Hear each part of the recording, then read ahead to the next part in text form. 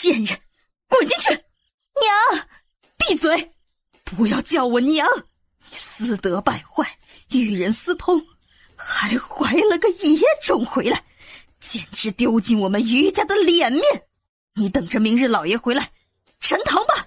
沉堂？玉清洛本就苍白的脸色，此刻看起来宛如透明一样，毫无血色。想不到她嫁入余家半载，从来安分守己，不争不抢，尽量表现得如同透明人一般，可是却还是挡了别人的路。娘，别和这种不知廉耻的女人一般见识，这事儿交给儿子来处理就好，时候不早了，你早些去休息。此时门外却响起了另外一道低沉的男声，这不就是他那个在成亲当日便丢下自己与别的女人私奔的丈夫于作霖吗？玉清洛，我早就警告过你，让你不要妄图嫁入余家，是你自己不听，这便是你的下场。我本来只想着让大夫检查出你并非完璧之身，想不到结果居然如此出人预料。是你？那天晚上是你设计的？那个男人是你找来的？你好好的享受今晚吧，你有孕是不争的事实，不管什么原因，明日的沉堂你是逃不掉的。沉堂，沉堂，他最后的下场居然会是沉堂，心里便是荒凉一片。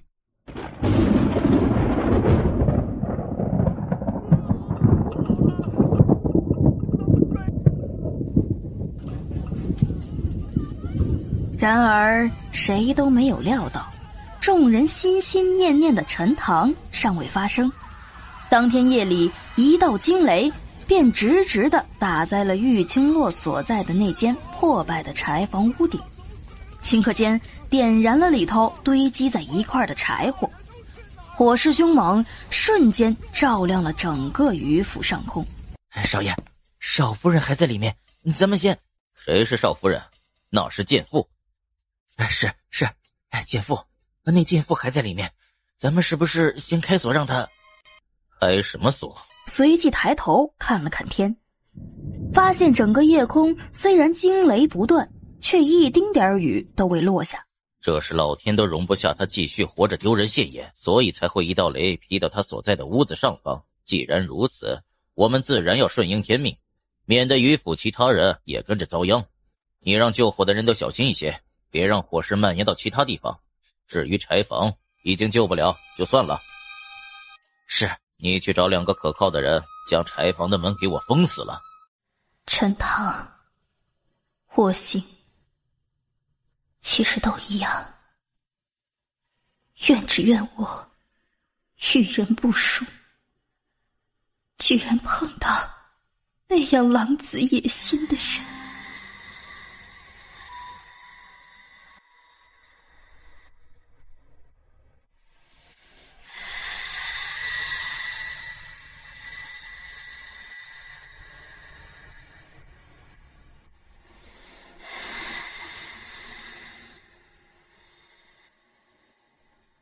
6年后，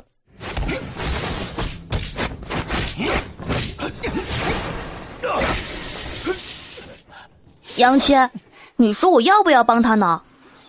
房梁上横着一大一小2个人，滴溜溜的眸子盯着房梁下正在交手的2个男人，整个脸蛋儿几乎皱成了一个包子。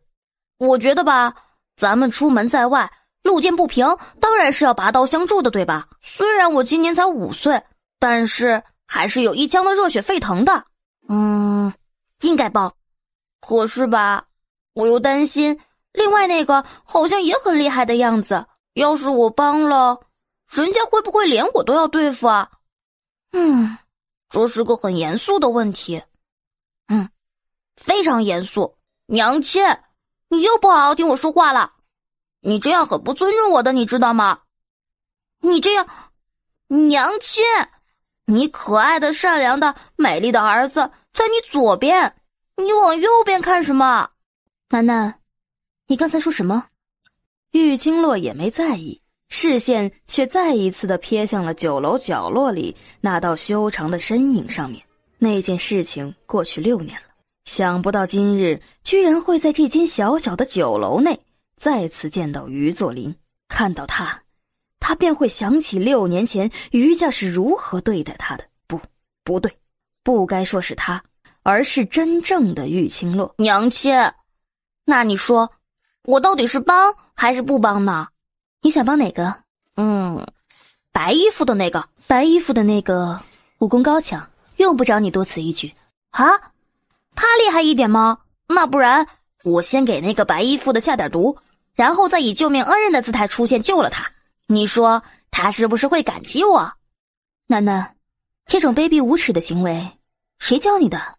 当然是娘亲你啊。你说谁？那个养不教父之过，每次都是这样。娘亲一说不过我，就用这种你中饭晚饭夜宵都不用吃了的表情看着我，我好怕。我是母，不是父。然而他眼角刚一瞥，就见角落那边的于作霖已经放下1小锭银子，起身往外走了。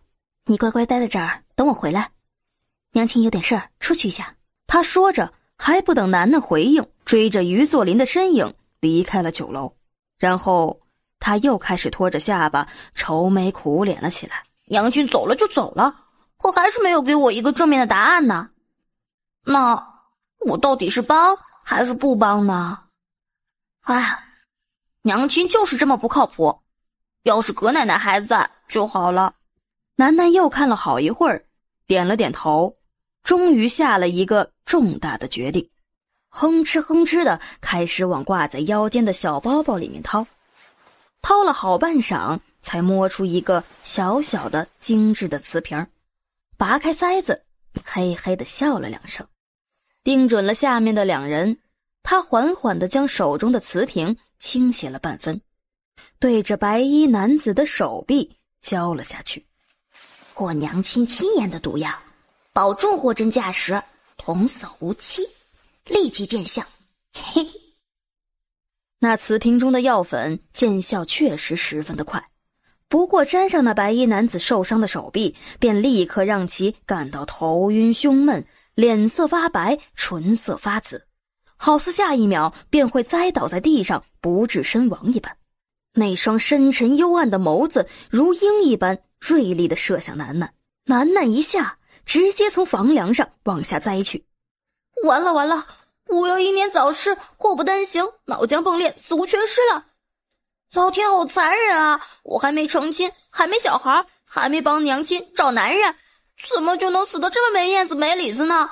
完了完了完了，果然跟着娘亲太久，被她的煞气沾染，连累的我都没有好下场。娘亲，楠楠不能再伺候你了，你要记得给我生个小老婆啊。哎，怎么不疼啊？楠楠闭上的眼睛突然睁开，诧异地看着抱着自己飞快往外跑的白衣男子。喂，放我下来！你知道干嘛？你要对我做什么？我告诉你，我不好男色，不搞断袖的，尤其对你这么个老头子是一点兴趣都没有。你这样诱拐儿童，当心死无葬身之地啊！他要带我去哪儿啊？娘亲明明交代过，让我乖乖的待在原地等他。要是娘亲回来见不到我，绝对会扒了我一层皮啊！算了，他受了伤，又中了毒，心情不好，口气难免差了一些，我还是可以理解的。我大人有大量，不跟他一般见识。闭嘴，不然我杀了你！白衣男子见他不再开口，终于移开视线，拼尽全力往前奔去。娘，你儿子有危险，你快点变身黑白无常来救人呐！天满楼人头攒动，热闹非凡。小姐这是住店还是？我上去找个人。他3两步地走上楼梯，没有意外，于作霖应当在此，也活该于作霖运气不好，这会儿居然打开房门走了出来，趁着他背对自己的时候，身影如同猫儿一般，敏捷又悄无声息地闪入了他的房间内，藏在了屏风的后面。他刚屏住呼吸，下一刻于作霖已经重新回到了房间，跟着他进来的还有原先的那名手下。怎么样，有消息了吗？少爷，我方才已经去过那户人家了，那家主人说人前2天就已经离开了，至于现在我们也不清楚他到底在什么地方。又来晚了吗？少爷，咱们已经离开帝都1个多月了，若是再不回去，圣上对你擅离职守不满，恐怕会牵连整个于家。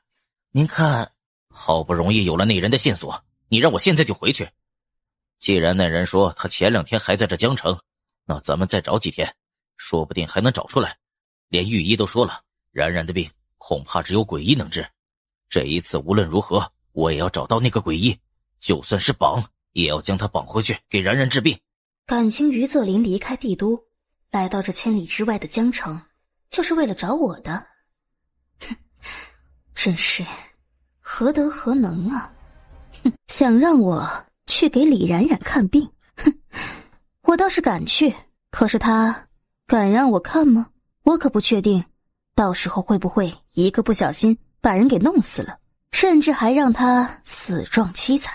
毕竟6年前的遭遇，那个李冉冉还真是功不可没呢。我没有第一时间去找他算账，已经是他的造化了。这时候居然还敢自己来送死，那不成全他，岂不是太对不起我自己了？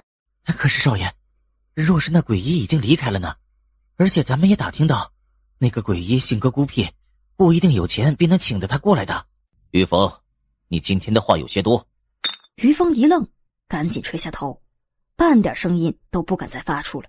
真是要命，楠楠还在方才那间酒楼里等着我呢，再不出现，指不定那家伙又会闯出什么祸来。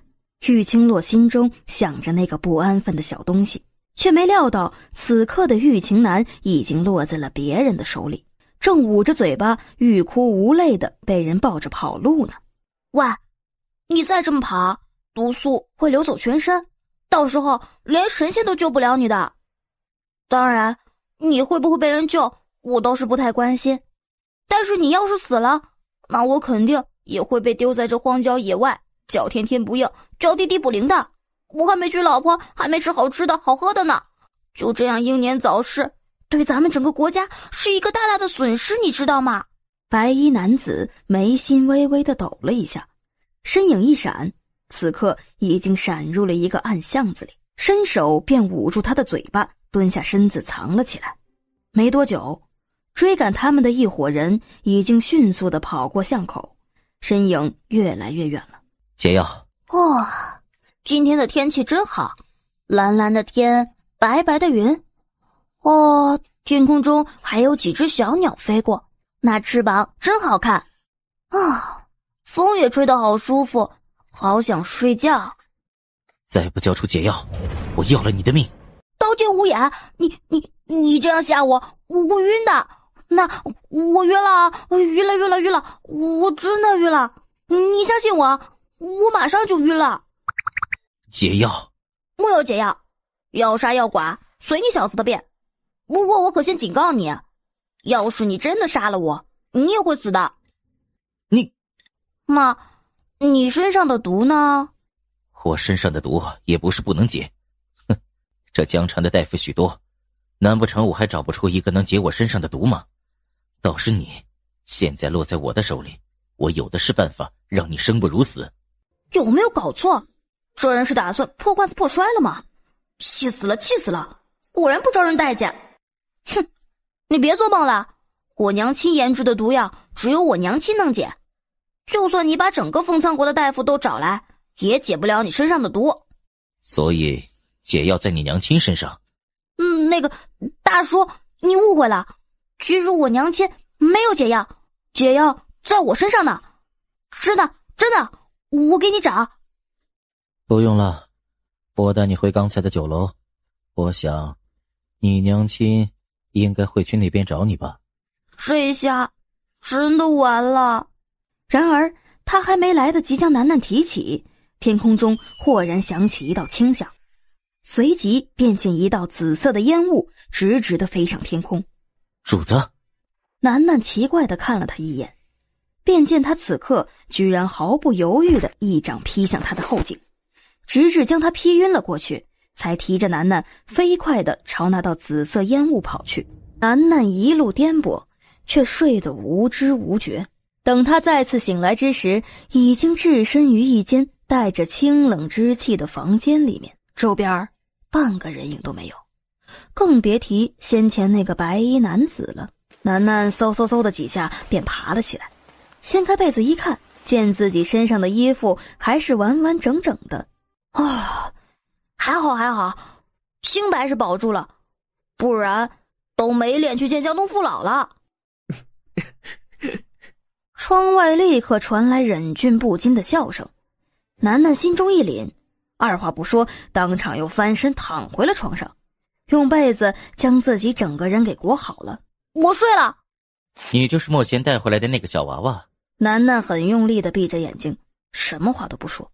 娘亲说了，身处陌生的地方一定要审时度势，要先摸清楚这里的环境，才能有所动作，不能随随便便的和陌生人说话。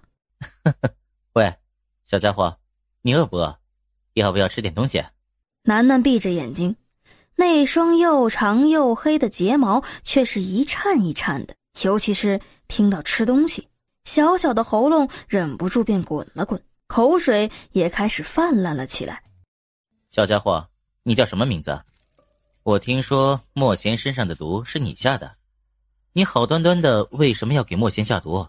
他得罪你了？小家伙，你现在可是在我们的地盘上，吃的住的可都是我们的。那哥哥好心告诉你，要是你把莫贤身上的毒给解开了呢，哥哥就带你去吃东西，好不好？小家伙，我这边的食物都很好吃的，尤其是那香脆酥鸡，所有的人都赞不绝口的，保准你……男子的话还没说完。什么事？沈爷，主子找您。我知道了，走吧。直至房门的声音打开又合上，楠楠才傻眼的坐了起来。这个什么沈爷怎么能这样啊？他刚才都想着答应他来着，怎么就能不交代一声就走了呢？最起码告诉他什么香脆酥鸡的到底在什么地方呢？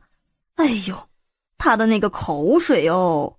算啦，娘亲说呀，人是要自食其力的，他还是自己去找香酥脆鸡吧。这个地方有种很神秘的感觉。对，很神秘的样子，就是不知道他们口中的那个什么主子是什么人啊？要是娘亲啊，完了，娘亲现在一定在到处找我，我要尽快回去。可是香脆酥鸡怎么办？娘亲，香脆酥鸡，娘亲，香脆酥鸡，哎呀，到底哪个重要一点呢？至于此时此刻被他抛到脑后的人，这会儿还藏在于作霖房间的屏风后面，默默地听着他和手下的交谈呢。直至夜色渐渐地暗了下来，于作霖才起身，随同手下一起出了房门。玉清洛在这江城已经住了大半个月，街道暗巷要比于作霖熟悉许多。小兄弟，帮个忙。小姐请说。待会儿等那2个人走近了，你透露个消息给他，就说5日后鬼医会在江城南郊的伏龙客栈里面救治病人，名额只限50名，先到先得。好，小姐放心，我一定会办得妥妥的。这才心情愉悦地转身离开，往他儿子所在的酒楼走去。然而他刚一踏入门内，便瞧见先前还乱哄哄的酒楼此刻已经冷清下来，店内一个客人都没有。玉清洛眉心一拧，心里划过一丝不好的预感。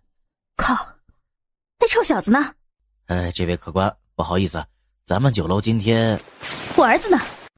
客官，有话好好说。掌柜的，你有没有见到一个这么矮，穿着有些有些另类的小男孩，大概4、5岁的样子。我倒是见过那个孩子，那个小公子不知道什么时候窝在了房梁上，后来被那个白衣男子抱着跑了。白衣男子是先前在大厅当中与人交手的那个人。哎，对对对。小伙计赶紧点头，将那会儿看到的一五一十的全部告诉了他，包括白衣男子离开后与之交手的另一男子带着一群人追了过去，多半是他那宝贝儿子真的出手给白衣男子下了毒，才会惹祸上身的。臭小子，回头见了你一定扒你一层皮。天色已经有些暗沉下来，玉清洛探手从袖中拿出一个黑色的瓷瓶，塞子一拔，便将里面一只手指长的蝎子给放到了地上。去吧。好似能听懂他话里的意思一般，那蝎子当真速度奇快地朝着左边的方向扒拉着过去了。蝎子行走速度极快，最终爬上了面前这栋看起来有些冷清肃穆的屋子的大门。楠楠身上有气味，这蝎子带的路必然不会出错。这么说来，楠楠10有8九是在这栋屋子里面了。他退后几步，抬眸看向头顶挂着莫府2字的牌匾，轻哼一声，再没有半点耐心，笔直的抬脚走了进去。大门敞开，里边一个人影都没有。这地方，玉清洛的脚步不由得慢了下来，谨慎地往前走了几步。大门进去，正面便是一个大院，种植各种花卉树木，郁郁葱葱，倒是显得十分的明艳。他简单的扫视了一眼，那些花卉树木并没有毒，只是普通的用来渲染气味的。玉清洛朝着面前1米宽的石子路往前走，然而走了10来步后，他瞬间就觉得不对劲了起来，心头一惊，想也不想地沿着原路开始往回走。只是让他没想到的是，原本只是10来步的距离，此刻却是走了20、30步也没走出来。好似方才还笔直的石子路变得7弯8拐，不论往哪个方向，面前总有花丛挡着路。难不成这里就是传说当中的5行八卦阵？怪不得整个院落连个看门的人都没有。这玩意儿我还是第一次碰到，不知道能不能有那个本事走出去。玉清洛笑着抬头看去，随即拿起衣袖，在一旁较为平坦的石头上拂了拂灰尘，便饶有兴味地坐了下来。只是他不知道的是，此刻距离他不远处的一栋阁楼的2层，有人缓缓地自窗口处收回目光，迅速地转身下楼，朝着莫府正前厅跑去。主子，什么事？回莫爷，有人闯入了莫府，此刻正深陷百花阵中，知道是什么人没？莫贤，让他进来。是，主子。属下见过主子。被称为主子的男人气势冷冽地坐在布帘后面，双腿闲适地搁在一个长方形的脚踏上，修长的手指缓缓地一下一下的前后动作，抚摸着横躺在他身边的一头黑豹。闯进来的是什么人？回主子，来人看起来像是个17、18岁的大家小姐，属下看她衣服质料都属上乘，是个生面孔，看走道的力道应该并不存在内力，属下推断可能是哪家小姐迷路了。你下去吧。主子。不管是迷路的小姐还是有心刺探莫府的情报，下场本来都只有一个，进了百花阵没人能出得去，任由他自生自灭吧。暗卫浑身一凛，点了点头，退了下去。主子，你的伤不碍事。这点小伤还要不了我的命。主子的伤虽然不至于致命，却也不是他说的这般轻描淡写，若是不好好调理的话，恐怕没有那么容易痊愈。莫贤，你身上的毒如何？属下已经找乌冬看过，只是乌冬也对这毒无可奈何，连乌冬都解不了。是，我想这毒应该不至于会致命，只是会让人失去力气。就算失去力气，也是一大麻烦吧。莫贤，我看你还是要带着那个孩子去找他母亲才行。现在你虽然看起来没什么大碍，却也难保这毒在你体内待得久了，会不会有什么意外。等我拿到解药，看我怎么收拾他。既然如此，先去看看那个孩子吧。主子，乌冬说您身上的伤不适合到处走动。我有黑豹。主子，就算主子决定的事情，哪里是他们说两句就能改变的？等到他们抵达莫贤安排楠楠所住的墨水轩时，天色已经整个都暗了下来。小鬼，小鬼，小鬼！莫贤，不必喊了，房内没人。什么？看来你身上的毒不止让你全身无力，连听力都退步了。还笑！我们必须赶紧找到那个孩子。这莫府里到处都是阵法，那小鬼一不小心就丧命在里面了。分开找吧。随即轻轻地在豹背上一拍，那黑豹已经转过身，冷艳高贵地走了。黑豹的步伐不紧不慢，蓦然，黑豹脚下的步子猛然一顿，显得有些暴躁，随即对着面前的那扇门低低地吼了一声，抬眼看向距离自己20米之远的石门。这石门前应该有2个人看着才对，如今居然半个人影都没有。过去。黑豹的步子便又优雅地迈开，走得近了，才发现看门的2人此刻居然躺在一边的大石后面，昏迷不醒。进去。好喝，太好喝了！我就知道，跟着来，肯定不会有错的。你是谁啊？你喝醉了。喝醉？小爷我向来都是千杯不醉的。你别胡说八道！我就知道白衣叔叔家里有好酒给我喝，我的药肯定没下错，我的狗鼻子可是很灵的。我带你出去。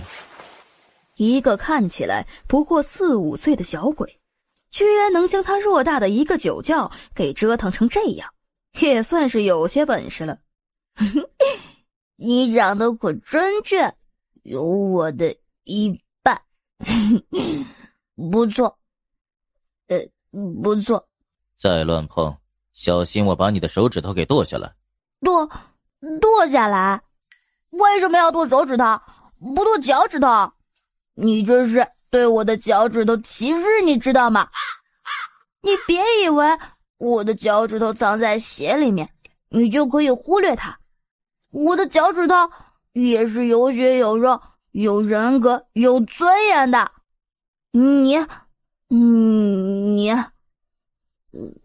我睡觉了。他一说完，脑袋一歪，倒真的是闭上眼睛睡得个不省人事。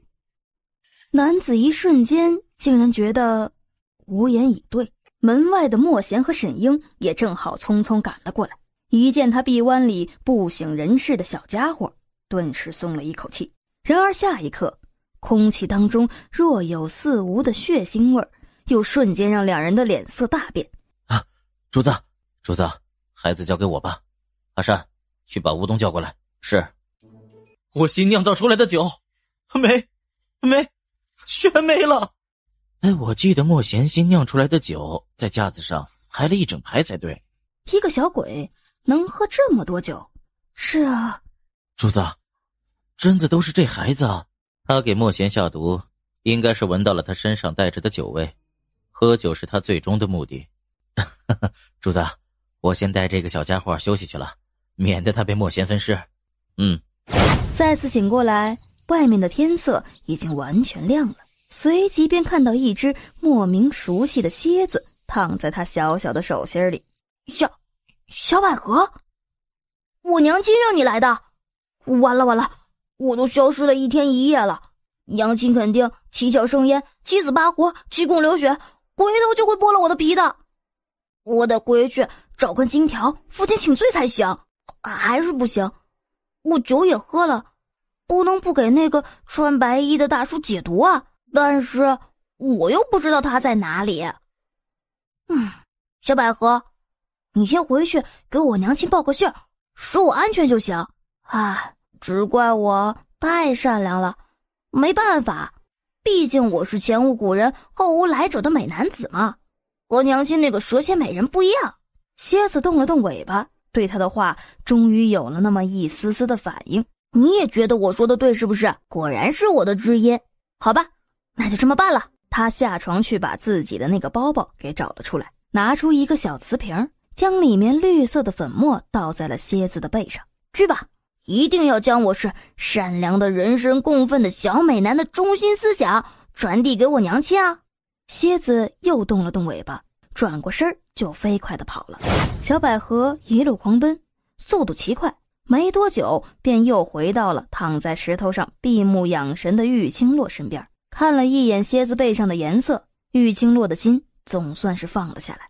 既然楠楠没事儿，也不用他担心，那他也可以离开这鬼地方了。破阵嘛，他是不懂，不过把人给逼出来，他却很有经验。主子，混在百花镇的那个女人放火了。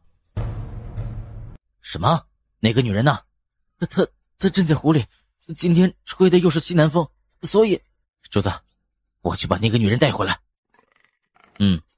百花阵可是主子亲自布下的，里面的花卉树木也全部都是根据阵法精心栽种，就这样被毁了，主子的心血就全部都完了。住手！终于在他连续点燃3处火点后，不远处便有人踏着湖面往他这边飞来。哟，终于有个活人出来了。这个男人不就是当初在酒楼里大打出手的男子吗？他看起来倒像是个好说话的，不过就是笑容有些不太灿烂了。姑娘，你在莫府里面点火，知道会有什么后果吗？后果我不知道啊，我又不认识这莫府的人。再说了，这也不能怪我啊，我被困在这个地方都一整夜了，又累又饿，你看看脸色看着都憔悴了很多。姑娘可以喊人。喊人？你别逗我了，我都喊了1天1夜了，嗓子都冒烟了。你听听，这声音是不是显得很沙哑？可是就算我喊断气儿了，也没个鬼影出来见我。我为了自己的生命着想，这才不得已放的火。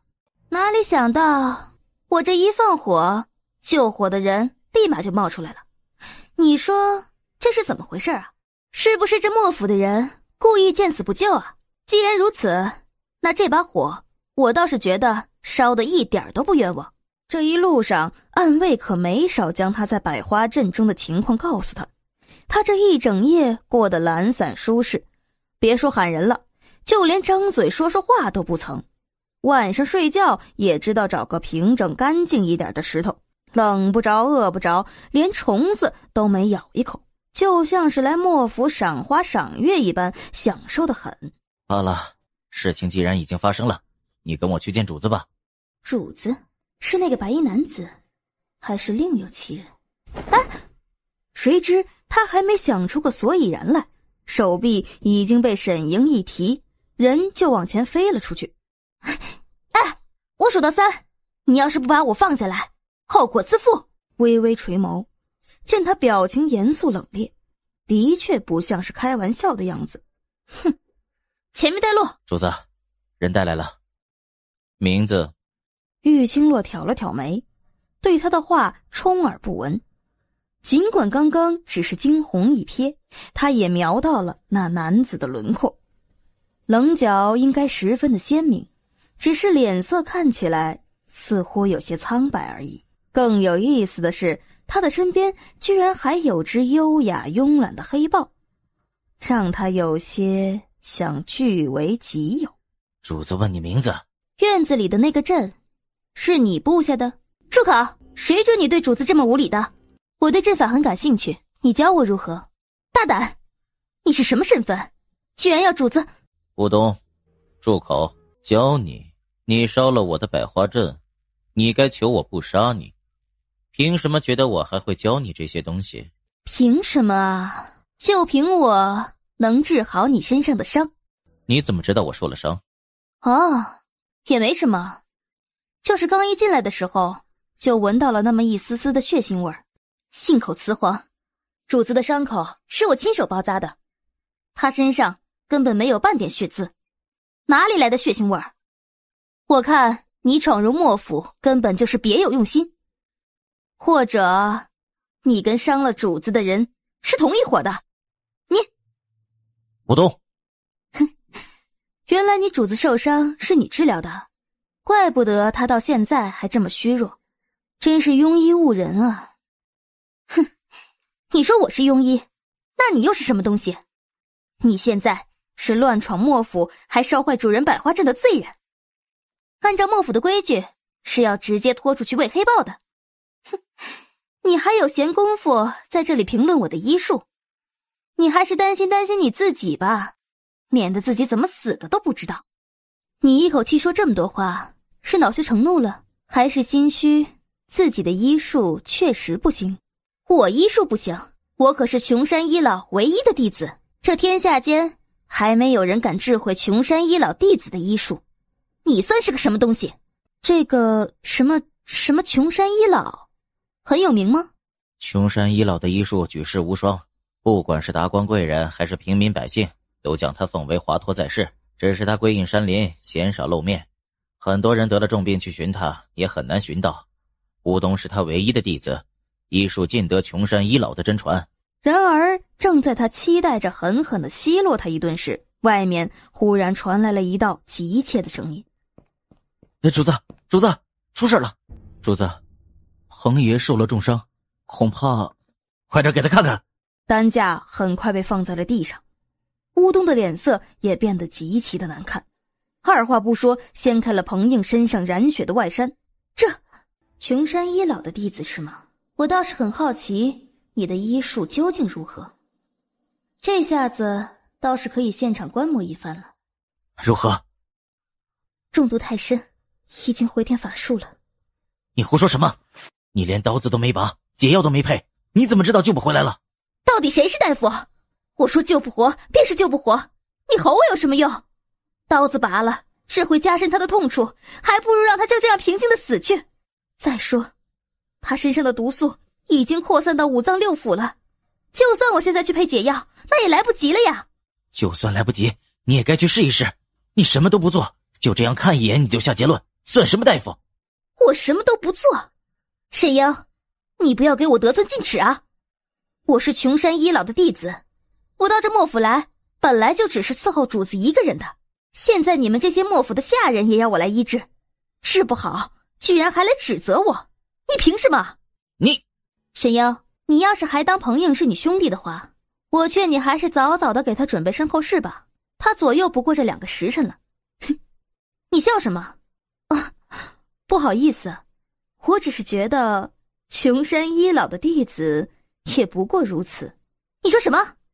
你听不懂我的话？那我就解释的明白一点。这人嘛，本来是有救的，可是落在了你这样庸医的手里，哼，还真是命该如此啊！哼，你这种人就会耍嘴皮子。我是庸医，难不成你还是神医了？这个嘛，神医不敢当，不过把他从鬼门关里拉回来的能力，我还是有的。你能救他？你离我远点儿，靠这么近做什么？吓到我怎么办？那你说你能治好他对吧？那你赶紧动手啊！你让我动手我就动手，我又不是你们莫府的人，凭什么要动我金贵的手指头？你的条件不错，聪明。回答我一个问题，主子，你不要听他信口雌黄，这女人混入我们莫府根本就是别有用心，她哪里有那个本事去救活彭映？不要被她骗了，主子。吴东，你就那么不希望彭映活下来吗？我是为了我们整个莫府着想，要是放任一个身份不明、形迹可疑的人在莫府里胡作非为，到时候出了什么事情，你来担当吗？莫府的安全自然由我们来负责，你只要做好你自己的事情就可以了。我是莫府的人，莫府的安危我也有权利负责。什么问题？请问尊姓大名？大胆，主子的名字岂是你能知道的？我为什么不能知道？我又不是你们莫府的下人，难不成也跟着你们一块儿叫他主子？还是说我直接喊他喂比较有礼貌一些？等你治好了，我自会告诉你。去端个火盆过来，希望你真的有那个本事，能治好朋友，否则的话，后果可不是你能承担得起的。还有，我劝你也不要耍什么花样，这里是莫府，可不是任由你胡作非为的地方。拔刀我有经验，交给我吧。能麻烦你把他丢出去吗？他在这里很影响我的心情，我要是心情一烦躁，说不定就把这个棚什么的给弄死了。沈英一下听玉清洛这么一说，自然是二话不说的将乌冬给拉了起来，往门外推去。沈英，男女授受不亲，你不知道吗？你再碰我，就是毁我名誉。乌冬，出去。他和莫贤、彭应、文天都是自小便跟在主子身边的，感情自然十分的深。如今见彭应身受重伤，不省人事，尤其是刚才乌冬还说他无药可救了，沈英便不由得感觉一阵心慌难受。玉清洛扭过头，在身上掏了掏，最终掏出一个黑色的药丸，二话不说直接往彭应的嘴里塞了进去。那药入口即化，沈英想去阻止都来不及。扶着他，沈英二话不说，立刻按着他说的做了。随着嗤的一声，刀子猛地拔出，彭应身子不受控制的一弹，瞳孔一睁，闷哼了一声，便又昏死过去。他胸口上的鲜血很快喷涌而出，不要钱一般的往外落，看得沈英触目惊心，连呼吸都屏住了。把纱布递给我，好在匕首扎得不深，再加上他拔刀的时候慎之又慎，没有伤到其他要害部位，因此他在这上边耗费的功夫还不是很深，没多大一会儿就处理好了伤口，将他包扎得严严实实的了。外伤是没多大问题了，就是这个毒解不了吗？这黑豹真是个好东西啊，带着个豹子在身边当宠物，气质立马提升几个等级好吗？不知道有没有机会把这黑豹带回去，如果养了这么一个宠物在身边，横着走都没问题了。楠楠那小子以后绝对会用崇拜的眼神看着我的。到底能不能解？我需要时间调配解药。多长时间？这个很难说，毕竟他的情况比较严重。不过你们放心，我调配解药的这段时间会暂时压制住他体内的毒素，不让其蔓延。3天，我只给你3天时间。3天虽然有些短，不过我会尽力。我要的是一定。一定。其实他若真要出手的话，压根儿就用不着3天。若是他愿意，此刻就能拿出解百毒的冰露丸，彭应再仔细的调养调养，便能痊愈。把他安排在御竹院，你们先带彭应下去吧。是。然而他才刚踏出2步，身后忽然又传来了那道冷淡的声音：叶修毒。叶修毒，叶修毒，叶……他这是在告诉我名字？叶修毒，这名字怎么感觉让人这么不舒服呢？玉清洛跟着沈英一走，偌大的大厅内便只剩下叶修毒一人。彭应没事便好。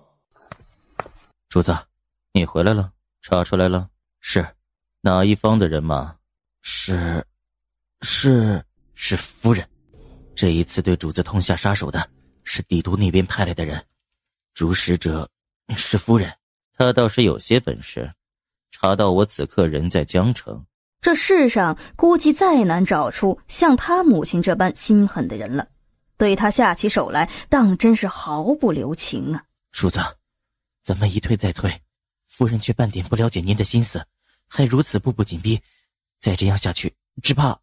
收拾一下，5天后回帝都。5天？主子，你身上的伤……不碍事，你去看看彭应吧，他受了伤。文天和彭应是表兄弟，听说他受伤，嘴角就紧抿了起来，跟叶修毒告了声罪，转身离开了大厅。他这一走，大厅内便再次只剩下叶修毒一个人。滚进来！他话音一落，门口便默默的、缓缓的、好奇的探进来一颗小小的脑袋。原来是他呀！楠楠小短腿一跨，人已经站在了大厅里面。不会是睡着了吧？还是真的是木雕啊？当即迈着小短腿儿，二话不说地跑了上去，伸手一牵，哇！二话不说便往前一扑，直接搂住了黑豹的脖子，开始拿脑袋蹭来蹭去。豹子，是豹子，居然是豹子，好可爱啊！来，小宝贝儿，抱一抱，小爷我疼你。楠楠闭着眼睛勒紧了小手，勒的那个豹子差点张开口，一口就把他的脑袋给咬下来。要不是叶修毒的手轻轻地在他背上拍了拍，恐怕此刻大厅该弥漫着浓浓的血腥味儿。豹子，你是不是也喜欢我啊？嘿嘿，当然了，小爷我英俊潇洒，风流不羁，你肯定是要喜欢我的。那你愿不愿意跟小爷我走呢？嘿，当然了，你看你沉默的样子，就知道很乐意了。叶修毒眼皮子经不住跳了一下，这孩子自说自话也就罢了，居然还想拐带走他的黑豹。黑豹只认一个主子。你是抱抱的主人？哼，自然。抱抱的主人，咱们商量个事情呗。我拒绝。我都没说商量什么事情，你怎么就拒绝了？黑豹只有一个主人。不用想也知道你打的是什么主意。抱抱的主人，你有没有觉得楠楠特别可爱啊？不错。那你忍心楠楠我伤心欲绝，痛不欲生，最后香消玉殒吗？你是男人，怎么能用形容女人的成语？哎呀，这不是重点。我当然知道我是男人，你要是怀疑的话，我可以脱了裤子给你看的。我想说的是，啊，难道因为我是男人，所以你都不懂得怜惜我、保护我、满足我吗？这么说来，美男计是行不通了。正想着，门外忽然响起了一道急促的脚步声。主子，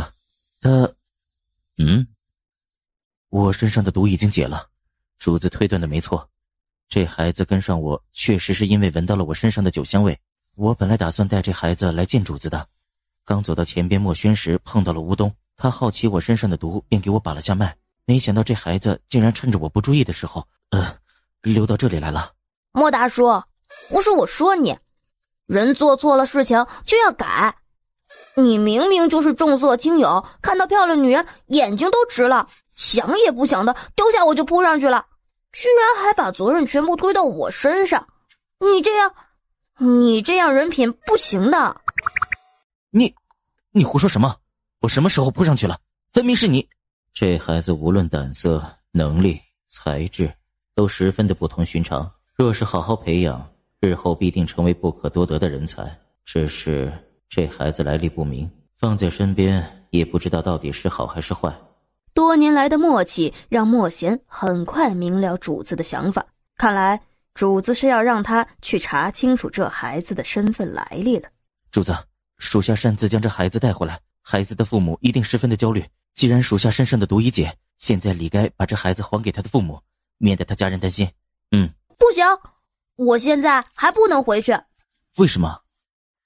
莫大叔，虽然我已经给了你解药，不过你中毒时间太长，身上的毒其实还没有解干净，所以为了替我做过的事情负责任，我觉得我还是有必要留下来的。我可是为了你好。吴东已经替我把过脉了，我身上没有残留的毒素。那个什么吴什么东的，真是讨厌。哎呀，我都跟你说了，那是因为你刚刚吃了解药的关系，所以脉象正常。但是过了2天，不对，过了明天你就会复发，到时候你都找不到我，你就要死的，会死哦。死了你就不能吃好吃的，不能喝好喝的，也不能扑倒美人了。我都说了我没有扑倒，算了，我真是傻了才会跟你辩解这个。我先带你回去，正好见见你的娘亲，说不定她能解了我身上的毒素。叶修毒很快发现他抗拒的情绪。既然如此，那就让楠楠多待几天吧，等到她觉得你身上的毒全部解了，再送回去。当天晚上，楠楠就悄悄地摸进了他的房间。叶修毒眉心一挑，俯身吹熄了桌上的烛火，静默地等待着那道脚步声越逼越近。哎呦，摔死我了！哎呦，这边怎么有个花盆啊？还有刺！哎呦，破柱子，撞死我了！楠楠用手狠狠地扇了面前的柱子一巴掌，躲在暗处的暗卫嘴角抽搐地看着月光下走一步便一大堆状况的小身影，实在是很想现身告诉他，再这样嘀嘀咕咕不停地叨叨下去，恐怕整个莫府的人都会被他给吵醒，所有人都要过来围观了。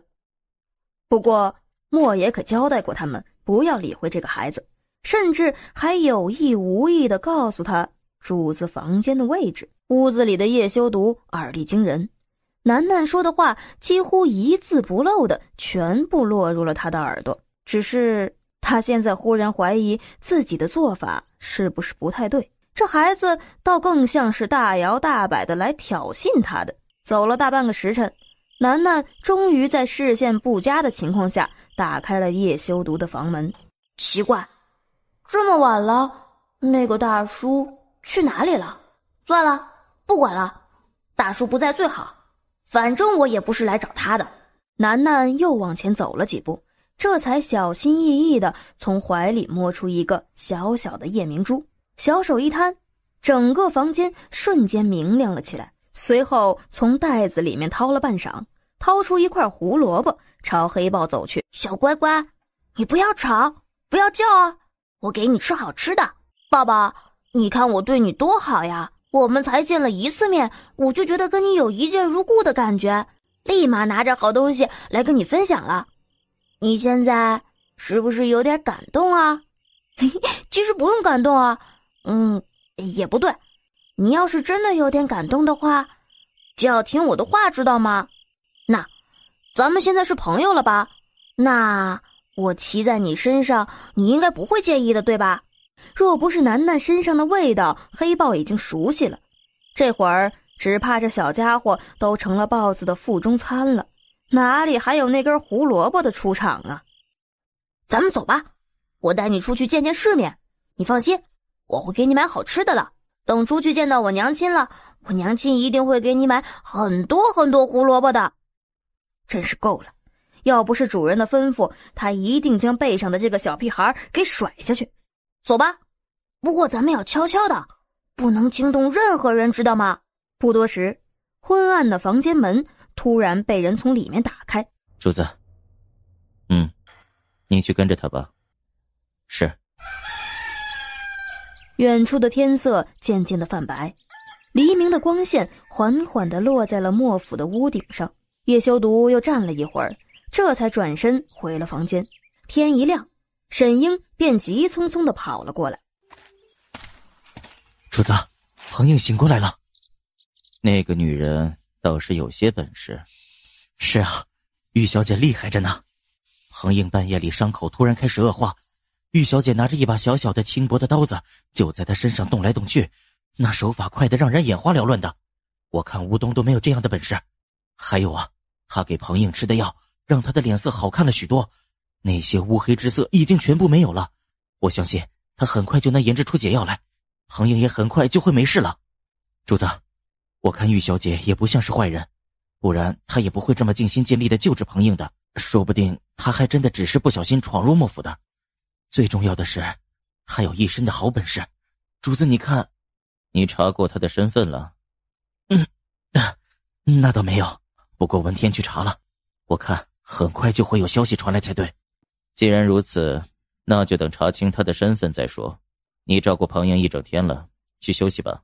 沈英点了点头，抹了一把憔悴的脸，转身回了自己的院落。他一走，叶修毒的视线便微微转移，什么话都没说，径自回房，拿起文天昨日给他的一个小盒子。那是文天从他母亲派来的那些杀手的手里夺过来的东西，盒子还是密封的，上面有个小小精致的锁眼，看起来做工十分的考究。他看了片刻，便听到门外响起的脚步声，将盒子放在了桌子底下。主子，进来吧。主子，我是来给您换药的。药我已经自己换了，你回去吧。主子，您身上的伤十分的严重，自己动手可能会拉扯到伤口，会……伤口没有裂开，你回去吧。乌冬心有不甘，却又不能多说什么，只能咬咬唇，带着僵硬离开了叶修毒的房间。主子，出事了！怎么了？彭爷情况不太妙，好像是昨天那个姓玉的小姐给彭爷另外下了一种毒。怎么回事？小的也不知道，只是方才彭爷忽然大口大口的开始吐黑血，脸色也黑得厉害，一看就是病情加重的状态。伺候彭爷的丫头吓坏了，就赶来找小的。小的赶过去的时候，路上正好碰到乌冬和文野。乌冬给彭爷看了一下，说这是中了另外一种更为复杂的毒，若是半个时辰没有解药的话，恐怕……文爷大怒，问丫头怎么回事。那丫头说早上还好好的，中午吃了玉姑娘熬的药后，人就变成这个样子了。叶修毒脸色难看，转过身，大步的往彭映所住的院落走去。玉清洛下毒，他不认为那个女人会这么愚蠢，在莫府也敢对彭映下黑手。若真是这样的话，那未免太不把他们当回事了。彭映一直是你在医治，现在出了事，你还能逃脱得了关系？我要杀他，就跟捏死一只蚂蚁一样简单，何必给他下毒？这么愚蠢的方式，怎么可能是我想出来的？叶修毒的步子立刻停了下来，只是给沈英使了个眼色，让他单独进房。虽然不明白主子为什么不进去，却也没有提出异议。而玉清洛则是满脸嘲讽，倒像是在自个儿家里一样，闲散地坐在椅子上喝茶。一边去，一边去！你们这是做什么？沈小英，你可来了？怎么来的这么慢啊？我都快要被拖出去喂狗了。别这么的气愤，事情还没调查清楚，现在下结论还太早了一些。还要怎么调查？乌冬说彭映只有半个时辰好活了，如果玉清洛还不把解药交出来，彭映很快就……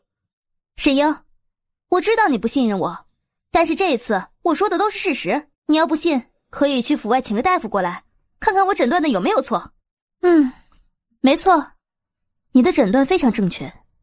应该说，我们在这儿闹了一段时间后，他的性命已经没有半个时辰了。快把解药交出来！文天，你冷静一点，玉姑娘不会是下毒的人，谁也不会傻的在莫府下毒。你一向稳重，今天怎么就不分青红皂白的冤枉人？玉姑娘，彭映的毒你能解吗？能解？你能解？哼！你们都听到了啊，这毒果然就是他下的，否则他怎么会有解药？玉姑娘，既然你能解，那麻烦你先帮彭映解毒如何？你也说了，他只有半个时辰不到的时间了。要我解也可以，可是我现在被人冤枉啊，我的心好难过啊，我好心痛，好心塞啊！我觉得上天对我太不公平了，我觉得生无可恋，一死了之得了。我现在怎么还有心情去给人家解毒呢？你一个人相信没用啊。对不起，我不该怀疑你。不用说的那么勉强的。玉姑娘，我相信你，这毒不是你下的。哼，我不相信你，这毒除了你，根本就没有人有机会下。你们听见了？我也无可奈何。既然如此，那就先查清楚我的事情吧。玉姑娘，时间……你们家彭爷果然是喝了我的药才变成这样的？是。药呢？是你煎的，也是你喂的。我只是看了2眼而已，从头到尾都没有接触过药丸。请问我是怎么下毒的？我没有。至于药方子，不好意思，那里面全部都是一些普通的补品，也不相冲。我总不可能凭着药方子去害人的。当然，你们要是不信啊，可以请外面的大夫来看看，我的那些个补品到底有没有问题。我不知道，我真的不知道。但是从昨天到今天，接触彭爷的人只有玉小姐和几位爷。几位爷和彭爷的关系都十分的好，所以也许不是那碗药的问题。玉姑娘还给彭爷吃了2次小药丸的。你吓得挺厉害呀，身子都在抖啊。不过这一番话倒是说得十分的利索，条理清晰。来，告诉我，谁教你的？没人教我。眼睛下意识的就往乌冬的方向看去。玉清洛顿觉无趣，不管是这丫头还是乌冬，两人都是生手，做了坏事儿也不知道好好掩饰掩饰。这样明显的陷害，沈英和文天这两个精明的男人肯定能看出端倪。这事儿和你有关。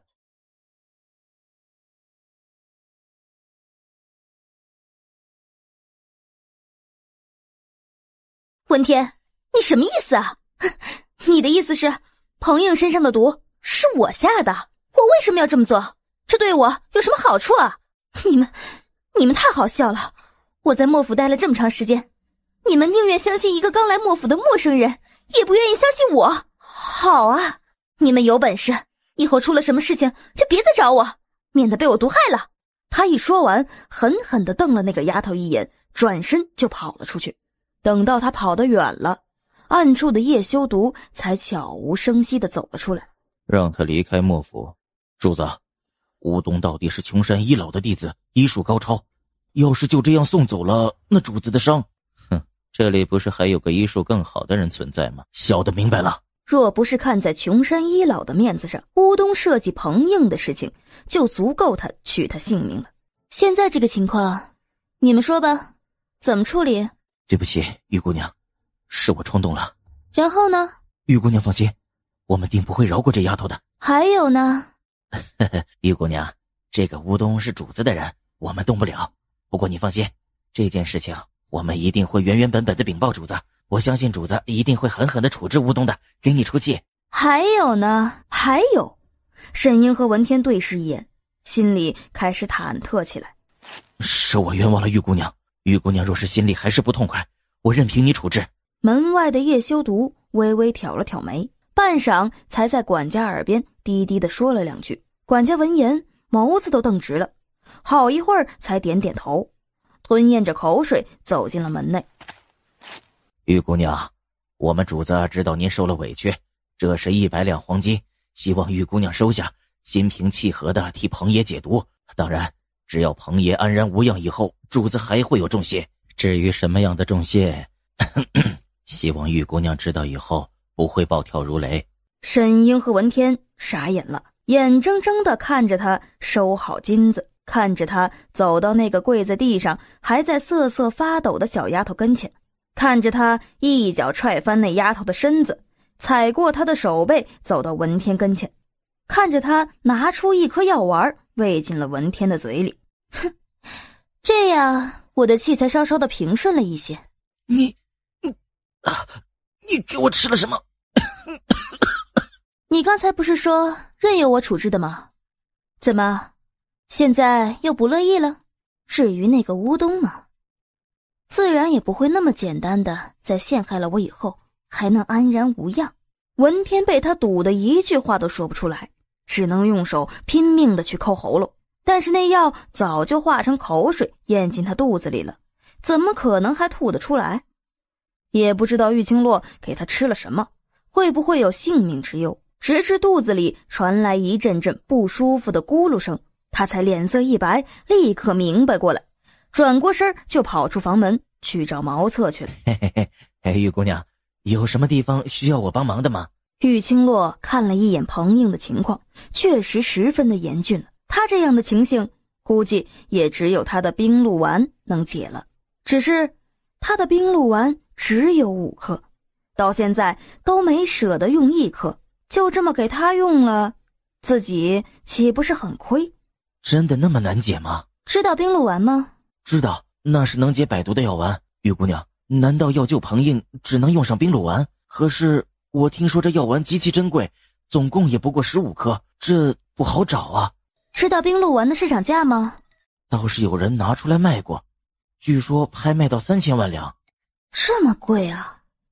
这么说，我身上有5颗冰露丸，岂不是携带巨款到处行走？乖乖，幸好平时没有拿出来显摆过。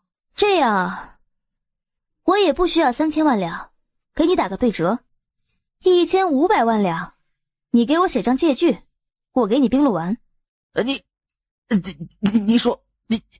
你说你有冰露丸？你到底写不写？再不写借据的话，这个朋友我可就不管了。玉姑娘，就算我写，我也没这么多的钱还给你啊。1500万两，他一辈子也挣不了这么多钱呢。请看在他是一个小护卫的份上，能不能打折再打折一下呀？玉姑娘，请您尽力救治彭爷吧，只要彭爷安然无恙，1500万两，我们家主子定会双手奉上。沈英闻言缓缓地松了一口气，可是这1500万两也不是小数目啊，主子为了彭英的命也是大出血了，他好感动。玉清洛从身上拿出了一个小盒子，捻出一颗晶莹剔透的白色药丸子，想看看那个稀世之物。可惜玉清洛的动作十分快，药丸子一拿出来，小盒子已经盖上，白色的小颗粒也已经喂入了彭英的嘴里。冰露丸的确是个不可多得的好东西。这才不过片刻，彭英的脸色已经有了细微的变化。玉姑娘，我家主子有请。有请？是要给我结账了吗？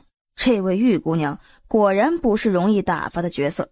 玉清洛往前走了几步，又回过头来交代了一阵，要是还想保住他的命的话，你就最好亲自在这守着，我可没有第二颗冰露丸了，就算有，死也不会拿出来。莫府实在是大，管家领着他七弯八拐了好几条路，才算是站在了一栋看起来特别冰冷清静的屋子前。主子在里面，玉姑娘您请。门一开，玉清洛的视线已经如狼一样扫向了右边榻上的位置。终于见到卢氏。后面的几个字儿在看清叶修读的模样时，被他给硬生生地吞了回去。尽管整个房间都显得冰冷寂静，尽管叶修读身上散发出来的生人勿近的气势十分的惊人，可是玉清洛还是不得不感慨一句，他活了2辈子，也鲜少见到像叶修读这样的角色，这样能将自己的样貌和气质都完美的融合在一起的男人，这样让他很想变态的上前把他的脸给踏下来的男人。你找我有事？是打算支付我那1500万两银子了吗？拜托，你说清楚好不好？我这和你才刚认识，还没熟到心有灵犀一点通的地步好吗？不是，这不是重点，重点是你是我什么人呀？凭什么用这样的语气和我说话，命令我做事？我只是个迷路的小羔羊，又不是你的奴才，更不是乌东那个小贱蹄子。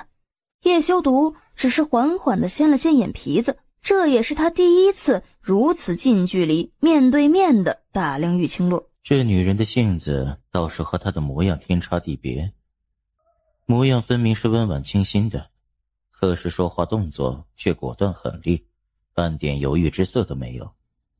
但是不得不说，她有这样狠厉的本钱。右边胸口。什么意思？右边胸口？谁的？我需要在4天之内痊愈。玉清洛轻哼一声，瞥了他一眼，十分干脆地用脚勾了一张小圆凳，坐在桌边给自己倒了一杯水，润润嗓子。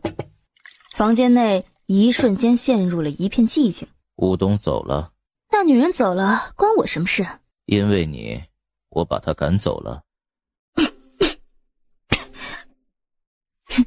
因为她走了，关我什么事儿？她要毒害的是你的手下，你赶走她也是你的自由，怎么就扯到我身上来了？你要不出现在莫府，乌东不会嫉妒，也就不会对彭映下手。他的目标是你，你和他的较量，我站在了你这边，所以……哼，真是谢谢你啊，居然站在我这个才见1次面的陌生人这边。你应该感到荣幸。我一根针送你上西天可不可以？玉清洛以为这世上最厚脸皮最不要脸的是他那个儿子，原来一山还有一山高啊，他居然还能如此面无表情地说出这么无耻的话来，他真是醉了。拍了拍裙摆子，整理了一下头发，他扭头就朝着门口走去。然而就在他的手碰到门框打算开门时，1500万两。玉清洛的手倏地收了回来，立正往后转，跑步走，表情冰冷地站在叶修毒的榻前。你想赖账？叶修毒笑了，心情没由来的好了起来，嘴角的弧度恰到好处的勾起，仿佛要将人的魂儿给勾走了一般，惊得玉清洛心跳开始不规律了起来。死男人，没事叫个鬼啊！你难道不知道自己是祸水吗？不，我没想过赖账。那你打算现在给我？不。不，除了这个字，他还会说别的吗？那你是什么意思？我们当初的约定是什么？彭映安然无恙，1500万两，双手奉。你跟我玩文字游戏？安然无恙，好一个安然无恙！叶修毒微微侧了侧身，换了个比较舒服的姿势，然而这个姿势却恰好压到了他右侧胸口的伤，他似乎还觉得不够过瘾，又稍稍用了点力。不大一会儿，伤口处便有殷红的颜色透过衣袍显现出来，将白色的衣衫浸染得触目惊心。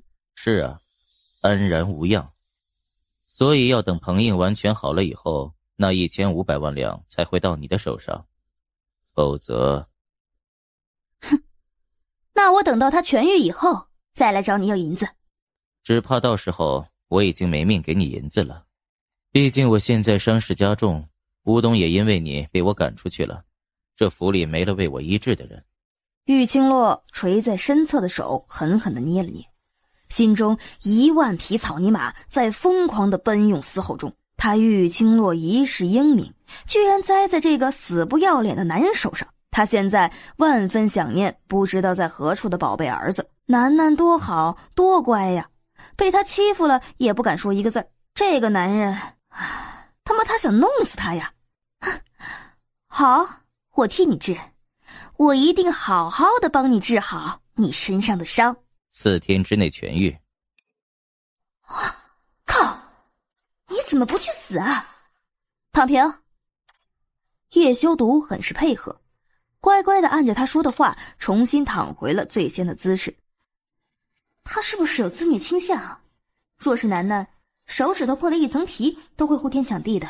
玉清洛撩开他胸口的衣衫，解开他胸口处缠得厚厚的绷带。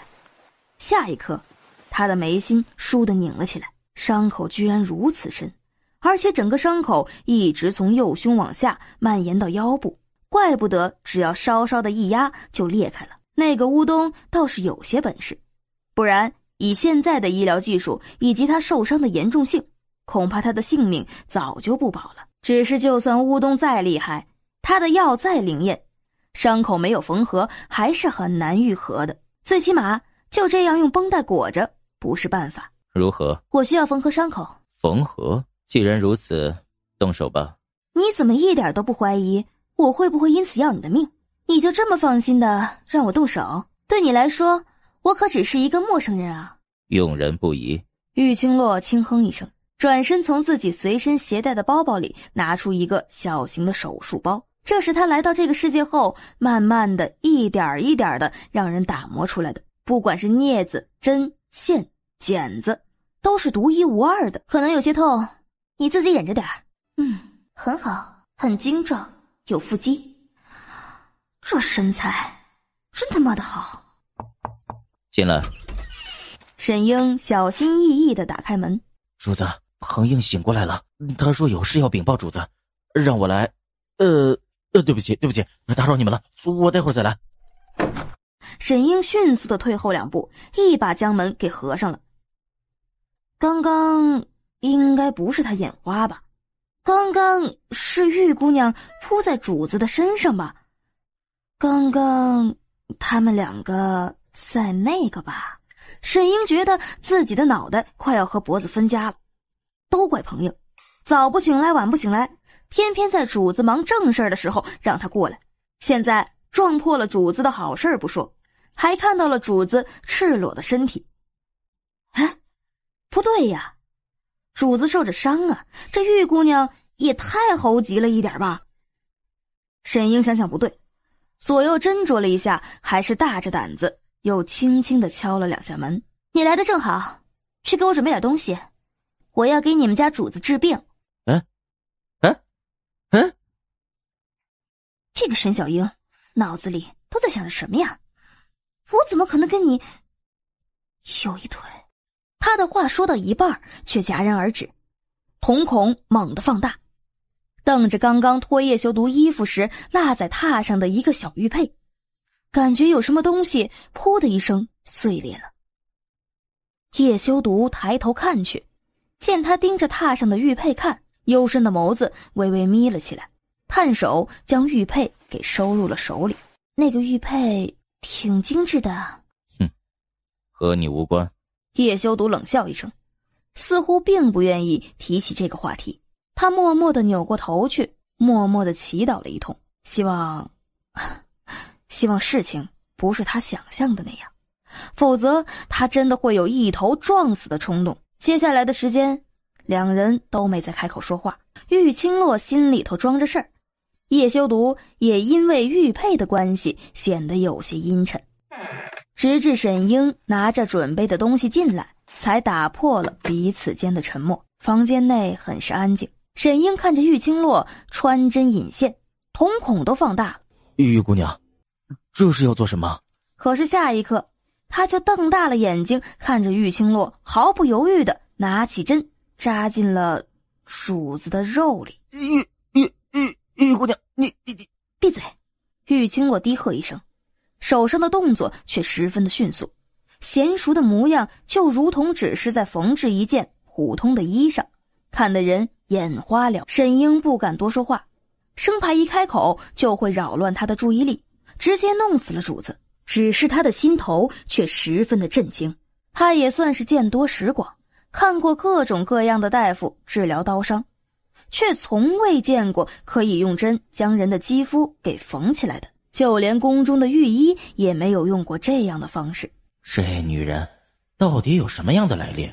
最后一针落下，那道又深又长的伤口总算是缝合完毕了。玉清洛面无表情地直起腰身，抽空看了一眼叶修毒，随即嘴角紧抿。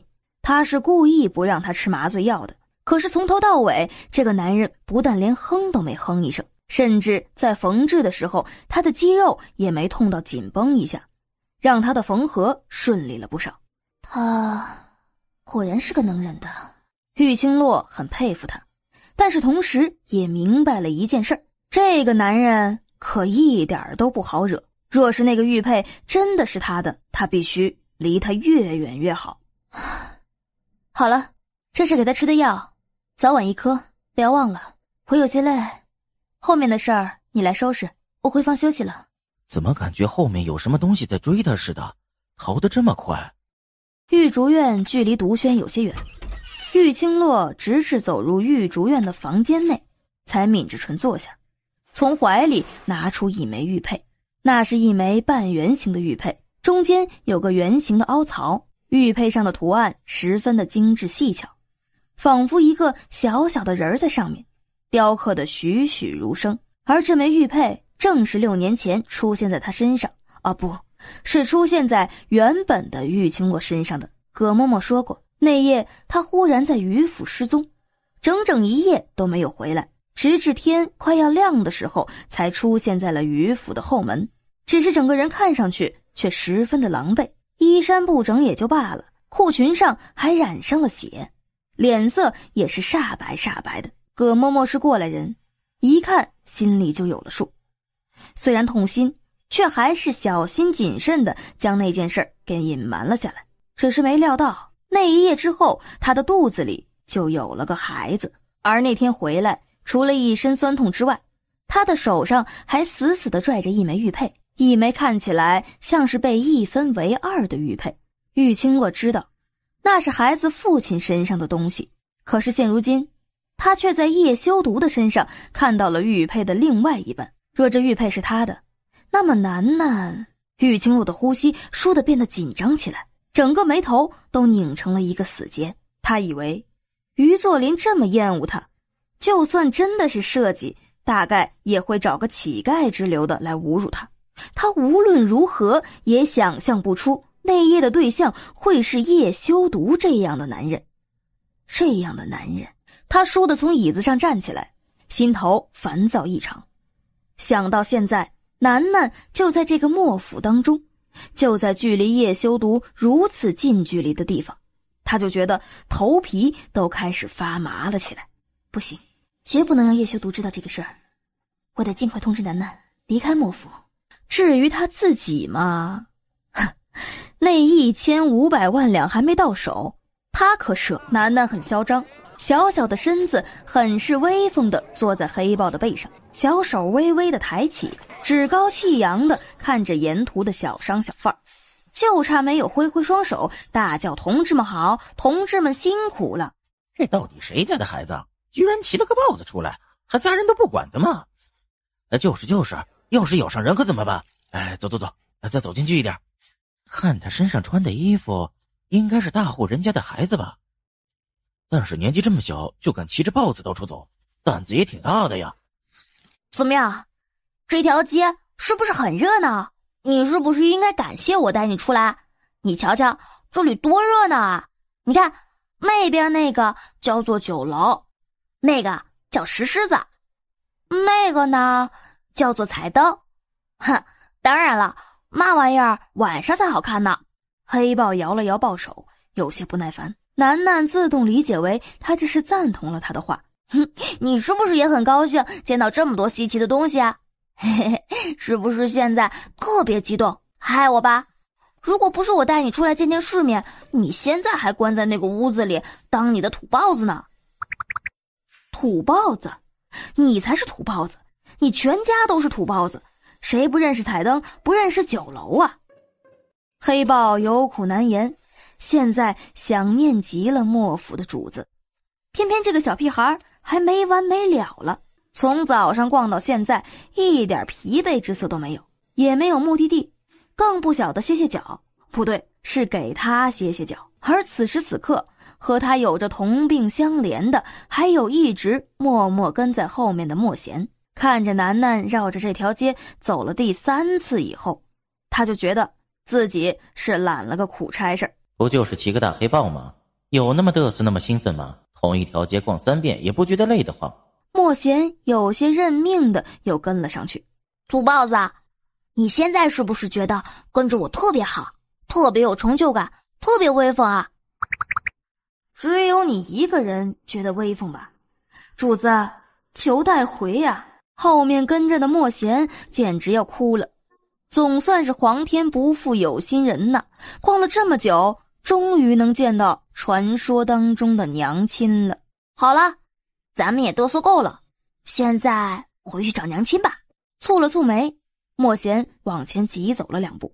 然而他刚给自己做好了去见楠楠娘亲的心理准备，前面的一人一豹便又停了下来，好像从早上出来就一直没吃过东西，肚子都饿了。包子铺的老板看到黑色的大豹子往自己这边走来，早就吓得脸色惨白了，更是吓得魂儿都要飞了。嘿嘿，大叔，我肚子饿了。包子1文钱，1文钱2个。我的银子都归我娘亲管，可是我娘亲都不在这里，老板，怎么办呀？包子铺的老板张了张口，想让他拿走2个算了，可是又觉得这样屈服了，这边的街坊邻居看了都会笑话他，以后别人想吃包子都如法炮制，那他还怎么做生意啊？想至此，他干脆闭口不言。我和抱抱都一整天没吃东西了，不过老板你放心，我不是那种只会吃霸王餐的小恶棍，我娘亲教育我做人一定要有礼貌，没有钱不能随便吃人家的东西，你就放心吧，我不会抢的。老板你也别害怕，我不会抢，也不会让我家黑豹抢的。虽然我家抱抱一饿就不受控制，不听话，喜欢乱咬人，不管是男的女的，他都会生冷不忌的吞下肚子去，而且很恶毒的一口咬下人的脑袋。不过你真的放心，我会拉住他的。虽然我人小力气小。你拿去吃吧，我请你的。看你也挺可怜的。哎，小孩子，小孩子这是长身体的时候，多吃点。来。老板，你人真好。嘿，抱抱，谢谢老板，咱们走了。黑豹觉得自己终于解脱了，二话不说，扭头便远离了包子铺。这么丢脸的事情，他发誓再也不配合他了。这包子太好吃了。爸爸，你要不要吃点呀？哦，对了，你好像是吃胡萝卜的，真是可惜，这边没有胡萝卜卖。爸爸，你说我是不是长得太可爱了？老板居然一口气给了我这么多的大包子。其实这也没办法，谁叫我天生丽质难自弃呢？以后跟着我，有你的好处的。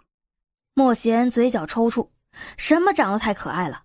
那是恐吓，分明就是恐吓呀！还有，明明是他身边有主子的黑豹，他才有着许多的好处，好吗？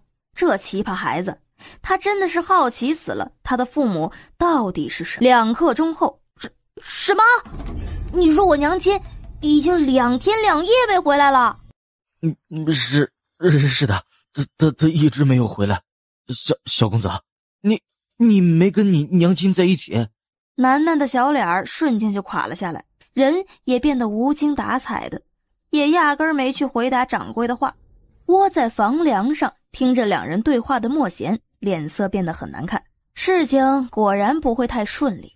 想想也是，楠楠待在莫府2天了，身为他的娘亲，怎么可能还安安心心的待在这个客栈里面呢？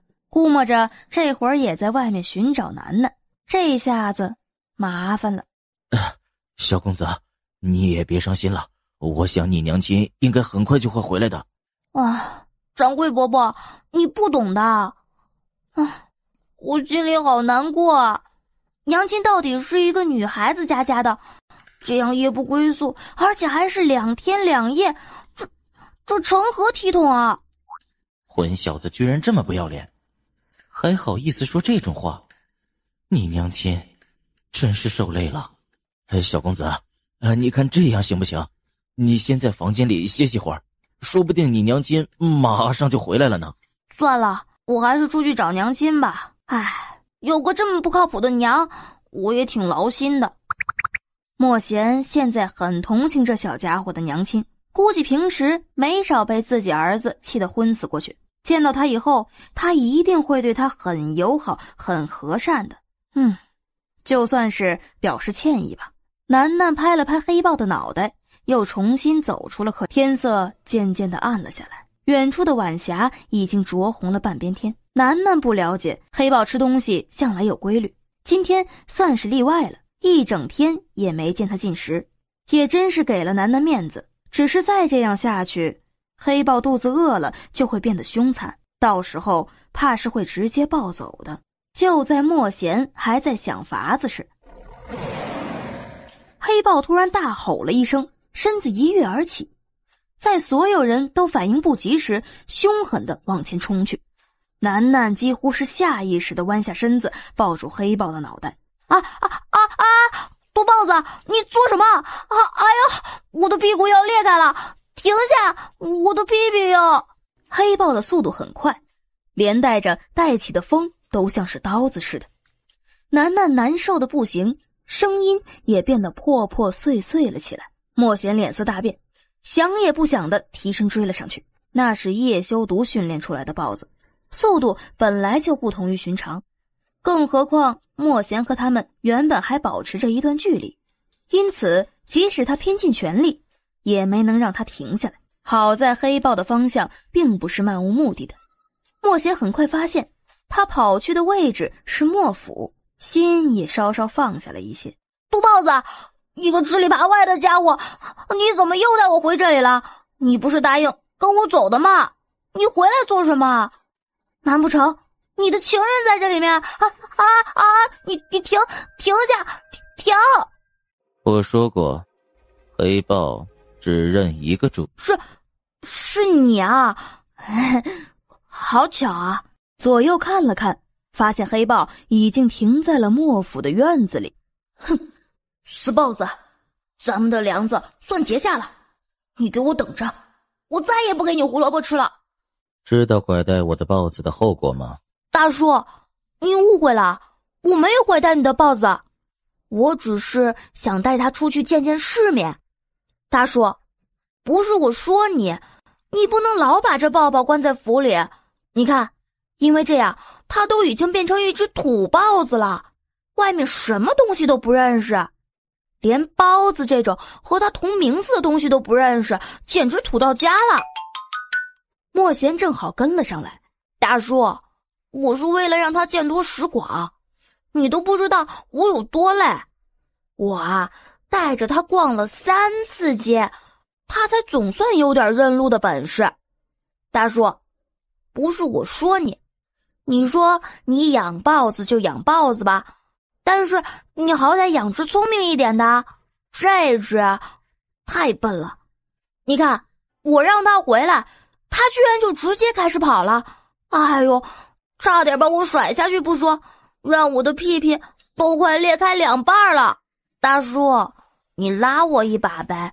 叶修独挑了挑眉，大手一伸，便将他从黑豹身上抱了下来。然而原本已经随着楠楠的气味离开了莫府，转眼间又重新跟着回来了，偏偏还如此不小心被正吃饱打嗝的黑豹给瞄了个正着。那蝎子几乎是一出现在几人的眼皮子底下，黑豹便一跃而起，将他给踩在了爪子底下。爪下留人啊，不对，留蝎子！他说着就手舞足蹈地扑了上去，可惜左脚绊右脚，砰的一声直接栽到地上去了。随后进门的莫贤很不厚道地笑出声来。叶修独抬眸瞪了他一眼，微微俯下身子，随后走到黑豹跟前，小心地把被他压在爪子下的蝎子给掐了出来。大叔，那是我的。你的？你还给我。叶修独却给不远处的莫贤使了个眼色，后者很快拿了个瓶子将蝎子给收了进去。喂，大叔，你这样是不对的，那是我的东西，你应该还给我。我都帮你遛了1天的豹子了，没有功劳也有苦劳啊，你不给我工钱就算了，怎么还能拿我的东西呢？你这样会天打雷劈的。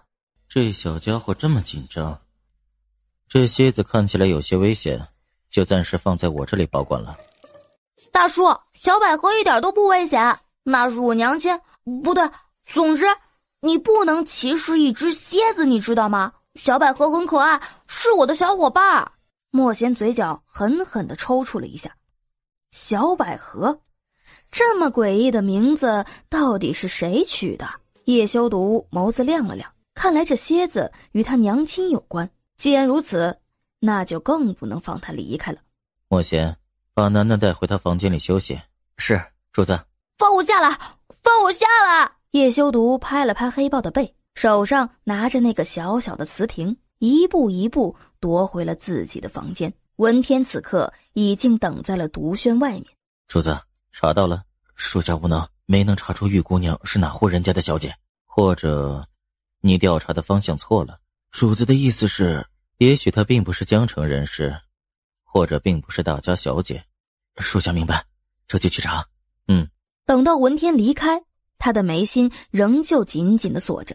他总觉得他似乎忽略了一个很重要的因素，大概有什么地方没想通透。胸口的痛已经减少了许多，那个姓玉的姑娘本事的确不小，配给她的药似乎也有止痛的功效。这么比起来，乌冬在他面前还真的不够看。主子，怎么了？主子，楠楠说你不把蝎子还给他，他就绝食。他高兴就好。楠楠，你莫叔叔对不起你，你还是绝食吧。轻咳了一声，莫贤换上了一副公事公办的模样，将楠楠这一路上的情况都说了一遍。你说他曾经下了黑豹的背，进了一个小巷子？是，你去查查看那条巷子里面有什么不一样。是，还有，让人守着楠楠下榻的客栈，如果他母亲出现了，立刻来报。明白。楠楠睡得很香甜，另一边的玉清洛却心塞得不行。蝎子走出去大半天没回来，如今整个天都黑下来了，也没见到他回来的踪影。这地方错综复杂的，不会是出了什么事儿吧？玉清洛上火的一夜没睡，次日的精神便差了许多。早晨管家让人送来早餐，他也没吃，推到一边，还是上床去补眠了。这一补便是日上三竿，直到过了给叶修毒换药复诊的时间。主子，玉姑娘还没起。哼，她倒是能睡。主子，玉姑娘许是累了，她昨天又是替彭英解毒，又是帮主子医治，人家是姑娘家，总要多休息休息才能有力气的是吧？你倒是挺会怜香惜玉的。叶修毒的笑意更冷了。走，过去看看。啊！赶紧招呼了一下管家，急急忙忙地跟了上去。沈英，你来敲门。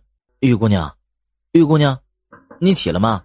玉清洛其实一早就听见了声音，只是不想理会而已，想着他们敲几下应该就会识趣地离开了，便还是瘫在床上没有动。玉姑娘，我们主子找你有点事儿，你起了吗？时间不早了。叶修毒瞪了沈英一眼，似乎对他那种轻声细语很温柔的语气很不满意。然而他刚要抬手，远远的突然看到有个小身影歪歪斜斜的跑了过来。大叔，我真的生气了，我好歹是个客人，我好歹还是个身娇肉贵的小孩子，你不给我吃的喝的，你还算是个人吗？沈英脸色一变，觉得天都要塌下来了。这小家伙怎么偏偏在主子心情不太好的时候撞上来呢？他抬头看向莫贤，后者无可奈何地耸了耸肩。我要吃香脆酥鸡，我要喝前天喝的那个酒，我要吃牛肉、羊肉、蛇肉，好多肉，我要吃肉。大叔，你们在这里做什么啊？叶修毒给沈英使了个眼色，后者赶紧抱起楠楠打算撤走。玉姑娘，开门。大叔，里面的人都不开门，你好没用啊。玉姑娘，开门。大叔，你这样敲门是没有用的，你要这样敲。楠楠小小的手掌开始用力地拍着门框，边拍边喊：开门开门开门，你有本事偷男人，你有本事开门呐，别躲在里面不出声，我知道你在家，你个不要脸的狐狸精。哈哈哈！开门开门开门，见人见人见人。饶是一向镇定的叶修毒也错愕地瞪大了眼睛。沈英、莫贤管家更是惊得下巴都要掉下来了，原来这样的开门方式也可以。这个里面的玉姑娘是不是要气死了？这小家伙待会儿可别遭殃了呀。快！房门却在此刻被人从里面打开了。你看，开了吧。门外的其余四人脑袋都有些僵硬，默默地扭过头去看着玉清洛。玉清南，这声音有些耳熟啊。刚刚的话你给我再说一遍。娘亲。莫贤虽然没有见过玉清洛的面，但也听过他的事情，只是让他没想到的是，他找了半天的人居然远在天边，近在眼前。玉姑娘，楠楠是你儿子。房门被用力的合上，只是这一次被带进去的还有刚刚气焰非常嚣张的楠楠。门外的几人面面相觑，实在无法接受这样的事实。主子，这也太诡异了。这玉姑娘看起来顶多不过17、18岁的样子，楠楠她都5岁了，这玉姑娘总不会才12、13岁就生孩子了吧？是啊，我们在外面找了半天，没想到人就在我们莫府里面。叶修毒抿着唇，只是定定地看着那扇房门，一句话都没有说，不知道在想些什么。玉姑娘真的是楠楠的娘亲？我怎么觉得……主子，你说他们有没有可能不是亲生母子？可能是收养的呢。叶修读的表情有了微妙的变化。收养，倒是真有这个可能。这玉姑娘的年纪实在不像是有个这么大的孩子的人。我也是这么……他的话还没说完，里面突然传来了一道惊天动地的哭叫声：“娘亲，我错了，娘亲，你不要我，娘亲，我不知道里面的人是你，我刚刚是胡说八道的，娘亲。”门外的人身子抖了抖，被这要死要活的声音哭得心砰砰直跳。门内的楠楠跪坐在地上，双手使劲地抱着玉清洛的大腿，小脸儿用力地往他裙摆上蹭，眼泪鼻涕一股脑地染上他的衣服。娘亲，你大人有大量，就不要跟我这种上不了台面的小人计较。你知道的，我说话不经过大脑的。你知道我的个性是随了我爹的，聪明伶俐又可爱的娘亲没法比的。玉清洛嘴角抽了抽，不经大脑的性格随了爹的。他和叶修读相处了以后，怎么感觉这性子是随了他的呢？门外的沈英和莫贤对视了一眼，肯定不是亲生的。娘亲，我好想你啊！离开你的这几天，我吃不好睡不好，整个人都瘦了一大圈儿。你摸摸，我的小脸蛋肉都少了很多，是不是啊？玉清洛忍了忍，最终还是没有忍住，一把将楠楠提起，往旁边放了放。玉清南，我那天是怎么跟你说的？娘亲让我在那里等着娘亲。那你为什么会在这里？说到这个，娘亲，这真的不是我的错。娘亲，这都要怪莫大叔。我在房梁上窝得好好的，那个莫大叔自己要跑就算了，还非要把我弄下来一块跑。你说他是不是吃饱了撑的，还是打算拿我当做挡箭牌？门口的莫贤石化了，对上沈英同情的目光，当场有种将楠楠拖出来狠狠抽一顿的打算。拜托，他人就站在门外，这样光明正大的栽赃嫁祸，有想过他的感受吗？莫大叔，对，就是门口那个，就是那天在房梁下面和人打架的白衣男。你给人家下毒了？娘亲什么时候变得这么聪明了？娘亲，我也是逼不得已的。逼不得已？对，因为我看得出莫大叔肯定不是一般人，他身上肯定有很多值钱的宝贝。娘亲，你看我说的没错吧？我告诉你啊，在这个府里有一头很大很大的黑豹，很威武很凶猛的。我本打算把他带回去孝敬娘亲的，但是那豹子有些笨，他不听我的话，所以这2天我专门留在这里，打算好好的教育教育他，然后再把他带回去。玉清洛暗暗抚额，他虽然也很垂涎那头黑豹，但是黑豹的主人那可不好惹呀。让他1刻钟后到我房里。丢下这句话，他已经头也不回地离开了御竹院。剩下的3人面面相觑，这个他是指哪个？玉姑娘还是楠楠？你去敲门吧。沈爷，你和玉姑娘比较熟？不熟，我们也才认识2天而已。但是玉姑娘看起来挺信任你的。那是你的错觉。就在他们你推我，我让你之际，房门重新被人从里面打开了。怎么，需要我请你们进去喝杯茶吗？我可以在茶里加点药。玉姑娘，主子让你去他院子一趟，换药。娘亲，我陪你去。给我看着他，送点吃的给他就行了。再配点小酒。娘亲，你比吃的更重要。今天允许你喝酒。真的？沈大爷，咱们走吧。沈英全身都轻颤了一下。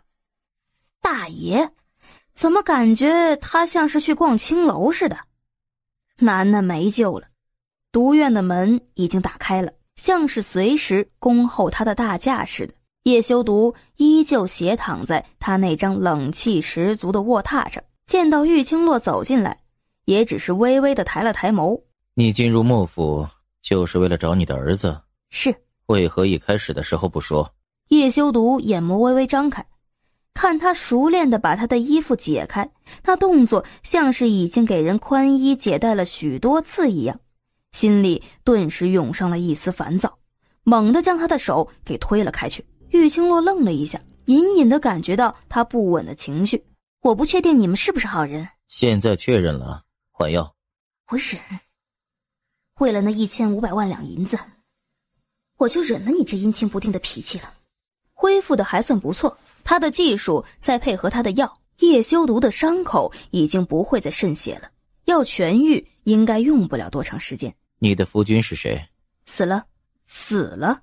叶修独豁然睁开了眼睛，仔细地看着他眼里的神色，只是从那里面见不到半点情绪，仿佛他们聊到的话题和他一丁点关系都没有似的。他对他的夫君一点感情都没有，这个女人身上有太多的秘密了。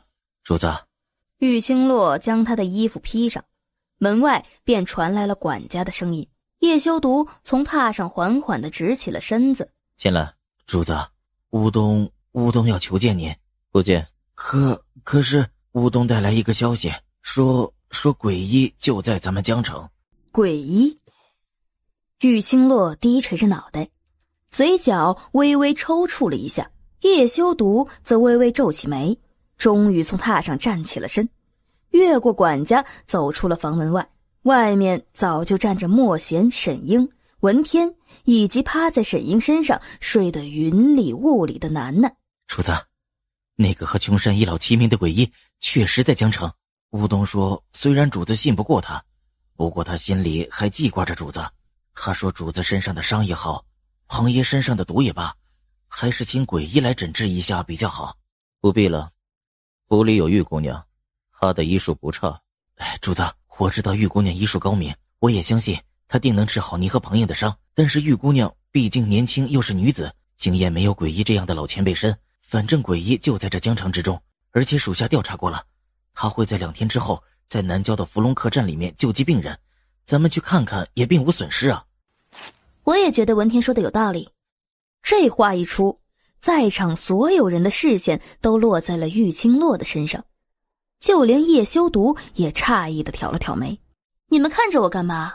我是大夫，对于这种传闻当中的人物，当然也很好奇，想要见一见，说不定还能向他讨教一下医术，对吧？既然玉姑娘想见，那就去看看吧。听主子这话，怎么觉得这玉姑娘才是整个幕府当家做主的人呢？在喝。玉清洛嘴角抽了抽，一把将他给抱了回来，准备回房。等一下，这蝎子是你的。蝎子？玉清洛唰的一下将瓶子给夺了回来，随即狠狠地瞪了他一眼。他说他的宝贝蝎子怎么一去不回了？原来是落在了他的手上。他将瓶子收好，招呼也不打一声，便直接往自己的御竹院走去。玉姑娘，小家伙我来抱吧，别累着你了。叶修独的嘴角一瞬间抿得死紧，盯着那一前一后宛如一家3口模样远去的3人，脸色阴沉的可怕。2天后，南郊伏龙客栈。传言向来传得十分的快，即使当初的玉清洛只是想让乞丐传递给于作霖一人知道，也止不住有心之人的探听。因此不过天才刚蒙蒙亮，客栈已经是高朋满座，挤满了前来治病或是一睹诡异之容的人。客栈掌柜笑得合不拢嘴，难得有这么多的客人上门，做起事儿来便更加卖力了。自然物价也上涨得厉害，没办法，有钱人多，他们要是不趁机捞一把，怎么对得起玉清洛给他们的这个机会呢？掌柜的，这菜价是不是太高了？这有人吃吗？伏龙客栈的掌柜是个年纪不过20上下的年轻女子，眉眼妩媚撩人，带着难以名状的风情。我说大武，这是玉清洛那小蹄子招揽过来的客人呢，你觉得他不会要我给他分账？我还嫌价格太低了，一会儿不够分呢。玉姑娘向来不客气，他们要是不多赚点钱，指不定连他大武的工资都没有了。他也只能将单子收好，吩咐其他伙计赶紧做事儿去。掌柜的，包厢已经满了，大厅也挤满了人，但是外面还有许多百姓要进来，你看是不是在外面搭个棚给客人坐坐？不了，搭个棚子还要多费功夫，这里人这么多，咱们人手已经忙不过来了。对了，大武，包厢里的客人都拿到牌子了？都拿到了。哦，最早来的是谁？那位客人姓于，好像是帝都来的，不过他不肯透露名字，只是报了他身边的一个手下的名，叫于峰。于，原来如此。他就觉得十分奇怪，玉清洛一向不愿显露人前，这一次忽然这么大的动静，原来是冲着帝都于家而去的。这下子有好戏看了。还有哪些人？还有长西十分神秘的莫府，也早早的定下了包厢等着了。还有一个戴着面纱的姑娘，看起来年纪不大，不过很有气势。还有咱们江城有名的善心大户杨家，也让人定下了包厢。不过杨家最近没有生病的人啊，怎么也来凑这个热闹？其余的就是江城其他大户了，包厢都已经满了。大厅的是咱们江城一些平民百姓，也有重病的，也有看看诡异真面目的。玉清洛这小蹄子面子真大，这么多人都来一睹他的庐山真面目，一场好戏呀。掌柜的，玉姑娘什么时候来？哼，我哪知道那小蹄子什么时候来？他最好给我早早的出现，不然我绝对要扒了他的皮。玉姑娘，你不舒服？大概是谁在咒我吧。金琉璃那个女人一定从早上就开始念叨我了。叶修独盯着那杯热气腾腾的茶水，看着沈英冷笑了一声。沈英突然感觉到身后一阵阵冷意传来。主子，喝茶。叶修独斜睨了他一眼，什么都没说，只是打开包厢的窗户，透过薄薄的布帘子看向窗外。大部分人手上都拿着一个号码牌，大概是那个神出鬼没的鬼医弄出来的花样。他的手上也有一个，是管家递给他的，也不知道到底有何用处。已经来了这么多人了，主子，这客栈到底在卖什么关子？这牌子等着吧。是。玉清洛直至将一杯茶喝得见底儿了，他抬眸看了看时辰，已经不早了。他要是再坐下去，估计一会儿金琉璃就会大开杀戒了。我出去透透气。玉清洛款款站起，微微整理了一下衣裙，起身就往门外走。嘿嘿，我看玉姑娘不是出去透透气，她是等不及，想偷偷去看看诡异的模样了。诡异？楠楠茫然地抬起头，他刚刚是不是听到了诡异这两个字儿？哦，不对不对，娘亲就在这里，好端端的怎么会说到诡异呢？楠楠甩了甩头，又和黑豹玩得不亦乐乎。各位安静一下。金琉璃带着一层薄薄的白色面纱，站在了大厅正中央的一张桌子上面，这是他在人前一贯的打扮。除了客栈当中几个值得信任的伙计之外，没人见过金琉璃的真面目。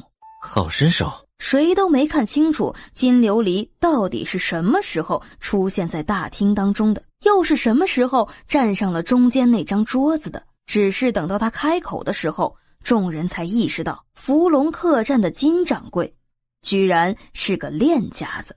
他这是在警告在场的所有人，也在告诉我们，在他的客栈就必须遵照他的规矩，谁都不能闹事，否则他金掌柜不会手下留情。是啊，看看大厅里刚刚还大吵大闹的人，现在一个个的都噤如寒蝉，说话都不敢大声了。各位，我是福龙客栈的金掌柜，我想大家也都认识。我知道大家今天来到这里也都是冲着诡异的名号来的，不过既然大家站在我福龙客栈的地盘上，那就请大家保持安静和秩序，不要给诡异增添麻烦，否则的话或会直接把人给丢出去。这金掌柜口气倒是挺大的。大家手里都有一块木牌子，上面写着各自的号码。因为人数众多，所以只能从中挑选50个名额进行医治。为了公平起见，决定以抽签的方式决定这50人的名额。金掌柜，这当初说好的不是先到先得吗？哼，是啊，先到先得，你的牌子不就先得到了吗？你这分明是耍赖！你让诡异出来，我要问个明白。诡异，这位客人，刚刚我说的话，你是没听清楚吗？你是想继续留下来等待抽签儿，还是希望被人给丢出去？他的话音一落，身后便立刻站了2个魁梧的男人，杀气腾腾地瞪着说话的那人。那男子脖子一缩，当场不敢再开口了。没想到还有这样的规定，这么说来，咱们那么早过来也没多大的用处啊！我还以为咱们那么靠前，很快就能见到那个诡异了。也不见得，最起码早来有个包厢让咱们待着。他们都不着急，毕竟找诡医也只是想让他帮主子复诊，帮朋友看看，让玉姑娘见见传说中的人物。他们是无所谓，可与他们相隔2个包厢的于作霖却死死地捏紧了拳头。少爷，咱们接下来怎么办？先等着，已经多等了4、5日，也不差这1天半天的。要是实在不行，到时候再强行将人给带走。但是那位金掌柜身手不凡，这客栈透着一股神秘，咱们贸然出手会不会不太好？于峰有些担忧，少爷的身份不宜暴露，否则会给整个于家带来灭顶之灾。于峰，少爷，你下去查探一下，看看待会儿抽签抽到的病人都被带到哪里去，给我摸清楚诡异在哪里，跟着他。是，我明白。掌柜的，莫府、杨家还有于家的那对主仆以及戴面纱的姑娘那几个包厢都派了人出来在下面盯着，估计和玉姑娘猜测的没错，想跟着主子你进去。玉清乐那小蹄子倒是会揣测人心，既然如此，你就去那几个包厢送点昂贵的吃食。既然他们要搞点小动作，怎么能不出点血呢？是，掌柜的。大厅很安静，所有人都翘首以盼，紧张地咽了咽口水，看着金琉璃抽出来的第1个号码5号。这里是我们这里，请病人下楼，随我走一趟吧。好。金琉璃一离开，整个大厅又开始吵吵嚷嚷了起来。沈英，你跟去看看。是。客栈的后方是个精致的院子，是金琉璃自己住的地方，其装修雕饰都要显得更加的上档次。门外很快响起了敲门声，金琉璃已经领着一个年过半百的贵妇人走了进来。坐吧。贵妇人是被蒙着眼睛带进来的。玉清洛向来喜欢玩神秘，所以经过他手医治的人大都是如此。当然也有小部分人是见过他的真面目的，比如金琉璃这样武功高强或者权势很大的人。贵妇人似乎对玉清洛很是好奇，但又不敢贸贸然地开口。她也没听到玉清洛开口说一句话，只觉得手腕上搭上了一个冰凉的手指，有一股无形的压力压得她一句话都不敢说。没多大一会儿，她又听到窸窸窣窣的声音，很快又被金琉璃搀扶着离开了屋子。一出门，她眼上的布条就被摘掉了，手上还塞了一张写满字的字条。易夫人，诡医说夫人的病并不严重，只要按照方子上所写的要求按时吃药，10日后就会痊愈了。还有，诊金100两。金掌柜，我的病真的不严重，可是我看了许多大夫，他们都说我这病拖不了多久了，我真的在10日之内就能痊愈。这是自然，你若是好不了，尽管来这福隆客栈里找我，100两银子随时奉还。至于你说的那些大夫，哼，估计是医术不行。你看看这个方子，看看和其他大夫开的有什么不同。夫人，真的和其他大夫开的方子完全不同呢。这是什么？每日晨起要去收集露珠，为什么？金琉璃耸耸肩，他哪知道这里面有什么门道？玉清洛的方子向来很诡异的。易夫人，你只要按照方子来进行疗养就可以了。我金琉璃的招牌摆在这儿，总不至于自己去砸了它吧？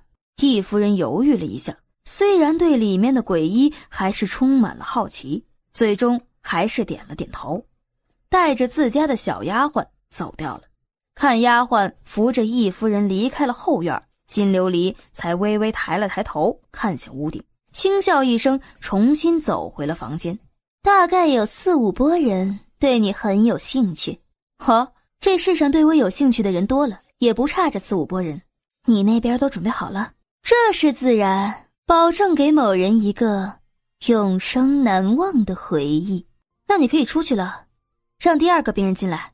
对了，你儿子呢？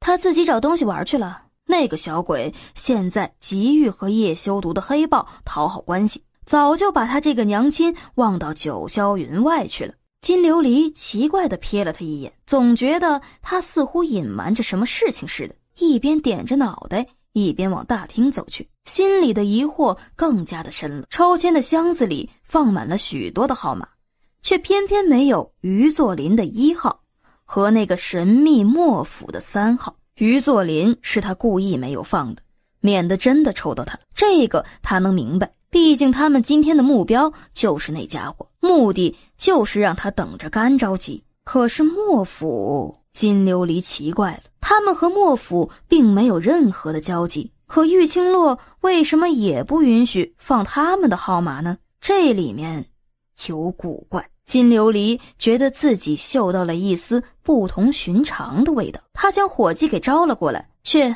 写个3号拿过来。3号？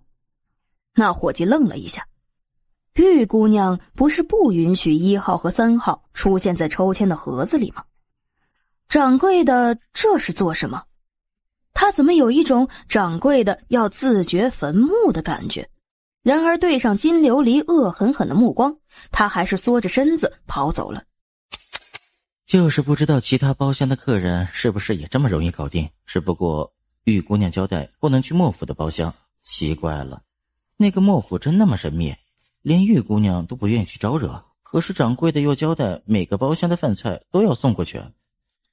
端着最后一个食盒，大武站在了3号的包厢门口，里面很快传来了声音：谁？客官，我是来送饭菜的。屋里正饿得肚子难受的楠楠耳朵唰地竖起来，下一刻从地上一跃而起，炮弹一样的往门口冲去。终于有吃的了，终于有吃的了！你慢点，让他送进来你再吃。说着给文天使了个眼色，后者开了门，伸手便去接食盒。给我吧，客官，30两银子。大武头也不抬，感觉里面的人似乎刻意释放出压力，让他心都沉沉的往下坠。你敲诈呀！大武叔，你居然连我都舍得敲诈，你是不是妒忌我貌美如花、天真可爱，所以背着金姨来收我的钱？你都饿了我这么久才送吃的过来，现在还问我要银子，我好难过，我的心都碎了，碎成渣渣了。楠楠怎么会在这里？玉姑娘知道吗？难道是被绑架了？不对。大武的脑子里迅速闪过千百种念头，最后想到玉清洛不让来3号包厢的交代，心里终于有些明朗了。你们认识？算是认识。什么叫算是认识啊？走到文天面前，将食盒拿了过去，看到里面的2菜1汤后，脸就黑了下来。这是给我吃的吗？大武叔，你虐待我！我娘亲呢？我娘亲哪儿去了？我要告状！你娘亲去看鬼医了，待会儿就回来，你先吃着，我让他们再给你送点好吃的过来。去看鬼医？我娘亲就是鬼医，她自己去看自己吗？文大叔，你真是太好笑了。我娘亲自己看自己。玉姑娘是鬼医，叶修毒豁然扭过头来。你说鬼医是谁？我娘亲啊！把孩子放下。莫贤离得近，抬腿一挡，把人给挡在了面前。大武抿紧了唇，一弯腰就滚了进去，目标直冲楠楠。身手不错。两人当即在包厢内交上了手，只是和叶修毒身边的护卫相比，大武的身手到底还是弱了些。不大一会儿便被莫贤压在身下，动弹不得。你们到底是什么人？放开楠楠！大武用力地挣扎着，莫贤一掌劈向他的后颈，直接将人给劈晕了过去。包厢内再次安静了下来。大叔，你不知道吗？哎，你们都不知道吗？我没说过吗？叶修毒嘴角狠狠地抽搐了一下，回过头去看沈英。后院有人守着，我们没能进去看清楚诡异的真面目，怕动作太大会招惹不必要的麻烦。但是他无论如何也想不到，待在后院里那个被人传得神乎其神、神秘莫测的鬼医，居然是玉姑娘。沈英难以接受这样的事实，不只是他，在场的莫贤和文天也不能接受，就连躺在一旁榻上尚未痊愈的彭应也张大了嘴巴，回不过神来。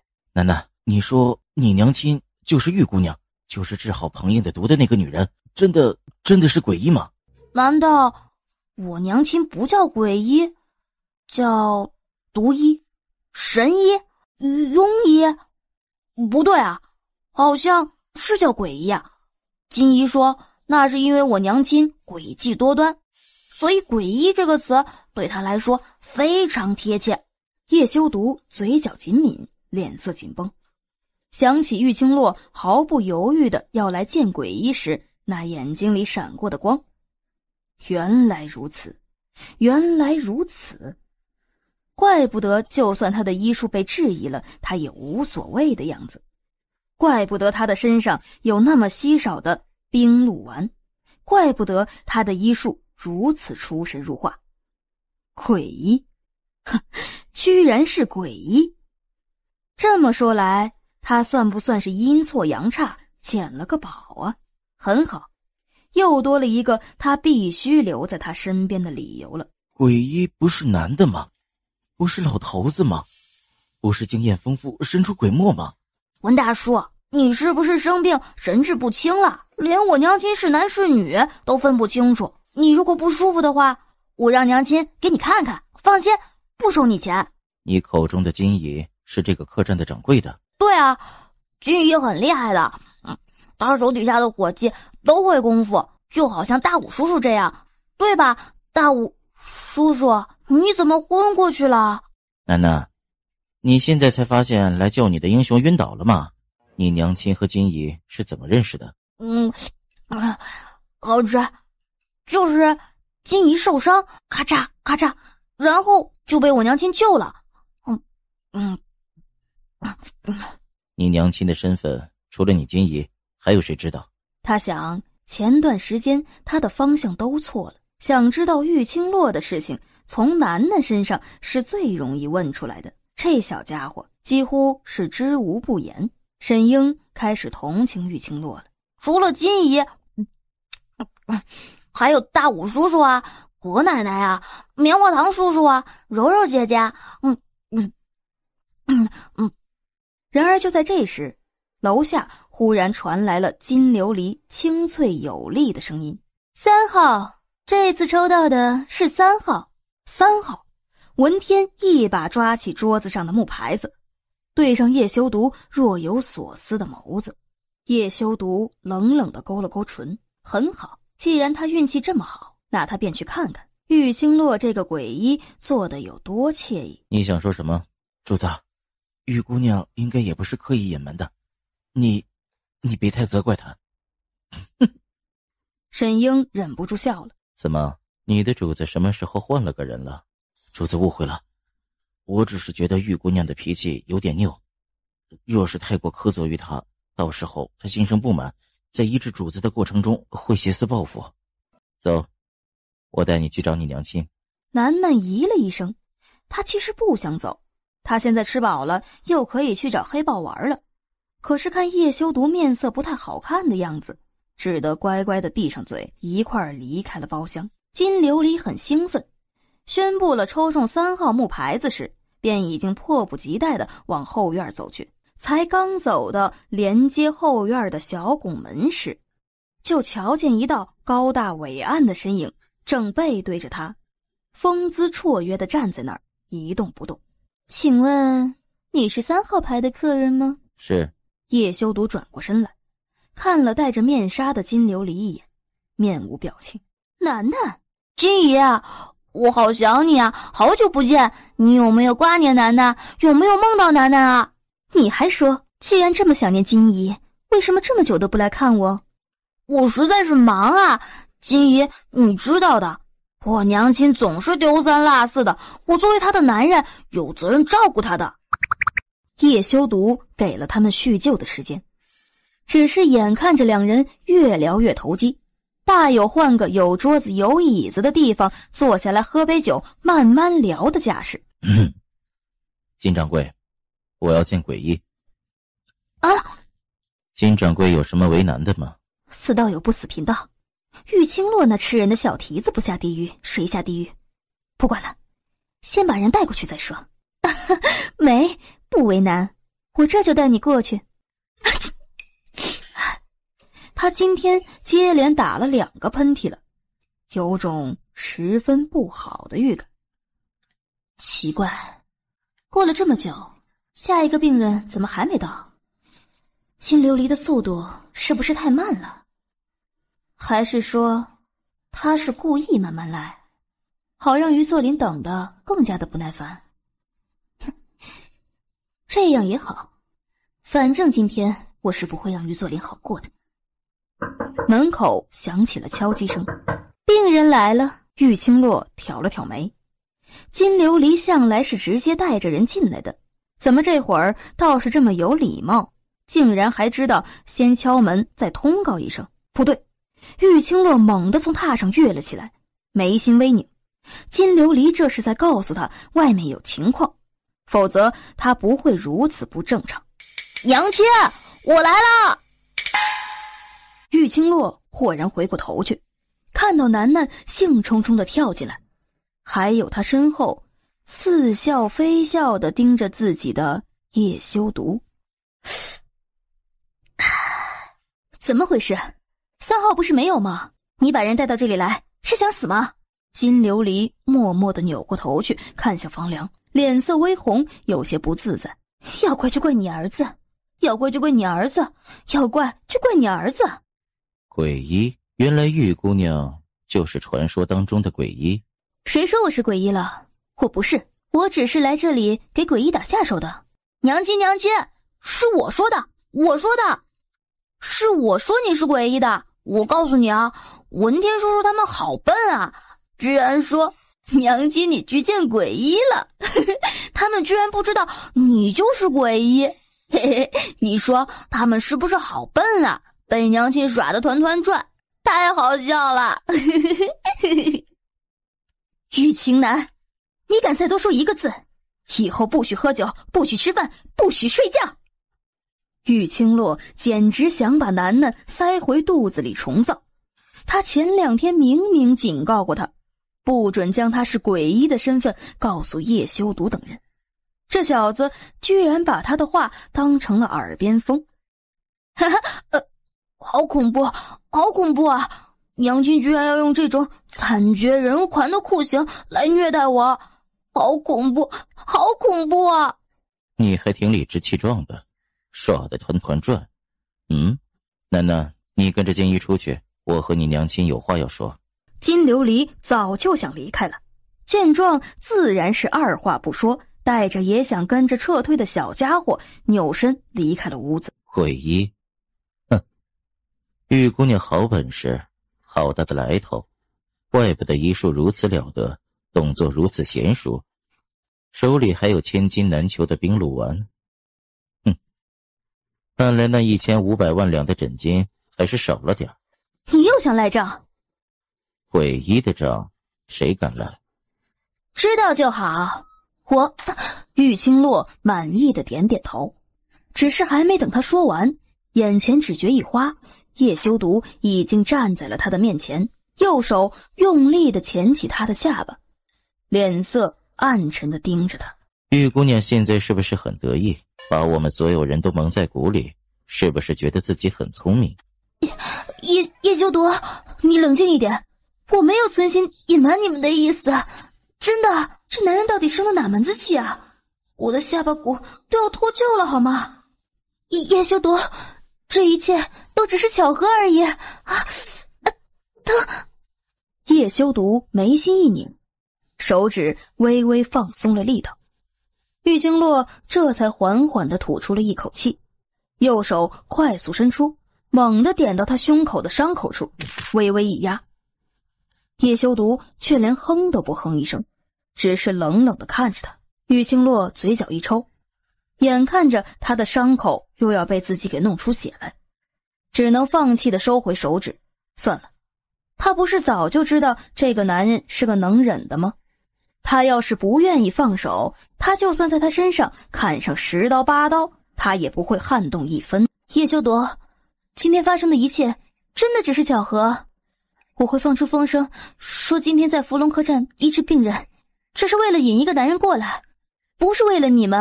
我放手，放手！一个男人为了勾引一个男人，我靠，他耳朵有毛病吧？我什么时候说是为了勾引男人了？能不要和楠楠一样拥有自动理解别人话里意思的能力吗？叶修毒猛地松开手，表情嘲讽地瞪着他。为了勾引一个男人也算是费尽心机了。我他妈的，我说是引，不是勾引。我和那个男人是仇人，仇人。哼，说话不清不楚的，你和谁是仇人？哼，这是我的事，他不能生气。和叶修毒生气，只有自己受苦受累的份儿。这个男人刀枪不入，阴晴不定，又是楠楠的父亲，他需要小心应付。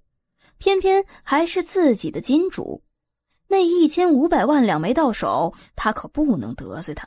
我和你说了，今天出现在这里，只是为了引出我的一个仇人，我没有刻意隐瞒你们的意思。毕竟咱们萍水相逢，还不到彼此交心的地步。我只要治好你的伤，解了彭硬的毒，拿了我该得到的诊金，从此桥归桥，路归路，两不相欠。我们之间是互惠互利的买卖，对吧？既然我们以后不会有太多接触，那我是谁，你又是谁，自然也没必要知道了。而且你们今日来的目的，不就是为了让鬼医看看你们的伤势吗？反正你们的伤一直都是我在治疗，所以你们今日有没有见到鬼医，对你们都没有什么坏处。就当是多走一趟，把我送到客栈不行吗？到幕府外面晒晒太阳，就当是额外付给我的诊金了。也桥归桥，路归路，两不相干。叶修毒只觉得心里有一团火越烧越旺，几乎要将他引以为傲的理智给燃烧得一丝不剩。我闭嘴还不行吗？然而这嘴一闭，便是大半个时辰。叶修毒不开口说话，玉清洛也就当他不存在，很识时务的装死，直至门外响起金琉璃的声音：下一个患者到了，那个时间不早了，要不你先回去，这外面来的都是病人，我们要秉持着菩萨心肠，医者仁心，不能耽误了人家的病情，对吧？叶修毒冷嘲地看了他一眼，这一次干脆起身坐到了他先前躺着的那张美人榻上，闭上眼睛，慵懒自然地扬起神来。把人带进来吧，要不要请你进去喝杯茶，顺便把账好好算一算，交代交代为什么3号抽签纸会出现在箱子里，并且正好被你抽中了呢？下一个病人已经在外面等着了，我这就去把人带过来。说完，人已经往后退了3步之远，在玉清洛的冷眸下，很快朝着小拱门的方向走。哪位是病人？随我来吧。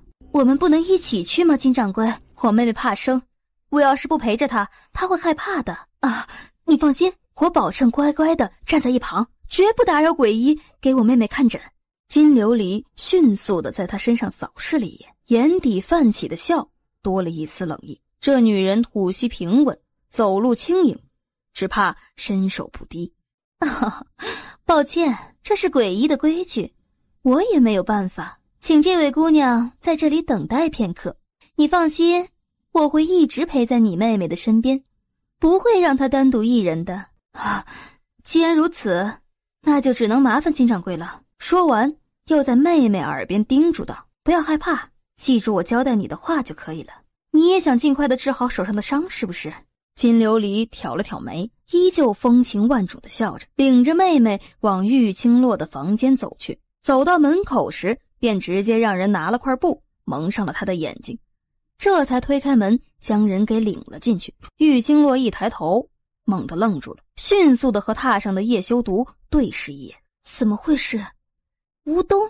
大概也看出玉清洛不同寻常的神色，金琉璃扶着乌冬坐下后，便快走几步凑到了他耳边，轻声细语地将刚才在小拱门那儿的情形叙述了一遍。玉清洛点点头，视线落在乌冬右手的小手指上。这也不过2天的时间，乌冬的小手指居然被人给砍了下来。那人看来是个心狠残忍的人。玉清洛抿了抿唇，重新转过头对上叶修毒的眸子，后者似乎也注意到了乌冬的手指，一副不愿意多管的模样。乌冬眼前一片漆黑，什么都看不到，他的心里忐忑异常，想起那个砍下他手指的女人的警告和吩咐，那种浑身发冷经不住颤抖的感觉又来了。请问我的手指怎么样了？玉清洛不开口，只是冷嘲地看了乌冬一眼，随即探手将他包裹着手指的纱布剪了开来。下一刻，嘴角的冷笑更加深刻了。果然不出他所料，手指断裂处红肿异常，整个伤口都有发脓的迹象。可是这样的情况却又不严重。但是玉清洛心里很清楚，这是乌冬自己用了药刻意造成的。叶修毒不知何时站在了他的身后，看到乌冬的伤口时也冷冷地笑了起来。大夫，你说句话呀，我的手是不是要废了？是不是不行了？到底怎么处理？大夫，我的手是不是不行了？是不是以后什么都做不了了？大夫，我求求你救救我，我是个绣娘，这双手是我的命，我求求你，你不是鬼医吗？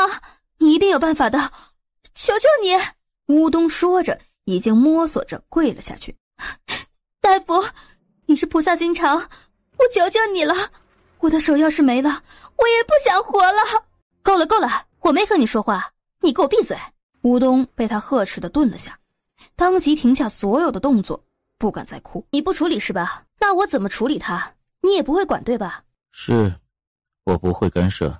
轰的一下，乌冬全身的血液都开始咕噜咕噜的往上冒泡，瞳孔不自觉的用力的收缩。玉清洛的声音他尚且只觉得耳熟，但是叶修毒那独特的声音，他就是化成灰儿也会牢牢地记在脑子里。没错，是主子，这声音是主子。乌冬再也顾不得那女人的威胁，一把将眼睛上的布条给扯了下来，猛地抬头瞪着面前的两人。怎么会是你们？你们怎么在这里？哼，我是鬼医，我为什么不能在这里？至于他，不是你特地给他报的消息，让他来此给鬼医瞧瞧的吗？乌冬的双眼越睁越大，双腿一软，便全身无力地跌坐在了地上。你说你是鬼医？是啊，我的医术你不是见识过了吗？不可能，你怎么可能是鬼医？鬼医怎么可能这么年轻？怎么可能是个女的？你也觉得我年纪轻轻就有如此成就，让人叹为观止是吗？你也觉得我巾帼不让须眉，一个女人不但医术高明，还让所有人不敢置信，实在是女人之光是吗？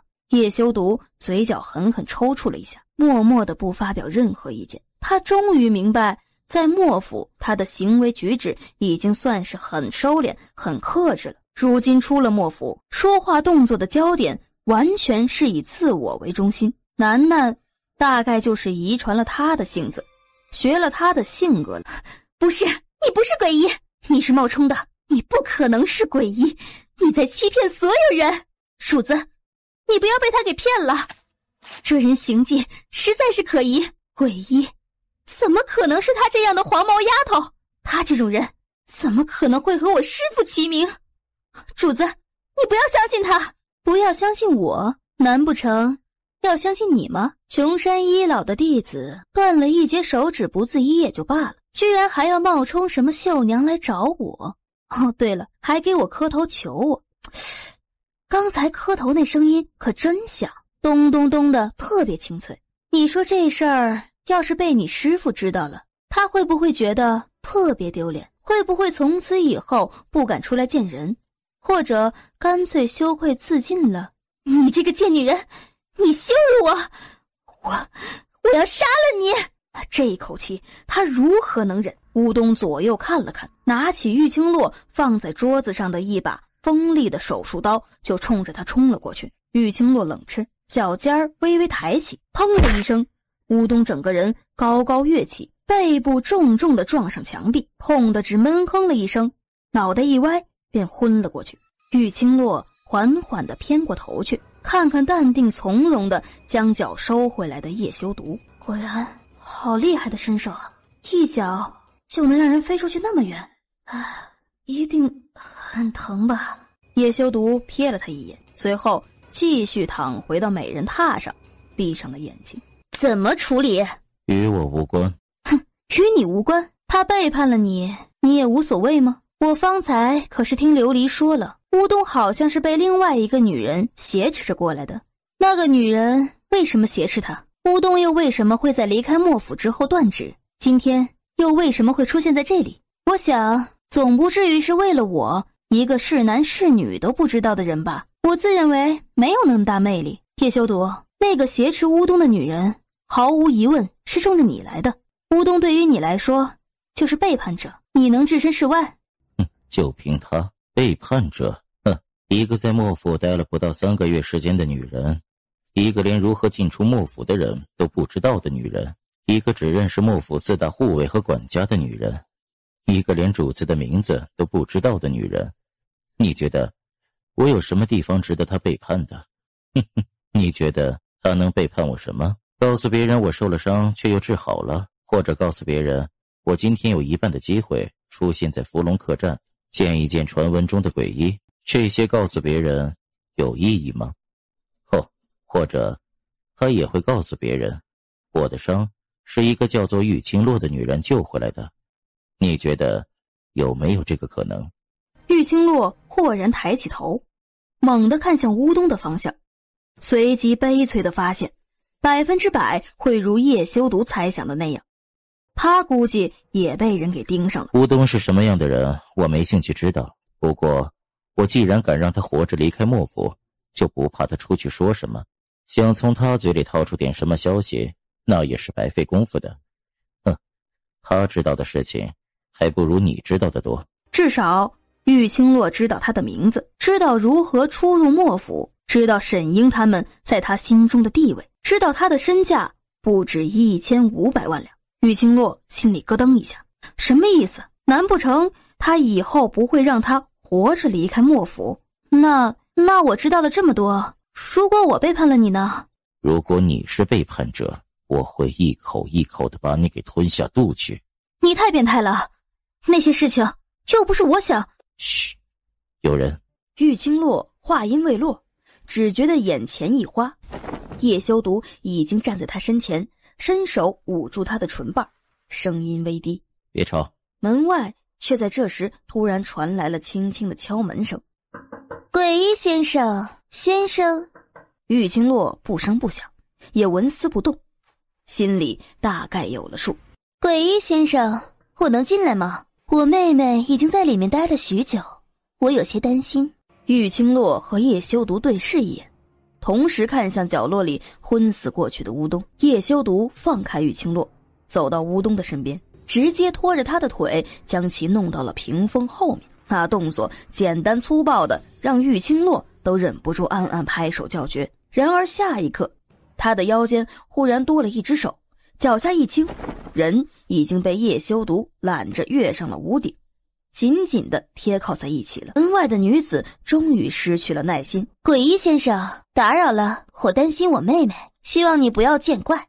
他话音一落，房门也紧跟着吱呀一声被人推开了。叶修毒自他换了语气开始，便听出了他是何人。没想到冤家路窄，几日不见，却在这里碰上了。看来玉清洛估计的没错，这女人大半是冲着他来的。捂了捂胸前的伤口，叶修毒的眸色顷刻间变得冰冷尖锐。双柯一进门，双腿就禁不住一顿，全身的神经都紧绷了起来。整个房间安静的可怕，屋子里半个人不说，就连乌冬都不见了。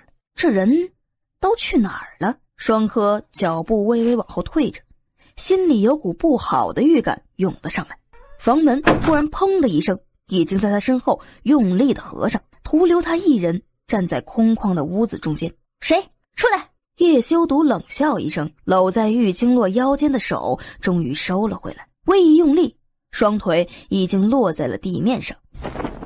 双柯猛地扭过头来，唰的一声，软剑应声抽出，剑尖直指叶修毒的鼻尖。哼，叶修毒，你果然来了。今天他必须要取他性命，好回去向夫人复命。双柯的手倏地摸向腰间，取出一个手指大小长短的竹筒，对着敞开的窗户一放，砰！两道声音同时响起，一道是撑着窗户的杆子被打落，窗子应声关上的声音，还有一道则是双柯的信号弹撞上木板，在地上旋转了2圈，被叶修毒踩在脚底熄灭的声音。双柯的眸子突然一眯，豁然看向房梁上的玉清洛。不好意思，我本来想打你的信号弹的，哎呀，没想到技术不行，打偏了，打到窗户的杆子。对不住，对不住啊。无妨，就算我一个人对付你们也绰绰有余。叶修毒，顾好你身上的伤，可别再像上次一样连命都保不住了。双柯冷哼，锋利的寒光一闪，剑尖对准叶修毒直逼而来，毫不犹豫地对准他的右胸口，那一处长及腰部的伤。叶修毒往后倒退一步，身子一闪，人已经站在了他的身后，手指直指他的后脑勺。双柯心内一惊，身子柔软下弯，脚尖对准往后踢去，手腕迅速下压，再次紧逼他胸口。然而还没等他对对方的身手评价完，双柯的身子忽然一跃而起，剑尖直逼玉清洛的喉咙口而来。双柯嘴角阴狠地勾起，眸光灼灼，打算一剑便拿下他的命。然而他的身子才刚跃到半空中，背后陡然传来了一股巨大的压力，胸口有股血液直涌而上，血腥味瞬间溢满他整个口腔。一口气没上来，双柯眼中的血丝明显鲜红，鲜红色的血液喷洒而出。身手不错，你是故意的，不会让他伤了你的。是啊，只不过是让人家喷口血在我脸上。你怎么可能？你的身手确实不错，不过你的主子忘记告诉你，这么多年来我受到的暗杀不计其数，我若是没点本事，如何活下来？你知道我的主子是？我知道，我还知道，这一次是你主子暗杀我的第15次。他说完，冷冷地站起身，地上的双柯却猛地身子一抖，双眼圆瞪，心跳却再也不会跳动了。叶修毒这个人武功深不可测呢。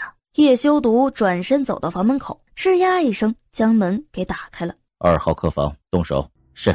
你早就料到他们今天会出现在这里，早就布置好了一切。房门重新被他合上，叶修毒转过身来，他重新走到一旁的美人榻上，低低地嗯了一声。所以你今天来的重要目的不是为了来找鬼医看病，而是为了铲除敌手。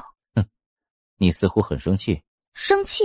怎么会呢？我只是觉得你待在这里的时间够久了，把我的房间弄得全是血腥味儿，影响我生意，这样的行为会给我增添许多不必要的麻烦。所以你现在是不是可以滚？不对，是走出去了。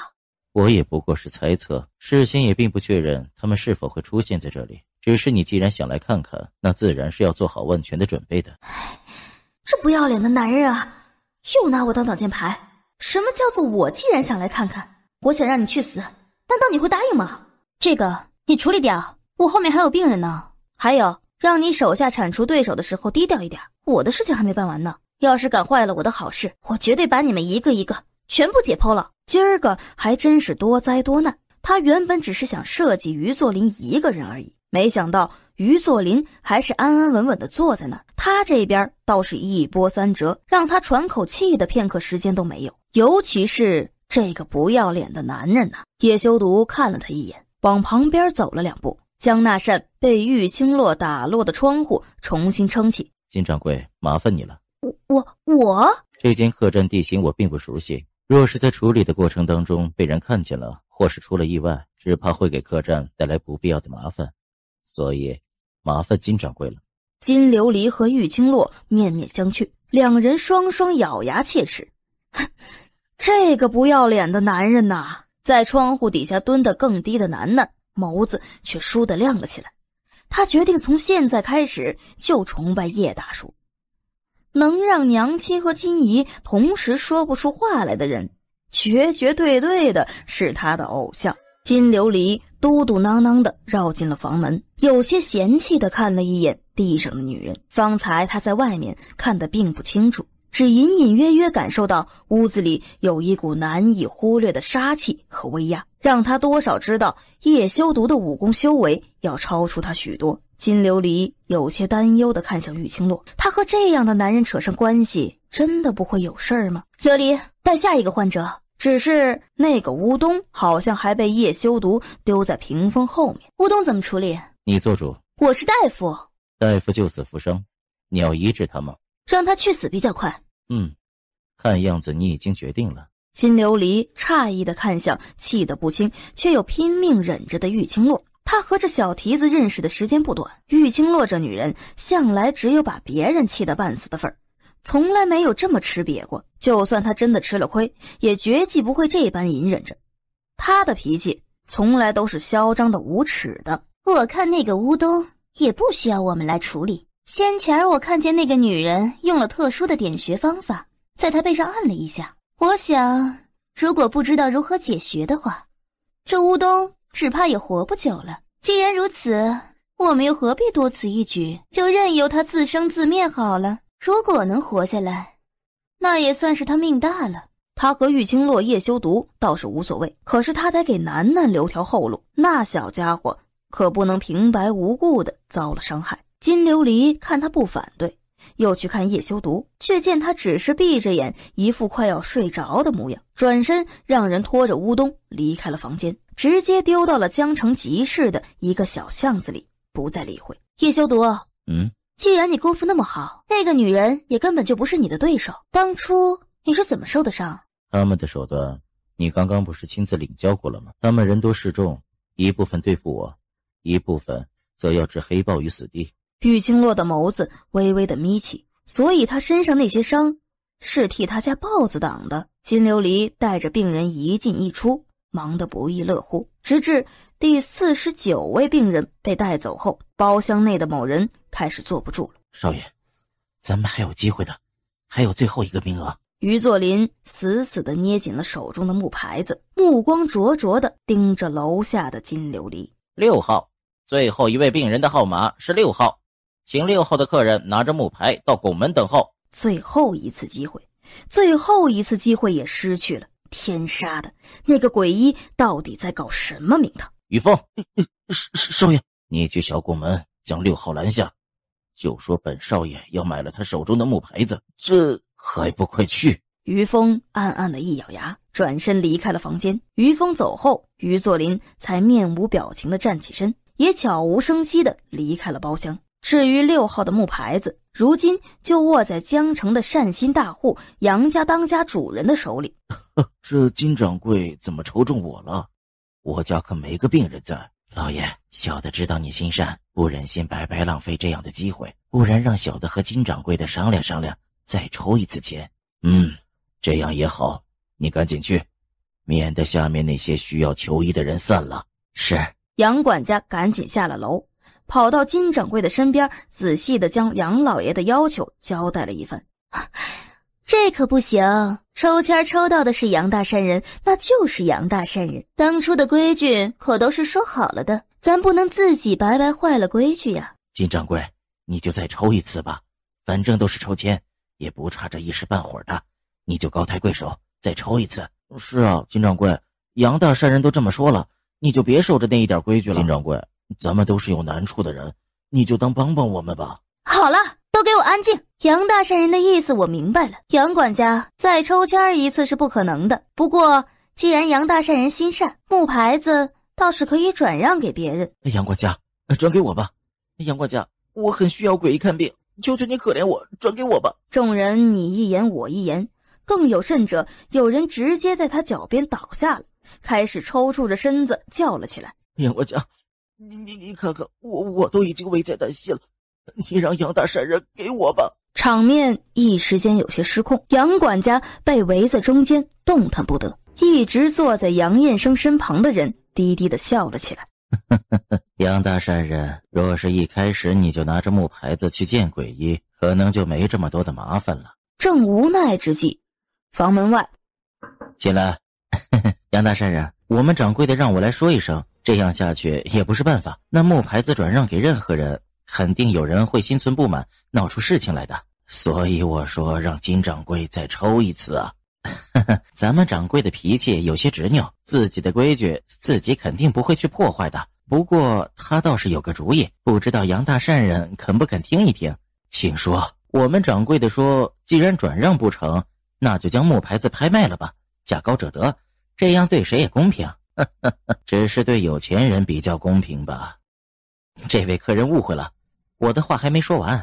掌柜的知道杨大善人心善，肯定不愿意去占百姓的便宜，更不会去做这些损人利己的事情。所以我们掌柜的提议，杨大善人可以将木牌子拍卖后得到的银子分给在场那些真正需要医治却又穷苦的百姓，如此得到帮助的人就不止一个了。再说了，就算你直接将木牌子转让给那些贫穷的百姓，给了他们一次去见鬼医的机会，但是他们没有银子，也得不到医治的。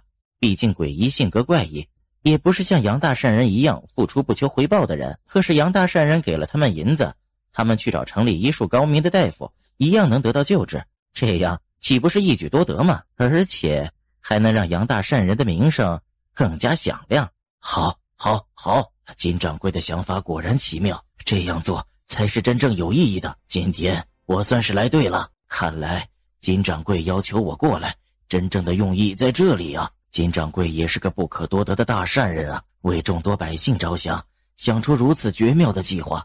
小二，你去转告金掌柜的，就按照他说的办吧。大武连连点头，弯着腰退出了门外。杨大善人，你误会了，你真正的用意可不在这里，后面才用得上你啊。还有，这样变态的主意可不是我们掌柜的想出来的，是那个真正应该悬壶济世却整日里装神弄鬼烂得不是人的鬼医想出来的。真正要倒霉的人现在才上场呢。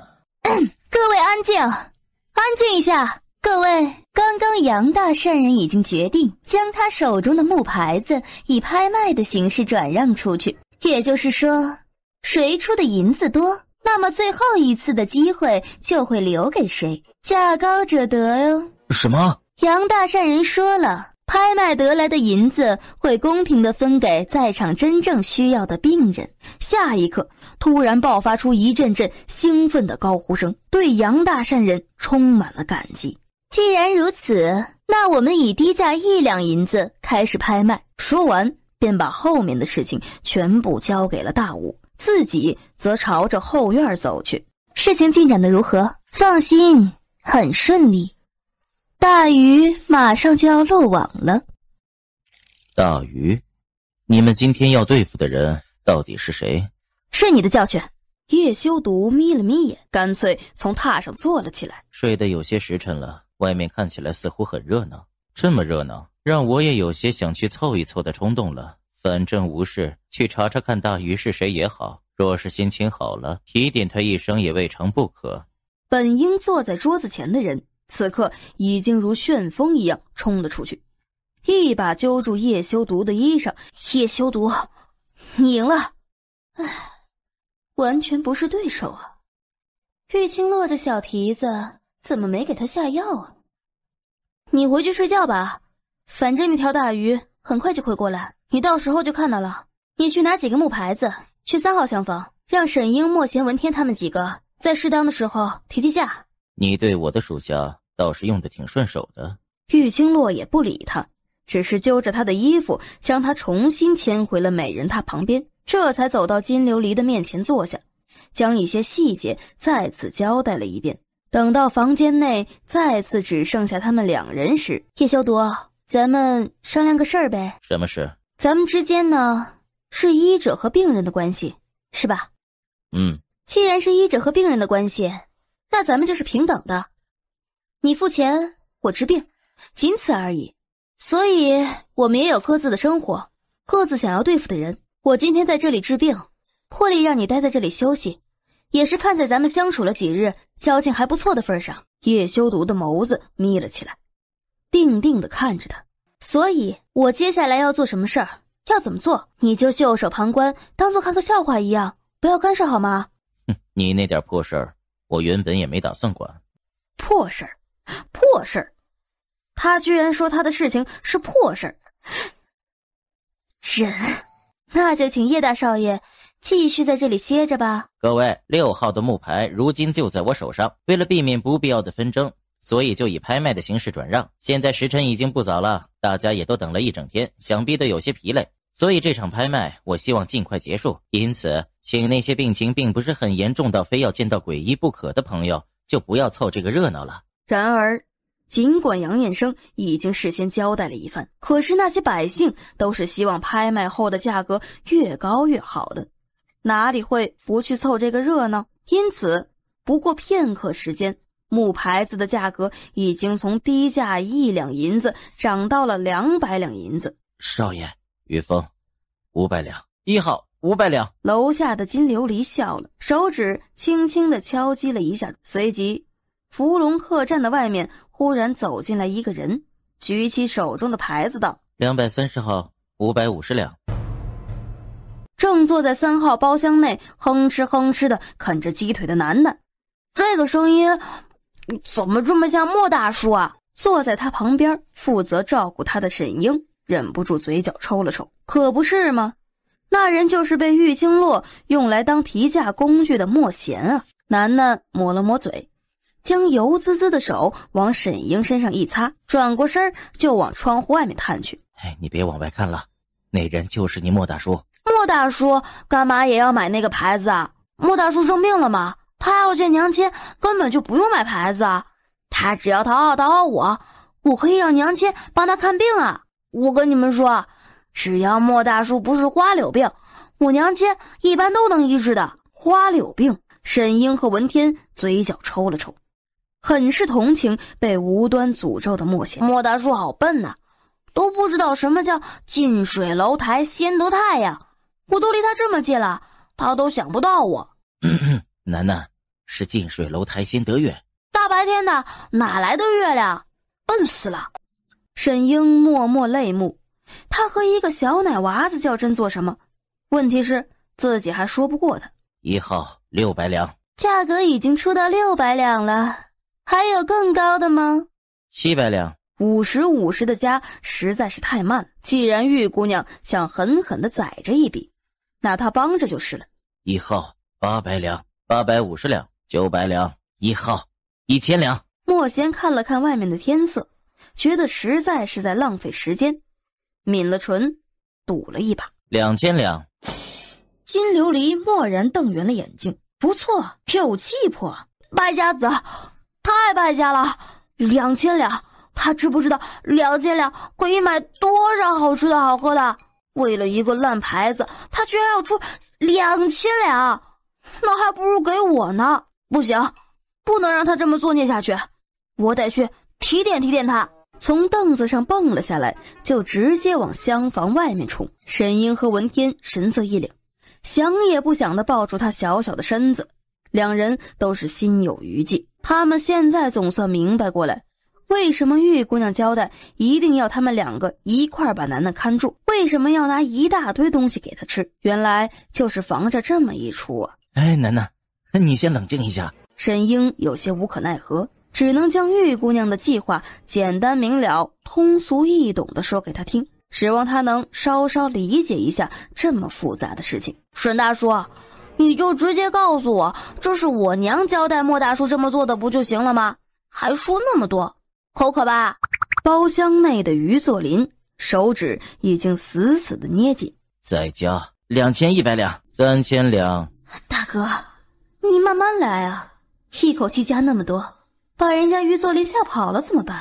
金琉璃皱了皱眉，心中忍不住咯噔一下，难道这一次加得太狠了？金掌柜，没人出价了，那3000两应该是最高价了吧？3500两，4000两。这一次他可不敢加得太狠了，没有玉清洛那么神机妙算，算不准1号厢房里的人到底是谁，也猜不出他的底线在哪里。反正他接收到金琉璃的暗示，往上加价就是了。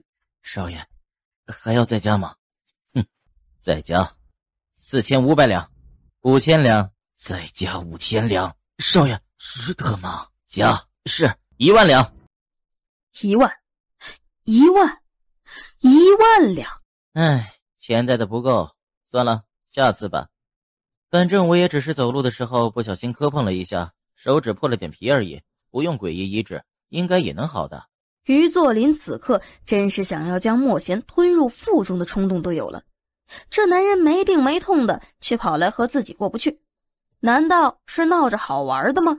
少爷，好在咱们总算能见到诡异了。少爷，无论如何，这么多天的等待也有了结果呀。于作霖点点头，刚打算站起身，楼下便传来了金琉璃愉悦的声音：1万两银子，还有人往上加价吗？还有吗？你去杨大善人那里，将6号的木牌子取来，交给1号厢房的客人，再把那客人的银票交给杨大善人。是，掌柜的。两人走到拱门的时候，金琉璃已经在那里候着。这个男人的确长得玉树临风，英俊潇洒，是难得一见的俊朗男子，怪不得他在帝都就是万千少女争相想嫁的少年将军呢。不过比起先前的那个莫府姓叶的男子，却还是差了些。这边请。走到玉清洛房门口时，又拿出一块布条蒙住他的眼睛。玉清洛眸子微微的眯起，盯着被金琉璃带进门来的于作霖，笑容十分的深。榻上的叶修独只看一眼，眉头便拧了起来。于作霖，居然是他？他怎么会出现在江城？他是玉清洛的仇人。于作霖，于家，玉。叶修独的嘴唇紧紧地抿着，看向玉清洛的视线带了一层深思。有些事情他似乎能想明白了。房门关上，屋子里瞬间安静了下来，安静得十分可怕。公子哪里不舒服？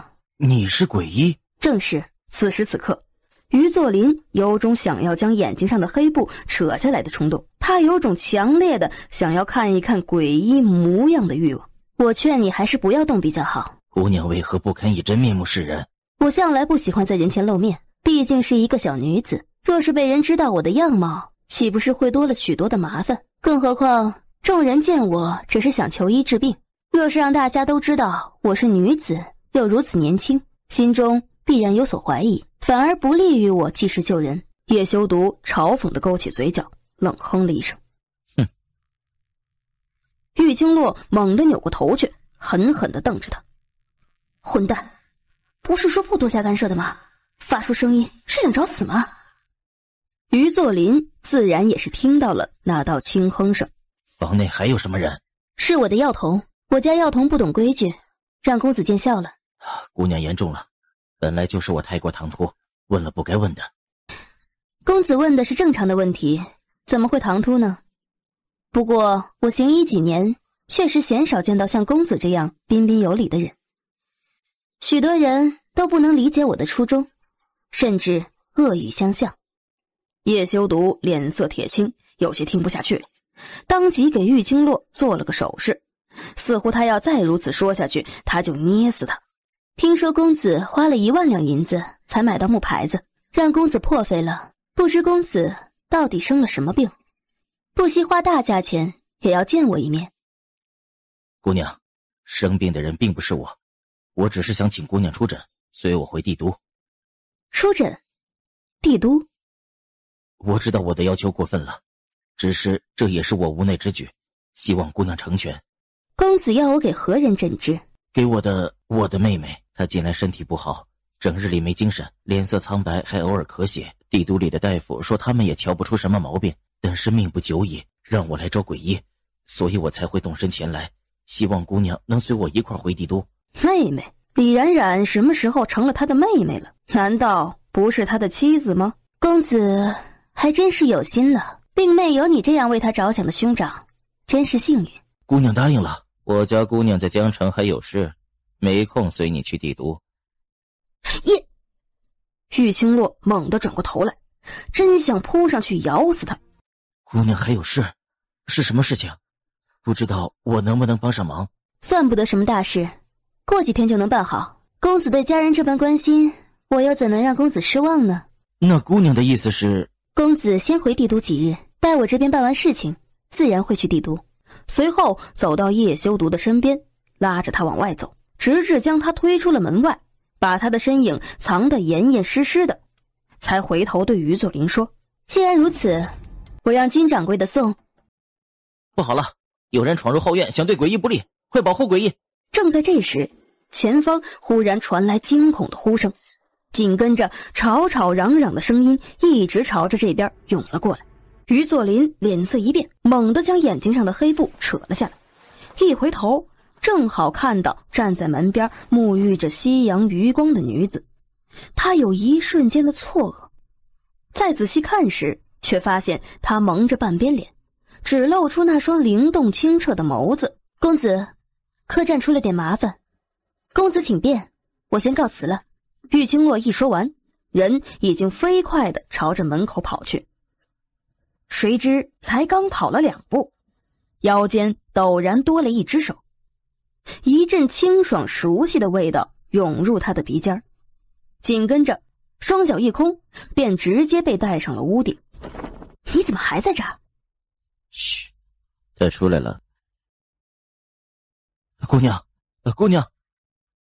叶修毒挑了挑眉，忽然一把掐上玉清洛细滑柔腻的脸蛋儿。想不到你勾引男人还挺有一手的。叶修毒，你放手，否则我咬你了。哼！叶修毒轻哼一声，把手收了回来，只是圈着他身子的动作还未曾放松。说，是不是你？是不是你要对鬼医不利？于作霖眉头猛地一皱，他没料到人来得这么快，他才刚刚打算离开，就有人冲到他的面前，速度快的好似早就等在一旁，就为了抓他似的。玉清洛满意的看着于作霖被困在了正中间，百口莫辩的样子。大武已经跑了过来。小廖，你做什么呢？这是咱们1号厢房的于公子，就是他用了1万两银子买了杨大善人的木牌子，他是通过正当的途径来见鬼医的，他怎么可能是对鬼医不利的人呢？于作霖闻言脸色大变，急忙想要让大武住口，可是他哪里拦得住？他的前后左右已经站满了人了。但是我进到后院时就见他一个人，没别人了，不是他还有谁？小六，还不快放开人家于公子的手！你怎么能这么莽撞？人家于公子一看就是斯文有礼的人，怎么可能会对鬼医不利呢？啊，抱歉于公子，我只是太着急了。于公子，听大人有大量，别和我这伙计一般见识。今天的事情啊，多有得罪，是我管教无方。不过您放心，我马上让人备上薄礼给您压压惊，这就让人安排舒适的厢房让您居住。大武，还不快去？不必了，我还有事，告辞。可是奇怪，他看起来没病没痛的呀，为什么还要花费1万两银子去找鬼医治病啊？是啊，不是很健康吗？金掌柜的，他不会真的别有用心，不会真的打算对鬼医不利吧？鬼医呢？对啊，鬼医哪里去了？你们都不要胡乱猜测了，你们都不是大夫，能看出什么东西来？于公子身体有没有不适，那也要诡异的说法。好了，别挤在这里了，都散了吧。于作霖脚步微微加快，他什么都不想辩解，只想尽快离开这个人多嘴杂的地方。然而世事往往不能尽如人意，他才刚踏上连接后院的小拱门，便看到杨大善人站在那里，而他的身边还站着一个他无比熟悉的人。是啊，我也好奇于将军这身子到底出了什么毛病，居然值得于将军放下军务，擅离职守，千里迢迢地跑到这个偏僻的江城来。于峰猛地挡在了于作霖的面前，对着面前的人怒目而视，闲适地待在屋顶上的玉清洛，嘴角的弧度越来越大。他要等的人终于出来了。将军，他是将军。是啊，还是个被人赞誉有加的少年将军呢。林凡，让开。于将军怎么这么着急啊？这是要急着回去吗？也对，毕竟擅离职守这事儿要是被皇上知道了，那后果可就严重了。不过嘛，于将军既然是生病才会不远千里来这里求药的话，那只要如实禀明圣上，圣上仁慈，一定会理解你的。但是如果于将军没有病，那可就于作霖死死地盯着他，表情残暴狠厉，几乎要将林凡吞入腹中一般。只不过于将军为了见鬼医一面，居然花费1万两银子得到这次机会，也让其他普通百姓心生遗憾，让重病患者不能得到及时医治。这事儿于将军还是和皇上告个罪比较好。哦，正好我也到时候回去向皇上复命了。于将军要不要一块儿走啊？我说这位将军，你到底什么毛病啊？就是，你看你身体硬朗，孔武有力的，又有钱有势，就算去宫里求个太医也不是难事儿，怎么跑到我们这里来了？哎，将军，你是不是有什么隐疾啊？于峰见状，心中顿时不安，当场就要抬手呵斥旁人，不要多生事端，我们走。是，少爷。于峰忍了忍，到底还是把手给收了回来，随即侧过身子，将林凡挡到了一边，让于作霖越过小拱门。于将军，这么急做什么？反正都到这儿了，就不差这一时半会儿的。哎，等等我，咱们一块儿回帝都吧。不必了，道不同不相为谋，还是分开走比较好。赶紧去准备马匹，客栈里的东西不多，不用收拾了。我们现在就走，必须赶在林凡之前回到帝都，向皇上请罪。他一走，他的视线若有似无地往屋顶上一飘，屋顶上的俩人还抱在一起，某人似乎一点都没察觉，这样的姿势太过暧昧了。直至耳边倏地响起叶修毒危险的声音：于作霖6年前死去的原配妻子似乎是御史。原来他的妻子死掉了啊！还装傻？于作霖既然是你的仇人，你会不知道他的那些破事儿？这叶修毒怎么就认识了于作霖呢？他怎么就知道于作霖的妻子死掉了呢？怎么就知道于作霖的妻子还是姓玉的？他在这鸟不拉屎的地方也能知道的那么清楚，简直是……不对，6年前这货好像也在帝都啊，否则我身上也不会有他的玉佩啊。哎呀，失策，太失策了！我就不该让他见着于作霖，如今倒是自掘坟墓了。我听说于作霖的妻子行为不端，不甘寂寞与人私通，还怀了孩子。于家原本要将他沉塘以正视听，没想到他居然蛇蝎心肠，火烧柴房，还打伤了于家的大夫人。幸而于作霖的妾室衣不解带，每日尽心尽力的照顾，大夫人这才慢慢好起来。只不过苍天有眼，在御史逃走几个月后，最终不堪劳累，也被与他私通的人所抛弃，结果死在了城郊一间四面漏风的破庙里。这种话你觉得可信？本来也只是当做一则闲事听着，不过如今看到你后，我倒是信了几分。你与你私通的那个男人真的抛弃你了？你才和男人私通，你全家都和男人私通，我哪里看起来像是欲求不满如此饥渴的女人了？如果没有，那么楠楠的父亲到底是谁？谁规定的楠楠一定是我和别人私通才有的？我不能被……不能说，绝对不能说。我说的已经够多了。要是继续说下去，这男人那么聪明，保不齐会把所有的事情都串联起来。不能说。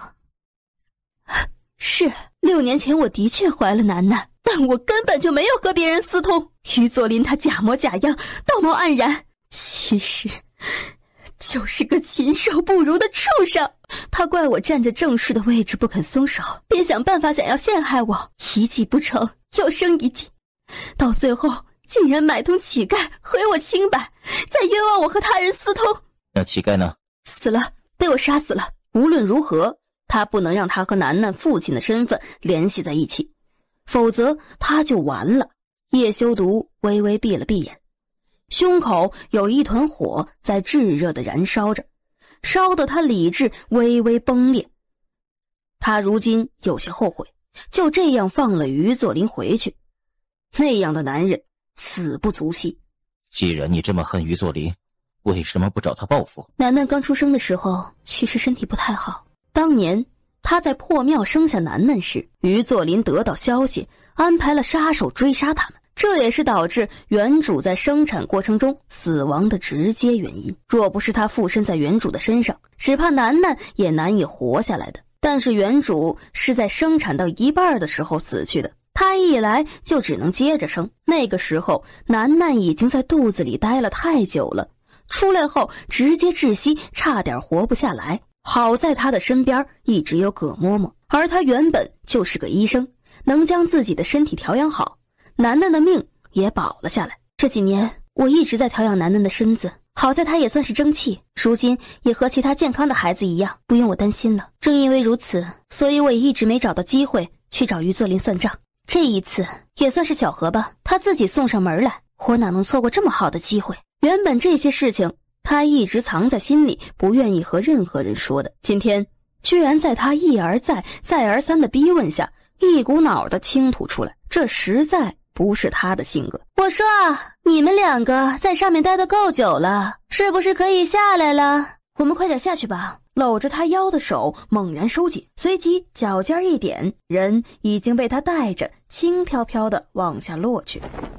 玉清洛刚睁开眼，就发现整个后院不止金琉璃一个人，还有沈英、莫贤、文天和楠楠。好帅啊！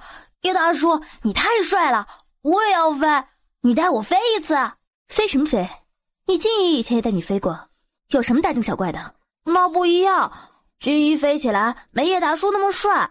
娘亲，你自己不会飞，就已经让我失去很多机会了，现在不好好反省，居然还虐待我。玉清洛再次往自己的拳头上哈了一口气，做事就要去揍他，只是手伸到一半就被叶修毒给隔开了，弯下腰一把将楠楠给抱了起来。你想飞吗？走，我带你去，我还可以教你怎么飞。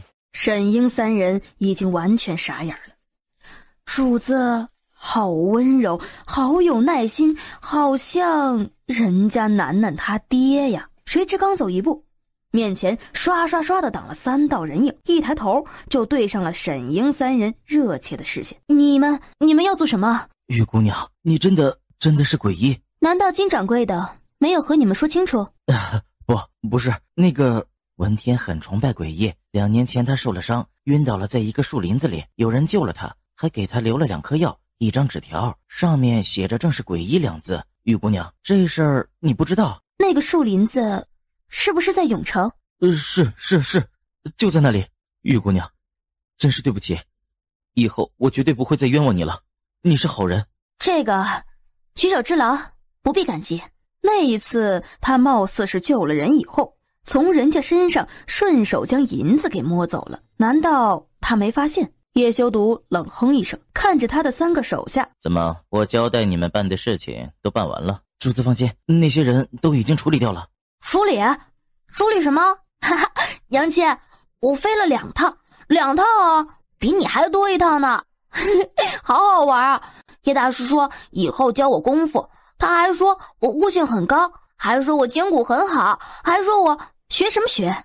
你学了功夫以后就知道闯祸，你还是跟着娘亲好好的学医术就行了，反正学了医术以后也能保护自己，没什么差别。我要跟着叶大叔学功夫。楠楠很用力的点点头，双手死死的搂着叶修毒的脖子，说什么都不肯松开。搂不住叶修毒的脖子，就揪住他的衣服，总之就是不松开。臭小子，你给我放手！更加用力的去扯住叶修毒的衣服。这么一拉一扯之间，倒是将叶修毒的衣服给扯了开来。啪！一枚玉佩顺着楠楠的小手扯动间落到了地上。哎，这个玉佩！玉清洛脸色大变，原本抱着楠楠身子的手猛地一松，直接去捂住她的嘴，一把抄起楠楠的身子，头也不回的就往刚才就诊的那间屋子跑去。娘亲，你等一下，那个又捂我的嘴，臭娘亲，坏娘亲，我都不能呼吸了。院子里的人全是一头雾水。叶修毒奇怪地看着他们远去的背影，询问的视线看向一旁的金琉璃。我也不知道出了什么事儿，大概玉清洛有什么想法要跟楠楠讨论一下吧。反正他们两个总是这么神神秘秘的。好了，时间不早了，我看呀，他们估计还要商量一段时间。你们呢，在这里吃了晚饭再走吧，咱这边是客栈嘛，有的是食材，不过要收费的哦。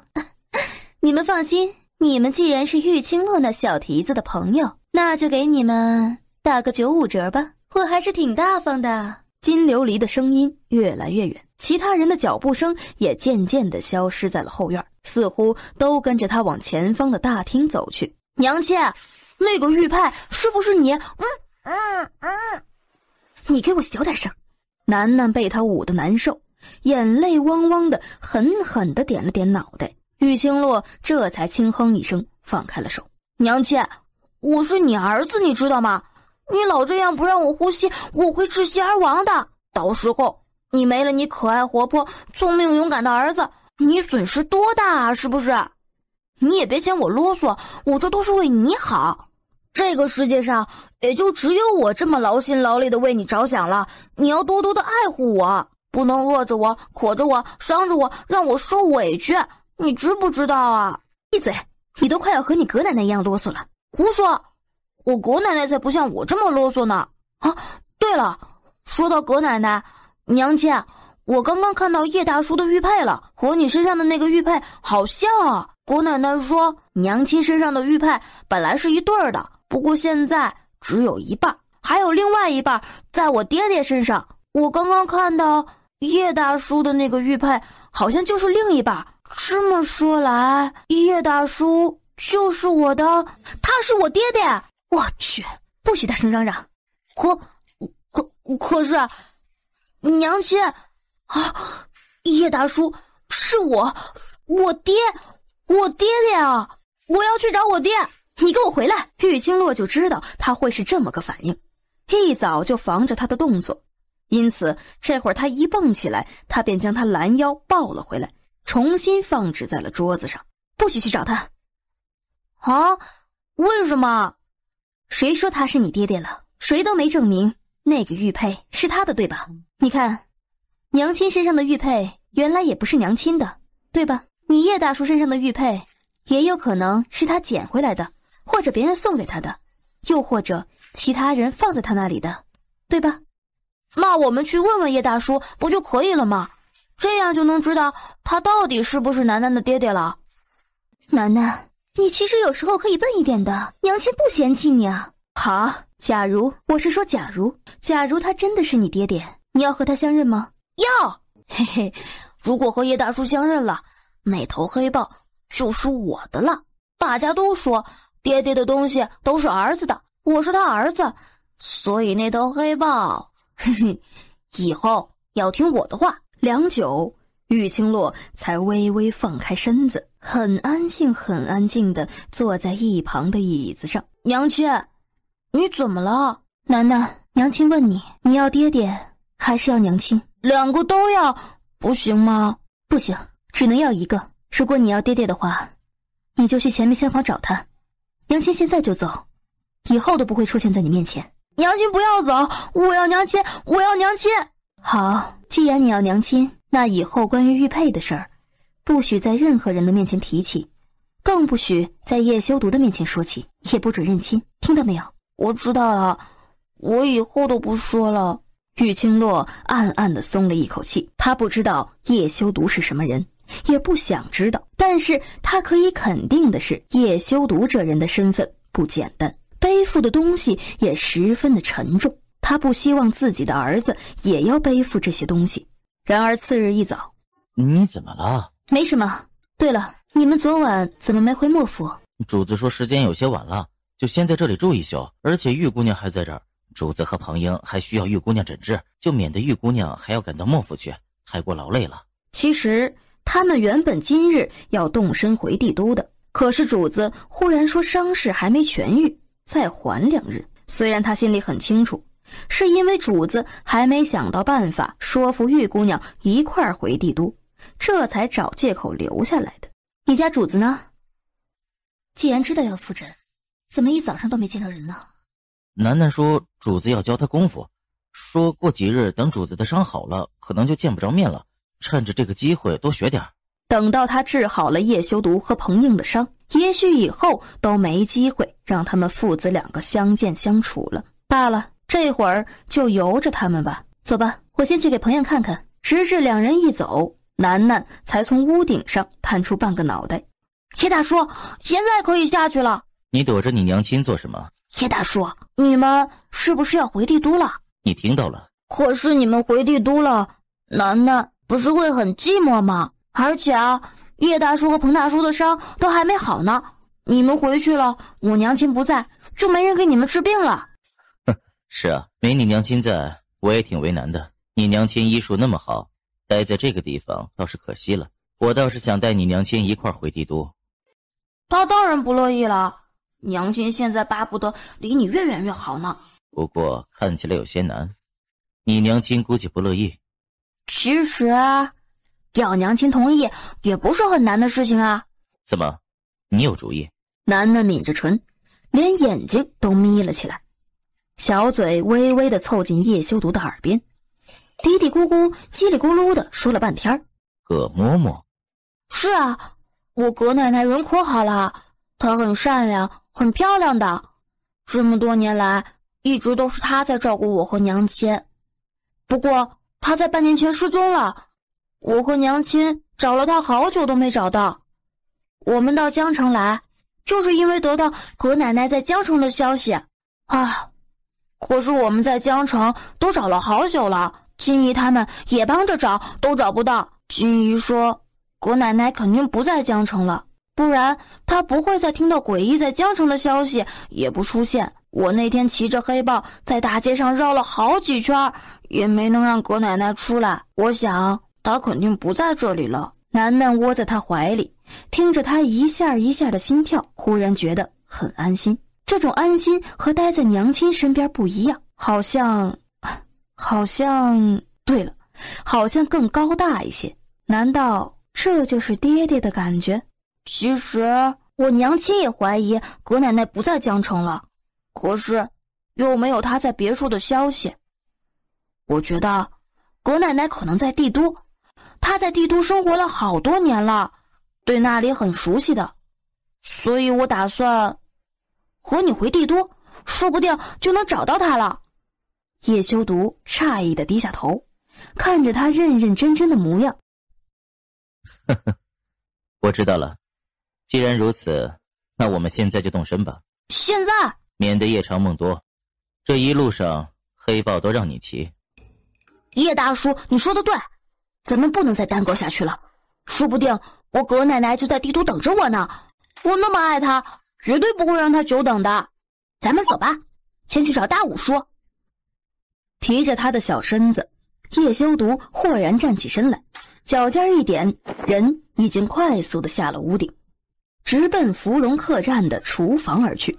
大武脚步虚浮地从厢房内走出来，正好碰到金琉璃。大武，想什么呢？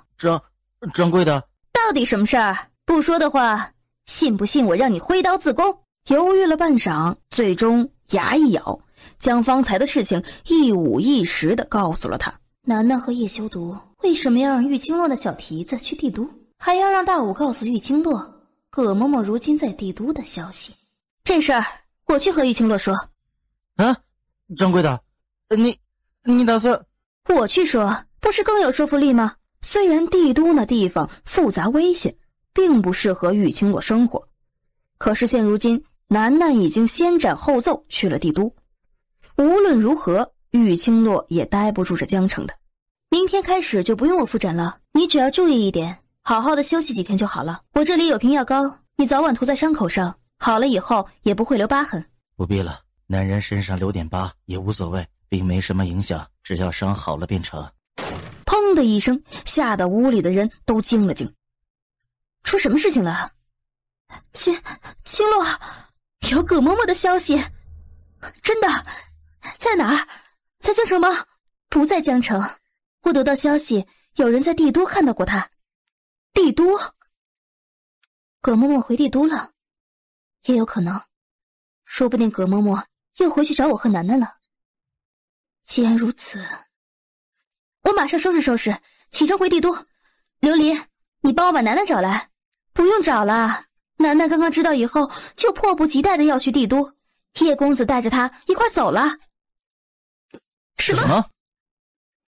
叶修毒深深的吸了一口气，玉清洛狠狠地将东西灌到了地上，面无表情地离开了厢房，朝着后院走去。等到玉清洛的身影都消失了，他才小声地对着他们几人交代：叶公子说了，让你们赶紧收拾收拾出发，沿途要保护好玉清洛，等到了帝都再带玉姑娘去见他。几人纷纷一怔，随即面色严肃地应下了。彭映还待在客栈当中，其他几个人快速地回了莫府，将准备好的东西搬上了马车，略显低调地重新回到了福龙客栈。玉清洛已经提着2个大包袱在门口等着了，见到他们几个，脸色也很不好看。他倒是想先行离开，追赶楠楠，可是他还是有自知之明的，和叶修毒的脚力相比，他自己绝不是对手。更何况他也不清楚那一大一小到底走的是哪条路，就算到了帝都，不知道叶修毒身份的自己也无从找起，所以他唯一的最好的选择便是只能跟着沈莹几人一块儿回帝都。玉姑娘，你坐稳了，我们这就出发。马车的布帘子倏地被人掀起，紧跟着一道轻飘飘的身影也跟着跃上了马车。你来做什么？和你一块回帝都啊？你不是说这辈子都打算待在江城那个客栈里孤独终老了吗？这不是为了保护你和楠楠吗？让你们2个单独回帝都，我还真是不放心呢。金琉璃摘下脸上的面纱，缓缓地吐出一口气。他心里清楚得很，玉清洛这次回帝都绝对不会太过安稳，其他的倒是无所谓，他就怕有人来对付楠楠。虽然那小家伙也不是什么容易对付的主，但是也难保不会有使用卑鄙手段的人存在，有他在，多少能帮上一点。多谢。哟，从你口中听到这2个字还真不容易啊。马车外的莫贤几人彼此对视一眼，没有说话，只是马车的速度微微加快了些许。不管如何，他们如今的任务就是保护好马车里的2个女人。3日后，马车终于驶进了帝都的城门。玉清洛闭着眼，任由沈英一刻不停地驾着车子进了一间高门大院。玉姑娘，咱们到了。玉清洛从马车上一跃而下，抬眸看了看面前的大屋子，这屋子似乎是个别院，府门早就打开了，里面呼啦啦的跑出一众奴仆。我儿子在哪里？啊？主子在哪里？主子还没回来，还没到。不过这样也好，主子还没到，他们也有理由先把玉姑娘留下来。玉姑娘，主子路上可能耽搁了些，这会儿还没到，要不咱们先进去休息一下。这地方他是不想进去，总感觉一进去再出来就难了。好吧，进去吧。叶修毒此刻刚带着楠楠走进了城门。叶大叔，我听葛嬷嬷说帝都临水楼的鱼最好吃了，我们现在就去吃好不好？我好饿啊，口水都流下来了。你看，你看，你看。好，我带你去。他们到的时候正是吃午饭的时候。小店客已满，请2位改日再来。那里明明就还有3、4张桌子，哪里满了？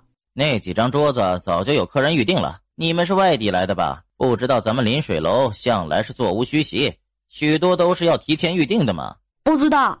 走走走，赶紧走，不要打扰我们做生意。叶修毒冷冷地看着他，手指微动，那店小二忽然扑通一声跪到了地上，直接对着楠楠磕了一个头。请起，请起，我知道你心里过意不去，但是真的不用行这么大的礼，我会折寿的。谁过意不去了？你这个不知道从哪里来的野孩！他的话戛然而止，随即立马换了一张脸，谄媚地对着门口刚下马车的小公子跑了过去。哎呦，这不是万公子吗？您来了，请进，请进，来，小心台阶。你好狗腿啊！还有位置吗？有，万公子是贵客，楼上厢房早就候着您呢。我今日要宴请几个好友，你赶紧吩咐上些好酒好菜，要最新鲜的，听到了吗？叶修毒失笑，一把将他从地上抱了起来。那位万公子是户部尚书万大人的儿子。楠楠点了点头，眼睁睁地看着那个万公子冷艳高贵地踏入了酒楼里面。楠楠的眼珠子滴溜溜地转了2圈。小二，我就是那个万公子要招待的朋友，现在可以进去了吗？店小二差点吐血，指着楠楠的手指都开始发抖了。这个不要脸的，万公子根本就不认识他，他竟然也能睁着眼睛说瞎话。叶大叔，我们进去吧。等一下，你是存心来找茬的是吧？好啊，既然这样，那就别怪我不客气了。来人，把他们2个给我打出去。那店小二一喊，里面立刻呼啦啦地跑出来5、6个人，手里拿着棍子，对着叶修毒2人怒目相向。哈，叶大叔，这些人你能打得过吗？打不过如何？我娘亲说了，打不过要跑，跑不过就用楠楠的超级无敌大臭屁熏死他们。要是熏不死的话，那就只能放毒了。放心，这些人还不是我的对手。啊，太好了，那我就不用酝酿屁屁了。谁知才刚一动，住手！没看到有贵客到吗？这个时候还敢动手？袁公子，对不住，袁公子，酒楼里有人闹事，咱们正要驱赶他们，一时没注意你们，实在对不住。请，里面请。这种人直接绑了丢出去就是了，在这边浪费时间挡了我们的路，是找死不成？知不知道马车里的人是谁？吵吵嚷嚷的，惊了贵客怎么办？是，袁公子教训的是，我回头就让人收拾了他们。袁石又是冷哼一声，回头将马车帘子掀开。二哥，下车吧。马车里的人冷冷地嗯了一声，紧跟着从里面一跃而下。你不是说这临水楼是个好地方吗？怎么我今天看到的倒不像是那么回事儿？让咱们等那么久不说，这门口也是什么人都能站的吗？二哥，这是有人闹事，给咱们赶上了。你要是不高兴，我马上让人把人给打出去。万三哥还在楼上等着咱们呢，咱们先上去吧。是啊，二哥，没必要和这些不入流的人一般见识。把人打出去吧，免得站在这里碍了我的眼，影响了我吃饭的心情。是，二哥，还不动手？这边走，小心点，二哥。要是抱抱在的话，我一定把他咬死你们！我好生气，我太生气了，我生气的连对着他们放屁都不想，想直接放毒了。叶修毒挑了挑眉，一挥手便将对着他们劈头盖脸打下来的人给挥了出去。叶兰平，几年不见，你的架势倒是见长啊。五叔，我还以为你年纪大了，记性也差了。五叔，你怎么在这里？你什么时候回帝都的？你现在是在质问我？侄儿不敢。他似乎十分的惧怕叶修毒，在认清楚他是谁之后，连头也不敢抬起。楠楠惊得下巴都要掉下来了。五叔？叶修毒是这个看起来很嚣张的人的五叔？哇，叶大叔真是好厉害呀！袁公子，我现在有资格进酒楼，有资格在里面吃饭吗？还是说你要让人将我打出去？我不敢，小人不敢。叶大叔，我要吃鱼。带路。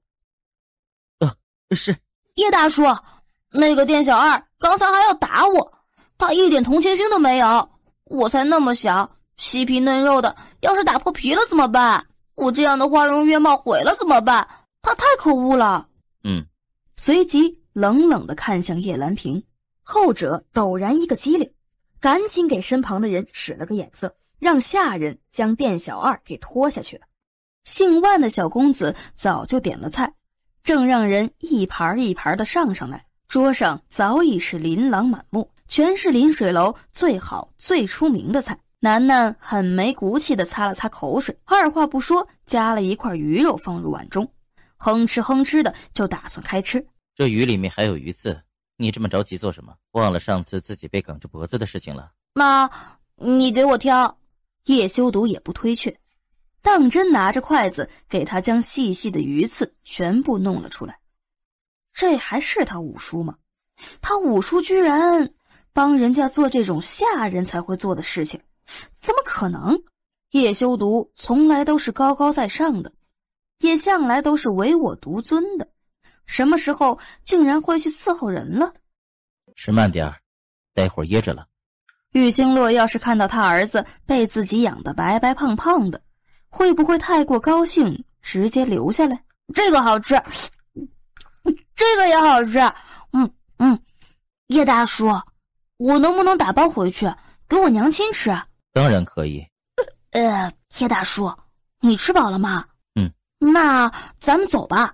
叶修毒瞥了叶兰萍一眼，重新将楠楠抱了起来。今天见到我的事情，我不希望你们告诉别人。五叔放心，我绝对不会说出去的。二哥，那真的是你五叔？是那个传闻中的？难道我还会认错不成？该死，五叔为什么会在这个节骨眼上出现在帝都？他们的马车停得不远，叶修毒抱着小家伙上去以后，才慢悠悠地开始打道回府。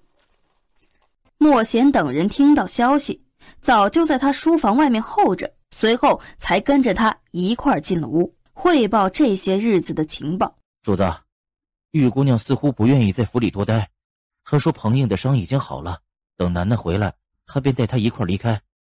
叶修毒点点头，手指轻轻地敲击着桌面，盯着书架上的一个角落，沉默不语。莫贤，你去将这些银票全部换成银锭子，悄悄地抬进库房里。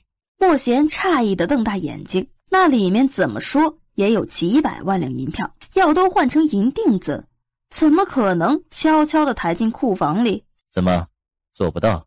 主子放心，傍晚前就会让人将银子送进来。沈英和文天对视一眼，没敢多说话，只是下意识地觉得主子突然这么做是在对付玉姑娘。日头西沉，赶了许多天路后睡得天昏地暗的玉清洛终于懒洋洋地动了动手脚，谁知刚睁开眼，就见身边睡了个软乎乎的身子。半个多月没见，小家伙长得越发的粉嫩可口。臭小子，胆子越来越大了，就算知道那是你爹，你也不能不分青红皂白就跟人家走啊，也不怕被人家给卖了。走开走开，不然我告诉我娘亲，有你好看的。原来你还记得我这个娘亲啊。楠楠眨了眨眼，猛地从床上一跃而起。怎么回事？我不是在叶大叔的马车里吗？怎么现在会住在娘亲的身边啊？这怎么可以啊？我还没做好心理准备，怎么面对娘亲呢？现在我完蛋了。玉清洛双手环胸，挑了挑眉，看着他手足无措的模样，半晌倏地听到扑通一声，小家伙猛地跪在了床上的被子上。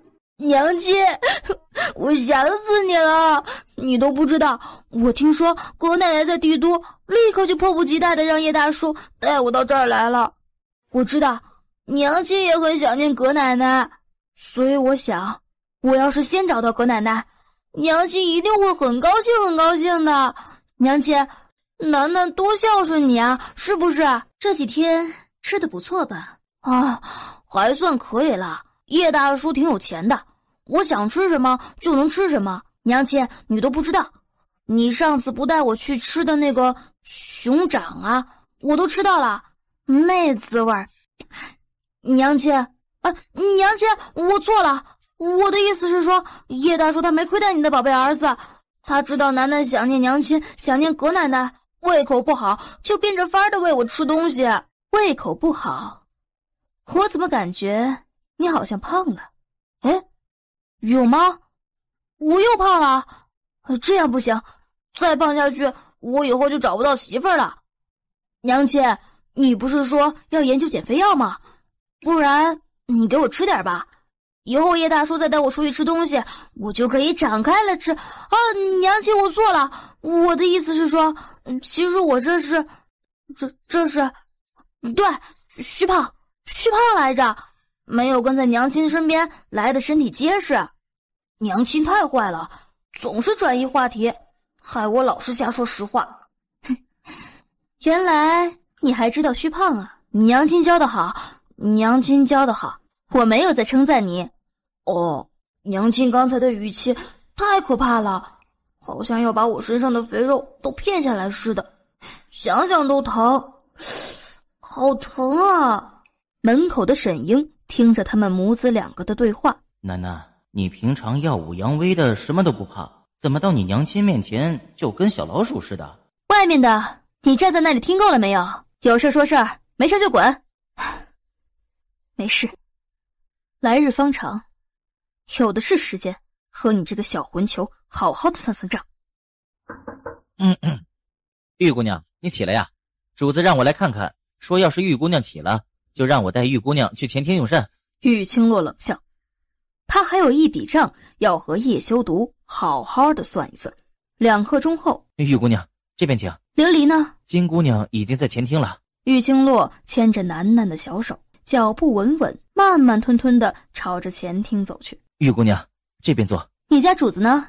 怎么，玉姑娘似乎很希望见到我？当然，不见到你，有些账我找谁算去啊？确实，也该算一下账了。玉姑娘治疗我们这般辛苦，所需的诊金，我也已经全部让人备妥了。听说姑娘不愿意再跟我们一道了。也对，我和庞映身上的伤都好了，是不该再耽搁玉姑娘了，所以我付完了诊金，玉姑娘随时可以走。叶修毒什么时候变得这么干脆了？有些可疑。不对，是很可疑。叶修毒说这些话，反倒像是让他动作快点，吃完拿了银子滚蛋似的。玉清洛越发的心情不好，也因此叶修毒私自带走楠楠的那笔账也被他直接给忽略了。玉姑娘，这些饭菜不合你胃口，这些饭菜是我特地吩咐厨房做的。我想，玉姑娘今日走后，或许再没有机会尝到我们府里厨娘的手艺了，所以让人用最好最新鲜的食材做的。这些菜可都是按照过节来办的。主子，你这样骗玉姑娘真的好吗？这不是逼着玉姑娘早点离开咱们别院，你到底是怎么想的？琉璃呢？不是说琉璃先到前厅来了吗？金姑娘随意吃了点东西，便出去打探葛嬷嬷的消息了。琉璃出门了，怎么没和我说一声？这要是我离开这个别院，琉璃要到哪里和我会合啊？我吃好了，诊金呢？银子自然在库房里。玉姑娘，请跟我来。他们3人一走，前厅里伺候的丫鬟婆子顿时炸开了锅。沈爷，那真的是主子吗？主子今天一直在笑，他怎么了？心情好，就是心情好。可是我从未见过主子心情这么好过，好像就像是面对自己喜欢的人一样。而且沈爷啊，你没有看到主子在看玉姑娘时候的眼神儿，和以前那种冰冷的模样一点都不相同，就显得特别的温柔，还有纵容。林妈，你别吓我，主子怎么可能喜欢玉姑娘？那玉姑娘可是有孩子的人呀。你呀，年纪轻，没经过事儿，感情的事情哪里懂啊？再说，你看主子对那个叫做楠楠的孩子那耐心的劲儿啊，就跟他自己的孩子似的。哎呀，沈爷，那孩子是主子的吗？林妈，这话可不能乱说。好了，我不会乱说话了。哎呀，这不是和你说吗？沈爷，你心肠好，不要去主子面前说啊。要是换了莫爷、文爷他们，我也不敢有这种想法呀。可是，我真的觉得，主子和那个叫做楠楠的小娃娃很有父子的感觉呢。难道他们一个个的都不觉得吗？沈英被林妈说的自己都要癫狂了，赶紧警告前厅的丫鬟婆子不要再议论主子和玉姑娘，自己则迫不及待地往库房追去。沈英跑到库房时，文天、莫贤他们都已经到了，此刻正在开门。然而平日里很空旷的别院，此刻居然堆满了一个又一个箱子，几乎将整个库房都挤满了，连个下脚的地儿都没有。不只是沈英，连玉清洛也不由得诧异了起来。哈，果然很有钱啊！楠楠欢呼了一声，看着那一箱箱打开的银子，当即像是见到了宝贝似的，整个人都扑了上去。这些银子难道就是主子让莫贤去兑换来的？主子怎么可能那么简单的放玉姑娘离开？原来是在这儿等着她呢。这里有1200万两银子，全部都是真金白银，玉姑娘可以亲自验一验。至于剩下的300万，实在不好意思，没有那么多的现银，所以只能给你银票了。希望玉姑娘不要嫌弃。好了，真金都在这儿，玉姑娘可以抬走了。哼，我不介意，你全部换成银票给我。这样不好吧？银票哪比得上真金白银来的实在？其实若不是时辰不早，钱庄都已经关了。这300万两的银票，我也打算换成银子，全部交给玉姑娘的。哼，这300万两银票我就先拿走了，剩下的麻烦叶公子换成银票，我明天再来取。这些真金白银我拿不走也不要。楠楠，我们走。楠楠看到还有那么多的箱子，有些舍不得，想了想，干脆将自己身上的外衫给脱了下来，把银子全部装了进去。可惜衣服有些小，犹豫了一下，又把中衣给脱了下来，继续装银子。楠楠在这边装得不亦乐乎，全身是汗，很是兴奋。玉姑娘，这银子你只能今天拿走，现在拿走。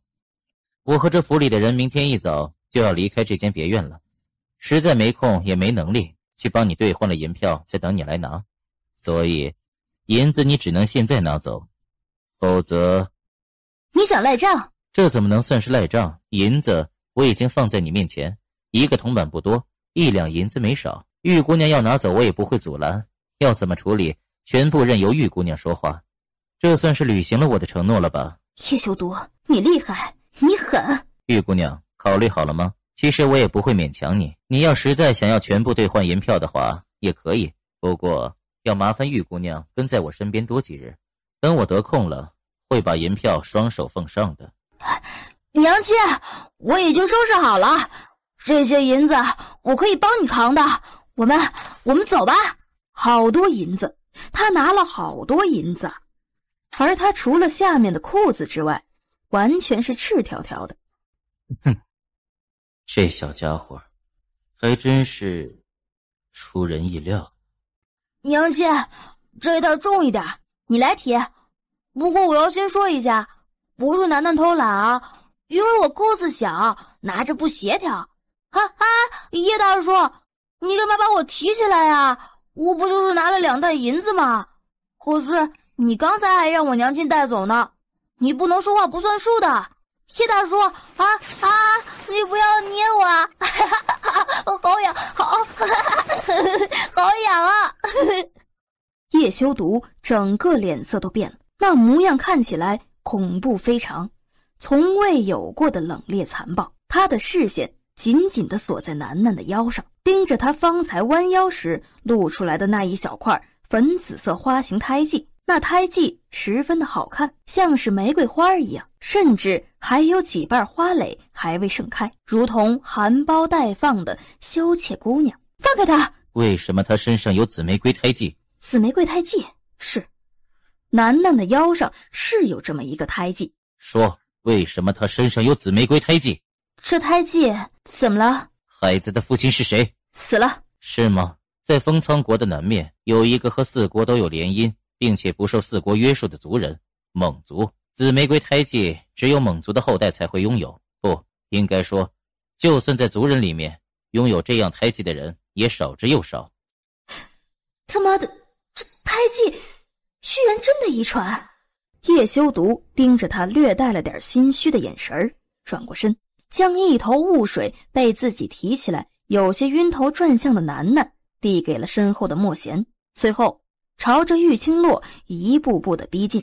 传闻蒙族是受到上天眷顾的一族人，而紫玫瑰胎记就是上天赐给蒙族的恩赐。除了蒙族，如今整个天下还没发现有任何异族人拥有这样的胎记。如今可巧了，这个别院里居然拥有2个紫玫瑰胎记的人，并且一模一样。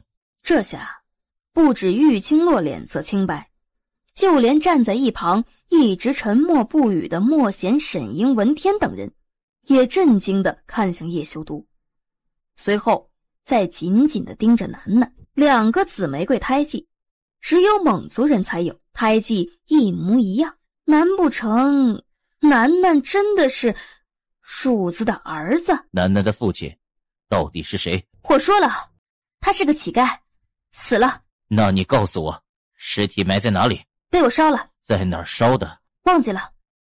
叶修毒倏地扯唇笑了起来。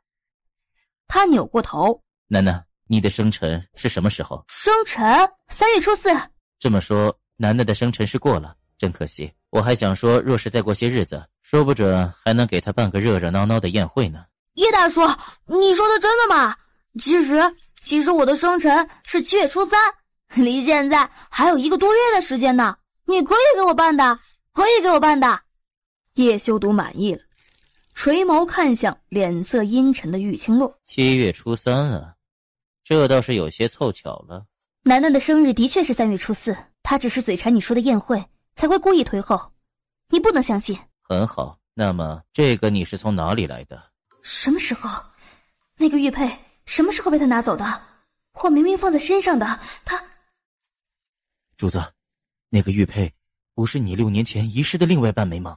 紫玫瑰胎记，7月初3，还有那半枚玉佩，种种迹象都在十分清晰地告诉叶修毒几人，玉晴南就是叶修毒的儿子。6年前的9月，玉姑娘怀了楠楠，主子在9月里的一晚被夫人设计下药，在躲避追踪之时闯入一间破庙，和一位姑娘有了肌肤之亲。6年前的那夜之后，主子原本合二为一的玉佩少了一半，而如今这另外一半却是从玉姑娘身上搜出来的。那半枚玉佩是我捡来的，我看模样挺好看的，便一直戴在身上。既然是你的，那就物归原主，你好好的收起来，免得将来又掉了。我和楠楠还有事情，先走一步，不用送了。我被占便宜了，这个混蛋，你居然敢吻我，还把舌头伸进来。玉清洛只觉得舌尖发麻，像是要被他给扯断了一般，好半天才被松开。到了这个地步，还不敢老老实实的说实话。叶修毒，你找死！双手迅速朝着他的面门直逼而去，双腿对准他的下身猛烈的踹去，一系列的动作又快又狠，压根儿就不给人反应的机会。叶修毒险险的倒退了2步，知道肯定是把他给逼急了。这女人开始下死手，连对准他拍来的手指尖也加了根毒针。主子，退下！叶修毒唇角紧抿，却发现他竟然绕过自己，朝着莫贤冲去。当下脸色一沉，双腿迅速交换2下，十分快速地移动到他的身后，对准他的后颈猛地一劈。下一刻，另一只手上的银针竟然对准自己的大腿，狠狠一刺。叶修毒蹙眉，在他落地之前一把扯过他的手，将他搂进了怀里。主子，送楠楠去穿衣服，让厨房给她熬碗姜汤，别着凉了。直到将怀里的女人安置在床上，叶修毒径自在房间内笑得停不下来。倏地，他的手猛地一僵，有些不敢置信地盯着手掌上那一片黑色的痕迹。中毒？这女人什么时候给他下的？叶修毒简直脑急，恶狠狠地盯着床上的女人，脑门上青筋暴跳。然而这一怒，他瞬间感觉到自己体内气血翻涌，猛地一股黑血直接吐了出来。此刻真的是想把玉清洛掐死的心都有了。只是楠楠父亲的身份曝光而已，只是吻了他而已，竟然要置他于死地。手掌心上的黑色愈发的浓郁，叶修毒皱了皱眉，还是将他给弄醒了过来。窗外月色明亮，屋内烛火跳跃。楠楠呢？我的儿子，我自然会照顾好他。叶修毒，我要带楠楠离开。他是我儿子，你觉得我会任由我儿子流落在外吗？叶修毒，如何？好，楠楠留下，我离开。楠楠留下，你也得留下，咱们得好好的算算账。算账？我们之间有什么账好算的？你生下我的儿子，甚至在知道我们之间是父子以后，也没想过让我们相认，而且还想方设法的阻止楠楠与我相处。这笔账，是不是该算一算？哼，我为什么会生下你的儿子？还不是当年你对我做出那种事情来？如果说到算账，这些是不是也要算？当然，当年毁你清白的人是我，所以这个责任我自然也要负。我们择日成亲吧。成亲？叶修毒，你毒气攻心了。他从醒来的第一眼就知道，这男人中了自己的毒，并且十分的严重。可是这人却一点要问他讨要解药的心思都没有，甚至还平稳地坐下来和自己聊天算账，半步都不退。一口黑血又顺着叶修毒的嘴角缓缓滑下，可是他的嘴角依旧微微的勾起，好似一点都不在乎似的。叶修毒，你要是还不放我和楠楠离开，你中的毒可就真的无药可救了。我说了，你和楠楠都要留下。你不要命了？我的能耐你不是见识过了，中毒而已，死亡对我来说也不是什么大不了的事情。中毒而已，中毒而已。哼，好啊，你既然这么能忍，这么有本事，我倒要看看你能忍到什么时候。到时候死到临头，会不会向我求饶？看看到底是谁能笑到最后，能耗到最后。叶修毒，我可告诉你了，今天如果你中毒死了，我也马上可以带着楠楠离开这里，而你不但留不下我和楠楠，你自己的一条命也就没有了。叶修毒微微闭了眼，想让自己的眼睛清明一点，可是一甩头，眼前的人影忽然分成了两块，越发的模糊了。叶修毒，你要是让我和楠楠离开，我马上给你解药。叶修毒，喂，你只要开个口，让我和楠楠离开。喂！叶修毒猛地站起来，随即狠狠往前栽去，一头栽到了床上，脸色暗黑。玉清洛双眸一瞪，真想一刀捅上去，直接让他去见阎王。我上辈子绝对杀了你全家。掰开他的唇瓣，将一颗白色的药丸喂入他的口中。叶修毒直到大半夜才醒过来，桌上的烛火早就燃尽，屋子里半个人影都没有。人呢？回主子，玉姑娘给主子解了毒以后，就出门寻找小主子了，不过尚未找到。叶修毒又闭上了眼睛，没找到人，那女人便还会回到这里。正想着，房门砰的一声被人狠狠地撞了开。叶修毒，你个混蛋，到底把我儿子藏哪儿去了？你真以为我不敢杀了你是不是？信不信我分分钟把你片成肉片拿去喂狗？信。你醒了？怎么醒得这么快？不至于啊，他中的毒那么严重，最起码也得睡到第二天早上啊。我倒是以为我自己从此醒不过来了，想不到你还是舍不得我死的。我真是后悔救你，时间可以倒退吗？哼，我只是为楠楠积德而已，不想让他以后怪我杀了他的亲生父亲。叶修毒，我儿子到底在哪儿？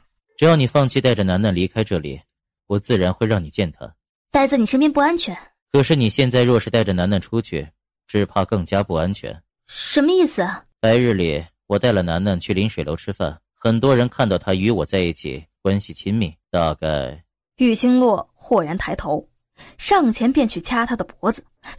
叶修毒，我跟你什么仇什么怨呢？你要这么对付我？留在这里，留在我身边，我会护着你们母子平安。哼，你是觉得我的能力不足以保护楠楠？哼，我如今这副模样，不就是拜你所赐？你的能力我怎么敢小瞧？只不过你当初要离开这里，无非是怕和我扯上关系，多出许多的麻烦。如今我们的关系就算不扯也剪不断了，你就算离开，麻烦依旧会不间断的。既然如此，你为何不待在这里？我府里的人身手如何你也清楚，待在我身边不仅多了一层保障，而且吃住都是免费了，也有丫鬟供你差遣。有什么人对你不利，你也不必亲自出手，只要动动嘴皮子，自然有人替你办事。况且楠楠身边父母俱在，不是让她更开心？还有，你想找葛嬷嬷，你想报复于作霖，你想对付谁，我都可以帮你，无条件的帮你。这货分明在引诱他，分明是在引诱他，而且他说的也没错，待在他身边，至少楠楠有人暗中保护着，他出门在外也不怕他丢了。不成亲，他的意思是他同意留下来，但是不能成亲。不成亲，他的身份会很尴尬。但是这女人分明没将那些虚名放在眼里，也不在乎别人怎么说她。就算真的被人当成不清不楚的女子，她大概也是无所谓的。好，还有，除了府里的人，不能告诉别人楠楠是你的儿子。好，我答应留下。楠楠在哪儿？我要见她。我还有些累，等我睡醒了再去吧。叶修独翻了个身儿，打了个哈欠后又眯着眼睡了过去。天色一亮，外面的阳光便暖暖地洒在叶修独的身上，想起昨天夜里和玉清洛之间的协议，心中的大石总算落了地。那女人留下来便好。门外传来低低的敲门声，进来。莫贤拿着一个小盒子走了进来。玉清洛呢？金姑娘今天一早回府和玉姑娘说了些话，两人便一块离开了。不过玉姑娘说晚上之前会回来的，到时候要见楠楠。这是什么？哦，这是早上平世子让人送过来的，说是给昨天主子带着的那个孩子的小玩意儿，给小孩子压压惊。属下想这应该是给楠楠的。哼，给我吧，我给他送去。是。楠楠昨夜睡得好吗？睡得挺好，就是那几袋银子一直抱着不肯松开，怕我们拿回去。呵呵，是吗？小守财奴。楠楠待的地方并不是别院的这些院落，而是花园假山后面的一个地下密室。叶修独是算准了玉清洛绝对不会善罢甘休，一定会到处找楠楠的，所以才让人把他给藏了起来。你先出去吧。莫贤点点头，转身将密室的门关上，便离开了花园。楠楠，过来。不要。不想喝酒了？想喝。那就过来。那你得保证不会咬我。莫大叔说了，因为娘亲瞒着你我是你儿子的事情，所以你才咬他的。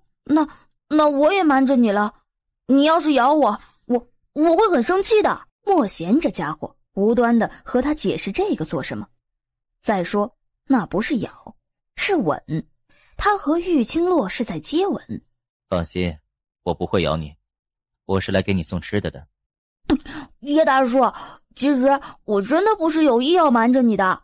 那天我看到你的玉佩了，和娘亲身上的一模一样。我想说的啊，但是娘亲动作更快，她不让我说，还说我要是认了你，她就不要我了。哎，我娘亲这个人啊，就是任性，你别怪她。所以啊，我就故意让你带我到帝都来了。我是不是很聪明？确实聪明。哎，叶大叔，这个是什么？昨日在临水楼的那位公子送给你的。啊，就是那个长得有些搞笑的大哥哥啊。长得搞笑？他为什么要送东西给我？难道是因为我长得英俊潇洒，风流倜傥，玉树临风，人见人爱，天理难容的原因吗？要看看里面是什么吗？果然盒子一打开，一道明亮的光陡然照亮了整个密室。夜明珠。喜欢吗？喜欢。楠楠，以后在这府里你可以叫我爹，知道吗？我喊你爹，我娘亲会不高兴的。你娘亲那边我去说，她会同意的。真的？好像似乎大概，貌似，娘亲是怕叶大叔来着。昨天叶大叔都咬了娘亲了，娘亲都没把他毒死。爹！叶修毒身子一僵，有种难以名状的感觉陡然涌上胸口，心跳砰砰砰的跳得十分的厉害，脑袋甚至还有那么一瞬间的眩晕。叶修毒倏地搂紧了怀里的孩子，静静的一动不动。他想，玉清洛将楠楠给生了下来，真好，真是太好了。爹，我娘亲呢？他和你金姨出去了，晚上会回来的。走，我带你出去，你挑一间你喜欢的院子住。可是我一直都跟娘亲住的呀，娘亲住在哪里，我就住在哪里。楠楠，你已经是个小男子汉了，是不是？见他点点头。小男子汉从现在开始，要学会自己一个人住，知道吗？而且你一个人住，可以有很多的隐私，比如你要把好东西藏起来，单独一个院落，你娘亲就不会知道了。好，那我现在就当一个男子汉。走吧，我们去挑房间。我的银子我要带到我自己的院子里去。然而拖了几下，那个被他拿来放夜明珠的小荷包却在动作之间慢慢显露出了一个角，随即滚到了床底下去了。楠楠没看见，转过头就和叶修毒一起拿着几袋银子走出了密室。你怎么了？玉清洛摇了摇头，看了一眼楼下对面的药铺，他可真够忙的。听说江大夫的医术很好，这帝都的许多大户人家都会出高价让他出诊，这个时间段不在药铺也算是正常。不过咱们也等了一整天了，再这么等下去我也吃不消了。等不到就算了，改天寻个理由让他来府里出诊不就好了。你还真把叶修毒的别院当成你自己的家了，还让人直接上门出诊。你是不知道，那个江大夫派头可不小呢，要他出诊得先约个时间，除非你是官宦人家，势力不一般。你以为叶修毒的身份很简单，他要请这个人还能请不动？我估摸着就算是请宫里的御医，大概也能请到他府里来。哎，回来了，走，咱们去见见这位江大夫。此时尽管已经夕阳西下，但是对面的药铺依旧人来人往。一进门，立刻有药童迎了上来。两位小姐，这边清静，请两位在这里稍后，我马上去找刘大夫过来。等一下，我们要找江大夫。江大夫刚刚出诊回来，有些疲累，已经去休息了。刘大夫的医术也十分的精湛，他过来也是一样的。玉清洛摇了摇头，后者很快从袖中拿出一块银锭子。我就要江大夫。两位小姐稍等，我去就来。请问哪位小姐不舒服？请这边坐。大夫，你瞧瞧我有什么毛病？师傅，你倒是说话呀。看病最急浮躁，我平日里是怎么教你的？你给我出去。金琉璃等他一离开，便起身站在了门边，像是个护卫一样把守着。江大夫，我听说于府于将军的妾室一直以来都是你看诊的。江大夫倏地一惊，把脉的手立刻收了回来，但是这一收，他才发现自己的指尖居然有隐隐发黑的迹象。我听说于府妾室李氏是你诊治的。你是什么人？你身上根本就没病，你想做什么？江大夫这么紧张做什么？我不过就是问个问题，你只要老实回答就是了。是，李氏确实是我医治的。那么能不能请江大夫告诉我，李氏得了什么病？我不知道。不知道？江大夫是前太医院院首高徒，在整个帝都都享有盛誉，名声甚至比宫里的御医都要高。这样医术高明的大夫，这会儿怎么就说不知道别人的病情了呢？你不是给他诊治了好几次吗？李氏身子确实不好，只可惜我能力有限，医术不够精湛，所以看了几次也没能看出来他到底得了什么病。江大夫一定要这样妄自菲薄吗？还是说江大夫一点都不在意自己身上中的毒？果然，江大夫是名医，应该知道这毒不好解。当然，你可能也觉得我在吓唬你，回头可以找你的院手师傅。不过很可惜，这毒是我亲手研制的，除了我无人能解。不然江大夫大可以试试。江云生脸色大变，看着手指尖的黑色开始蔓延，心下已经止不住发颤了。江大夫还是考虑清楚比较好，为了一个与自己不相干的妾室，丧失了自己的性命，多不值得啊，是不是？好，我说，李氏的病并不是大问题，只是虚寒，只要好好调理便能好了。但是李氏心情郁结，未能保持愉悦的心情，才会导致身体越来越无力，甚至时常生病，脸色苍白，再加上曾经落水大病一场，落下病根，才会如此。我每次过去也只能给他开些补身子的药，要靠他自己慢慢调理才行。这人呐，不吃点苦头是永远学不乖的。咱们走吧。哎，等一下，姑娘，我的解药呢？江大夫有医德，不愿意说明白病人的病情，这个我能理解。不过我这人呢，最讨厌别人骗我了。既然江大夫那么不在乎自己的命，我也无话可说。哎，等一下，我说实话，我说实话。江大夫真的要说实话了吗？既然你这么诚恳的话，那我也诚恳一点，告诉你这毒的症状吧。其实这毒药呀，也没什么大不了的，就是让人死状惨了点，全身都像是被腐蚀了一样，一点一点的慢慢变成一滩水，很简单粗暴的。李氏不能生育。李氏不能生育。玉清洛的嘴角缓缓地扯开了一个弧度，这才是他玉清洛想要得到的消息。怪不得于作霖身边这么多年来一个孩子都没有。李氏知道自己的症状吗？知道，他让我不要告诉别人，否则他活不了。既然他不让你说，为何你又告诉于作霖他的病只有鬼医能治，让他去找鬼医呢？你就不怕鬼医瞧出他的病？他怎么知道这件事的？其实这话是李氏让我说的，他怕于家再给他找个其他医术高明的大夫，会瞧出他不能生育的事儿，所以干脆让我告诉于家，说这病只有鬼医能治，毕竟鬼医行踪不定，难以寻找，就算于家真的派人去找，也不一定能找到。得到自己想要的答案，玉清洛将手里的一颗白色药丸递给了江云生，后者急忙伸手接过，犹豫了一下，似乎不打算吃。怎么，你还想留着好好的研究研究？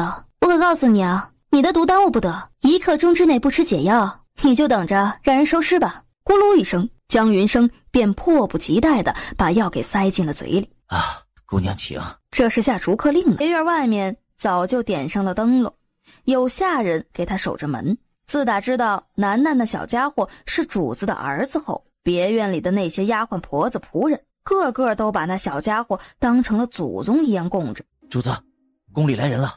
我知道了，他们也差不多该来了。沈英，你也去告诉那对母子，让他们先用晚膳。说罢，转身朝着密室的方向走去。那是每次宫里来人的时候彼此见面谈话的地方。是。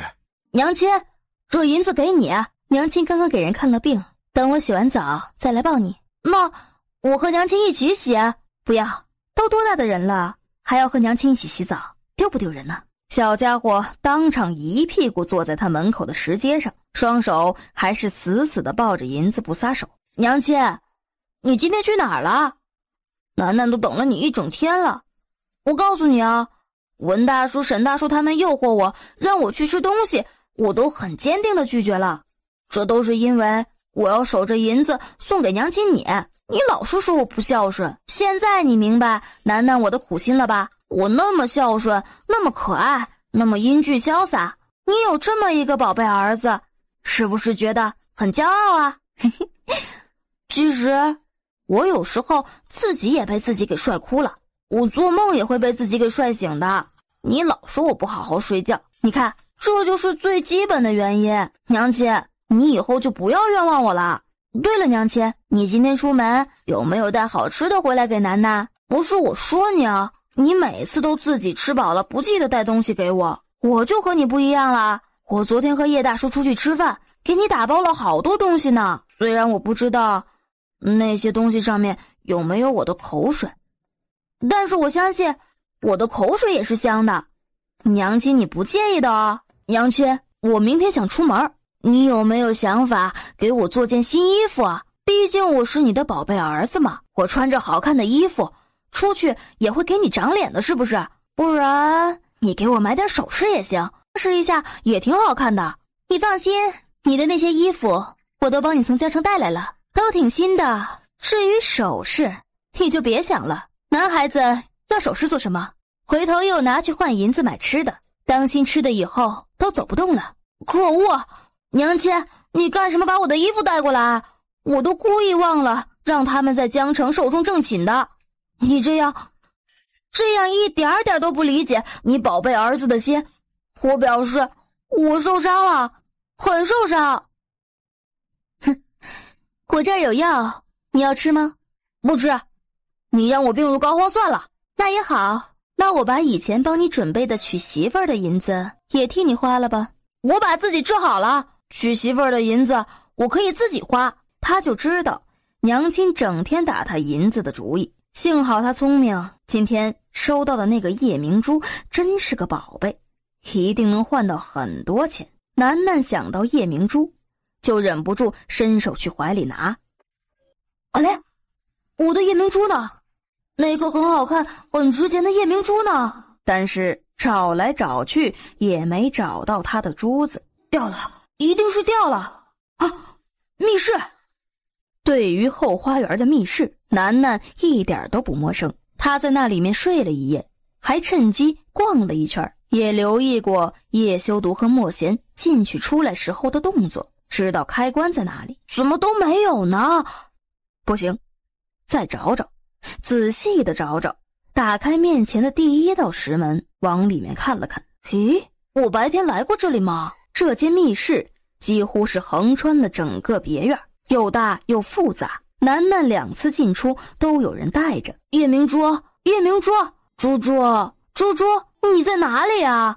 你快点出来啊！应该不是这间房。楠楠终于后知后觉地发现迷路了。真是的，爹爹干嘛把密室盖得那么大，我都找不到出口了。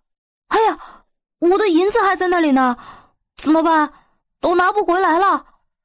不行，等我找出去了，一定要和爹爹好好的谈谈人生。而他口中的爹爹却早于1刻钟前便穿过了2道石门，停在了一扇木门前。奴才见过修王爷。苗公公不用多礼。修王爷，老奴可算是见着你了。坐吧，现在不是在宫里，没那么多的规矩。说起来，老奴也有4年没见过修王爷了。修王爷这几年不在帝都，皇上很是想念你啊。修王爷，既然您回帝都了，为什么不住进王府，也不进宫看看皇上呢？没什么，只是身边还有些事，不方便进宫。父皇身子如何？皇上倒是一切安好，就是常常看着修王爷送来的东西，嘴里念叨着王爷。这是穷山医老给的固本培元的药丸，你拿回去交给父皇。王爷为何不亲自交给皇上呢？我身边有那么多双眼睛盯着，我交给父皇，反而让有心之人多出许多事端。这才将小瓷瓶小心谨慎地收了起来。然而他还没来得及站起身，谁在外面？滚进来！苗千秋一惊，这密室暴露了，有人听到了他们之间的对话。就听到木门被砰的一声推开。楠楠，爹，我可算找到你了。怎么办？我找不到出去的路，也找不到我的银子。我的银子被我放在门口，不知道会不会给蚂蚁叼走了。啊，还有，我找不到我早上睡过的那个房间了。爹，我的夜明珠好像掉到里面，我的钱生钱的计划要泡汤了。你是谁啊？我好像没见过你。他是你爹？义父。什么义父？爹，你明明就是我的亲生爹爹啊！你这样说的意思，难道是说楠楠的娘亲偷人，和别人生了孩子吗？这样我回去告诉我娘亲的，娘亲一生气肯定会把你切成一片一片包饺子吃，这样楠楠就要认别的人当爹爹了。不过没关系，只要新的爹爹疼楠楠，给楠楠买好吃的就行了。你敢？苗千秋瞪着眼睛。这么说来，这孩子真的是修王爷的孩子，修王爷的儿子。我敢肯定，我还是没见过你。这事儿不准说出去，更不准告诉你的主子。楠楠，咱们走吧。王爷，怎么走得这么快？我的话还没说完呢。娘亲，你怎么在这儿啊？我出来散步，正巧走到这里，没想到遇到了你们。娘亲，我也觉得挺巧的。我跟你说，我真的不是有事瞒着你，我只是来找爹的。你叫他爹？叶修毒，这种称谓的问题，你是不是要事先跟我商量商量？楠楠叫了你爹，被外人听到怎么办？你自己的处境有多危险，你不会不知道吧？玉清洛快走几步跟了上去。御书房内烛火闪耀，身穿明黄色龙袍的皇帝眉心微蹙，站在床边，盯着天上那一轮明月。皇上，苗公公回来了。让他进来吧。奴才参见皇上。起来吧，事情办得如何了？苗千秋身子微弯，脚步快速稳当地走到皇帝的身边，低声地将自己在修王爷别院的情况说了一遍。他有心了，怎么还有事没说？皇上，奴才今日在和修王爷谈话时，有个孩子闯了进来。孩子？你怎么这么不小心？孩子呢？不是，皇上，那孩子叫修王爷爹爹。你刚刚说什么？皇上，那个孩子是修王爷的儿子。你再说一遍，给朕说清楚。修儿的儿子？修儿什么时候有了个儿子了？奴才一开始也不相信，那个孩子不知何时进了密室，修王爷原本以为是小小之辈，差点还要杀了门外的人，结果门一开，一个5、6岁的孩子就直接扑到了修王爷的怀里叫爹爹。王爷看奴才在场，似乎不想让奴才知道，原本想否认的，结果那孩子生气了，修王爷就赶紧抱着他哄着他。皇上，修王爷对那孩子疼得很，面对那孩子的时候表情很柔和，奴才从未见过那样的王爷。儿子，走，朕要出宫，朕要去看看朕的孙子。皇上，三思啊！你修儿没说什么时候入宫？回皇上，没有。真是没规矩！你明日一早传朕的口谕，让他进宫请安。都回帝都了，怎么能不入宫？再让他悄悄带那个孩子进宫，就说朕想见见苗千秋。皇上，奴才有话要说。说。皇上，修王爷既然有了孩子，那孩子的娘亲，孩子的母亲，修儿自己成亲了吗？孩子的母亲到底是哪家的千金？身份如何？学识如何？样貌又如何？还有，他跟了修儿多久了？怎么从未听他说起过有这样一个女子？千秋，你见过那孩子的娘亲吗？奴才没见过，只是修王爷出密室的时候，好像和那女子碰过面。我听那孩子叫她娘亲。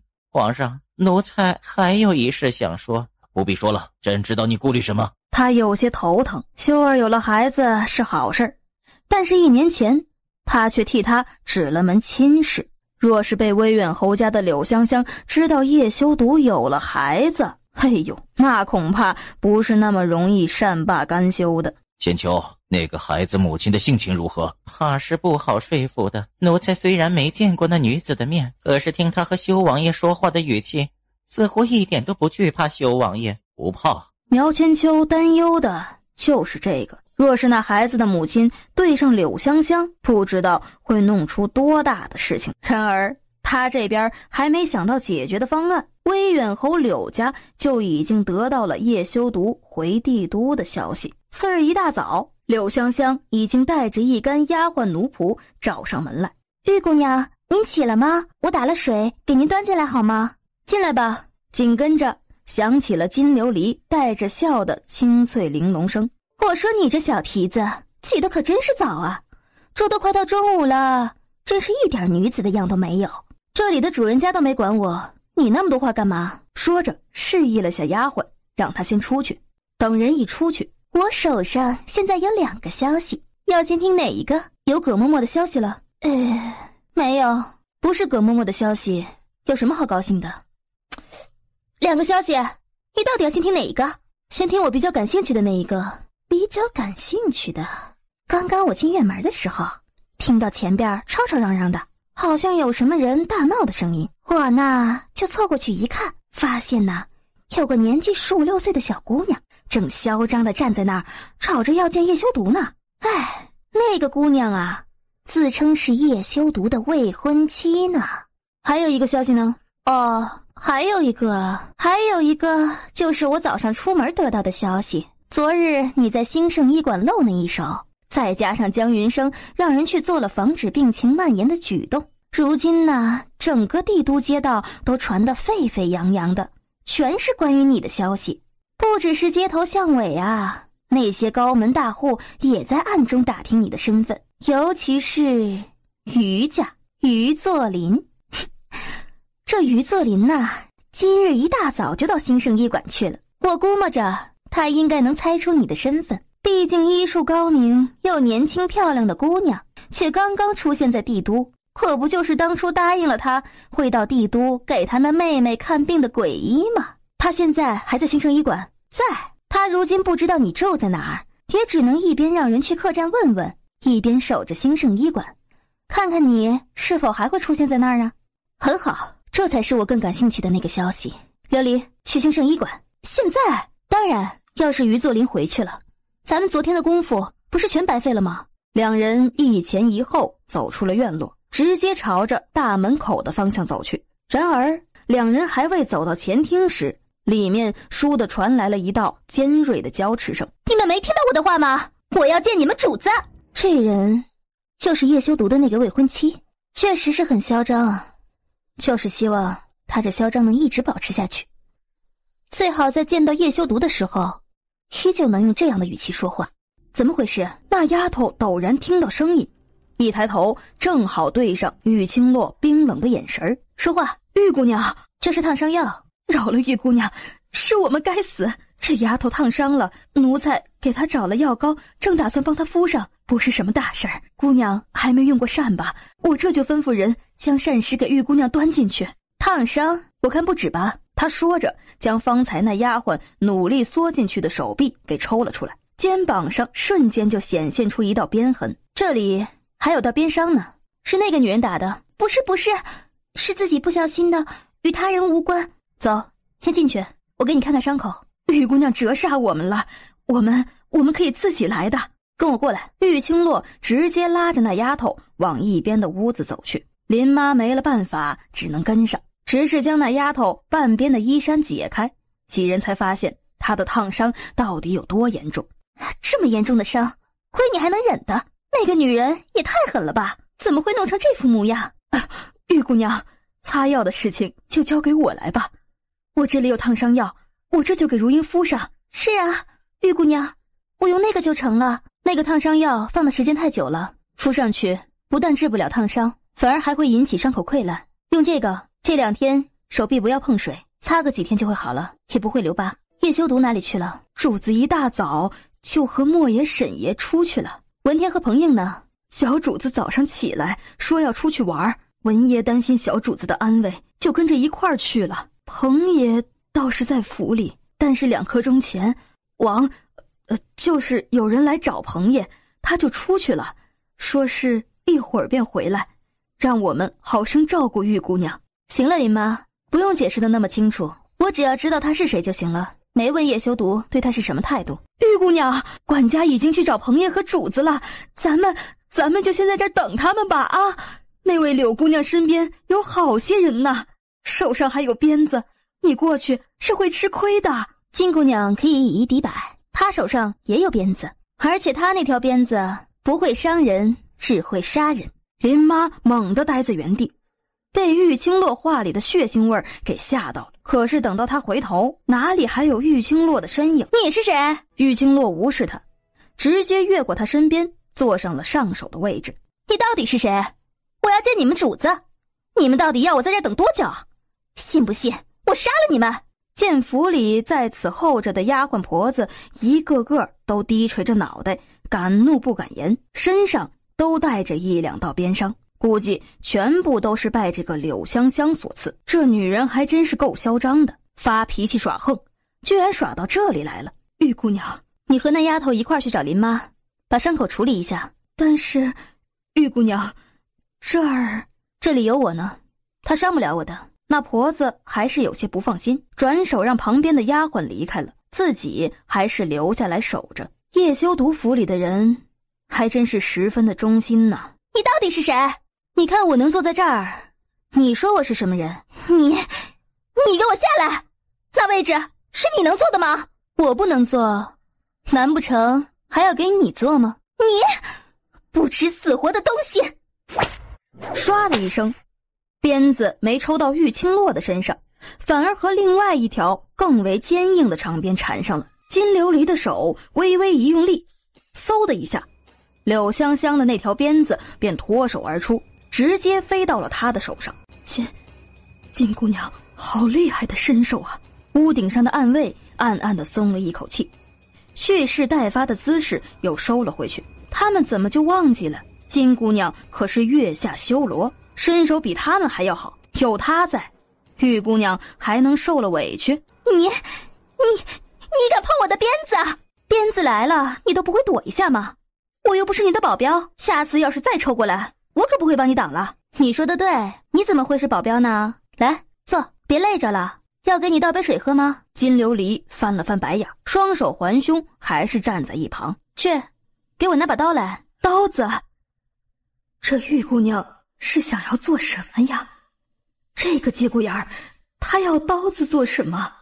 尽管心中诧异万分，那婆子还是乖乖地去了后面，只是片刻，便递给了玉清洛一把匕首。你要做什么？我告诉你，你要是敢在这里行凶，你也活不了。行凶？别吓唬我啊！我不禁吓的，万一一个受不住，真的男人开刀怎么办？你敢？不敢。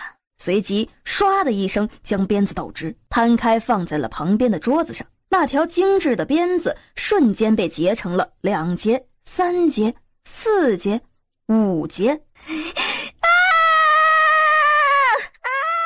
好刀啊，真是好刀。你好大的胆子，居然敢弄断我的鞭子！这是我爹送我的生辰礼物，你居然敢切了它！原来这是你的生辰礼物啊，意义挺重大的，那还真是对不住了。谁让他伤了我家丫鬟婆子呢？我得给他们出口气才是啊！抽他们的是我，关我的鞭子什么事啊？你的意思是，我应该切了你，给我们家丫鬟婆子出气？这个，可是这匕首太小了，切你的话，好像没办法一口气切断呀。方婆，去换一把大一点的刀吧，最好是那种能一下子就把人脑袋给砍下来的。这要是真的闹出了人命，可怎么办呀？到时候可怎么跟主子交代呀？你们还杵在门外做什么？把这个女人给我抓起来，我要她给我的鞭子陪葬。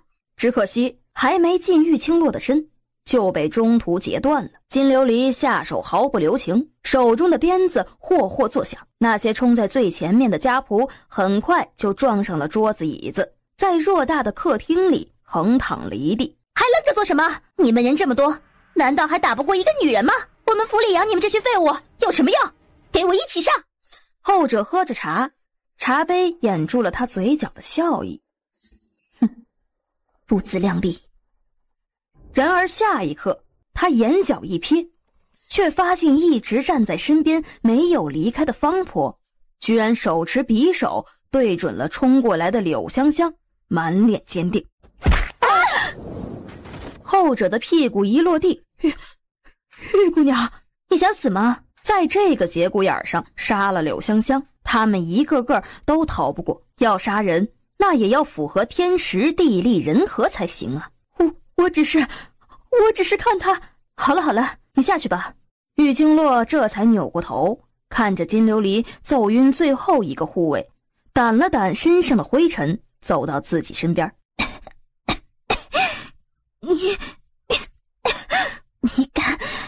你敢对我动手？柳香香，现在还需要我拿把大刀把你给切了吗？你别得意，我告诉你，你今天这样对我，回去以后我一定要让我爹杀了你全家。我怎么不知道什么时候威远侯有这么大的权力，能杀人全家了？来的可真是时候，怎么不干脆再晚一点回来？休修王爷，那个女人她欺负我，你得给我做主啊！这泪腺神经还真是发达，想哭就哭，比楠楠还厉害。等会儿，王爷。玉清洛挑了挑眉，随后在柳香香渲然欲泣的表情下，扭着腰身款款地走到叶修毒的身边，双手很是亲昵地挽上了他的手臂。修毒，你回来了，你回来的好晚，我都等了你好久了。站在叶修毒身后的沈英、莫贤、彭映齐齐地打了个寒战，像是看怪物一样的看着玉清洛。修毒，他不是向来都是连名带姓的叫着主子的吗？现在这么称呼，他们很不习惯呢。王爷，好厉害的身份呢。你不是早就心里有数吗？哼，听说她是你未来的王妃啊。他做梦。哼，不管结果到底是不是姓柳的白梦一场，反正他听了这话，心情十分的不错。你们是什么关系？什么关系？这你都看不出来吗？我们两个，就凭你是什么东西？你也配站在修王爷身边？你配得上他吗？你这个不要脸的女人，给我滚远一点！不然我要了你的命！我配不上他，难道你就配得上？你现在起都起不来了，只能坐在地上呻吟。哼，有什么用？我是堂堂韦远侯的女儿，我的身份比你尊贵1000倍、10000倍。你这个不知道从哪里来的不知羞耻的女人，你连替我提鞋都不配！哼，我配不上修王爷。我告诉你，我和修王爷有皇上的赐婚，有圣旨，我才是修王爷以后8抬大轿抬进门的王妃。你这样的女人连个侧王妃都做不了，你有什么资格站在这里和我说话？我告诉你，你今天这样对我，以后我做了王妃，你还得伺候我，恭恭敬敬的给我下跪磕头。呵呵，好大的架子！柳小姐还没成为修王妃，就敢这么大声的在本王的别院里训话，甚至打伤这儿的下人。以后要是成了修王妃，岂不是要爬到本王的头上来了？修王爷，我也是无辜的，这里的下人对我无礼，我只是想见见修王爷，让他们通报一声而已。可是他们一个个的都不把我放在眼里，不理会我也就算了，还叫来这个女人来此羞辱我，甚至还把我打成这个样子。王爷，你看看，我身上真的都是伤。哎呦，又开始装可怜了呀？装可怜而已，谁不会呀？修毒，原来你已经有了未婚妻了。这女人又在玩什么把戏？可偏偏她这样的脸，配上她柔弱无骨的模样，倒是引得他心头痒痒的，有些舍不得放开了。修毒，你不是说过，如果你对我3心2意，就会去死吗？去死？你在胡说什么？我没有胡说，修毒以前跟我在一起的时候就说过了，今后对我不离不弃，我若死去，他必然殉情，而且他要是娶了别的女人，或者做出对不起我的事情，也一定会自裁。为了证明他说到做到，他甚至吞了毒药，并且把解药留给了我，让我随时可以取他性命。玉姑娘，你形容中的主子真是太痴情了。不可能，怎么可能？修王爷不会做出这种事情来的。你这个女人在胡说八道。我有没有胡说八道？你可以自己问他。后者忍住心里的笑意，依旧面无表情的点了点头。不会的，不会的，我不相信。把这里的人全部丢出去。为什么是我？谁让你早早的回来也不知道出手，差点让柳香香伤了玉清洛。玉姑娘那么厉害，就是她也伤不了她半分呢。主子，你这是欲加之罪呀，她冤枉死了。闹了大半天的笑话终于结束了。玉清洛挑了挑眉，用力地抽回自己的手，风情万种地整理了一下自己的仪容。玉清洛整理头发的手一顿，诧异地扭过头去看，这才发现叶修毒的身边还站着一个男人。你哪位？什么时候站在这里的？见过五嫂。什么五嫂？你口中的修毒是我的五哥，你刚才也说了，五哥和你情投意合，情深意重，情比金坚，堪称一对痴情男女，都有这般的关系了，那你自然是我的五嫂了。这种骗白痴的话你也相信？你的智商和刚才那位柳小姐倒是差不多。你怎么，我说错了？而且你没听到方才那位柳小姐说的话吗？她说她才是你五哥的王妃，你回头记得要有礼貌，见到她的时候好好的请个安，叫声五嫂，知道吗？还和你说话也一向如此吗？不，我的智商和你不一样。几年不见，五哥怎么就这般重色轻友，完全不把我这个兄弟放在眼里了。八王爷，玉姑娘的性子比较率真，你别太在意。率真？你的意思是她实话实说？我的智商真的和那姓柳的女人一样吗？石小英，你果然是捕刀神手啊！沈英欲哭无泪，她真的是冤枉死了呀！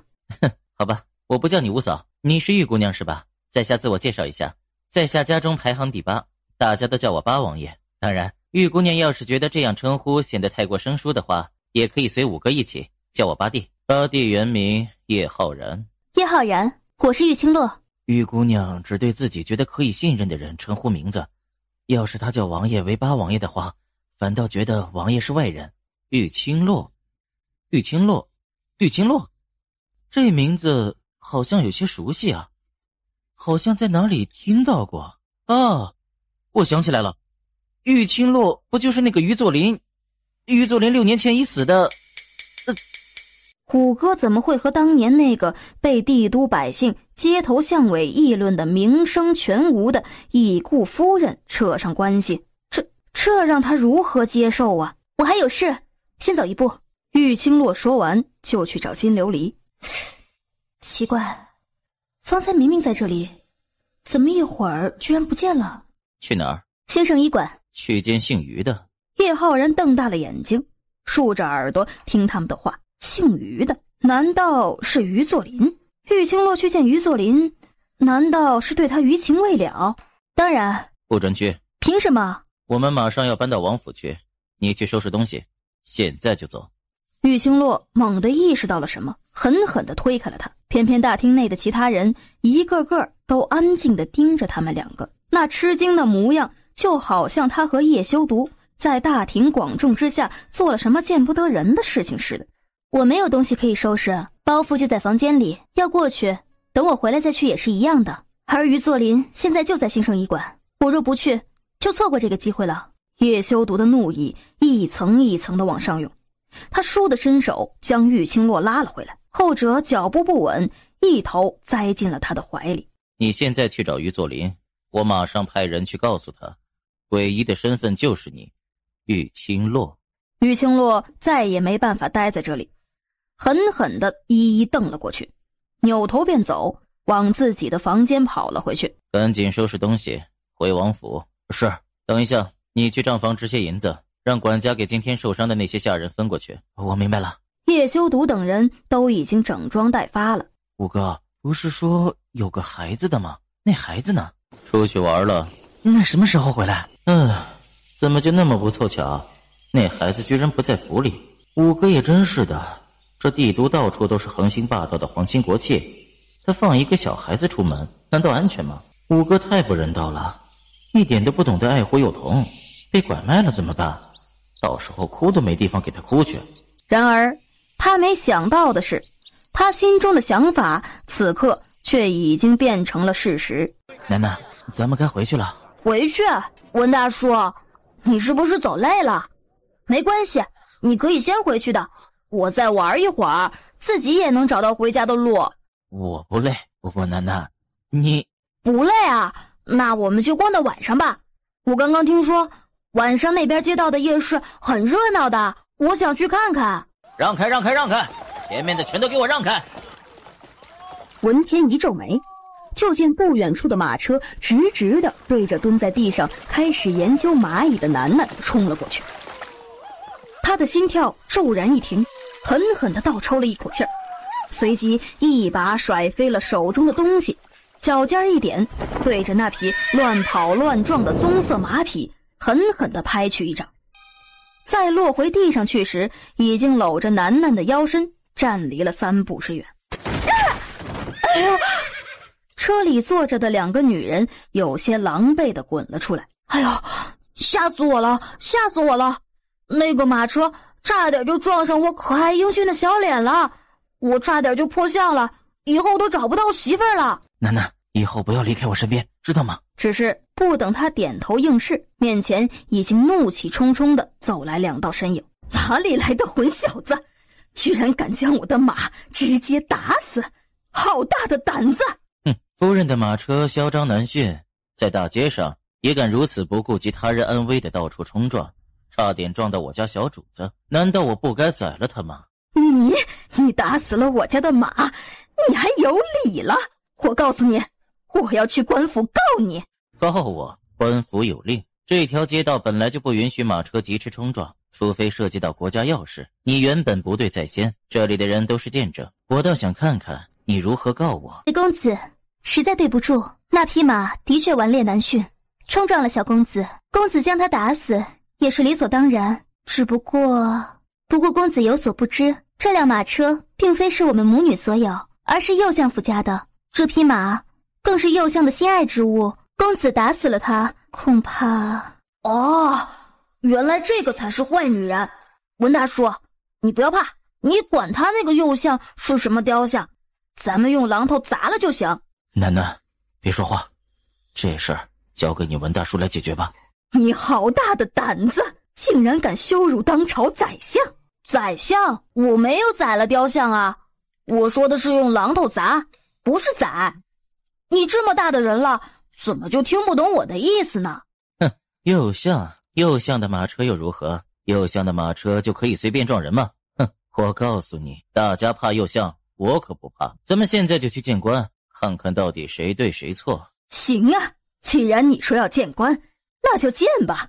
这个公子，就算你见了官，你也得不到好处的。不说这马车是右相府的，就是京兆尹，也是我姐夫兵部侍郎于作霖的好友。见了官，你还要挨顿打，何必呢？我看你干脆给我们母女下个跪，好好的道个歉，这事儿就这么过去了。下跪道歉，这个女人真会异想天开呀！等等，姐夫于作霖，于作霖是他姐夫。这么说来，这个人是于作霖的妾室李冉冉。这个不会吧？时运不济吗？姑娘贵姓？姓玉，玉轻柔。姓玉，果然姓玉。这人竟然是玉清洛的妹妹。楠楠，这2个人好像是你家的亲戚，你说现在怎么办？亲戚又怎样？他们差点撞了我，还害得我一大堆的玩具全部掉在地上摔坏了。就算是亲爹来了都不认，而且我娘亲说了，除了葛奶奶，我们没有亲戚。哼，你们这对坏女人，快点给小爷跪下来唱征服。就在这时，你们在这里做什么？知道挡了谁的路了吗？文天楠楠和陈基心母女2个同时扭过头看去，就见一个侍卫模样的男人提着刀，而侍卫身后不远处停着一辆被挡在路中央前进不得的马车。这位官爷实在对不住，实在不是小妇人有意挡在这中间，只是这人直接弄死了我的马，这才让马车坏了，停在了路中间。我们也想尽快解决了事情，尽快离开，免得耽误各位爷的出行。可是这人冥顽不灵，死都不肯认错，所以才……够了，我不管你们谁对谁错，现在赶紧的把马车弄到别处去，否则耽误了我家主子的事儿，就要了你们的命。玉清柔却忽然挤开那不曾设防的侍卫，一个箭步冲到了那马车的前面。爷，请为民女做主啊！这女人好厉害啊！哦，大概是那衣柜的时候太重，膝盖一定很疼吧？哎，真是够蠢的，好好的跪下来做什么？地上又脏又臭，说不定前一刻刚好有只野狗在那上面拉屎呢。把头抬起来，说说，有什么需要我做主的？民女今日和母亲去右相府赴宴，不想回来时家里的马车出了意外，不能搭乘。右相心善，便将府里的马车借给我们母女2人。只是没想到半路上那马忽然受了刺激，开始狂奔，不受控制。我们母女2人在车内也是心惊胆战，赶紧让街上的人避让，免得伤了他们。只是没想到路中央忽然出现了一个小孩，挡在那里也不听劝告，执意不肯离开，眼看着就要撞上去了。我们当时吓得心都要跳出来了。没想到那个小孩家的护卫不知道从哪里冲了出来，身手似乎很不错，一转眼便把小孩给救了。我们看着也松了一口气，好歹没伤着人。可谁晓得那个护卫心中有气，救了人之后还冲上来，一把将马给打死了。我们母女二人也被甩出了车外，身上都带了伤。我们母女二人好不容易起来，想着原本就是我们不对，人家的小主子差点伤了，怒不可遏也是能理解的。但是那马却已经死了，那是右相心爱的马，原本是好心借给我们，没想到反而因此丢了命，这让我们母女二人如何向右相交代呀？所以这才会挡在路中间。我们也没想过要为难那护卫，只是想着让他道个歉罢了。但是他和他们家的小主子反而羞辱右相，说右相是雕像。那些围观的普通百姓更是个个义愤填膺，只能一个个咬牙切齿地听着玉清柔颠倒是非，同情地看着那对似乎还搞不清楚状况的主仆，甚至已经有百姓悄悄地劝着他们离开。反正文天身手那么好，带个小孩离开，那些侍卫也不一定能挡得住。文大叔，不离开，我一定要让他们赔我银子，如果不赔，我就让娘亲化身母老虎弄死你们。这个档口他当然不会离开，如果这么一逃，反而是丢了他们修王府的脸。哼，我劝你们还是乖乖的给我跪下磕头，再赔点银子就算了，免得待会儿怎么死的都不知道。姑娘，起来吧，我知道你的委屈了。哼，杀了右相的马，竟然还敢如此嚣张，还真是不知天高地厚。请爷替民女做主。来人，把那堆主仆带上来，我倒要看看什么人这么嚣张。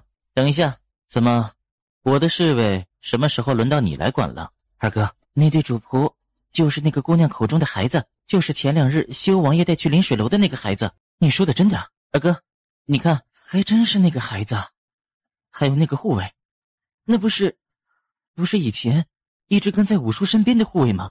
该死，他们是五叔的人，他哪里敢碰？他这辈子天不怕地不怕，连父王都拿他没办法，偏偏只怕叶修毒，只要他一个眼神瞪过来，他就觉得天都要塌下来似的。然而就在这时，紧跟着2道年轻的男子直接从马车里面跳了下来，转眼就跑到了楠楠的身边。见过平王世子啊，免礼免礼。跪在地上的陈基新以为这话是对着他说的，当场想也不想的便要站起身。没叫你起身，跪着。这人想干嘛？他的眼神那么炽热，表情那么淫荡，难不成是看上我了？那可不行，我是男人，以后是要娶媳妇儿的，不能当人家的娈童的。虽然我长得可爱了点，让人心猿意马了点，人见人爱了点，可是我还是很有原则的好吗？楠楠，还记得我吗？就是那天在临水楼里面吃饭的。啊，是你啊，我认得了。哎，小哥哥，你怎么会在这里？难道你又要请楠楠吃饭吗？哎呦，想到他就想到那天临水楼好多好吃的，就是我胃口太小，没吃多少，好遗憾呢。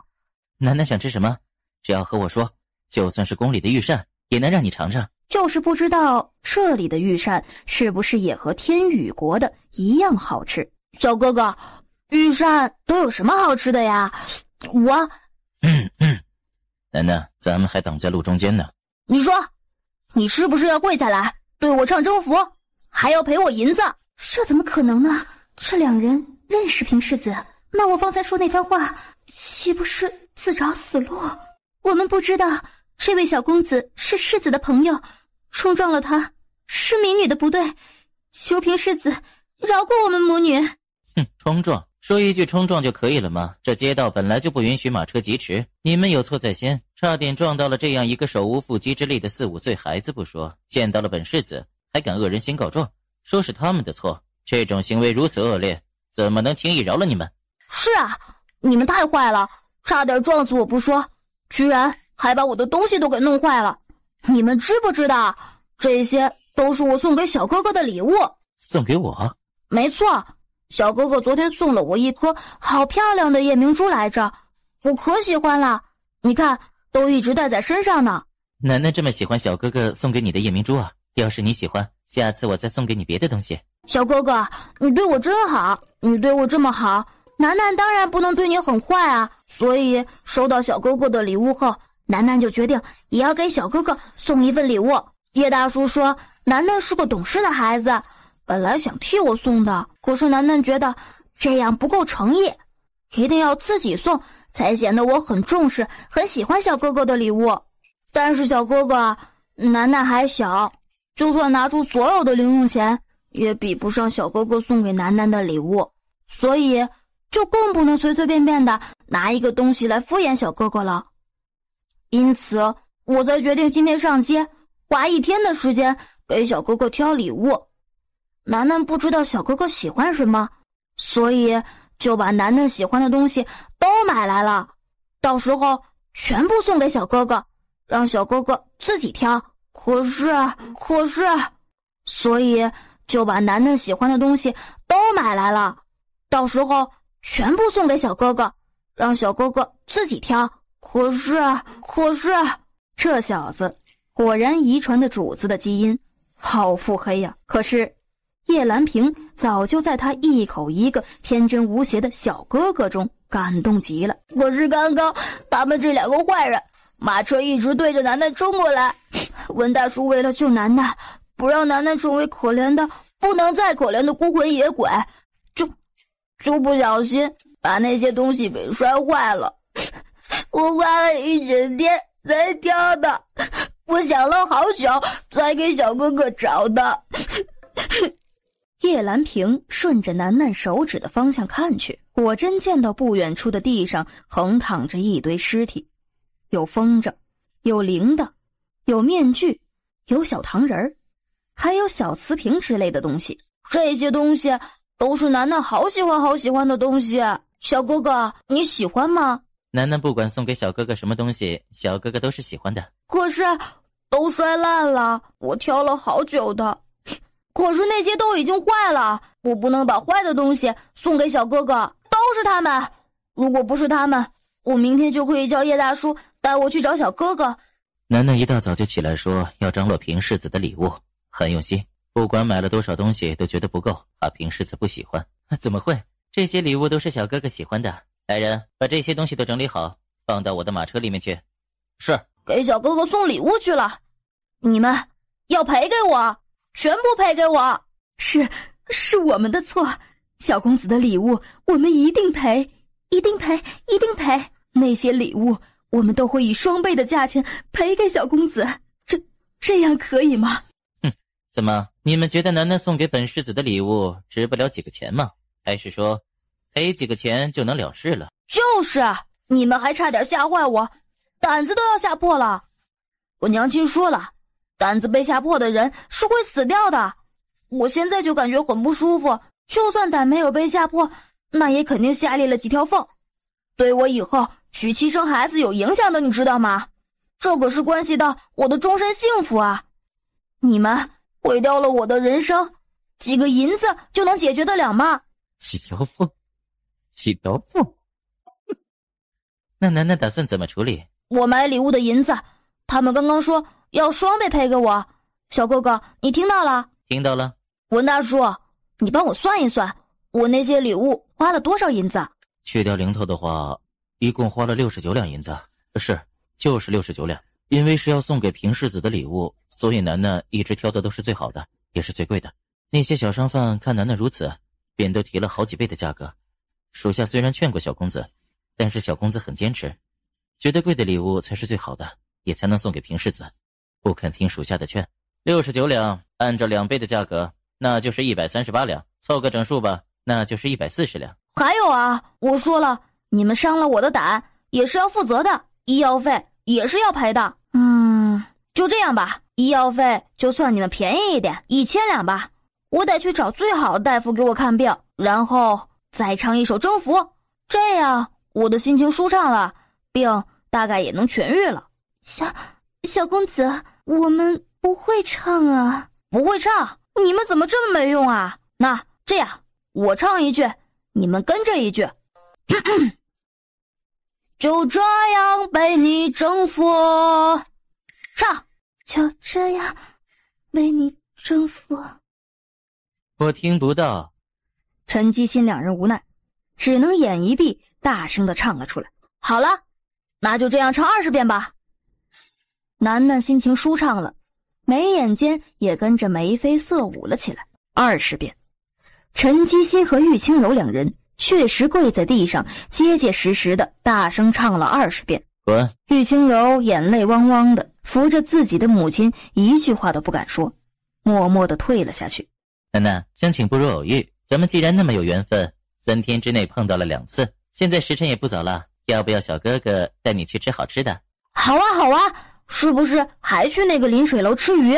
当然不是，临水楼的鱼虽然好吃，但是还是比不过我们保王府的膳食。咱们保王府的厨师，那可是我父王亲自去挖来的，手艺好的不得了。厨师还能从地里面挖出来吗？那一定很好吃。平世子，我看还是下次吧，现在时辰不早了，王爷还等着我带小公子回去，若是回去晚了，王爷会怪罪的。我告诉你，我们家厨师做的糕点堪称一绝，还有熏鸡、糖醋鱼、老鸭煲，都美味的不得了。不过我们家厨师最为得意的就是他自酿的桂花酒，和普通的酒楼不一样，那才是飘香十里，让人恋恋不忘啊。楠楠，咱们先回去说一声，不然主子要着急的。楠楠自动忽略了文天的声音，直接掰开他的手就下了地，蹭蹭蹭的爬上了叶兰萍的马车。快走快走快走，我要去保王府。文护卫为什么一定要阻止呢？难不成还怕我会对楠楠不利不成？他去的是我保王府，我保王府里的护卫不比你差，难道还保护不了一个孩子吗？呵呵，平世子大概忘记了修王爷的脾气了。我只是说要请楠楠吃饭而已，他既然回我礼物，叫我一声小哥哥，我请他吃顿好的也没错吧？就算五叔知道了，他也不能责怪我。文大叔，你站在那里做什么？上车啊，我们一起去保王府吃好吃的。楠楠，咱们改天再去吧，今天都那么晚了，主子他们都在府里等着你，要是你没回去，他们肯定到处找你的。文大叔，我就是去吃点东西，吃完了就回去，你忍心拒绝我吗？我今天都被欺负的那么惨，好可怜好可怜的，不吃点好吃的，我会一整天都不开心，晚上都睡不着觉，明天一定会生病死掉的。难不成文护卫是怕了我们保王府？好，不过你得答应我，吃好了就回来。这个自然不可能的，他还打算要去吃御膳呢。那就烦请平世子派人去修王府禀报一声，免得王爷着急。回去。马车慢慢吞吞一路行了大半个时辰，才终于停在了保王府的大门口。吃饭吃饭，小哥哥，我肚子好饿。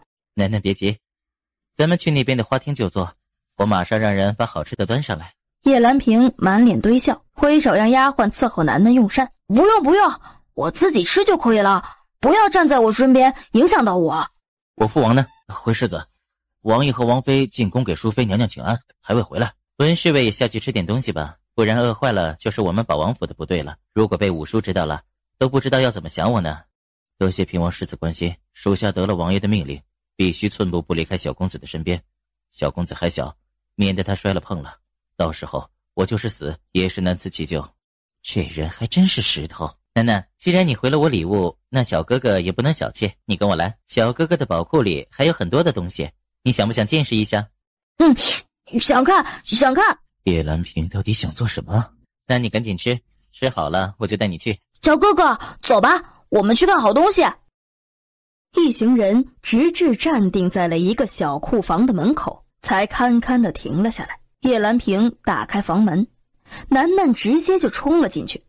怎么，文护卫要进去吗？可是这地方可不能随便进的。文护卫虽然是我五叔的人，但是也该是个懂得尊卑的人吧？什么地方该进，什么地方不该进，难道不知道吗？呵呵，这个叶兰萍果然没安好心。文护卫何必如此紧张？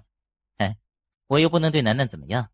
不说那小家伙很讨人喜欢，我舍不得伤害他；就说他是五叔府里的人，我也不敢对他怎么样啊。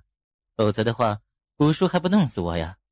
你放心，我就是让他去挑个喜欢的东西送给他，最多一炷香的时间就让他出来，行吗？一炷香。小哥哥，我能不能挑2样？好啊，楠楠，找哥哥和你玩个游戏好不好？咱们玩我问你答的游戏，怎么样？楠楠皱眉，怎么一点技术含量都没有？这么老土的游戏，他怎么就会喜欢呢？楠楠用更加怜悯的眼神再次很慎重地点了点头。叶兰萍眼皮子跳了跳，她怎么觉得楠楠的眼神很怪异呢？难道自己刚才用膳的时候脸上沾了什么东西吗？楠楠今年几岁了？5岁。那到底是4岁还是5岁？现在轮到我问了，小哥哥，你说要带我去吃御膳，是不是真的？咱们现在出发好不好？我很想去的，好不好？吃御膳？那不过是我随口说出的话而已，这家伙怎么当真了？而且还要求现在去，开什么玩笑？皇宫是能随便进出的吗？那个楠楠，御膳在皇宫，我们不能去的。好了，楠楠，这次轮到我问了，那个你和我五叔是什么关系啊？我不说。为什么不说？你现在不带我去吃御膳，我不开心，游戏不陪你玩了。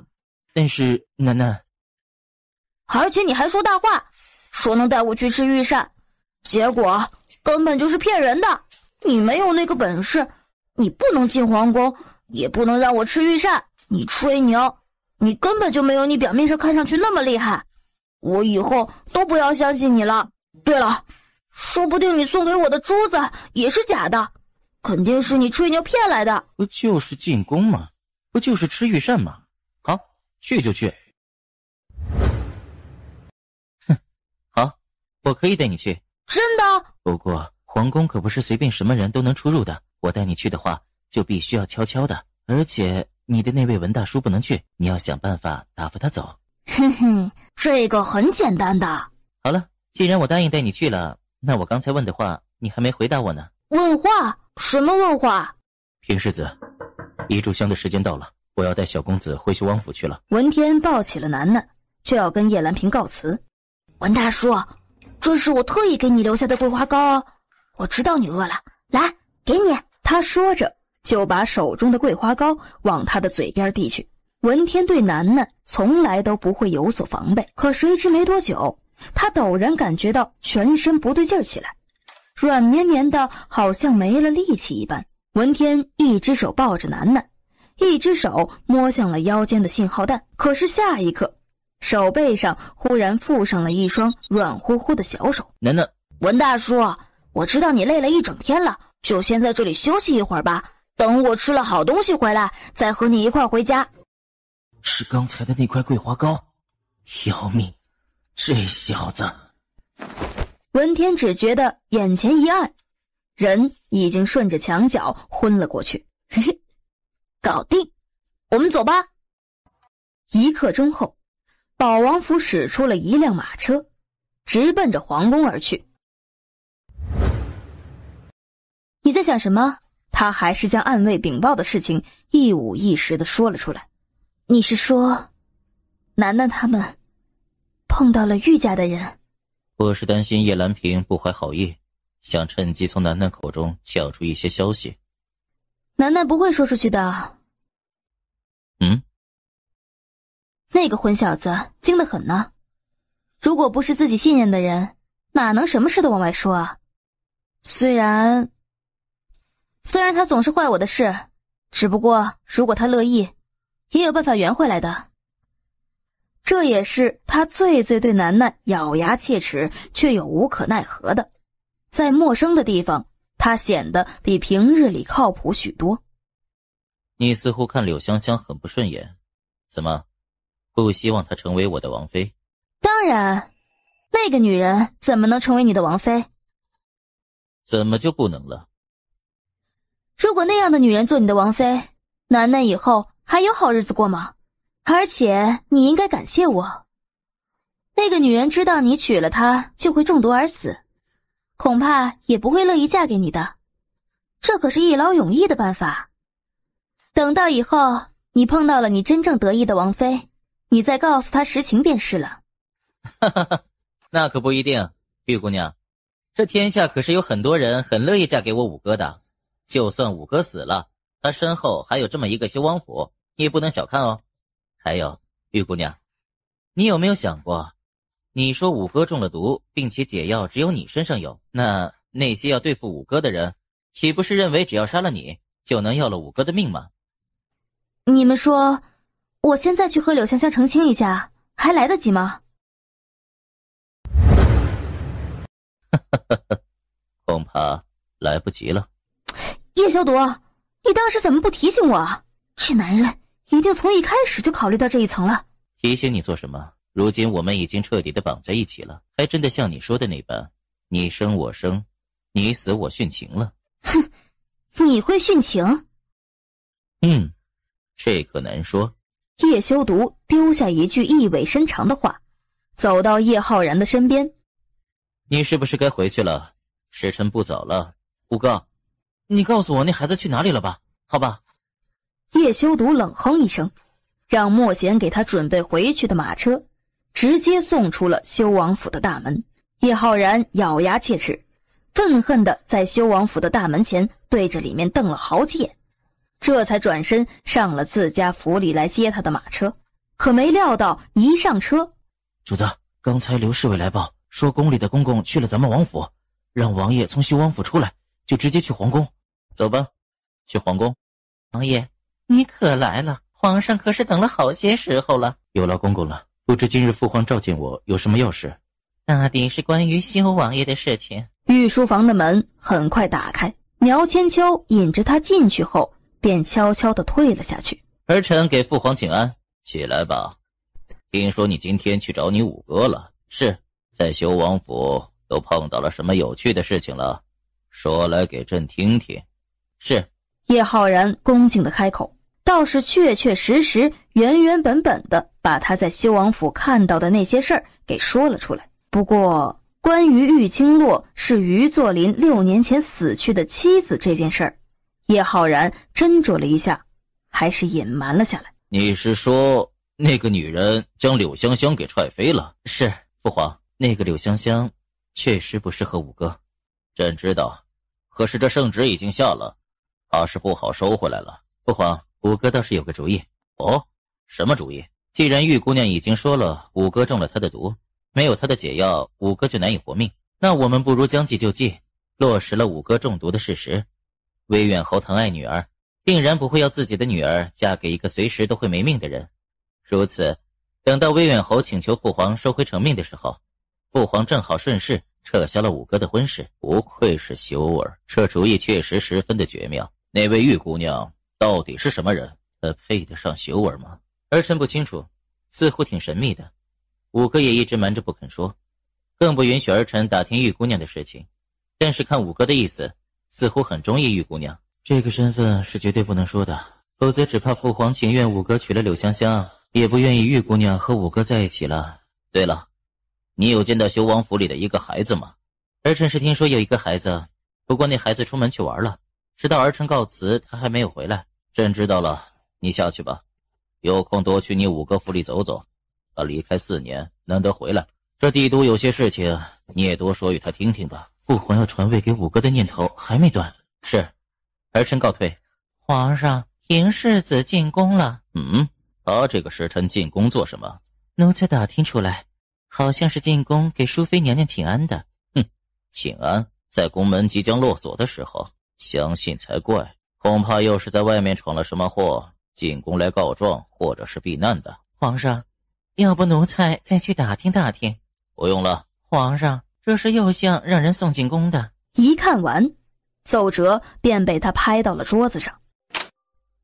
朕说叶兰萍怎么会突然进宫？原来是打死了右相的马。打死了右相的马，这平世子的胆子真是越来越大了。明明知道右相是什么人，也敢去招惹他。立刻让他来见朕。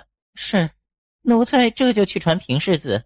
叶兰萍带着身后的小厮，以及乖巧的跟在身后的楠楠，三人才刚刚临近升平宫外，就见到一个太监模样的人上前请安。楠楠早就得了叶兰萍的交代，让他见到陌生人的时候直接躲到小厮的身后去。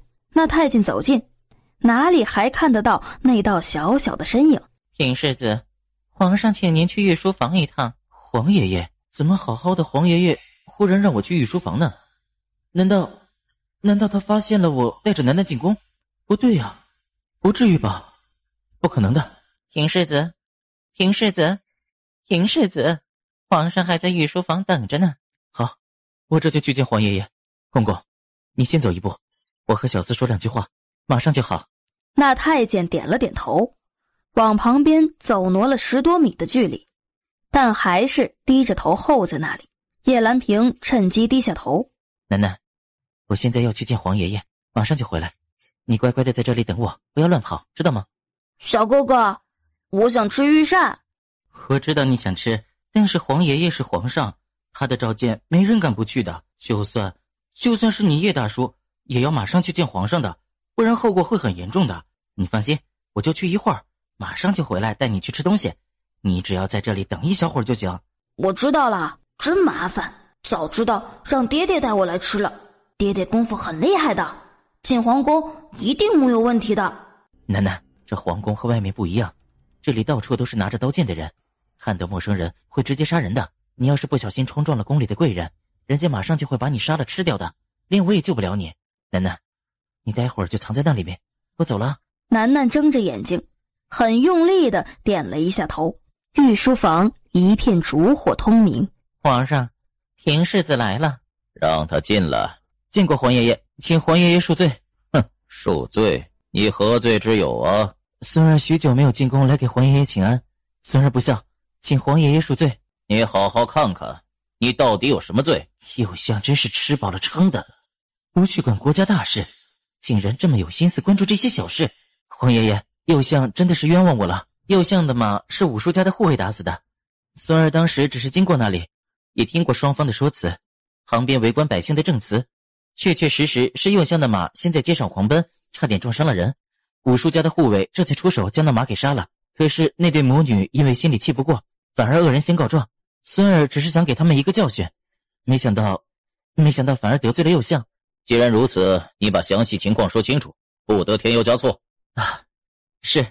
这才将街上的事情原原本本的说了一遍。这么说来，是那马车差点撞上那个叫楠楠的孩子。孙儿不敢撒谎隐瞒，当初围观的百姓很多，大家都看得清清楚楚的，马车横冲直撞已经让旁边的商贩受损，只是他们碍于右相家的马车不敢声讨而已。这事儿朕会让人好好的调查，若是属实，朕自然会秉公处理。除了右相的马，奏折上面其他的事情，你又如何解释？孙儿不敢解释，这些确实是孙儿冲动之余仗着自己年轻气盛闯下的祸，请皇爷爷惩罚。念在你年纪尚小不懂事，你做的这些错事，朕就从轻发落。从明天开始，给朕在保王府里面闭门思过，2个月内不许出门。是，孙儿定会好好的反省自己的所作所为，不会再犯。你下去吧，去给淑妃请完安，就早点回府。孙儿告退。叶兰萍匆匆地往淑妃的升平宫走去，走到假山那里时，左右看了看。楠楠，楠楠，出来吧。叶兰萍凑过去一看，除了昏倒在地上的自家小厮之外，哪里还有半个人影？楠楠不见了。楠楠，楠楠，快点出来，别躲着了。快点，小哥哥带你去吃御膳了，再不出来，东西都被吃完了，咱们就什么都见不到了。楠楠。叶兰萍的身子发颤得更加厉害了，当即一脚踹向了昏在地上的小厮。你这个混账，我让你在这里看着人，人呢？世子，我也不知道，那小鬼原本好好的待在这里的，可是等了好一会儿没见世子回来，他就等不住了，非要出去找您，但奴才不让，他还狠狠地踹了奴才2脚，然后就不知道往奴才嘴里丢了什么东西，奴才就晕过去，什么都不知道了。我要你有什么用？一个小孩子都看不住，你干脆给我去死！世子饶命！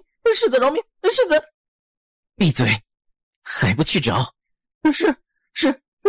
叶兰萍也不敢再耽搁了，急急忙忙地跑去了升平宫内。还没走到殿内，宝王爷和王妃却正巧出来。平儿，你没事吧？没，我哪里有什么事啊？我进去给祖母请安去。回来，你祖母歇下了，不要去打扰她。这么早？你祖母身体不舒服，你就别去打扰她了。而且，刚刚皇上身边的小公公过来说，皇上罚了你闭门思过，你还是赶紧跟我们回去，免得再惹你皇爷爷不高兴。可是祖母不舒服的话，我就更应该待在这里照顾她，才能以尽孝心啊。好了，平儿，赶紧回去，别再多生事端了。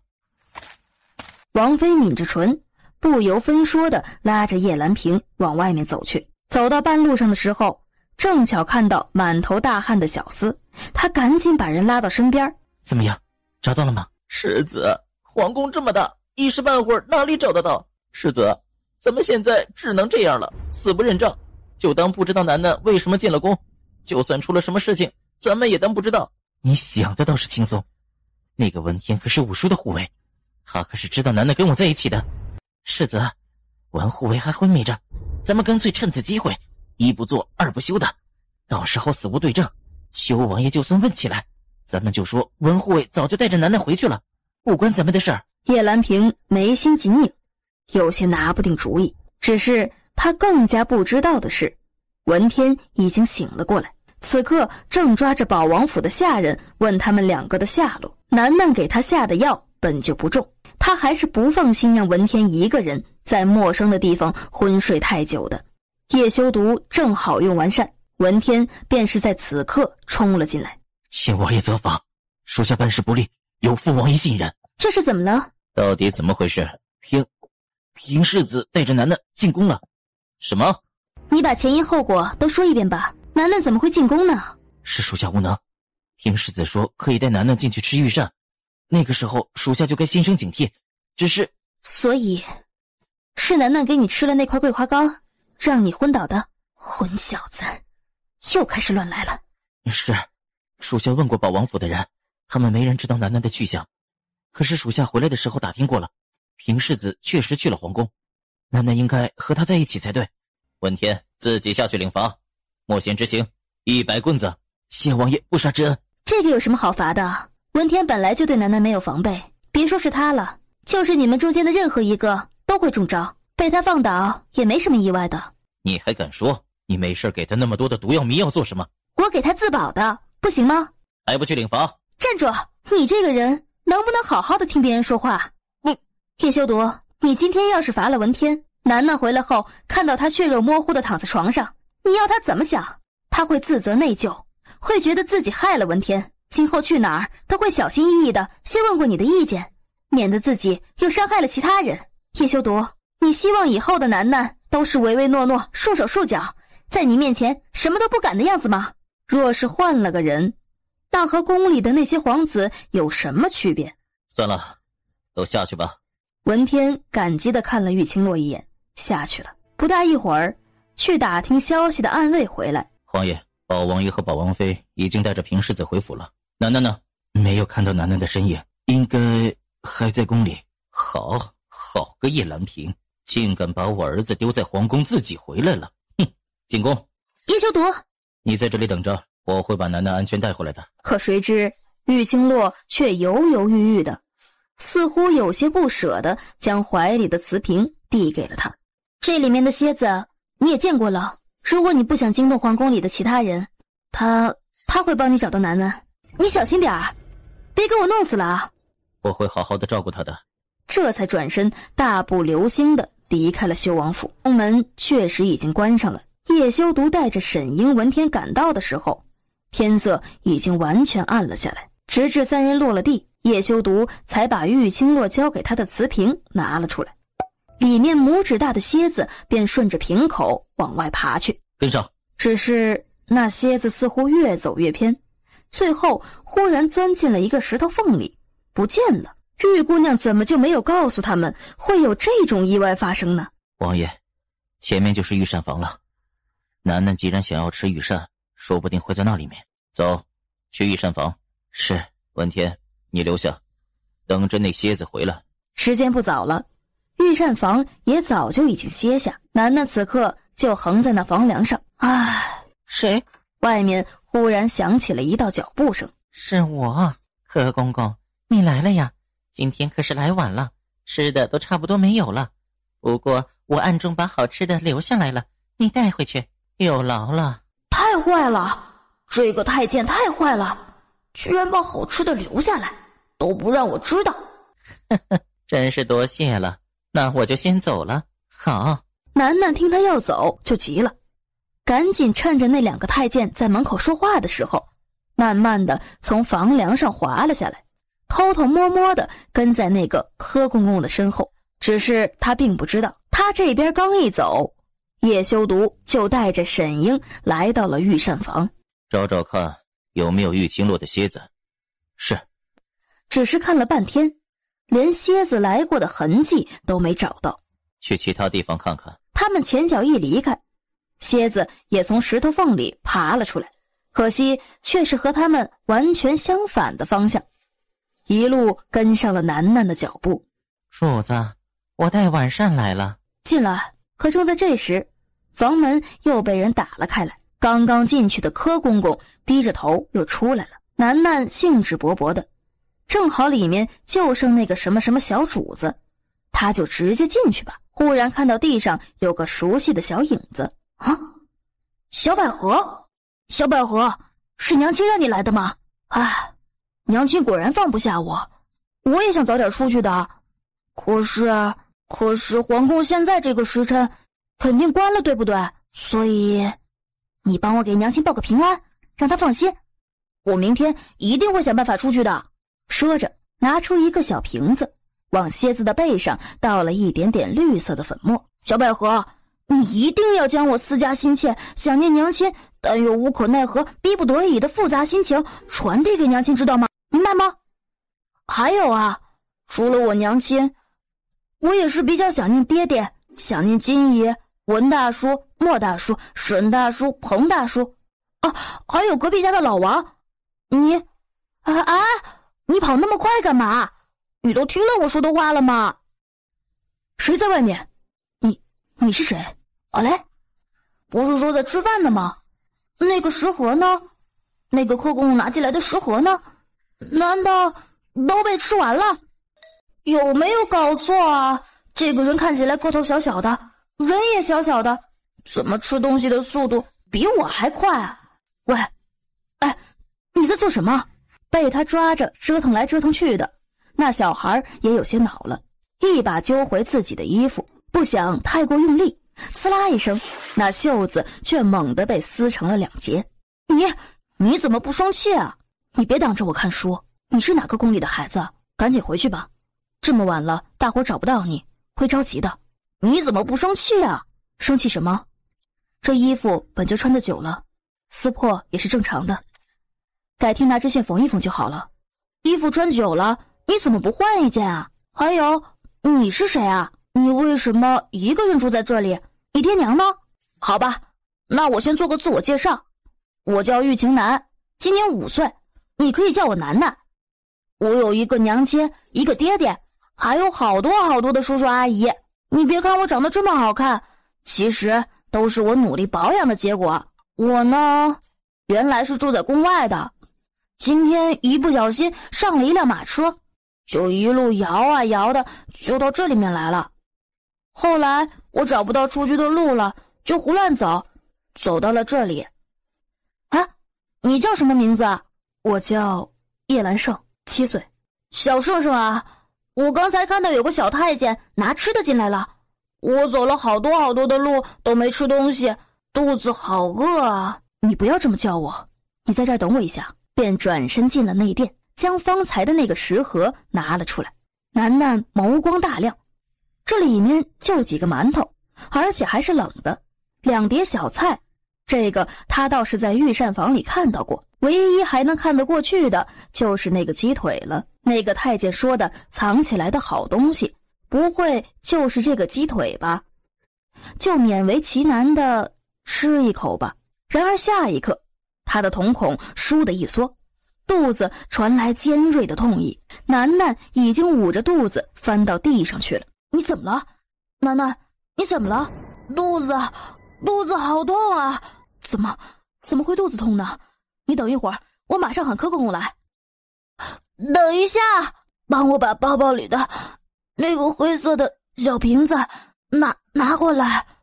哦，叶兰生顾不得许多，按照他话里的意思，在他随身携带的包包里翻了起来，才将他说的黑色瓶子给拿了出来，从瓶子里倒出2颗药吃了下去，这才长长的呼出了一口气儿。你怎么样了？那个鸡腿有毒的。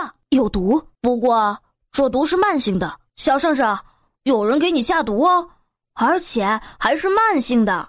因为自小身子不好的原因，楠楠对一般的药物都十分的敏感，再加上玉清洛的调理更是和普通人不一样。如今就算是慢性的很轻微的毒药，他吃下去也是有反应的，可以及时治疗。小主子，楠楠率先拿着鸡腿闪到了内室里面去。这件事情不要说出去啊！柯公公，什么事儿？小主子，你用完膳了吗？时辰不早了，奴才服侍你休息吧。我刚用完，睡不下，想多看一会儿书。你下去休息吧，不用照顾我了。是，奴才告退。不一会儿，门外响起了离开的脚步声。藏在内室的楠楠这才探头探脑地走了出来。为什么不让柯公公知道？我的身边只有柯公公一个人可以信任了。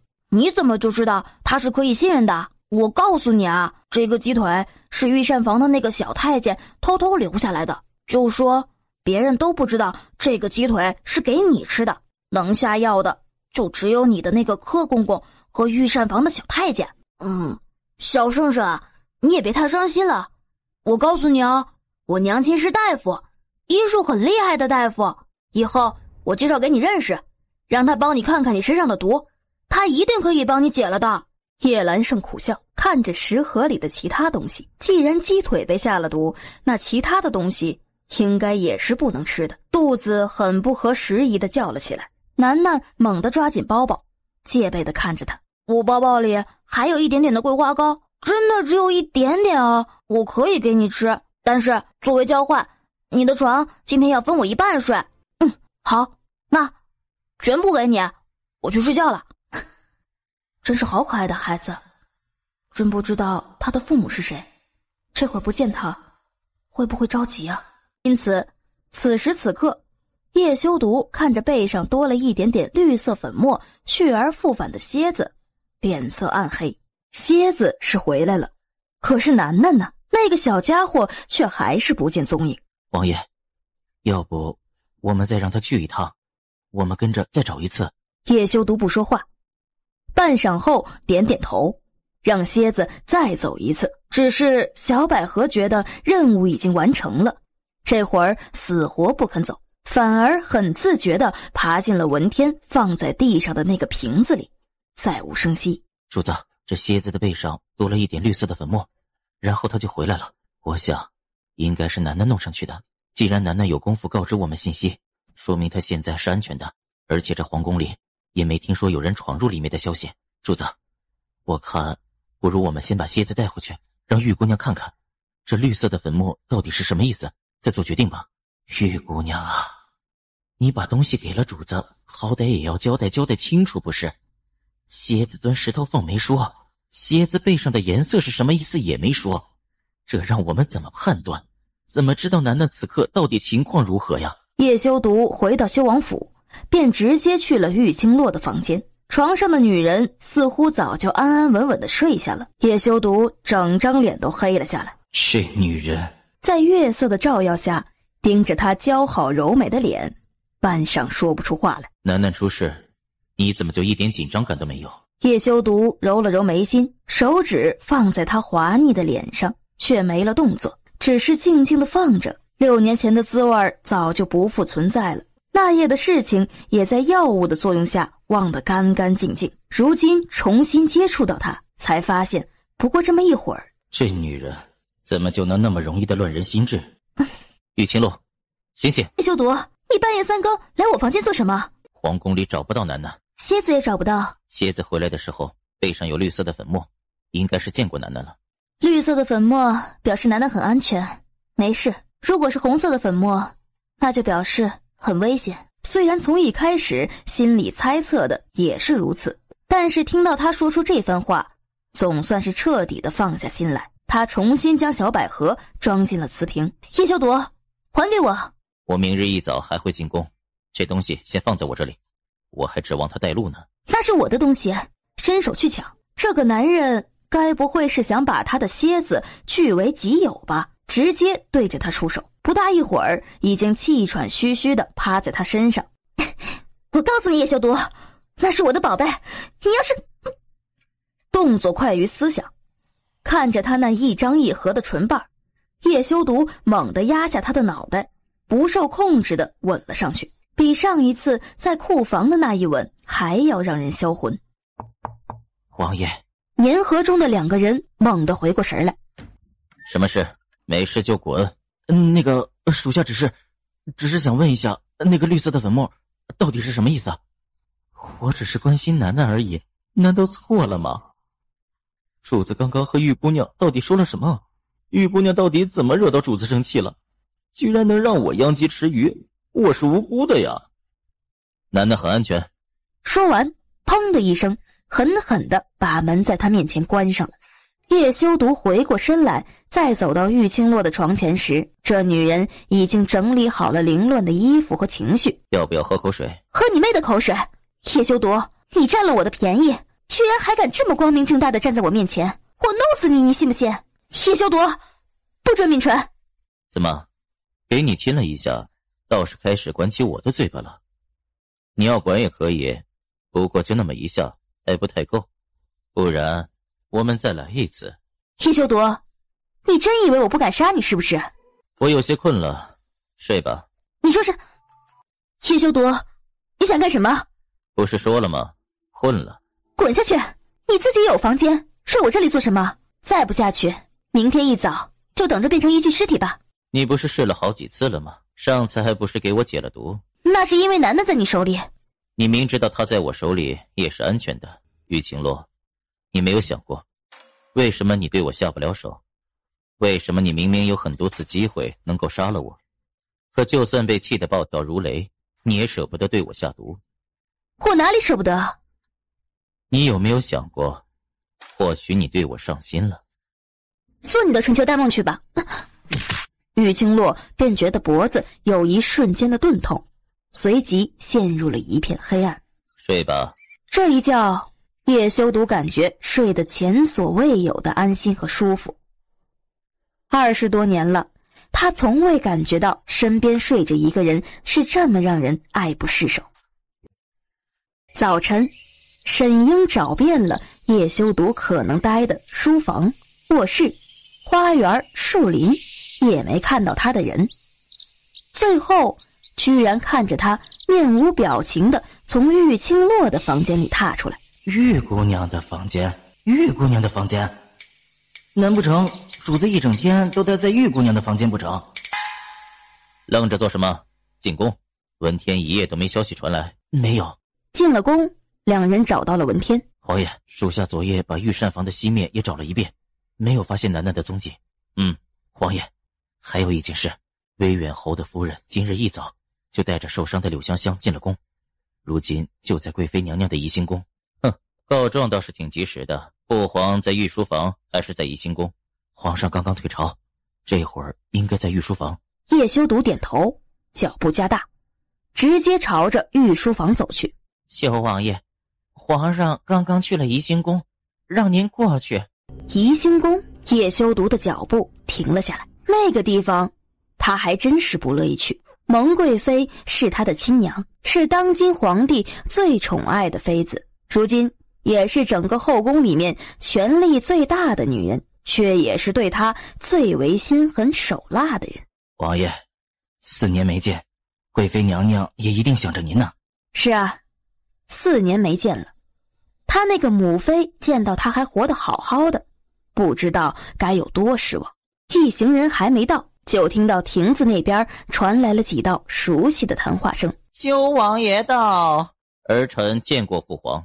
母妃不必多礼，修儿这边坐。一旁的威远侯和夫人对着叶修独见了个礼，依靠在榻上的柳香香也想向他请安，动了几下就忍不住呻吟出声。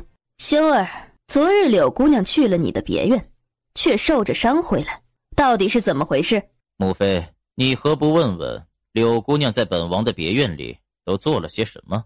我什么都没做，贵妃娘娘，我昨日只是听说修王爷回到帝都，想去看看修王爷而已，没想到会被一个不知道从哪里来的女人给打成了这个样子。柳姑娘怎么不提自己拿着鞭子打伤了本王别院里的6、7个丫鬟婆子的事情呢？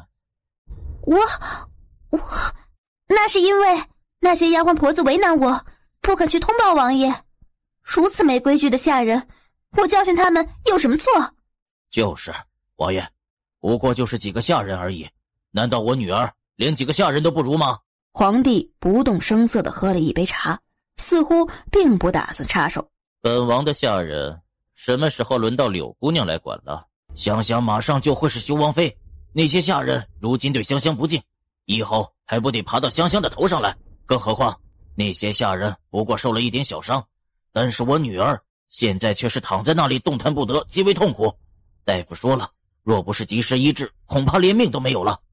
王爷，她是被你府里的女人给伤了的。我今日来不为别的，只希望王爷给一个交代，把那个女人交出来，请皇上做主，让我处置了那个女人。如此，这件事情便既往不咎。侯爷，你是想要本王的命吗？是想要本王替你女儿填命？王爷说的这是什么话？我只是要那个女人出来而已，怎么会要修王爷的命？难道柳姑娘没有告诉过侯爷，本王中了毒，解药就在那个女人的手上？若是她出了事，本王也会中毒而死。侯爷既然要处置她，这不是明白的告诉世人，侯爷对本王很不满，想趁机要了本王的命？王爷何必危言耸听？这事香香自然和我说了，但是王爷如此聪明绝顶的人，怎么会为了儿女私情做出如此糊涂的事情？我不相信。呵呵，侯爷不相信，可以请御医来替本王看看，是不是真的那么回事？苗公公，去请梁太医过来。皇上，臣府上如今住着誉满天下的鬼医，鬼医先生医术高明，小女的命就是被他给救回来的。臣想请鬼医进宫，也给王爷诊治一番。若王爷真中了毒，并且十分严重，或许鬼医先生能替王爷解毒。鬼医不是住在他的王府里吗？难不成还有冒充的？这下子倒是有趣极了。威远侯，你这是信不过朕的御医。臣不敢，只是王爷身子金贵，多一层保障也是好的。皇上，侯爷也是为了修儿着想，臣妾也对那个鬼医很是好奇。太医院的确人才济济，但是修儿是在外面中的毒，江湖上的那些个玩意儿，说不准还是这个鬼医有法子。这皇帝有些为难，但是浩然说过，修儿的毒是假的，他根本就没有中毒，自己请了太医，尚可依着自己的意思办。但是这个传闻中性格诡异的鬼医，那可就难说了。也好，威远侯如此好意，本王也不好意思拒绝。既然如此，父皇，那就找鬼医进宫吧。儿臣也挺好奇那个鬼医的模样的。千秋，你亲自去侯爷府传鬼医进宫。是。御花园里十分的安静，梁太医来得很快，梁太医还未见完礼。不必多礼了，赶紧给修王爷看看。是。皇上饶命。饶什么命？跟你说，修王爷到底如何了？皇上，修王爷中了毒，这毒很是厉害，微臣行医多年，从未解过这种毒，求皇上恕罪。皇帝蹙眉，看着梁太医的表情很不对劲儿，就算只是演戏，也没必要吓得直冒冷汗呢。皇上，微臣请求皇上召见太医院院守林太医，或许他有办法。难不成修儿真的中了毒？他豁然看向叶修毒，只是见他还是原先的表情，一时之间倒是有些吃不准他的心思了。你先在一旁候着，等鬼医过来看了再说。没多久，苗公公已经带着鬼医走进了御花园。皇上，这位先生就是医术高明，能让人起死回生的鬼医沈先生。你就是鬼医？正是。沈先生，想必你也知道来此的目的了，修儿就麻烦你了。皇上言重了，治病救人本来就是草民的本分。凉亭内一瞬间十分的安静，众人的视线再一次集中在了鬼医的脸上。我听说鬼医前段时间出现在江城，特地在伏龙客栈帮人看病，是吗？王爷的消息果然灵通，前些日子我确实是在江城，前2日才刚到这帝都来。哦，这么说来，鬼医到帝都是有要事办了。王爷，请不要再说话，免得乱了我诊治的结果。好。然而就在这时，沈先生的手倏地收了回来，脸色煞白，不敢置信地看着面前的叶修毒。沈先生，怎么了？修王爷中的是一种叫白线的毒，当今世上无人能解，除了鬼，老朽已经死去的师傅。皇帝有些为难，但是浩然说过，修儿的毒是假的，他根本就没有中毒，自己请了太医，尚可依着自己的意思办。但是这个传闻中性格诡异的鬼医，那可就难说了。修王爷，老朽能不能冒昧地问一句，王爷这毒是在哪里中的？是何人给你下的？王爷有没有见过那个下毒的人？这毒啊，是在历城中的，不过没人给我下毒，是本王自己吃下去的。自己吃下去的？王爷可知道这毒无人能解？给你毒药的人呢？王爷见过吗？这就开始紧张了。既然要冒充鬼医，那就该再有定力一点。不过不可否认，这人在医术这方面也是有些本事的。这毒药是本王买来的，至于卖给本王的那个人嘛，样貌本王早就忘记了。这是什么意思？修儿真的中了毒，连鬼医都解不了的毒。沈先生，王爷的毒真的没办法吗？老朽无能为力，除非真的鬼医出现。不过那人据说在江城就失了踪，没人知道他现如今在哪里。无能为力，无能为力。那就是说，如果王爷真的娶了香香的话，香香嫁过去，那也是守一辈子的寡。千秋，送沈先生出宫。修儿，你怎么这么糊涂？皇上，修王爷的命金贵，怎么能容许掌握在一个女人的手上？臣这就把那个女子抓过来，逼她交出解药。侯爷真是迫不及待的要本王的命啊！王爷，侯爷，你怎么就肯定你把人抓过来，他就会把解药交出来？更何况柳姑娘应该也告诉过你，若是那姑娘出了事，本王也不会独活。修儿，你一个王爷怎么能说出这种话来？皇上，我看侯爷的话不无道理，还是将那个女子带过来吧。母妃倒可试试，看看那女子出了事，你的儿子还能不能活？修儿，你是在威胁母妃？母妃想要赌一赌，看看儿子的命会不会没了吗？好了，这事儿得从长计议。修儿，你母妃也是为了你着想。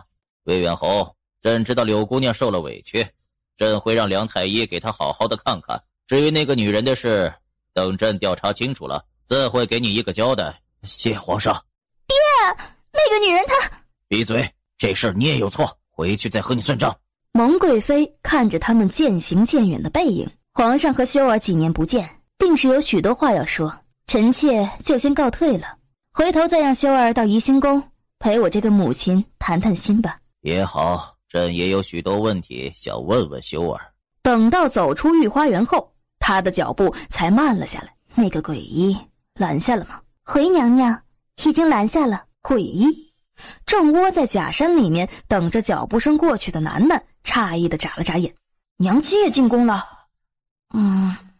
该不会是来找我的吧？好感动啊！没想到娘亲这么在乎我。带他来见我。是，娘娘。算了，他还是先在这儿等着，看看娘亲待会儿来的时候有没有被绑着。要是被绑了，那就轮到他天才小楠楠出场英雄救美了。时间过得不久，刚刚离去的飞哥便带着2个人匆匆地往这边走。诡异先生，这边请。娘亲呢？没人啊。你们拦下老朽到底想做什么？老朽虽然是一介平民，却也是享誉4国的诡异，可不是能任由你们搓圆捏扁的人。诡异？他混蛋！诡异明明是我娘亲，这个不要脸的臭老头，年纪一大把了，居然还敢冒充娘亲，敢自称诡异，不要脸！不要脸！不要脸！不行，他一定要拆穿他的真面目，绝对不能让他败坏娘亲的名声。然而他还在伸腿之际，又听到2道脚步声传来。主子猜的没错，孟贵妃还真的把那个姓沈的家伙给找去了。哼，就他那种医术也配被称作诡医？他连给玉姑娘提鞋都不配。对，沈英大叔你说的太对了，那个人他给娘亲提鞋都不配，一直以来都是我给娘亲提鞋的。不管他是谁，敢冒充玉姑娘也挺有胆量的。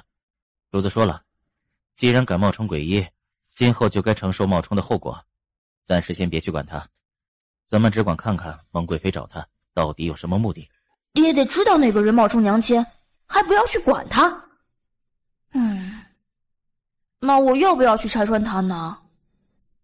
我是很想维护娘亲的名誉的啦，但是爹爹要做的事情我也是不能破坏的啦。哎呦，好纠结啊，好难过啊，好饿啊。文大叔和沈大叔呢？怎么不见了？刚刚明明还站在这里来着。算了，你们不等我，我回去找小圣圣玩。把东西装好，楠楠又小心翼翼地顺着没人的地方往叶兰胜的住处摸了过去。房门被他从外面悄悄地推开。楠楠，你没走啊？咦，我当然没走。想来他对身边多了楠楠这样一个小伙伴很是高兴，也很舍不得。我以为你一大早不在，已经走了呢。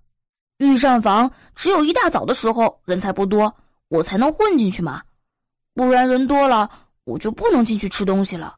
你去御膳房偷吃东西了？什么叫做偷吃啊？这叫做分享，分享懂吗？御膳房那么多东西，当然要分享给我们吃了。主子，奴才回来了。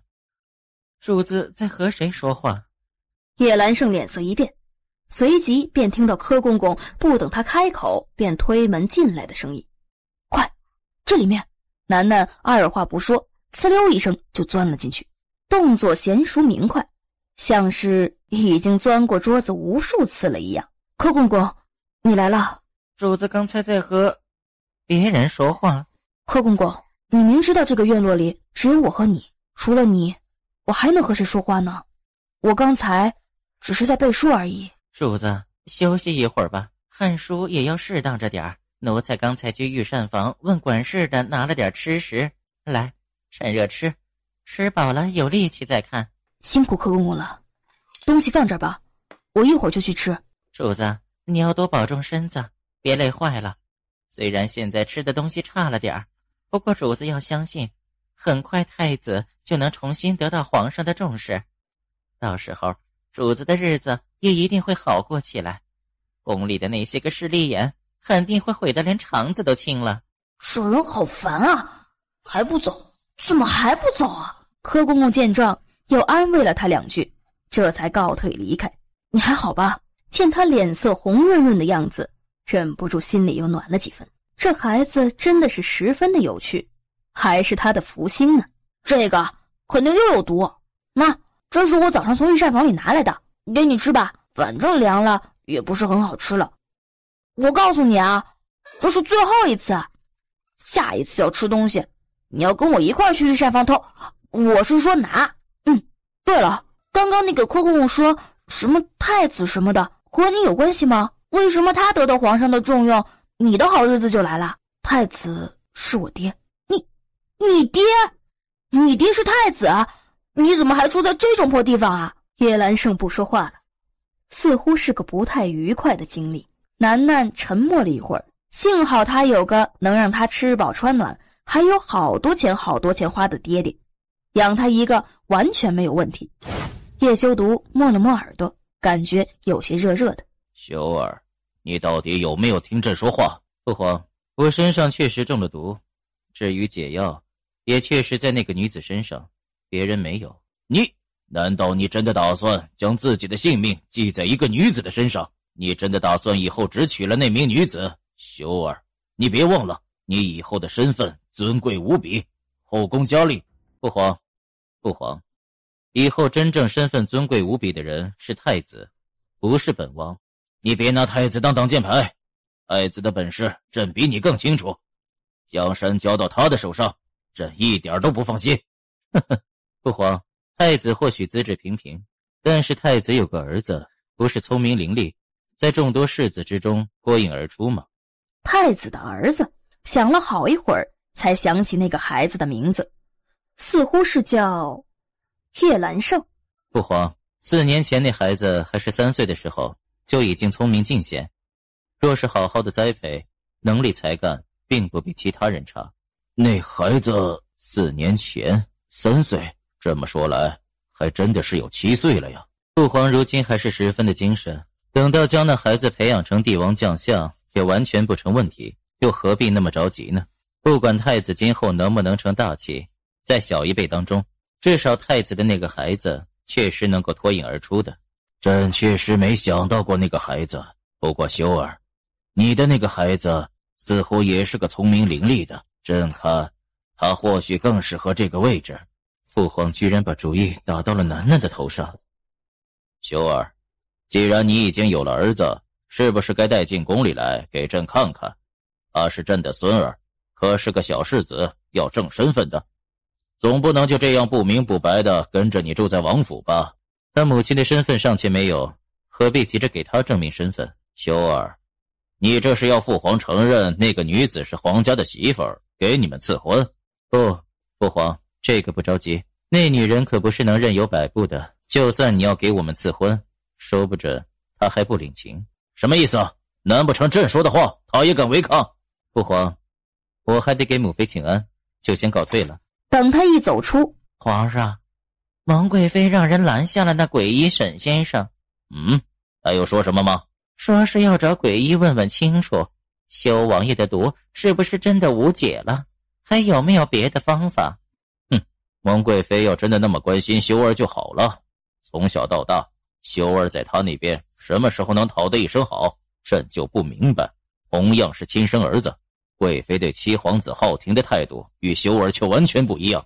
皇上，修王爷有您护着，也算是一种福气了。朕这般护着，对他又何尝不是一种伤害？众多皇子都视他为眼中钉，修儿的路更加艰难。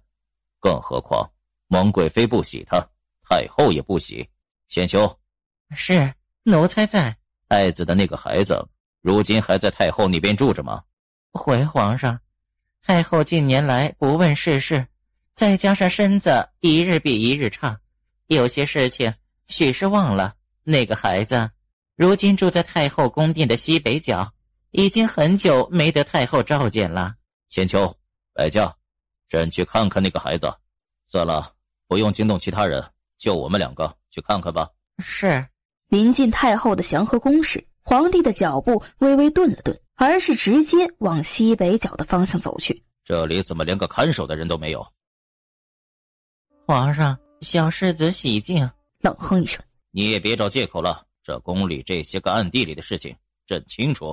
抬步跨进院落，谁知越往里面走，萧条的感觉越发的严重。没想到这里的环境比他想象当中的还要凄凉。吱呀一声，就在这时，旁边的小房子里忽然传来一道低低的开门声。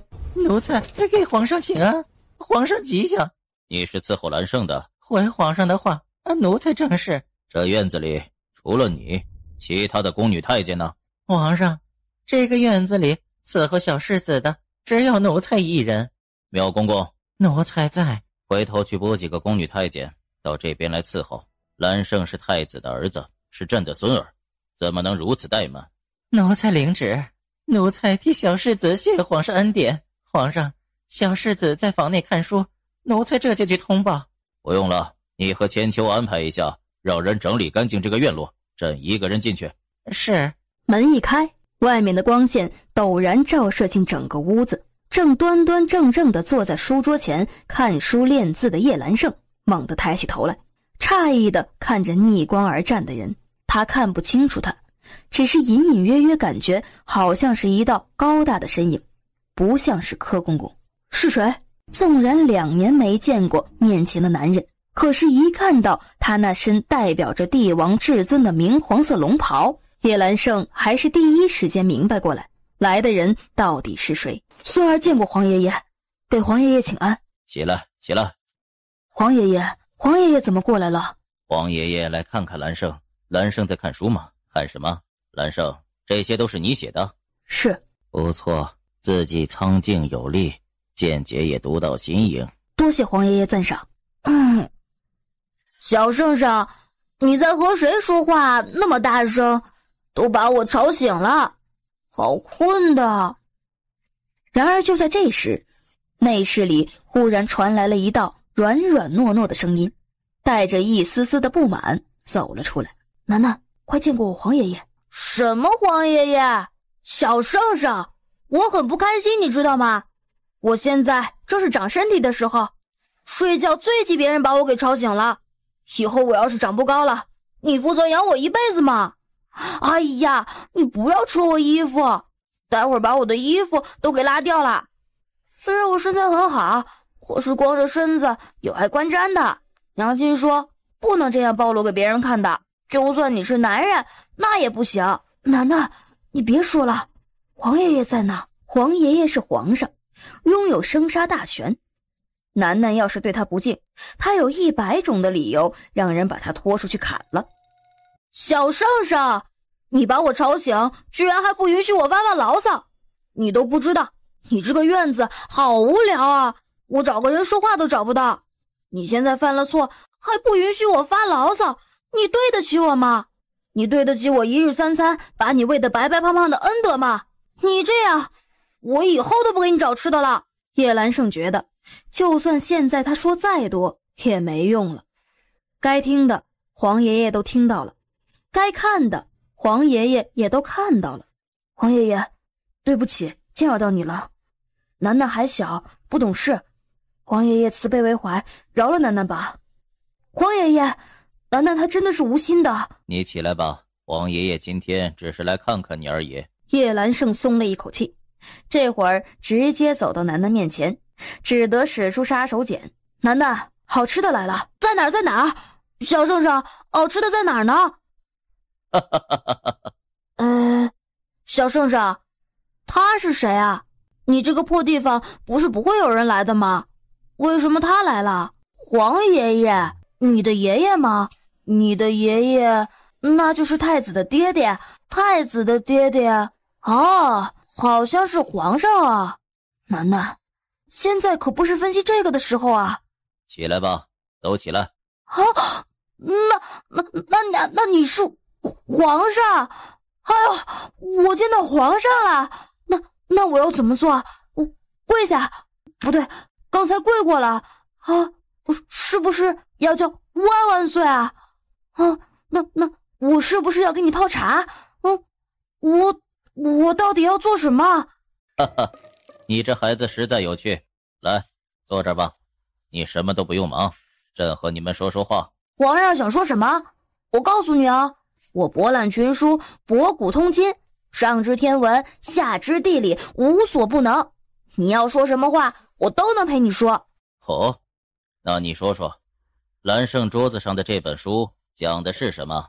皇上，这书呢，厚厚的一本呢，里面的内容实在是太多太多了，这个说起来要很长很长的时间的。那你稍微概括一下，可以长话短说。有没有搞错啊？这人不是皇上吗？不是很聪明的吗？怎么一点都不理解我的良苦用心呢？怎么一点都不懂得看人脸色，听人家话里的含义呢。一句话没办法概括。皇上，咱们还是聊点比较有深度的话题吧。这小家伙，吹牛倒是挺在行的。确实，那朕就和你聊聊比较有深度的话题。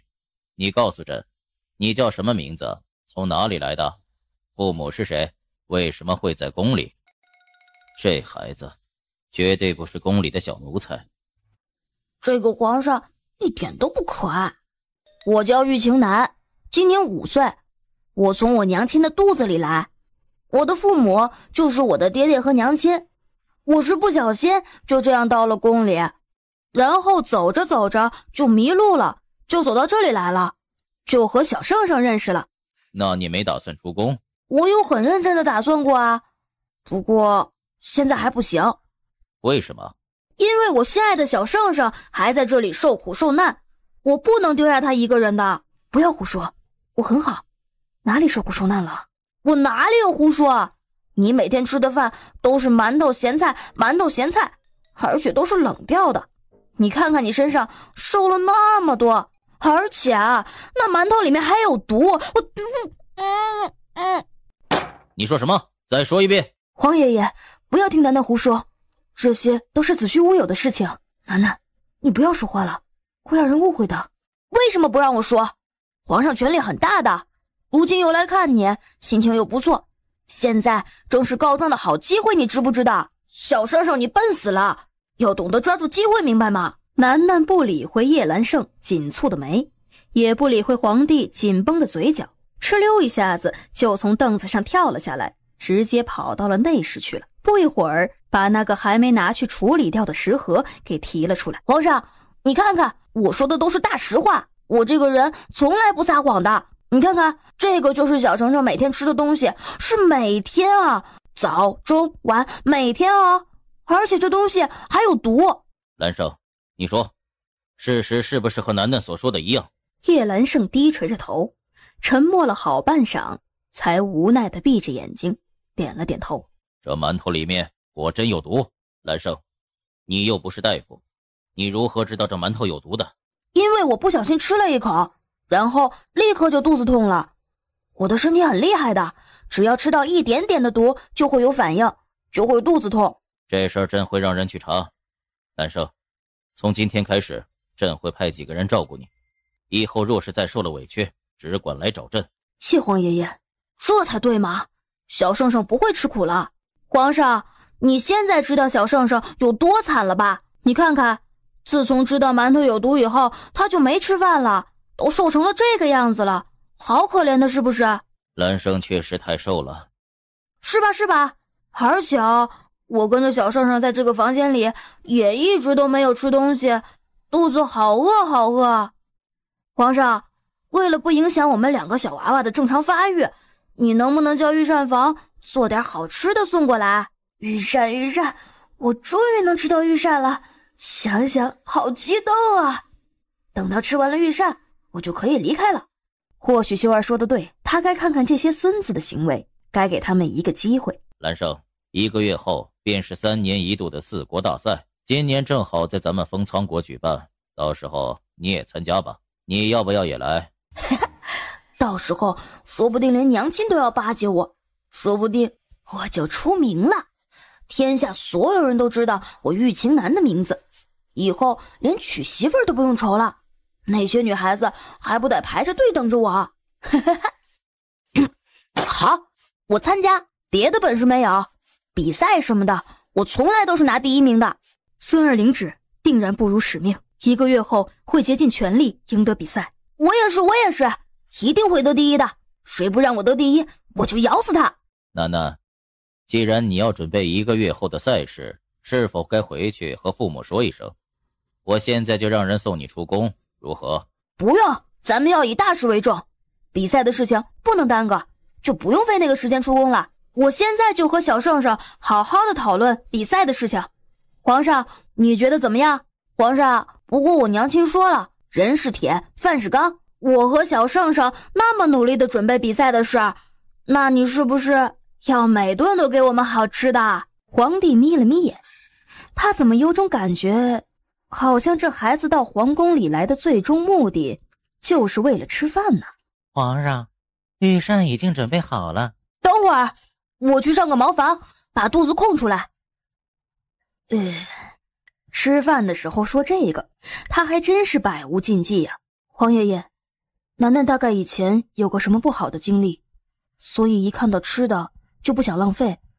他大概有不得已的苦衷吧。若不是他今日心情太好，只怕那小家伙要遭殃了。罢了，不过是个什么都不懂的孩子，今天难得引得自己如此开怀大笑，就由着他胡闹一次吧。你们都下去吧，皇上和世子这边有我伺候。是。等到人都出去了，房门一关上，回去之后把这个食盒带上，送到太医院去，让梁太医检查里面是否有毒。皇上的意思是再好好查查那个柯公公。柯公公一向是负责小世子的饮食起居，他下手的机会很大。奴才知道了。还有，查查看这2天出入皇宫的马车。皇爷爷这是对楠楠起了疑心了。皇爷爷，楠楠他不是坏人。朕知道，只是那孩子无缘无故的出现在皇宫，确实让朕很是在意。不管他是什么身份，皇宫里面总归不能有身份不明的人，即使只是个孩子。谁是身份不明的人？在场的3人齐齐地扭过头去。下一刻，砰的一声，苗千秋手中的食盒落了地，不敢置信地看着突然从里面出来的楠楠。这孩子不是那天在修王府看到的吗？这孩子不是修王爷的儿子吗？猛地一把冲了上去，拽着他的手就往里面跑。不大一会儿就被他抓着跑到了内室。哎呀，小祖宗，不能再往里面跑了，奴才要去向皇上请罪了。请罪？哎呀，这个请罪不请罪的不重要，重要的是你千万不能把我的身份说出去。为什么？你真是笨死了。爹爹说了，我只能在家里叫他爹爹，不能让外面的人知道他是我爹爹。爹爹的话一向很有道理的，否则爹爹会被娘亲骂的。我是爹爹的儿子，不能害了爹爹。这么说，皇上和盛世子都还不知道他的身份呢。想了片刻，苗千秋也只能暂时依着他。2人又在里面说了半会儿话，才一前一后的走了出来。皇上恕罪，奴才一时精神恍惚，惊扰了皇上。起来吧。皇帝吃了一些，便将筷子放了下来，问了一下苗千秋什么时辰了，便说自己还有事儿，就先走了。只是刚走出叶兰胜的院落，皇上恕罪，奴才有话要说。说吧。皇上，奴才知道楠楠的身份。朕看出来了，奴才在修王府看到过那个孩子。你的意思是，那孩子就是修儿的？奴才确实听到了那孩子叫修王爷爹爹。楠楠还告诉奴才，他进宫的事情，修王爷事先并不知道，他是悄悄地跟着平世子进宫的，就是为了想吃宫里的御膳。可是平世子被皇上召见，他就一个人跑了，最后走到了盛世子的院落。怪不得修儿今日会突然进宫，原来如此。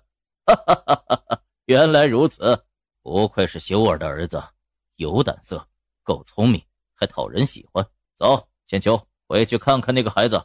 还是算了，修儿今日进宫，连那孩子的事情都没有提起过，想来是不想让其他人知道他的存在。这宫里乱七八糟的事情太多，那孩子一个人待在这里，要是被人知道了身份，保不准还会多些危险。千秋，多派几个人到这边来伺候那2个孩子，把这个院子也重新修缮一遍。还有，若是外人问起楠楠的身份，就说是朕派给兰胜的伴读，今后他们的膳食都要最好的。那孩子那么喜欢宫里的御膳，让御膳房多花费些心思。还有，那个嫌疑颇大的柯公公，你仔细看着点，就不用他继续在这里伺候了。还有，让麒麟多派几个暗卫在暗中保护他们。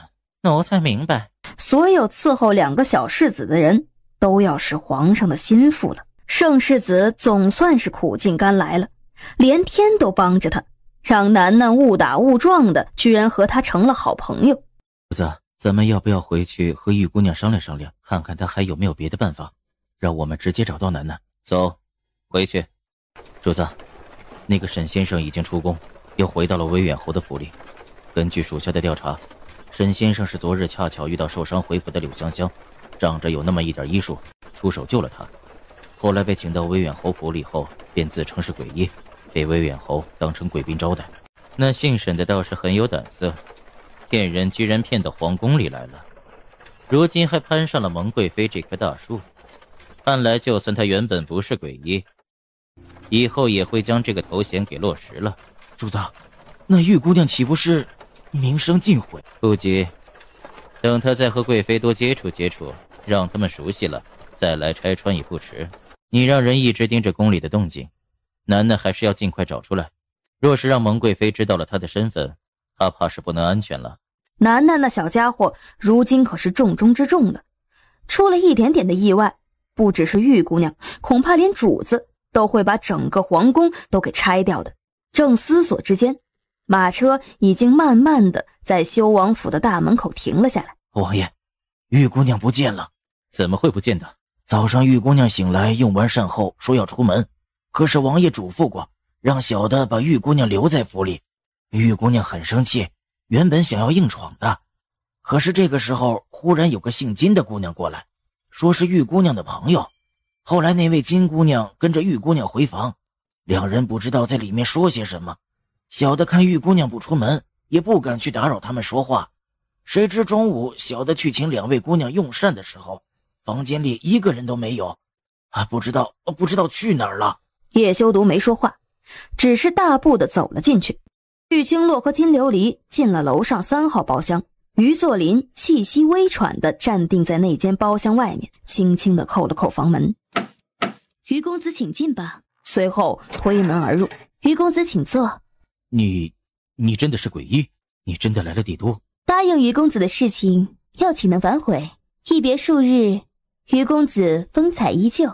姑娘也是一样的蕙质兰心，没想到金掌柜也来了。鬼医初次到帝都，我不放心他一个人来，便跟着来了。我去楼下点2样小菜，咱们边吃边聊。金姑娘尽管点，今日我做东，不必客气。这可是你说的，我若是客气了，岂不是看不起你？然而不等他离开多久，倏地又打开门走了进来。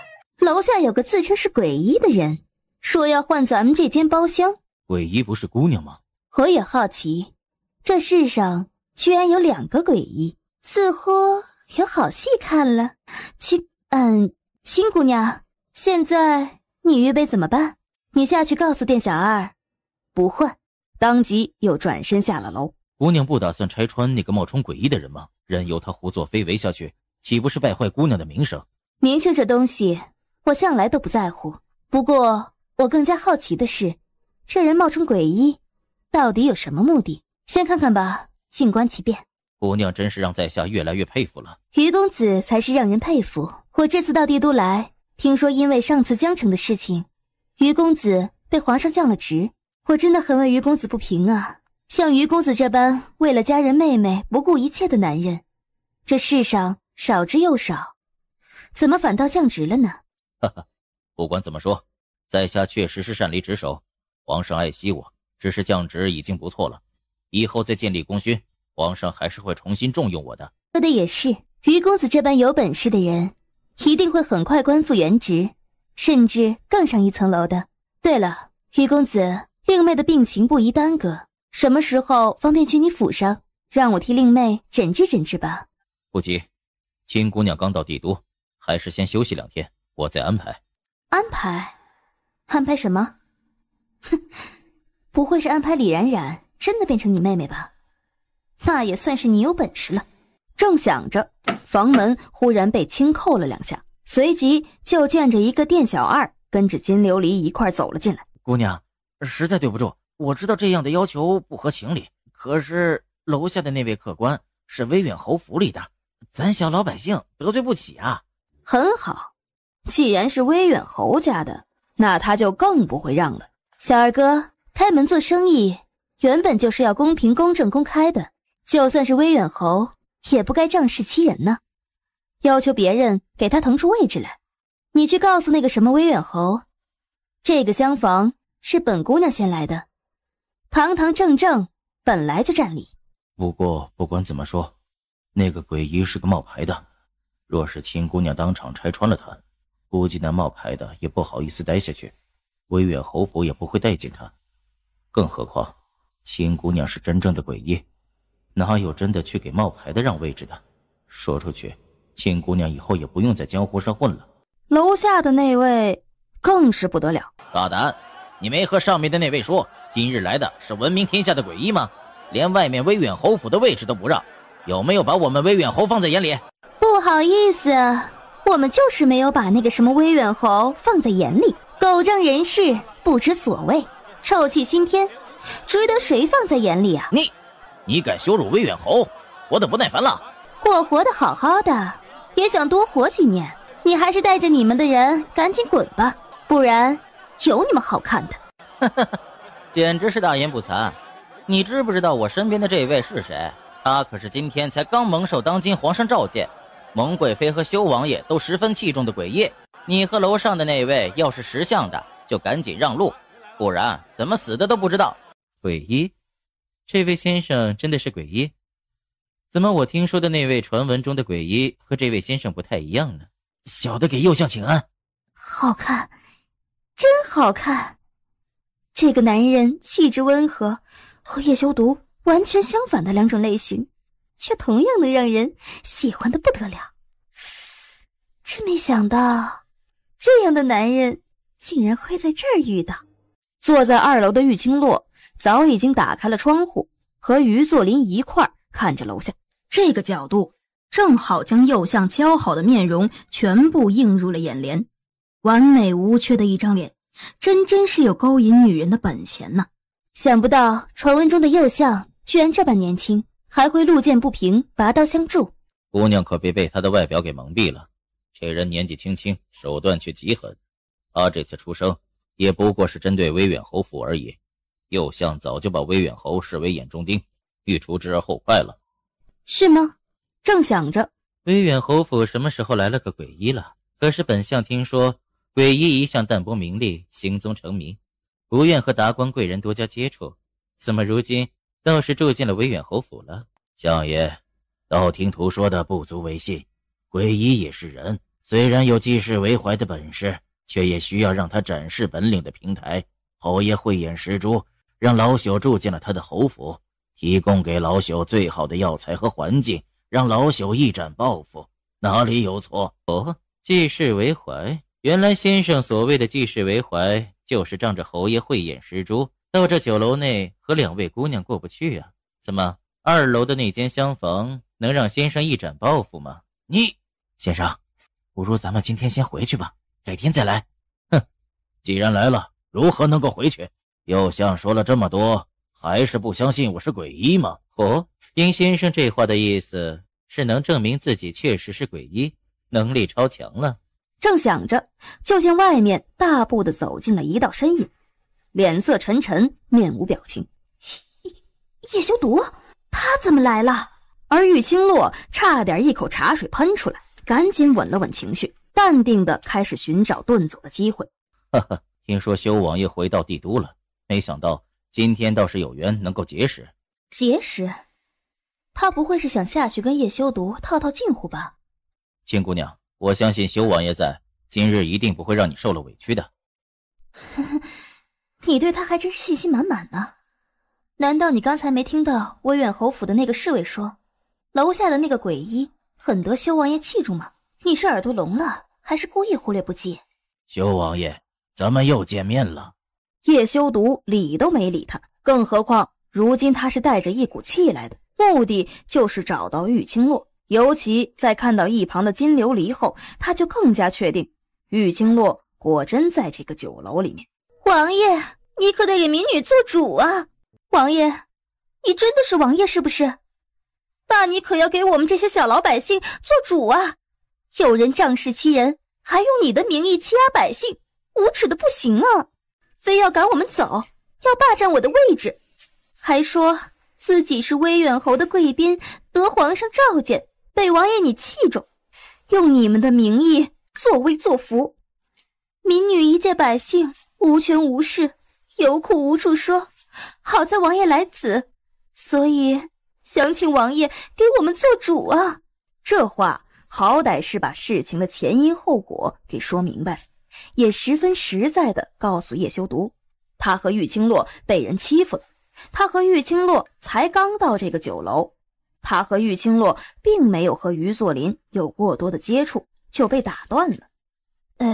所以他们好歹那么久的交情，总该站在他们这一边，共同讨伐那个不要脸的老不死吧。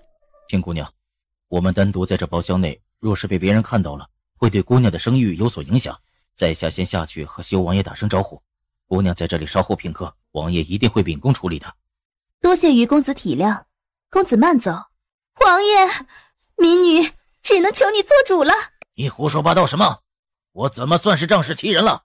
不算吗？刚才发生的事情大家伙可都看到了，和这位姑娘说的一模一样。那些话难道不是你说的？有皇上修王爷器重撑腰这番话，难道不是你身边的那位侍卫说的？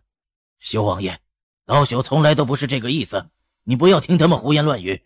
右相见状，也终于不再充当透明人，当即稳健的一步步的朝他走来。见过修王爷，右相久仰大名。王爷说这话让在下受宠若惊啊！下官兵部侍郎于作霖见过修王爷。兵部侍郎。修王爷，下官在此片刻，但是前因后果确实全部看得清清楚楚。这位姑娘说的没错，那位自称是诡异的先生，确确实实借着王爷的名字在此欺压良善。器重？沈先生，本王什么时候器重过你了？王爷，老朽早上确实替王爷把过脉，也确实。把脉？那么把脉的结果如何？老朽知道王爷身上中了何毒。既然如此，沈先生可有办法解？王爷，老朽说过了，王爷中的毒实属罕见，这世上除了老朽已故的师傅之外，无人能解。没有能力解开本王身上的毒，你又凭什么说本王器重你？又有什么脸面说自己是诡医？是啊，沈先生如此本事，也敢自称是诡医吗？沈先生确定自己并非冒充的吗？血口喷人！我堂堂享誉天下的诡医，需要冒充吗？老朽行医多年，治好的疑难杂症不知多少，医好的病人不计其数，又有何必要欺骗你们？先生或许是有点医术，若是因此借着诡医的名号出来混，那也确实方便许多。众所周知，这世上能真正见到诡医真面目的人少之又少。咱们这些人是听过不少关于诡医的事迹，却从未见过他的人。要是来一个医术稍微能上得了台面的大夫说自己是诡医，大概也不会有人去怀疑他吧。你胡说八道什么？王爷，这位沈先生解不了王爷身上的毒，并不代表别人不可。下官听说前2日在这间酒楼对面的兴盛医馆，有位姑娘医术高明，治好了2个不治之症。王爷，下官可代替王爷找寻那位姑娘。无耻，太无耻了！金琉璃、沈莹、莫贤3人的脑子里同时杀过了1000头草泥马，简直对于于作霖唾弃到了极点。这分明是借着玉清洛去巴结叶修毒啊！老朽倒是很想见见那位姑娘，看看她是不是真的有那个本事能解了王爷的毒。于公子，话可别说得太满，否则就是在欺骗王爷，罪名可大可小的。那位姑娘医术高明，定然比你这个不知道从哪里钻出来的诡医强，这是我们江大夫亲自见过的。沈先生要是不信，大可以和那位姑娘比比看。好，那就请于公子找到那位姑娘，10日后就在这间酒楼内，我倒是要向那位姑娘讨教讨教。怎么，于公子没有那个自信能够找到并说服那个姑娘吗？下官会尽力寻到那位姑娘，并且说服她。叶修毒微微的勾起嘴角笑了，他也好奇玉清洛到底会不会答应于作霖的要求。好，既然如此，那老朽就先告辞了。10日后若是那位姑娘不来，那便是怕了老朽，而今日你们对老朽的羞辱，老朽也绝对不会善罢甘休。他日有个疑难杂症，休想找上我。等一下，修王爷还有何吩咐？沈先生，本王想知道，若是于公子找到了那位姑娘，并且让她10日后出现在这里和你比试，而他又赢了，沈先生打算如何？笑话，他怎么可能会赢？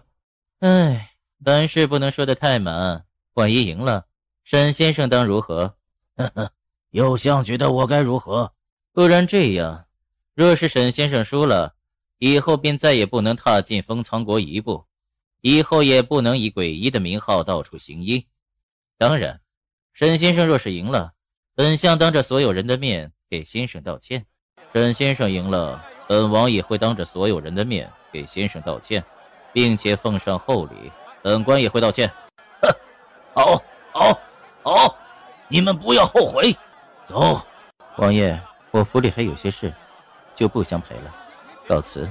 王爷，关于您身上的毒，不知道是否可以和下官讨论讨论，等到下官找到那位姑娘。叶修毒看都不去看他，只是给身后的沈英使了个眼色，后者二话不说，立刻上了楼，朝着金琉璃悄悄指着的那个包厢走去。只是不多一会儿，沈英又匆匆地下来了，对着叶修毒摇了摇头，走。此刻正站在酒楼的后门。真是见鬼了，叶修毒莫名其妙的跑到这酒楼来做什么？还有那个莫名其妙冒充诡异头衔的家伙，也不是个东西。青洛。玉青洛一怔，他戴着面纱背对着他，这人也能认出他来。是青洛吗？这声音他听过，就在刚刚，就是那个右相。你是在叫我吗？你是玉青洛。公子，你认错人了，这右相怎么会和玉青洛认识？可嬷嬷以前可从未告诉过我，曾经的玉青洛会认识一个这般了不得的人呢。青洛，你不认识我了，我是李子帆，你的黎哥哥。黎哥哥。青洛，你没死，你真的没死。刚才在酒楼里，我还以为自己眼花了，我还以为自己又认错人了，可是背影明明那么像，我心里一直有种强烈的念头催促着我跟过来看看，果真是你。黎公子，你真的认错人了，我不是你口中的什么青洛，我叫阿花。是吗？那你敢不敢摘下面纱让我看一看，看看是否是我认识的那个人？右相大人，你就当以前的那个玉青洛已经死了吧。黎公子，你这个要求有些不合规矩，我一个姑娘家怎么能说摘面纱便摘面纱呢？我还有事，黎公子请自便，再会。青洛，你这是去哪儿？黎公子，大街上跟着一个姑娘家实在不太好看，咱们还是分道扬镳吧。青洛，我要到哪里去找你？你现在是一个人吗？住在哪里？青洛，你是不是有什么难处？你若是有难处的话，可以跟我说，若是没地方住，也可以搬到右相府来住。青洛，这6年来，你一个人是不是过得很苦？当年到底发生了什么事情？李子帆，我不叫青洛，我叫阿花，跟着我念，我叫阿花。可是你，好吧，阿花，阿花，至少你该告诉我，你现在过得好不好？有没有什么需要？我很好，什么都不缺，吃饱睡好，家产丰实，不会冷着，不会冻着，不会饿着，什么都不需要了。还有，麻烦你离我远点，我真的不认识你，更不知道你叫李子帆。那就好，总之以后有什么需要的一定要告诉我，我就算粉身碎骨也会帮你办到的。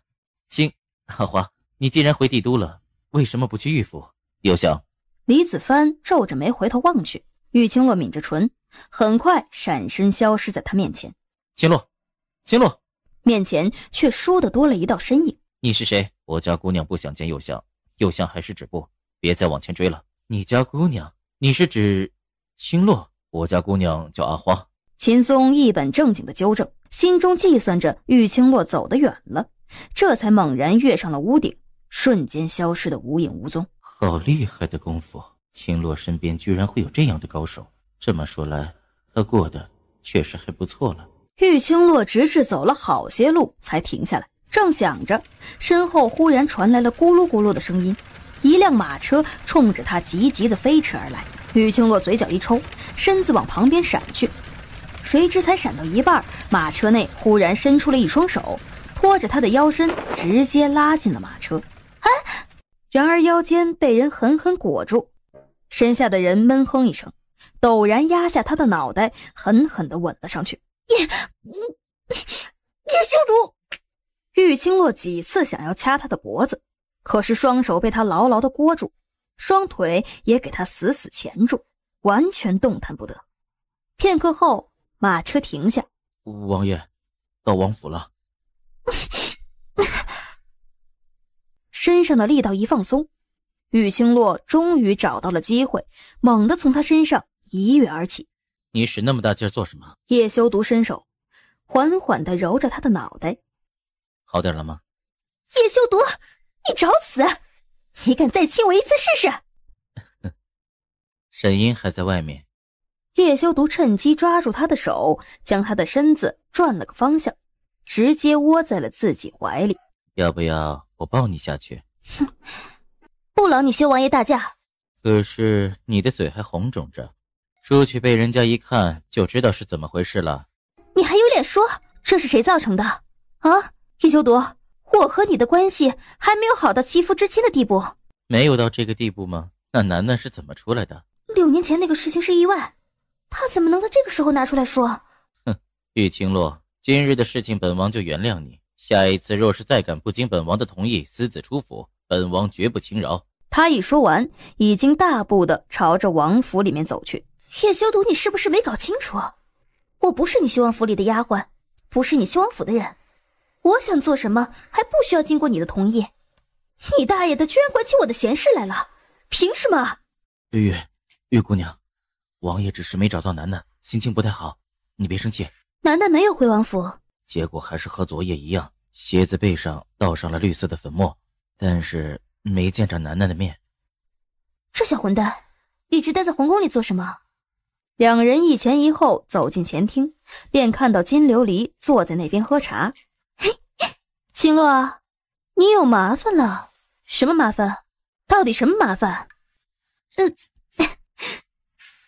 于作霖替你答应了10日后和那个冒牌货的比赛，不去，白痴。玉姑娘，你要是不去，王爷要给那个姓沈的老头道歉的。是吗？那是他们的事情，关我什么事？还有啊，你刚才在马车外没听到你家王爷的话吗？他可是说了，以后不得私下去见于作霖，否则要我好看。哎呦，我好怕。既然那么害怕，我就不去见于作霖了，自然也就不会知道这个事儿了。玉姑娘，唉，谁让我那么听你家王爷的话呢？所以这10天我都不会去见于作霖了。你就打算待在这王府里？他就不相信他能待得住。不，我要进宫。进宫？玉姑娘，怎么忽然想到要进宫了？青洛，你进宫做什么？楠楠在里面不知道做什么，这都2天过去了，他要是真的只是想吃御膳，那也应该如愿了才对。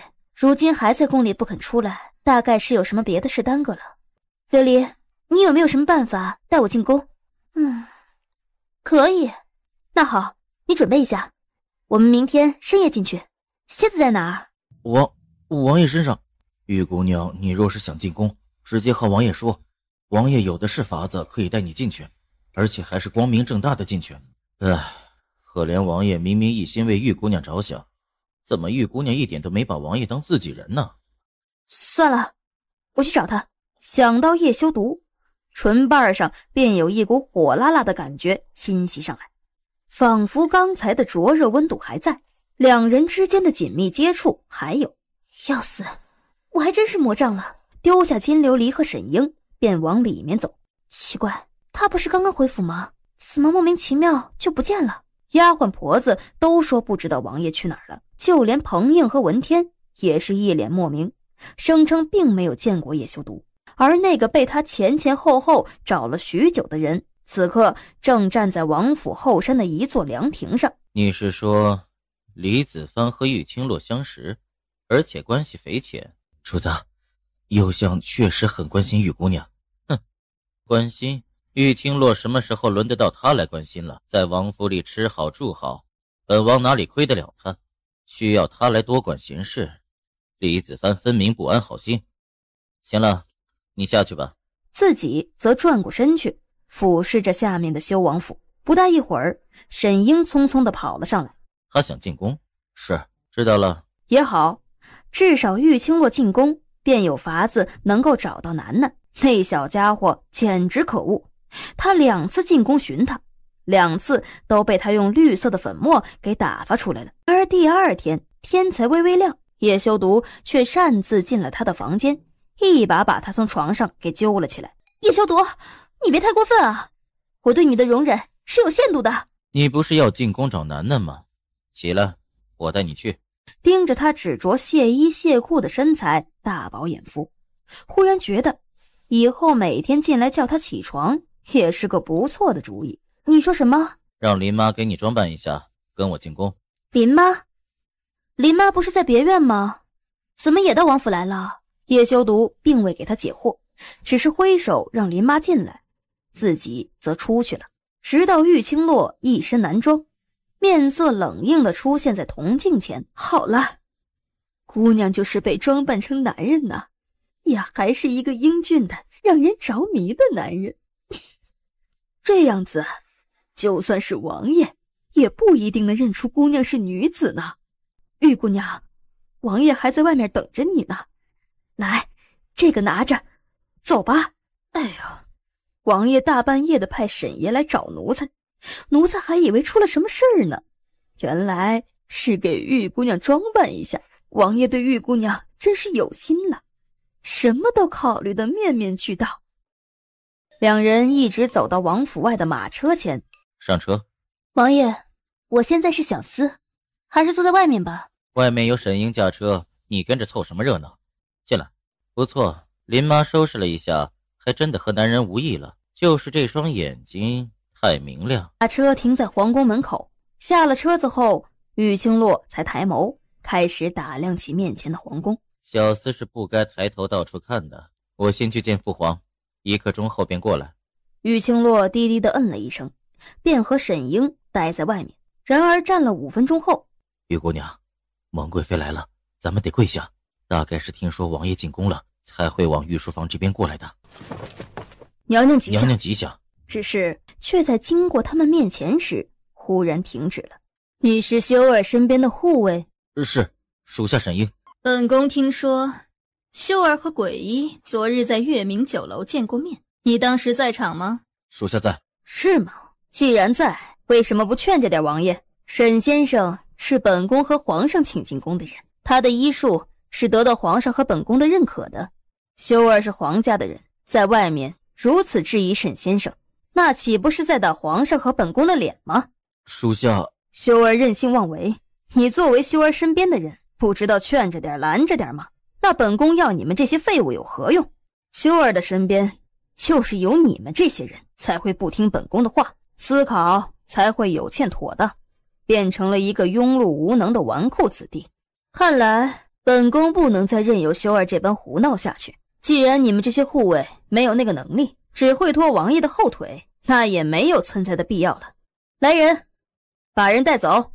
玉清洛面色一变，刚抬起头来，就见沈英回过头，虽然没有发出声音，口型却在明明白白地告诉他，别冲动，等王爷。小子，吓得站不起来了。就你这样的胆小鬼，也配待在修王爷的身边？贵妃娘娘说的对，没用的废物就没必要留在王爷身边了。他一怔，抬起头来，这才发现蒙贵妃临走之前还留下了2个太监，其中一个太监面色一变，猛地抬起脚来踹上他的肩头，整个人便往后面翻去。蒙贵妃的意思也是不打算放过他了。瞧瞧你瘦弱的模样，我告诉你小子，要是害怕的话，就跪下来从爷爷的胯下钻过去，喊2声祖宗，我就勉强下手轻点儿。哼，连子孙根都没有的太监也配让人叫声爷爷？太监还妄想当人祖宗？你今天早上出门没吃药吧？你好大的胆子，知不知道我们是什么人？哼，什么人？不就是太监吗？我告诉你，我们是贵妃娘娘身边的红人，你要是识相的，就赶紧跪地求饶，否则小命难保。砰的一声，玉清洛一抬脚，直接踹中刚刚踢他肩头的太监的肚子，总算把憋闷的那口气给吐了出来。你刚才说饶过谁？你好大的胆子，居然敢在宫里行凶！你小心皇上灭你九族！胆子真小，这就吓晕了。你等着，我马上去！救命！救！玉清洛对着两人又踹又打，一点都不客气，直至将两人全部弄晕了过去，才狠狠地吐出一口气，把他们丢到了宫中用来盛水防止走火的大缸里，拍了拍手，走回了原处。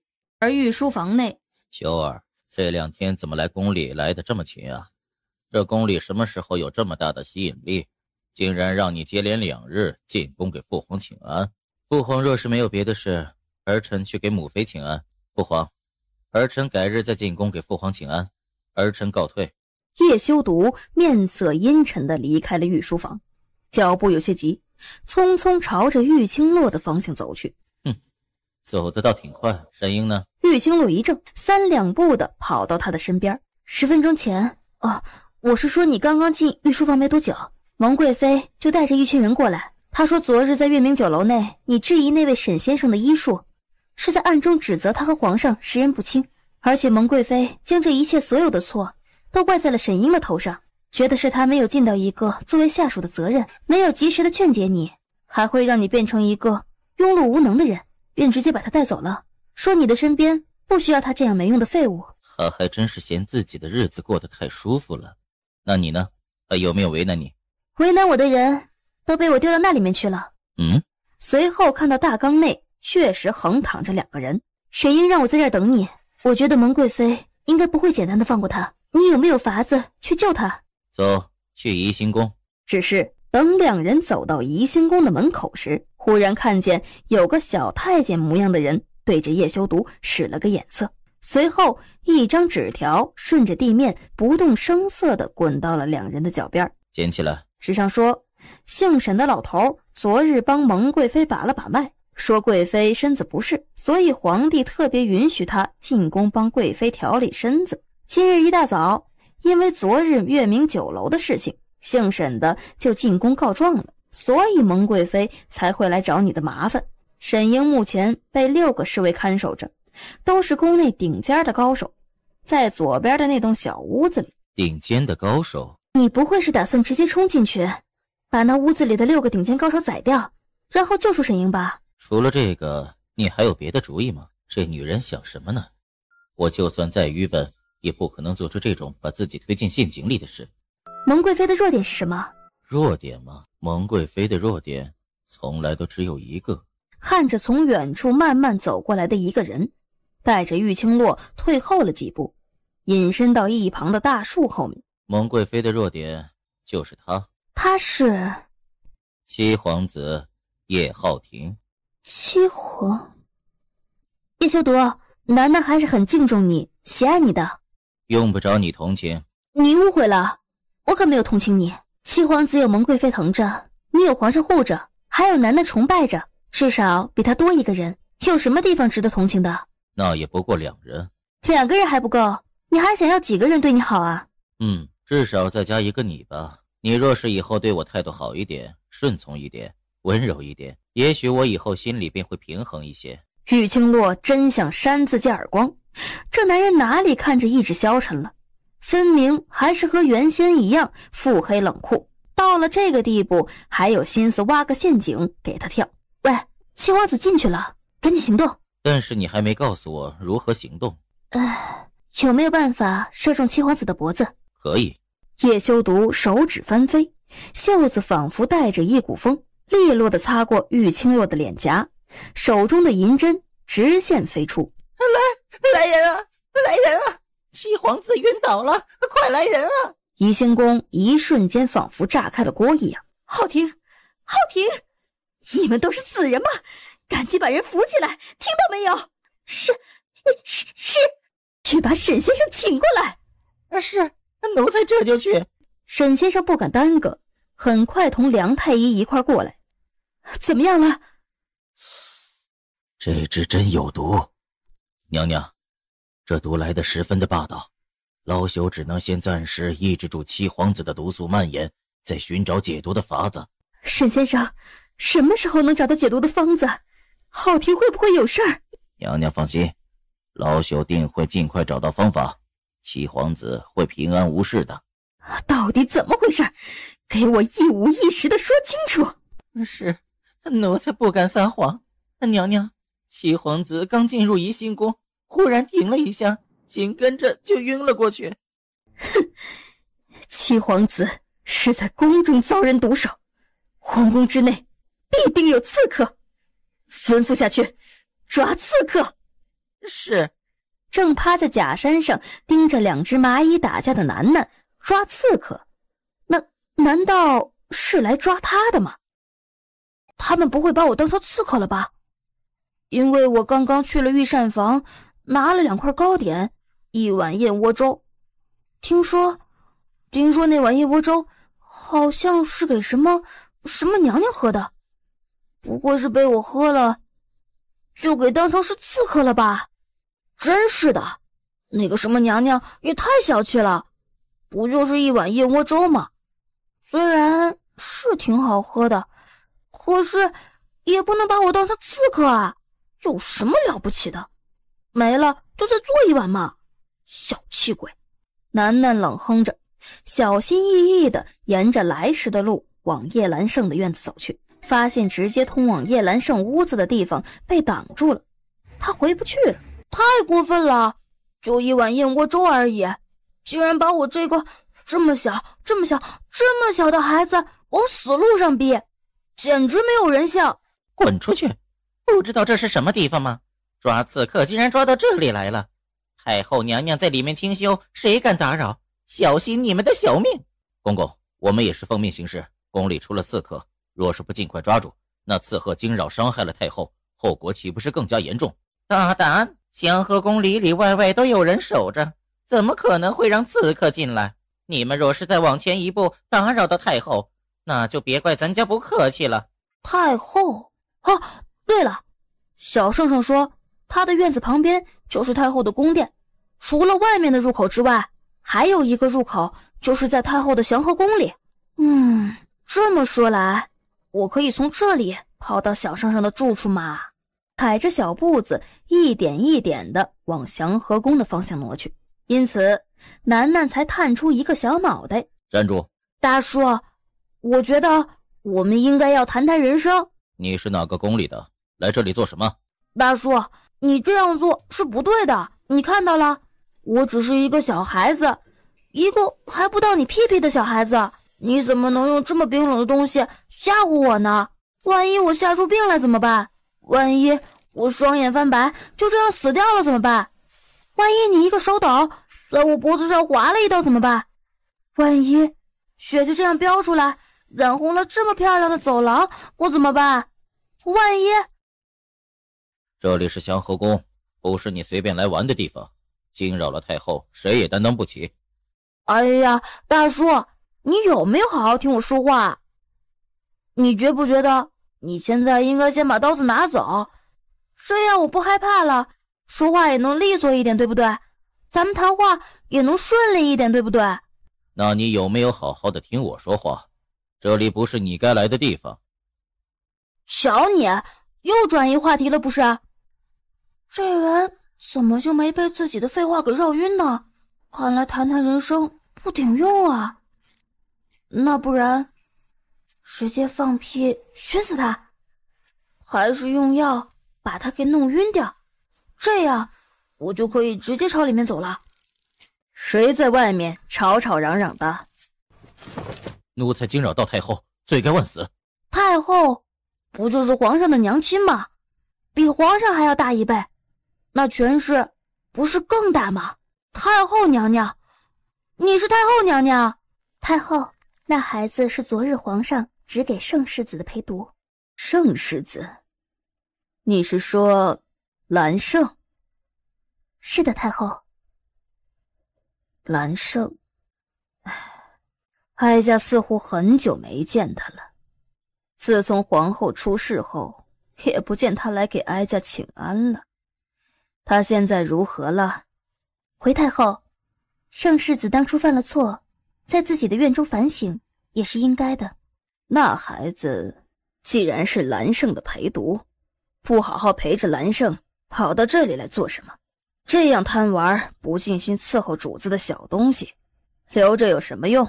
太后，这孩子出现在这儿，或许是得了盛世子的吩咐出来办事的。如今这宫里到处吵嚷着抓刺客，说不准这孩子被吓到了。太后福寿安康，太后万事如意，后吉祥。太后福寿安康，太后万事如意。太后是我心中的天，是我心中的地，是我心中的观世音菩萨。你这孩子怎么胡乱说话？叫什么名字？为什么到这儿来了？我能起来回话吗？起来吧。我叫玉晴南，今年5岁，我是从我娘亲的肚子里出来的。我娘亲就叫做娘亲，我爹爹就叫做爹爹。我是从小圣上的院子里来的。哦，小圣上就是好多人说的圣世子。我到这里来是因为小圣上说太后娘娘气质高贵，又漂亮又年轻，又慈祥又慈悲，说话好听，模样好看，是他见过的最好看的人。那我就不相信嘛，就一定要自己过来看看，所以就偷偷溜出来了。我就是想看一眼，真的就一眼啊！没想到这么一看，哇，真是惊为天人，简直漂亮的惨绝人寰，让我心脏扑通扑通的跳，好像一下子就喜欢上太后娘娘了，看到观音菩萨一样。就是这样。你这孩子挺会说话的，这话这么夸张，也不怕别人笑话。笑话？为什么要笑话我？我从来都是实话实说的。我这人没什么优点，除了英俊潇洒、风流倜傥、学识渊博、善解人意、勤劳能干、彬彬有礼、待人和善之外，最大的优点就是诚实。这孩子有意思，来，进来，哀家赏你点东西。太后娘娘，你要赏我东西吗？其实楠楠没有什么东西需要的，只要太后告诉我为什么太后的气质可以这么好的秘诀就可以了。你这孩子真是，那双眼睛都瞪直了，还装作不想要的样子。太后娘娘，你连这个都看出来了？哇，你果然是火眼金睛，好厉害啊！我对你的敬仰宛如滔滔江水，延绵不绝。好了好了，你这嘴巴小小的，怎么能说出这么多话来？不渴吗？太后娘娘要是听了我的话以后觉得很开心的话，我可以不渴的。太后笑了起来，让人给小家伙上了点清香滋润的花茶，又让人拿了些蜜饯糕点放在他的面前。多谢太后，吃吧。好吃，太好吃了。太后娘娘的东西就是和别人不一样。吃的我都想吃第2次了。太后娘娘，我能不能带点回去给小圣圣吃？喜欢就好。小家伙，你能不能告诉哀家，为什么皇上让你做兰圣的陪读啊？大概是觉得楠楠聪明伶俐，让他很开心吧，所以让楠楠跟着小圣圣一块学习，一起进步，然后就能成为国家的栋梁之才了。那你和皇上是怎么认识的？哦，这个就说来话长了。话说，那是一个夜黑风高的夜晚，楠楠我正在家里睡得昏天暗地，口水直流，做梦梦到自己有好多好多钱的时候，突然有2个黑衣人跑了进来。我问他们叫什么名字，那2个人竟然不回答我，把被子掀开，然后就把我整个人裹了起来，然后一直飞啊飞啊飞啊飞啊飞啊。楠楠，不好意思，离题了。反正就是飞啊飞啊飞啊，就飞走了。楠楠被他们飞得头都晕了，就一直大声的骂他们。可是楠楠太斯文了，他们肯定是觉得楠楠骂的不是很激烈，所以没理我。后来他们大概是觉得楠楠太吵了，就一下子把楠楠给敲晕了。过了好久，楠楠醒过来了。太后娘娘，您猜，楠楠看到了什么？哦，看到了什么？我看到了一块金灿灿的大元宝，金子啊！楠楠当时就吓傻了。我刚在床上做着美梦，说我有了好多的银子，没想到一醒来就看到了大金子。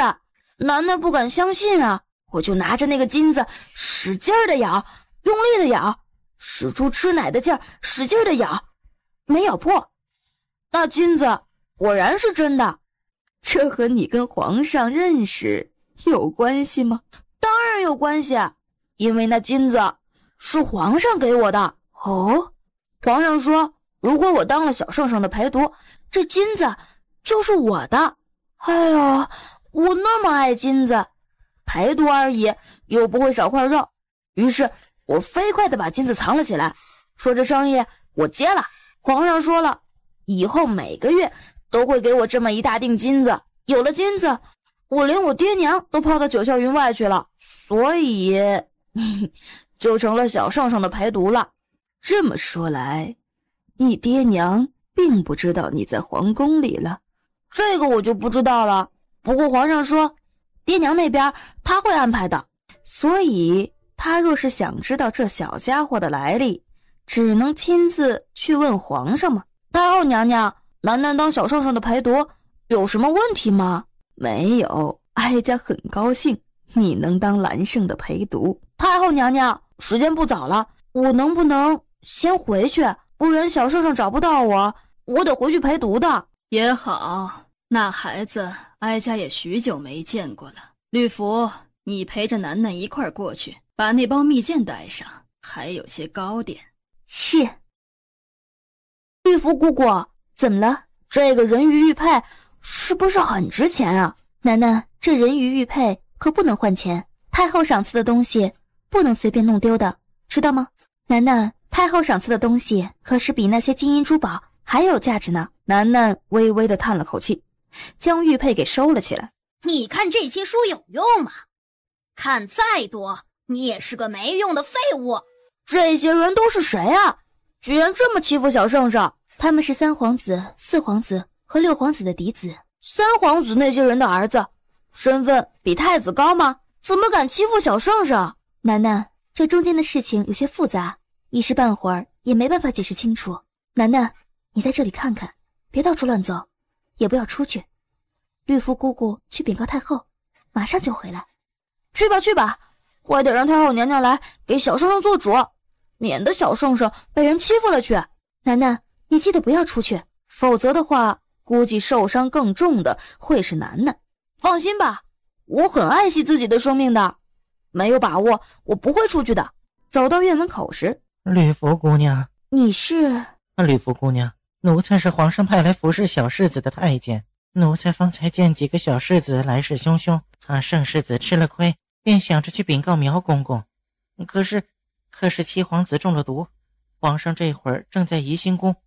奴才跑到宜兴宫门口时，那里戒备森严，侍卫根本就不让奴才进去，也不给奴才通报。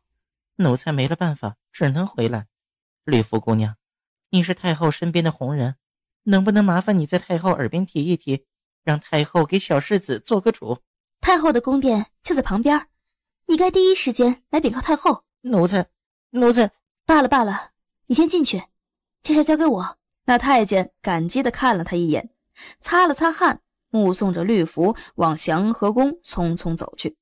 你捡啊，像个奴才一样，把地上的书全部都捡起来。我告诉你叶兰胜，别以为皇爷爷无意间散布到你这里，你就有机会往上爬，也不瞧瞧你的样子。哼，就知道死读书，脑子都坏掉了吧？叶兰胜微微皱了皱眉，还是没理会他，弯腰将地上的书一本一本地捡了起来。只是当他捡到最后一本时，叶兰薇脸色一变，狠狠地用脚踩在了他的手背上，用力地碾了碾。哼，这些个皇子真是胆子越来越大了。哀家就在这祥和宫内，他们竟然也敢让自家的儿子闯到这里来闹事。太后，哀家还是不去了。太后，兰胜也有7岁了，若是想要得到皇上的重视，就要靠自己的本事把今天这事儿给解决了。哀家倒是想看看他这2年独自一个人待在那间清冷的院子里，到底成长到了什么地步。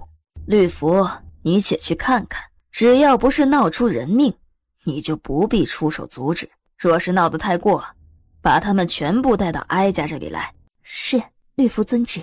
楠楠身为圣世子的伴读，若是缩在角落里，眼睁睁地看着主子被欺负，却视而不见，那皇上知道了，势必会怪罪于他。不说他心心念念的金子没有了，就连砍头也是有可能的。可是楠楠若是气愤不过，冲了出去，那些个世子不能拿圣世子如何，却会将气出在楠楠身上。宫女太监绝不会冒着得罪皇子的风险去救一个陪读的。绿福越想，心里便越是不安定，脚步也越来越快。你们这些丑八怪、大臭屁，居然敢欺负我的小圣上，你们都不想活了吗？砰的一声，所有人都措手不及，眼睁睁地看着叶兰薇被他撞得踉跄倒退几步，一屁股重重地坐在了地上。世子你没事吧？还有没有伤着？他哪里疼？你是哪里来的狗奴才？居然敢撞我，好大的胆子！小圣上，是不是很疼啊？没事。哎，威世子问你话呢，你居然敢当成听不见？你们到底想怎么样？咱们井水不犯河水，为什么要和我过不去？停，你总算开口说话了。我还以为你这几年待在这个地方，没人和你说说话，已经忘记怎么开口，变成哑巴了呢。叶兰薇，请你马上离开。离开？今天本世子就不走了，我就好好的教训教训你，让你知道自己是个什么东西。你别以为皇爷爷来看过你一次，你就开始蹬鼻子上脸，以为自己高人一等了。在我眼里，你连个屁都不是。那你就是屁了吗？楠楠从叶兰胜的背后探出脑袋来。楠楠，你别说话。好啊，你这个狗奴才竟然还敢跟我顶嘴！你真以为藏在叶兰胜的背后就没事了吗？你今天撞的我这么一下，足够被拖出去千刀万剐了。今天我就打死你，看看叶兰胜有没有那个本事当你的靠山。你给我出来，别藏着！不藏着就不藏着，你不是不高兴我顶嘴吗？那我不开口了，咱们直接动手吧。再次对准叶兰薇的肚子狠狠地撞了过去。哎呦！因此这一次叶兰薇还是结结实实的摔了个4脚朝天，比方才还要严重。混蛋！狗奴才！你个狗奴才！你们这些没用的废物，还待在这里做什么？给我打死他！打死他！谁敢动手？叶兰里、叶兰照，你们2个在干什么？还不把叶兰胜给我拖开啊！快点给我拖开！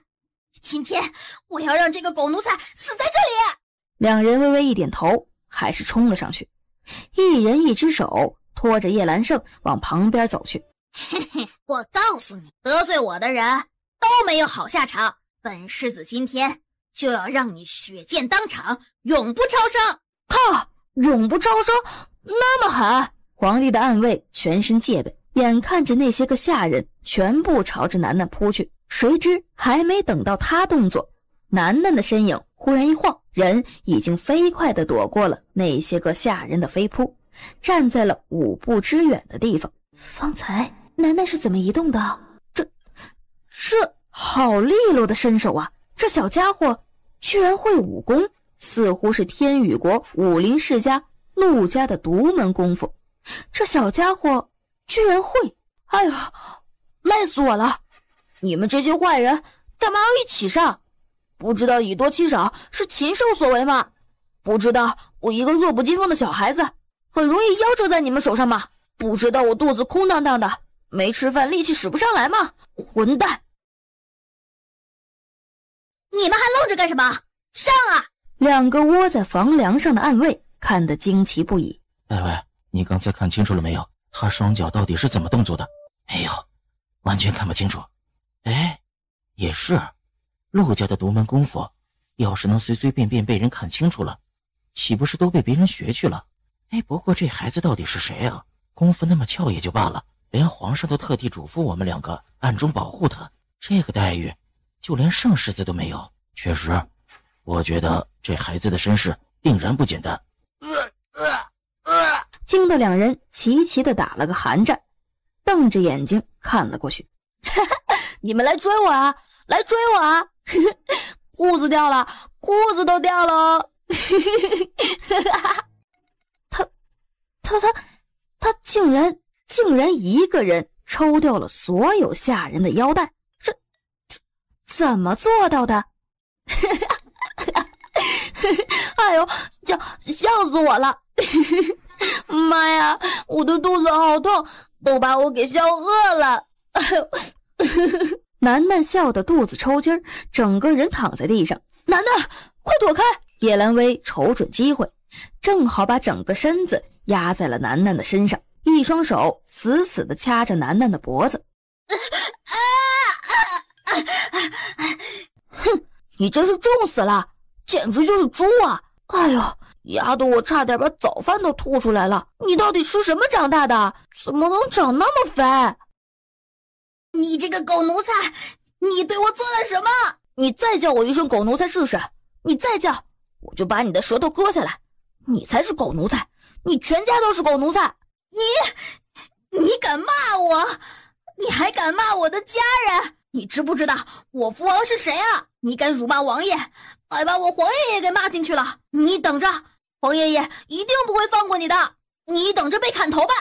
你这个狗臭奴才！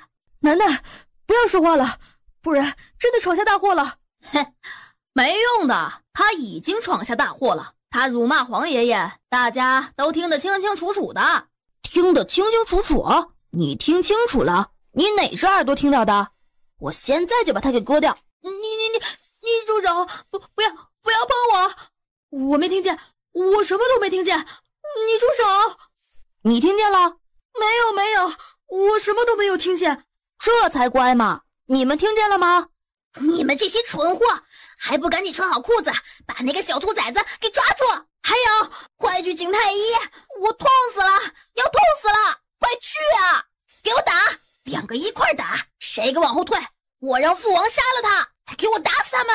哎呦，痛死我了！太医怎么还没来？痛死我了！那边有棍子，用棍子打！我就不相信打不死他！住手！你是谁？见过修王爷。哼，3哥4哥6弟都是好本事啊，世子的架子竟然这么大，连太子也不放在眼里。五叔，是五叔吗？五叔，你要为侄儿做主啊！那个小破孩居然敢弄伤侄儿！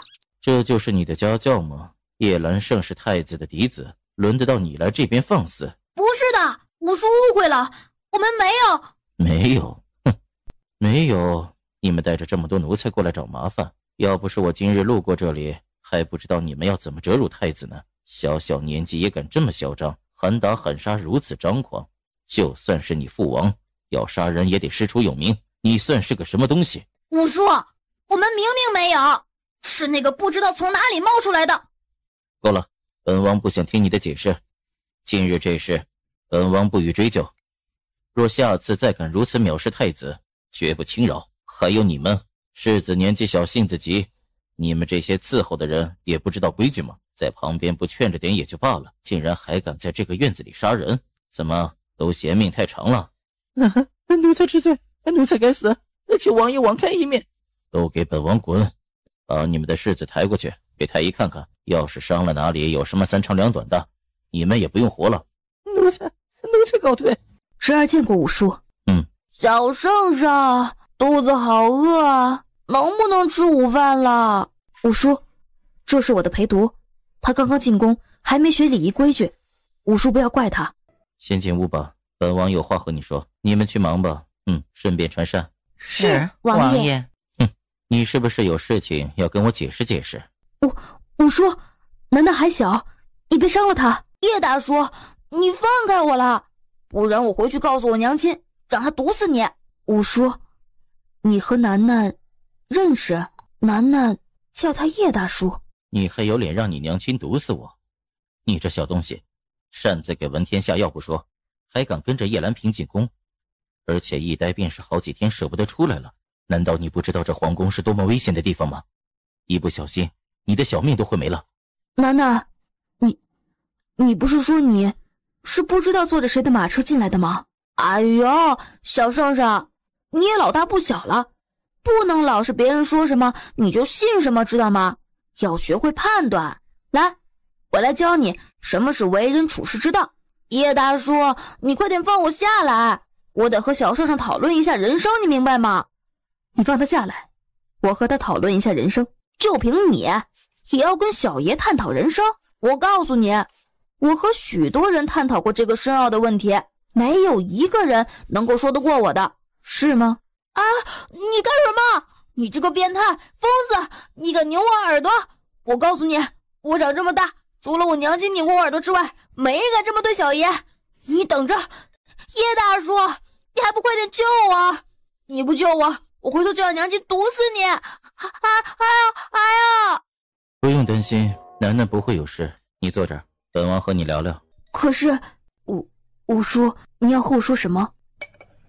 叶修毒抿了一口茶，这才淡淡的问起关于楠楠出现在这里的原因，以及这2天发生的情况。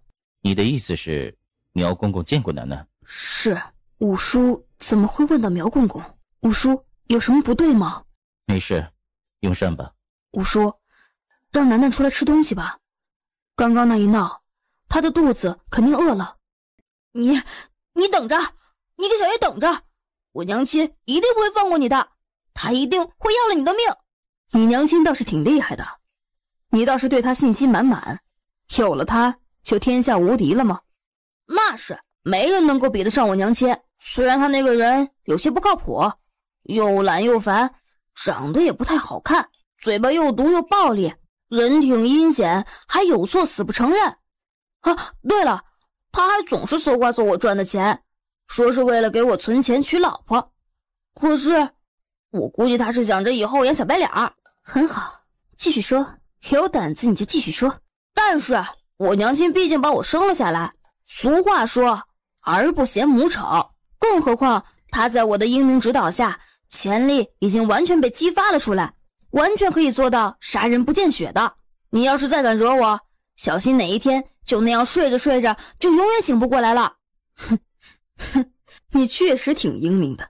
那是，这是公认的，不用别人说。你要是识相的话，赶紧给我道歉，赔我个精神损失费1000两银子就够了。不过我看你只是个小厮，一时半会儿大概也拿不出那么多银子，干脆1个月给个100两吧。放心，1年就可以把你的命给买回去了。既然你这么英明，那你和我说这么久的话，难道还看不出来我是你娘亲吗？玉清南，我的声音你听了5年了，怎么听不出来？你真的是我娘亲？你觉得呢？你不是说你很崇拜你娘亲的吗？那我化个妆，换个衣服，变个身份，你就认不出来了？娘亲，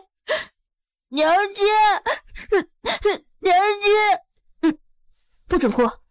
娘亲，我好想你来着，我晚上做梦都梦到你了，真的，我梦到你被人追杀，然后楠楠不要命的把你给救了回来。楠楠是不是很伟大？刚刚不是没有认出你，主要是娘亲你的技术太厉害了，居然把自己装扮的连亲生儿子都认不出来。娘亲，你果然是个天才，原来还有这么厉害的一招。这身装扮是林妈帮娘亲弄的。糟糕，马屁拍到马腿上了。那也是，娘亲你天生丽质难自弃，才会让林妈有发挥她本事的地方，对不对？刚才是谁说的娘亲长得不太好看的？谁说的？真是没眼光。那个人是眼睛瞎了吗？居然睁着眼睛说瞎话。我娘亲貌美如花，是天下难得一见的大美人儿，没有人能比得上。看我的样子就知道了，我的外在条件完全遗传了我娘亲的美丽，不知道有多少人羡慕嫉妒恨呢。娘亲，刚刚肯定没有人说，大概是娘亲太久没看见楠楠了，太想楠楠了，所以产生了幻觉，以为男的说的，对不对？娘亲，娘亲，我有个礼物要送给你。娘亲，这个给你。这玉佩是哪里来的？是太后给我的。你这2天过得还挺精彩的。没有娘亲在身边，不太精彩。当然了，有了娘亲在身边，也是一件很苦逼的事情。是吗？既然那么希望娘亲在身边，那你可以准备准备，待会儿跟娘亲出宫了。这个不行。娘亲，你刚刚也看到了，小圣圣一个人住在这里会被欺负的好惨的。我作为他的好朋友、好兄弟，我也为朋友两肋插刀的奉献精神，我不能把他一个人丢在这里任人蹂躏，我要保护他的。哼，说真实的原因。娘亲，我说的很真实的，真的，你要相信我。你的儿子现在已经长大成为一个很有男子气魄的男子汉了，你难道都没有感觉到你儿子身上如今光芒万丈，到处都带着闪光点吗？你要为你儿子自豪，毕竟娘亲他再废话，今天的中饭不准吃。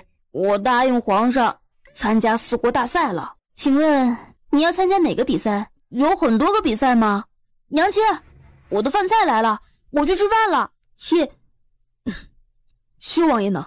五叔说他去给太后请安了。去了太后那边吗？娘亲，你快点过来吃东西，楠楠给你留了好吃的。你是楠楠的娘亲？慢点吃。我平时是怎么教你的？让你吃饭要有个吃饭的样子，丢不丢人？是，我是楠楠的娘亲。自从知道楠楠进宫后，我就怕她在宫里不安分，想着和她见一面。正好我也和修王爷认识，便打扮成他的小厮，让他带我进了宫。那你今日入宫是要把楠楠带回去吗？娘亲，我现在是小圣上的陪读，要是突然走掉了，皇上和太后一定会奇怪的。在宫里嘛，或许成为叶兰胜的伴读也是个不错的主意。而且叶修读也说了，这里至少有2个暗卫在暗中保护着叶兰胜。算了，你自己有分寸就行，别指望我给你擦屁股。我就知道娘亲最好说话了。夫人您放心，我会保护楠楠的。你既然是楠楠的朋友，还是叫我青姨吧，别叫夫人了。娘亲，小圣圣中了毒了，你给小圣圣看看吧。中毒？把手伸出来，我看看。玉清洛仔细地把了把脉，再看了看他舌头的颜色，沉默半晌。怎么样？小圣圣有没有什么事情？你中毒的事情，皇上知道吗？知道，是我告诉他的。而且皇上还让人把有毒的馒头拿回去检查了。我想，皇上既然知道了你的情况，等到馒头检查出确实有毒，他应该会让太医过来给你看看。这样，太医开的药你不要吃，让人熬了以后偷偷的倒掉。既然你是在宫里被人下的毒，难保不会有人在你的药里也下毒。我回去后会替你调制出解药来。你这毒有些日子了，得慢慢调回来。过2天，我会让修王爷把解药给你带过来。你按照我说的服，最多1个月后便会把毒清除干净。是，我知道了。谢谢青姨。我告诉你了，我娘亲很厉害的吧？她一定会替你解毒的。吱呀一声，叶修毒便开门走了进来。2人一路沉默，不多大一会儿，已经站在了宜兴宫的门口。奴才见过修王爷。本王听说七弟被刺客刺伤了，现在情况如何？回王爷，沈先生和众位太医已经替七皇子看过了，具体情况奴才也不清楚。皇上和贵妃娘娘还在里面看七皇子。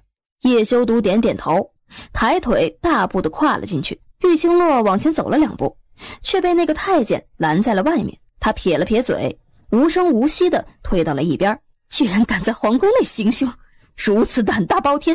皇上，这人若是被抓到，绝对要处以极刑。贵妃放心，朕已经让禁卫军严守宫门，不让一个可疑的人进出，会抓到伤了浩庭的凶手的。浩庭的毒你们都没见过吗？皇上饶命，臣等确实没见过这种毒药，不过臣等也提炼出了这毒药的一些成分，这里面包含了生长在天宇国蓟北山的毒菇，游走在流云国森林里的毒蛇，还有我们封藏国北方的一种叫做香葛的毒草。什么？皇上娘娘，沈先生说能研制出解药，那必然是能的。臣等一定会协助沈先生，全力医治七皇子。修王爷到。修儿来了，快进来。修儿，你不是说要给你母妃来请安的吗？怎么现在才来？儿臣原本是要给母妃请安的，只是走到一半时看到七弟过来了，儿臣便想着母妃或许要跟七弟说说话，便打算晚一步再过去。再者，儿臣回到帝都这么久，还未去看过皇祖母，4年未见，甚是想念，这才转身去了祥和宫。没想到走到祥和宫的西北角时，却看到了几个小世子正在闹矛盾。蓝胜毕竟是太子的嫡子，儿臣不好不管。哼，修儿什么时候变得这么慈悲心肠了？居然还有闲心去管几个孩子的事。你七弟遭人暗杀，你这个做哥哥的来的还真早啊。母妃说的是，下次儿臣定会第一时间赶到。你下一次，他居然还敢诅咒浩庭下一次。浩庭这边暂时没事，朕就放心了。朕还有事情没处理，这边就有劳贵妃费心了。蒙贵妃在这一点上还是很通情达理的，当下点了点头，恭送皇上出了宜兴宫。关于七弟的事情，我想和母妃谈谈。他挥了挥手，你们先下去吧。你要和本宫说什么？说起来，本王也有4年没见过七弟了。4年不见，七弟长得也越发的有风范了。母妃，七弟可真像你。你到底想说什么？母妃，你不会真的以为那个姓沈的能解了七弟的毒吧？沈先生是诡异。母妃还真是信得过他。他若是真有那个本事，当场就可以把七弟的毒给解了，何必费神回去研究？而且连个期限都说不出。叶修毒，你到底是什么意思？七弟这毒，太医解不了，姓沈的也解不了。是你下的毒，是你！母妃说的什么话？给七弟下毒的可是那个刺客。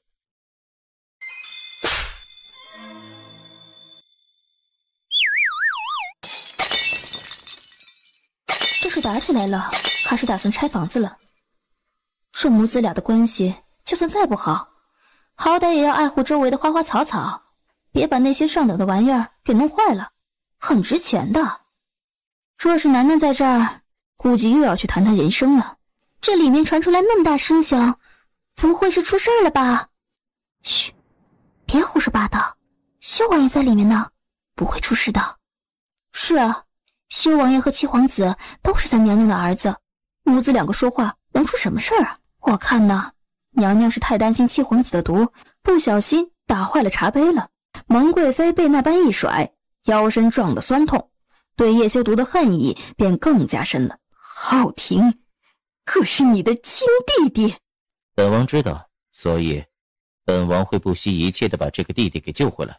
母妃应该听沈先生说了，10日后他会和一个姑娘比试医术，到时候本王自会带着那个姑娘进宫给七弟解毒。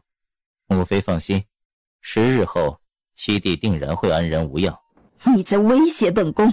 母妃言重了，不过本王能结识到那位姑娘并带来给七弟解毒，也是因为昨日在酒楼里定下的约定。既然如此，那么本王的护卫便没有任何错。母妃，你说是不是？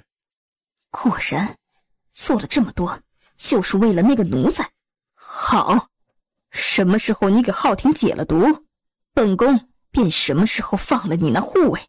但这笔账他日必然会10倍的讨回来。现在马上给本宫滚出去，本宫不想看到你。对了，有件事情忘记和母妃说了，这段时间希望母妃好好的善待我的护卫，这样对大家都有好处，毕竟七弟还躺在那里。滚！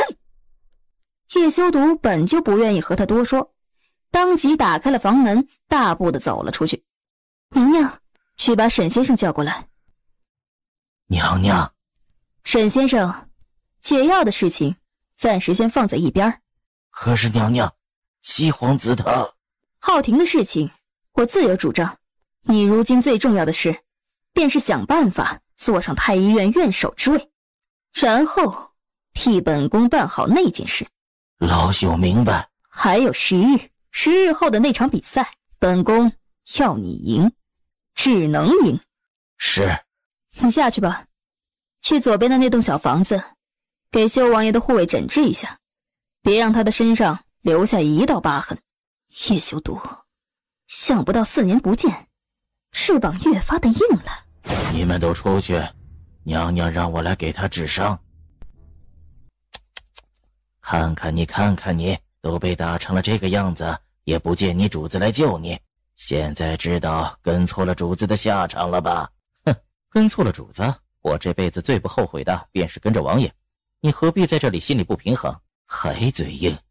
我可告诉你了，修王爷刚刚走，和贵妃娘娘说了一会儿话，可是绝口没有提起过你，更没说要救你。在修王爷心里，你也不过是一条狗，他压根儿就没打算把你带出去，死了也就死了。叶修毒倒是不在乎和蒙贵妃闹僵，对他来说，蒙贵妃和沈英相比，后者更像是他的亲人。王爷，谁知帘子才刚撩到一半，里面却忽然钻出了一张嬉皮笑脸的头。坐一边去，五哥，你太不懂风情了，好歹也要装出一副被我吓到的样子才合乎常理嘛。这个不是给你靠的。啊喂，五哥，你不好意思，打扰你们了，你们继续。其实我不歧视这种禁忌的感情，继续。叶浩然惊叫一声，整个人直接往外飞去。他急忙一个翻身，咻的一下，十分骚包的弄了个潇洒的落地姿势。啊，好险，差点就摔了个4脚朝天。哎，五哥，喂，五哥，你有没有人性啊？五哥，咱们多年的兄弟感情，这种事情你怎么就做得出来的？哎，你一个小厮怎么也坐在里面来了？哈哈哈，那是我刚才的靠枕。五哥，你不让我靠，居然让一个小厮来靠。叶浩然，你这话说的就不对了，这靠枕是我的，除了我，当然不能给别人靠了。你的？你一个小厮怎么也有靠枕在王爷的马车里？等会儿，你刚才叫我什么？叶浩然？我可是王爷，你不恭恭敬敬的给我请安，居然敢直呼本王名字？一个小厮啊！虽然是五哥的小厮，但是这样称呼我也太不给我面子了吧？这肯定是五哥教的，没有五哥的特许，他怎么敢这么大的胆子？这张脸和我原先的差别真的有那么大吗？真的认不出来吗？倒也不是，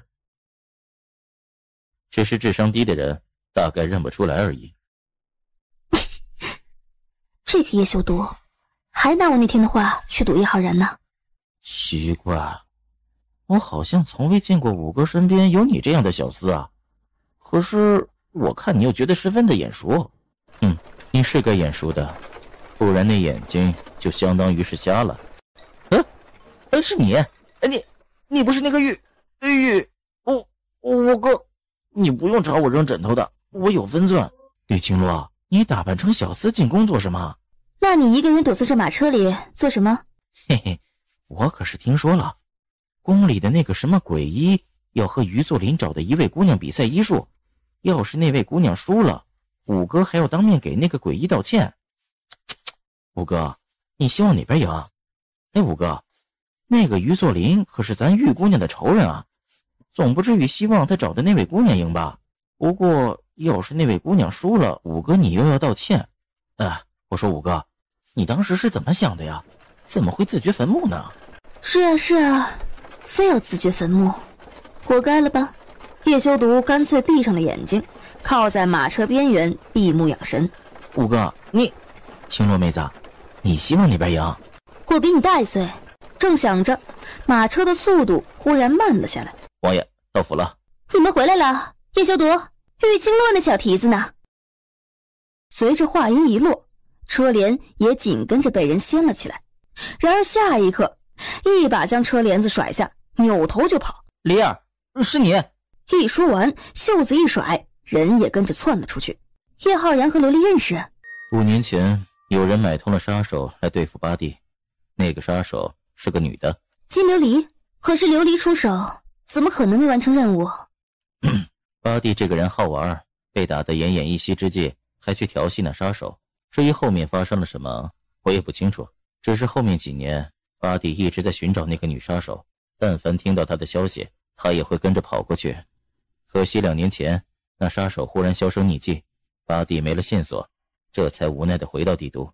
所以他是想说，那个女杀手叫做月下修罗，和叶浩然可能有段情。这下子有好戏看了。叶浩然跑得飞快，这几年他别的本事没有，腿功却是练得1等1的。金琉璃气恼，几年不见，这人怎么这般厉害了？他左右看了看，最终无奈地闯入了一边的柴房内。你跑，你跑啊！居然还敢跑！你知不知道我找你找了多久？金琉璃不说话，只是咬着下唇去推他。玉清洛那个贱人的东西，竟然还敢给我留着！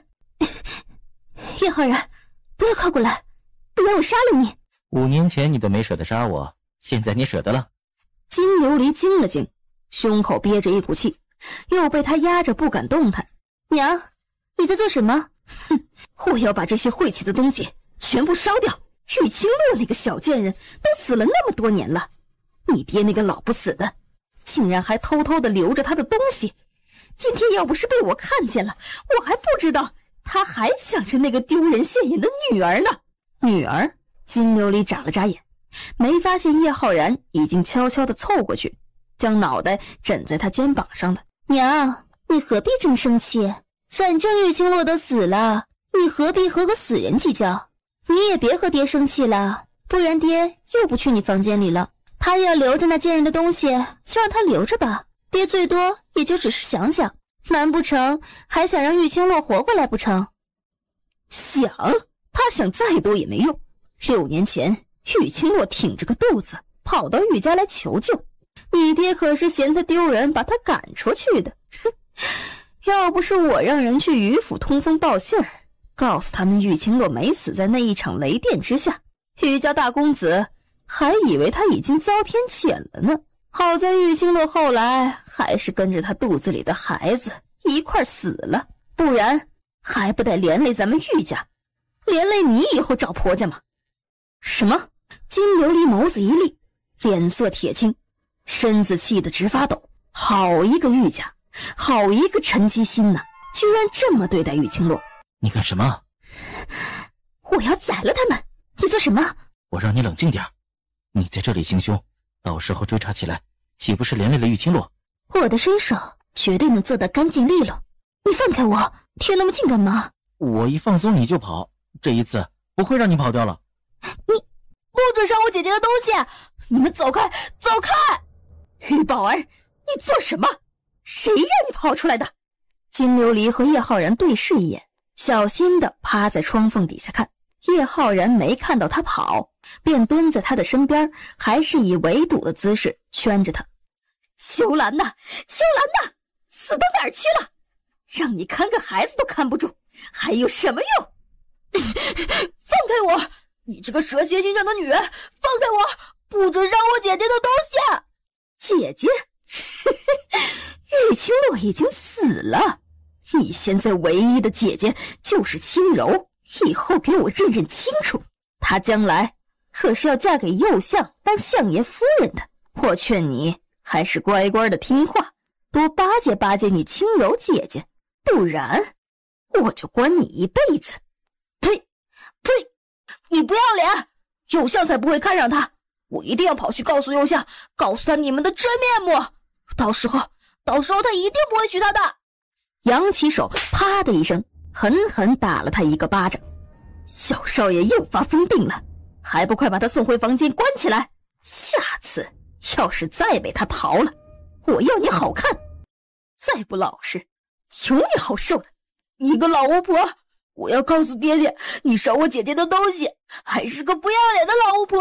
告诉你爹？你爹连见都不见你，你怎么去告诉他？有本事你倒是去说呀，看看你爹到底是信我，还是信你这个被大夫诊断成疯子的孩子？这个老女人！叶浩然，你干什么？你没看到他虐待那孩子吗？你现在出去也不过救了那孩子一时，以后那女人会变着法的欺负他的。那怎么办？除非杀了那个女人，别动，再动有你好看的。他开始努力地压制住胡乱飞窜的气息，深深地吸了一口气，转移注意力。嘘，看我的。你要做什么？叶浩然不语，从地上捡起了几块小石子，在手心处抛了抛，然后瞄准陈基心的膝盖，猛地掷了过去，砰的一声，直接跪在了玉宝儿的面前。娘，你怎么了？娘，不知道，腿上忽然感觉被什么东西咬了一口。哎呦！他话还没说完，感觉耳朵上又传来一阵刺痛。叶浩然笑了笑，随后凑近金琉璃的耳边，来，扮个鬼来试试。你敢烧我的东西，你敢打我的弟弟，我死了你都不肯放过我。你这个蛇蝎女人，我死得好冤呐，死得好不甘心啊！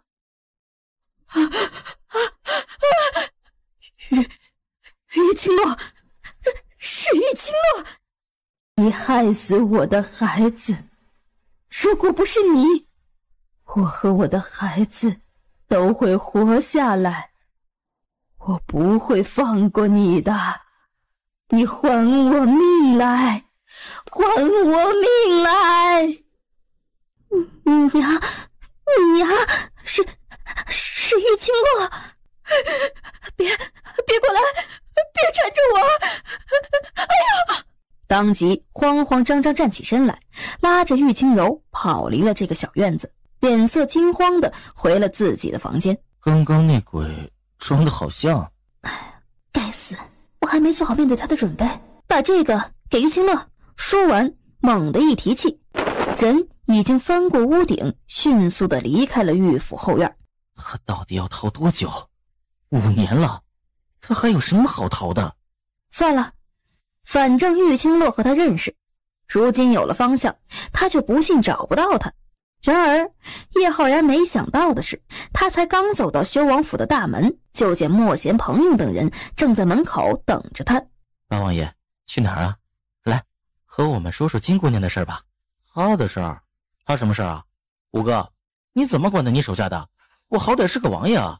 八王爷，您上次不是还和我们几个兄弟说，天涯何处无芳草，绝对不会吊死在一棵树上的吗？而且还劝我们兄弟几个好好的跟你学学，有事没事就上个青楼找几个姑娘喝喝花酒，不要学我们家王爷的嘛。八王爷，你说属下要是把这些话全部传达给金姑娘听，她会有什么反应？你们怀里的东西差点抱不住，啪的一声，有个荷包直接掉到了地上去了。这个东西不会是别家的姑娘送给八王爷你的吧？五哥，这东西可都是姓玉的那个女人的，我们刚才知道了一个玉姑娘的大秘密。她呀，莫贤、红英，退下，进来。这些东西真的是她的。叶修毒拿起已经烧到一半的一块绣帕，而且为什么会被烧成了这样？我们不小心去了玉府，听到了一些关于玉清洛当年的事情。五哥，玉清洛这些年带着一个孩子确实很不容易。叶修毒静静地听着，忽然想到楠楠的生日。火庙着火的那日是几月几号？7月初3啊。怎么了？那天是楠楠的生日。有股刺痛蔓延着他的四肢百骸。这么说来，玉清洛是在破庙大火中将孩子给生下来的。我出去一趟。五哥。只是那道身影早就消失在了庭院里，一点气息都感受不到了。叶修毒几乎不曾多想，人已经站在了玉清洛的房门口，就是他了，真的就是他了，别人都不要了。这个给他生了孩子，又对及了他胃口，让他留恋不舍的女人，就是他了。你怎么又来？你做什么？叶修毒，你还真是没完没了了你。和我说说当年的事情吧。啊？他想扭过头，但是腰身被他钳得死紧，他动弹不得。和我说说当年那场雷以后的事吧。怎么，不能说吗？算了，还是不说了。也不是不能说，那次确实是一个惊雷劈下来，整个柴房都着了火。于作霖让下人将柴房的门封死，我在里面怎么也出不来。后来苟嬷嬷趁着于府的下人不注意，把柴房后面的那扇窗户给弄破了，冲进了火海，将昏迷着的我带了出去。当时的火太大，葛嬷嬷冲进来就受了伤，脸上手上都被火烧得厉害，痛苦至极。我从未独自一个人在外面讨过生活，也没有其他出路，只能寻到娘家，想着爹和继母那般疼我，一定会收容我的。哪里晓得父亲嫌弃我丢尽颜面，不但没让我进门，还让下人把我打了出去。那一次差点让我见了血失去孩子，而一向把我当成亲生女儿疼爱的继母却对我冷嘲热讽，劈头盖脸的骂得十分难听，和往日的那份疼爱简直天差地别。甚至在我抓着门框不肯松手的时候，直接重重地把门关上，几乎将我的手指压断。在那之后，我的身边便有了于作霖派来的杀手，想方设法的置我于死地。若不是身边有个葛嬷嬷，我怕是撑不住那么多日子了。只是肚子越来越大，躲避便越来越困难。尽管已经躲到了程家的破庙里，还是被于作霖的人给找到了。葛嬷嬷拼死护着，身上到处是伤，还是撑着身子引开追兵，才让我能够顺利生产。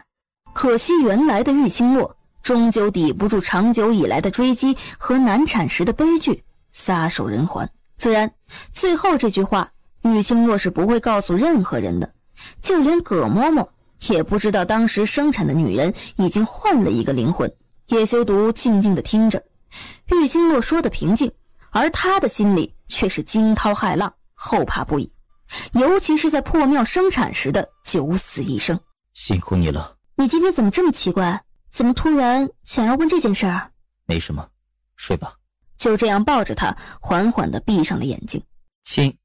阿华，你上次怎么就这样走了？我话还没说完呢，你还没告诉我你现在住在哪儿，过得怎么样呢？右相，咱们还是保持一下距离吧，我还有事，就不奉陪了。青姑娘，右相，下官见过右相。青姑娘，你怎么会和右相在一起？哦，方才路上凑巧碰到，是我不小心撞了一下右相，让右相的膝盖受了点伤，心中过意不去，才会想着去药店给右相买点膏药。不过右相并不介意，给拒绝了。青姑娘，上次我回去时忽然不见了你身影，在下心里十分的着急。既然这次又碰面了，正好在下有些事情想和青姑娘商量商量，是关于我家人的病，想和青姑娘单独聊聊。姑娘现在若是有空，可否随在下去于府，帮我家人医治？于公子说的对，治病看人要紧，我这就随你去于府。你会医术？是啊，右相，实在是不好意思，今日多有得罪，你大人不计小人过，多谢你体谅，我就先告辞了。右相，告辞。本相正好有时间，不如也跟着去看看吧。本相很好奇青姑娘的医术，上次于大人所说的那位医术高明的姑娘，该不会就是这位青姑娘吧？这右相跟着不太合适吧？哈哈，于大人客气了，本相马车正好在前面，也免得青姑娘多费时辰了。再者，青姑娘和于大人毕竟是孤男寡女，就这样上街恐怕不便。你大半个时辰后，马车终于一摇一晃地停在了于府的门前。阔别6年，他终于还是踏入了这个门内，而且还是被当年恨不得杀死他的前夫恭恭敬敬、堂堂正正地请进来的。右相日理万机，下官就不打。都已经到了门口了，于大人难道不请我进去喝杯茶吗？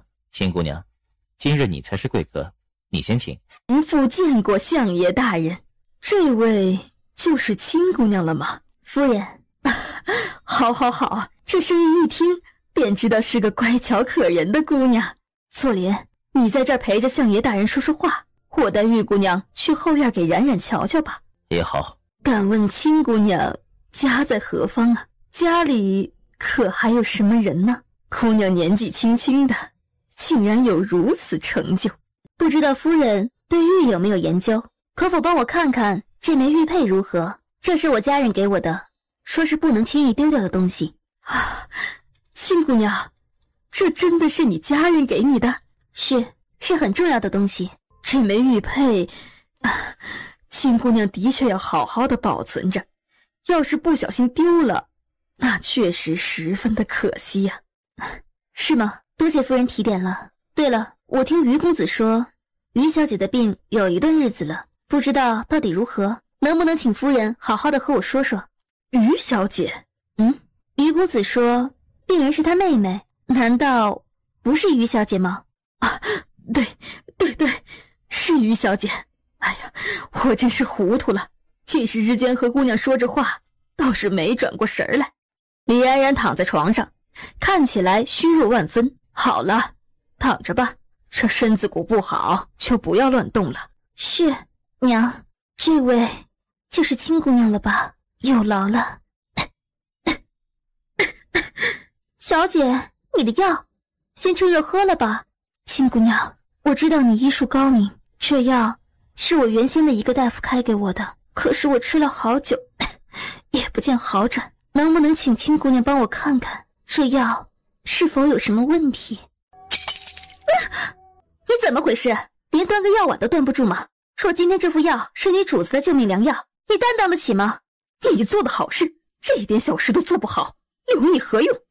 就是，这事儿要是在我家，你这丫头就该拖出去直接杖毙了。大夫人耳尖，听到他说皇子，更加认定了这位青姑娘定然是皇室中人，还不把地上的东西收拾干净，愣着做什么？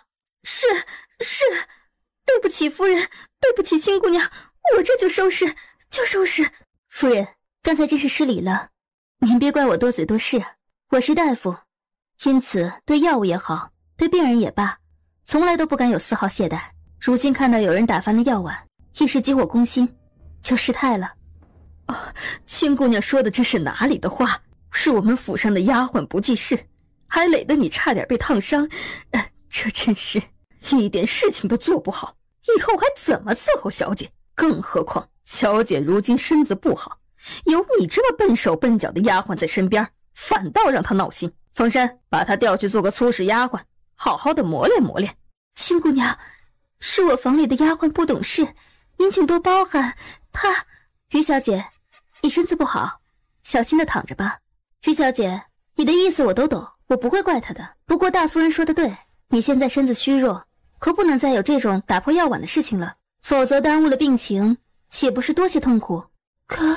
可是青姑娘，我怨惯了那丫头，她……冉冉，你现在是病人，病人要听大夫的话。是。于小姐，你别乱动，我替你把脉吧。方才他本想让丫鬟泼他一身药汁，带着他进屋内换衣服之际，好好的劝服他对自己的病情保密的。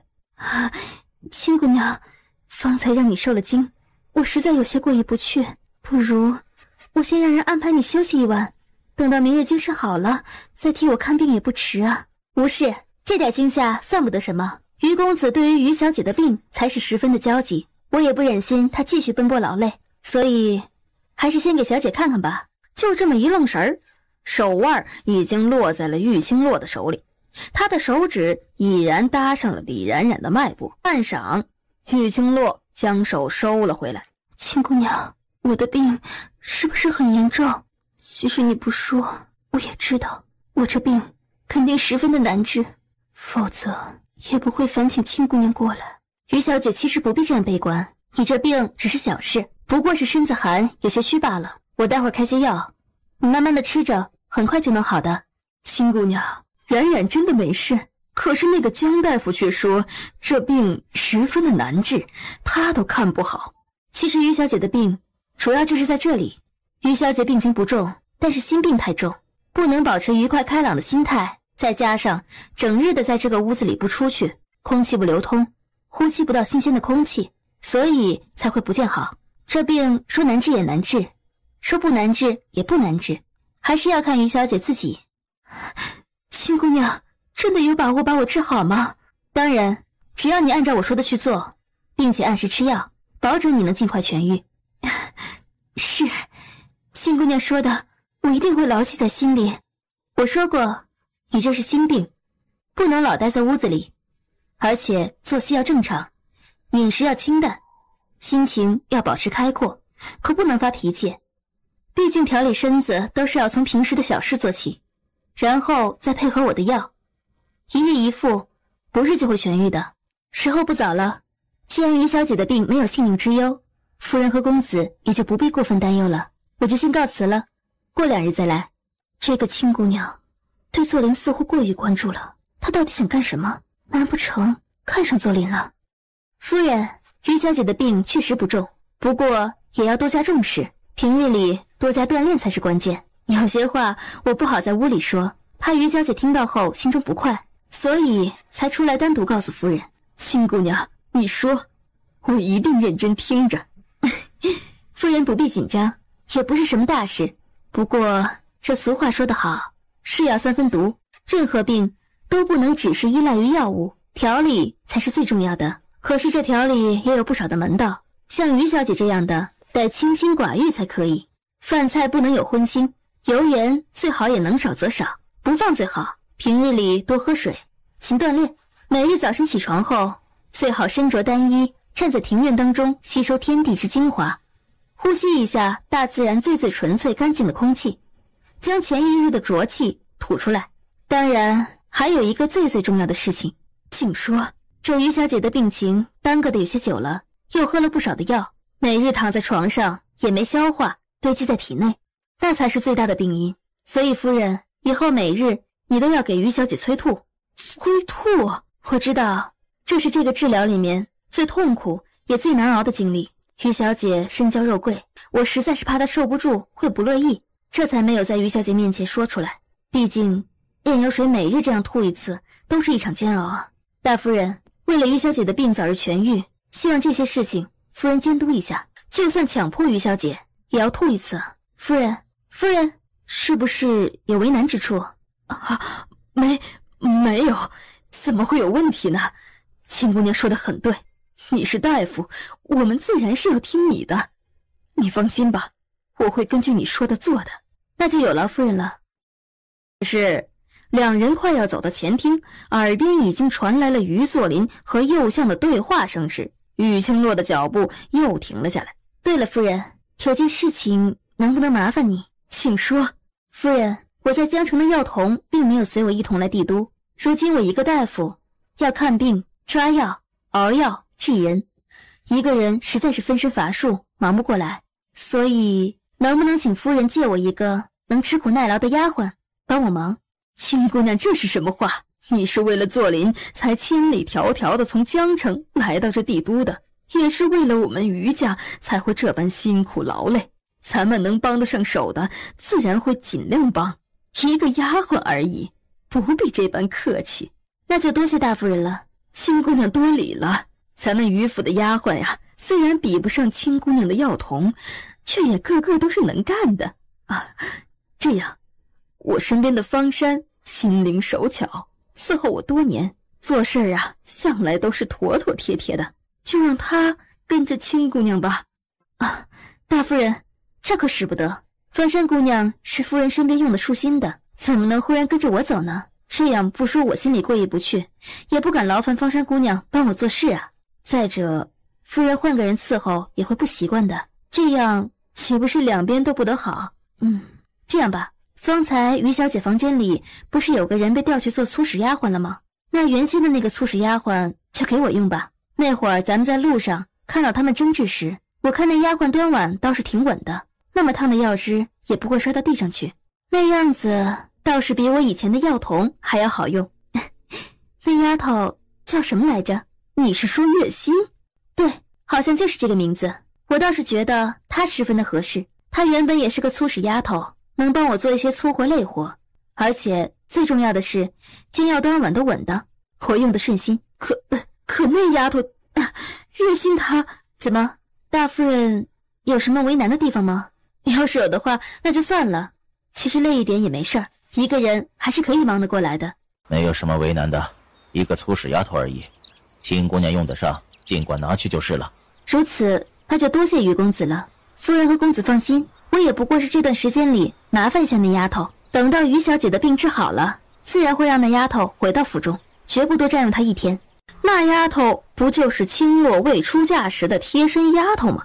后来听说那丫头也跟着青洛一块到了于府，是她的疏忽，把这丫头给忘了，这些年大概也没少吃苦。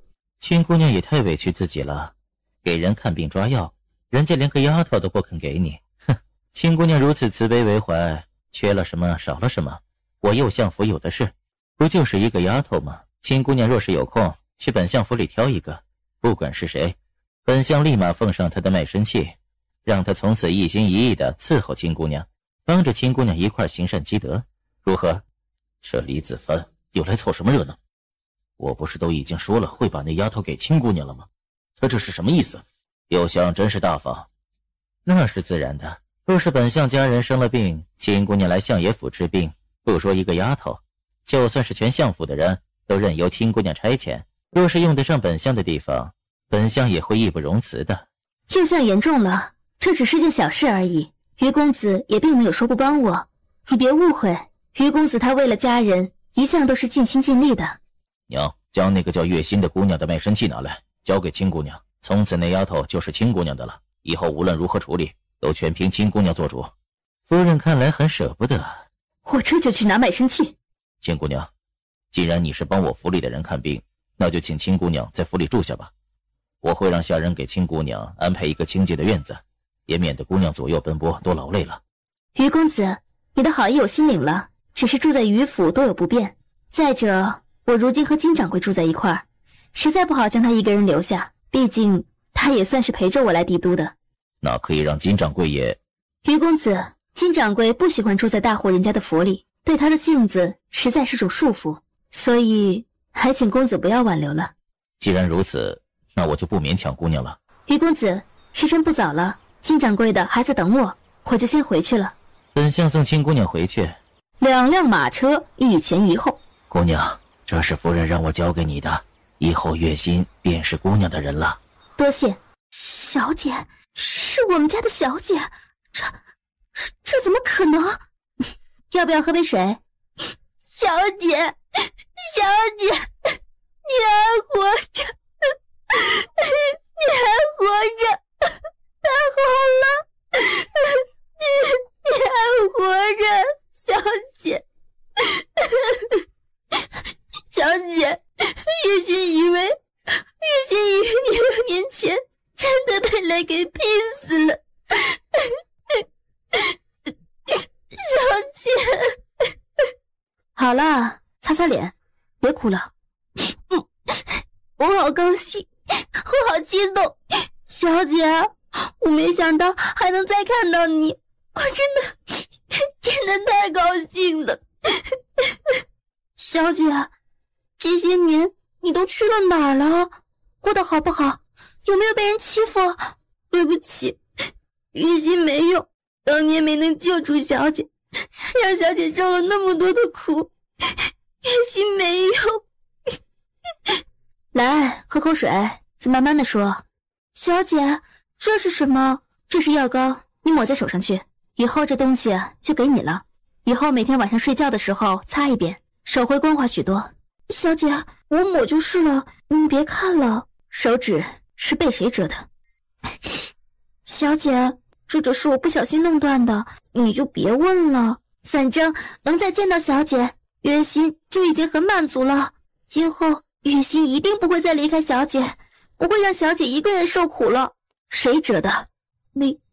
李夫人。李冉冉。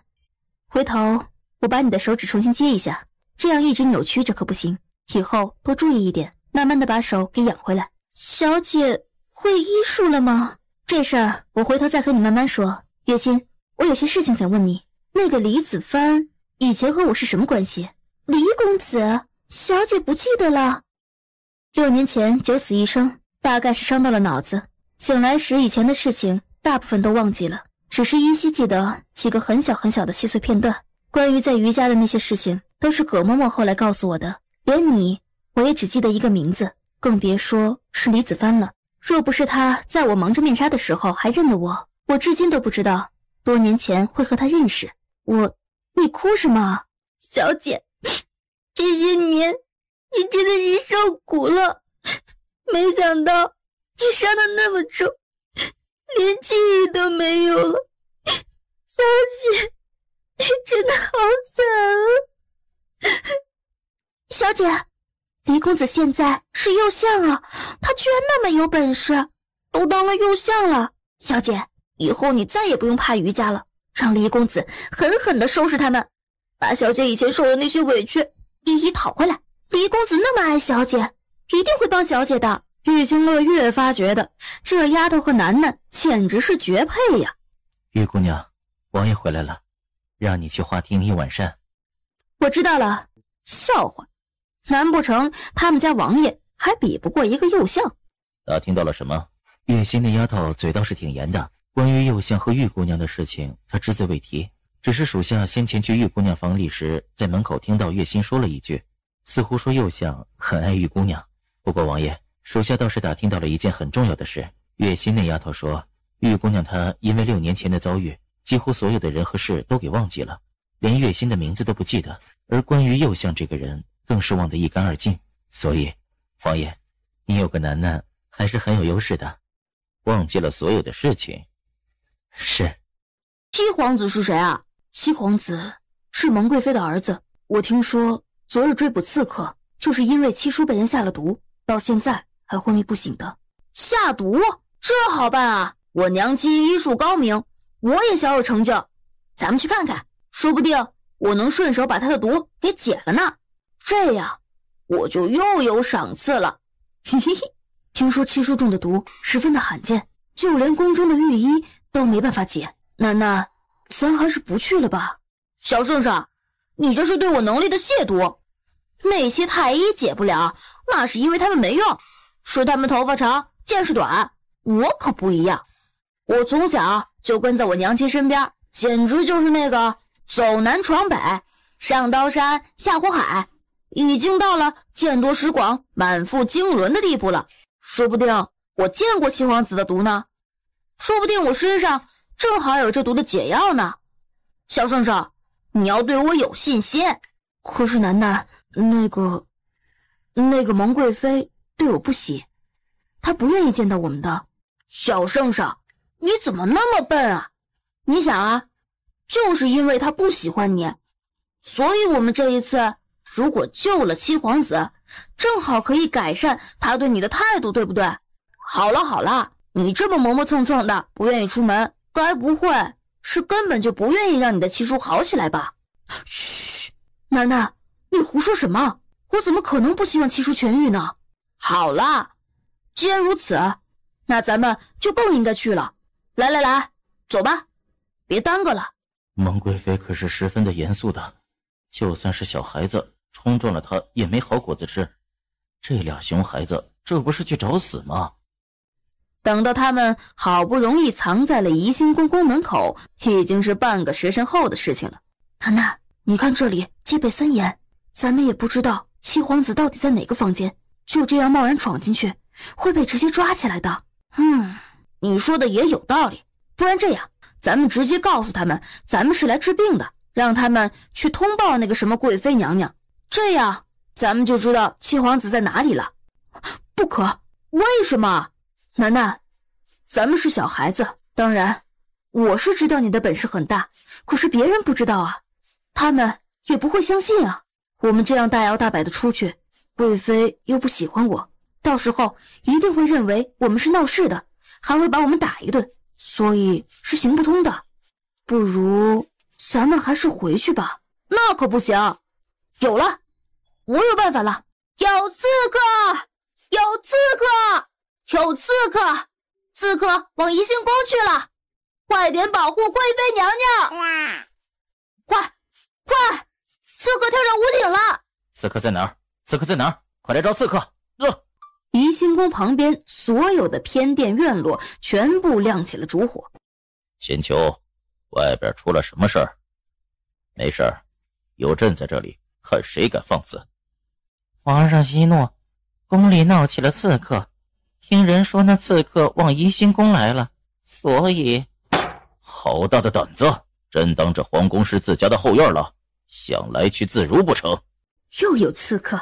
不对，昨日的刺客是子虚乌有的，伤了浩庭的人是叶修毒，所以算不上是刺客。难道今夜来的也会是他？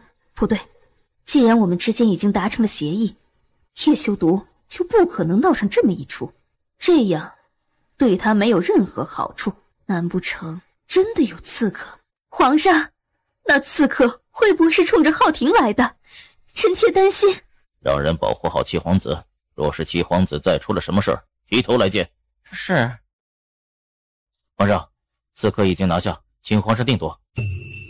难不成楠楠被抓了？把人带进来。是。皇上，此人在怡兴宫门口鬼鬼祟祟，身上还藏着匕首和毒药，臣看他形迹可疑，立刻着人拿下。谁知这奴才不但剧烈反抗，还用匕首刺伤了侍卫，预备夺门逃走，被臣当场抓住。你是什么人？居然敢在怡兴宫里面行凶？皇上，奴才没有，奴才只是路过怡兴宫而已。方才听到有人大叫刺客，奴才一紧张，看到有人来抓奴才就慌乱地刺伤了侍卫。皇上，奴才真的不是刺客。没有，那你身上的匕首和毒药要如何解释？皇上，这是先前圣世子院落里伺候的柯公公。看来你果真是居心不良啊！先前伺候蓝胜时便居心叵测，如今出现在怡兴宫，更是携带着毒药和匕首，朕看你当真是活得不耐烦了。魏统领，带下去杖毙。是。贵妃娘娘救我，贵妃娘娘救我呀！奴才还不想死。娘娘，你看在奴才尽心尽力帮你做事的份上，帮奴才说说情吧。你胡说什么？本宫根本就不认识你，何时要你来尽心尽力的伺候了？你身上携带匕首和毒药，出现在本宫的怡兴宫里，本宫不问你罪，已经是最大的仁慈了，你还敢口无遮拦？贵妃娘娘，你怎么能这么说？奴才默默地帮你做了那么多事儿，没有功劳也有苦劳。你看在奴才多年忠心的份上，饶奴才一命吧。属下该死，属下这就把他拖出去。贵妃娘娘，你不能对奴才如此无情啊！这匕首不是你交给奴才的吗？毒药也是你给的呀！你恨皇后娘娘和你作对，便让奴才在沈世子的饭菜里下毒。奴才知道做事不利，惹得皇上怀疑，这才想要将功折罪的呀！你说皇上开始调查沈世子中毒的事情，便让奴才在沈世子的饭菜里下毒。奴才知道做事不利，惹得皇上怀疑，这才想要将功折罪的呀！你说皇上开始调查沈世子中毒的事情，为了不让皇上查到娘娘的头上，干脆给七皇子下毒，如此也能转移皇上的注意力。娘娘，这些事情不都是你让奴才做的吗？魏统领额头上冒出了汗，心中一急，急忙捂住他的嘴，一用力便把他给拖出了门外。皇上，臣妾没有，那个奴才是在陷害臣妾。浩庭是臣妾的儿子，有哪个做母亲的会让自己的儿子中毒呢？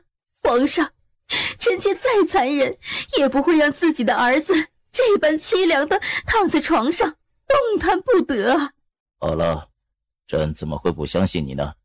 朕不会听那奴才的片面之词的。起来吧。很好，这后宫的女人又开始蠢蠢欲动了，自然也包括了躲在台阶下的楠楠和叶兰胜。小圣上，别难过，你放心吧，以后有我会对你好的。不过这个柯公公也真是的，都到了最后了，还要陷害这个什么什么蒙贵妃。陷害？你不会以为他说的是真的吧？哪有对自己主子忠心的人临死了还把主子供出来的？这么简单的道理你都不懂啊？好了好了，别管那个柯公公了，现在正好趁着大家的注意力不在这里，咱们赶紧去找那个什么什么七皇子吧。就从左边的房子找过去。楠楠，这些小屋子都是下人住的，或是吃饭放杂物的地方，七叔不会住在这里的。楠楠，嘘，怎么了？发生什么事了？楠楠，怎么了？小圣上，我刚刚好像看见了我沈大叔，可是沈大叔不是在爹爹身边吗？怎么会在这里？而且还被人绑着。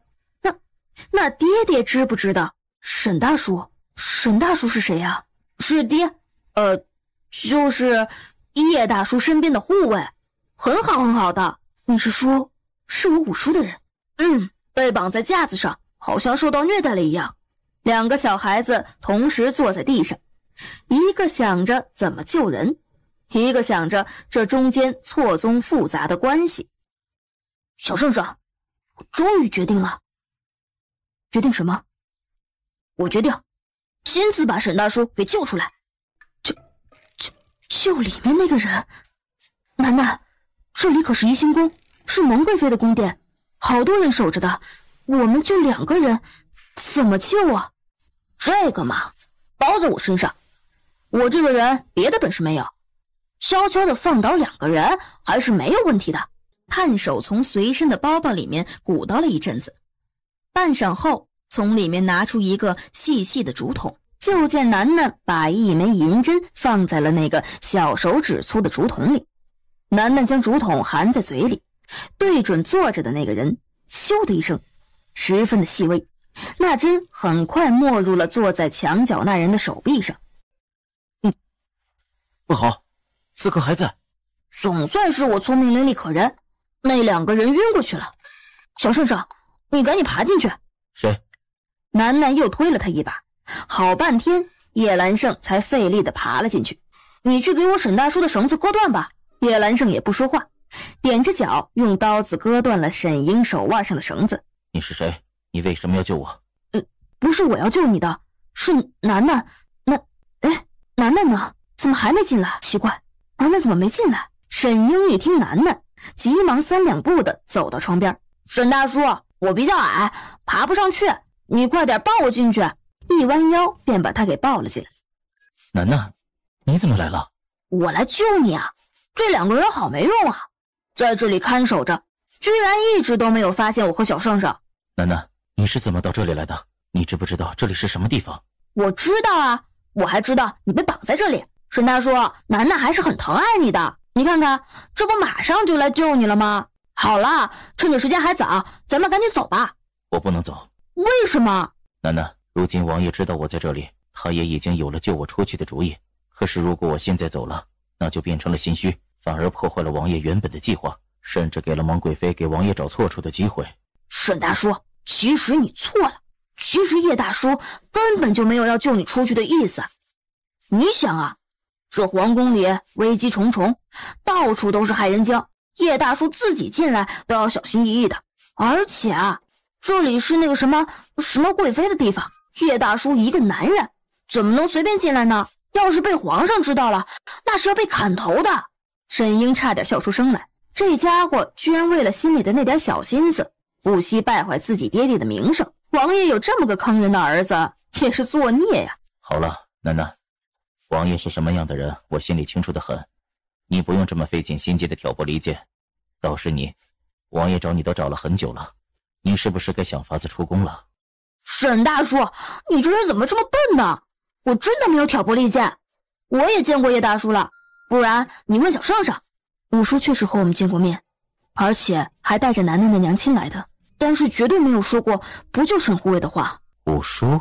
能叫王爷五叔的人，楠楠方才又喊他小圣上，那这人岂不是太子的儿子？你是圣世子？正是，沈护卫可以放心，我会照顾楠楠的。沈大叔，你听见了？叶大叔不会来救你的，你就别石头脑袋了，跟着我走吧，我保证你从今以后吃香的喝辣的，怎么样？时间不早了，楠楠，你赶紧的回去，不然天亮了你就走不掉了。乖。你笨死了！你要在这里待着就待着吧，我不理你了。沈英无奈，干脆抱着楠楠，把她重新放到了窗户外面。好了，走吧。说罢，回头把叶兰胜也给抱了出去。楠楠双手环胸，抬着头瞪着沈英，定定地站在那里一动不动。楠楠还不走，这待会儿可就被发现了呀。方才有什么人进来过？你们在说什么？我根本就不知道发生了什么事情。该死，外面那小家伙怎么还不走？再继续待下去，天都要亮了。该死的，我以为这样不理会他便能让他离开，谁知道楠楠竟然这么的顽固。不只是沈英焦急，坐在楠楠身边的叶兰胜也十分的焦虑。2个时辰过去了，楠楠的眸子倏地一亮，有了，小圣上，我又有主意了。谁？是我，老朽过来给他瞧瞧身上的伤。真讨厌，居然有人进来了，那我的计划又不能实施了。讨厌，不能救出沈大叔了。沈先生今日来的可真早啊！老朽过来是给七皇子复诊的，听说昨夜皇宫里闹了刺客，心里也有些焦虑，便提早过来看看。不过看样子确实来得太早了，七皇子还在休息，老朽就干脆过来给他看看伤。沈先生不愧是鬼医，医德高尚，怪不得能得贵妃娘娘这般重视。鬼医？这个什么什么沈先生是鬼医？怎么又冒出来一个鬼医了？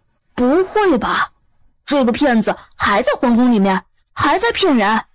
医者父母心，老朽可不是为了得到娘娘的重视才这般尽心尽力的，你们也一样。作为侍卫，只要做好自己的本分，好好的守护这个怡兴宫，那就是最大的用处了。是，沈先生说的是。沈先生，听说你7日后就要在宫外的酒楼内和一个女大夫比试医术，是不是真的？你们消息倒是挺灵通的，也不算是比试，老朽只是给年轻人提点提点而已。就凭你，也配给玉姑娘提点？到时候怎么死的都不知道。嘿，那是，谁那么不知死活，敢和我们鬼医比试啊？现在的年轻人个个都不知道天高地厚，像沈先生这般德高望重的人也敢挑衅。沈先生，到时候咱们兄弟2个和别人换换班，给沈先生壮士助威去，你看如何？也好，你们2个到时候随我一块去吧。我看那个不知天高地厚的小丫头，看架势大概就会怕了，别到时候不出现才好。比试医术，这个冒牌的鬼医会和别人比试医术？很好，就这么办。楠楠已经趁着屋子里的人在互相吹捧不注意的时候，拉着他悄悄地离开了。楠楠拉着叶兰胜一路左转右转，又回到了自己的小院子。小圣上，我决定出宫去看看那个冒牌鬼医的比试，然后亲自，记住是亲自啊，亲自在众人面前拆穿他的真面目。啊！出宫，这怎么可能？皇上肯定不会同意的。楠楠，皇宫不是说出就能出的。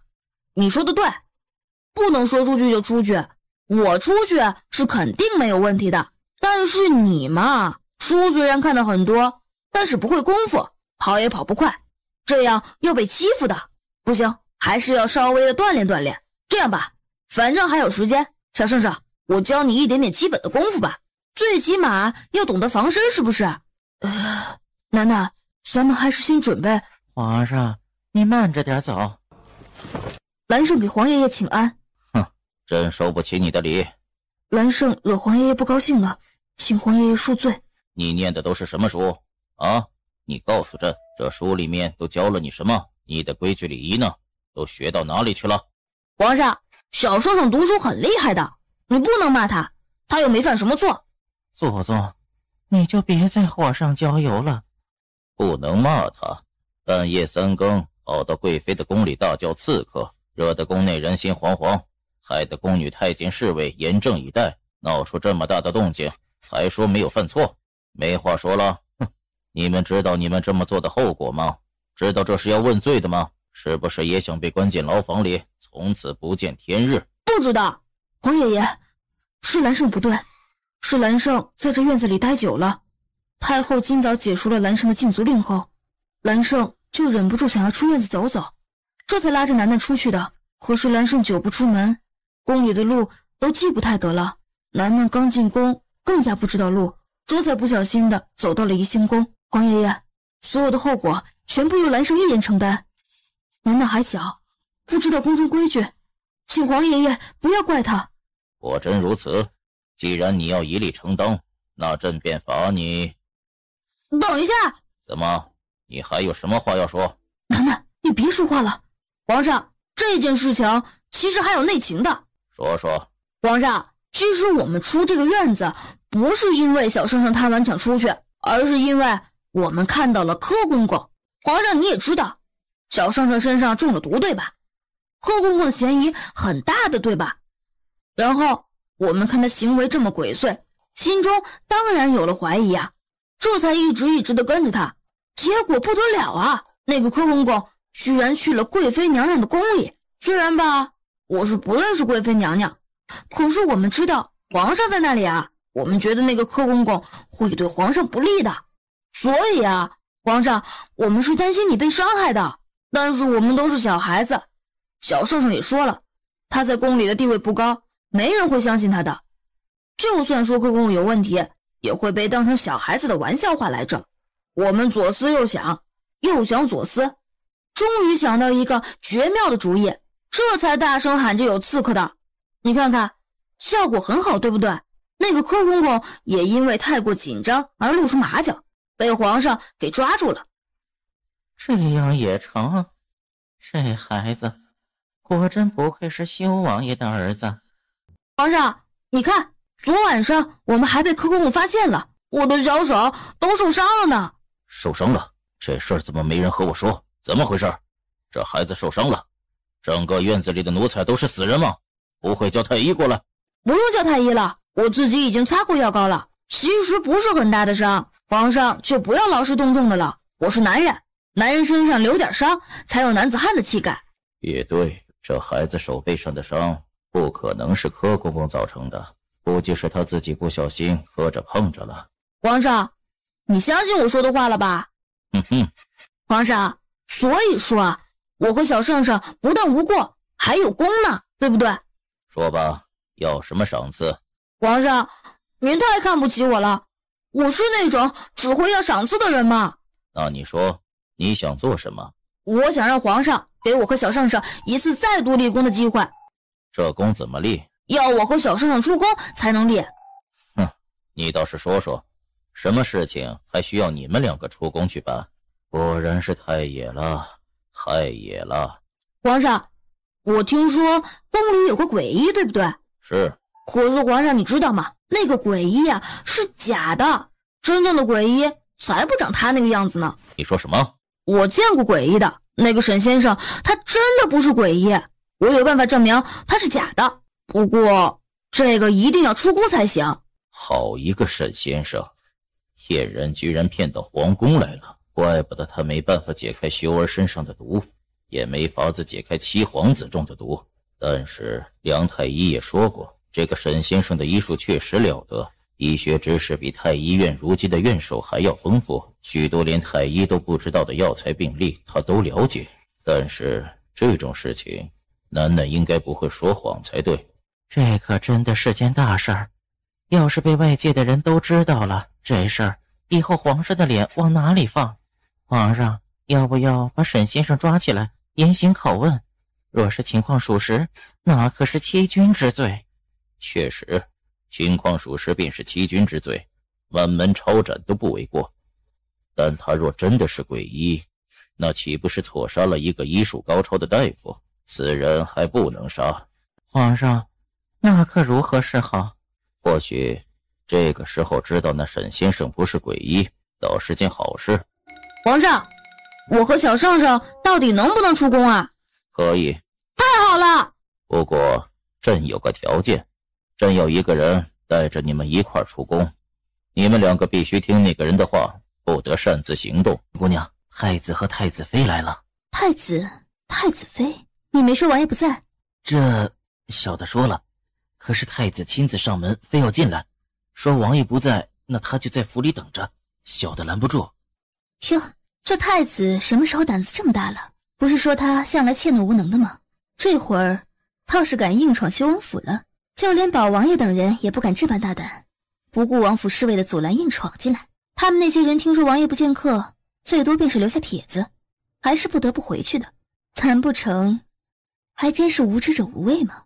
既然太子都进来了，那你找我做什么？府里不是有彭印文天在吗？王爷说了，玉姑娘也是这府里的主人，府里有个什么事情直接来禀明玉姑娘，让玉姑娘做主。那就让他们等着，给他们上壶普通的茶，慢慢的喝着就是了。小的知道了。等一下，玉姑娘还有什么吩咐？叶兰胜是不是太子的儿子？是，盛世子是太子的嫡子。走吧，我去前厅见见太子。这都什么茶？是给本太子喝的吗？太子，五弟既然不在府里，那咱们还是回去吧，改日再来。你若是喝不惯这茶水，回太子府，我让人给你泡壶好的。说话的是太子妃。是。太子妃这话可就不对了。太子到访，修王爷不在，原本就有失礼数。再说，这修王府的奴才也一个个的不知所谓，太子在这里还敢如此怠慢，而且这茶水确实难喝得很。咱们太子是一人之下，万人之上的主子，怎么能喝这么劣质的东西？这是太子新纳的妾，听说十分得太子欢心，太子去哪儿都带着她，她的气焰也越来越高。方才在门口也是她硬拉着太子要进来的。修王府里的东西怎么会是劣质的呢？太子，武帝常年在外，或许是从外面得了些稀有的好茶来招待我们，我们这样反而误解了武帝的好意。我喝着这茶，倒是觉得十分的爽口。太子妃果然聪慧，太子妃倒是懂得品茗。这茶叶确实不是这帝都所有，不，应该说整个帝都都没有这种茶叶出售，只有修王府有几罐，王爷可是十分的喜爱呢。你是什么东西？太子和太子妃在说话，你也敢插嘴？看你又算是什么东西？这里有你说话的份儿，有你坐的位置吗？太子，你看看这个女人，在你面前没规矩，不行礼也就算了，还敢当着你的面来教训我，她算是个什么东西？根本就没把你放在眼里。你可是太子啊，连个女人都敢给你脸色看，以后还怎么树立威望？岂不是都让人小瞧了去？可真是个多事儿的主啊！够了，赵平，这里是修王府，轮不到你来放肆。太子啊，你看看，连太子妃都和着外人欺负咱们俩。太子妃可是你的妻子，连她也不站在你这一边，不把你放在眼里，不给你留面子。太子妃，本太子都没说话，什么时候轮得到你插嘴了？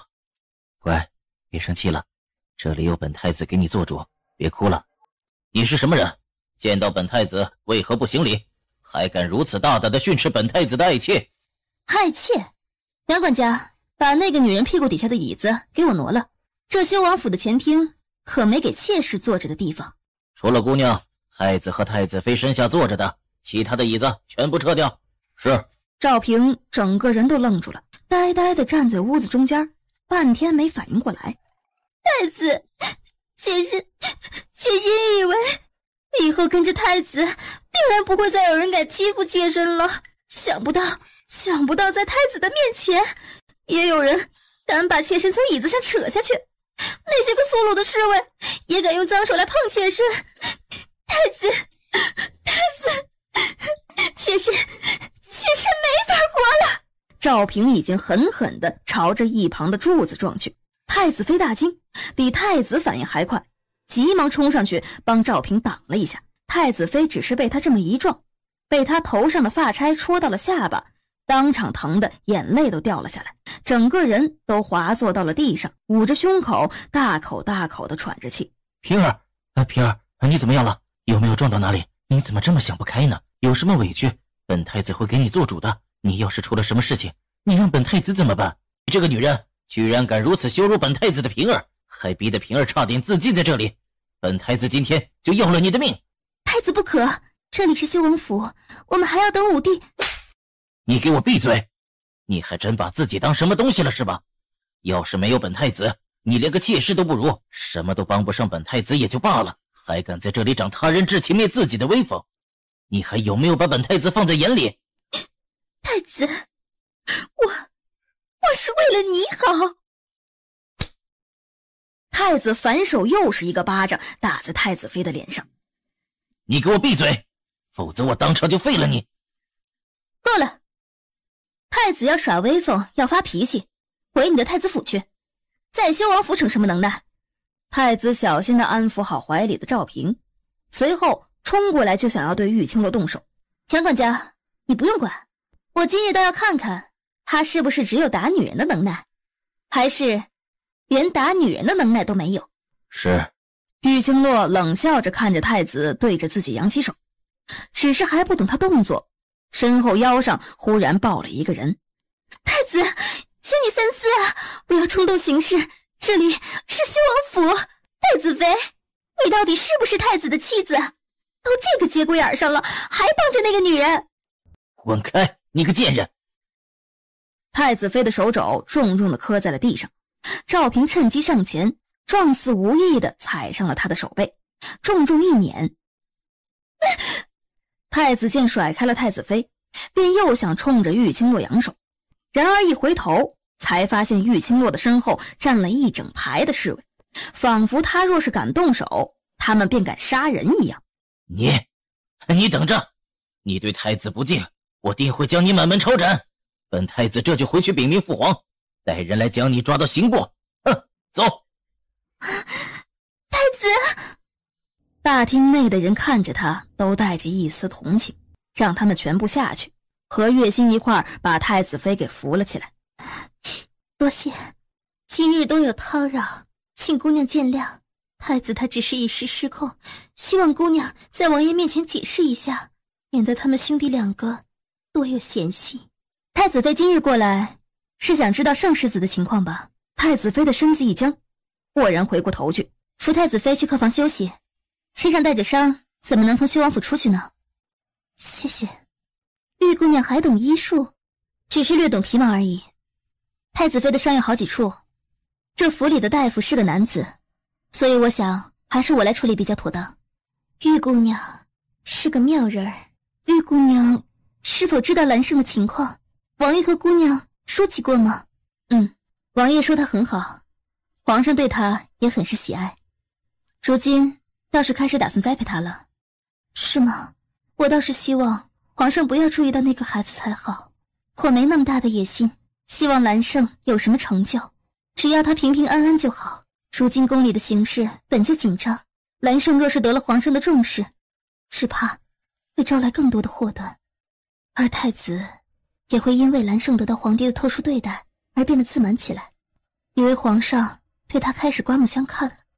这几日的行为真是越发的没谱了，若是再这样下去，太子府便又会成为别人的眼中钉，早晚得出事儿。姑娘，时辰不早了，今日多有叨扰，既然知道兰胜无事，那我就放心了，我也该回府了。只是看着他那一瘸一拐的身影，想到太子的凶狠恶毒，玉清洛便仿佛想到了6年前被于作霖毫不留情地追杀时候的自己。太子妃，玉姑娘还有何事？太子妃真的以为叶兰胜是没事的吗？玉姑娘这是什么意思？这么和你说吧，若不是皇上突然想到要去看看叶兰胜，或许再过个1年半载的，他的命也就没了。叶兰胜中了毒，慢性毒药，已经有一些日子了。叶兰胜一个人住在皇宫里，没有任何靠山，就算是日子清贫点儿，那也就罢了，横竖能活过长命100岁的。可是叶兰胜是太子的儿子，不管有没有人去重视这个孩子，不管太子将来如何，太子的儿子这个身份就足够成为某些人的眼中钉、肉中刺了。这个道理太子妃应该不会不明白吧？太子妃希望他平安无事，可是你看，就算从来没有任何人想起他、提起他，他也没办法做到平平安安，甚至说不定还会死得不明不白，连个为他做主、为他寻找凶手的人都没有。太子妃应该明白，叶兰胜生在皇室，就有许多的身不由己，他想要在那种环境里生存下来，就得让自己变得强大起来，而在还没有强大的时候，那就得寻找一个强大的靠山护着他。以前有皇后，有太后，可是现在呢？现在叶兰胜有谁能靠？太子，他如今能依靠的人没有几个，皇上是一个，可是皇上和叶兰胜毕竟相处不多，还没到那种为了他凡事都可以不理的地步。整个封苍国乃至天下，真正会为了叶兰胜不顾一切的人只有一个人，那就是太子妃你。叶兰胜以后的路走得顺畅不顺畅，就要看太子妃今后的地位了。若是太子妃连现在这个位置都保不住，变得岌岌可危了，那就真的没有任何人会全心全意地护着叶兰胜了。太子妃豁然抬起头来，定定地看着玉清洛，脑子里不断地回旋着他的话，一遍又一遍，冲刷着他的脑子，有些眩晕。只是眩晕过后，却变得更加清明，变得一片明朗。月心，扶太子妃出府。是。姑娘真是个妙人儿，修王爷有妻如此，夫复何求？我才不是叶修毒的妻，不是，只是玉姑娘，你我今日才刚相识，为何提点我到这个地步？就当我看不惯那个妾室的所为，利用你去收拾他吧。太子妃笑了笑，便随着月心走出了房间。只是下一刻，有妻如此，夫复何求？看向屋子的房梁上，那道稳稳当当的坐在那里的身影。哼，什么时候堂堂的修王爷也会做这种鸡鸣狗盗之事，躲在房梁上偷听别人说话了？有妻如此，夫复何求？太子妃这话倒是说的极其的恰当。哼，太子妃只是说着玩的，你那么当真做什么？你什么时候躲在上面的？听了多久了？也没多久，你们的谈话从头到尾而已。既然回来的那么早，那也该知道方才于作霖找上门来的事吧？于作霖过来，不过就是告诉我几日后的比试而已。他也算是耐得住性子，明明在前2日便见到了你，却直到今天才上门来告诉我，他已经找到了和沈先生比试的那位姑娘。你说是不是显得挺尽心尽力的？他是想在你面前讨个好，他现在被降了职，右相要针对他，他得替自己找一个靠山。哼，你还真是幸运，居然被他看上了。过几天的比试可不只是比试而已，恐怕还会遇到许多意想不到的意外。怕了吗？切，楠楠都不会怕这些玩意儿。叶修独笑，不怕就好，就算是怕了也还有他在。4天后，月明酒楼。让你准备好的房间准备好了吗？准备好了，都准备好了。沈先生可以先在里面休息，如今时辰还早，我马上让小二准备精致的吃食给沈先生送过来。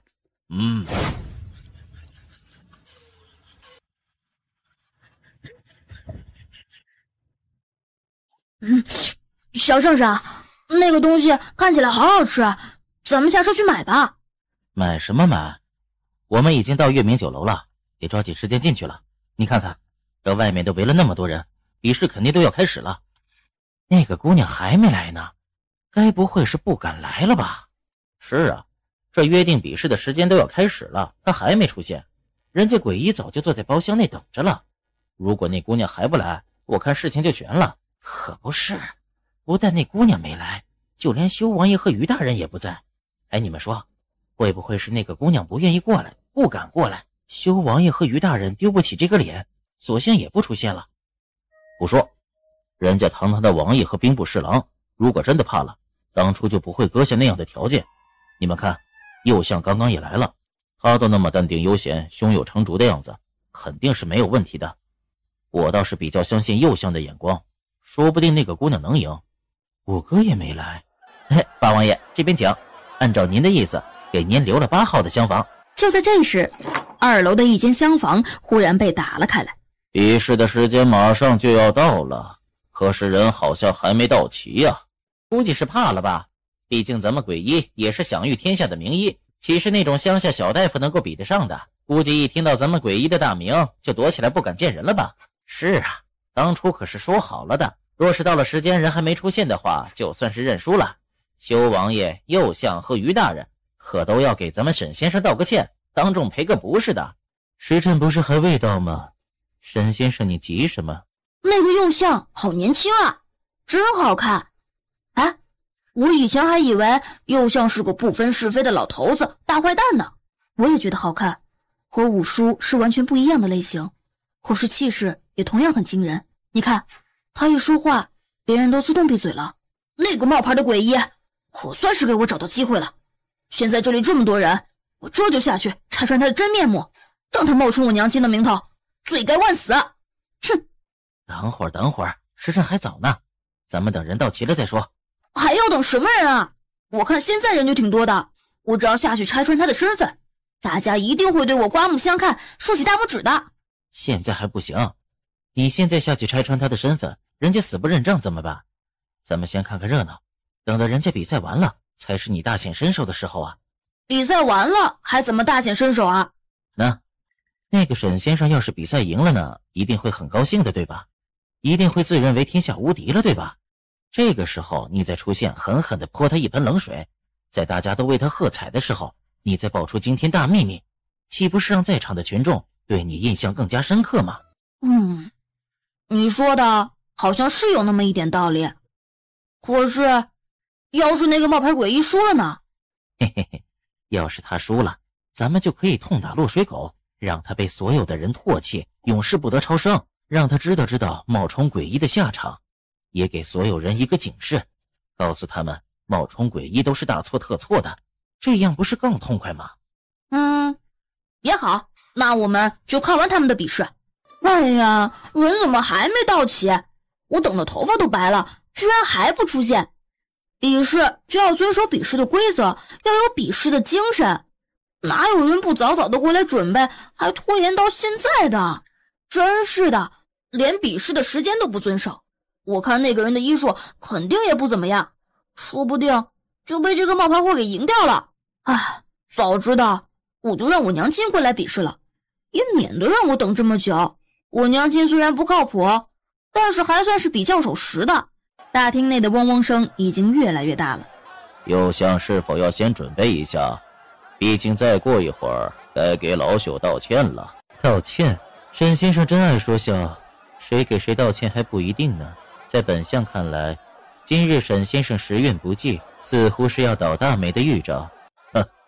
老朽劝右相还是不要将话说得太满。比试的时间已经到了，按照当初说好的，要是比试之时哪一方未到，那必是认输了。如今沈先生已经在这酒楼当中等了1个时辰，可是那位传闻中的亲姑娘以及需要道歉的修王爷和于大人却还未到，想必也是怕了咱们沈先生的威名。现在我宣布。宣布什么？时间还没到吧？左右相差不了多少了。紧跟着一黑一白2道身影猛地从他头顶掠过，稳稳地落在了那个台子上，眉目清冷地看着他。沈先生，真是劳你久等了。你是谁？沈先生不是要比试吗？既然亲姑娘来了，那就开始吧，时间正好到了。亲姑娘？你就是亲姑娘？对，我就是亲姑娘。怎么，沈先生在这里看到我，是不是感到很意外？意外？有什么好意外的？你不出现，我才觉得意外。叶修独嗤笑，十分鄙夷地瞥了他一眼，从台阶上一跃而下，剩下的事情就全数交给玉清洛了。来了，修王爷和亲姑娘都来了，总算在比试开始的时候到了。是啊，好在咱们没有白等，我就知道修王爷一定会出现的，这场比试就要开始了。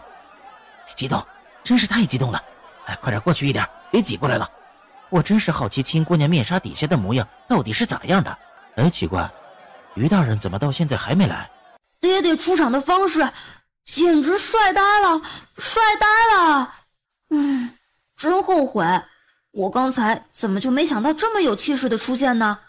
失策，太失策了。小顺顺，你有没有觉得那个女人的背影有些眼熟啊？娘亲，那是我娘亲来着，我记起来了，她头上插着的那个发钗和我娘亲的一模一样，那还是我送她的呢。干嘛？我说那是我娘亲啊。你确认？难道不是吧？这小陪读是玉清洛的儿子，玉清洛和五哥的儿子，那个我一直想要见到却死活找不到他影子的那个孩子。我很确定。那你看看我娘亲头上的那根青色的发簪，那是我花了好多银子给她买的。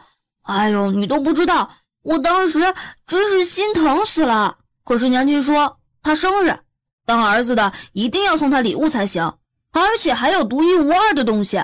我跑了江城好多地方才找到那根到处都见不着的发簪呢。幸好娘亲今天带了那根发簪，不然我都认不出她了。有我娘亲在，那是肯定没有问题的。很好，那么接下来本小爷就要好好的看看戏，然后到最后再痛打落水狗就行了。锵的一声，各位承蒙各位不弃，将这场轰动整个帝都的比试放在了我这小小的酒楼里，实在让咱们月明酒楼蓬荜生辉呀。王爷、右相，小的谢过王爷和大人的抬爱，让小的担任此次比试的中间人，在这台上替大家伙代为解说。大家放心，我自然会公平公正的详细说明的。至于此次出题和裁定输赢的人，咱们特地请来了前太医院院首任大夫来担任，相信大家不会有意见的。这人什么意思？居然连正眼都不看我一下。等着吧，等我赢了这次的比赛，回头到宫里当了太医院的院守之后，定会找借口来拆了你徒儿创建的兴盛医馆，看你还有什么资本在这里狂傲。各位，医者本就是治病救人，是和生死相搏的人。作为一个大夫，最重要的便是将病患治好，而且是在最短的时间内救人下药。所以这眼明手快和对症下药是十分重要的。今日咱们就分成3个阶段来比试沈先生和秦姑娘的医术。任大夫，快点出题吧，别卖关子了。这是2个药罐子，是老夫亲自配的药。当然，药罐子里面的药材并不一样，请2位打开罐子闻一闻，然后说出这中间到底加了些什么药。这副药的具体是治疗哪种病的？尊老爱幼，沈先生先请吧。哼，老朽还不用你一个女人让着，还是姑娘先请吧，免得大家说老朽欺负一个女人。啊！玉清洛撇了撇嘴，走到桌前将药罐子掀开。他的鼻子向来灵敏，尤其是对药味和血腥味。这罐子里的药确实只是普通的药材而已，用处也只是些小病小痛。只不过，我没问题了，沈先生，你请吧。沈先生眯了眯眼，鼻尖很快划过一丝药味，他的眸子一亮，浅浅地吸了一口。然而下一刻，他的脸色倏地变了。不对劲儿，很不对劲儿。方才还好好的，怎么这么一会儿，药材里的味道似乎完全变了味儿了？沈先生，好了吗？这都将近半刻钟了。再等等，沈先生还要些时间，大家稍安勿躁。怎么回事啊？只是闻个味道而已，用得着那么长时间吗？人家亲姑娘都没让你久等。就是，刚刚任大夫都说了，大夫要及时医治救人，不然会有性命之忧的。这要是让沈先生来治病救人，那病人岂不是都等不及了？沈先生，好了吗？好了。哈哈哈哈！既然2人都心中有数了，那便把药方子和药的作用都说出来吧。还是秦姑娘先来？可以。药罐子中有麻黄、苏叶、钱胡、杏仁、桔梗、陈皮、半夏、茯苓、止咳，用来治疗外感咳嗽啊，就是风寒袭肺的症状。秦姑娘果然厉害，这药罐里的药方确实如同秦姑娘说的一般，一模一样。沈先生，轮到你了。老朽的鼻子方才受到撞击，药方闻得并不详实，老朽要求医治好鼻子，再来比试这一局。这是什么意思啊？就是说他闻不出来嘛。既然没那个本事，那就爽爽快快的认个输便是了，何必还要如此强词夺理？这分明就是耍赖嘛。沈先生，若是你说不出这药方，那这第1局老夫只能判定你输给了秦姑娘。笑话，这种就算是乡村小大夫都能说出来的药方，老朽身为鬼医，怎么可能说不出来？只不过是鼻子受到撞击，这场比试对我来说确实存在着劣势。哇，这个冒牌的鬼医也太不要脸了，比我还会耍赖。娘亲什么时候脾气这么好了，竟然还能这么平静地站在那儿，怎么不上去揍他一顿？既然沈大夫说不出来，那么我宣布，这一局是秦姑娘。等一下，王爷，你猜的果然没错，威远侯来了。他来了才有意思。哼，谁这么讨厌啊？居然关键时候出来捣乱，我真想下去撕了他。王爷，相爷，在下来晚了。不晚，侯爷来的正是时候。王爷，老朽就继续宣布结果了。宣吧。哈哈，等一下，本侯方才在门外，好像听到沈先生说鼻子受伤了，是吗？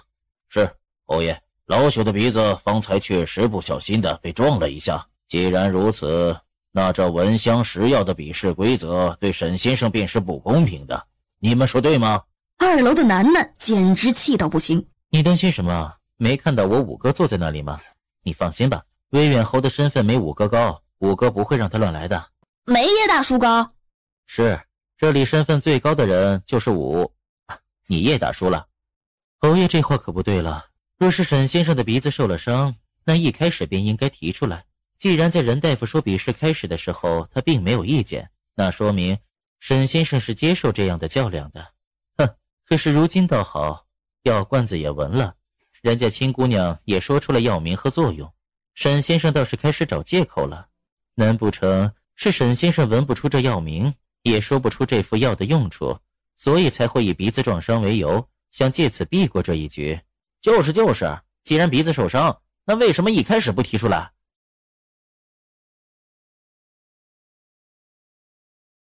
第一局，秦姑娘胜出。任大夫，我都说了，这场比试对我来说不公平。这场比试对谁都是公平的。沈先生自己没本事，那也是怨不得他人的。老朽没本事？你说老朽连这种最基本的医学文药都不懂吗？沈先生是不是在闻药的时候，一开始觉得没什么问题，里面的一些药还是可以十分清楚地闻出来的，可是后来却像是鼻子失灵了一样，什么感觉都没有了。你怎么知道？因为我也是如此。这怎么可能？你说你闻了一会儿，就像是鼻子失灵，什么都没闻出来，那你如何还能说出这些药的名字？沈先生，你说你是鬼医，那医术自然了得，人家任大夫出题自然也不会过于简单，否则岂不是在侮辱你吗？只是闻香识药而已。你也说了，这种本事就算是乡村的小大夫都会，实在没什么好比试的。所以任大夫在检测的时候稍稍用了些手段。什么手段呀？是啊，什么手段？我们怎么都没看见？和我们说说。任大夫上前一步，抬起手微微地往上掂了掂，将覆盖在右手上宽大的袖子给抖了开。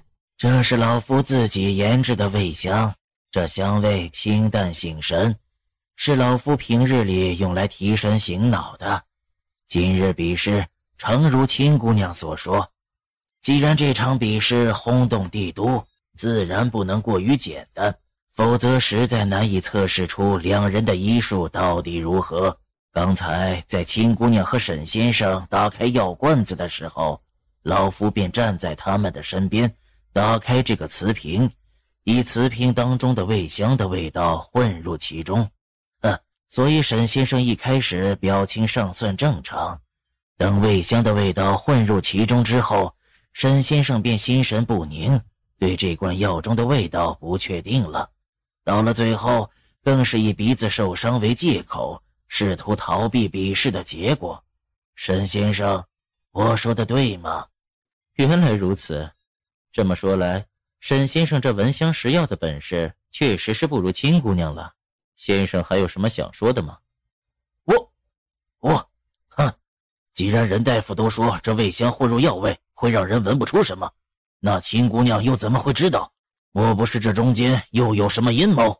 沈先生何必混淆视听？技不如人，便好好的回去再钻研钻研。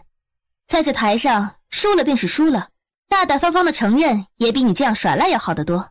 本姑娘还告诉你，我不但闻出了这药罐子里的药味儿，我还闻出了任大夫的味香里都用了哪些材料研制。沈先生想听吗？要不要本姑娘一一的说给你听？你就是，这位姑娘说的对极了，技不如人不丢脸，丢脸的是在这众目睽睽之下还泼皮耍赖，这丢脸的可不只是沈先生一个人，还有无条件支持沈先生的侯爷呀。沈先生，这一局输了便是输了，下面还有2局，你是堂堂的鬼医，下面2局对你来说自然不是难事。第一局胜负已分，秦姑娘医术更胜一筹，不过这也不过是一局，并不能说明2位医者在其他方面的能力也是如此。后面还有2局，相信大家都在拭目以待。那么接下来第2局，秦姑娘与沈先生比试的便是针灸。老夫这边有个……救人呐！快点来救人呐！不大一会儿，便瞧见江大夫领着一个年轻妇人跑了进来。师傅，这孩子中了毒，情况紧急，徒儿方才给这孩子看过了，怕是，所以想请师傅出手看看这孩子。王爷，这孩子情况有些复杂，能否容老夫中断比试，先给这孩子看看？叶修读等人还没来得及点头，站在一旁的沈先生已经一个箭步上前。孩子有性命之忧，当然是先救人了。这会儿时间尚早，等把孩子的命救回来再比试也不迟。然而当沈先生给那孩子把完脉后，面色难看复杂。大夫，我的孩子怎么样了？这孩子已经救不活了。什么？大夫，求求你，救救这个孩子！大夫，我求求你，我只有这么一个儿子啊！你救救他吧，救救他！我给你磕头，给你磕头了！红儿，红儿，你怎么样了？你醒醒啊！别死，别死啊！夫人，你节哀顺变吧。这孩子命运如此，你还是赶紧给他准备后事吧。人还没死呢，顺什么便？夫人别急，让亲姑娘看看，亲姑娘也是大夫。你干什么？这孩子都这样了，你竟然还要折磨他，你到底有没有人性？叶修读给莫贤使了个眼色，莫贤会意，一跃便跳上了台子。还请沈先生不要打扰亲姑娘治病救人。他也不再耽搁，将药包展开，整齐划一地摊在了桌面上，从中间抽出了一根银针。2楼的一间厢房内忽然传来了一道惊呼：他是鬼医，亲姑娘是鬼医，这个药包我见过，是鬼医的东西，独一无二，天下仅此一个。什么？哼，我孔云生从来就不屑说谎，众人信也好，不信也罢，孔云生的这双手是鬼医救回来的，这1年以来，我对鬼医充满了感激。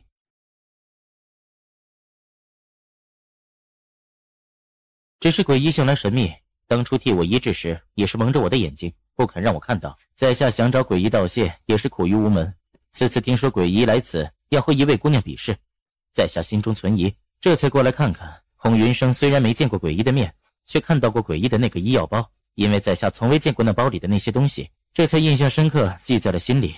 想不到今日会在亲姑娘的身上见到，这东西确实归鬼医所有，而且天下找不到第二个。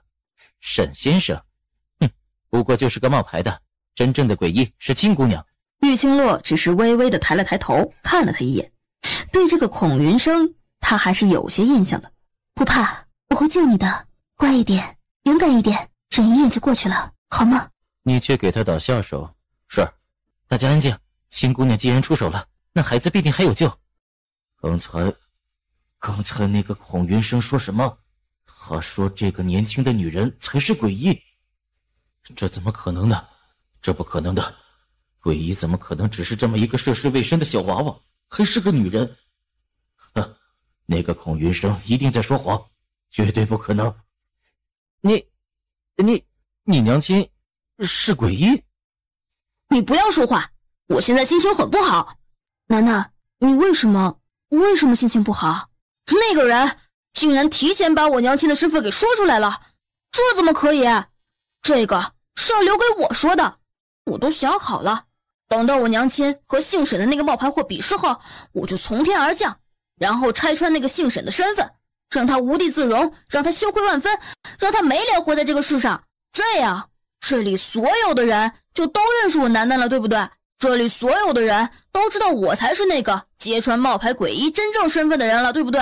可是现在呢，我的梦想全都泡汤了，我好难过，好心塞，我心塞的不要的。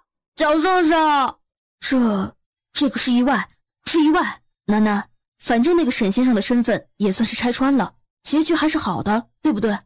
哪里好了？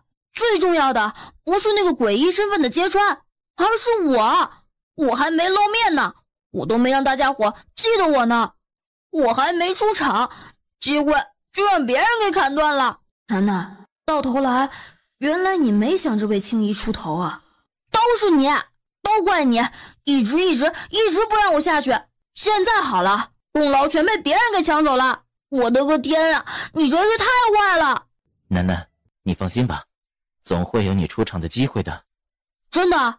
嗯。那咱们现在就下去吧，我们可以痛打落水狗的。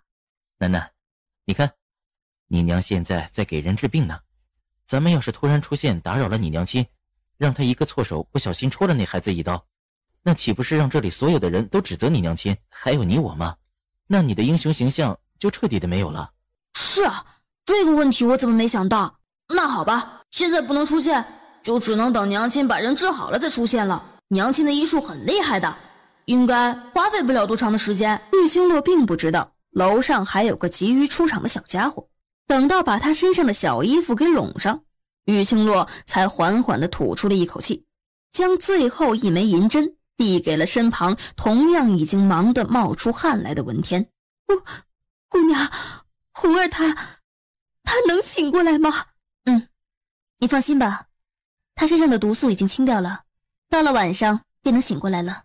我给他用了麻醉散，所以他现在昏迷着，感觉不到疼，但是伤口那里动了刀，他醒过来后会疼得受不了的。我这里有几颗药丸，如果他疼的话，你就先给他吃着，注意伤口不要碰水。过个2天，你再带他到那边的兴盛医馆，我再给这孩子看看。姑娘，我真的不知道要如何感激你。我以为红儿就要这么离我而去了，连任大夫他们都说没办法，我都要绝望了。没想到姑娘医术这么好，真的太感谢你了。姑娘放心，需要多少费用，我马上回去拿。费用就不用了，今天这事是个意外，不过是举手之劳而已。孔云生如今还能读书练字，为孔家出一份力，全因鬼医当年出手相救，这份恩情孔云生没齿难忘。想不到今日在帝都还能再见到鬼医先生，如若姑娘不弃，孔家想设宴款待姑娘，报答姑娘的恩情。不必了，当年救了孔少爷，我也得了应有的报酬，这份恩情也算是还了。孔少爷不用放在心上，我是大夫，你是病人，你付了钱，我帮你治病，原本就是天经地义的事情。姑娘大义，这才是真正的鬼医风范。行吧，你要这么抬高我的形象地位，我也没什么意见，只要不说那些酸的要死的话就行了。是啊，这才是传闻当中的鬼医啊！姑娘不但医术了得，而且做好事不求回报，真的是让人敬佩啊！对，鬼医的所作所为，当成为医者典范。这天下所有的大夫，要是都如鬼医这般，那咱们老百姓的日子才真正的好啊！亲姑娘，你果然是鬼医吗？你问的这是什么话？你没看到刚才亲姑娘救人的行为吗？就连任大夫和沈先生都没办法治的病，就连他们都说要准备后事了，可是人家亲姑娘3两下就把孩子给救回来了，而且那手法前所未见，我刚才都看花眼了呢。你们说，除了神秘莫测又医术高明的鬼医，谁还有这本事？就是，谁有这个本事？对了，说到沈先生，你别过来。玉星洛很听话，他说不过去，那他便不过去了。哼，沈先生好本事啊，竟然冒用我的名号，在这帝都之中骗吃骗喝，还敢带着威远侯府的侍卫横行霸道，败坏我的名声。怎么，沈先生是觉得本姑娘不会出现在这帝都之中，觉得就算你在这里继续胡作非为下去，也不会有人知道你是冒牌的，对吗？亲姑娘连真面目都不敢示人，也敢自称是鬼医吗？沈先生可是得到皇上和贵妃认可的鬼医。谁说皇上和贵妃认可了他？脚尖一点，飞向台子。谁说皇上和贵妃娘娘认可了他？你这是什么意思？像你这种不仁不义、不忠不孝的人，怎么配得上鬼医这2个字？你冲我吐什么口水？我嘴巴漏风，不行啊！沈先生脸色大变，抬起手就要冲着他招呼过去。莫贤就站在他身边，哪有可能给他出手伤害小主子的机会，直接便把沈先生给踹到台下去了。你还敢动手？如今身份暴露，父皇命我来拿你，你还敢再次放肆？八王爷，有些话可不能乱说，这是父皇亲赐的令牌，今日本王过来，便是奉了父皇的命令来此办事的。令牌在，宛如皇帝在，大家都平身吧。不知八王爷奉皇上之命要办何事？自然是鬼医一事。沈先生当真以为自己的所作所为天衣无缝，能瞒得过皇上和贵妃娘娘吗？你是不是诡异？父皇早就已经知晓了。没错，是我说的。皇从一开始便怀疑你了。不可能，皇上和贵妃娘娘分明是相信我的。哼，相信你？相信你什么？你若是贵为诡异，怎么连我五哥身上的毒都解不了？父皇从一开始便怀疑你了，只是你既然是威远侯带来的，父皇对威远侯十分看重，对威远侯也十分的信任，这才给了你一次机会，让你证明自己的机会。可惜啊，你不但不知道感恩戴德，反而得寸进尺，借着皇上和贵妃的名义到处惹是生非，不但欺压百姓，还骄傲自满来此和真正的诡异比试。父皇心中十分失望，可是父皇是爱才惜才之人，若你真有本事，在宫中治病救人也未尝不可，所以父皇和贵妃才会用七皇子中毒事件来测试你的真本事。谁想你对七皇子身上的毒也是无能为力。你说什么？你说七皇子中毒的事件是假的？这不可能！蒙贵妃明明对老朽刮目相看，明明十分的信任老朽，还要老朽坐上太医院院守之位，替贵妃办事。呵呵，太医院院守？哼，你以为贵妃娘娘为何这么说？那也不过是测验你人品医德的一种方式而已，是父皇授意的。可是结果却让父皇和蒙贵妃大失所望。沈先生医术一般，医德更是恶劣，为了所谓的权势地位金钱，可以丧失素质道德，这种人父皇是断然不会重用的。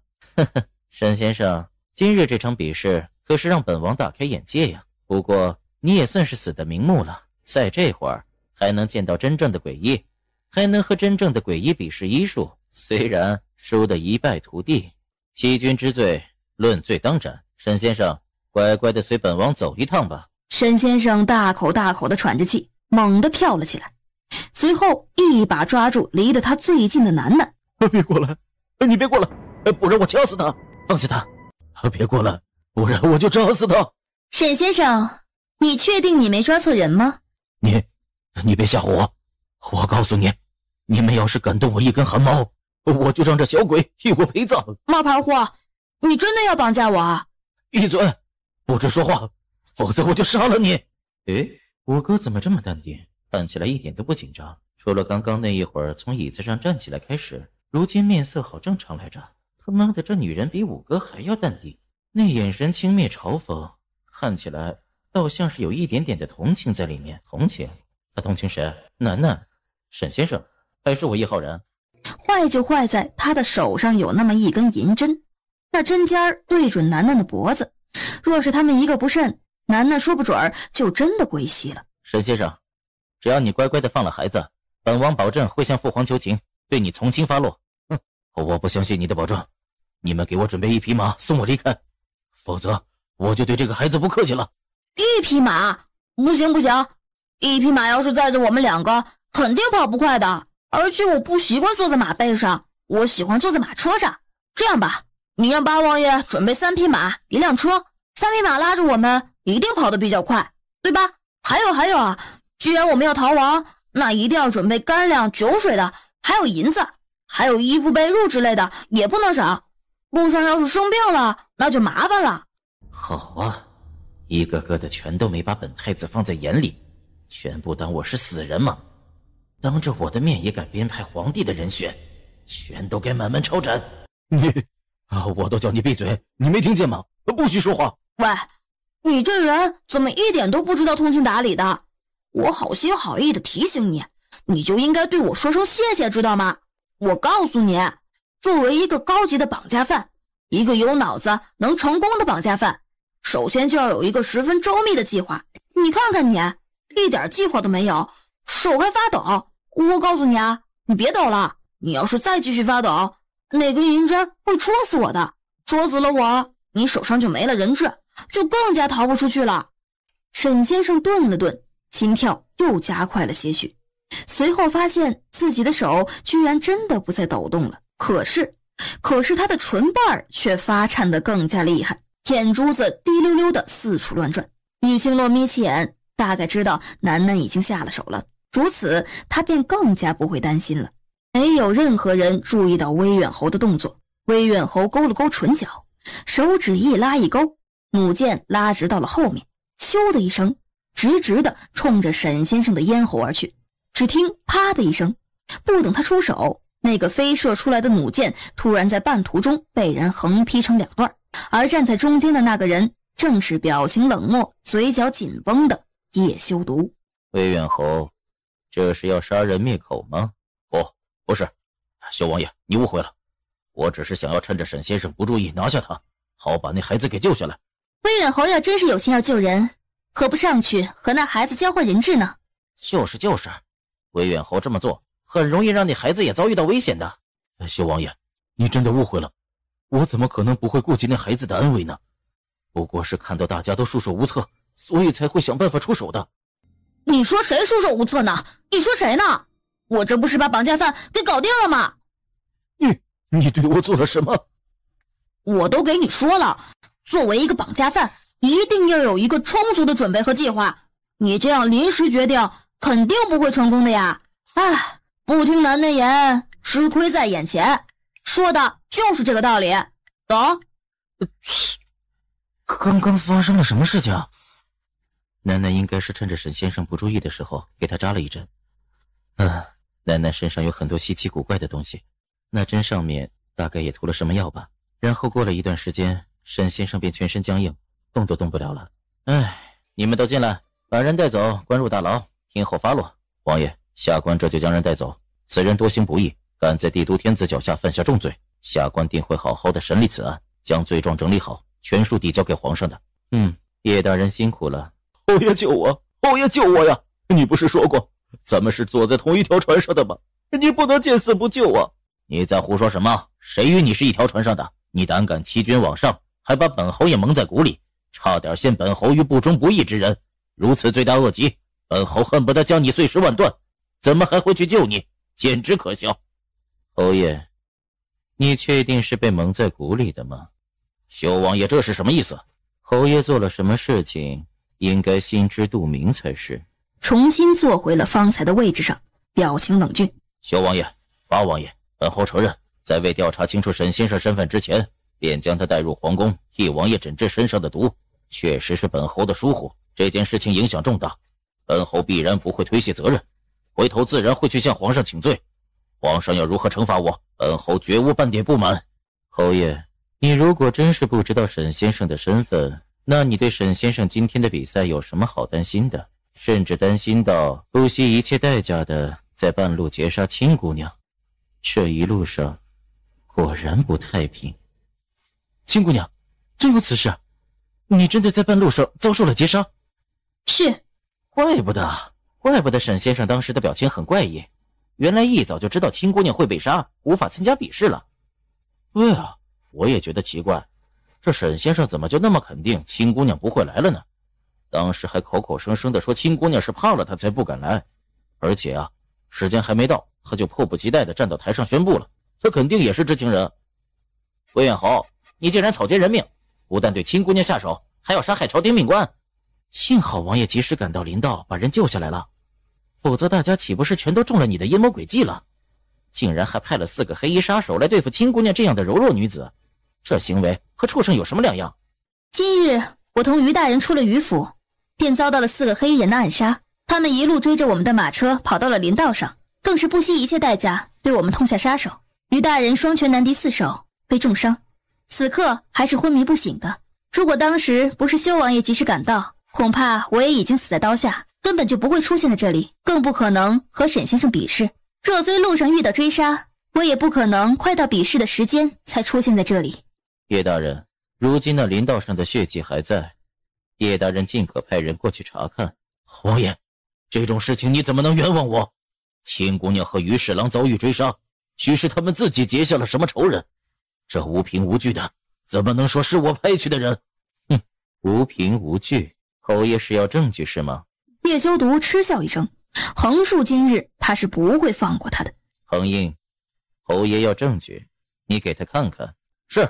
不大一会儿，便见彭应手上提着一个人，那人身上全是血迹，整个人都像是在血水里泡过一样。侯爷，认识这人吗？本侯不认识他。不认识？可他不是这么说的。侯爷，侯爷救救我！侯爷，你放开！你是什么人？本侯不认识你，不要拉拉扯扯，也别想冤枉本侯。修王爷，你这是什么意思啊？随便找个人就想说他是本侯派去的杀手吗？你这样未免太侮辱人了。本侯要见皇上，请皇上做主，说个明白。侯爷，你救救我！我是阿胜啊，我们知道没能完成侯爷交代的任务，罪该万死。求侯爷赏我一个痛快，别让他们这样折磨我，好痛啊！侯爷想见父皇，也得先把今天这事儿给交代了才行。本侯没有什么好交代的，今日这事儿是他们在污蔑我堂堂威远侯，行得端坐得稳，不怕别人的栽赃嫁祸。皇爷，这事我可以作证，今日追杀秦姑娘和于大人的确实是侯爷下的命令。该死的，你在胡说什么？王爷，威远侯早就知道我不是真的诡异，是他为了讨皇上的欢心，为了让皇上尽快下旨让您和柳小姐完婚，才会让老朽装作诡异进宫给王爷诊治。老朽一介平民，性命全部掌握在侯爷的手上，根本就不敢反抗他呀。王爷，我说的都是实话，犯下欺君之罪的是威远侯，老朽是迫于无奈的呀。姓沈的，你在胡说什么？你再敢胡说八道，小心本侯要了你的命。王爷，我没有说谎，原本今日的比试老朽也是没有把握的，毕竟老朽确实不是诡异。可是侯爷说了，这场比试不比也得比，要是输了就要了老朽的命。至于其他的事情，侯爷会搞定的，他一定不会让秦姑娘出现在这里。只要派几个人过去，在路上解决了秦姑娘，这场比试就是老朽赢了。以后的诡异就是老朽，他在皇上面前就是功臣。侯爷还说，只要柳小姐和修王爷完婚，当今皇上驾崩后，修王爷当了皇上，那柳小姐就是皇后。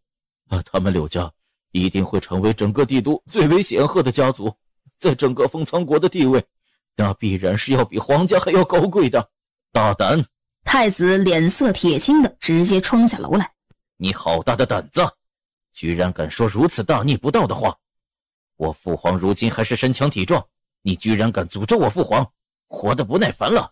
因此二楼上的三皇子、四皇子、六皇子，甚至是宝王爷也都起身下了楼。这种大逆不道的话也敢说？叶大人，还不把人拖出去斩了？各位王爷，冤枉啊！这话不是老朽说的，是侯爷说的呀。老朽也觉得此话实在过于荒唐，老朽也劝过侯爷，可是侯爷一意孤行，说柳小姐和修王爷的婚事是皇上赐的，谁也改变不了，所以他才会这般大胆呀。呵呵，魏远侯，你胆子不小吧？叶大人欺君罔上，谋害朝廷命官，草菅人命，还敢说出如此大逆不道的话，该如何判罪？按照我封苍国的律例，应该满门抄斩。你们不能听他胡说。太子，威远侯所犯下的罪行便交由太子和各位皇兄处理。本王和威远侯千金毕竟得到了父皇的赐婚，为了避嫌，这事本王不宜插手，所有的事情还请太子做主。右相乃是百官之首，处事向来公道，父皇对右相有极端的信任，右相正好可以留下做个见证，回头也好如实的禀告父皇。李子帆无奈，只得抬起头来继续和他们周旋。然而就这么一小会儿的功夫，叶修毒也不见了。娘亲，你今天好厉害，楠楠在窗子上面可是看得清清楚楚，明明白白，你把那个小孩子的命给救回来了，我对你的敬仰简直如同那滔滔江水，连绵不绝，又如……可以了，来来回回就这么几句，我都听腻了。楠楠，你现在多少斤了？啊，也没多重了。玉清南，上次我是怎么跟你说的？我是不是一天规定了你最多能吃多少东西？你是不是没听我的话？楠楠，你要再这么吃下去，可是一点英俊潇洒的气质都没有了。再吃下去就会变成死胖子了，连娘亲都会嫌弃你的。娘亲，你不是说了以后都不会嫌弃我的吗？那你要是嫌弃我了，不要我了，那你要把以前我存在你那个老婆本还给我的。你这臭小子！楠楠，我不会嫌弃你的。爹爹，我就知道你最好了。不过楠楠，你好像确实重了一些。现在叫的这声爹倒是挺顺口的啊。你娘亲吃醋了。我知道，所以爹爹，你还是放我下来吧，我让我娘亲来抱。我不吃醋，抱着吧。爹爹，娘亲好像真的嫌弃我了。楠楠不希望爹爹抱着你吗？忙收了收手臂，抱紧了他的小身子，跟上了玉清洛。莫贤已经驾着马车在巷子口等着他们了。楠楠，你别急着你娘亲了，走爹爹这边。停车！莫大叔，你快点停车！怎么了？怎么了？我刚刚好像看到小圣圣了。奇怪，小圣圣明明在月明酒楼的2楼啊，八王爷都交代他在那个厢房等他了，他怎么独自一个人跑出来了？啊，在那里，看到了。娘亲，我要去找小圣圣。楠楠松开窗帘，小身子往后面一滚，非常敏捷地从车上跳了下去。莫贤，调个方向，跟上楠楠。是。玉清洛从马车上跳了下去。怎么了？我也不知道啊，小圣圣眼睛都红红的，好像哭了。我问他什么，他又不告诉我。哎呦，我是第一次看见小圣圣这个样子。娘亲，你快点帮我问问。青姨，我真的没事，你们不用担心我的。玉姑娘，主子让你们先上车。五叔，你怎么在这里？坐里面。哦，小圣圣，到底谁欺负你了？你告诉我，我帮你去揍他。没有，没人欺负我。没人欺负你？没人欺负你，你为什么要哭？没人欺负你，你怎么会从酒楼里跑出来，还一个人在这街边乱逛？你别骗我了，我又不是3岁的小孩子。楠楠，我真的没事，我只是酒楼里面有些闷，我出来散散步而已。叶兰胜，我要跟你绝交。你告诉青姨，到底发生了什么事情？或许青姨能够帮上忙呢。大抵是玉清洛的声音鲜少有这般温柔的时候，就连楠楠都忍不住惊悚地抬起头来看他。娘亲，你是不是有什么阴谋，还是发烧了？哎呀，你要是不舒服，赶紧吃药。你身上有那么多药，要不要楠楠帮你拿？你娘亲我是大夫，还需要你来判断我有没有病。青姨，你是鬼医对不对？你的医术很厉害是不是？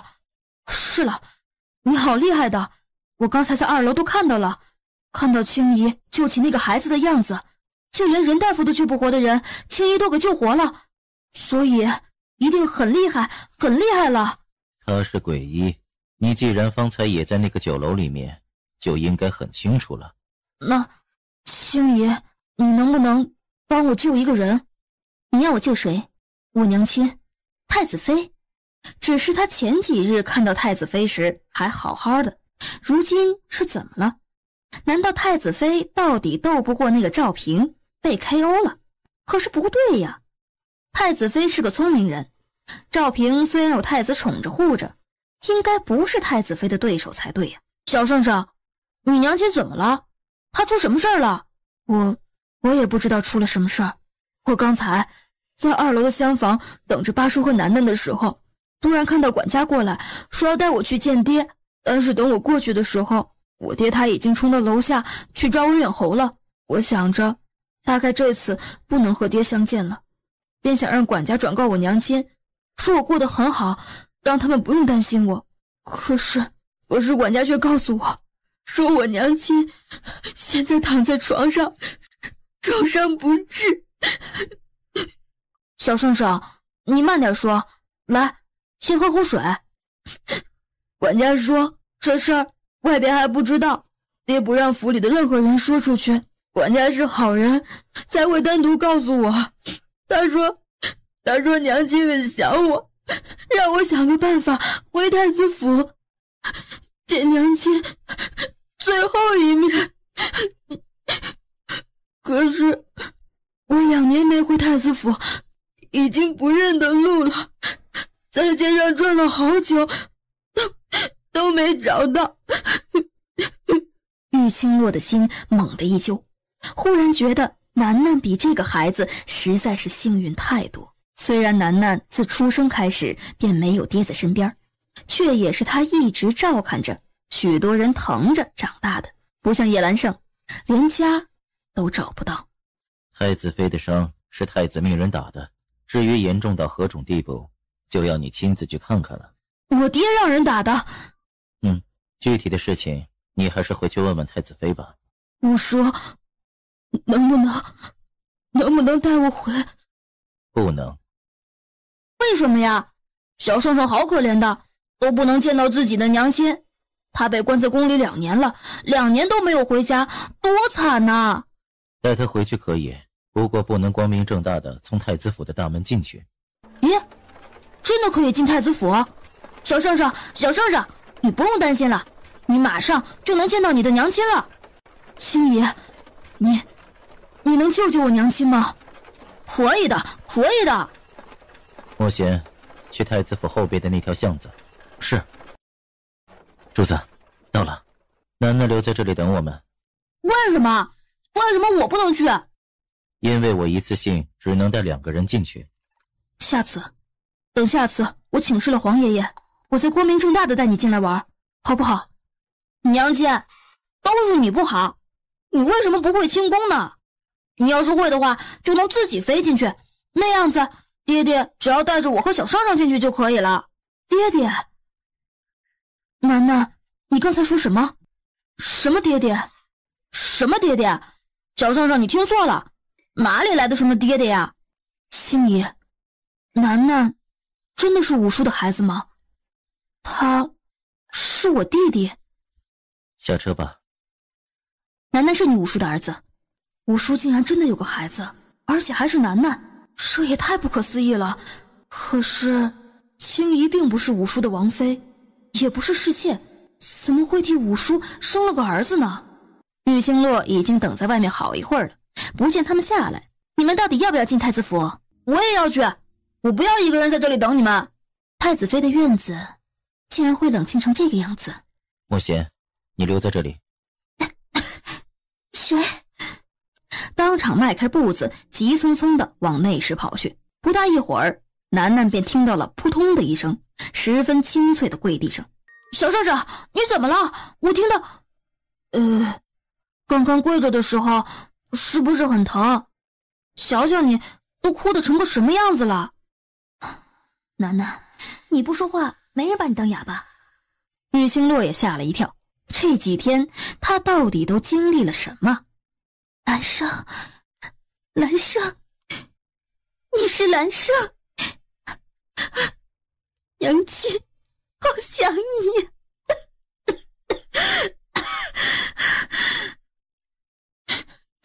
是兰生不孝，娘亲，兰生不能在你身边伺候，是兰生不好。您怎么样了？身体怎么样了？太子妃心心念念地握着叶兰胜的手，她身上都是伤，实在不能坐起身将孩子抱在怀里，然而心便蓦然一揪。兰胜，你怎么会在这儿？你不是在皇宫里吗？你是不是私自溜出宫来的？你这孩子，你知不知道这样做的后果有多严重？娘亲，我不是私下出宫的，是八叔奉了皇爷爷的圣旨带我们出宫的。后来碰到了管家和我说娘亲病重，我才让五叔悄悄地带着我来太子府看娘亲的。五叔，修王爷。太子妃倏地抬起头来，五弟，玉姑娘，咱们又见面了。这是女眷内侍，你怎么也进来了？我是被你带着进来的，一时没注意。太子妃似乎病得挺严重，你不是答应了兰胜帮她看看？叶修读很恰当地转移了他的注意力，招呼楠楠过来，一大一小一块走出了内室，坐在外边喝起了茶。青姨，你快帮我娘亲看看吧。青姨，兰胜，你认识玉姑娘？青姨很好的，她帮兰胜解了身上的毒。太子妃，你要是不嫌弃的话，让我看看身上的伤吧。叶兰胜或许没看到，可是他却看得清楚，他那隐藏在袖子下的手臂已经一片模糊，看起来十分的糟糕。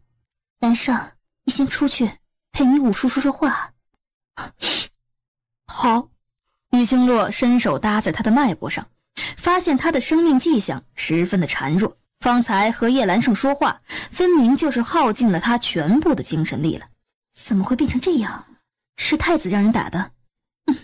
那天回来，太子便说我不守妇道，不敬夫君，在外面驳了他的面子，数落了一大堆的罪状，再加上有赵平在一旁添油加醋，太子一下子便来了气，让人压着我，便打了几十下板子。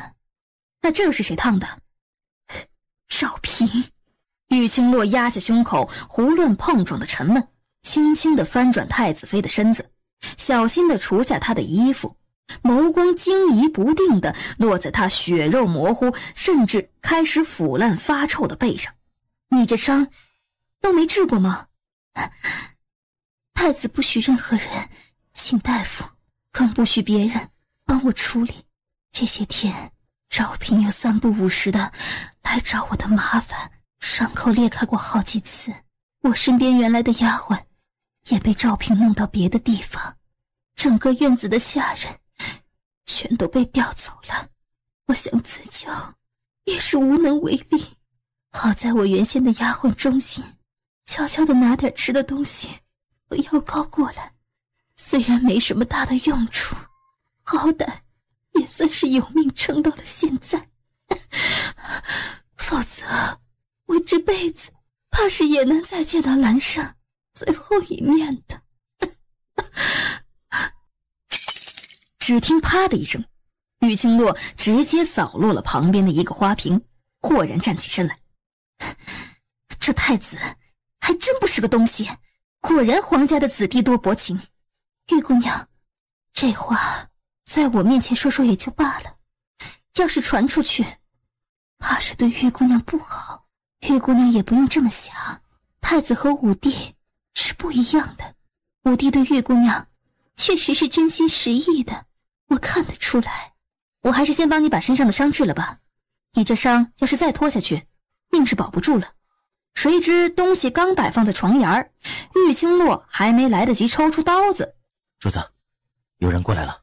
唰的一声，玉清洛一把拢住了药包，干净利落地收了起来。我过会儿来。走出珠帘后，那两个小鬼呢？叶修毒指了指房梁上方，就见楠楠和叶兰胜两人乖乖地趴在上面，动也不动。门外的脚步声倏地传入他的耳朵里，已经被叶修毒牵着手，很快闪进了屏风后面。可是这屏风后面的空间是真的好挤呀！叶修毒，你做什么？嘘，太子妃，你这是发什么脾气啊？你看看，还把花瓶都给打碎了，何必呢？你就算闹出再大的动静，这里也不会有人来的，何必和你自己过不去呢？是赵平。我说太子妃啊，你知道太子今天去了哪里吗？太子妃闭着眼睛不理会他。太子啊，今天去了月明酒楼，办了件大事。玉清洛暗哼了一声，唇角张了张，用嘴型告诉他，早知道太子这么恶心，你干脆连太子也一块收拾了。叶修毒微微俯下头，盯着他那一张一合的娇俏唇瓣，压根儿就没去注意他说了什么，头一低便附了上去。叶修毒，什么声音？哼，大事。什么大事？方才跟着太子出去的护卫可是先回来说了，太子这次啊扮了威远侯，那可是在皇上面前大大的露了脸，皇上一定会重用太子的，到时候太子可就平步青云，今后这整个太子府都要门庭若市，以前那些个捧高踩低的家伙都要来给太子赔罪送礼。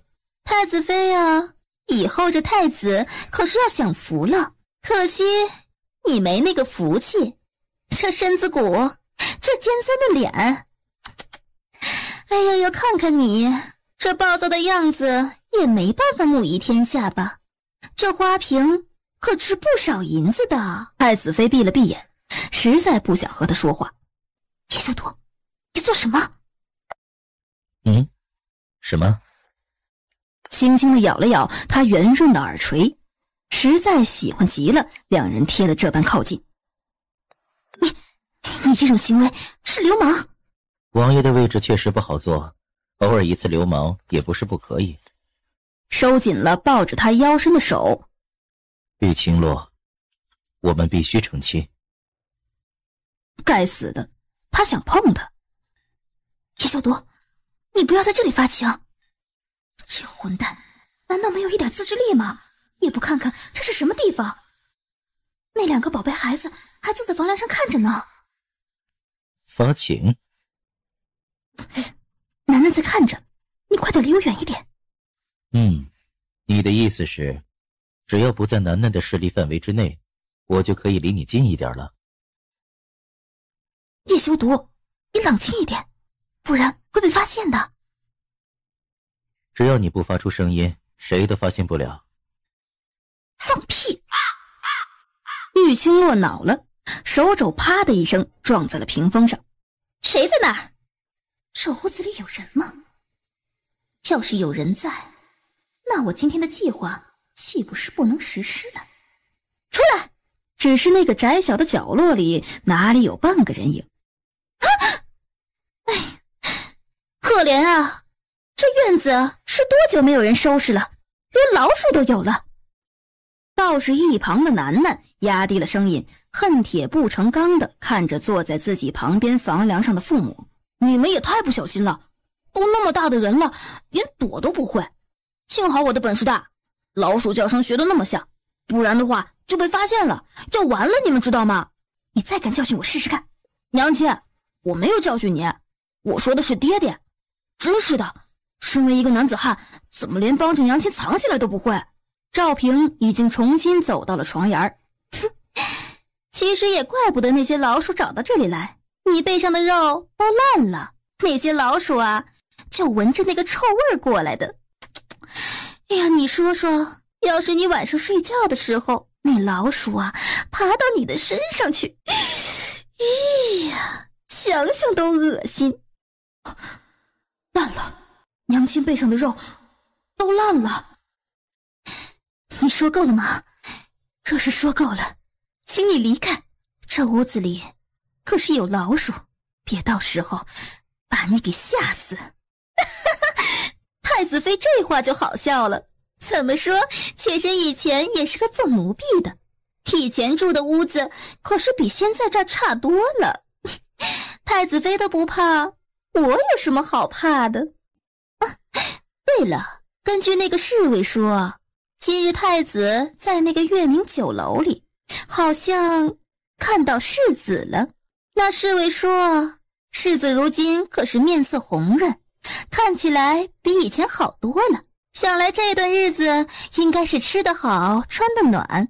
我想太子妃知道自己的儿子平安无事还过得好，应该是可以放心了。你和我说这些做什么？太子妃听到世子没事，难道不开心吗？我还以为太子妃会高兴地跳起来呢。哎呀，不过可惜了，以太子妃如今的状况，怕是以后都见不到小世子了。哎呀，小世子可是真可怜呐，见不到自己娘亲最后一面了。叶修毒和玉清洛对视了一眼，两人的脸色同时一变。太子妃，妾身看你整日的躺在这里，也挺辛苦的。反正太子已经下了命令，不会有任何人来救你了。你就这样苟延残喘的，又是何必呢？不如让妾身来送你一程。如今你也已经知道了世子平安无事，也该死而无憾了。你就当最后做做好事。你死了，太子便可以将妾身扶上位，你也算是死得其所了。你要杀我，你可不要怪我。从怀里掏出一包粉末，对着太子妃受伤的手臂倒了下去。只是那粉末才刚刚倾斜了个角度，赵平倏地瞳孔一缩，身子僵了僵，紧跟着双手发软，整个人往地上栽了去。叶兰胜此刻也顾不得高不高了，直接顺着粗壮的柱子往地上爬了下来。娘亲，你没事吧？没事，兰胜不必担心。哼，太坏了，太坏了！这个女人简直太坏了！看来这太子和赵平都想迫不及待地除掉你。太子妃，你如今的处境……娘亲，我去求皇爷爷，让他准许你进宫陪着兰胜吧。兰胜，躲得了一时，躲不了一世。娘亲如今还是太子妃，哪有不住在这府里的道理？更何况，如果娘亲不在这里，太子……要不然，我去求皇爷爷，让我回太子府住一段时间，等到娘亲身上的伤都好了，我再回去。这样不行，兰胜，你乖乖的回宫，皇爷爷那边什么都不要说，也不要告诉任何人娘亲受伤的事情。你放心，娘亲是大人了，既然知道了他们的阴谋，就绝对不会再被他们给害了去。这点自保的能力，娘亲还是有的。可是，主子，有人过来了。太子妃更是诧异，今日他这锦绣楼怎么这般热闹？我警告你，我不去屏风后面了。回过身便把叶兰胜和楠楠抱上了房梁，随后再下来打算去抱玉清乐。叶修毒还是扬声叫莫贤进来，把他拖到屏风后面藏着。主子，你太过分了，就算不想碰这个赵平，那也不能这么随意的指使我吧。我莫贤也是个守身如玉的男子好吗？立刻动作神速的将赵平拖到了屏风后面去了。谁？太子妃，是我。这是怎么回事？成儿，你不是刚回去吗？怎么又来了？你这样跑过来，待会儿管事嬷嬷找不到你，赵平又会找你麻烦了。成儿姐姐是我娘亲的丫鬟，从小便跟着娘亲的，她以前便对我很好，也很照顾娘亲，是个可以信任的人。我原本回柴房了，可是走到半路的时候，看到赵平往锦绣楼走了过来，而且手上还拿着匕首，样子看起来鬼鬼祟祟的，身边也不带一个丫头，我怕他对太子妃不利，所以悄悄地跟了过来。太子妃，那赵平人呢？周华平是不是他打碎的？小姐，您一个人在这里，我真的很不放心。赵平总是来找你麻烦，太子又一直护着他，这样下去也不是办法啊！我担心那赵平早晚有一天会来杀小姐的。小姐，这样下去，世子也会出事的。你不能再任由那个赵平胡作非为了。赵平在那屏风后面，成儿，你过来，我有话对你说。太子妃抿着唇，叽里咕噜地说了一阵。太子妃，您终于想通了。去吧，小心别让人发现了。是。直至找到一个大大的布袋子，将赵平装了进去。小姐，那我先去了，你好好休息，你自己小心。房门一关，娘亲刚才和虫儿姐姐说了什么？没什么，只是让她把赵平带出去，免得麻烦。这些大人之间的明争暗斗，她并不想叶兰胜知道。太子妃，你要忍一忍，你背上的这些符肉，我得一点点全部剔除掉才行。我手上的麻醉药不多了，放心吧，我忍得住。将近2个时辰的时间，玉清洛才终于松了一口气。好了，你身上的大面积伤口我都已经帮你处理了，只是我现在身上的纱布药物有限，暂时只能做到这里了。这是我留给你的药，我想经过今天之后，那个成儿应该可以回到你身边伺候你。你让他帮你净身的时候注意点，伤口不要碰到水。你猜到了。也对，玉姑娘本来就是个聪明的人，怎么可能猜不到我让成儿去做的事情？赵平是肯定要对付的，你既然下了决心，他这会儿又被叶修毒给弄晕了，机会难得，当然要趁着这个时候收拾他了。除掉了他，成儿回到你身边也是自然而然的事情。此时的莫贤却突然从门外冲了进来。主子，我出去看看。出什么事了？八王爷来了。八王爷，叶浩然是来找叶兰胜的。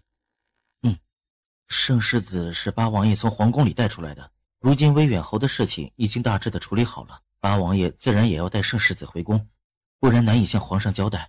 可是圣世子不在了月明酒楼，有人说看到太子的管家进过八王爷的那间厢房，八王爷便找到了太子府来，太子也回来了，如今正挡着八王爷不让他过来。可是王爷你也知道，八王爷的性子，找不到圣世子哪里肯善罢甘休，便一直嚷着说是太子把人给藏起来了，存心让他被皇上责怪。八王爷要见太子妃，现在就往这锦绣楼找过来了。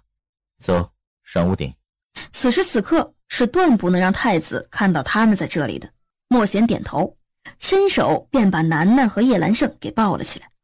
娘亲，你好好照顾自己，我有机会一定请求皇爷爷让我过来看你。兰胜，你自己也要照顾好自己。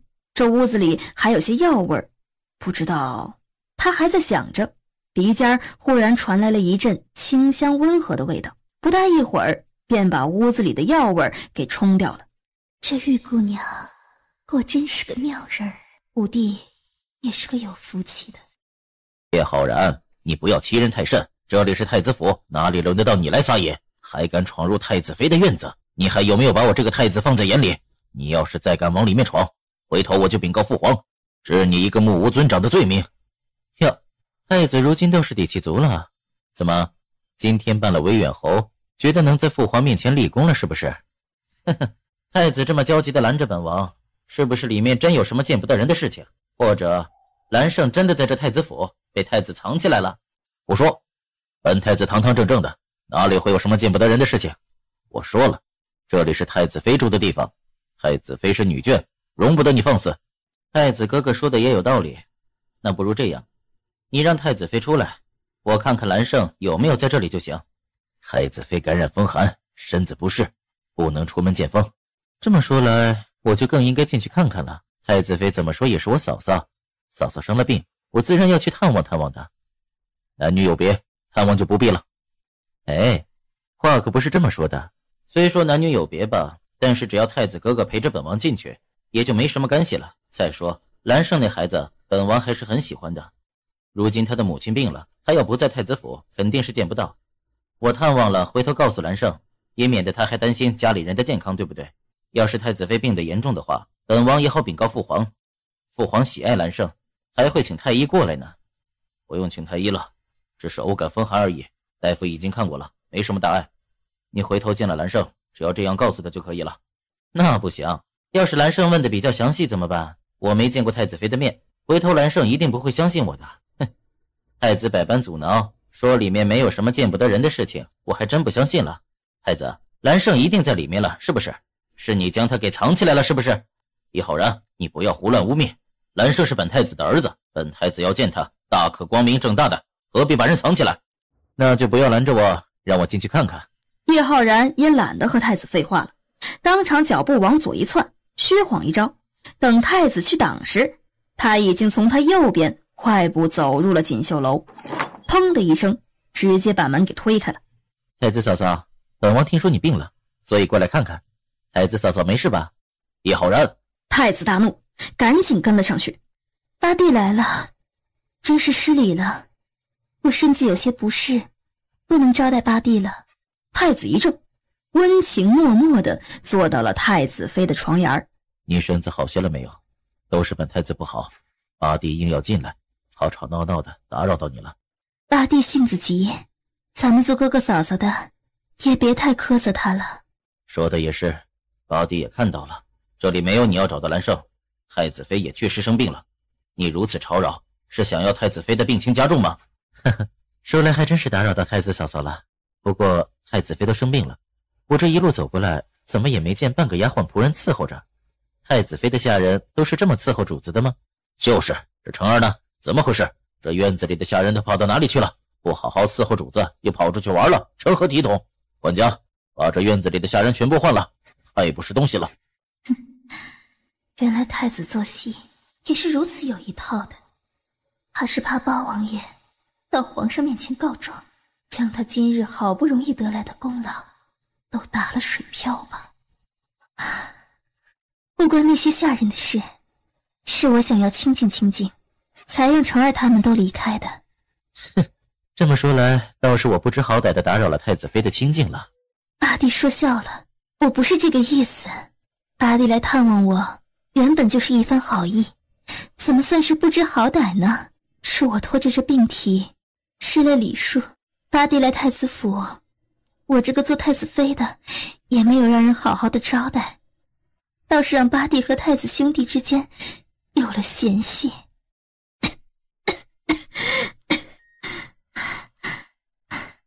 好了，太子妃需要休息，有什么事情咱们去前厅说。算了，他能做到这个地步已经不错了。既然太子妃不领情，他能有什么办法？太子松了一口气，这才领着叶浩然大步地离开了锦绣楼。等到他们一出门，强撑着最后一口气的太子妃终于忍不住，身子一软，便直接晕了过去。叶修毒带着玉清洛从屋顶上下来，他回头吩咐莫贤先把楠楠和叶兰胜带出太子府，到前门去等着叶浩然，直至那2个小鬼都离开了。这叶浩然是来干嘛的？这不是没事找事吗？太子妃原本好好的，太子这么一闹，现在情况可严重的多了。老八这是要帮太子妃？太子妃这个消息是老八带给我的，他应该是看在兰胜的份上，不想太子妃出事。我还要去找一下那个成儿，太子妃这状况，晚上不能没人照顾。好，我带你去。可谁知才刚出了锦绣楼没多久，出事了！出事了！吵什么吵？这是太子府，还有没有点规矩了？没看到八王爷在这里吗？赶紧滚，简直丢脸！太子，太子，你那么生气做什么？没看到这家伙都吓傻了吗？他刚刚那么着急的样子，看来出的事情肯定不小，说不定这太子府进了刺客。咱们别吓着他，让他说说明白，到底出了什么事情？赶紧给我说清楚！太子，奴才，到底出了什么事了？这不是赵夫人院里的阿北吗？到底出了什么事情了？是不是平儿出什么事情了？阿北抖了抖身子，说不出话来，直接抬腿朝着赵平的院落走去。可谁知一回头，就见对面屋顶上趴着2个人。奇怪，这5个和玉清洛怎么也在这里？他们难道没有回修王府吗？好好的趴在那屋顶上做什么？难道这爱萍阁里出的事情和他们2个有关系？他跟着你混了那么久，怎么就没从你身上学来一点点沉稳的气质呢？多谢夸奖。我没夸。可谁知刚转过头去，屋子下面便传来了一道刺耳愤怒的吼声。玉清洛看了叶修毒一眼，立刻掀开屋顶上的瓦片，眯着眼往底下看去。只是看了一眼后，他下意识地伸手捂住叶修毒的眼睛。底下那个女人衣衫不整。你要是不想让我看的话，我可以不看的。你不是已经看到了吗？不然你怎么知道底下的女人衣衫不整？这哪里是衣衫不整啊，分明就是裸的，一丝一毫的蔽体衣物都没有，好吗？我没来得及看就被你遮住了，不过看你这么紧张，我猜出来的。我没紧张。叶修毒笑了一声，心里就跟被抓了痒似的。必须成亲，尽快成亲。很快了，我和那人的协议已经达成，等到4国大赛之际，玉清洛便会是我的王妃。修王妃，这头衔挺动听的。房间内的赵平是直接被太子从床上拉下来的，身上一点衣物都没有，头发乱糟糟的，整个人都显得十分的狼狈。太子妃他欺负我！他的尖叫声被太子一脚踹上胸口之时戛然而止。你这个贱人，竟然做出这种不知羞耻的事情来！太子气得全身发抖，猛地上前一步，将缩在床上瑟瑟发抖的男子给扯了下来，抽出挂在一旁的佩剑，直接朝着他的胸口刺了过去，毙命当场。太子，我没有，我真的没有，我也不知道怎么会这样。太子，我是被冤枉的。我今天去看了太子妃，忽然就晕过去了。太子妃，对，一定是太子妃设计我的，真的太子，这事儿是太子妃做的，不是我。太子妃？太子妃如今重病在床，本王看她连起身都困难，还能对你做什么？哼，到了这个地步，你还要把过错全部推到太子妃的身上。本太子平日果真太娇宠你了，你居然敢在太子府做出这种丢人的事情来。确实挺丢脸的，这事儿要是传了出去，别人还不知道会怎么想呢。哎，要是被父皇知道了，那今日太子办的事情，那功劳也要大打折扣了。父皇若是认为太子连自己的妻妾都管不好，这妾室不但在府里光明正大的偷人，被发现了竟然还要污蔑太子妃，那父皇一定会很失望。太子，妾身真的是被冤枉的，妾身没有和那人有过关系。太子若是不信，可以问问我身边的丫鬟，他们都知道我去看了太子妃，可是到头来却……够了，到了这个地步你还要污蔑太子妃，管家把人带下去关起来，明日本太子再来处置。叶浩然暗暗地叹了一口气，可惜了，看来五哥和玉清洛的计谋还是不能成功，他能帮的也只能帮到这儿了。要是再添油加醋下去，太子可能都要怀疑他的动机了。太子既然这么忙，那本王就不打扰了，这就告辞了。不过太子是不是该把床上的那个男人处理了？就这样躺在那里，实在是太碍眼了。太子一怔，点点头，让管家把人给拖了出去。然而那两个人才刚刚动手扯动了一下，这是什么？却发现竟是一封信，赶紧拿过来递给了太子，迅速地浏览了起来。只是越看那表情却越是难看，紧跟着就连叶浩然都没来得及反应过来，太子的剑已经狠狠地对着赵平的后背刺了进去。你这个贱人，原来还存着这种心思。太子，妾身真的是……赵平死不瞑目，到最后还没能明白太子到底为何心境突变。阿弟若是没事，那就回府吧。本太子累了，那还请太子好好的保重身体。本王告辞了。王爷，八王爷带了个孩子，说是玉姑娘的弟弟，所以他是将那孩子交给玉姑娘的。八王爷说府里还有事情，就先回去了。今日王爷也有些累了，便不来打扰。你说玉清洛的弟弟，那孩子现在在玉清洛的院子里。是。将桌子上写到一半的折子收了起来，随后起身离开了书房。小姐，小少爷真是可怜。当初咱们离家的时候，虽然小少爷还只有4岁，可是那会儿有小姐照顾着，小少爷什么都不缺，还天真活泼，粉粉嫩嫩的。以前我还觉得陈夫人性子好，人也善良。当初夫人生了小少爷去世以后，陈夫人就把小姐当成亲生女儿一样看待，对小少爷也是百般照料。没想到，要不是小姐告诉我6年前是陈夫人出卖了小姐，还不让小姐回玉家，我还把她当成好人来看呢。想不到她竟然这么蛇蝎心肠，居然还污蔑小少爷得了疯病，这么虐待小少爷。玉清洛抿着唇不说话，视线落在躺在床上的玉宝儿身上。叶浩然临走前说的话又在他的耳边低低的响起。清洛啊，你也别怪我多管闲事。我今天碰到这孩子的时候，他是刚拼了命从玉府里逃出来的，就是为了去右相府告诉李子帆玉家母女的真面目。当时后面追了一大帮的家丁，个个都是凶神恶煞的，要不是楠楠心血来潮的要让他上车，他这会儿已经被重新抓回去了。你是聪明人，知道他被抓回去后会是什么后果吧？虽说他现在是玉家唯一的男丁，但是真的不听话，惹怒了陈吉心，他想要找个借口把他弄死也不是个难事啊。毕竟他也才11岁，又得不到你父亲的欢心。小姐，咱们不能让小少爷回去了，要是再回去，一定会被那对狠毒的母女给弄死的。鸠王府里不介意多一个吃饭的人。你怎么在这儿？王爷。你出去吧。莫贤说老八给你送了一个孩子，老八送来的，我总要过来看看。玉宝儿，我弟弟。我会让杨管家给他收拾出个院落，让他住进去的。你真的同意让他住在王府里？如果我不同意的话，你预备怎么办？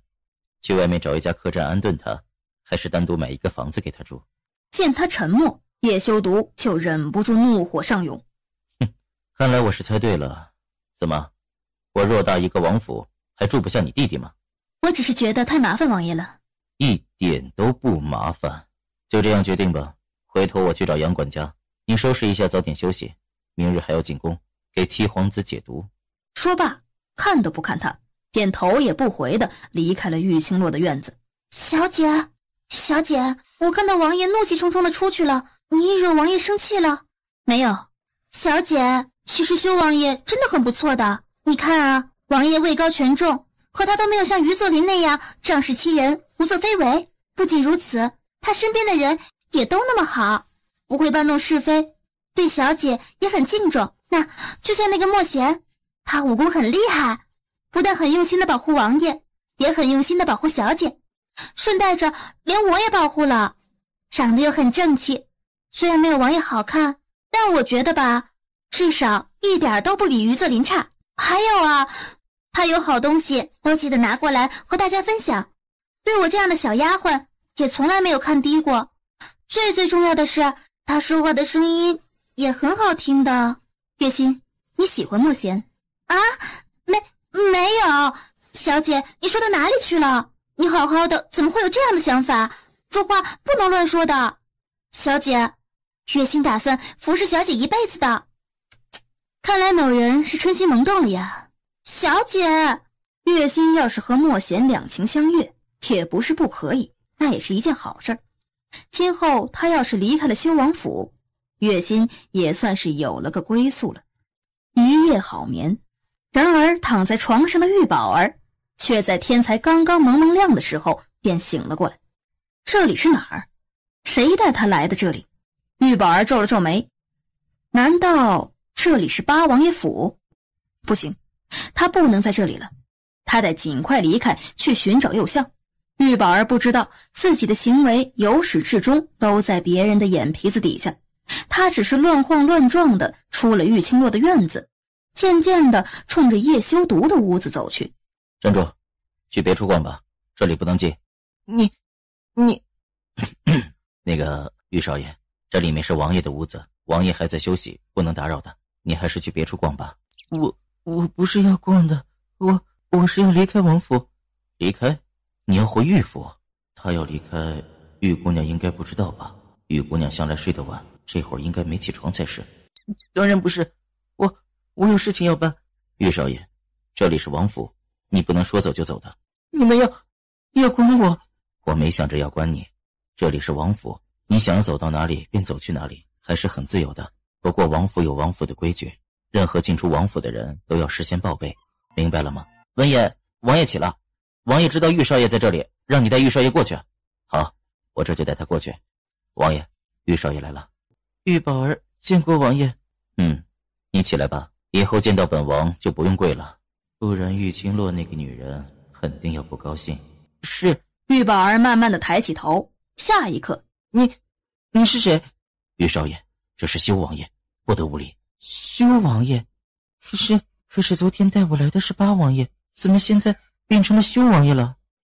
玉少爷，修王爷，宝儿无礼，请修王爷恕罪。起来吧，本王说了，以后见着本王不用跪。是。玉少爷，这里坐。八王爷到底在想什么呀？为什么把我放在了修王府里面？为什么带我来见修王爷？你是玉清洛的弟弟。你对你姐姐还有多少印象？姐姐？王爷指的姐姐是我亲姐姐吗？本王指的是玉清洛。我姐姐人很好，可是6年前就已经不在了，我那时候才4岁，已经记不清了。是啊，你姐姐6年前就不在了，本王听说她是被烧死的，因为偷人本就是妇德败坏，要被处死的。她被天打雷劈也是报应。我姐姐才没有妇德败坏，我姐姐死得很冤枉，很冤枉，她是被人害死的。你不许说她坏话，不然我咬死你。哦，被人害死的？谁？你想说是被于作霖害死的，还是被玉夫人和玉小姐害死的，对吗？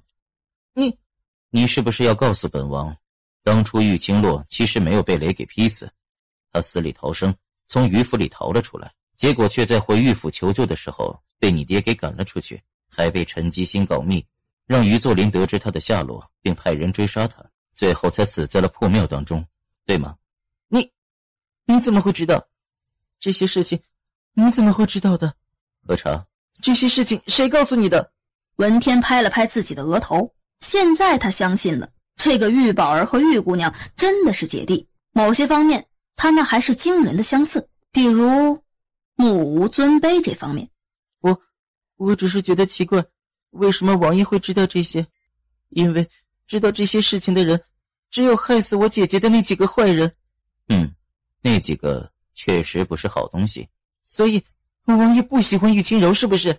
王爷说害死姐姐的人不是好东西，那就说明他也知道陈吉星母女的真面目了。喜欢玉清柔？不喜欢。那太好了，那王爷可不可以让我出王府？我有重要的事情。你要去找右相，告诉他玉清柔并没有他想象当中的那么简单，也并不单纯，希望右相不要娶她，是吗？王爷，你怎么什么都知道？太神了，原来传闻中的修王爷这样厉害呀！王爷，右相是个好人，我不能让他被坏人蒙蔽的。好人？你不用去了，要是连一个女人的真实性子都看不出来的话，那她也是愚不可及，和玉清柔在一起倒是天生一对。主子这分明就是吃醋了，估计主子现在巴不得右相早点和玉清柔成亲，也免得他还惦记着玉姑娘吧。不过这右相对于主子来说确实是强而有力的竞争对手。但是玉清柔仗着有右相撑腰，老是趾高气扬的，如果她真的嫁给了右相，那以后还得了？我姐姐是因为他们母女两个才会落得那种下场，如果她成了右相夫人，我以后都不能替我姐姐报仇了。你姐姐不需要你来报仇。什么意思？难道我姐姐只能白死了吗？我姐姐死得那么惨，现在连个能为她做主的人都没有，连个会记住她的人都没有。这世上除了我已经没有人能帮我姐姐了。我不能让她死不瞑目的，不然我以后都没有脸去见她，也没脸去见娘亲的。玉清洛的仇，本王会替她来报。今后不管玉清柔有没有嫁给右相，不管她以后有多么嚣张欺人，有本王替你撑腰，谁敢拿你怎么样？萧王爷，你为什么要帮我？为什么要替我姐姐报仇？萧王爷认识我姐姐吗？还是说右相或者玉清柔得罪了面前这位修王爷？我自己的仇我自己会报。玉清洛直接站在了房门口，面无表情地盯着看起来似乎相谈甚欢的一大一小。小少爷，你怎么会在王爷的房间里？小少爷，你什么时候醒过来的？怎么醒了也没在房里待着？我去房间里找你都没有找到，都快担心死我了。小少爷，你怎么会在王爷的屋子里？你自己来的吗？那个你认识我吗？哎呦，小我都忘记了，我跟着小姐离开玉府的时候，小少爷也只有4岁，都这么多年没见了，肯定不记得。小少爷，我是月心啊，月心就是当年一直伺候你姐姐的那个丫鬟，以前还抱你去街上买过棉花糖吃的。月心，你是月心？我竟然还能见到你！是啊，小少爷，那么多年没见，月心可算是见着你了。好歹这屋里现在还站着王爷和玉姑娘啊，月心丫头，你能不能稍微警觉一点儿？你今天不仅见到了我，你看看那是谁？那是小姐，小姐还活着，她还活着，快去叫姐姐。姐姐，你真的是我姐姐，你还活着，姐姐，宝儿好想你，姐姐，你活着真的是太好了，宝儿好高兴。可是你为什么不来找宝儿？宝儿以为再也见不到你了，你都不要宝儿了吗？不是他不来找他，而是他真正的亲姐姐已经被于作霖给害死了。对不起，宝儿，是姐姐不好。不是，姐姐，没有不好，宝儿不是怪姐姐，宝儿还是好想你，姐，以后都不要离开宝儿了，好不好？我就只有你这么一个亲人了。叶修独皱了皱眉，表情有些阴郁。虽然他知道他们两个是姐弟，可是对他们如此亲密的搂搂抱抱，心里还是闪过了一丝不快。去准备早膳。是，时间不早了，先用早膳。吃完饭你还要随我进宫的，你们有什么话等到恢复再说，不急于一时。娘娘，王爷和亲姑娘来了。这位就是亲姑娘，大名鼎鼎的鬼医。是。秀儿，你还真是好眼光，押中了个不得了的人呢。好一个叶修毒，明明知道那个姓沈的是冒牌的，却什么都不说，也不透露一点蛛丝马迹，在一旁看着自己如此重视沈先生，看着自己闹出笑话来。可真是我的好儿子。母妃，昨日医术比试算是彻底的揭穿了沈先生的阴谋，也避免了一个庸医继续残害宫中贵人。这般说来，当时并没有劝解本王阻拦比试的沈英，不但无错，反而有功。母妃是不是该放了他了？你别忘了你说过的话，浩庭还昏迷着，先让亲姑娘给浩庭看看。母妃，本王要见到沈英，看看他是否安然无恙。去让人把那护卫带过来。是，娘娘。不大一会儿，沈英已经精神奕奕地站在了叶修毒的面前，沉稳内敛地给叶修毒行了个礼，随后才站到了一边。沈英相信王爷是会来救他的，看到了，你的护卫在本宫这里吃得好住得好，什么委屈都没受，可是你的亲弟弟如今还躺在床上昏迷不醒，7天下来已经瘦得不成人形了。玉清乐低垂着头不语，他才随着飞哥一块进入了寝殿。亲姑娘的解药呢？母妃何必着急，亲姑娘是鬼医，本王相信她有这个本事，很快就能医治好七弟的。娘娘，王爷，苗公公来了，说是皇上召见王爷，现在正在外边等着。秀儿，既然是你父皇召见，必然是有急事，你还是先去见你父皇吧。至于你七弟这边，本宫相信有鬼医在，一定能很快解毒的。王爷，七皇子的毒你也不用担心，有我在，自然会解了七皇子的毒，不会让他有丝毫的损伤。好，本王这就去见父皇。本王把沈英留下来，亲姑娘尽快解了七弟的毒，就让沈英带着亲姑娘去宫门口等着本王。好。亲姑娘，浩庭的毒什么时候能解？玉星乐背对着他，手上有颗药丸，轻轻地喂入叶浩庭的口中，轻轻一压，药丸便顺着叶浩庭的喉咙口咽了下去。七皇子的毒并不难解，有了解药，毒素就去了大半。你的意思是，他就算吃了解药，身上还残留着一半的毒？是的，七皇子昏迷有些时日了，身上没出汗，也没正常的新陈代谢，毒素堆积，有些顽固。不过贵妃娘娘放心，既然修王爷吩咐我必须让七皇子安然无恙，那我自然是会全心全意的把七皇子的毒素全部去掉。亲姑娘这个药包挺精致的，里面的东西也是见所未见呢。那是我自己让人做的，花了不少时间。亲姑娘是如何认识修儿的？昨日威远侯派人来杀我，王爷出手相救，我欠王爷一条命，所以今天帮他来还这条命，救治七皇子。还了这条命，说的倒是好听，这毒分明就是叶修毒下的。这么说来，今日救了浩庭之后，亲姑娘就会离开帝都？也许会，也许不会，这也说不准。反正我习惯了四海为家，去哪里都是一样的。亲姑娘一个人在外，想必十分的清苦。一个姑娘家如此辛苦，也实在让人心疼。在本宫看来，女儿家还是找个可靠的丈夫，安安稳稳的生活一辈子才好。亲姑娘觉得呢？贵妃说的是，一个人出门在外的确不易。本宫也怜惜亲姑娘，如今亲姑娘救了七皇子的命，对本宫来说便是大恩人，如此恩德不得不报。本宫倒是有个主意，不知道亲姑娘愿不愿意听本宫一言？愿闻其详。亲姑娘孤身一人，实属不易。本宫今日见了亲姑娘，也是十分的喜爱。不如这样，本宫让皇上替亲姑娘指一门亲事。亲姑娘别急着拒绝，也不用太担心，本宫不会委屈了亲姑娘的。这样，亲姑娘和修儿也算是相识，修儿又救过亲姑娘的命，也算是患难之情了。修儿是本宫最看重的儿子，本宫也不自夸，秀儿确实非常能干。如今也没个正妃在身边好好的照顾她，亲姑娘可否代替本宫照料她？贵妃娘娘，我配不上修王爷。亲姑娘何必妄自菲薄呢？在本宫看来，亲姑娘和修儿那才是天生一对呀。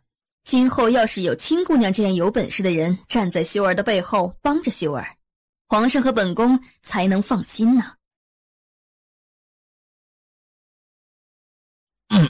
五哥，父皇在问你话呢。父皇恕罪，儿臣只是在担忧七弟中的毒，尤其是此刻看到各位兄弟都在，独独缺了七弟，所以不免有些感触。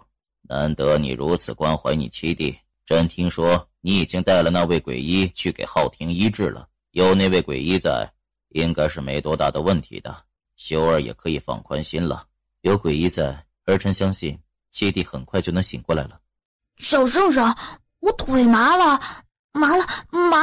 呀！整个御书房的人都面面相觑，一个个视线倏地落在了桌布底下，伴随着那道低低的嘟囔声，下一刻，御案的桌布被苗公公给掀了起来。苗公公，你就当没看见我们，你们继续。出来！只是一会儿，就见两个小娃娃从桌子底下咕噜咕噜地滚了出来。哎呦！大胆！你们居然敢躲在御书房偷听，不要命了吗？五哥对楠楠还真是够放心的。放肆！知不知道这里是什么地方？竟然也敢闯进来！来人，把他们两个给朕拖出去，斩了！斩了我？为什么？为什么？御书房内未经传召不得入内，你们擅自进入，还躲在朕的御案底下偷听朕和众皇子说的话，如此大逆不道的行为，难道不该斩吗？这个不能怪我们的，主要是这个皇宫太大了，我们就是出来散个步而已，就迷路了，然后走着走着就走到这个屋子来了，外面又没人看着，我就想啊，这个地方肯定是不用了的，就过来歇歇脚，就钻进桌子底下睡了个觉，谁知道就被你们给吵醒了，这个怎么能怪我们呢？你还强词夺理！对，娘亲说过，法不责众嘛，皇帝一定不会舍得砍了那么多人的。哦，既然那些个奴才失职，这也没必要留着他们了。来人，将今日在这御书房外边看守的奴才侍卫，以及圣世子院落里的那些个宫女太监，全都给朕拖出去斩了。皇上，不斩他们行不行？他们刚刚都还在说你仁慈呢，一个仁慈的皇帝不能随便斩人的。你说的也对，既然如此，还是砍了你们两个罪魁祸首吧，还不把他们拖出去？等一下，你还是不能斩了我们。你倒是说说理由，要是能说服朕，朕便饶了你。皇上，四国大赛马上就要开始了，我和小圣圣都是要参加大赛的，要是我们两个死了，皇上就损失了两个天才，会对咱们封仓国很不利的。封仓国人才济济，难道还找不出两个能代替你们的人吗？你错了，我告诉你，这世上没有本事一模一样的两个人，又怎么会有人能够代替我们呢？所以我们肯定是不能斩的，这可是关系到国家的荣誉。那你倒是说说，你要参加什么比赛？你会什么？你该不会不知道四国大赛都会比试些什么吧？也对，一个5岁的娃娃而已，大概都不知道四国大赛代表着什么吧？胡说，我当然知道。那你倒是说说比赛都有哪些？我当然知道，不就是琴棋书画那些吗？那你会什么？会作诗吗？这个小圣圣会。你会画画？小圣圣会。你会下棋？小圣圣会。你会对对子？小圣圣会。你什么都不会，还要去参加四国大赛？我能吃能睡能喝还能玩。楠楠，你的本事真的挺大的。四国大赛可没有比吃喝睡玩，你这些在四国大赛上面根本就没用。我倒是觉得有个比赛十分的适合你。什么比赛？我听说你有武功底子，上次在院子里也露过一手。既然你琴棋书画诗词歌赋之类的不行，那就来武的，如何？武的？好，那就来武的。楠楠，拳脚无眼，很容易伤着的。不会，我的功夫很好，伤不了我的。那就武的，到时候我一定给你弄个第一回来，为国争光。等一下，本王看你拉弓射箭什么的都不太适合，个子小怕是连弓箭都拿不住，还是直接参加武斗吧。叶浩康，你还真是好大的本事啊！朕还在这里，轮到你来决定4国大赛的比试权利吗？父皇，儿臣不敢。你就是修儿带过来给浩廷解毒的那位鬼医青姑娘。是。大胆，见了皇上还戴着面纱，成何体统？面见圣驾，当然是不敢不敬的。只是我从小面目狰狞，脸上有个偌大的胎记，若是摘下面纱的话，岂不是会惊扰圣驾？那时候才是大大的不敬。所以在此请皇上恕罪。多事。皇上，浩廷已经醒过来了，是否要进去看看？朕就是来看看老七的。叶修读太子等人也紧随其后。玉清洛犹豫了一下，抿着唇走在了最后一个。三皇子见状，脚步微微慢了下来。看青姑娘眼睛倒是挺漂亮的，这面纱下的容貌也必然不差吧？这胎记之说，本王可不相信。他低低地说着，手指却悄悄地往上，随后以迅雷不及掩耳之势一把扯掉了玉清洛的面纱。走在前面的皇帝等人立刻停了下来，一个个纷纷往后面看去，诧异地看向被摘掉面纱露出真面目的玉清洛。三皇子，就算你好奇心太重，就算这里是皇宫，你也不该如此羞辱于我。这些年我也算是走了不少的地方了，可没有一个人像三皇子这样放肆，如此行径和地痞流氓有什么分别？皇上，七皇子已经醒了，看来这里已经没有我什么事了。民女面貌丑陋，惊扰圣驾，这就离开皇宫。父皇，儿臣送青姑娘离宫。好，快去，他救了老七，你要厚待他。叶修读一走，千秋，是皇上。将三皇子送出宫去，让他在府里好好的反省反省，没有召见不得入宫。父皇，儿臣知错了，儿臣真的是不小心才会扯掉青姑娘的面纱。儿臣，宝儿，你想不想学功夫？想，我想学很厉害的功夫，到时候就可以保护姐姐，谁都不能欺负我们姐弟了。以后玉宝儿的功夫就由你来教吧。宝儿谢过师傅。这玉宝儿果然是玉姑娘的弟弟，绝对是亲弟弟。莫贤的嘴角抽搐了一下，无力地应下了。皇帝一离开怡兴宫，便直奔叶兰胜的院子。好啊，胆子越来越大了啊！敢跑到御书房去偷听，还敢不经过朕的同意就擅自和三皇子决定了比赛的内容，是吗？你真以为朕不敢砍了你是不是？你是不是觉得朕疼你就有恃无恐了？当然不是，因为你是我的皇爷爷，爷爷怎么能砍了自己的孙子呢？是吧，皇爷爷？我知道你最疼我了。别以为叫一声皇爷爷，朕就会饶了你。我不是叫一声的，我刚刚叫了2声皇爷爷呢。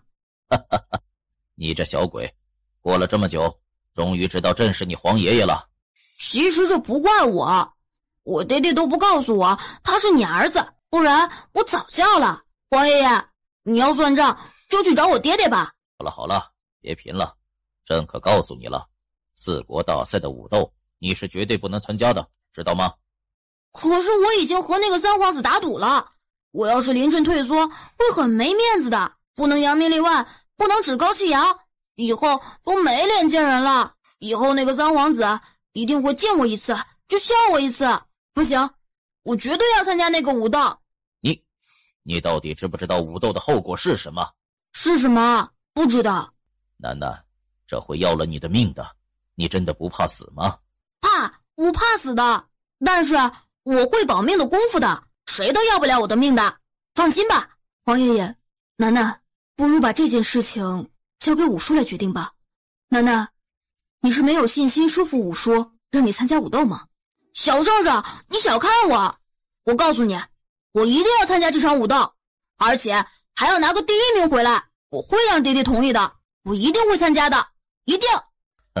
你去修王府传旨，让修儿立刻进宫。是。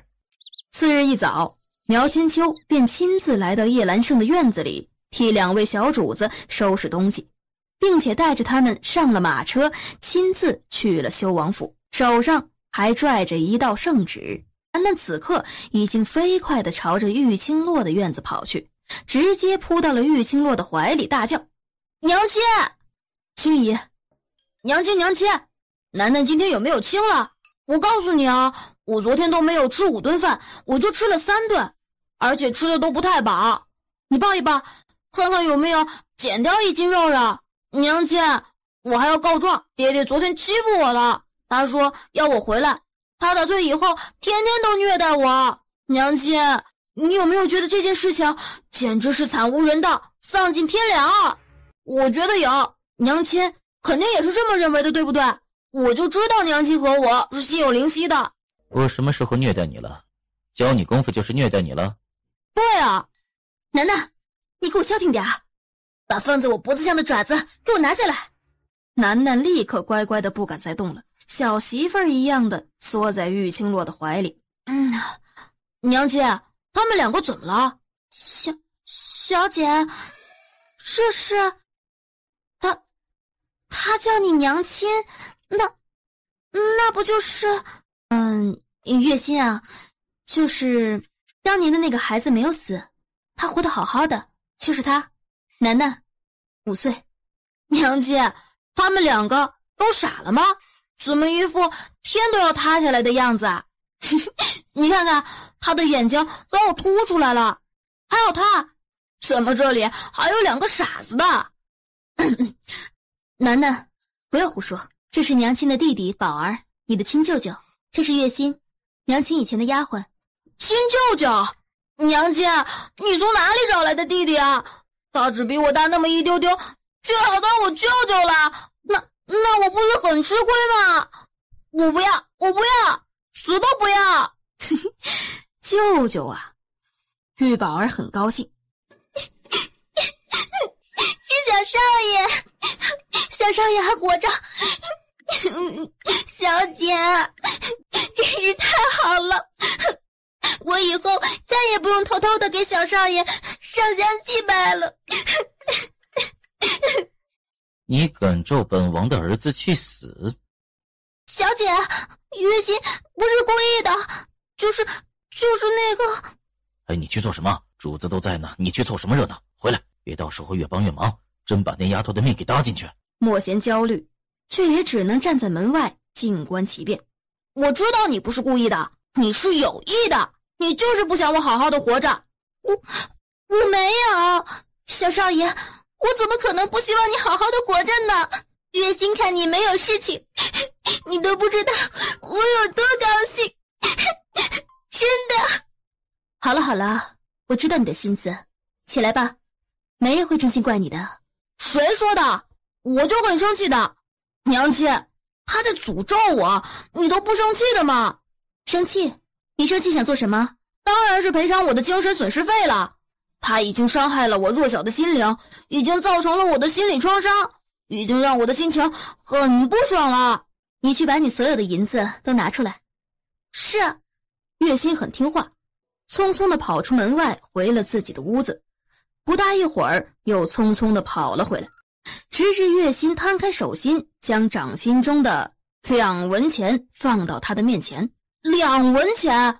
你全身上下就只有2文钱？是，我只有2文钱。你不是这府里的丫鬟吗？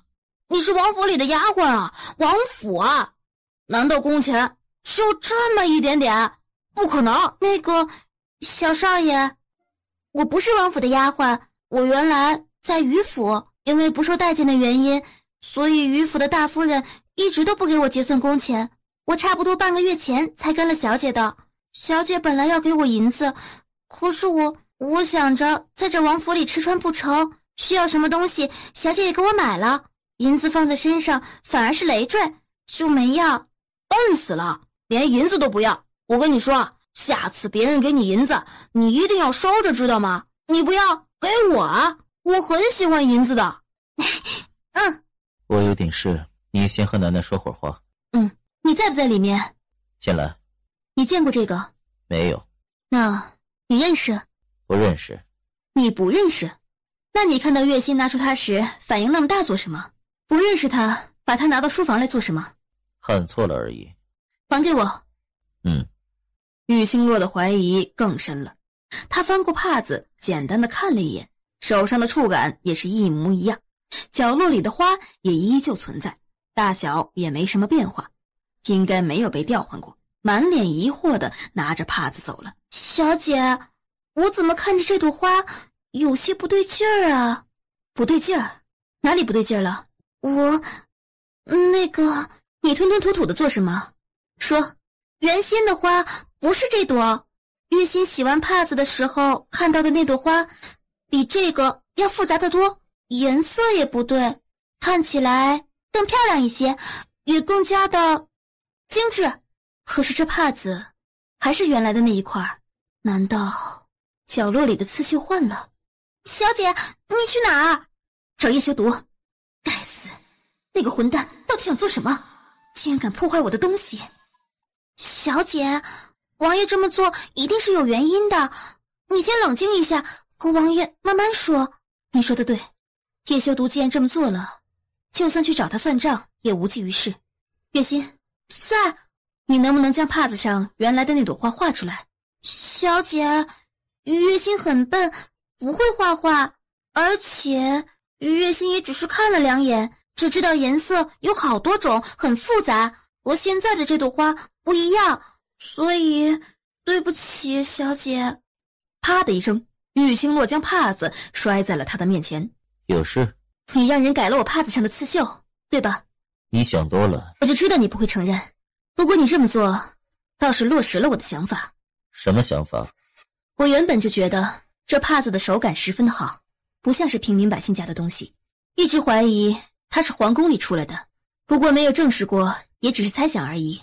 可是如今你改了我的刺绣，却让我确定了这帕子就是出自皇宫，而且你肯定见过，也必然认识。我的范围似乎又要缩小了。你告诉我，这个刺绣的图案你在哪里见过？你确实想多了。不说是吗？好，我自己去查。他话音一落，猛地抓起桌上的帕子，转身就走。看着玉清洛。是。次日一早，沈英已经面色阴郁的跑到了叶修毒的面前。王爷，玉姑娘进宫了。什么？玉姑娘说，王爷既然什么都不肯说，那她只好自己去查。所以今日一早，她就去了宫门口，自称是去给七皇子复诊的，让人去通报蒙贵妃。这会儿怕是蒙贵妃已经让人到宫门口来接她了。叶修毒脸色一变，直接冲进了马厩，牵了一匹马便骑了上去，直奔皇宫。就在距离宫门口50米远的地方，看到了正倚在树下的玉清洛，正笑语盈盈的对着他们招手。来得这么快啊，我都还没……玉清洛的话还没说完，叶修毒已经凶狠地吻了上去，他的动作近乎粗暴，揪着他的身子把他抵在了树干上，重重地咬上了他的唇瓣。王爷，拜托不要这么锻炼我的心脏行不行？有什么话先回家再慢慢说，成不成？沈英立刻在左右两边侦查了起来，表情慎之又慎。叶修毒搂着他吻了好长时间才松开手。叶修毒，你疯了！疯的那个人是你。你不是很不喜欢和皇室扯上关系吗？你不是不喜欢进皇宫吗？那你现在是做什么？你在做什么？是你先破坏了我唯一的线索。既然如此，我只能另寻出路。皇宫不是你的好选择。那你倒是告诉我，帕子上的刺绣你在哪里见过？你告诉我，葛嬷嬷到底和皇宫里的谁有关系？皇上还是蒙贵妃？叶修毒闭了闭眼，半晌深深地吸了一口气，随即手指在他后颈上一按。玉清洛猛地蹙起眉头，什么话都来不及说，人已经昏了过去。爹爹，我娘亲怎么了？她怎么了？死了吗？胡说什么？我怎么就算是胡说呢？你看我娘亲一动不动的。爹爹，你说是谁给弄成这样的？那个人现在在哪儿？我要去找他报仇去。楠楠，你娘亲只是被我点晕了过去而已，到了晚上就会醒来了。啊？你弄的？爹爹，你为什么要弄晕我娘亲啊？你娘亲早上起得早，爹爹看她睡得那么少没精神，便只能想办法让她多睡一会儿了。王爷又想来了。哼，他倒是跟得紧，让他在书房等本王。是。好了，不要闹你娘亲，她累了需要休息。你跟爹爹出来，爹爹先教你一套功夫。爹爹你在说什么呀？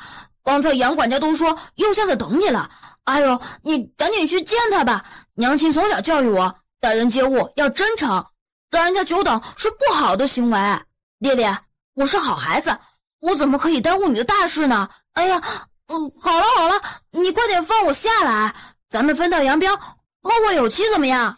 叶兰生和玉宝儿对视一眼，立刻乖乖地跟了上去。看清楚了，我打一次，你来试一次。刚刚和月心一块从厨房走过来的莫贤愣了一下，一看主子要小试身手，立刻停下了脚步，站在了本就等在院落里的沈英的身旁。爹爹，我刚才说的话你没听清楚吗？我想说开始了。叶修读的速度十分的快，那一招一式如行云流水一般，没有丝毫的停顿。整套剑法舞下来，动作虽说轻柔，可杀伤力却是极大的。爹爹，你都没有在听我说话，你这样的行为就跟娘亲一样无耻可恶，我会不爱你的，你知道吗？我真的会不爱你的，你别不相信。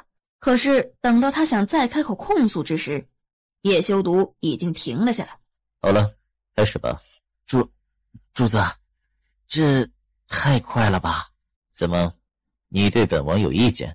莫贤噎了一下，立刻退到一边，不再多说一个字了。若是再不开始的话，今天的午饭可就没得吃了。什么？哼！爹爹，你跟着娘亲时间久了，果然是学坏了。我早饭都没吃呢，爹爹你这么虐待我，我诅咒你早泄！不只是莫贤和沈英，就连庭院外边在偷偷摸摸看热闹的王府下人也忍不住喷了。谁教你这些话的？这话怎么了？难道很严重？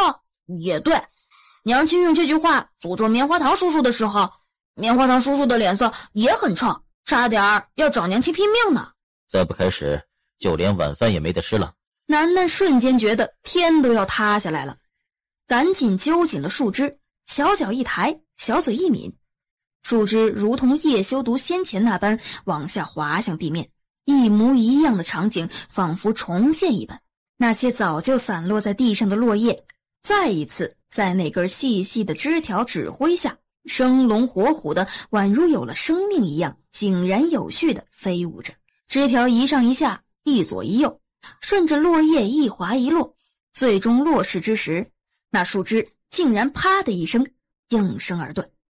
奇怪，刚刚最后那一下那么大的力道使出，树枝是肯定会断的，可是爹爹的就不会，而且看起来动作更加的顺畅。好奇怪。爹爹，我最后那一下明明……莫贤和沈英简直难以想象眼前看到的，那个明明才5岁的孩子，那个方才明明根本就没有好好看主子如何挥剑的孩子，主子明明打得很快，一丝停顿都没有，可是他竟然从头到脚舞了一遍，这简直是个天才。叶修读胸口难以名状地涌过一丝自豪，这是他的儿子，玉清洛给他生的儿子，很好，真的太好了。爹爹，他们这么看着我要做什么？你觉得他们想做什么？我不知道，不过上次我从陆伯伯那里学会陆家脚法的时候，陆家的那些个大人小孩也是这么看着我的，可是后来他们就全都追过来要打我，说我不是人，我明明就是爹娘亲生的儿子，哪里不是人了？好在我的脚法好，他们都跑不过我。那就别管他们，他们不敢追过来打你的。刚才的那套剑法感觉怎么样？就是最后那一下好像不对劲儿。爹爹，这是为什么？自己多练几次自然就会了。爹爹还有事，你在这院子先练着，回头我再来看。玉清洛还在昏迷着，楠楠打开了房门，便蹬掉了鞋子，整个人趴在了玉清洛的身上。娘亲，你醒醒！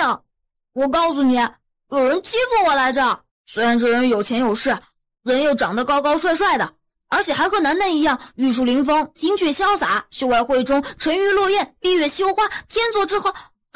呸，说错了，娘亲，我是你的儿子对吧？我知道你很疼我的，所以你赶紧醒来，醒来帮楠楠报仇。哎，小圣圣、小宝儿，你们看，我这么大声说话，我娘亲都不醒呢。楠楠已经从床上跳了下来，蹲在床边，用力地盯着玉清洛。娘亲，娘亲，天亮了！娘亲，娘亲，有好多好吃的东西来了！娘亲，娘亲，有好多好喝的来了！娘亲，娘亲，楠楠被绑架了！楠楠，我叔不会骗人的，咱们还是让青姨好好休息吧，不要打扰青姨了。我觉得我娘亲一定是病入膏肓了，爹爹今天不正常。你们看啊，他不但虐待我，不让我吃饭，还骗我说娘亲睡着了。不行，我要救我娘亲。楠楠，你要是真的怀疑青姨生病的话，咱们直接请府里的大夫给青姨看看，你别亲自动手啊。是啊，楠楠，姐姐没你想象的那么严重，你看姐姐的脸色还是很好的，呼吸也很平常，大概睡得比较沉而已。你们不懂，哎呦，先走开走开！我好歹跟了娘亲那么久，不说医术有多高明，不过略懂的那一点皮毛，一定会比王府里的大夫要好的。用这个试试，真是的，一点都不相信我神医楠楠的技术。一边拿起银针往玉清洛的身上扎，只听嗤的一声，玉清洛已经猛地坐了起来，吃痛了一声，一把将银针给拔了出来。挺能耐啊，懂得扎针了。怎么，打算子承母业？娘亲，你要相信我，这其实懂得一点点的。你看，你以前就是这么替人扎的，我都看着呢。小姐，娘亲，不能怪我，谁让爹爹骗人？他说你只是睡着了而已，可是叫不醒嘛。铁修毒，铁修毒呢？爹爹，不知道啊。王爷在书房呢，他又像在商讨朝政。看着已经往书房方向而去的玉清洛，暗暗地叹了一口气。他的话还没说完呢。姑娘，王爷正在和……玉清洛一人一脚，直接踹上了男人最痛的部位。随后在沈莹和莫贤弯腰闷哼的恭送下，大摇大摆地走到了书房的门口。在听到熟悉的脚步声由远到近时，已经知道来的人是谁了。王爷，你把青姑娘带到哪里去了？右相关心的事儿可真广。本王听说任大夫出了事，父皇正在为这事儿心烦。右相贵为百官之首，是不是该把精力放在为父皇分忧解难上面？下官行事自有分寸，不过任大夫之事疑点重重，本相正打算请青姑娘帮忙，没想到就看到了王爷打晕了青姑娘，带回了王府。王爷，如此是不是算是阻碍本相办事？本相是否可以怀疑王爷这是有心阻挠，找出杀害任大夫的真凶？本相是不是可以怀疑这件事情或许和王爷有关？右相的想法果真大胆，不过……砰的一声，叶修毒，你到底想怎么样？李子帆，他怎么会在这儿？要命了，该死！玉清洛摸了摸脸，这次没戴面纱，算是彻底暴露了。李子帆深深地吸了一口气，压抑了6年的感情几乎是一触即发，顷刻间涌上了心头。青洛，果真是你？你们要是有事情要谈，你们继续，我就不打扰了。不打扰，不打扰。青洛，我就是来找你的。找我？青洛，我是来接你去相府的，以后我会保护你，尽我所有的能力保护你，随我回相府，好吗？叶修毒闭了闭眼，随后姿态优雅缓慢地从书桌后面走了出来，十分淡定地走到了玉清洛的身边，手一抬便搂上了他的肩膀。王爷，你在做什么？哼，做什么？本王在做什么？右相不是看见了吗？你们是什么关系？朋友关系。哼，朋友关系。若是朋友关系，你又怎么会替本王生下儿子？本王方才正在教我们的儿子练习功夫，右相若是没事的话，本王就不送了。青洛，这到底是怎么回事？你和修王爷成亲了？不对，修王爷没有王妃，你不是你。青洛，你难道甘愿无名无分的跟着修王爷一辈子吗？还是他欺负了你？你告诉我，右相，你管得太多了。玉清洛现在已经和你没有关系，如今整个帝都都知道，右相此时心悦的是玉家的二小姐玉清柔，全帝都都了解玉清柔将会是右相夫人。右相若是真的有闲心的话，还是回去看着你未来的夫人吧。她不是，我夫人的位置从来就只留给青洛一个人。青洛，我和玉清柔没有任何关系，我照顾她只是因为她是你妹妹。你说过，你这辈子最幸运的就是有个对你好，处处帮着你护着你的好妹妹，还有一个将你当成亲生女儿的继母。我当初以为你已经不在了，我只是不想你的家人受了委屈，所以处处护着玉家。右相这话可就有趣了，你说是为了玉清洛才会对陈姬心母女特别照顾，可是6年前玉清洛走投无路之际投靠玉家，却被玉家的人直接赶了出来，后来更是因为他们母女2个的陷害和告密，才会九死一生险些丧命。也亏得他命大，否则你觉得你今天还能见到活生生的人吗？可你现在告诉本王说你如此眷顾玉家，只是因为玉清洛的关系。修王爷说的都是真的，他们这般对你。玉清洛眉心几乎打成了一个结，可是事实确实是事实，他否认不了。玉清洛还是点了一下头。李子帆喉中的腥甜再也抑制不住，他的身子猛地晃了晃，噗地吐出了一口鲜血。玉清洛便忙上前一把抓住李子帆的手腕，李子帆微微一顿，立刻把手给抽了回来，碰也不让他碰一下。李子帆，你……我没事，青洛，对不起，我好像还是什么都帮不了你。李子帆说完，看了叶修毒一眼，便已是脚步踉跄地打开了书房的门，跌跌撞撞地跑离了修王府。玉清洛，你要是敢追上去，本王让你后悔一辈子。叶修毒，李子帆身体破损的厉害，我给他瞧瞧。他身子怎么回事是他的事情，和你有什么关系？本王怎么不知道鬼医居然也变得如此善良仁慈，见着谁有病就赶上去救了。叶修毒，你讲讲道理行不行？本王对你从来就不知道什么是讲道理。你闭嘴，再敢说半个字惹我不高兴，你这辈子也别想知道葛嬷嬷的下落。叶修毒，你简直太无耻了！本王还有事，你好好的待在王府里。转过身便离开了书房。哟，这是怎么了？你这些天去哪儿了？啊？现在是我在问你话，你怎么反倒问起我来了？来，和我说说，这是谁惹得咱们家玉大小姐不高兴了？这好多天没见，怎么感觉瘦了一点儿？难道是为情所困，难以抉择？不会吧，你还真是为情所困啊！这么说来，外面传的那些消息是真的了？外边传的消息？什么消息？你不知道？我刚过来的时候，听到那茶馆里有人在议论你，说是什么什么夫人。帝都现在都在传，说右相和鬼医天作之合，不日就会成亲。这鬼医青姑娘马上就要成为相爷夫人了。你和右相到底怎么回事？这是哪些人在传？估摸着也就刚刚开始传，目前都还不知道，肯定蔓延的范围还不广。不过你也知道，这流言传播的速度一向快速，更何况如今帝都的热门除了4国大赛便是鬼医，再加上李子帆原本就是个传说，我估摸着到不了晚上，这大街小巷就会传遍了，连3岁孩童都知道右相和鬼医会成为一对了。金琉璃分析的没有错，这样的传闻确实才刚刚开始。莫贤从玉清洛的院子跑出来后，如今他也只有先去禀明主子，请主子定夺了。到底是谁在这里散布谣言？玉姑娘是咱们王爷的，和右相根本就没有关系。王爷，这事儿会不会是右相让人传的？右相还不至于会做出这种低劣的事情来，这件事情传出来对他没有任何好处。那会是谁？为什么会莫名的把玉姑娘和右相扯在一起？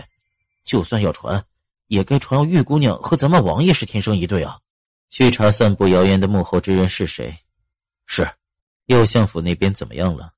右相的情况似乎确实不好，自从那天右相离开王府之后便病了，已经好几天没有上过早朝。皇上为此十分心焦，接连派了好几个御医前去右相府，都没能让右相好起来。父皇也差不多该把主意打到玉清洛的头上来了。走，进宫。修儿，你果真深得朕心，朕刚打算让人去传你，你倒是自己先来了。父皇是为了右相的事情。正是。这右相也不知道是怎么了，突然之间就病倒了，那么多的御医看下来，愣是没什么用。你也知道，这右相本事不小，朕对他也是十分的看重。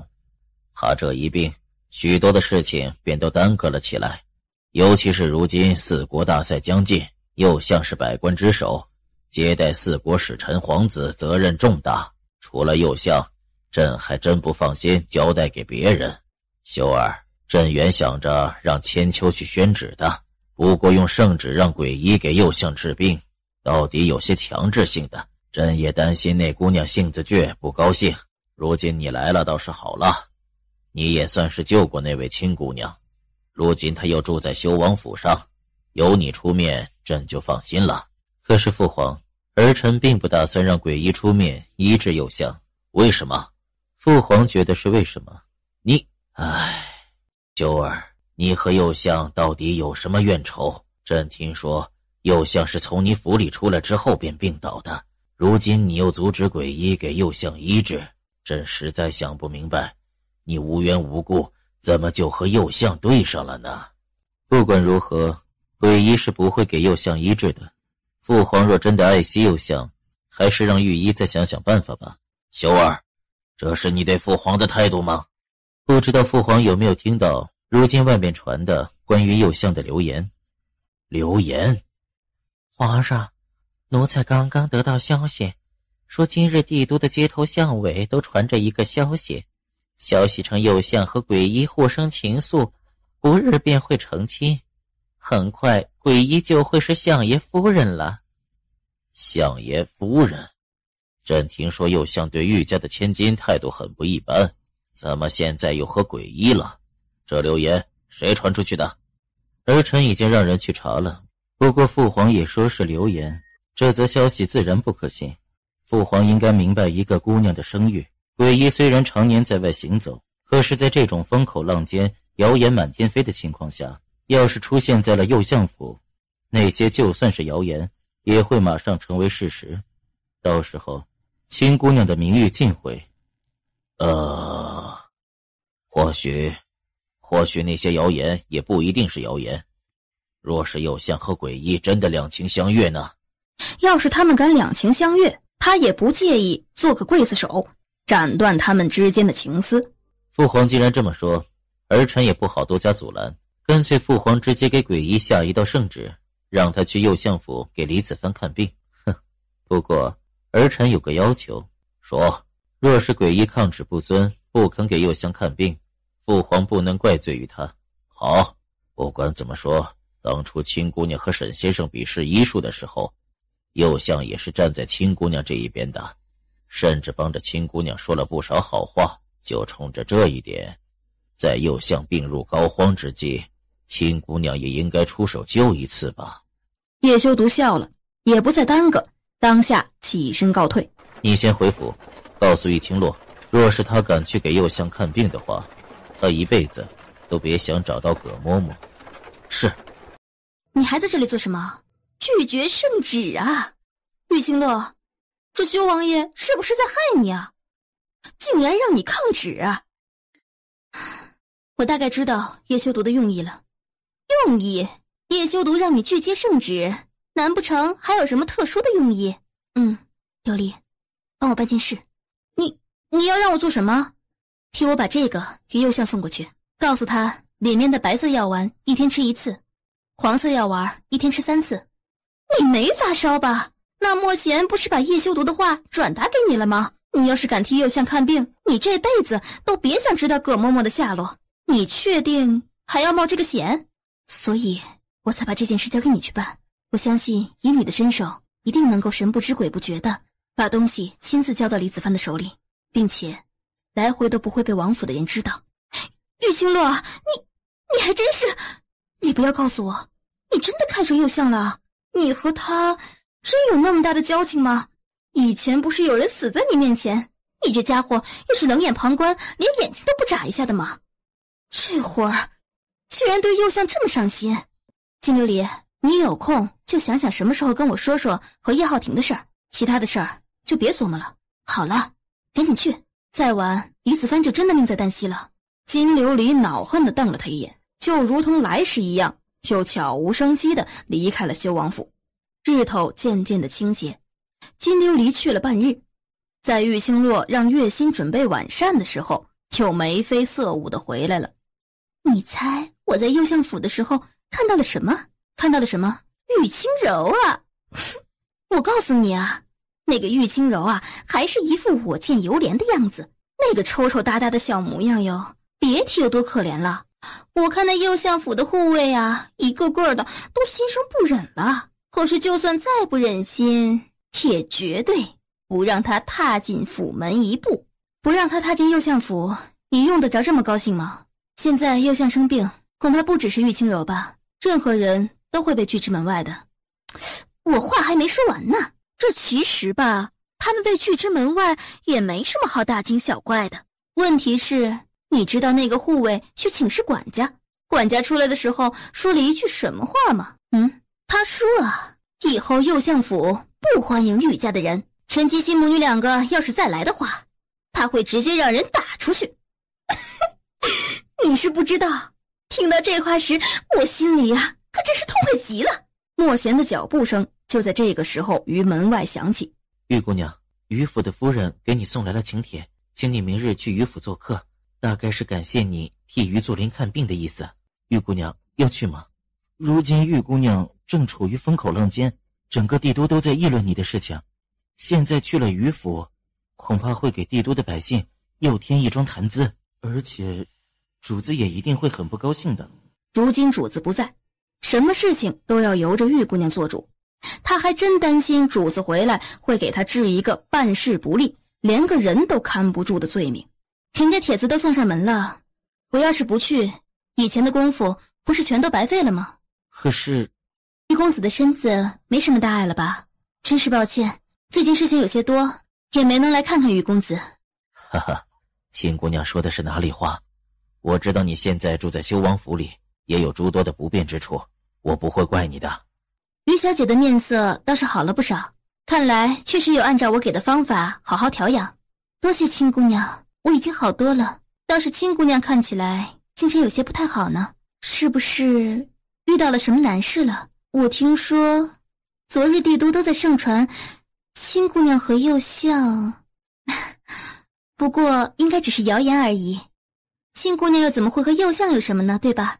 这外边的人也真是的，说风就是雨，专门破坏人家姑娘的清誉。于小姐能理解我，我心中的郁结也总算散开了一些。也不知道这些传言到底是从哪里传出来的，好好的怎么就会将我和右相扯在一起了？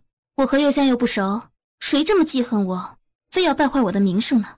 亲姑娘，你也别太难过，你放心，这事儿啊，咱们绝对不会就这么算了。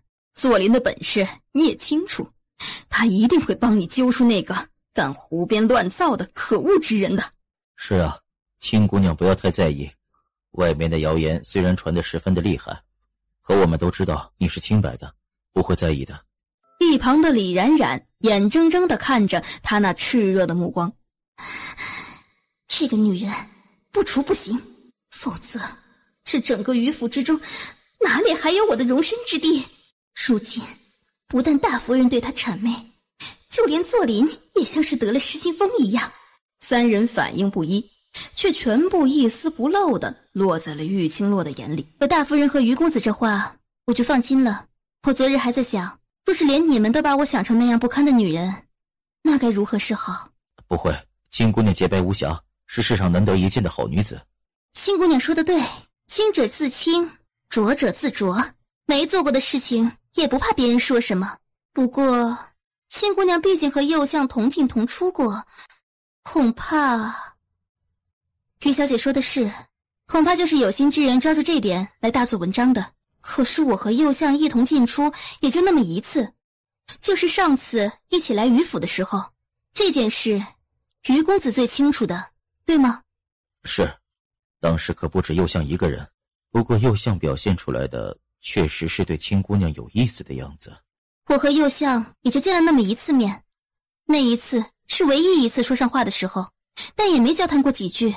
对啊，那次是我和右相唯一一次有过交集的时候，而知道这件事的也只有于府里面的人。啊，大夫人，于公子，你们别误会，你们对我那么好，我当然不是指你们，就是这于府人多嘴杂，下人也有不少，会不会是他们？哎呀，是我嘴笨，于府的下人大夫人都管得严格严谨，这种事情怎么有胆子往外面说呢？不是于公子和大夫人，也不会是这府里的下人，至于于小姐，那就更加不可能了。我也算是救了于小姐的命，就算用的方式有些不太好受，不过于小姐是于公子的妹妹，又怎么可能会为这种小事记恨于我呢？大夫人，你别见怪，我嘴笨，真是的，这都说了什么跟什么呀？抱歉，这2天听到外面那些流言，有些敏感，就胡言乱语了，你们不要生气啊。他们2个人的视线同时转到了李冉冉的身上。青姑娘不知道她的身份，而他们2个可是清楚得很。若李冉冉是于小姐，当然不会计较，可她不是，她是于作霖的妾，独宠6年的妾。玉姑娘，那谣言真的是李冉冉传出去的，你是怎么知道的？啊？谣言是李冉冉传出去的？谁说的？什么时候说的？这丫头和玉姑娘的机灵果然有着天壤之别。她实在是不明白莫贤那小子看中月心哪里了，难道是觉得他笨笨的样子好欺负吗？我只是怀疑而已，毕竟我才刚来帝都没多久，在这帝都当中，唯一能算得上的仇人就只有威远侯一家。可是现在的侯府已经是自身难保了，根本就没有可能还来设计我，当然也不能排除例外。至于其他想要害我的人，就那么2、3个，李冉冉是可能性最大的。今日既然来赴宴了，总不能空手而回的，便试探一下，没想到成果颇丰啊。既然真凶已经找到了，玉姑娘，接下来怎么做？将李冉冉交给官府吗？把李冉冉交给官府，流言也停不下来了。啊，那怎么办？你明天就知道了。一回府，莫贤便迎了上来。莫贤、文天，你们明日一早让人放出消息，将鬼医以身子不适为由拒接圣旨，不愿替右相看病这事给原原本本的说一遍，再把鬼医今日去了于府给于作霖看病复诊的消息也悄悄地放出去，让帝都所有人都知道鬼医置右相的生死于不顾，宁愿被关进大牢也不愿意去右相府。可是生病的鬼医却去替于作霖复了诊，妙极呀！如此一来，那些说鬼医和右相情投意合的流言便不攻自破了。是。他一说完，发现身旁的莫贤竟然整个人呆在了那里，动也不动一下。喂，玉姑娘的话你听到没有？有什么疑问吗？有没有。玉姑娘，你的这些话，王爷今天下午刚刚和属下说了一遍，和玉姑娘一模一样。王爷也要求明日一早将这个消息传出去。叶修毒，你的思想能不要和我这么同步吗？你是说王爷和玉姑娘这是心有灵犀一点通，连想的主意都一模一样，连选择的时机都丝毫不差？玉清洛扭过头，狠狠地瞪了他一眼。什么叫做心有灵犀一点通？鬼才和那个躲起来不见人的家伙心有灵犀呢。既然如此，那就这么办吧。我累了，回房休息了。对了，传的时候顺便告诉大家，皇上看在我救了七皇子的份上，对我拒接圣旨一事不予追究。这话尤其要说明白，我可不想被那些个什么皇子妃子的抓住这种把柄来找我麻烦。嘿嘿嘿，玉姑娘，这句话王爷也交代过了。去死！转身回房。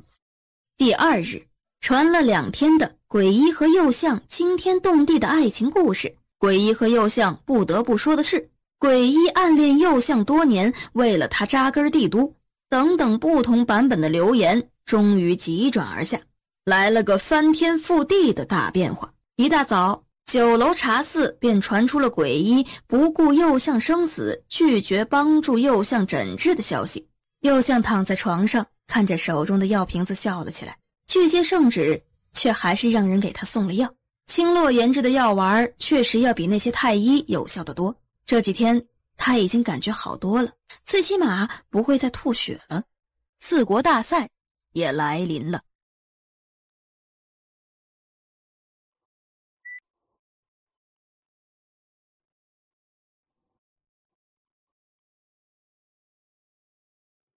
我说修王爷，你可终于出现了，好久不见啊！我听莫贤说你今天见到你爹了，还不是你儿子惹出来的。莫贤说你也警告过玉大人了，我想玉大人应该心里有数，你要是还在担心着他回府后忍不住和陈其心母女说了你还活着的事情，那就不让他回玉府就是了。不回玉府？方才我进了宫，今日惊雷国闹出这么大的事情，父皇震怒，把太子几人训斥了一阵，顺便将招待使臣的任务也给夺了。如今驿馆里的那些事情全部都落到了老八的身上，让老八给玉大人找点事做，让他忙得脚不沾地，回不了玉府就好了。太子、保王爷还有七皇子的权利都被夺了？只是太子而已。叶浩然没有找你拼命？倒是咬牙切齿的，出了宫门以后就和我动起手来，不过他不是我的对手。你父亲的事情也算是解决了，这也算不得你烦心的事了。宝儿身上的伤也没什么大碍，楠楠还小，正是在长身子的时候，怎么能不吃饭呢？反正他也知道错了，还是叫他来一块用晚膳吧。你对楠楠也太偏心了一点吧？兰胜好好的都被你训斥了一顿，还让他回房好好的反省反省，怎么到楠楠这儿反而是什么惩罚都不用了？楠楠还小，又单纯胡闹了点，不一样。我终于明白楠楠的无耻到底遗传了谁。哼，是单纯胡闹，闹得宝儿受了伤，闹得我还活着的事情被玉家人知道，闹得马上就要给自己找个后爹了。什么意思？什么后爹？楠楠就我一个爹，他哪里来的后爹？啊，没什么，你不是要让楠楠去吃饭吗？你去训练她吧，估计她会听你的话的。哼，你不是不乐意告诉我葛嬷嬷的事吗？那以后你心里有什么疑问，我也藏着掖着，吊足了你的胃口后，也是半句话不说。叶修毒一看玉清洛那表情，脸就不由得黑了下来，转身就离开了他的屋子。月心看着叶修毒脸色不善的来，却怒气冲冲的走，当下惊了惊。小姐，王爷自从上次和你吵架以后，这都大半个月没回来了，怎么这一见面你又把他给气跑了？小姐，你就服个软嘛，王爷毕竟是王爷，他也有。月心，这次可不是我把王爷给气跑的。那王爷刚刚为什么忽然那么大的脾气？走到门口时，差点被他的冷眼给冻伤了。他这会儿应该是去找莫贤算账了。唉，莫贤也是个可怜的。是莫贤？莫贤惹得王爷生气了？月心，你快去看看吧。要是真出了什么事，你就赶紧的回来告诉我。月心连连点头，这会儿哪里还顾得上顾不上自己对叶修毒的那点畏惧啊？忙不迭地提起裙摆，转身跑出了屋子。第二日便是天宇国进城的时间了。玉清洛带着3个小娃娃，就跟个幼儿园老师似的，还是进了昨日的那家酒楼，坐在了临街的那个房间，就听到外面传来热热闹闹的议论声。听说呀，天宇国其实昨天就已经到城外了，只是晚了惊雷国一步，所以便干脆把进城的时间推到了今天。要是我呀，我也把日期推到今天呀。你们瞧昨天发生的那些个事儿，要是2个国家撞到一起，天宇国怕是也要倒霉啊。那也说不定啊，咱们昨天也是争了口气呀，最后还不是修王爷出面，不但把惊雷国的马车给震碎了，连里面的皇子都滚了出来。那摄政王不是也不敢多加为难，灰溜溜的回了驿馆了。倒是太子殿下呀，真是丢脸呀。玉姑娘，那人是3皇子的人，他是特地挑起王爷和太子的矛盾的。哼，3皇子在这个节骨眼上也不安分。便瞧见另外一个桌上有个年轻的男子忽然出声。说起来昨天还真是吓死我了，就是不知道今天这天宇国进城会不会发生什么事情。这天宇国可别像惊雷国一样，否则真是胆都要吓破了。那桌坐的是平日里和八王爷交好的世家公子，虽然算不上是什么大富大贵的人家，不过也算是和八王爷玩到一块儿去的。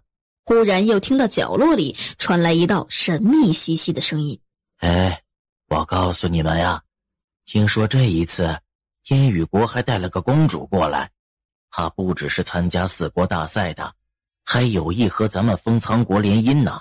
你怎么就知道是封仓国了？如今这流云国和惊雷国可都在，保不准是看上了那流云国的太子，或者是惊雷国的摄政王呢。我觉得吧，咱们封仓国的那些个皇子，一个个也是风度翩翩的，肯定看上了皇子了。不过这皇子当中适龄的也就只有修王爷、七王爷和八王爷了。不过要说才能，还是昨日的修王爷打出风头，最容易被看上。那也不一定，今天出城迎接的可是七王爷和八王爷，他们给天宇国的使臣留个好印象，说不准也会被看上的。天宇国的才不会看上爹爹呢。楠楠，你这是在贬低叶修毒吗？天宇国的公主来了，天宇国的皇帝竟然会舍得将公主嫁到这么远的地方来，休想！要敢给他娶个异国公主回来虐待楠楠，他非剥了他的皮不可。对，叶修毒有儿子，楠楠都不会同意的，他在这里操个什么心呢？娘亲，我今天没闯祸，没你什么事儿，看你的。来了，天宇国的使臣来了。小圣上、宝儿舅舅，你们快点来，快来！那是谁呀？长得也是好俊呀。那应该是天宇国的皇子吧？我听说每次4国大赛，带着各国队伍选手来的都是皇子或者王爷，身份尊贵，也不会落了面子。他看起来挺和善的，好像比流云国和惊雷国的都要好相处一些。那可不一定，宝儿舅舅，你要明白，这世上有许许多多都是笑面虎，面上看着是好人，其实坏得很。我跟你说，我就见过不少这样的人，就好比是我娘亲，我是说我娘亲和那样的人就不一样，这世上最面冷心热的就是我娘亲了，你们说是吧？玉清洛心里默默地想着，而此时和叶浩然并肩走到楼下的二皇子似有所感地抬起头，对上了玉清洛明亮的眸子，倏地扯开嘴角，对着他似笑非笑了起来。玉清洛的眼皮子一直在跳，从天宇国的二皇子看向他之后，便一直都没有停下来过。楠楠，走了，昨天才刚被教训了，今天他是绝对要扮演乖儿子的。娘亲说什么，他一定第一时间相应。娘亲啊，我好久都没……不行！哼，娘亲是坏蛋。谁知这边还没坐稳，马车忽然一个颠簸，下一刻，玉姑娘，咱们遇到麻烦了，有人盯中了这辆马车，你小心着点，坐稳了。然而他还没来得及护着他们几个，马车却陡然停下，车帘外面很快传来了激烈的打斗声。文天，护着主子赶紧离开。可等不及他有所动作，后面就又有一个黑衣人扑了过来，阻挡了文天的动作。玉清洛回头看了3个孩子一眼，猛地一扬手，刚想把叶修毒留在他身边的暗卫给叫出来，可是来人却又是冷哼一声，直接抓了他的肩膀，将他拖了出来。不准出来，保护好宝儿他们。然而等到他再凝眉看去时，玉清洛已经被那人挟持着跳上了屋顶，几个起落，人已经消失不见了。我不会有事的。楠楠狠狠地一跺脚，这才发现那人似乎带了许多人来。此刻他们所在的这条清冷的街道，连玉清洛和皇帝的暗卫在内，已经打得不可开交了。没多大一会儿，就见京兆尹叶大人带着一群官兵匆匆地跑了过来。全部拿下，剩下的交给你，我去追人。好。你是？那些黑衣人想对盛世子不利，还毁坏了虚王府的马车。叶大人，你快点拿下他们啊！还不赶紧上去将那些个黑衣人拿下，这些人是反贼。打斗终于停了下来，叶大人暗暗地松了一口气。莫护卫，叶大人，这些人企图挟持绑架盛世子，请叶大人派人好好的调查，定要查出他们的幕后主使。莫护卫放心，本官一定会查出这些反贼的身份，给太子和修王爷一个交代。那就有劳叶大人了。如今未免多生事端，他还是赶紧将楠楠他们给送回王府才好。休王爷，王爷，属下该死，请王爷降罪。楠楠对着他微微一笑，叶修毒提着的心莫名的松了下来。楠楠这般轻松，玉清洛应该是没有问题的。叶大人，这边交给你处理，本王先走一步。王爷放心，下官会竭尽全力揪出凶手。一行人窸窸窣窣的走到一旁的一间客栈当中，找了间厢房坐下。楠楠便开始弯着身子去包包里面找小盒子，不大一会儿便捏着一颗黑乎乎的药往莫贤的嘴里塞去。楠楠，这是止血的药，你手上的血还在滴呢，再滴下去会失血过多的。这是我该受的。若要止血，他会自己给自己点穴，这不过是他自我惩罚的一种方式而已。没能救下玉姑娘，他的心里也满满的都是愧疚。师下，等文天回来再说。是。没多大一会儿，那手臂上原本还在流的血液便慢慢的止住了。主子，那人的目标很明显，便是玉姑娘。看他们的样子，并没有要取玉姑娘的性命，只是不知道他们挟持玉姑娘，到底是因为她是鬼医，还是因为她是6年前的玉清洛。就在这时，门外忽然响起了一道低低的敲门声。文天随后走了进来，也如同莫贤一样跪在地上请罪。属下没用，不负主子期望，请主子降罪。叶修毒脸色暗沉，看文天这个样子，便知他是空手而回了。楠楠嘟了嘟嘴，没说什么，却见叶修毒的视线凝在了自己的身上。爹爹，你做什么？你有法子找到你娘吗？我没法子。叶修毒叹气，站起身，缓缓地朝着他走了几步。好歹是自己的儿子，又相处了一段日子，楠楠的性子他也摸透了一些，知道这小家伙怕是不乐意告诉他自己想法子要去冒险吧。楠楠，你忘了昨天的惩罚吗？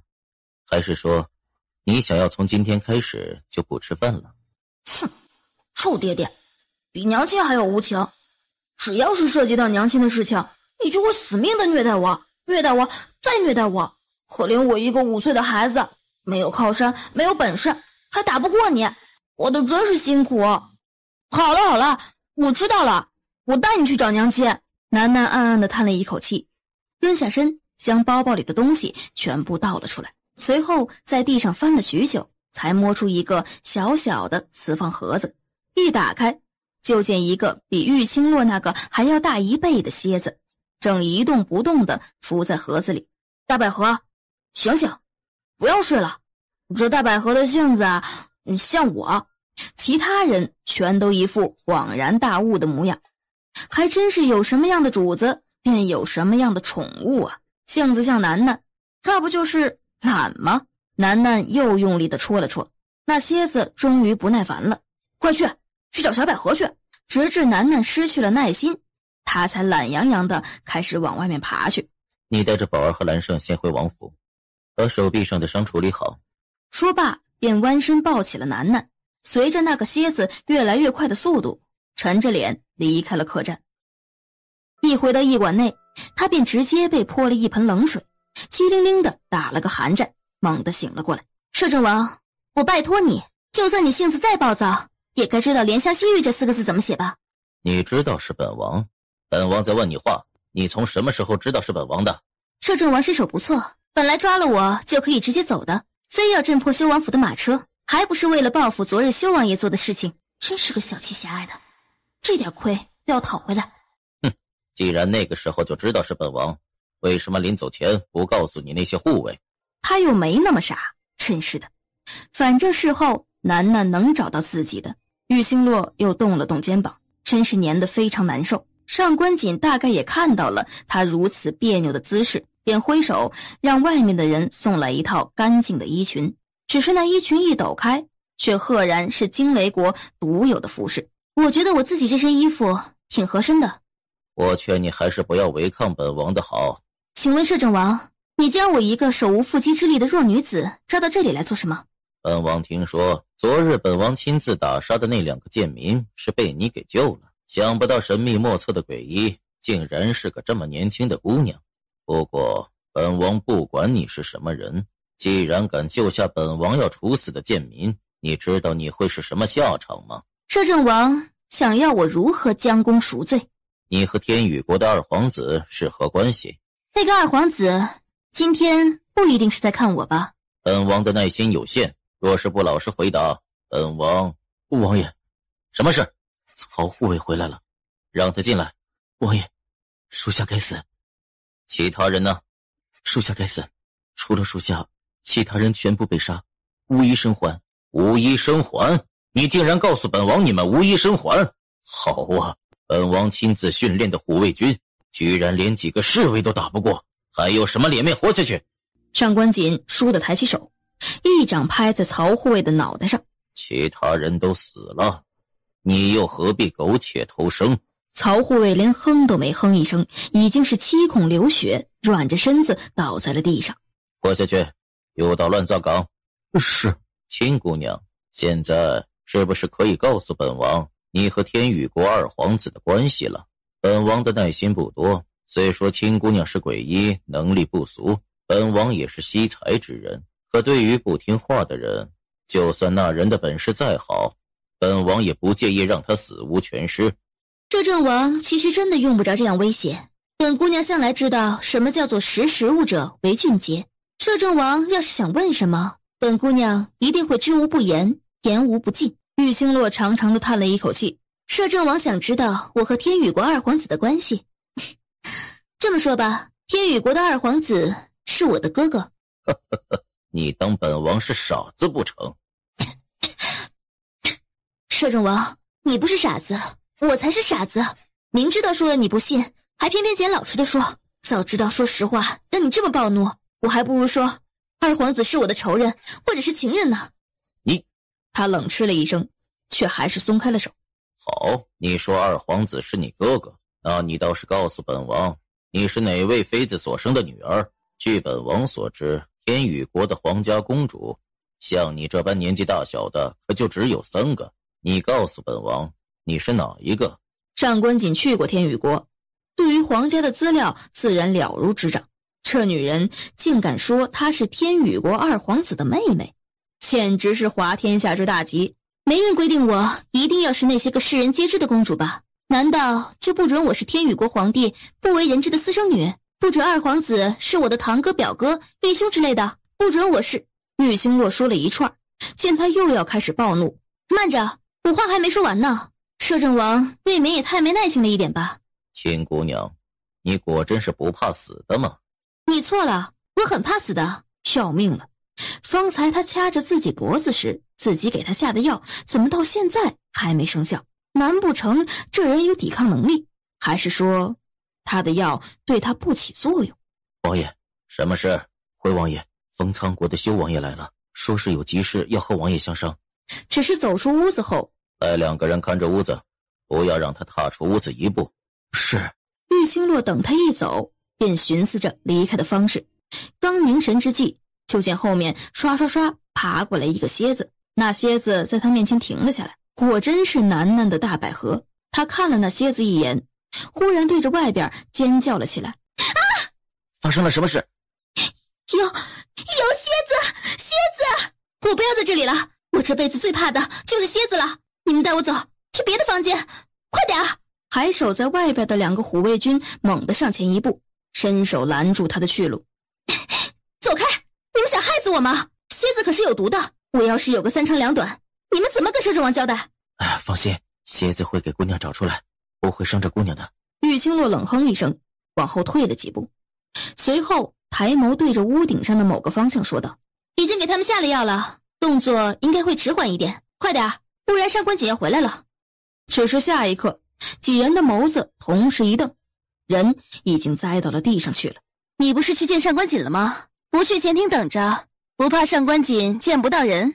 让他等着吧，他长得那么丑的样子，我也不想看到。上官锦还丑，可他五官分明，有棱有角，鼻梁高挺，目光黝黑深邃，也是个难得的美男子，好吗？想什么？还不过来？难不成你想一直在这里待着，等他回来呀？然而不等他们2个离开，远远的便听到有脚步声过来。叶修毒眉心一拧，便带着玉星洛上了屋顶，双腿一踏，人已经悄无声息地离开了惊雷国的驿馆。楠楠呢？他没跟你一块去驿馆？神鹰他们带着不会有事。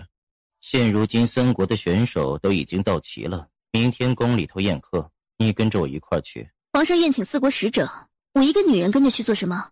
听你这意思是不乐意去了，那算了。当真站起身准备离开。去，当然去。我只是觉得身份问题上让你有些为难啊。不过有林妈在就不用担心了，上次我不就混着进去了一次了吗？上官锦把你捉去做什么？怀疑我跟天宇国二皇子的关系。你们有何关系？哪有什么关系，那个二皇子只是凑了巧，刚好抬头的时候对上了我所在的窗子，结果让上官锦怀疑了起来，真是无事惹了一身的腥。还真是巧了呀。面色冷沉的拂袖离开了屋子。4国齐聚，皇上宴请4国使者。叶修独带玉清洛进宫，玉清洛不听话，独自装扮成太监，进入宴会场合，被惊雷国摄政王上官锦发现，故意找茬把酒水泼到自己身上，让玉清洛帮他换衣服，顺便打探玉清洛和天宇国的关系。叶修独护妻跟着玉清洛一起去换衣服。玉清洛刚走了几步，叶修独便追了上来，他暗暗地松了一口气，好歹叶修独没出声，也顺便能给他带了路。修王爷那酒洒的倒是巧啊，摄政王今日的脾气似乎也特别的好。本王的性子原本就好，若不是惹恼了本王，损了国家的利益，本王自然不会多加计较。摄政王，请。修王爷客气了。叶修独这才转过身来，你在外面伺候着，不要乱走。是。你进来，替本王换衣。我圈圈你个叉叉，换衣？你怎么不去死啊？自己动手丰衣足食，这么浅显的道理不知道吗？要不要教教你啊？玉清洛的心里千万只草泥马呼啸而过，可惜他现在的身份压根儿就没法子拒绝，只能磨磨蹭蹭的走进屋子。快点儿！怎么？难道连给本王宽衣都不会吗？摄政王恕罪，只是奴才孤陋寡闻，又身处宫中没见识。摄政王的衣服和封参国的不一样，奴才实在不知道要从何下手。惊雷国的衣物确实和封参国不同，那上面的珠子扣子特别多，又繁琐，一层一层的裹在身上，也不觉得热得慌。怎么？你的意思是要本王自己宽衣，自己换不成？摄政王何必发那么大的火呢？既然这小太监不会换，本王便替你找了个会换的人来。说罢，门边便传来了一道低低的敲门声，让外边的一个俏丽的宫女走了进来。小洛子，摄政王这边有云霞伺候着，你出来，替本王换衣服。王爷，奴婢服侍您宽衣。修王爷还真是设想的周到。叶修独也不恼，只是等到玉清洛出来时，狠狠地捏了他鼻子一把，才瞪了他一眼。摄政王是封仓国的贵客，本王自然不敢有丝毫怠慢的。云霞，小心伺候着，可别把摄政王的衣服给弄脏弄破了。是，却已经拉着他的手往另外一边的偏殿走去。摄政王看来还要一会儿子。本王袖子上的酒味道有些浓郁，穿着实在不舒服。你随本王来，给本王宽衣。他严重怀疑上官锦是认出他了，可自己的模样明明就连男的那个和自己朝夕相处了6年的小兔崽子都认不出来，那上官锦才见了自己一面而已，怎么就会看出来了呢？你以为他为什么年纪轻轻的就成了惊雷国的摄政王？要是没点心机本事，他早就被吞得连渣子都不剩了。林妈的手艺是好，可总有些顾及不到的地方，比如背影、身形，或者是味道习惯，只要稍稍注意一点，自然会看出来的。恐怕宴会上不止上官锦认出来了，如云国的太子和天宇国的二皇子也看出来了的。不是我宽衣。为什么？凭你带着这个，我早就吩咐你在外面好好的等着的，你不听，还假扮了太监到御花园来。既然如今是小洛子的身份，那当然要做小洛子该做的事情了。你才是小洛子，你全家都是小洛子。小洛子，快点，父皇他们还等着呢。上官锦往这边走来了。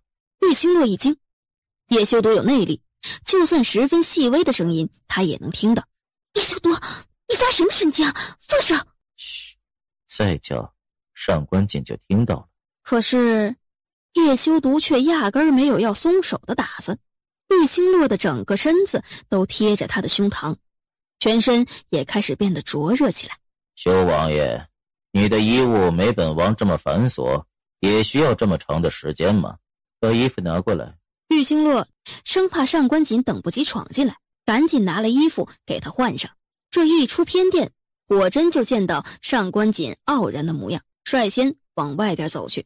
御花园里依旧觥筹交错，上官锦和叶修毒重新坐回了原先的位置，而玉清洛趁机想走，可是上官锦那厮却从坐下开始，那视线便一直绞在他的身上。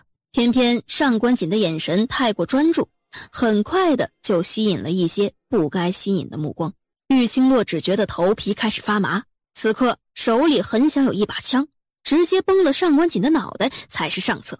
摄政王是觉得那小太监有什么问题吗？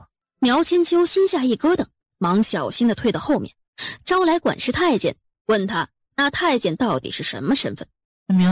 苗公公，咱家根本就不认识那个太监，在宫里也从未见过他。他该不会是……要是这皇宫里混进个歹人，而且还是在如此重大的场合，若是出了事，那真的是要大乱了。那边的上官锦却慢慢吞吞地收回了视线。本王就觉得那小太监的身形有些熟悉，好像在哪里见过。你让人注意着点，若是那太监有个什么风吹草动的，立刻着人拿下。是。皇上，本王倒是想起来了，那太监很像本王以前在惊雷国时候的贴身侍从。太监你妹啊！皇上，本王有个不情之请，还请皇上成全。既然是不情之请，那便不要请了吧。摄政王请说。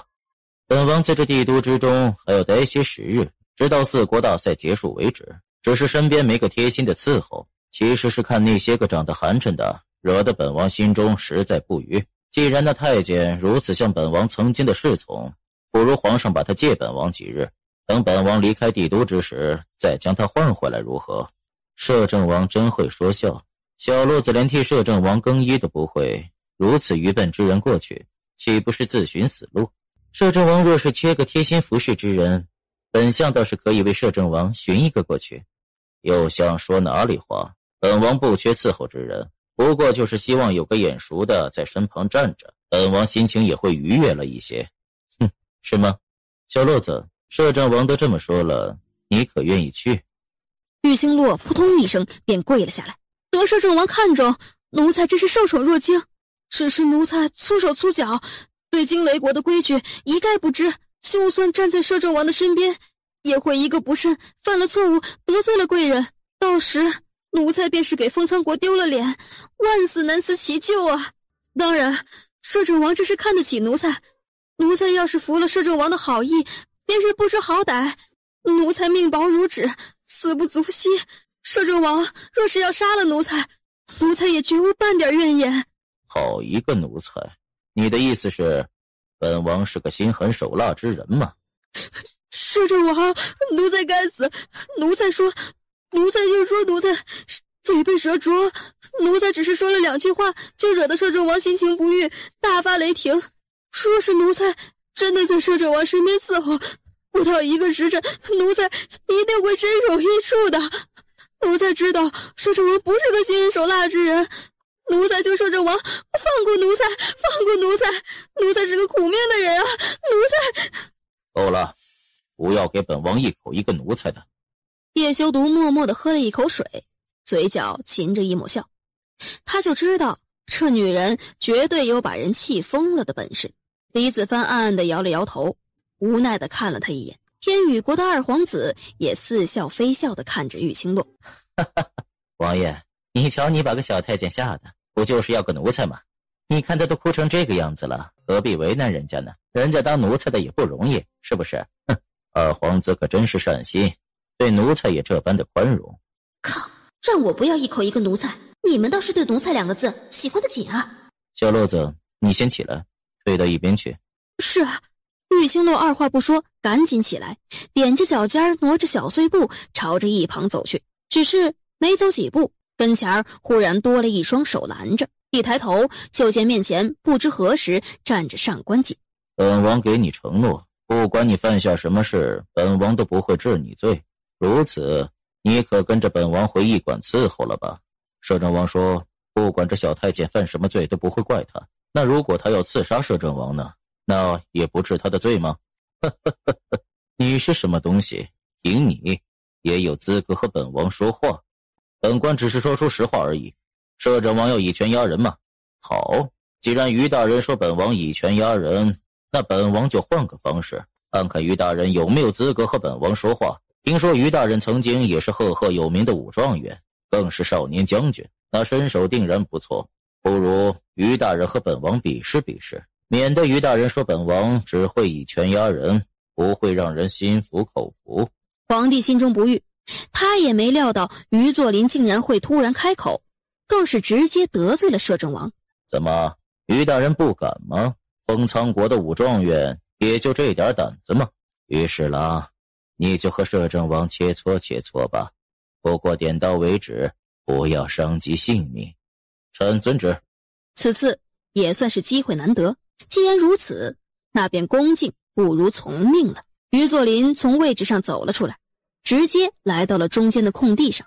既然是切磋，且在场坐着的都是身份贵重之人，刀剑棍棒便不能用了，免得一个不小心伤到了人，只能是拳脚功夫了。请摄政王多多指教。指教你，本王还是绰绰有余的。他一出手，招式便十分的凌厉，两人很快在场中打得难舍难分起来，转眼之间便已经过了几十招。他们渐渐地看出来，于作霖招架起来有些吃力了。忽然听到一道惊呼声，一抬头就见上官锦的腿猛地踹上于作霖的心口，当即吐出一口血，整个人已经直直地朝着身后飞去。砰的一声，于作霖重重地落地，撞翻了一桌的佳肴水果美食。只是让上官锦意外的是，李子帆却是躲了过去，在于作霖飞来之时，右相正好身子往侧边一歪，倒是堪堪避过了那骤然往自己头顶上飞过来的人影。来人，把于侍郎抬下去，让太医看看。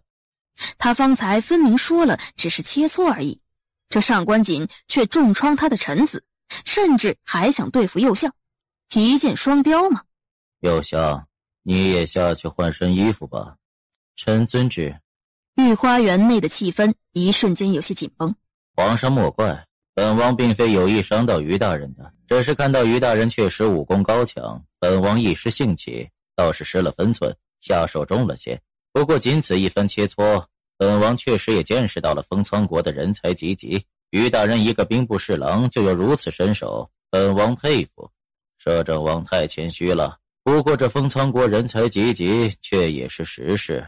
后日四国大赛，封苍国的好儿郎可是不少啊，到时候摄政王见了，可别像是要那小太监一样看上咱们封苍国的人才呀。气氛一度更是紧张，半晌，天宇国的二皇子却忽然嘻嘻地笑了起来。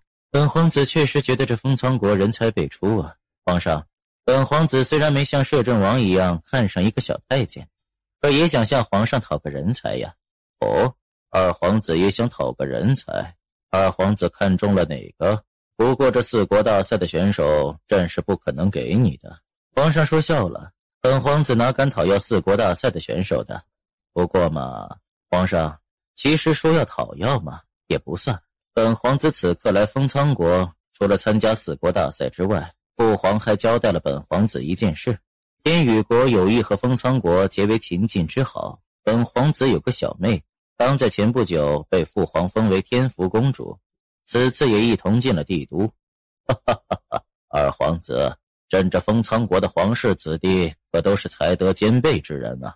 朕也不是自夸，朕的7皇子和8皇子那可都是文武全才，是朕十分倚重的皇子呀。皇上，本皇子听说修王爷尚未成亲，这天宇国的天福公主配封苍国的修王爷，不是天作之合吗？儿臣愿意。修儿，你真的愿意？是，父皇。儿臣听闻天宇国的那位天福公主美若天仙，才貌双全，能与天福公主结为连理，儿臣求之不得。叶浩然整个人都惊呆了。五哥，你魔怔了？放肆！老八，你在胡说什么？怎么，八弟难不成要和五哥抢吗？叶浩然张了张嘴，半晌后静默地坐了回去。算了，他不管了，反正到时候玉清洛会做出什么事情来对付五哥，都是五哥自找的。而站在不远处正打算偷偷溜走的玉清洛，整个人都呆住了。叶修毒要娶天福公主，还要娶别的女人，竟然要娶别的女人。玉清洛眨了眨眼，眼眶酸涩一片，面前的一切都变得模糊不清了起来。深吸了一口气，玉清洛的双腿有些踉跄，神情恍惚地朝着后宫走去。不要想，让叶修毒去死吧，他娶了谁关自己什么事？找葛嬷嬷要紧，葛嬷嬷才是最重要的。修王爷，你怎么能娶天宇国的公主？右相，不得放肆！右相大人，本王娶了谁和你有什么关系？当然有关，你这样哼，好，你娶了吧，正好，本相会照顾她。叶修毒嗤笑，懒得理会他。不见了，这人去哪儿了？他听了自己要娶公主，竟然一点反应都没有吗？竟然到了这个节骨眼上，还想要去后宫找葛嬷嬷的线索。只是他哪里知道，玉清洛才刚进入后宫，一个手劈，便将还处于心神不宁的玉清洛给劈晕带走了。你个不知好歹的小畜生，敢在皇宫里面撒野，信不信咱家扒掉你一层皮？哼，扒掉我一层皮？我告诉你，你要是再敢动我一根汗毛试试，我绝对让人把你千刀万剐，死无全尸。皇上驾到，奴才给皇上请安。皇上，这奴才嘴巴紧得很，什么都不肯说。皇帝嗯了一声，才看向那个被绑在架子上的太监。你胆子倒是不小啊，说说，你倒是要如何让管公公死无全尸？皇上，我是修王爷带进宫的，算不得是什么坏人吧？如今管公公不分青红皂白的打了我2鞭子，还骂我是奸细，非要我说出指使的人。他这意思，不就是在说带我进宫的人就是奸细吗？不就是在骂修王爷是指使之人吗？污蔑当朝王爷，不该死无全尸吗？既然是修儿带你进宫的，那便是随着他一块进宫的小厮护卫才是。可是你这身装扮还混入朕的后宫，是何用意？难不成你假扮太监也是修儿的意思不成？你大爷的，疼死了！都要怪叶修毒那混蛋，敢去娶什么公主？我玉清洛要是随了他的意，就跟他姓。皇上，假扮太监就是修王爷的意思。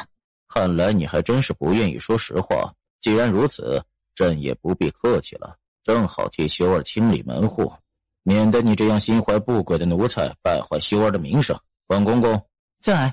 外面忽然响起了一道匆匆的脚步声，看到双手被绑的玉清洛，便一个箭步的冲到他的面前。你怎么在这里？修儿，那真的是你的人？这是谁打的？玉清洛冷哼，目光却落在了站在皇帝身边的管公公身上。叶修毒一转身，右腿抬起，狠狠地对着那个管公公的心口踹了过去。你个狗奴才，竟敢对他下这么重的手！管公公的身子陡然往外飞了出去，整个人重重地撞上了后面的墙壁。修儿，你太放肆了！管公公不过是职责所在，这奴才假扮太监，还说是你的命令，定然心怀不轨。你还父皇，他假扮太监确实是儿臣的命令。叶修毒头也不回，只是看着他身上的那2道鞭痕，心痛如绞。没想到只是带他进了一趟宫，居然会让他遭了这么大的罪。砰砰2声，叶修毒抽出侍卫腰间的刀子，猛地砍向锁着玉清洛的铁链子，将他从架子上放了下来。怎么样，是不是很疼？哼，这不是正好趁了修王爷的意思吗？我死了，你不更好娶了天宇国的公主？胡说什么？我怎么会盼着你死？你告诉我，除了这里还伤着哪儿了？不行，我还是赶紧穿太医给你看看。我穿什么太医？我自己会医。你放手，找你的天宇国公主去，不用你管我的死活。皇帝站在一旁，先前还是十分的气愤恼恨，尤其是叶修毒对自己的话一点都不在意的样子。可是听着这2人的对话，忽然又觉得奇怪了起来，便干脆挥了挥手，让牢里的人全部出去。他懊恼死了自己没有好好的保护他。可是，一回头听到他的那些话，心情又莫名的好了起来。这女人分明就是很介意他去联姻的。走，回府。你放开我，铁修毒！我说了，我不要你管我的死活。他这么一扬声，皇帝立刻听出了问题，这哪里是太监的声音，这分明就是女子啊！老实一点，不然扯动伤口，痛的还是你。有什么怨气，回头再给你出。父皇，这事儿臣回头再和你解释。儿臣先带他回府了。马车很快停在了修王府。叶修毒不顾玉清洛的反对，还是抱着他下了车。才刚走进门，就见楠楠兴冲冲地跑了过来。只是那双欣喜狡黠的眸子，在触到玉清洛身上的鞭痕时，瞬间沉了下来。娘亲，谁打你了？没事。叶修毒只是皱了皱眉，也没继续耽搁着，抱着玉清洛便直接去了他的院落。月心，把你家小姐的药箱拿过来。叶修毒忙垂手翻找了起来，只是玉清洛的医药箱放的规格秩序，只有他自己知道。他看了半晌，也没看出个所以然来。那瓶是？你出去！叶修毒全当没听见，回头便对着月心吼道：“出去，把门关上！”叶修毒，你别太过分了！莫贤赶紧帮他把门关上。不是告诉你不要掺和进王爷和玉姑娘之间去吗？以后他们两个在一起的时候，你离得远一点。外面的声音越来越远，后面似乎还听到了跟着跑进来的楠楠的声音，只是还没闯进门就被莫贤给带走了。叶修毒，你做什么？给你包扎伤口。玉清洛猛地一扬手，便把他的右手给打了出去。只是这一动，身上又是一阵的刺痛袭来。然而下一刻，全身陡然一僵，整个身子的血液仿佛凝固了一般，动都动不了了。这个混蛋又点了他的穴。叶修毒，你住手！你不准再剪了！住手！听到没有？男女授受不亲。孩子都有了，说这话不觉得太晚了一些吗？叶修毒，你再碰我，我就……你这什么？咬舌自尽？呸！这种蠢事，鬼才会去做。既然如此，那你有什么好害羞的？谁害羞了？你不要碰我！现在你是有妇之夫了，再和我拉拉扯扯的，像是什么样子？放手！否则，等我能自由行动了，我就砍你一双手！抬眸意味深长地看了他一眼，便继续解他的衣衫。外面的小私服很快被脱了下来，里衣是白色的，只是被那鞭子抽了一次。此刻，那白色的里衣上便挂着一道触目惊心的血痕。解开我的穴道！叶修毒倏地回过神来，却依旧不理会他，炽热的眼神平息了下来，深吸了一口气，尽量不去看那惹得他心猿意马的地方。他伸手小心翼翼地把那件里衣也给除了下来，露出仅剩湖绿色肚兜的滑腻肌肤。玉清洛忽然有些庆幸自己今日是做小厮打扮的。林妈在早上出门前已经把她的波涛汹涌缠了一圈又一圈，此刻是半点肉都看不到。还好，这种程度不过就是露了个肩膀，露了个腰身而已。那瓶药，你出去，我自己来。玉清洛一惊，错愕地看着他。下一刻，就见他在自己的手臂上狠狠地划了一刀，一刀下去，鲜红色的血液便跟着涌了出来。你做什么？你不说哪瓶药，我就一瓶一瓶地试过了。拿出一瓶红色的瓷瓶来。你疯了是不是？你这人怎么每次做事都要这么刺激？哪有人自己往自己身上下刀子的？你简直是个疯子！怎么舍不得我受伤？我舍得你去死！他那手臂上的血，那血刺激的他眼睛都是酸涩的。是这瓶吗？叶修毒耸耸肩，倾斜了瓷瓶的口子，就要往自己的手臂上倒。住手！那是毒药，你不要发疯了！叶修毒闻言，倒是将那瓶子放到了一边，随即又垂手去挑另外一个瓶子。那瓶酸涩的瓶子，先给你自己止血上药，免得到时候弄得到处都是血。玉清洛也不反抗，这男人是铁了心不假于他人之手的，却还是乖乖地闭上眼，什么都不说了，细致小心地将他的伤口处理干净，再把药给抹上去。怎么？还好。这2天不要动了，也不要出门，好好的在床上躺着，反正有什么事情都有下人帮你办了。想吃什么就和月心说，让厨房做好吃的给你吃，药每天都换一次，算了，明天我再来帮你换吧。总之，我才是大夫。有一句话不是说医者不自医吗？哼，那是别人，不要套在我身上。王爷，圣旨来了。知道了，我马上去。你好好的休息，我去一趟就回。不准去接。你不想我娶了别的女人？不关我的事。叶修毒神色一僵，暗中叹了一口气，随后转身，再也没有迟疑，便大步的走了出去。他去接圣旨了，他还是去接圣旨了。那圣旨是联姻的圣旨啊，他接了，便只能娶了天宇国的天福公主，他们之间便再也没有未来了。玉青洛，你承认吧，你就是喜欢叶修毒，你就是作，你就是矫情。他是皇室中人又怎样？他是皇帝看中的皇位继承人又怎样？他不是你掌控的人又怎么样？你就是喜欢上了，这种感觉怎么可能是能压抑住的？叶修毒原本就是个十分优秀的人，一直以来对自己也好，对楠楠也罢，从来都是护着疼着。这样的男人怎么可能抗拒得了？他想下床冲出去，想要阻止叶修毒接那个圣旨，可是此刻任凭他再努力再难受，身子却是一动不动，眼睛里的酸涩终于控制不住，那种像是要失去某种重要东西的情绪，最终溃不成军，声泪俱下。而此刻王府的前厅当中，苗千秋正一脸复杂地对着面前的一伙人宣读圣旨，直至钦此两字落下。求王爷接旨吧。苗千秋一看这架势有些紧张，赶紧说宫内还有事儿，扭头便走了。爹爹，你要娶什么公主啊？是你始乱终弃，背信弃义，你抛妻弃子，抛弃我娘亲，你简直……楠楠骂了一通，在一旁的玉宝儿和叶兰胜正紧张兮兮的想要去拦的时候，你要娶的人是天宇国的公主？真的是天宇国？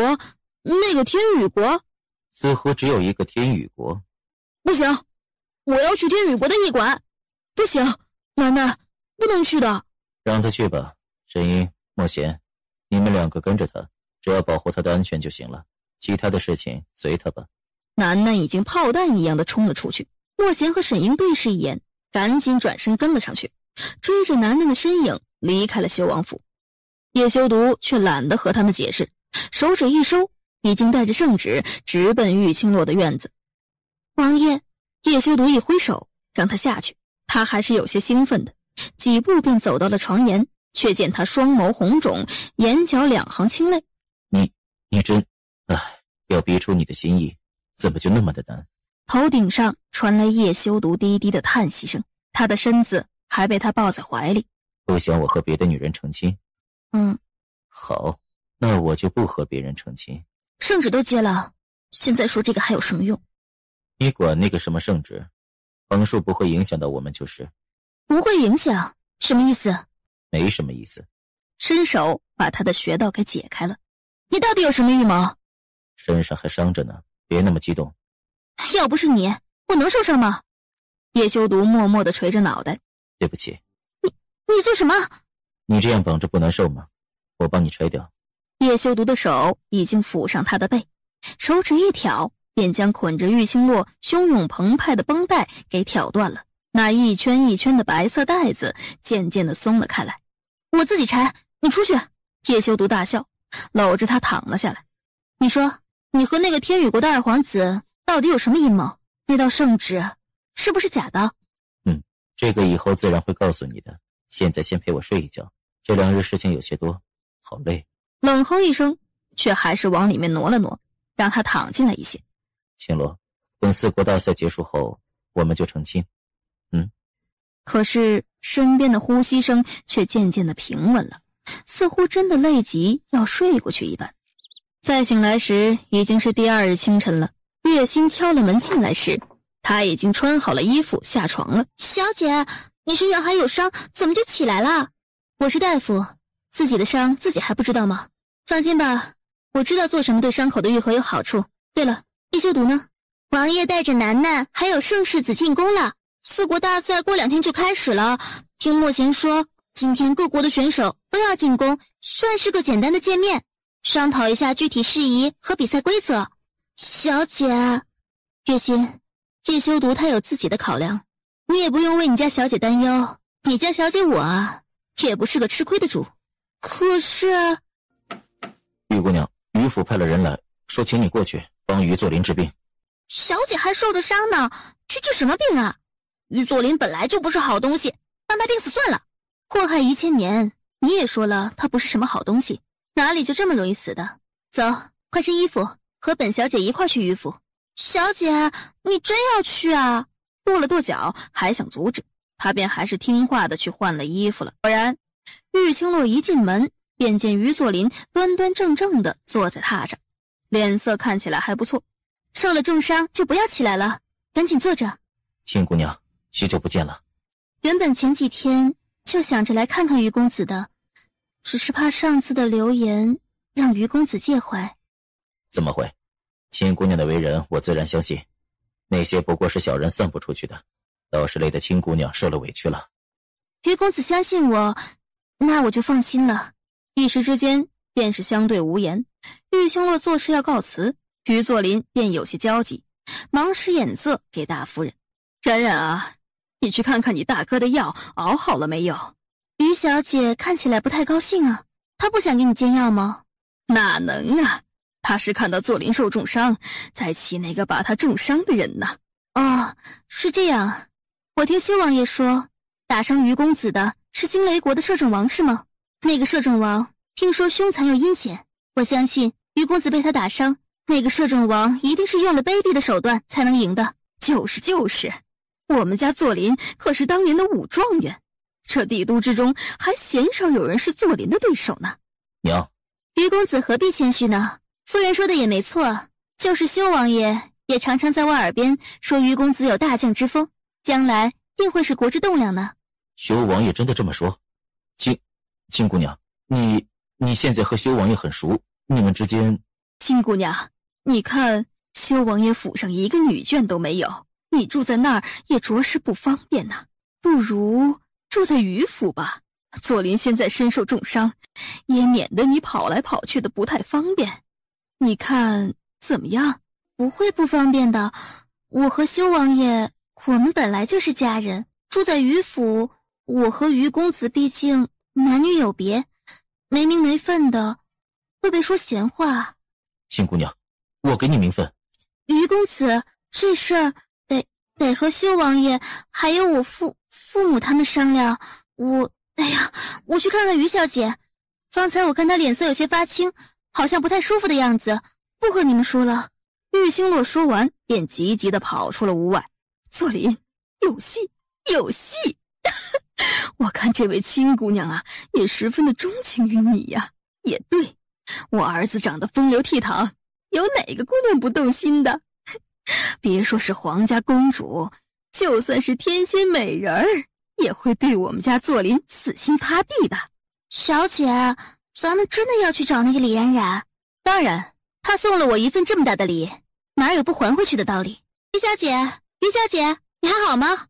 我方才见你脸色有些发青，好像身子不太爽利的样子，便和大夫人说了声会来看看你。玉清洛一边说一边往里面走，他是有身手的，那婆子想拦也拦不住。这边话音一落，人已经走到了屋子门口了。亲姑娘，你怎么过来了？我家小姐正好歇假呢。已经歇假了？果然又是病倒了吗？唉，那我更要看看了，可不能让于小姐有个三长两短的。于小姐，我给你把把脉吧。玉清洛十分自然地落坐在了他床沿的矮凳上。多谢亲姑娘一番好意，我没什么大碍，只是昨日大哥受了重伤，我内心焦虑，所以一夜未睡，如今倒是有些困顿了而已，并没有不舒服。于小姐没事就好，方才在于公子的屋子里看到小姐脸色不太好，我还真有些担心呢。于公子那么在乎你这个妹妹，那对你必然是十分的疼惜的。要是于小姐有个什么不爽利，那于公子一定很伤心的。于小姐，你要是我能不能叫你冉冉？咱们毕竟也算是熟悉了，以后或许关系还会更好，叫的也不用太见外的。不然我也可以同于公子一样叫你为妹子。玉清洛说着说着便垂下头去了，貌似娇羞万分的模样。那羞怯娇柔的样子看得李冉冉心头一阵阵的冒火。亲姑娘还是叫我妹妹，现在还是叫我姐姐吧，其他的称呼以后再换。李冉冉的手指倏地收紧，其他的称呼，难不成她还真打算当她嫂子不成？这女人还真是不要脸到了极点了。妹子，我一直以来也没什么朋友，如今和妹子倒是一见如故的，以后咱们也可以多聊聊，说说贴己话。等于公子与我父母提了亲，咱们以后就是一家人了。姐姐也不瞒妹子，姐姐真是难得见到于公子这样俊朗优秀的男子，我父母也一定会喜欢他的。月心只觉得浑身的汗毛都抖了抖。小姐，你说这种话真的是不要脸到极点了。整个帝都当中，哪个待字闺中的女子会说这样大胆的话呀？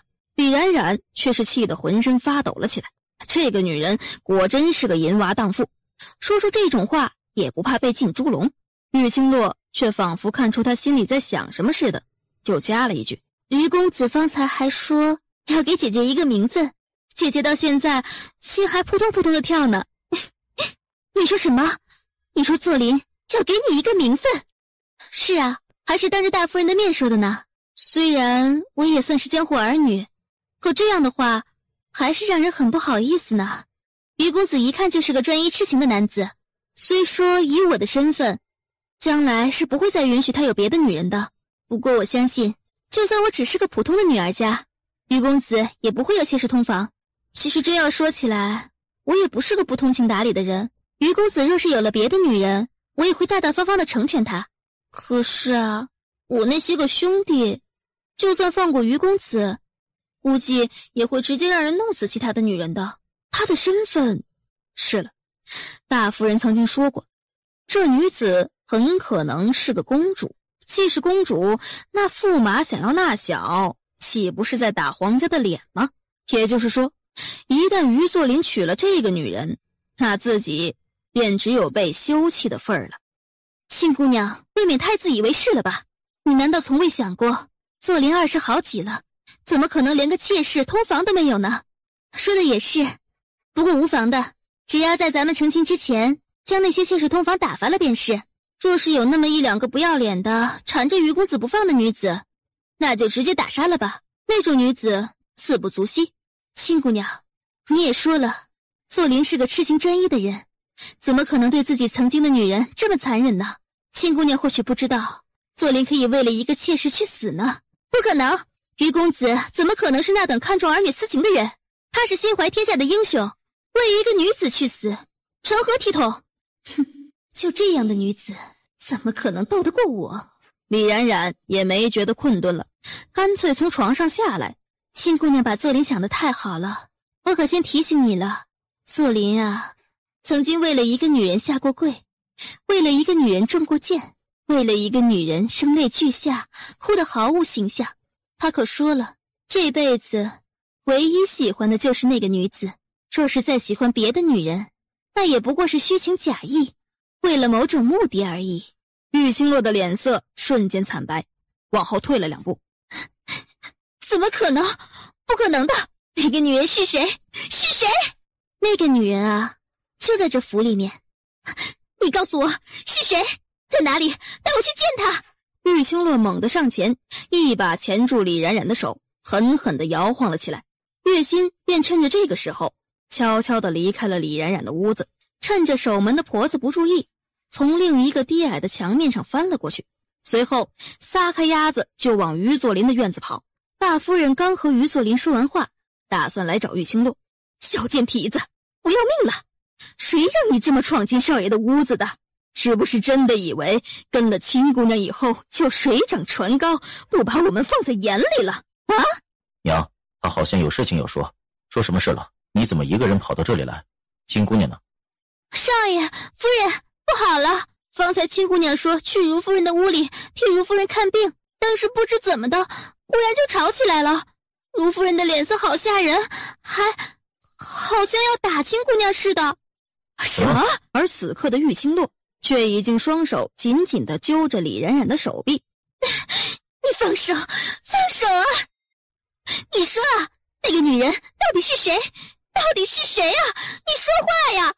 你说啊，到底是谁？于作霖最喜欢的女人到底是谁？放手，放手啊！你这个疯婆子，你放手，放开我！啊，好痛！放开我！啊！你告诉我是谁？到底是谁？放手！是我，那个女人是我，作霖爱的人是我，不是你这个贱人！我是他的女人，是他最爱的女人，不是什么妹妹，不是妹妹！放手！好痛啊！李冉冉一个屁股跌坐在地上，身上、头上、腿上、手上都痛得厉害。玉清洛却步步紧逼地走到他的面前。你说，你不是于作霖的妹妹，你是他的女人。下一刻，就见于作霖和大夫人大步地跨进门内，诧异地看向同时坐在地上的玉清洛和李冉冉。李冉冉什么都来不及想，眼里便含了泪，忙起了身朝于作霖走去。作霖，咱们的事已经……亲姑娘。于作霖已经几步上前，伸手就要将她给扶了起来。亲姑娘，你这是怎么了？玉清洛身子一躲，避开他的手，站起身来，视线又若有似无地瞥向李冉冉。下一刻，你到底做了什么？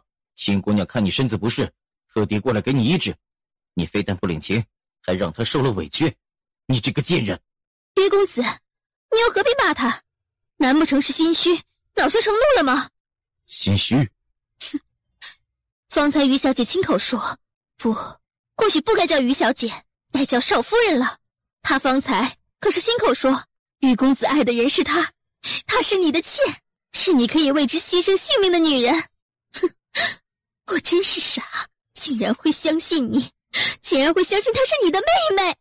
小姐好厉害啊，说哭就哭，眼泪就跟水似的。于作霖猛然回过头来，真的是你说的？作霖，我只是……我也和江大夫有过接触，江大夫的医术并不差，怎么可能诊断不出他身子的真正毛病？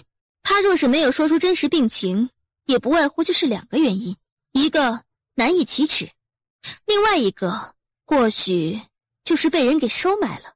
大夫人，你要是不相信我的话，大可以另外找一个医术高明的大夫替他复诊。贱人，成事不足，败事有余。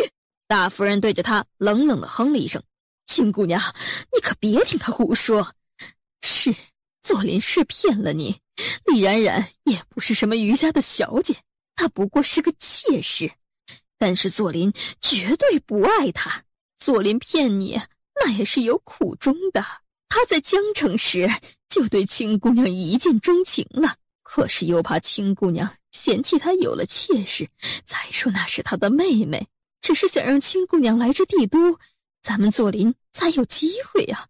亲姑娘，你放心，作霖本来就是要休弃了李冉冉的，他根本什么都不是。作霖，你不能这样，难道我们6年来的情分还抵不过一个连真面目都不肯示人的女子吗？6年，哼，是啊，你们6年的情分了，岂是我一个来历不明的女人就能够插足的？算我瞎了眼了。于公子，从今往后恩断义绝。于作霖的脸色陡然一白，猛地拦在了他的面前。亲姑娘，我娘说的对，我对她并没有感情，我喜欢的人是你啊。放开我！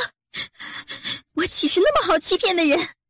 于公子，咱们缘分浅，就到这里吧。于公子，虽然你欺骗了我，今后可能也不会有所交集，可是好歹相识一场，有句话我还是要告诉你的，你的这位妾室患有不足之症，一辈子都是不能生育的。亲姑娘，你刚才说什么？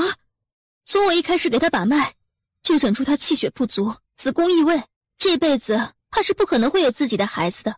只是我那时以为她是于家的小姐，若是让外人知道了这种事，丢脸吃亏的怕是整个于家，所以才会一直隐瞒着，也一直在想办法，希望能找出诊治的方法。可没想到，哼，没想到他却是于公子的妾室。于公子，虽然我们有缘无分，可我也不想你继续被人欺骗，免得将来忽然有了孩子，却不知道打哪来的，那就是我的错了。我言尽于此，你们好自为之吧。你刚才说的都是真的？于公子，我不会到了这个地步还来骗你。你若不信，便算了，反正你们于家出了什么事情，都与我无关。我没有不相信你的话，只是……这怎么可能呢？亲姑娘，李冉冉她真的不能怀孕，但是兴盛医馆的江大夫都说她只是虚弱，没提过她有不足之症啊。她收买。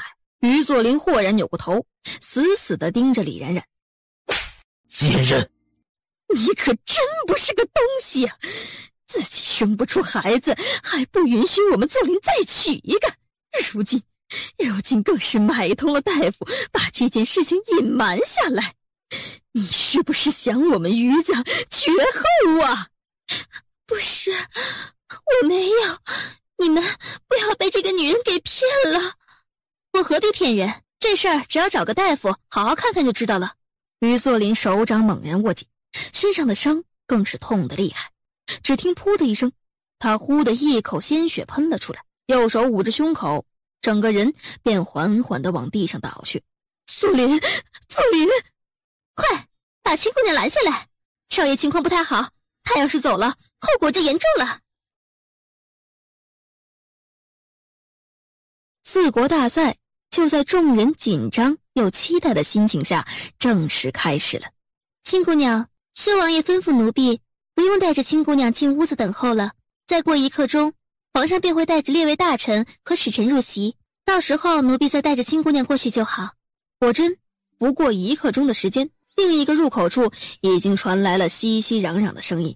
皇帝领着一群的大臣上了台阶，坐在了东方尊位。他的周边位置还坐着上官锦、齐韩魏和二皇子，以及封苍国其他的皇子们。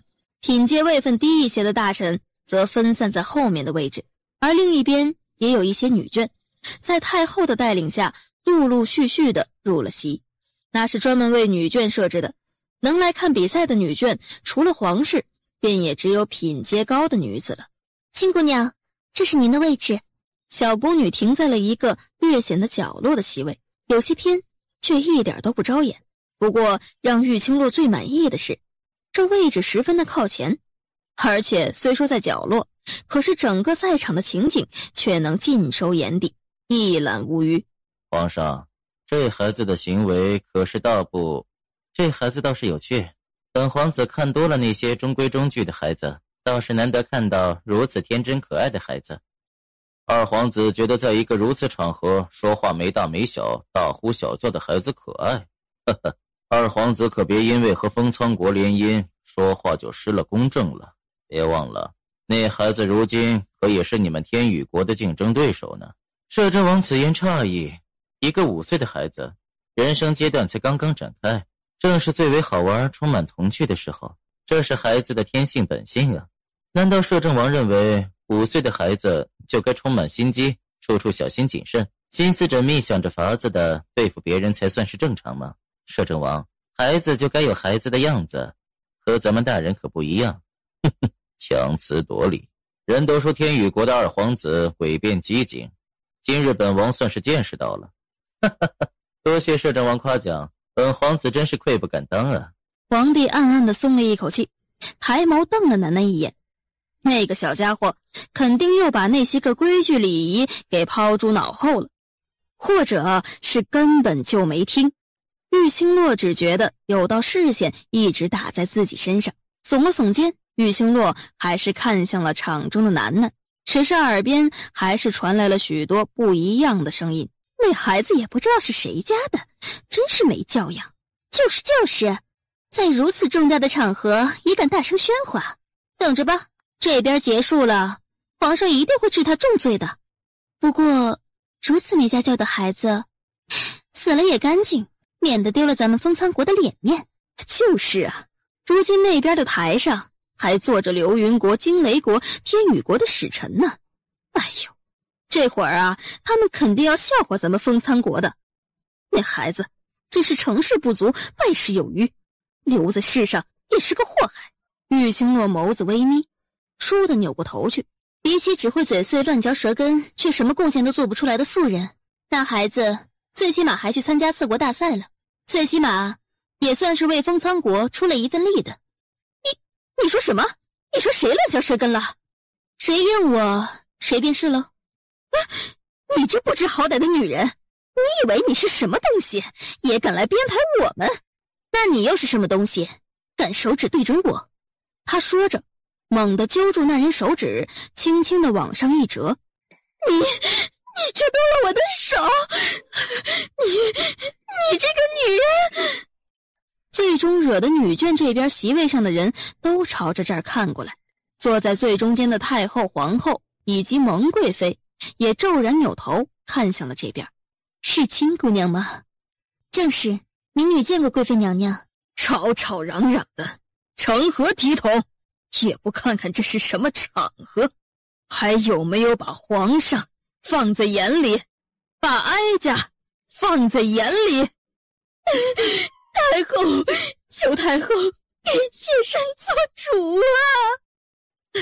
太后，妾身是吏部尚书钱大人的夫人，妾身方才和几位夫人在聊天，没想到这位亲姑娘不知怎的忽然就转过身来骂咱们，还对妾身动粗。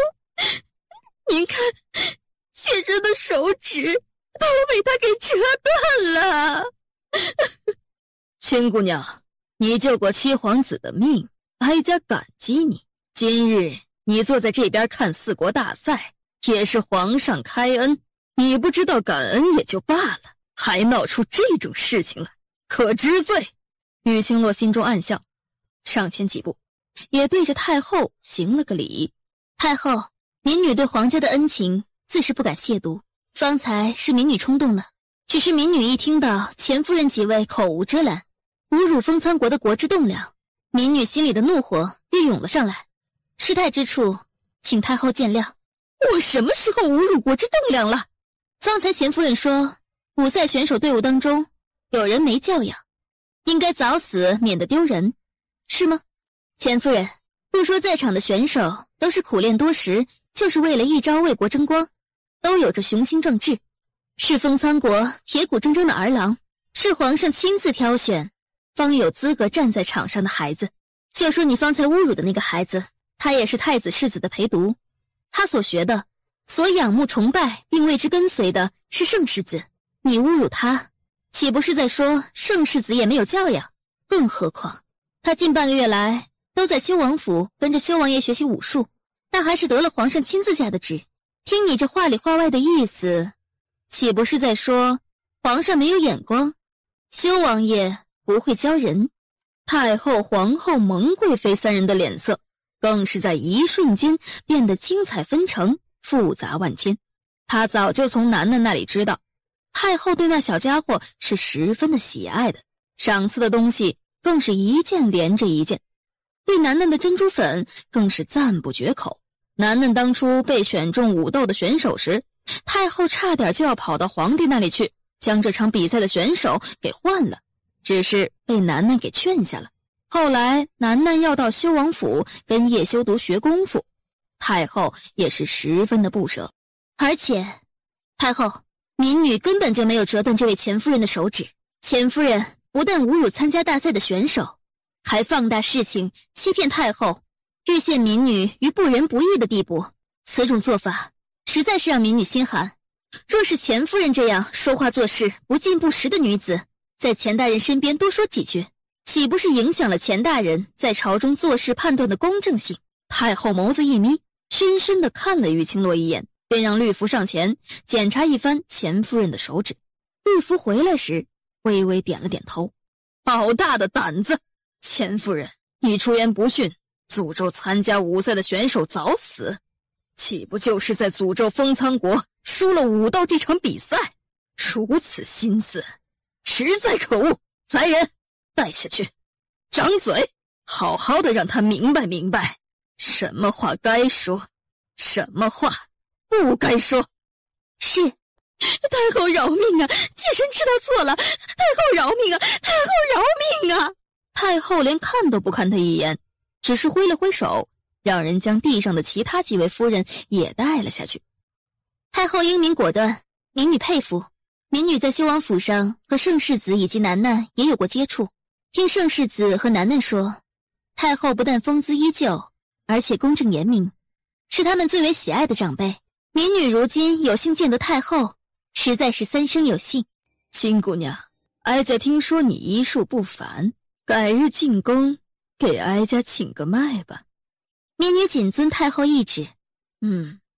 退下吧。那个钱夫人实在是不能怪他。玉清洛自认不是个惹是生非的主，只是楠楠是他的儿子，是他这辈子最重要的人，他怎么能容许别人当着他的面诅咒楠楠，诅咒他不得好死呢？你就是亲姑娘，我叫叶婉嫣，你就是那个医术高明，将那个冒牌的沈先生给打击得不成样子的诡医亲姑娘。叶婉嫣。玉清洛一愣，他记得这个名字，好像是皇室公主吧？对了，她不就是皇帝最为宠爱的公主吗？当初她误导于作霖的娘亲，用的可就是叶婉嫣的身份。你笑什么？民女只是觉得公主过奖了，那些不过就是外界传言罢了，有些夸张了。哼，你别用这种话来敷衍我，也别民女的称呼了，你就直接叫我婉嫣呗。其实我真的很佩服你的，你一个女子行走江湖还有一身的好本事，不像我整日里待在宫里学习这个学习那个，特别烦人。对了，你和我说说江湖上的事呗，我很好奇呢。公主想听故事可以问修王爷啊。修王爷离开帝都都4年了，一定遇到过许多有趣的事情。他是公主的五哥，一定很疼公主的。快别提了，五哥整日里一副冷冰冰的样子，我都不敢靠近他，哪里敢和他说话啊？我每次走到他身边，就只有缩着脖子的份儿。亲姑娘，你和我说说吧，我特别的想知道。玉清洛刚开口打算回答，我等定会全力以赴，让4国大赛圆满结束。这才发现4国大赛正式开始，皇帝已经说完了话，选手也开始各就各位了。真是无聊，10岁以下的孩子比赛真是没什么好看的。亲姑娘，你怎么看起来挺兴奋的？你看看大家都没什么兴趣呢。亲姑娘，你说他们之中谁会赢？你希望谁赢？我当然是希望蓝胜能赢了。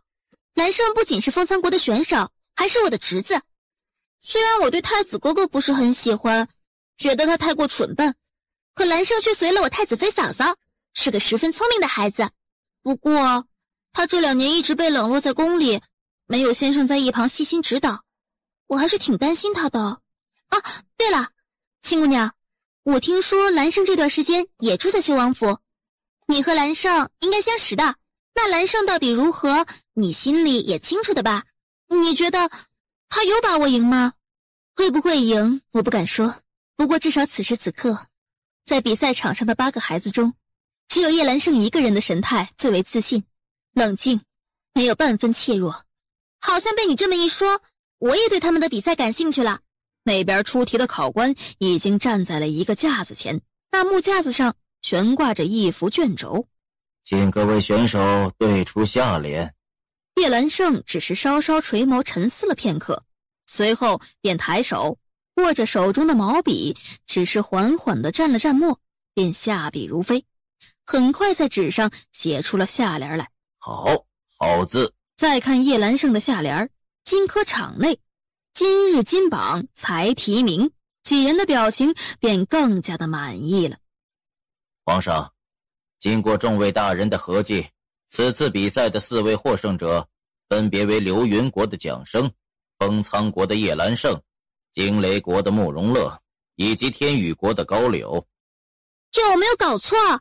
那个流云国蒋生的辈子还不如天宇国另外一个选手呢，怎么那人没被选上，反而把这个名额给了流云国了？这不过就是大家心照不宣的一种方式而已。什么意思？心照不宣？你是说这种比赛名次其实是早就有了规定的。也不能这么说，这种比赛本来便只要选出前3名就可以了，所以后面淘汰的几个一点都不重要。4个国家都好面子，谁都不乐意在第1轮就把2名选手都淘汰掉。若是2个都被刷下来了，心里肯定会不平衡的。等着吧，真正的较量现在才开始呢。果真，蒋生在这一轮给刷了下来，剩下的便是这次对子的前3名了。考官将最后一幅卷轴挂在了架子上：沧海日，赤城霞，峨眉雪，巫峡云，洞庭月，彭蠡烟，潇湘雨，武夷风，庐山瀑布，和宇宙奇观，会无斋壁。这上联一出，不只是叶兰胜3人给愣住了，就是坐席上的达官贵人也惊诧不已。这对子给10岁以下的孩子来对，实在是有些为难了。这上联是谁出的？是不是拿错了？怎么会给兰胜他们对呢？小圣圣，加油！小圣圣，你是最棒的！加油！加油！加油！这可真有意思，原来盛世子还有个小名啊！好好的看比赛，哪来那么多话？这可是关系到封苍国荣誉的事情。你难道就不希望兰胜赢吗？楠楠只是给他打气加油。哀家没觉得有什么不妥的。蒙贵妃的眸子阴了阴，却没搭话。在这种场合，他是不会和太后有正面冲突的。倒是叶兰胜抬头看了楠楠一眼后，倏地笑了起来，随后伏案挥笔，没多大一会儿已经将下联给写好了：少陵诗，摩诘画，左传文，司马史，薛涛坚，右军帖，南华经，相如赋，屈子离骚，收古今绝技，治我山川。对得工工整整，明明白白。众人一看之下，瞬间眸色大喜，只觉得最佳的对子不过如此了。此次比赛夺魁者为封苍国7岁选手叶兰胜。好，兰胜，你果真不愧为朕的好孙儿。好，赏。4国大赛本就是文赛武赛交叉而来的，下午的天气比之早上更加干燥炎热，偏偏楠楠参加的还是武斗，因此午膳还是在围绕赛场而建的这些雕栏画栋的屋子里用，又小憩了晌午，众人才重新入了席。玉清洛仔细看了2眼，发现除了楠楠之外，所有的人都是各自拔尖了的高，大概估摸着都有10岁的年纪。父皇是怎么想的呀？这武斗竟然让一个5岁的孩子参加，那些人一看就是练了好几年武的高手，而且都有10岁，都不好惹啊！要是那个楠楠有个万一，可怎么办才好？玉清洛只是眯着眼睛笑，对楠楠的本事他还是胸有成竹，极有信心的。皇帝一声令下，8个孩子便陆陆续续的上了场中的一个圆形高台上，那是为武斗特别搭建的，圆形直径大约为8米，不大不小。8个孩子站上去还是显得十分的空荡的。比武形式，谁落下高台便是输了，再没有资格上去再行打过。7个孩子像是事先要给别人一个下马威似的，对着1米多高的高台，一个个都是翻身而上，稳稳落下。这是做什么？那边不是有台阶吗？好好的台阶不走，非要翻跟头，你们是猴子请来的逗逼吗？说罢就跟个小老头似的，不管其他几人脸色有多么的难看，背着手晃晃悠悠的从台阶上稳稳当当的走了上去。坐席台上已经爆发出一阵阵的笑声来了，尤其是其他3国的使臣更是笑得厉害。上官锦毫不犹豫地扭头看向叶修读：修王爷，难道你连教他轻功都不曾吗？他不是猴子请来的逗逼。皇帝哭笑不得，楠楠行事作风果真是与众不同。既然修儿都不担心，那他也只能暂时把心放回到肚子里去。楠楠好不容易走上了台，便笑眯眯地站在了另一位封苍国选手的身边。你好，你好，我是楠楠，咱们现在是一条船上的蚂蚱了。你放心，我会好好的关照你的。你别给我拖后腿就行了，你若实在没什么本事，就拼死拖住一个，给我减轻压力就行了。我为什么要拼死啊？我才不拼死呢，我得拼活的，打不过就跑，这点道理你都不懂吗？你不知道武斗的规矩吗？既然你选择了武斗，就得做好死的心理准备。在武斗场上逃跑那是十分可耻的，就算是死在了这个高台上，也不能逃跑，或者是从这个高台上跳下去。楠楠撇了撇嘴，和他保持2步的距离。道不同不相为谋，我和你相差5岁，有代沟。你给我滚远点儿！看来今天这场武斗，我只能自己撑着了。他不能输，若是给封苍国丢了脸，他在家里哪里还有地位？怎么还能抬得起头来？太后，楠楠有修王爷教导，肯定不会有事的。唉，话虽是这么说，但这武斗还是太乱来了。砰的一声，比赛场上的铜锣猛地传来声响，正式拉开了比赛。因此几乎是心照不宣的，铜锣一响，其他3国的6名选手不约而同地对准了封苍国的选手攻了过去，而且完全便没把楠楠放在眼里。楠楠双腿岔开，双手紧握成拳，瞪着眼睛戒备地看着那2个人。见人冲了过来，立刻大喝一声呀，然后便傻眼了。6个人居然没有一个是要来对付他的，就算是跑到他的面前，也十分技巧地绕开了他，往他身后的封苍国选手跑去。喂，你们怎么都不打我啊？你们这是歧视我，你们知道吗？虽然我年纪小，个子小，可我体积不小的，你们怎么就能当作看不到我了呢？来，你跟我打吧。起开！不是啊，我也是来参加比赛的。你们这样，我很受伤的，你们知道吗？我的心都碎了，血淋淋的，你们信不信啊？我让你走开！那人恼恨之极，一掌打在楠楠的胸口上。楠楠顺势一屁股坐在了地上，揉着胸口，震惊地看着那人。你好很多，好很多，很多。说罢，整个人躺在了高台上面，没了动。看台上的太后倏的一下站起身来，你快去，让人把楠楠抱下来。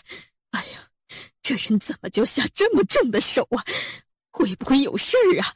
律福，你让人把楠楠抱下来后，直接交给太医来医治，一定要救下他的命，知道吗？律福连连点头，刚要转身离开，一抬眸，却发现高台上的楠楠动了动，找了个舒服的姿势，侧着身子，撑着脑袋，看向打在一起的7个人。太后，看来楠楠没事。太后松了一口气，瞪了那个小家伙一眼，无奈地坐了下来。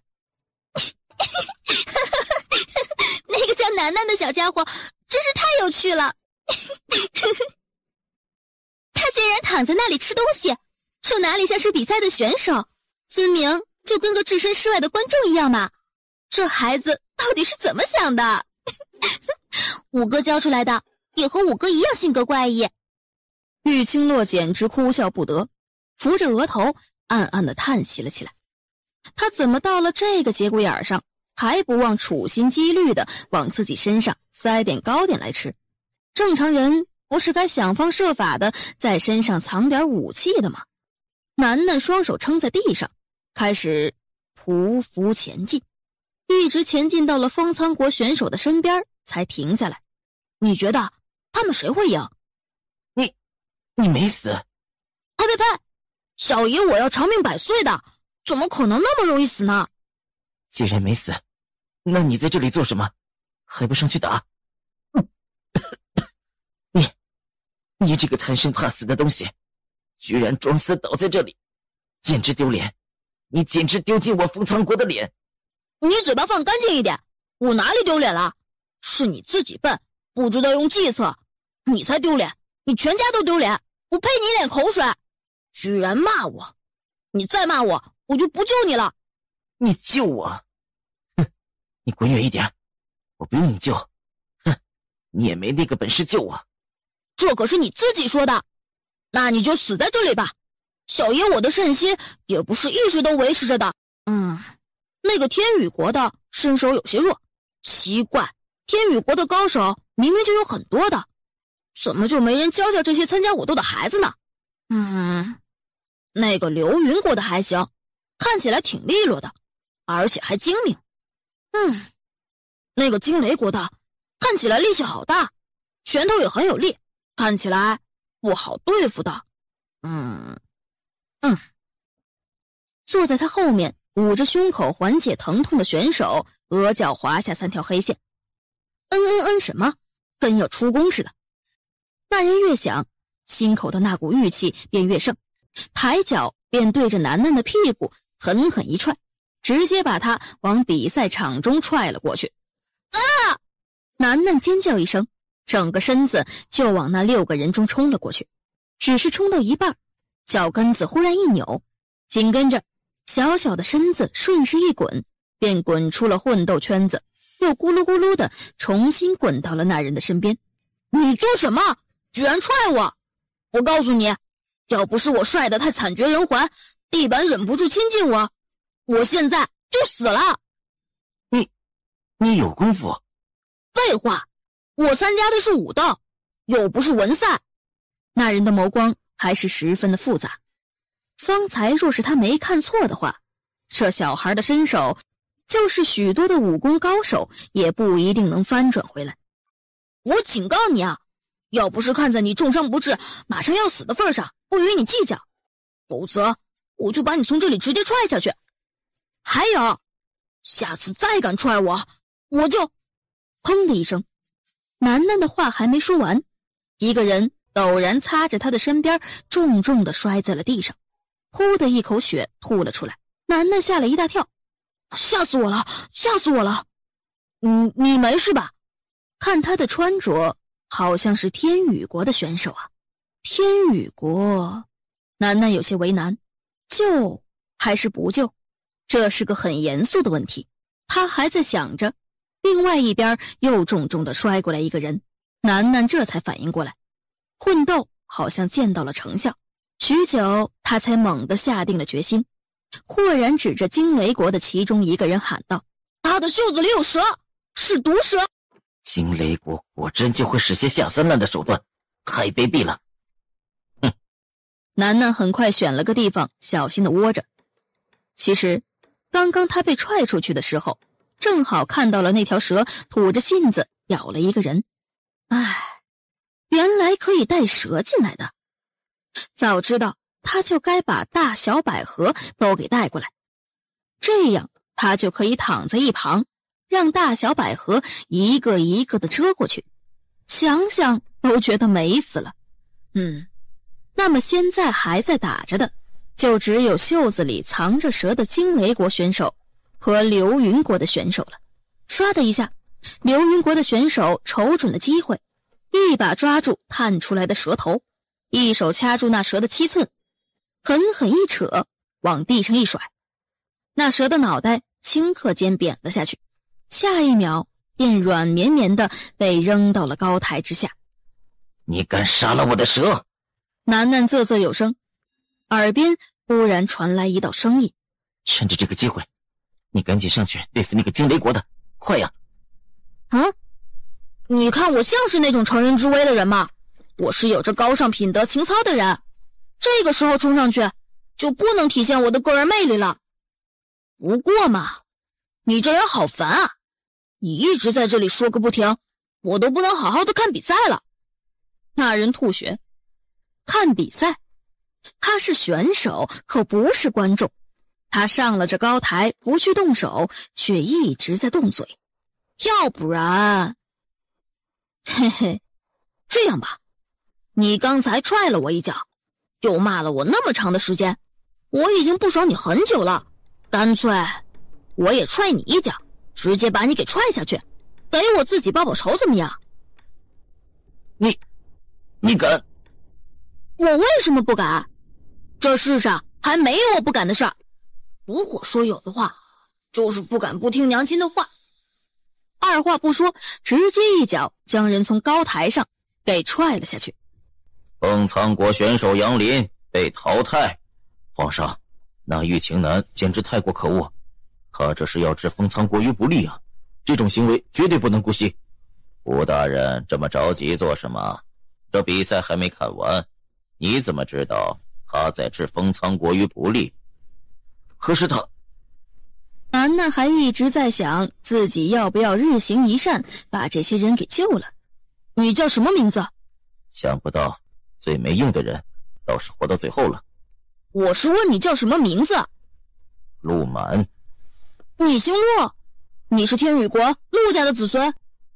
想不到你小小年纪还知道陆家。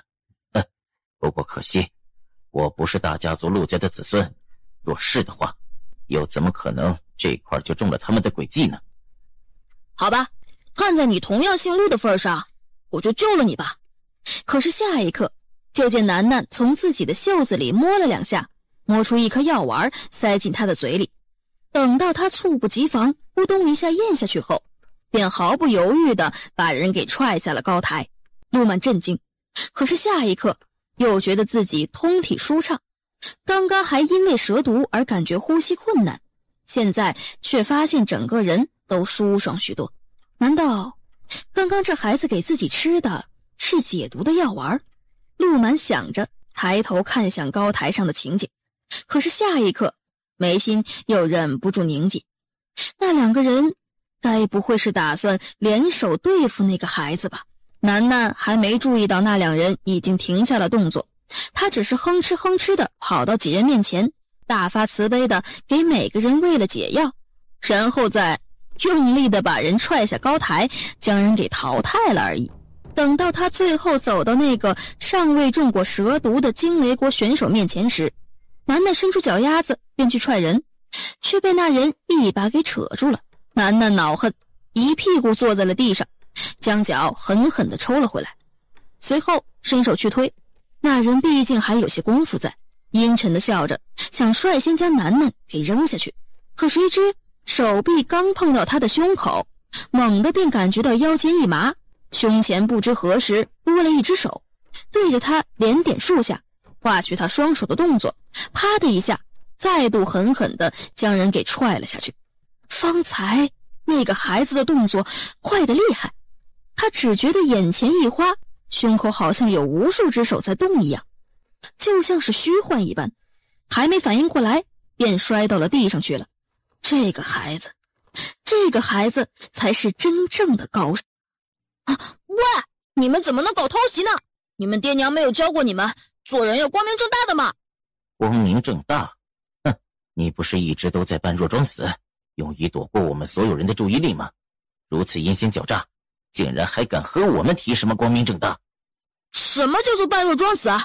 我明明从一开始就摆好了架势来迎战，是你们一个个鼠目寸光，一个个目中无人，一个个都不把我当成一盘菜。呸！我本来就不是一盘菜。总之就是你们有眼无珠，不把我放在眼里，现在居然怪到我头上来了。你们简直就是一盘菜渣子。废话少说，狠招！眼看着两人就要拍上他的面门了，可谁知下一刻，楠楠的双腿忽然以一种十分诡异的姿势一扭一弯，人已经斜着跑离了5步之远。就刚刚的那一下走位，他们几个根本就无人能及。看台上的上官锦更是直接站起身来。陆家脚法，那孩子竟然会陆家脚法。二皇子，陆家脚法可是从来不传外人的，他一个封苍国的小小陪读，竟然有这本事。摄政王这话可是好笑了，本皇子又不是陆家人，也不会陆家脚法，本皇子怎么知道那孩子从哪里学来如此厉害的招式？说不定那孩子天赋异禀，自己融会贯通了呢。皇帝暗暗地笑了起来，他发现这位二皇子也是个十分有趣的人。楠楠应该是认识这位二皇子的吧，或许还是个熟人，否则二皇子不该是这种态度。也不会如此云淡风轻了。高台上的形势越发的严峻起来。你们两个打我一个，算什么英雄好汉？你们这样就不怕天打雷劈吗？我还是一个5岁的孩子呢，你们都10岁了，你们好意思吗？哼，就不怕被人耻笑吗？你就只会躲着，你又算什么？有本事就面对面的和我们打一架，就会躲躲藏藏，让人看不起。自始至终，楠楠都只是用陆家脚法在高台上跑，那模样根本就不像是在比赛，反倒是在嬉闹玩耍一般。好吧，那就不躲了，打吧。那两人一听这话，彼此对视一眼，交换了一个冷酷阴鸷的眼神，随后慢慢的调整气息，一步一步的往楠楠的两边走去，看样子是打算呈现包抄之势了。来吧！那两人嘴角一抽，对视一眼后，飞快的对着楠楠冲了过去。那两个人也太卑鄙了，居然2个对付1个，而且那个惊雷国的选手还是个阴险的家伙。青姑娘，你说那人身上会不会还带着一条蛇，专门对付楠楠的？不会，这场武斗果然比我想象中的有意思多了，我现在好紧张啊！楠楠眼珠子一转，就避开了两人的攻击，随后飞快的往前俯冲，一脚踹上惊雷国选手的肩膀，只一招却让全场震惊。好，看，我就算不用陆家脚法，你们2个加起来也还是我厉害。怎么，现在又只会像只缩头乌龟一样的开始躲了？你真是不知好歹！我原本还想着把你们打下台去就算了，毕竟我这人一直都是这么仁慈的，又是菩萨心肠。可是你居然骂我是缩头乌龟，我告诉你，这是我最不能忍受的。我最多让人说我是小百合也就算了。他们出手更加凶狠，迫不及待。楠楠的心里也已经有了恼意，不再手下留情。砰的一声，掌心拍向了对方，两人同时喷出了一口血来。那两人惊愕，没料到这小娃娃动作快，力气大，完全不给他们反应的机会。砰砰2声，楠楠最终还是没能下杀手，直接将2个已经连吐2口血的选手直接踹下了台。看台上一片惊呼声传来，楠楠微微抬起下巴，傲然地对着看台上挥手：“爹爹，我赢了，我赢了！”所有人都停下了动作，看向楠楠视线所及的方向。爹爹，那个孩子的爹爹在他们中间，谁？他们中的谁是这孩子的爹？娘亲，我赢了，你答应我，赢了就会给我银子的。娘亲，那个孩子朝着咱们这边看过来呢。青姑娘，你说那个孩子会是哪个夫人的儿子？这个我怎么会知道？雨清洛干笑，继续装死。你看看谁的表情兴奋激动，和别人不一样的，大概谁就是了。我看那些个夫人小姐表情都差不多的，只有太后特别的激动。估摸着太后这会儿也在琢磨着楠楠的娘亲到底是谁了。此次武斗比赛夺魁者为封苍国5岁选手玉清南。封苍国今日的2场比赛实在是漂亮，给所有封苍国的选手鼓舞了士气，让人激动不已。然而谁都没料到，2天后的那场蹴鞠比赛所发生的意外更是让所有人震惊错愕。叶修读正在书房将关于蹴鞠的书籍找出来递给楠楠，到了比赛的前一天，他才知道楠楠这个小捣蛋鬼竟然从来没有接触过蹴鞠，这样一个新手竟然说要去参加比赛。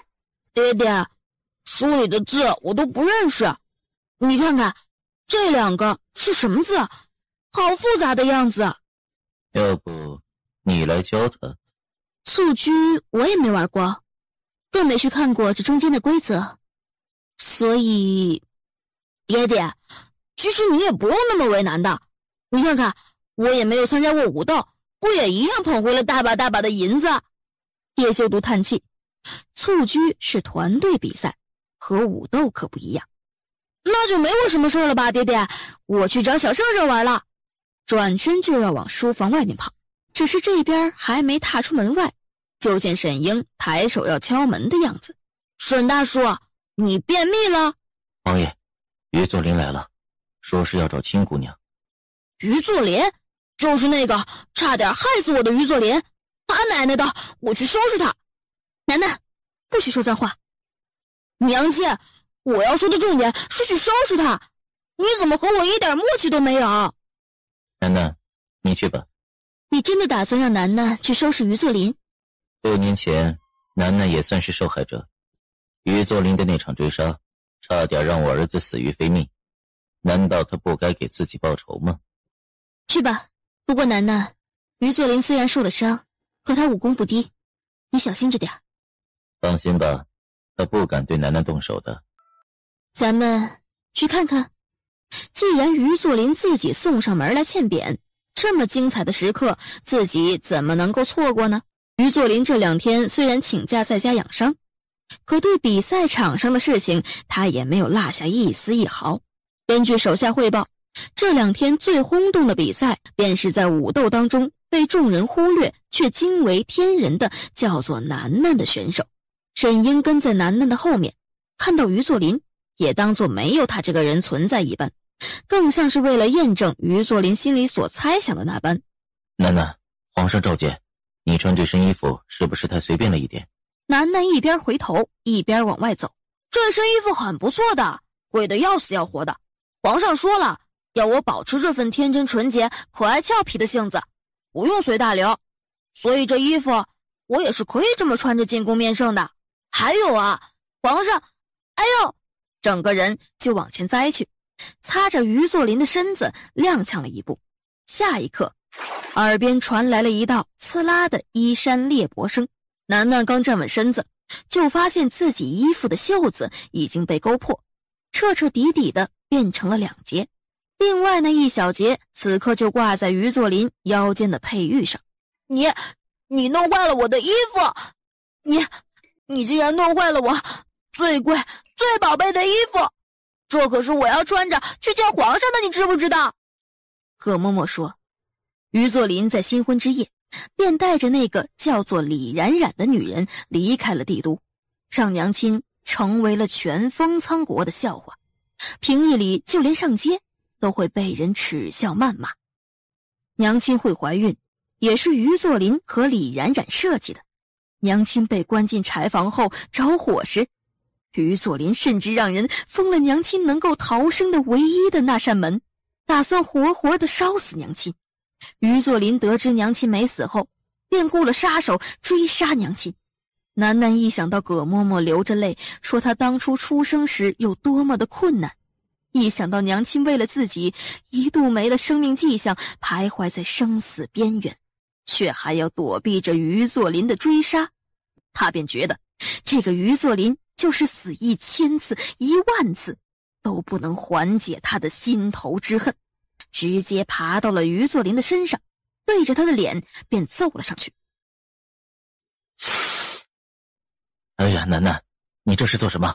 快点下来，这可是于大人啊，你快点下来。他是坏人，我要打死他，打死他！让楠楠回来吧。叶修毒也看出楠楠脸上的表情很不对劲，搂着她很快的下了地，让文天去把孩子给抱下来。这是于大人，楠楠，不可以没规矩的。他弄坏了我的衣服，都不赔我钱，100两银子都不给我。这是100两，算是我赔给你的。我这身衣服要1000两银子呢。1000两？这孩子摆明了是要敲诈自己。我身上没带那么多银子，回头我给你送过来。沈大叔，你跟着他去吧，我不太放心。于大人，楠楠这身衣服是王爷买的，你多担待着点儿。如此想着，于作霖便也点点头，和沈英一块儿离开了修王府。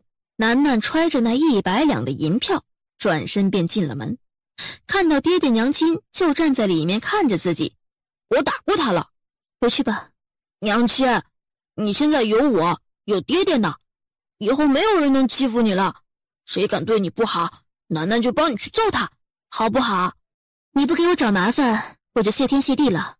娘亲，今天好几个人捏过我鼻子了，你就不能行行好，放过他嘛。晚饭时分，沈英怀揣着5000两银子回来了，抽出其中的1000两递给了昏昏欲睡的楠楠，另外4000两则交给了叶修独。于作霖是打算收买你，主子，他这一路上可没少跟属下打听主子的生活习惯呀。这于作霖也是够小气的，收买你竟然只有4000两银子。玉姑娘，4000两也不是小数目了。楠楠揉了揉眼睛，看到那4000两银子，眸子顷刻间便亮了起来。那个于作霖是不是傻？要收买人，怎么就没想过要收买我呢？沈大叔可是个视金钱如粪土的人，怎么可能会看重银子呢？我就不同了，我是个孩子，没什么节操，那银子要是给我多好，我保证把爹爹什么时候起床，什么时候尿尿，什么时候洗脸，什么时候吃早饭，什么时候睡觉都告诉他。要不要顺便告诉他，你爹爹有个儿子，就是你啊。爹爹，那个于作霖对你有没有儿子一定不是很关心的，还有不要捏我的鼻子了。他还说了什么？还问关于玉姑娘的事情，问属下有没有见过玉姑娘的模样，还问玉姑娘今年多大了，以及玉姑娘的身世是不是和皇家有关。看来他的伤好的差不多了。娘亲放心，我今天又揍了他好几拳呢，伤势一定加重了。眸光却亮亮地盯着玉清洛手中的那4000两银子，哈喇子都流下来了。玉清洛嫌恶地看了他一眼，将银票收好，免得他继续丢人现眼。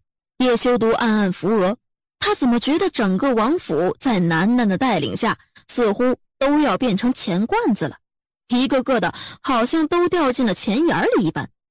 他们修王府不穷吧？楠楠，关于明天的蹴鞠大赛，有一件很重要的事情我忘记告诉你了。什么重要的事情没告诉我啊？明天的蹴鞠比赛，叶兰薇也会参加的。啊？叶兰薇是谁？就是上次在我院子里被你踹了好几脚的威世子啊。叶兰薇爱记仇，和他一块参加比赛，我很担心他会暗中对付你。我也爱记仇，谁要对付我，我对付回去就是了。青姨，哎呀，你们干嘛一个个紧绷着脸的？我连那些个使毒蛇下暗手的人都对付得了，难道还怕一个手下败将吗？就让那个叶兰薇来呗，我保证给他一个终身难忘的经历。来，笑一个。小圣圣，你要相信我的实力。走，我肚子饿了，去吃东西。说完便不由分说地搂住叶兰胜的脖子，把他往外面带。屋内一时之间只剩下玉清洛和叶修独两人。你要真担心他下黑手，给我2颗药，让庞印明日下在叶兰薇的吃食里，拉他个1整天，自然上不了场了。你也太阴险了。阴险？你听错了，我的意思是说，你太聪明了。药在这里，你交给彭印吧。玉清洛笑得洋洋得意，将那2颗药在他面前晃了晃。叶修独一时之间看得有些发怔，倏地收紧了揽在他腰上的手，猛地垂眸咬住他的唇瓣，重重地吮吸了下去，舌尖窜进他的嘴里，疯狂肆意。叶修独心满意足，却又有些心痒难耐，凑近他的耳边，我有些后悔了。后悔什么？后悔和你说大赛结束后成亲的话。孩子他娘，我想能不能先洞房？你精虫上脑了？正疑惑间，玉清洛已经一个转身从他怀里退了出来。这药入水即化，放在茶水里或者参汤里都可以。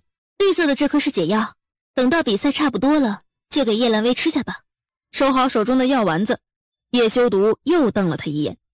若是明日楠楠赢了比赛，我要从你这里讨要奖励。说完，人已经退后了5步之远，转身离开了他的屋子。奖励？他口中的奖励是什么？该不会是指洞房吧？让他有种自己跳进了一个坑里的感觉。这场比赛从早上太阳微露的时刻便开始了。4国大赛才进行了3-4天，大家的热情依旧高涨，因此观众席上依旧是人满为患，无人缺席，甚至比之几天前还多了一道身影。小孩子没有踢球的功能，这里给省略了。大概就是讲踢球的过程中，南南被惊雷国带毒蛇的选手用刀子划伤了。叶修毒当众承认了南南的身份，是他的儿子，然后开始讨回公道。看不懂的麻烦从第1集看。有合集，90年宝妈佛系更新，催我也没有用，还要带娃。抱歉啦，你的命就交代在这里吧。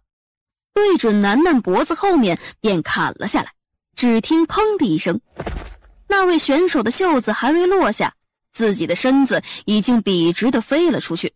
场上的众人还来不及反应，楠楠已经被人抱了起来，转了一圈后稳稳地落下。叶修毒脸色铁青，双眸血红暴怒，看着楠楠袖子上染上的血渍。楠楠，有没有事？好痛啊！没事，没事了。小王爷，如今正是两国比赛的时间，你如此没有规矩地闯进比赛场上，是不是太不把4国大赛放在眼里了？摄政王的意思是要本王眼睁睁地看着自己的儿子被人残害致死。什么意思？儿子？修王爷的儿子？玉清洛已经跑到楠楠的身边了。疼不疼？叶修毒微微地放了放手，让玉清洛带着楠楠走到一旁处理伤口。摄政王，4国大赛有规定，除了武斗都不允许出现如此激烈凶残的杀意，你们国家的选手未免太不把朕放在眼里了。上官锦回神，皇上，惊雷国的选手都是凭着真本事在比赛的，怎么说就是杀意呢？本王看来不过是失手伤到了那个孩子而已，好在世子也没有性命之忧，不如还是继续比赛吧。哼，摄政王说的还真是轻描淡写。失手？摄政王确定这也算是失手？他豁然转身，将瘫倒在球门旁的孩子给提了起来，将他袖子的衣服一扯，一片长长的薄薄的刀片哐当一声落了出来，砸在了地上。好个只知道私人恩怨的歹毒东西，在武斗上输了，居然跑到蹴鞠比赛当中耍花样。本王平日里是如何跟你们说的？在比赛场上就该以国家荣誉为首任，堂堂正正的比赛。你们倒好，转去计较那些私人恩怨去了，简直丢尽我惊雷国的脸。小人该死，请王爷降罪。小人没有顾及到比赛场合，只想着要报几天前的仇怨，私自将刀子带进比赛场中，罪该万死。说罢，那毒蛇选手忽然起身，捡起丢在地上的刀片，猛地抬手抹上自己的脖子。他知道没能完成任务，只有死亡这条路。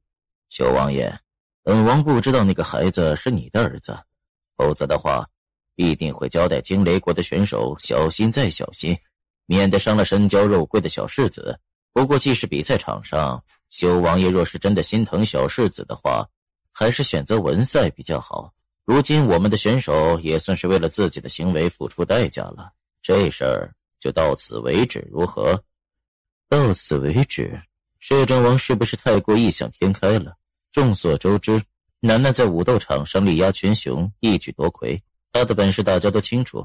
这次比赛他原本就是封苍国的主力，大家都看得清清楚楚。比赛当中大部分的得分都是楠楠一人所得，如今你们惊雷国的选手伤了楠楠，让他无法继续比赛，如此给我们封苍国造成的损失可是不可估量的。摄政王觉得这事儿能就这样算了？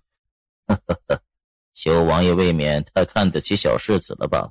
就算小世子的手没伤着，也不一定能在下半场超过惊雷国的得分吧？那可未必。摄政王看武斗之时，不也十分清楚我家楠楠的实力了吗？武斗之时，楠楠也被众人当作无用之人，也是到了最后一刻，他才逆转夺魁，让众人刮目相看的。那按照修王爷的意思，这场比赛应当如何？押后红笔，等我家楠楠养好伤，再来进行蹴鞠比赛。本王不同意，比赛便是比赛，比赛有比赛的规矩，哪能押后？这对其他选手不公平。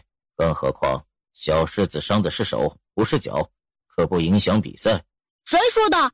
我的脚也伤了。刚才那个坏蛋用刀刺我的时候，我躲避的时候脚崴了。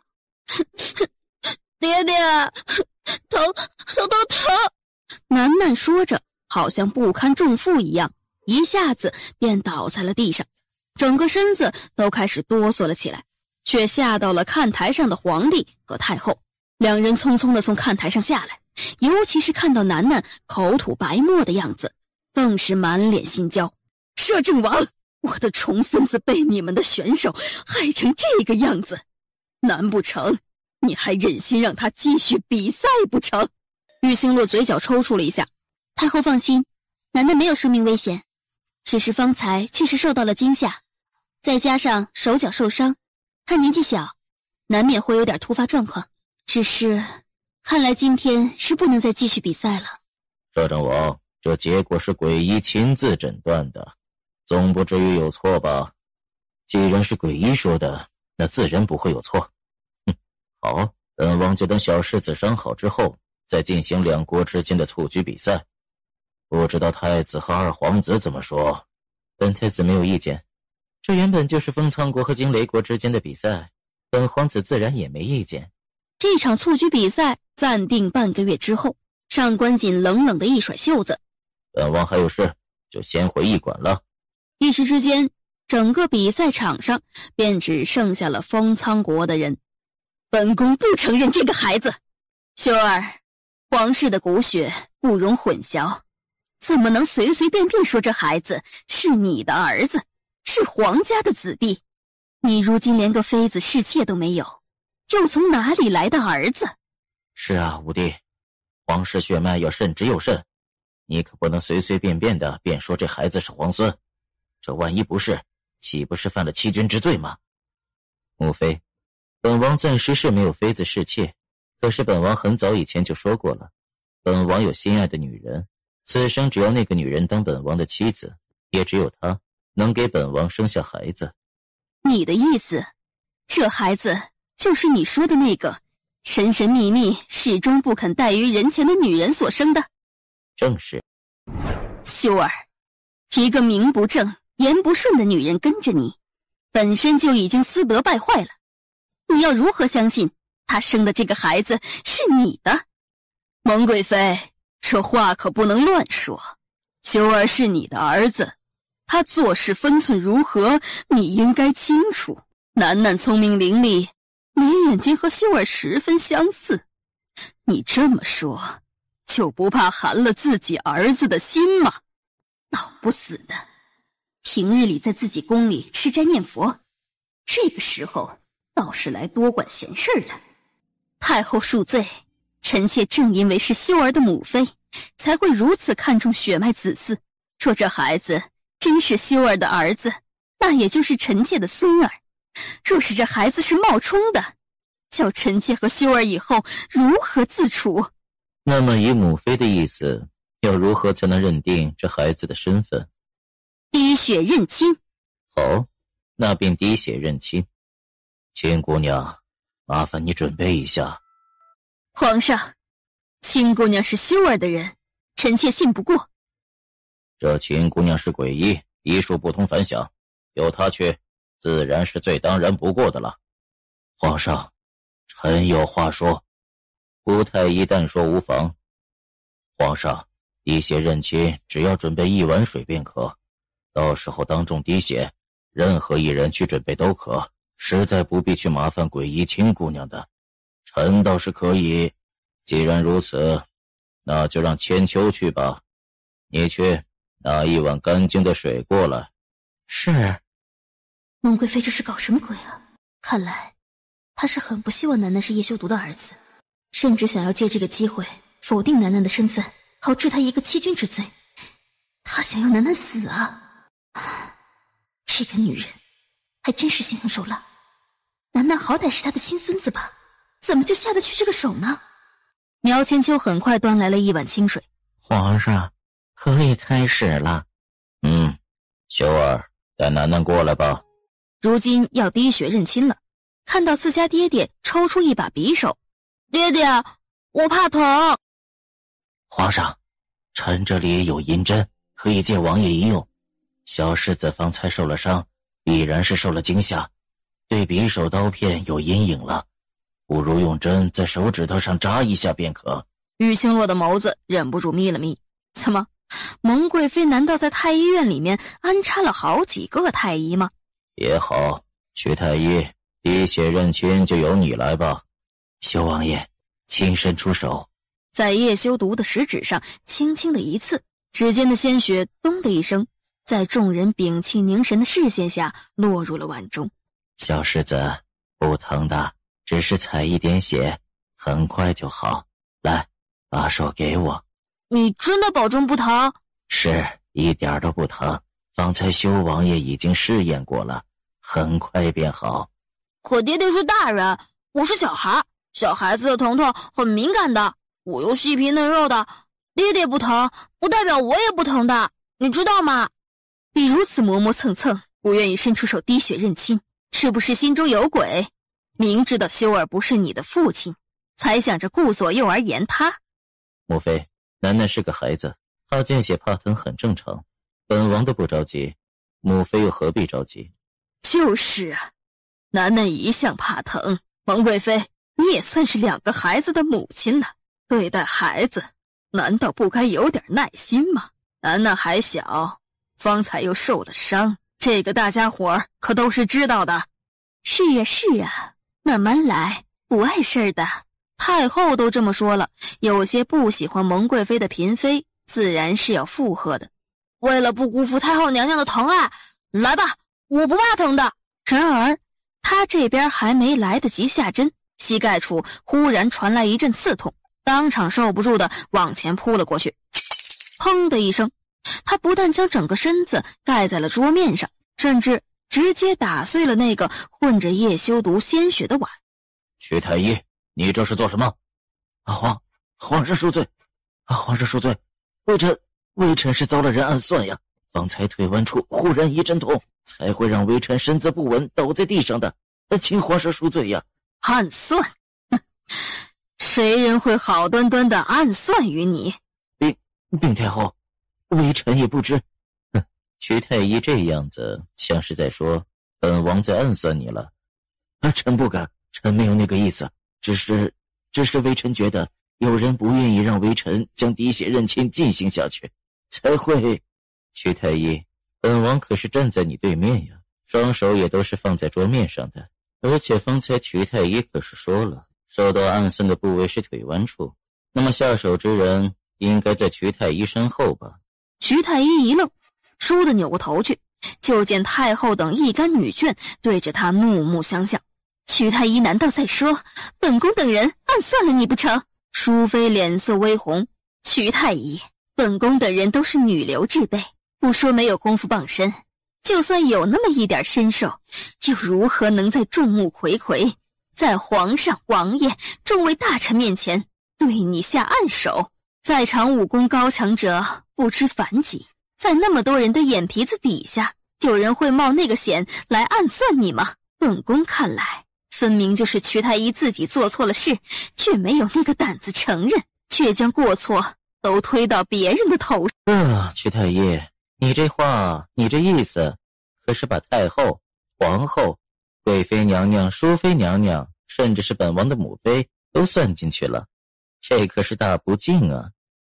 李子帆瞥了他一眼，嘴角轻轻地扯了扯，可他却看得清楚，这叶浩然趁着所有人的视线都落在桌子中间时，和叶修毒交换了个眼神，然后潜到女眷的后面去了。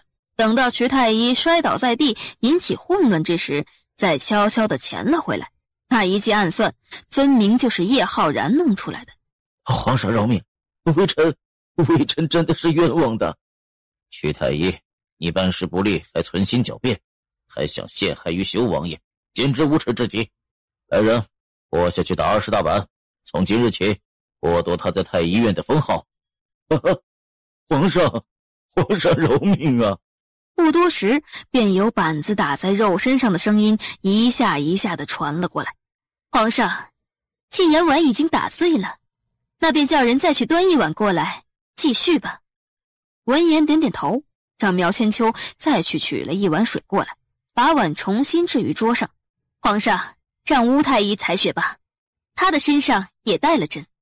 母妃，只是采个血而已，也不一定要太医的。我不要太医，那个瞿太医刚才差点砸到我，还差点用针扎到我的眼睛。我不要太医，不要太医。皇上，我来吧。既然不是非要太医不可，只是采点血，微臣可以胜任。右相还真是喜欢多管闲事啊，这种事情就不劳右相费心了吧。修王爷是不相信本相吗？本相做事向来温和，相信小世子应该不会拒绝本相帮他采血才是。哼，右相本事那般大，父皇对你如此信任，我哪敢不相信你啊？只不过这事儿还得看楠楠，若是楠楠同意了，我也不反对。你要帮我采血？是。那你要是弄疼了我呢？你要如何？那就也打你20大板。可以。爹爹，就他吧，他看起来也不是坏人，应该不会弄疼我才对。要是弄疼了，你就帮我亲自打他。半晌，倏地大笑了起来。融合了，融合了，果真是真的乖孙儿。这李子帆不是婷儿的人，你这小东西，早就知道自己的爹爹是谁，偏偏还在哀家面前装傻充愣，硬是不肯说出自己的爹娘是谁，让哀家猜了许久都不知道，该罚。楠楠也不想啊，楠楠也好难过的。爹爹说他是王爷，一定有很多人不相信我是他的儿子，也一定会有人认为我是冒充的。我一开始还不信，我明明和爹爹长得那么像，我的聪明还遗传了爹爹的，怎么可能有人不相信我们是父子呢？可是经过今天的事情以后，才发现真的是这样。蒙贵妃张了张嘴，刚想说这滴血认亲有问题，是右相做了什么手脚，可谁料到楠楠忽然撩起了自己的衣服，指了指腰上露出来的那一小块粉紫色花形胎记。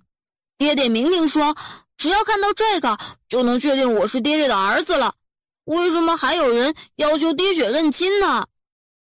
哼，蒙贵妃，你还不认为楠楠是修儿的孩子吗？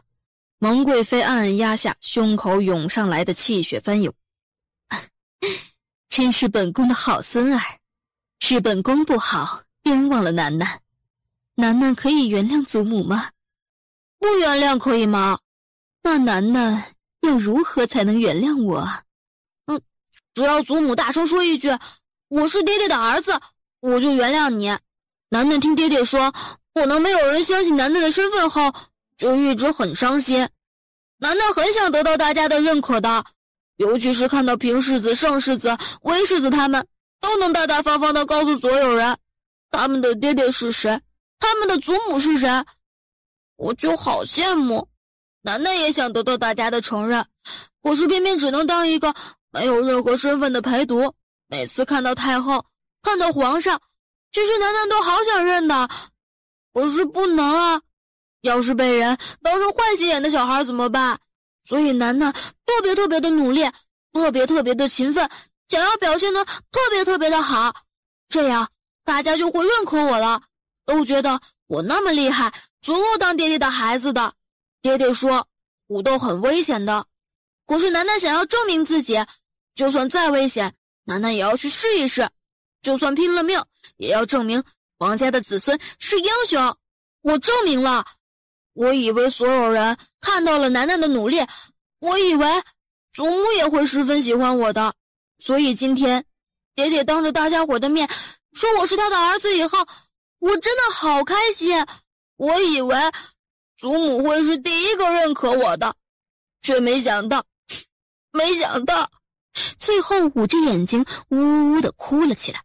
楠楠，我都不知道你心里居然有这么大的压力，我没想到你这么渴望大家的认可。笨蛋小圣上，认可你妹啊，你个白痴。唉，孩子，难为你了。楠楠是我修儿的孩子，是本宫的亲孙子，事实已经证明还有谁有异议吗？谁还敢有异议呀？最有资格说话的人都确定了他的身份了，滴血认亲的结果大家也都看到了。皇上和太后一看就是对这个孩子疼爱的紧，谁要是在这个节骨眼上站出来说有问题，那绝对是修王爷第一个要对付的人。下午的比赛依旧十分的热烈，此刻的比赛已经结束，女眷率先开始退场。玉清洛原是打算等人都走完了才起身，可身旁的叶晚烟却有些无聊，刚结束便抓着他的手打算先走。玉清洛刚走了几步，就发现前面挡了一个身影。抱歉，让让。我有话和你说，跟我来。我和你无话可说，让开。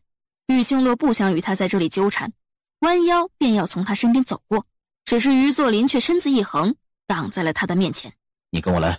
于大人，大庭广众之下动手动脚的，似乎不合规矩吧？就是啊，于大人这是说什么？青姑娘一个清清白白的大姑娘，哪里容得你想碰就碰的？有什么话就在这里说，免得坏了青姑娘的名声。青姑娘，你到底是谁？青姑娘，你冒充皇室的公主，到底想做什么？皇室公主？青姑娘，你……我是鬼医，于大人不是知道吗？青姑娘，你能否将面纱摘下来？你这人好没道理啊！你以为自己是什么东西，要求一个姑娘家把面纱摘下来？你脑子没有毛病吧？于大人，你的脑子确实有毛病。于作霖狠狠地倒抽了一口凉气，见玉清洛越过叶晚烟的身边，往一旁的台阶走去。他放在身侧的拳头倏地一捏，100翻飞之际，人已经闪到了玉清洛的面前，却不想于作霖的动作更快，唰的一下便将他脸上的白色面纱给扯了下来。我真是你！你做什么？于大人，你太过分了！唰的一下，所有正准备散场往外走的大臣女眷都被叶晚烟这道忽然抬高的声音给拉住了脚步，不约而同的抬眸朝着这边看了过来。于大人，你这是做什么？五哥，这个于大人太过分了，莫名其妙的突然跑出来拦住青姑娘，还想来拉青姑娘的手呢。这于大人说有事要和青姑娘说，那青姑娘一个清白的姑娘，怎么能单独和他出去呢？没想到青姑娘拒绝了于大人的要求后，于大人竟然扯掉了青姑娘的面纱。于大人，你要作何解释？于大人，谁允许你对本王府上的人动手动脚的？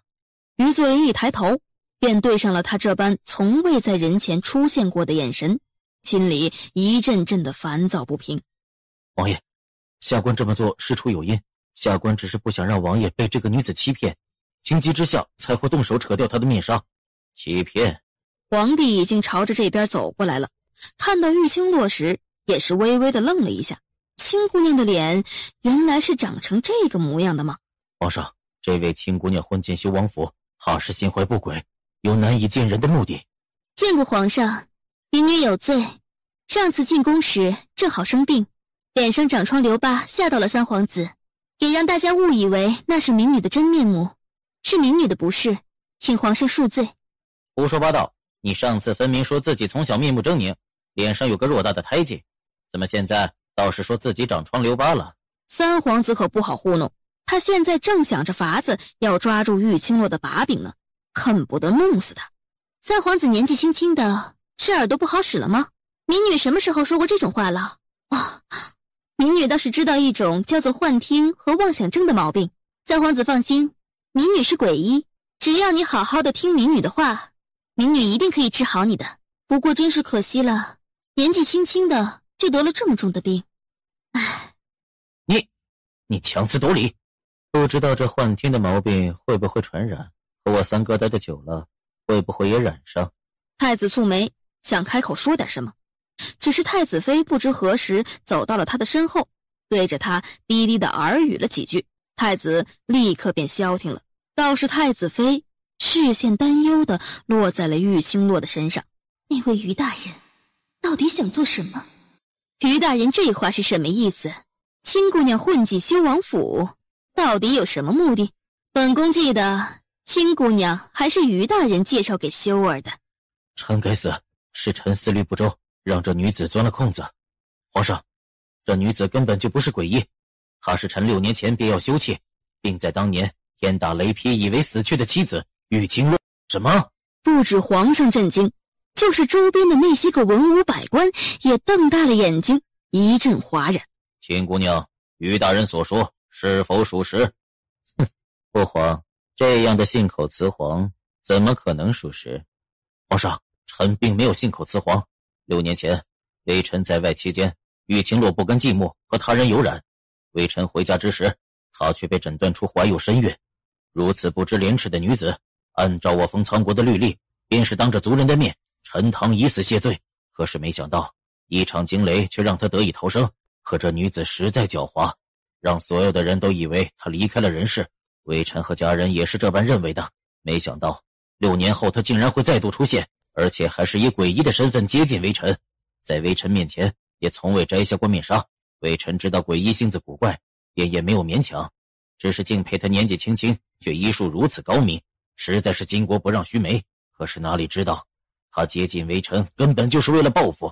她借着微臣的身份认识了修王爷，也不知道这女子使了什么手段，竟然能够在修王府来去自如，得修王爷青睐，并且出入皇宫。皇上，此女心怀不轨，同有图谋啊！玉清洛都忍不住为他拍手叫绝了。于作霖还真是一如既往的无耻啊！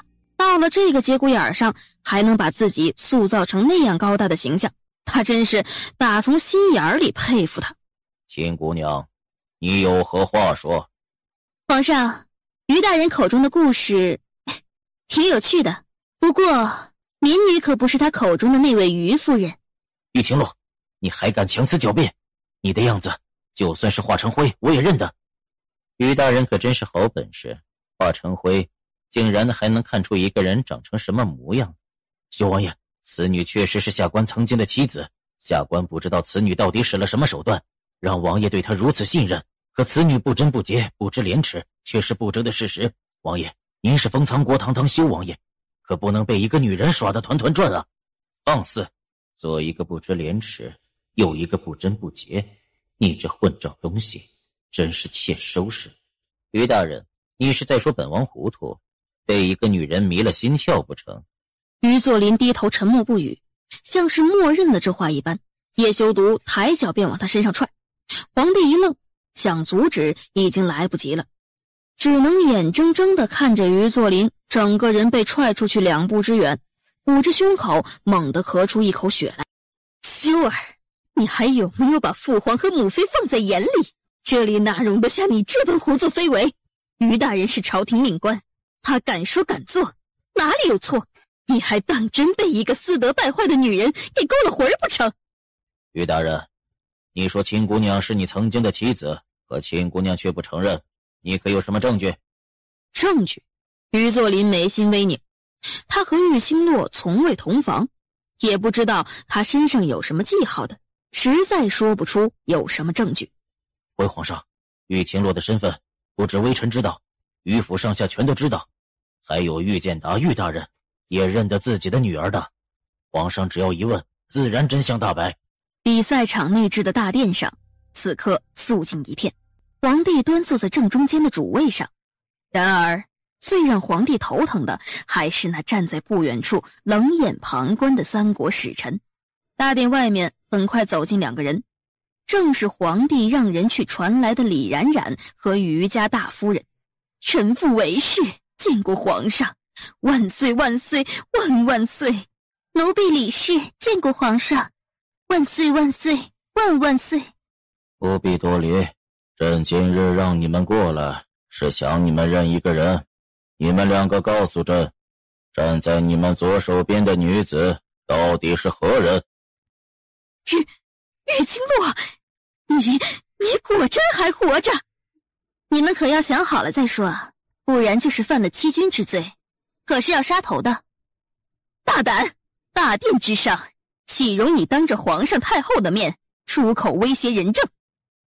贵妃娘娘，民女所言可称不上是威胁，只是那位李氏是民女曾经的病人，民女给她诊治过一段时日，也算是有些交情，所以才会好心的提醒她，免得这种没见过世面的小家子冲撞了皇上、太后和诸位贵人。要是自寻死路，那不是白费了民女一番医治他的好心吗？哼，好个伶牙俐齿的鬼医呀！娘娘，贵妃娘娘。李冉冉是听到玉清洛这般叫他，才会了解这个针对玉清洛的贵人到底是谁的。这会子直接跪着往前爬了几步，一抬头便是泪流满面的模样，那楚楚可怜的样子，就是皇帝等人也不由得怔了一下。李氏，你这是作何？是受了什么委屈？你尽管说，皇上会替你做主的。皇上，娘娘，这女子确实是玉清洛。6年前，奴婢和于大人两情相悦，玉清洛便心生嫉恨，想方设法的想要报复奴婢和于大人。没想到，他和他人暗地里私通，被于家提前知道。当初被关进柴房时，玉清洛便曾经对着奴婢大喊，说他若能活着，必要于家鸡犬不宁，要奴婢生不如死。奴婢以为他天打雷劈，也算是遭了报应了，想不到他竟然还活着，并且养精蓄锐足足6年，到了此时此刻，才以鬼医的身份找上于家，并且借着替奴婢医治的机会说奴婢不能生育，想要以寄出纸条让于家休了奴婢。这女子根本就不是鬼医，皇上，娘娘，她分明是个冒牌的。众人听完错愕，看向玉清洛的眼神里带了更多的鄙夷。李氏，本姑娘的医术如何，全帝都的人都知道。当初在酒楼比试的时候，所有的人都看着的。怎么，你的意思难道是说大家伙都是瞎子，连本姑娘是否有真材实料都看不出来吗？李子帆倏地上前一步。皇上，亲姑娘确实是鬼医，当时微臣和太子、修王爷、八王爷等人都在现场，就是已然逝去的前太医院院首亲自出题考验的。全帝都的百姓都看着亲姑娘医治病人，她的本事有目共睹。更何况当初替七皇子解毒的人也是亲姑娘。皇上，要检验亲姑娘是否真的为了报复李氏，才故意将她诊断为不足之症，大可让太医院的太医复诊一下，便能得知。皇帝想了想，点点头，让太医进来。吴太医是4国大赛的跟从太医，此刻就在大殿之内，看到蒙贵妃使的眼色，二话不说走了出来。皇上，微臣在。皇帝点了点头，让乌太医给李冉冉看看。夫人不用担心，不会有事的，只是诊个脉，很快就好了。那就有劳太医了。放心。乌太医又笑了一声，微眯着眼，细细的替他诊断了起来。启禀皇上娘娘，李氏确实患有不足之症。众人一片哗然，没想到居然是真的。玉清洛并没有骗他，大概只有玉清洛知道这位乌太医必然还有后招。果不其然，下一刻，不过这不足之症却十分的怪异。哪里怪异？皇上，李氏此刻确实患有不足之症，可这症状却是被药物所致，而且就在最近，有人给李氏加了一味药，才会导致她不能生育的。是你对不对？前段时间一直都是你在替我看病开药，所有的诊治全是你一人所为。你果真那样恨我，想让我生不如死？是一个女人，这辈子要是不能要自己的孩子，那确实是生不如死啊！你怎么能这样狠心，这样恶毒？你怎么这么恶毒啊？皇上，请为奴婢做主啊！乌太医，你觉得我的医术如何？亲姑娘既然是鬼医，那医术自然高强。啊，这样，那你说，比起前太医院院首，谁的医术更好一些？自然是鬼医厉害。人群中忽然走出一人，年纪颇大，一派的清风傲骨的模样。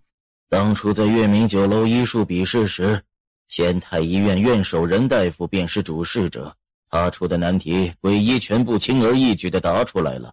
甚至有一个病重的孩子突然出现在酒楼时，就算是任大夫也是束手无策，可是鬼医却面不改色，轻松地把人给救了回来。说话的人是封苍国德高望重的大学士孔云生的叔父。再者，鬼医的名声早就享誉他国，众所周知。当今世上能和鬼医相提并论的，便只有穷山医老了。乌太医认为孔大学士说的如何？自然是对的。既然如此，你一个小小的专攻骨伤医疗，连任大夫一点皮毛都及不上的太医，居然能看出一个妇人如此隐晦的病因。更何况我是鬼医，我若是真想要下点药让李氏不能生育，你觉得你能诊断得出来吗？乌太医，不是我看不起你，在我眼里，你的医术只能算是入门而已。你，皇上，民女有证人能证明李氏话里的真假。秀儿心里到底在想什么？既然有证人，那传上来吧。苗公公，麻烦你传一下兴盛医馆的江大夫。皇帝嘴角抽搐了一下，他怎么觉得如今的青姑娘才真的是将他那诡异狂傲嚣张的性子露了出来。于大人，兴盛医馆的江大夫你应该清楚吧？江大夫是于府一直以来的大夫。麻烦于大人说清楚一点，一直以来的大夫是不是表示我没来帝都之前，李氏的病一直都是江大夫看的？是。也就是说，李氏在未接触我之前，身上到底有什么毛病，江大夫是最清楚不过的，对吧？自然。因此，江大夫一进大殿，神色之间已经没有了丝毫疑虑。江大夫，你可认得跪在地上的那名妇人？草民认得，此人是于大人府上的妾室，是草民诊治过的病人。哦，那你说说，李氏身患何病？回皇上，李氏身患不足之症，乃是天生。胡说！先前你可并没有同我说过这样的话，你从未告诉过我李氏有过这种病。江大夫，是不是有人收买你，威胁你这么说的？江云生看了李冉冉一眼，怒哼了一声，一把将怀里的2张银票甩了出来，扔在地上。收买我的人是你？哼，于大人，我对不住你。其实从一开始，李氏的病因已经被我诊断出来，只是当时鬼迷心窍，被李氏可怜的模样给迷惑了。李氏哭着求我，说这事儿要是传出去了，他的一辈子便毁了。李氏说，他不过是于大人的妾室，有没有孩子都无所谓。于大人迟早会有夫人，到时候于家依然有后，但是要让于家知道他的病情，必然会将他给休弃了。他一个被休弃的妇人，今后怕是难以活命。我一时心软，便答应了他，甚至应他的要求，说出李氏的病只有鬼医能医。原本我想着鬼医行踪不定，于大人深受皇上隆恩，没办法去寻找鬼医，这事儿过了也就罢了。只是不知道这个李氏到底使了什么手段，竟然让于大人抛下职责重任，远赴千里之外将鬼医寻回。我当时便十分的后悔，更在无意识中听到李氏说要假怀孕抱个孩子来欺骗于家，我一时气愤难当，本想着等到于大人回来后便将此事说清楚，没想到于大人当真将鬼医寻回。即使如此，也算是皇天不负苦心人，或许鬼医真有能力将李氏的病治好，那就是皆大欢喜的事情了。所以这事儿我也是一瞒再瞒，只是良心一直受到谴责，如今在皇上面前再不敢有半句谎话。哎呦，这李氏可真是不要脸，有这种病竟然还打算瞒着，居然还想着来个假怀孕。要这事儿真的成功了，那于大人不得替别人养一辈子的孩子？就是啊，他还唆使于大人去找鬼医，害得于大人把官都丢了。哎，真是红颜祸水啊，也真是太不要脸了。不是，皇上，他说谎。皇上，草民不敢有半句谎话，此事李氏身边的贴身丫鬟水文也是清楚的。皇帝抿了抿唇，让人传了水文。面对已经失了势的李冉冉，皇上一个厉谋，太后一声厉喝，他便什么都招了。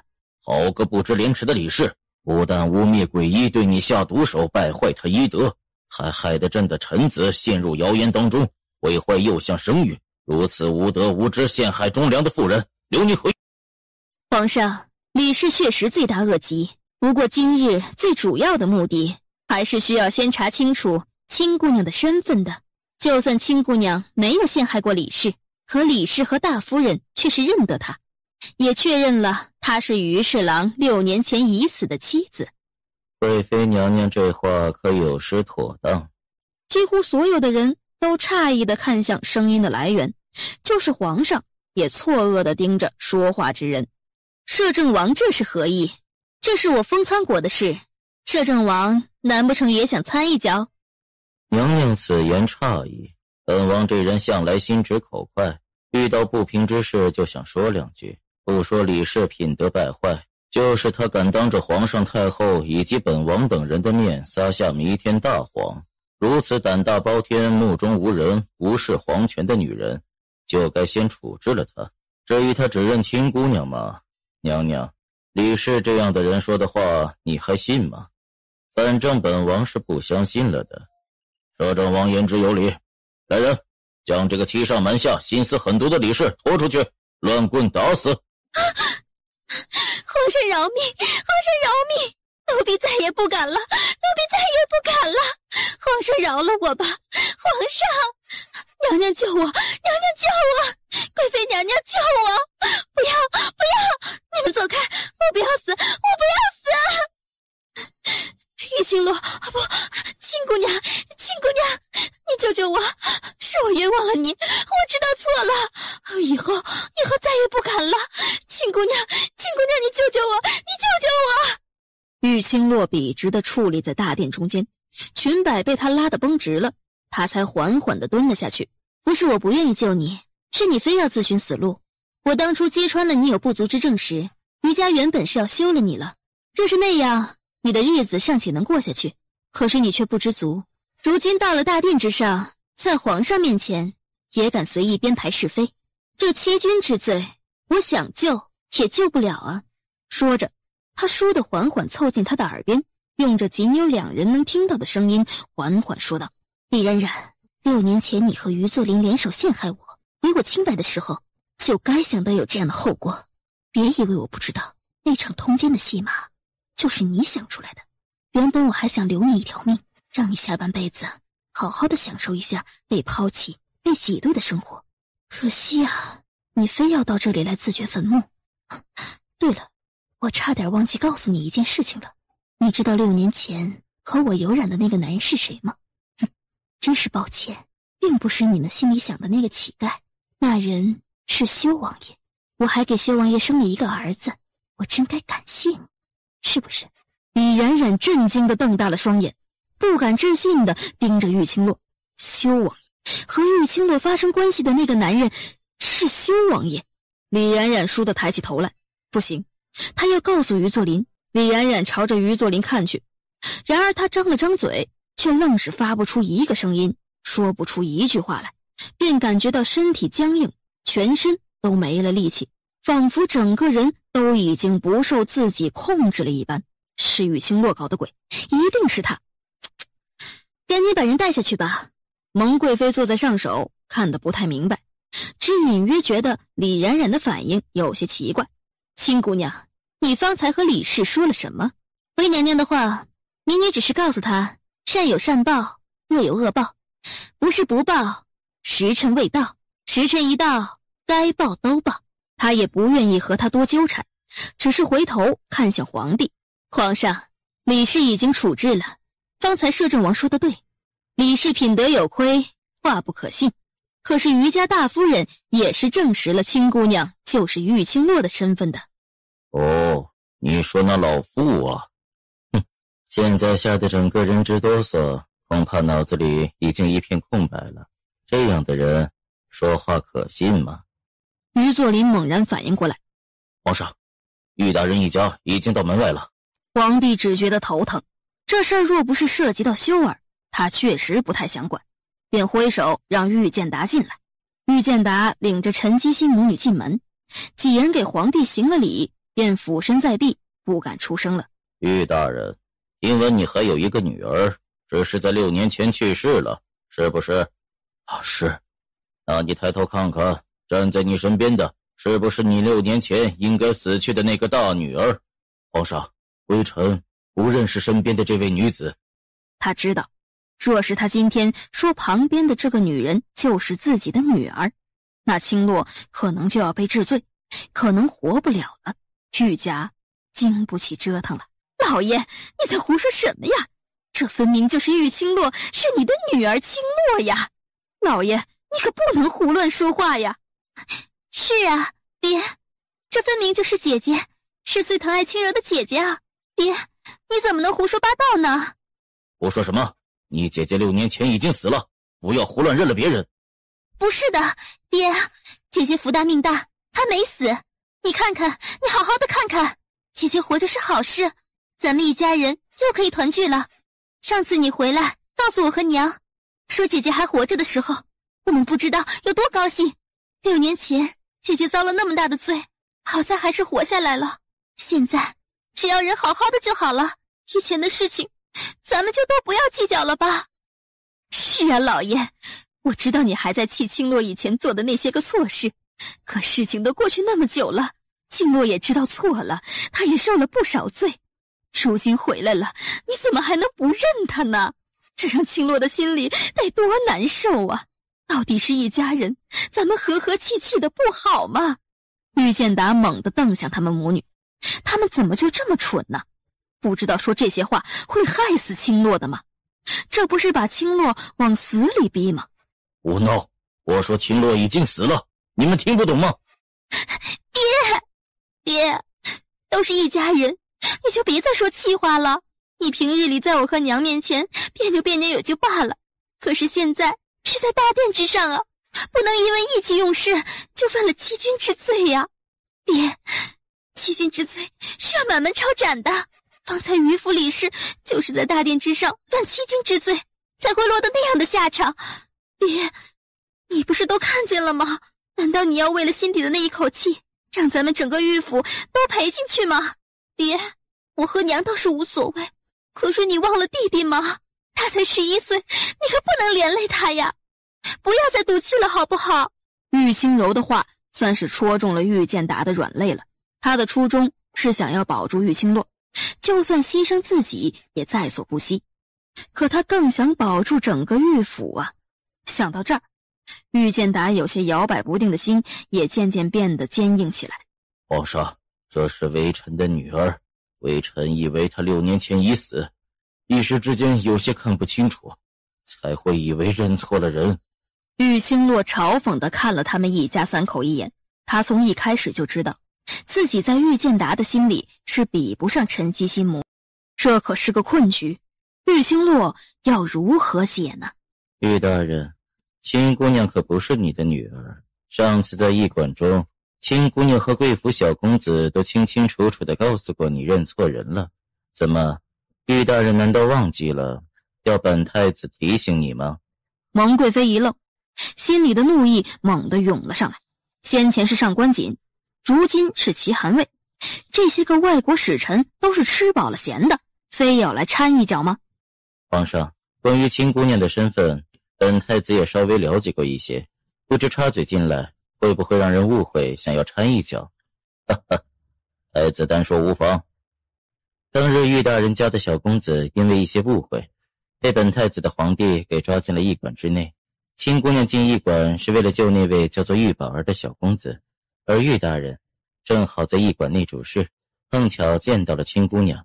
当时玉大人神情激动，直言说青姑娘便是他6年前已死的女儿，说青姑娘救玉宝儿就是因为她是其亲生弟弟。只是当时青姑娘并不承认她是玉大人的女儿，至于为什么要救玉宝儿，也只是因为2人有缘。而玉宝儿也说青姑娘和自己的亲姐姐极其的相似，便认了青姑娘为姐姐。本太子相信青姑娘和玉大人那位已死的女儿确实极为相似，才会让玉大人认错了的。不，没有认错，我的女儿，我如何会认错？陈基心当即出口反驳。齐寒卫陡然扭过头去，锐利的眼睛盯着陈基心，那眸中的冷冽惊得陈基心身子不由得缩了缩。对了，本太子还有句话没有说。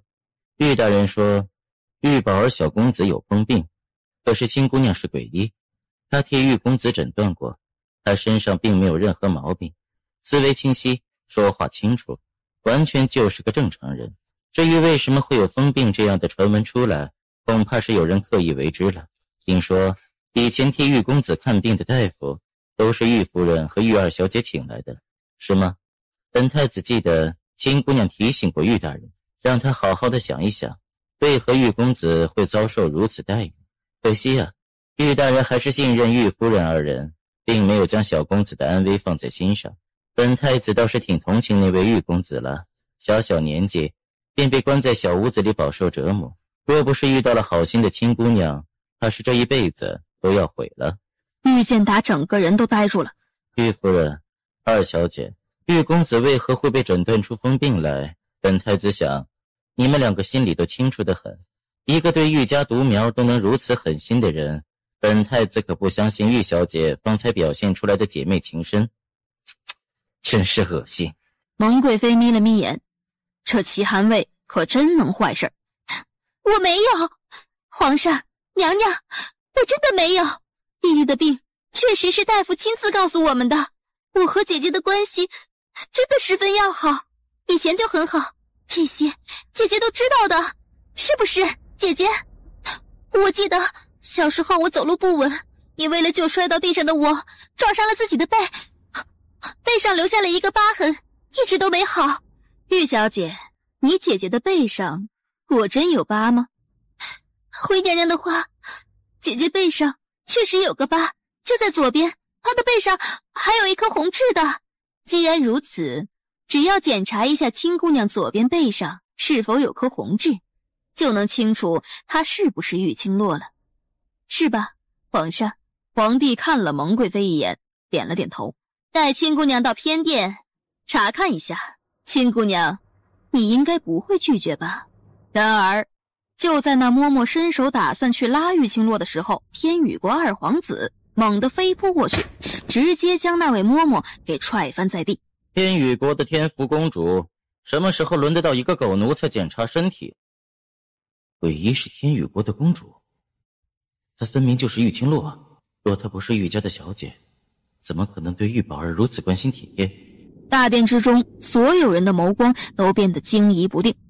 二皇子，你说青姑娘是天宇国的天福公主？正是。二皇子笑了一声，回过头伸手摸了摸玉青洛的脑袋。青儿，二哥不是同你说了吗？有了委屈要及时告诉二哥，不要忍着。还有，就算现在不是在天宇国，你高贵的身份也容不得别人来亵渎，要适时的使用你的权利。唐白痴，这件事情我回头再跟你算账。二皇子的身子猛地一颤，嘴角抽了抽，还是和他保持了2步的距离。皇上，这位就是我天宇国的天福公主唐青儿，也是皇上亲自下了圣旨赐婚给修王爷的王妃。本皇子不知道青儿身上有没有红痣，不过也绝不容许他人践踏天宇国的尊严，用这样荒唐的理由去检查青儿的身体。不是，这怎么可能？你是公主。于大人，我是不是公主，二哥已经帮我证实了，难不成天宇国的二皇子还会用这种方式来骗你吗？但是你明明就是玉青洛。我还有一个名字，确实是叫做玉青洛。皇上，他承认了，他就是。怎么，在于大人的心里，但凡长成这个样子，并且叫做玉青洛的女子，都是你6年前的妻子吗？既然如此，本王就让你听听，为何天宇国的天福公主会叫玉青洛这个名字。宝儿，过来。草民玉宝儿叩见皇上。起来说话吧。玉宝儿又行了一礼，这才挺直了脊背，站在了玉青洛的身旁。皇上，草民是玉建达玉大人的小儿子，上面有一个同父同母的大姐玉青洛，还有一个同父异母的二姐玉青柔。宝儿从4岁那年大姐嫁了人，出了事开始就被继母和二姐以疯病为由关在了屋子里。宝儿十分的喜爱大姐，尽管大姐出事的时候宝儿只有4岁，可有些东西作为孩子反而看得更加清楚。我大姐的人品如何，宝儿从不质疑。6年前的事情到底真相如何，等到宝儿长大了一定会调查得一清二楚，让所有的事情大白于天下，还我大姐一个清白。这是宝儿从小立下的志愿。宝儿没有疯病，只是人微言轻，没人相信，就连爹爹也相信着二姐和继母找来的大夫，生生的关了宝儿6年。前段时间宝儿终于找到机会逃了出来，路上正巧碰到了八王爷。八王爷是个好人，从恶仆手中将宝儿救了出来。因为宝儿身上带着伤，八王爷便将宝儿送到了修王府，想让鬼医看看。没想到鬼医竟然和我姐姐长得一模一样。宝儿从小便失去了亲姐姐，看到鬼医的样子就如同看到了姐姐活过来一样，一时失控，忍不住扑到他怀里哭了起来。鬼医心肠软，后来听完宝儿的身世之后便有些气愤，明明宝儿身上没有病，却被如此糟蹋，并且当场认了宝儿当弟弟，说以后就代替宝儿的姐姐照顾宝儿。这事儿修王爷和八王爷都看到了，也知道的。皇上，鬼医真的拿宝儿当成亲弟弟一样，甚至为了宝儿能够感受到他的亲切，还说以后他在封苍国的别名就叫做玉清洛。哼哼，玉大人，现在知道为何青姑娘还有一个名字叫做玉清洛了，和您已故的妻子同名同姓，还同一个模样，真是抱歉了。玉清洛也跟着蹲下身子，和你们引以为耻的家人同名同姓，还同一个模样，也真是抱歉。宝儿乖，你如此懂事，不说青儿喜爱你，就连本皇子也对你喜欢得紧。你如今既然认了青儿为姐姐，那也就是本皇子的弟弟了，以后你就是小郡王。等回国之后，我会到父皇那边给你讨个封号，以后没人能欺负得了你了。谢谢二皇子。要叫二哥？开玩笑，有便宜占，当然得赶紧的抓着。二哥，喂。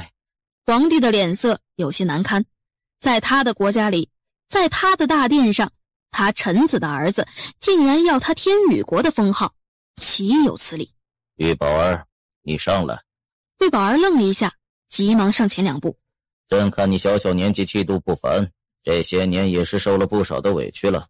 这样，朕赏你个东西，以后便没人敢欺负你了。皇上，这次宝儿，谢恩。叶修毒打断他的话，玉宝儿愣了一下，随即垂手谢恩，接过皇帝递过来的东西。他也不敢看，恭敬地捧着便要下去了。皇帝，那是……太后蹙眉，这可是免死金牌，极为珍贵。古往今来，只有为封苍国立下汗马功劳的臣子才有的东西。如今整个大殿上，拥有免死金牌的人少之又少，怎么能给一个什么都不是的孩子这样的东西？这皇帝真是越发的糊涂了，难道要和天宇国的二皇子杠上不成？可是只有皇帝自己知道，那金牌其实是他给修儿的。玉宝儿小心地收好金牌，心中惴惴，半晌才重新跪在了地上。皇上，宝儿父亲只是太过想念姐姐了，才会一时错认青姑娘是女儿，并非存心欺骗皇上和太后的，求皇上饶了我父亲。宝儿知情知孝，朕就成全了你的孝心，不追究这事儿了。谢皇上。两人庆幸着，刚打算谢恩，不想面前倏地投射下来一个阴影。玉大人老糊涂，不追究便不追究了，可对我们小郡王下毒手的人，可不能就这么简单的放过。呵呵，皇上，我天宇国的小郡王因遭人嫉妒，平白无故的关了6年，小小年纪被折磨得人不像人鬼不像鬼，如今却要看着恶人逍遥法外，这岂不是在打咱们天宇国的脸吗？皇上，你也说宝儿至情至孝，气度不凡，若不是当初自己逃出来了，恐怕都要被恶人折磨死了也不知道，那不是平白的损失了一个栋梁之才吗？本太子倒也和宝儿接触过，这孩子性子也好，又刚烈，确实是个不可多得的人才。确实，宝儿受了那么多的苦，不讨回来点儿，别人都会以为天宇国是可以随时欺负的。众人一愣，就见外面缓缓地走进来2个人。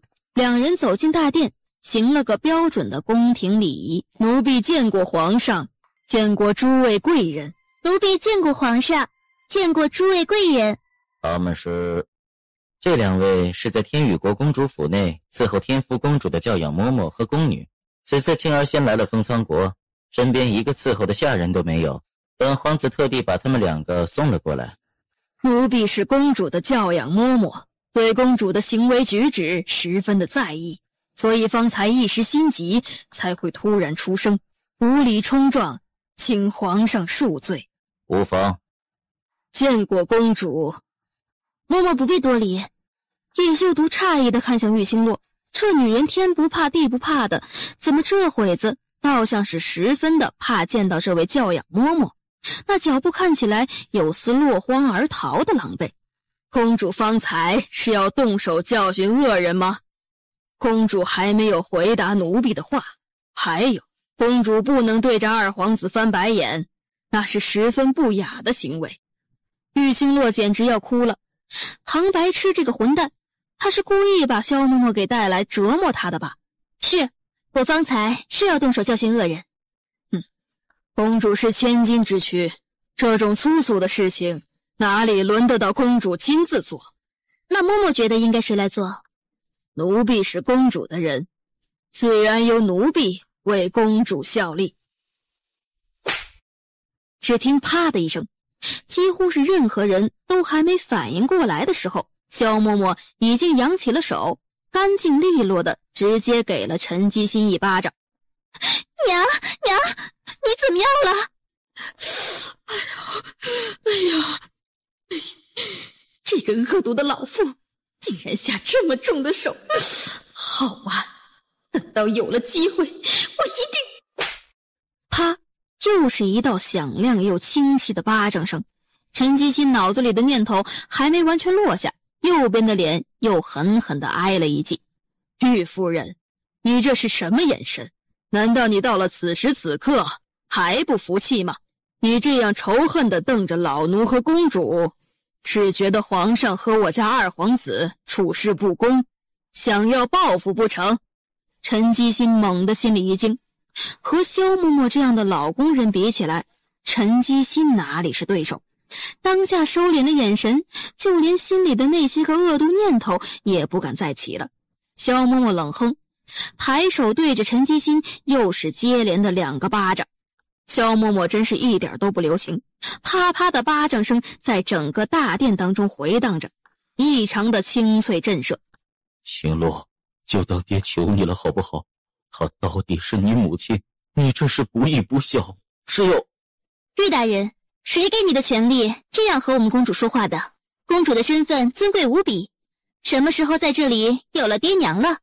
求不了玉清洛，只能将希望寄托在一向心软的玉宝儿身上了。然而他的视线才刚刚转移，一抬头就对上了玉清洛似笑非笑的目光。宝儿乖，去一边站着，这种场景不适合你看。小郡王，奴婢名叫红叶，以后奴婢会好好的照顾你的。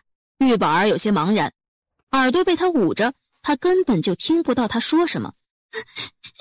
娘！众人这才打起精神，往大殿中央跪着的人看去，却发现陈姬心已经被打得双颊出血，面目全非。这是个厚脸皮的，打到现在才出血，累得他的老胳膊老腿啊都开始泛酸了。小嬷嬷，别以为我没看到你手心里拿着的那一块牛皮，怪不得打了半天也不见你喊手疼，感情已经打出经验了，还知道事先做点功课呢。一个打完，还有一个呢。娘，我怕，我好怕，娘。陈姬心张了张嘴，想说话安抚他，可嘴巴一动，便觉得撕心裂肺的痛钻入他的脑子里，喉咙里哪里还能发出半点声音。萧嬷嬷已经往前走了一步，一扬手，啪的一声，萧嬷嬷打人的力道却是一点都没减，啪啪啪啪，接连4个巴掌，打得玉清柔晕头转向，身子直抖。一旁的余家大夫人更是吓得脑袋都低伏到地上，垂放在地上的双手一直在惊颤着。他现在后悔极了，为什么要出现在这里？后悔极了，为什么要和玉清洛作对？更加后悔，为什么会去听李冉冉的话？如今不但一点好处没有讨到，甚至李冉冉被乱棍打死，玉家母女被打得面目全非。那下一个会不会就轮到他了？啪啪啪，又是几道刺耳的声音。看了一眼挡在玉清柔跟前的陈基心，怎么想抗旨不成？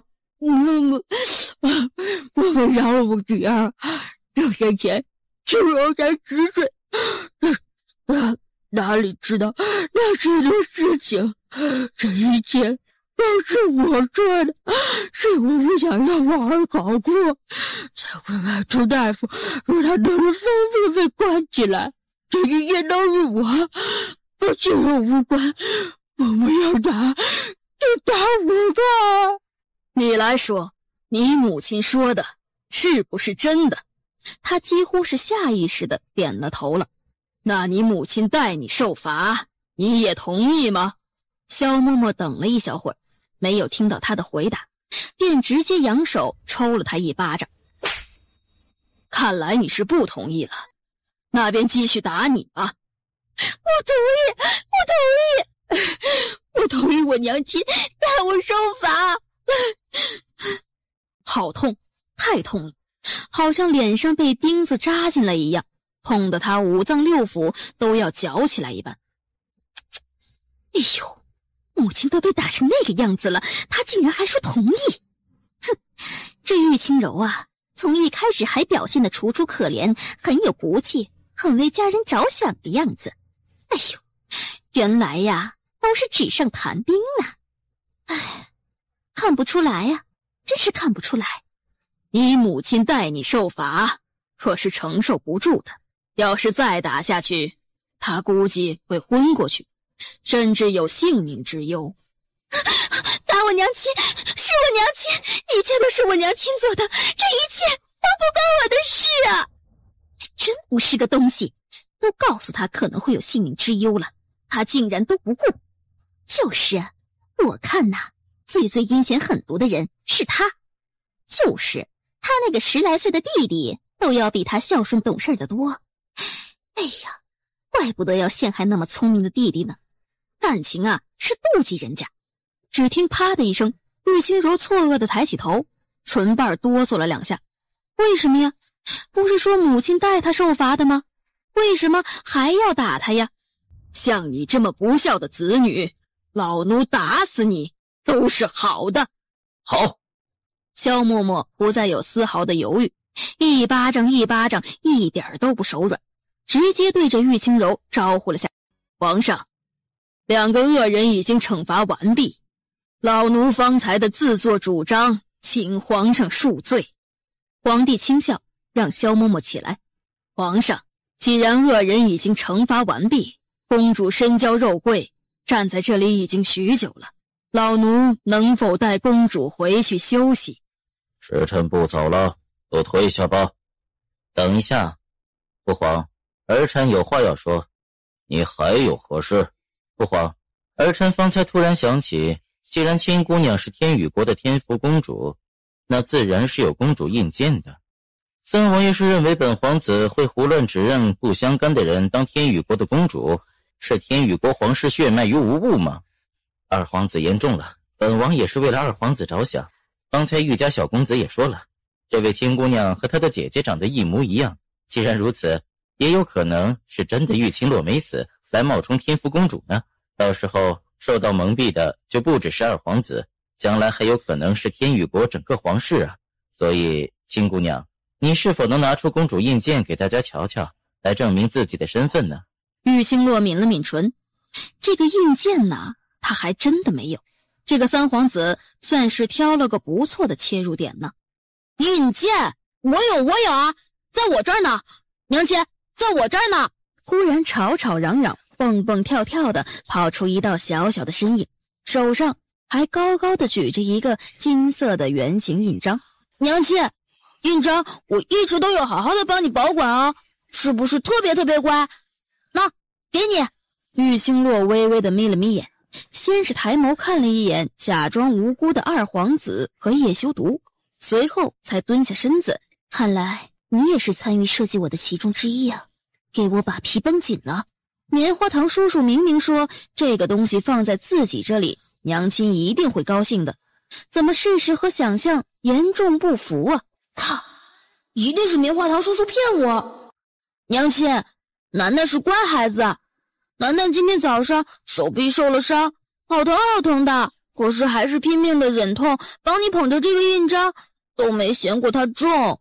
算了，回头再和他算账。三皇子，你想要看的东西是这个吗？三皇子已经完全被楠楠稚嫩的声音惊得忘记了自己的初衷了。他方才听到了什么？楠楠喊亲姑娘，娘亲。皇帝的视线忍不住看向一旁的二皇子，二皇子眼里的眸光温柔宠溺，盯着楠楠嬉嬉闹闹的模样，没有半分不耐。那神情之间，分明就是打从心底里疼他宠他的。看来二皇子知道的事情远远要比他多得多，或者说天宇国的皇帝知道的事情也比自己要多得多。楠楠，你方才叫亲姑娘娘亲？是啊，太后娘娘，她是我的娘亲哦。虽然她没有楠楠这么英俊潇洒，风流倜傥，人见人爱，不过娘亲还是楠楠在这个世上最爱最爱最爱最爱的女儿。不可能，她既然有印章，那便是一国公主。一国公主怎么可能会在没有成亲之前就有孩子？哼，三哥，事实就是事实，改变不了。或者说，你还想来一次滴血认亲，来确定青儿和楠楠的母子关系？真是荒唐！秀儿，母妃平日里是如何教育你的？你怎么能做出这种有辱皇室、不堪入目的事情来？你丢的不只是皇家的脸，连蒙族的脸都被你丢尽了。这怎么能算是丢脸呢？祖母，你早上还说很疼爱楠楠的，怎么现在？难道楠楠的出生对于祖母来说是很丢脸的事情吗？那楠楠是不是从一开始就不该出生啊？那祖母赐楠楠死罪吧？蒙贵妃一噎，竟是半句话都说不出来。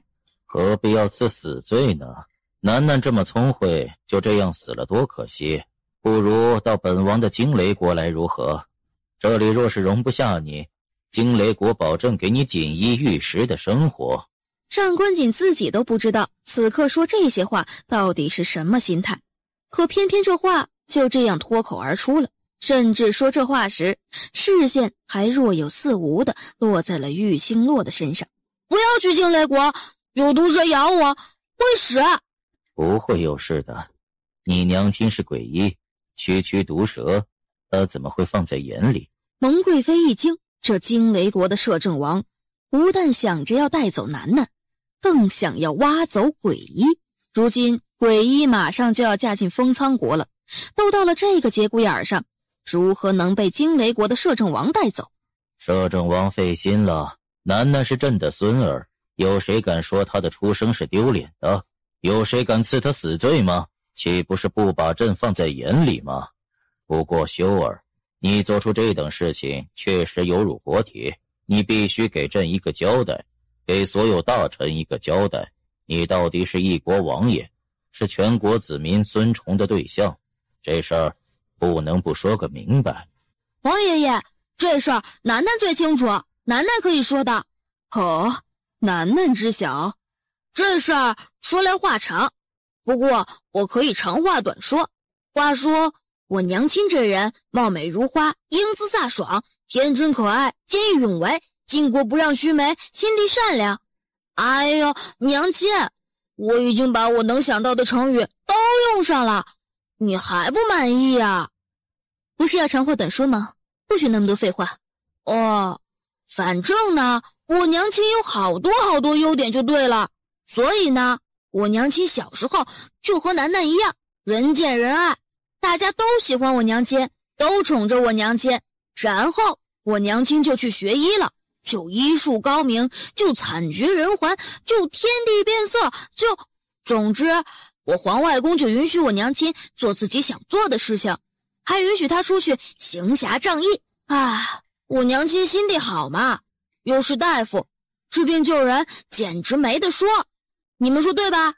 话说，那是一个夜黑风高的夜晚，就在这样一个伸手不见五指，伸脚不见脚丫子的黑夜，就这样突然之间，谁都没有预料到的发生了一段惊天动地、荡气回肠，让天地为之变色的生死决裂。真要说起来，那简直就是一段唯美凄凉的爱情故事啊！大家准备好手帕。你说重点好吗？你这人怎么这样？我说的一直都是重点好不好？你这么大的人了，居然什么都听不出来。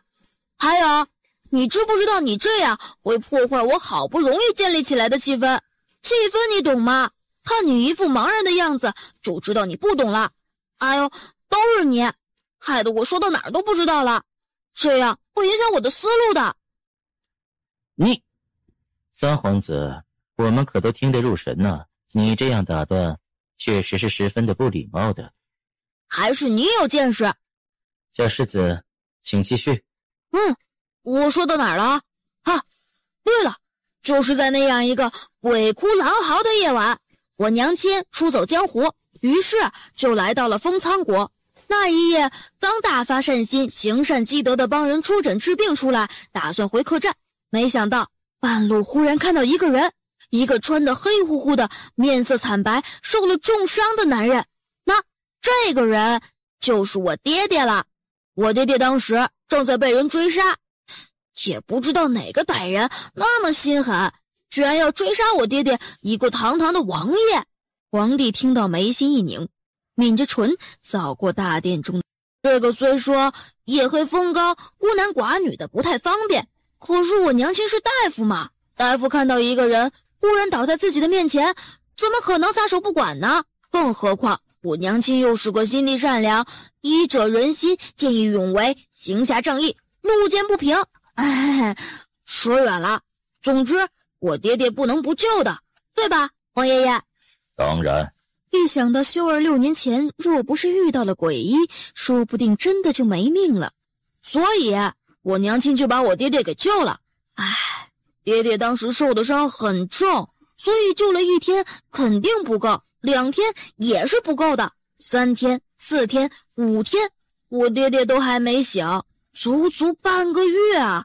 我爹爹的病情才算是有了起色。我娘亲当时也不知道爹爹的身份，爹爹也没说，所以也没有王府的下人来接爹爹、照顾爹爹，因此直到我爹爹的伤痊愈时，都是我娘亲在照顾他。没办法，我娘亲太善良了。大家都知道我爹爹很俊的，对吧？我娘亲呢，又花容月貌，聪明可人，医术高明，人见人爱的，所以2个人相处着，总会发生那么一点点的感情的，是吧？大家都知道，感情这种事情呢，不是人能控制得了的。这个连我这么一个5岁的小孩子都知道，你们这些大人没道理不晓得的，对吧？我爹爹和我娘亲就这样相处之中，知道了彼此的优点，慢慢的感情就升温发酵了。不过你们的思想不要不纯洁，他们最多就是交流病情，其他的什么事都没干。然后呢，又是一个月黑风高的夜晚，爹爹出门的时候碰到了他的仇家，爹爹当时重伤未愈，根本就不是仇家的对手，然后就中了魅毒。那些仇家心真是狠呐，他们想用魅毒控制我爹爹，然后想我爹爹身败名裂啊！我爹爹是王爷嘛，身败名裂是很严重的，影响的不只是我爹爹一个人，影响的是整个封苍国的形象，是不是？那边那个大人，我说的对不对？幸好我爹爹虽然中了毒，但还是逃了出来。我爹爹当时不知道中了什么毒，以为是一般的毒药，就想着找我娘亲帮他解毒。我娘亲当时的医术还没有现在这么高，所以娘亲对爹爹中的魅毒也束手无策。可怜我爹爹，当时整个人都要发疯了，手上被抓的全是血，我娘亲用绳子绑着他都没有用，眼睛鼻孔也开始出血了，眼睛都要吐出来一样，身子一直在抖，随时都要丢掉性命似的。楠楠，别说了，你爹爹恐怕要没脸见人了。唉，我娘亲也是着急上火，当时提议带我爹爹去青楼，我说我爹爹不肯呢。他说那些仇家肯定早就在各个青楼里安排了人，就等着他自投罗网呢，不能中箭。我爹爹大仁大义，为了封苍国的荣誉，就算自己死掉，也不愿意随了敌人的意愿。你说这种崇高的品质是不是很让人敬佩？唉，所以说我娘亲也被我爹爹的高尚情操给震慑住了，于是只能放弃带他去青楼的打算。但是当时的情况真的是万分紧急，一触即发，摆在我娘亲面前的只有2条路，一条是眼睁睁地看着我爹爹去死，还有一条是他自己帮爹爹解毒。万般无奈之下，我娘亲就英勇就义了。楠楠，注意用词。于是我娘亲就舍身成人了。二皇子更是直接捂着嘴，玉清洛和叶修毒的名声啊，全被楠楠给坑完了。这后来嘛，我爹爹的媚毒就解了，可是我娘亲的清白也没了。爹爹是个有担当、会负责任的人，于是他就对我娘亲说：“庆儿，你放心，我一定会娶你为妻的。”然后我娘亲就羞答答的点了点头。羞答答你妹呀！玉清洛几乎要抬起脚往他背上踹过去了，但是呢，因为再次碰到仇家的关系，爹爹的伤口又裂开了。等到他调养好，回府准备成亲的事情，并打算告诉黄爷爷的时候，已经过去1个多月了。悲催的，我娘亲竟然怀孕了！不对，不能说悲催的，应该说幸运的。毕竟有了我这个儿子，是他们莫大的荣幸。我娘亲想要告诉爹爹自己怀孕的事情，可没想到碰到了一个恶仆人。那个仆人竟然说我爹爹要娶什么千金小姐，说不会看上我娘亲这种粗野女子，说我娘亲这种江湖女子就算是给我爹爹当妾都没资格。我娘亲心高气傲啊，听说我爹爹这么嫌弃她，心里肯定不舒服，很伤心。但是我娘亲对爹爹还是有些信心的，她觉得我爹爹肯定不会做出这种没责任心的事情。于是我娘亲就一个人在客栈等啊，等到天地变色，等到春去秋来，等到头发都白了，足足等了5天。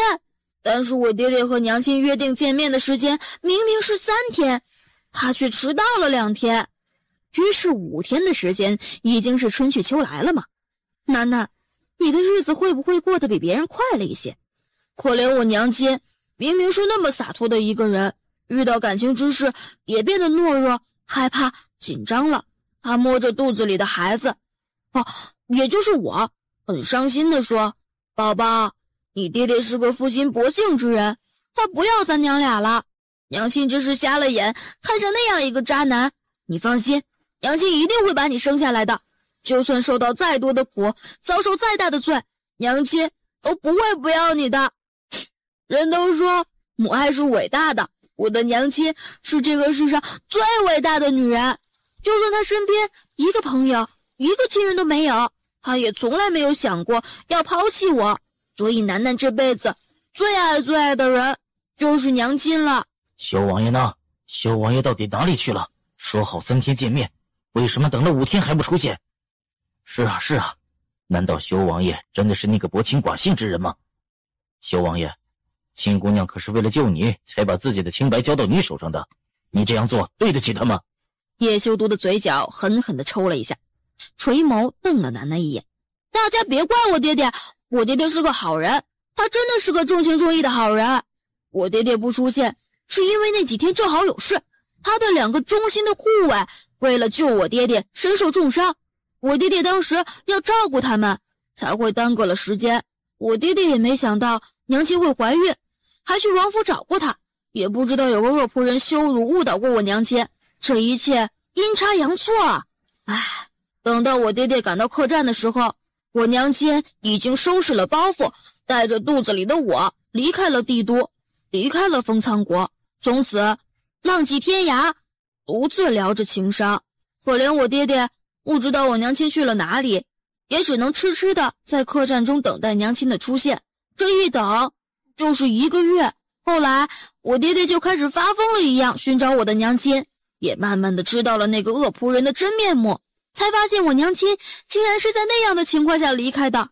爹爹惩罚了恶仆人，却不知道要去哪里寻找娘亲。他那个时候还不知道我娘亲的真实身份。不过就算爹爹知道了，去了天宇国皇宫找娘亲也是找不到的。毕竟我娘亲觉得自己这副样子回去也是给天宇国丢了脸面，没脸去见我的皇帝外公啊。他也只能四处漂泊，帮人看病，赚取一些银两。有人忍不住拿着帕子掩了掩眼角，唉，可怜呐，一对有情人就这样天各一方，原本一段美好的姻缘就被那个恶仆人给拆散了。就是，那后来呢？你爹爹和你娘亲是如何重逢的？接下来重头戏将开始了。话说那是一个月黑风高的夜晚。你哪来那么多月黑风高？我只是按照真实情况描述嘛，娘亲你不要打岔。就是，亲姑娘，你不要打扰楠楠继续说下去嘛。总之那天夜里狂风大作，气氛异常的诡异阴黑。我娘亲忽然感觉到肚子很不舒服，一个人躺在一个破旧的屋子里，叫天天不应，叫地地不灵，身边连一个人都没有，更别说稳婆了。我娘亲满头大汗，泪流满面，要不是她有医术傍身，给自己喂了续命提气的药，恐怕根本就撑不下来啊。娘亲很痛，叫声凄厉，撕心裂肺。终于旁边屋子里有个妇人听到我娘亲的叫声跑了过来，有人来帮忙，终于能让娘亲轻松一点了。可是那个妇人也不是稳婆，不知道要如何接生，手忙脚乱，也是一通乱忙活。我娘亲尽管已经神志不清，但是她还惦记着在肚子里的孩子也就是我，她不能让我有事，所以她就狠狠地掐自己的胳膊，1下2下3下，掐到胳膊上青红一片。终于清醒过来，她努力地平复自己的呼吸，让自己镇定下来，然后指挥那个妇人帮着自己接生。楠楠说着又抬头看了一眼玉清洛，其实他知道娘亲生自己的时候远远要比自己方才说的这些还要辛苦100倍。当时于作林的人正在追杀娘亲和葛嬷嬷，当时是在脏乱不堪的破庙里，娘亲难产大出血，甚至一度昏迷死去。葛嬷嬷那时真的以为娘亲死了，可是不知道为什么，大概还是想要把孩子生下来吧，忽然之间又睁开了眼，用尽全力将自己给生了下来。怎么不继续说了？忽然就对着玉清洛冲了过来，小手圈上他的腰身。娘亲，谢谢你，谢谢你那么努力的保护我，给我生命。娘亲，楠楠以后一定会孝顺你，对你好的。好了，娘亲知道楠楠是个好孩子。叶修独垂在身侧的手微微的紧了紧，盯着母子2个的身影，有那么一瞬间也冲动的想要上前把他2个至亲至爱的人拥进怀里，告诉他们以后有他在，不会再让他们受到那样的委屈了。是啊，女人一旦做了母亲，为了孩子，再多的苦，再多的痛也都不怕的。皇上，新姑娘是个好姑娘，她给咱们封仓国保住了一个不可多得的人才呀。皇帝点点头，视线在大殿中巡视了一圈，看到许多的大臣和女眷都眸光柔和了下来，动容地看着那对母子。后面的事情我来说吧。青儿生了孩子之后，身子大不如从前，而且楠楠也因为在肚子里难产多时的原因，总是生着病，想要痊愈，珍贵的药材少不了。而以青儿的身子状况，已经不能单独去那些高山悬崖采药了，青儿的积蓄也很快用完。直到有一天看到楠楠在自己的面前晕死过去，半天才救回来，青儿意识到再不给楠楠用好药，楠楠恐怕有性命之忧了。他这才让人送信回来，送到了我的手上。我们已经有1年多没有青儿的消息了，父皇也是十分的焦急。如今接到急信以后，立马让本皇子带人快马加鞭的把青儿和楠楠接了回来。有了最好的药，最好的环境，最熟悉的人伺候，青儿的身子也慢慢的好了起来。楠楠也终于有了健康的身子，能跑能跳了。青儿是未婚生子，问他孩子的父亲是谁，青儿也不肯说。父皇很是震怒，只是青儿毕竟是父皇最疼爱的女儿，楠楠又那么惹人喜爱，父皇最终没有狠下心治青儿的罪，只是他要为青儿物色驸马。青儿心里还有修王爷，又舍不得楠楠认别的男子为父亲，干脆离宫出走，带着楠楠继续悬壶济世。而鬼医的名字也越发的响亮了。4年前，修王爷得知鬼医这一号人物，得到的消息和描述和他认识的青儿十分相似，就算有着一线希望，修王爷还是离开了帝都，开始寻找鬼医。这一找便是许久。原来修王爷4年前突然离开帝都，是为了寻找青姑娘。是啊，总算是皇天不负有心人，他们一家人终于团聚了。玉星洛暗暗地翻了翻白眼，真是狗血到不行啊！这些人为什么就会相信呢？为什么要相信呢？难道就没有雷同的故事从他们耳朵？皇帝啊，秀儿和青姑娘的这段路走来也是波折重重，十分的不容易。2个都是痴情人，如今总算是皆大欢喜的。既然皇上已经下了旨意，青姑娘也是天宇国的天福公主，身份地位又和咱们修儿是天作之合，那就选个好日子，让他们成亲吧。母后说的是，这选日子的事情就交给母后和贵妃吧，这婚事可不能有一丝的马虎。而蒙贵妃到了此刻却还有些回不了神。波折重重就能修成正果了吗？我和那人也是波折重重，可是到了如今却要天各一方，见不到彼此。皇帝既然有这般的好心，当初为何不成全了我和那人？很好，成亲是吧？我倒要看看他们怎么来成这个亲。成亲？摄政王觉得哪里有不妥。皇上，如今这是4国大赛最是紧张的时刻，修王爷要是在这个时刻筹备亲事，岂不是太不重视4国大赛了？这是在藐视我们其他3国吗？摄政王言重了，修儿的亲事自然不会放在现在，等到4国大赛结束后才会正式筹备婚事。届时摄政王若是得空，还请留下来喝杯喜酒。哦吼，等到4国大赛结束后才举行啊，那本王倒是没有意见。诸位大臣对这门亲事还有何意见吗？皇上，青姑娘到底未婚生子，她若是成为修王爷的正妃，恐怕遭人诟病。依臣看，未婚生子又如何？齐寒卫看了那个大臣一眼，刚才楠楠说了那些话，难道这位大人一点感触都没有吗？还是大人认为当初青姑娘不该以自己清白之身救下修王爷的命，不该冒着生命危险为皇室诞下皇孙？这样的女子，大人还想委屈了她不成？本太子都觉得青姑娘是个了不起的女子，若是封苍国委屈了青姑娘，本太子便让她当了这个太子妃。那个刚想说话的大臣猛地倒抽了一口凉气，不敢置信地看着齐寒卫。是啊，要是青姑娘觉得委屈了，惊雷国随时欢迎青姑娘。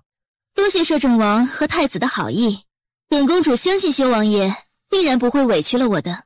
自然，本王的妻子只有你一个人，也只会是你一个人。有人艳羡地看着那一对璧人，有人则憎恨地看着他们。于大人，今日之事你实在是做得糊涂。青姑娘的身份已经大白于天下，你未调查清楚便擅自揭了她的面纱，且劳师动众，闹出这么大的动静。朕念在你受李氏蒙蔽的份上，暂且饶你一命，不过死罪可免，活罪难饶，把你看守城门1个月，重打30大板，你可有不服？臣领旨，谢皇上恩典。只是30大板，并当城门小兵1个月呀。看来皇帝对于作霖还是有些偏疼的，他对于于作霖依旧寄予厚望，将来还是可能会有机会翻身。外边很快有侍卫走过来，直接拖走了于作霖。朕有些累了，都退下吧。30大板打得还真是快呀。于大人，30大板的滋味如何？于作霖咬牙切齿，很有冲上前一把撕了他的冲动，只是身上受着伤不允许。玉清洛身后一左一右保护着他的修王爷和二皇子不允许。娘，怎么走？于大人，我听说玉家大小姐和你从小便有婚约，可是呢，于大人有了本事，成了武状元，再荣升为少年将军，眼光自此便高了，瞧不上玉家的大小姐，所以在新婚之夜便让这位身份低微的妻子成了弃妇。哎呀，哼，你到底想说什么？还说不是玉清洛？哼，他还敢说自己不是玉清洛？他的言语当中分明含着对当年我行为的控诉。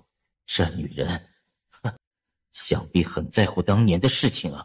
我没想怎么样啊，只是通过那件事，让我觉得于大人应该是很重视官职高低的，所以想问一问于大人，被派去当守城小兵1个月，心里是何滋味？顺便提醒一下于大人，你此刻面前站着一个王爷，一个皇子，一个公主，一个小郡王，于大人是不是应该先给我们行个礼呢？还有一个小世子。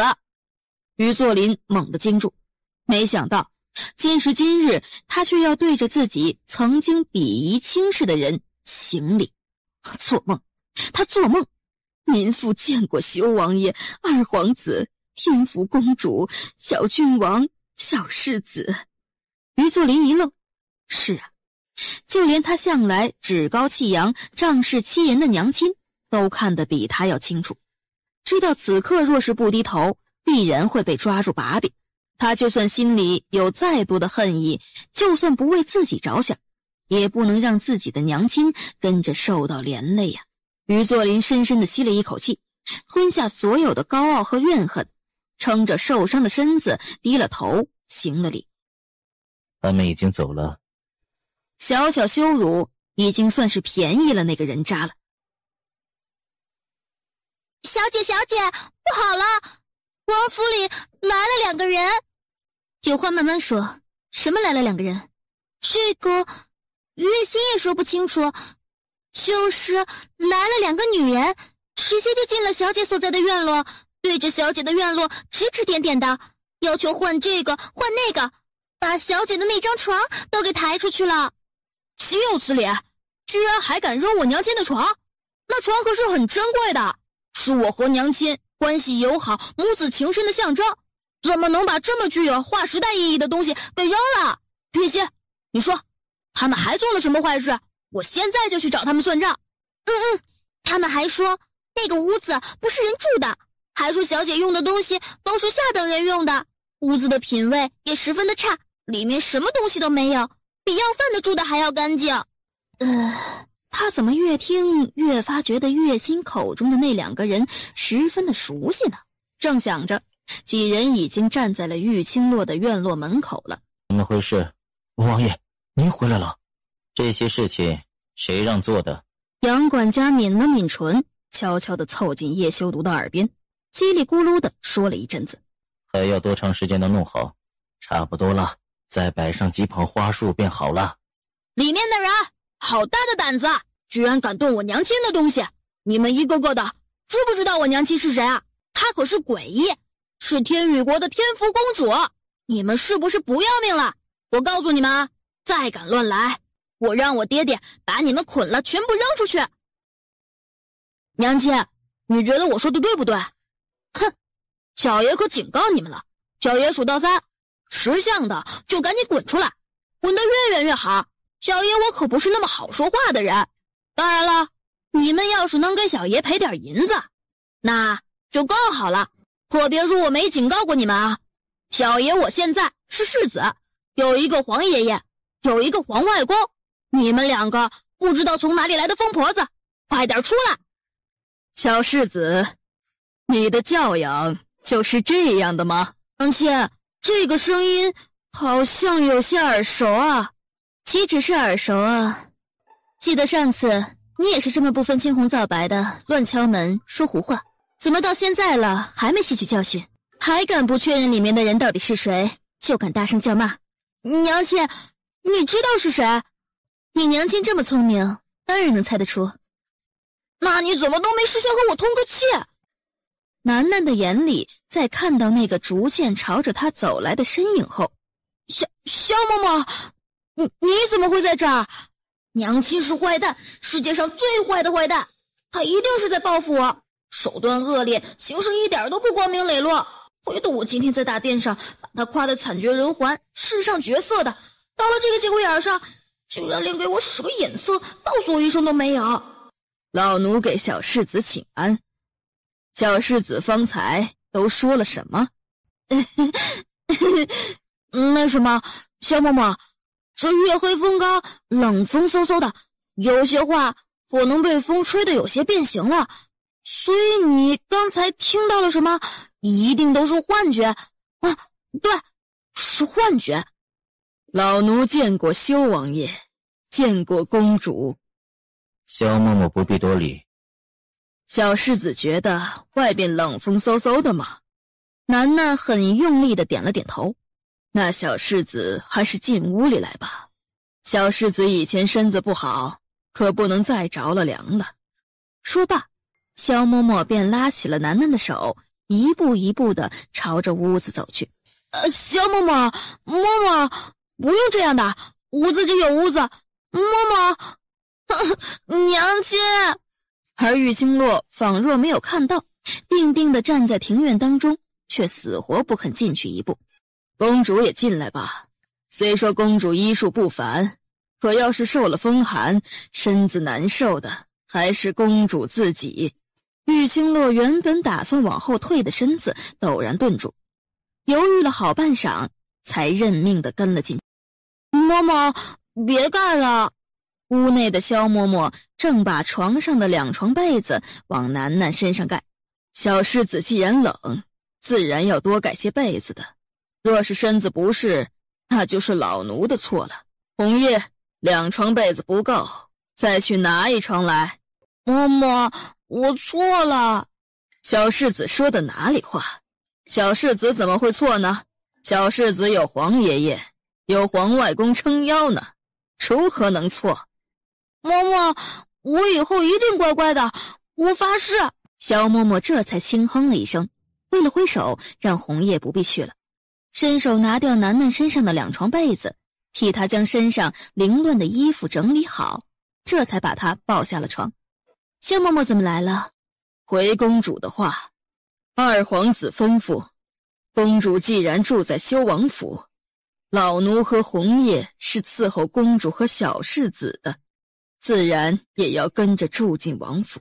只是老奴来时看到公主的房间如此清冷，未免公主住得不舒服，便擅自让人改了。这房里的东西很多都是从天宇国的公主府内带来的，公主应该会用得方便，希望萧王爷不要怪罪。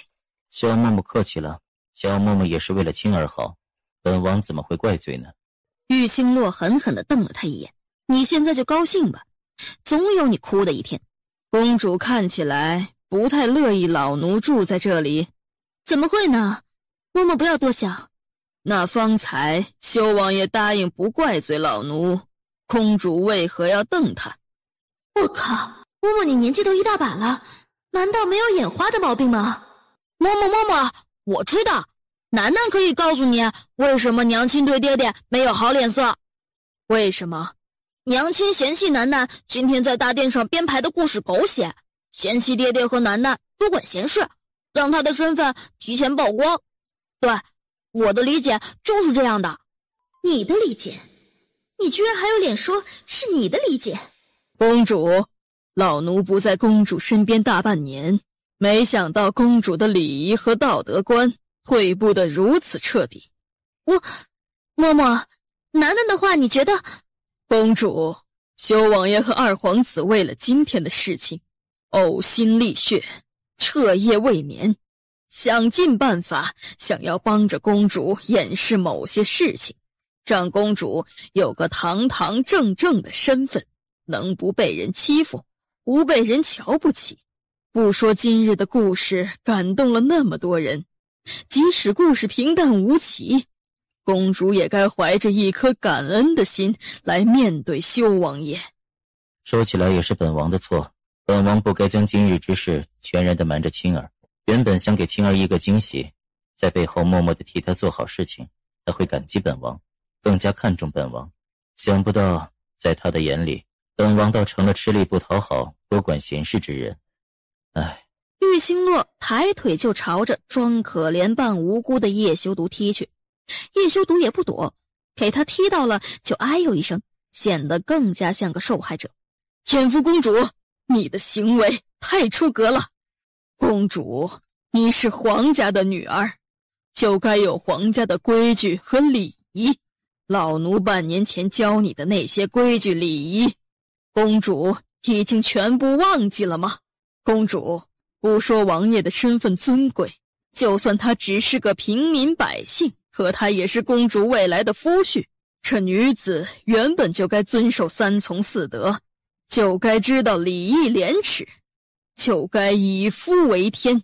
你如此行为，要是被外面的人知道了，不晓得要落下多少画饼。你丢的不仅仅是……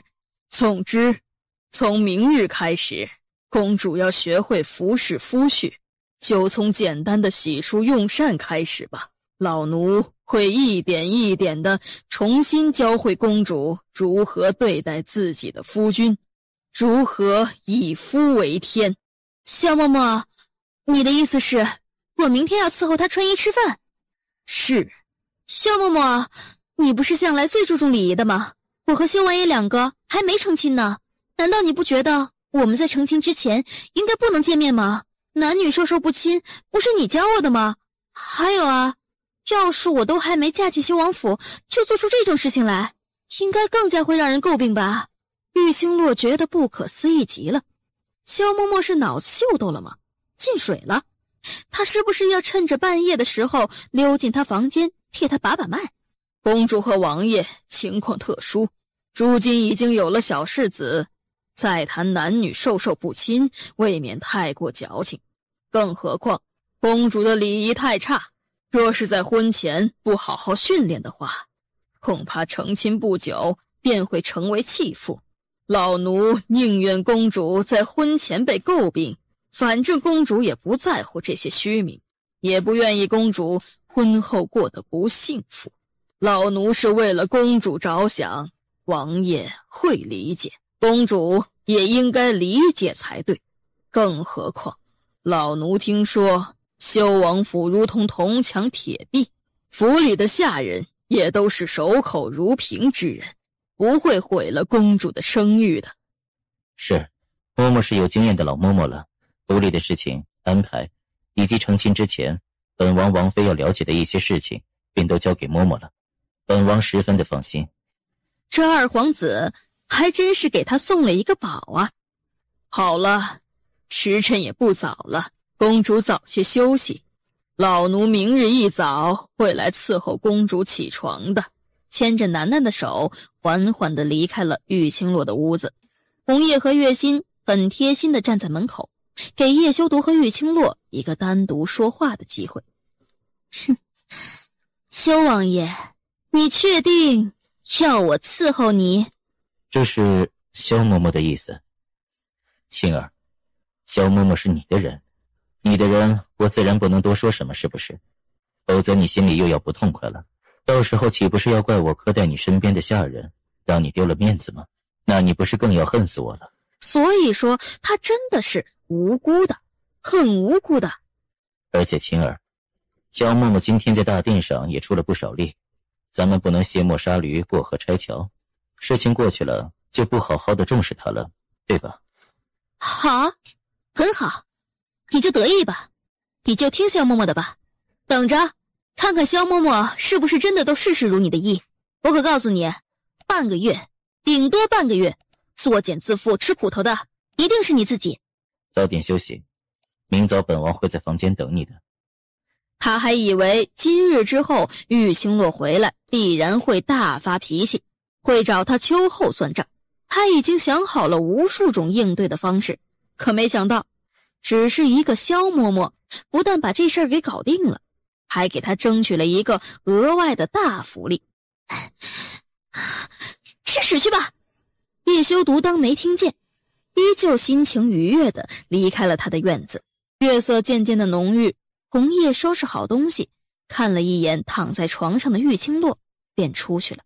小姐，你为什么那么听那个萧嬷嬷的话？小少爷好像也挺怕她的。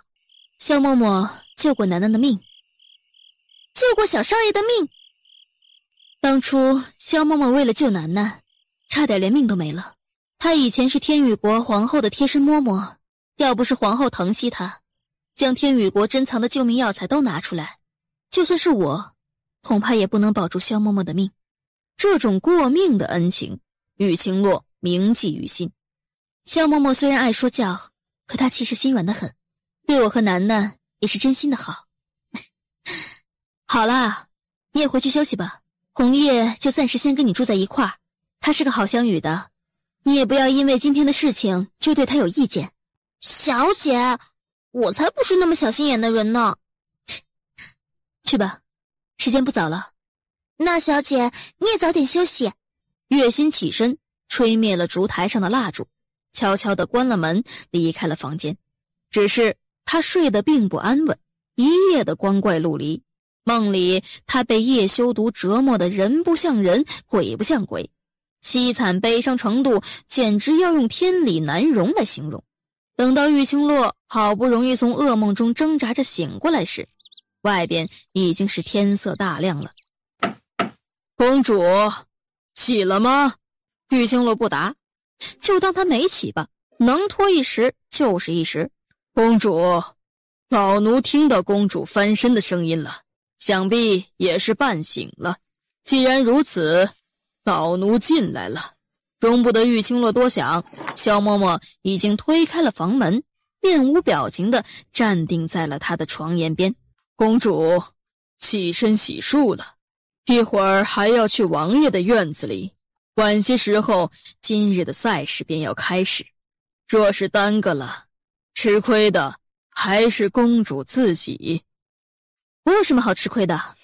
老奴原本给公主安排的日期是10天，若是10天之内都能没有任何差错的完成，那自然是最好的。若是1日完不成，那便增加2日。公主那么聪明的人，这利害关系应该知道的吧？小嬷嬷，算你狠。红叶，你们进来，伺候公主洗漱，动作快点。是。不过2刻钟的时间，玉清洛已经梳好妆，铺好粉，穿好衣服了。这又不是在天宇国，小嬷嬷不用这般隆重的装扮吧？正是因为公主是天宇国的天福公主，在气势上也好，在装扮上也罢，一点都不能输给别人。如今公主的身份已经是世人皆知了，那些贵妇人若是还看到公主一身素色，岂不是要笑话天宇国是个落后贫穷的国家，连让公主能拿得出的体面都没有吗？要体面，看二皇子那骚包的样子不就可以了？唐白痴可是把值钱华丽的东西全部挂在了身上的。好了，公主，时辰不早了，王爷也该起床了，随老奴走吧。楠楠正被下人告知情况，正匆匆地拉着玉宝儿跑出门外来看热闹。姐姐真好看。宝儿舅舅，你眼瞎了吗？唉，没关系，我理解，毕竟被关在小黑屋那么多年，视力受损，审美落后也是正常的。不能怪你。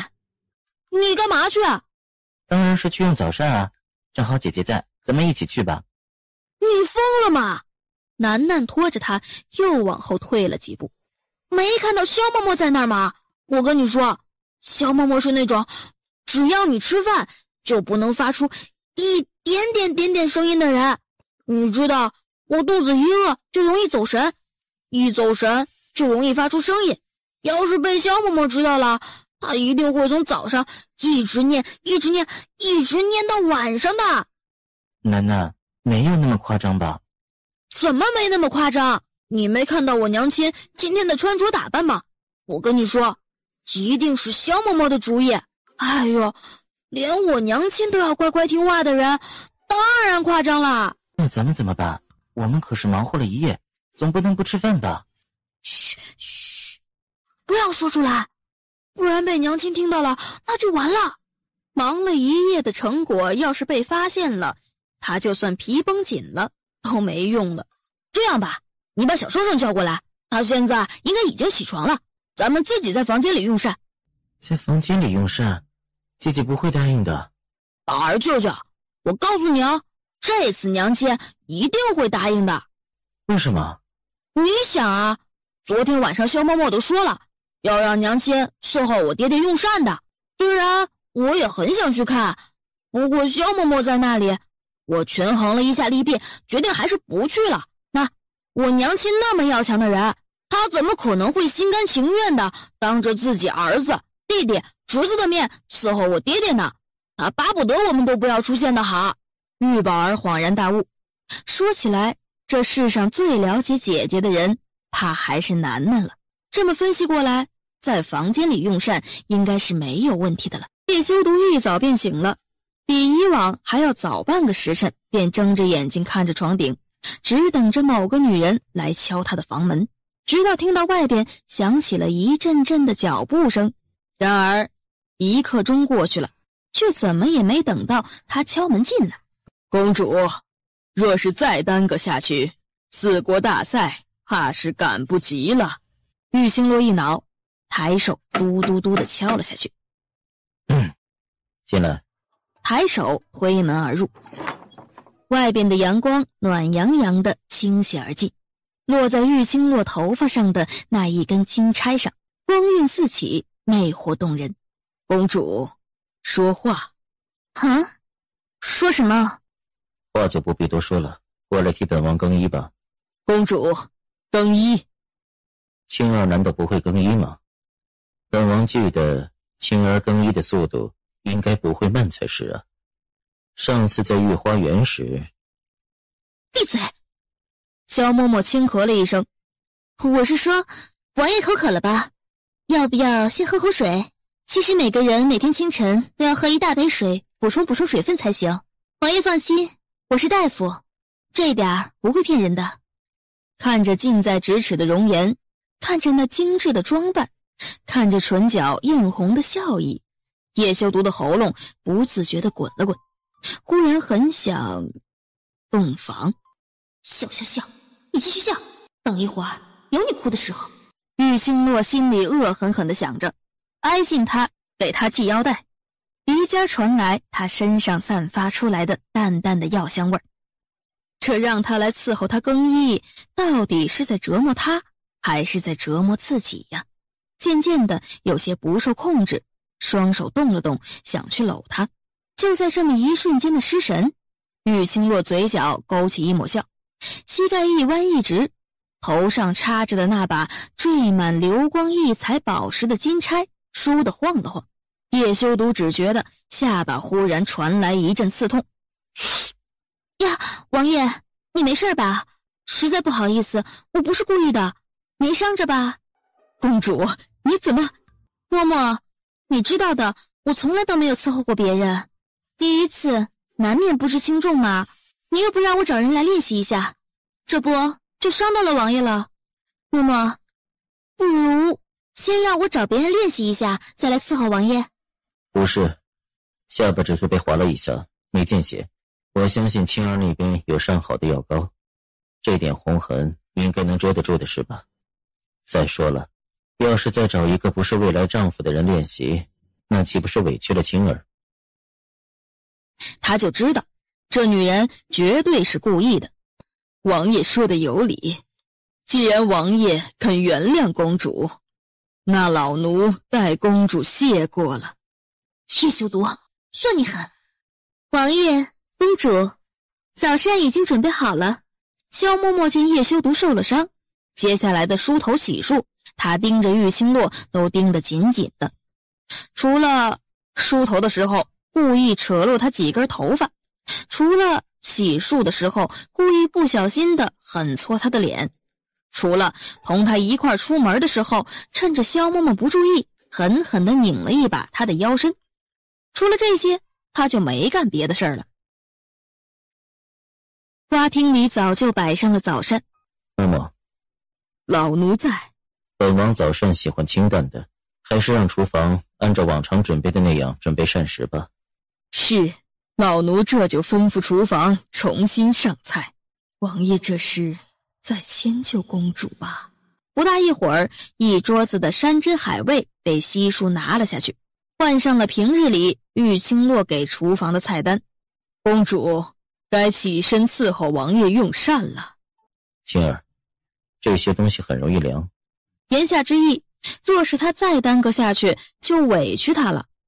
本王今日右手有些酸痛，青儿，麻烦你了。玉清洛站到一半的身子猛然僵住，什么意思？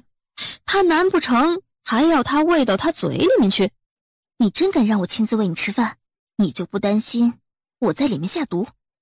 若是你今儿乖乖的喂我，回头我就让萧嬷嬷卸掉你这一身装扮，如何？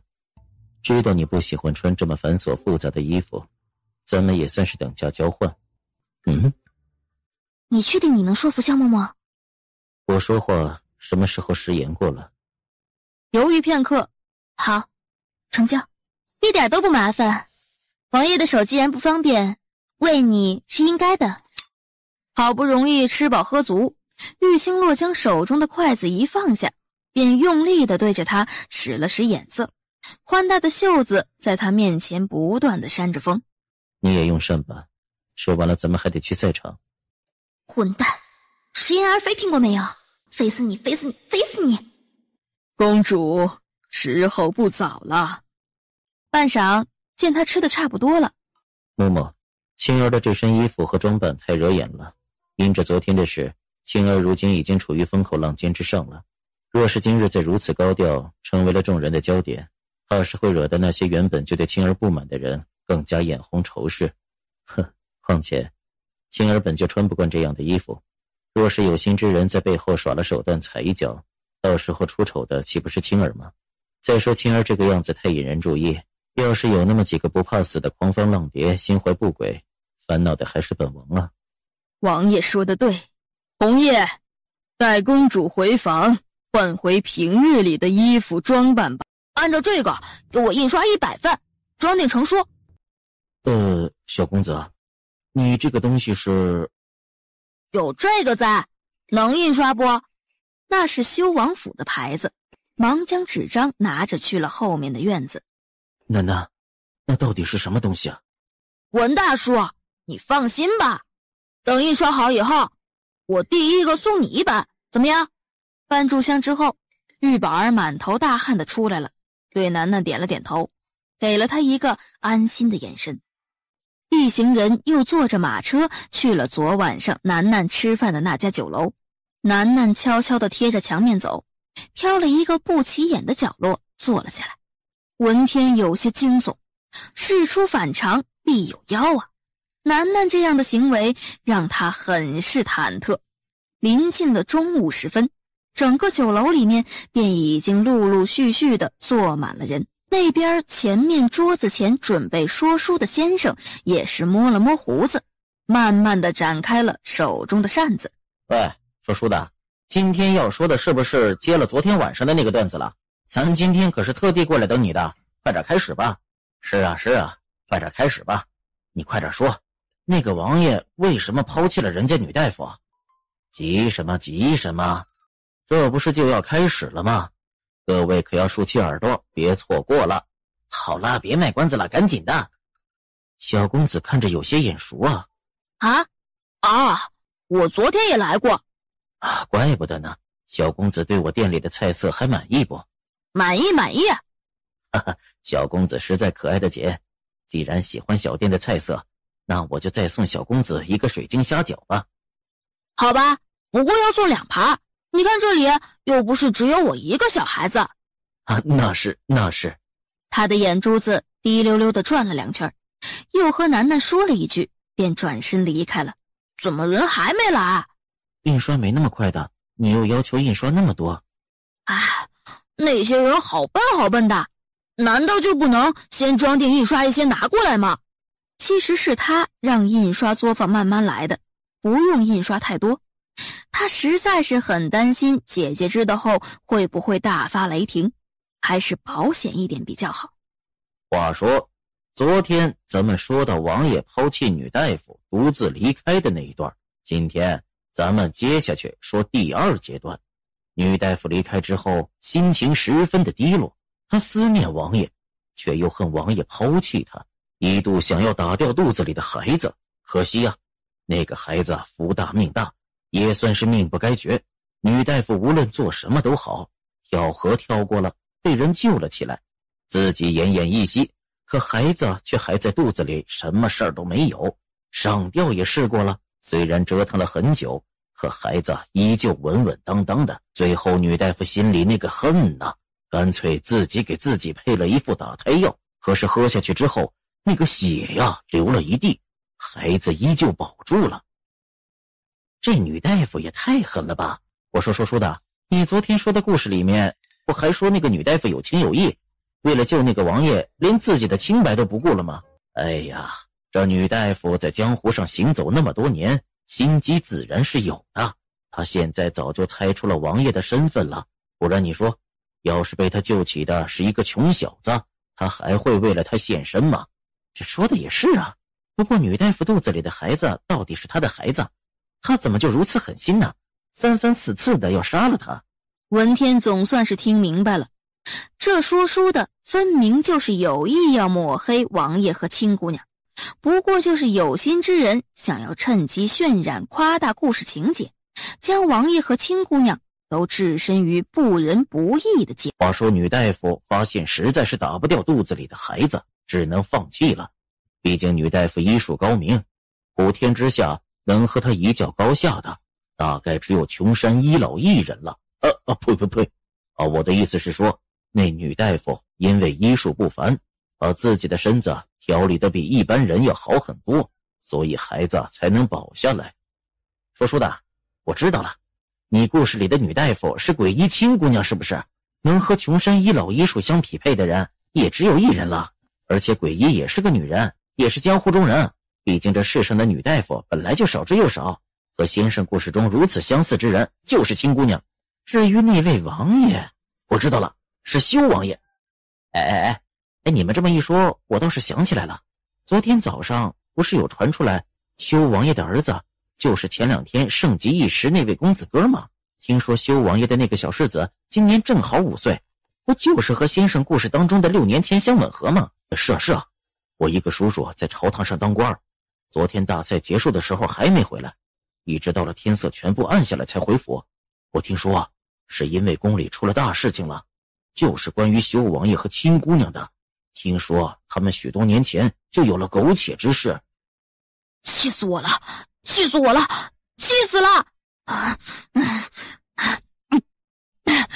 气死了！老夫可是什么都没说啊！你们都别吵了，接下去的事情你们到底想不想听下去了？楠楠正是因为昨天晚上听到了前半段的故事，所以今天才会出现在这里的吧。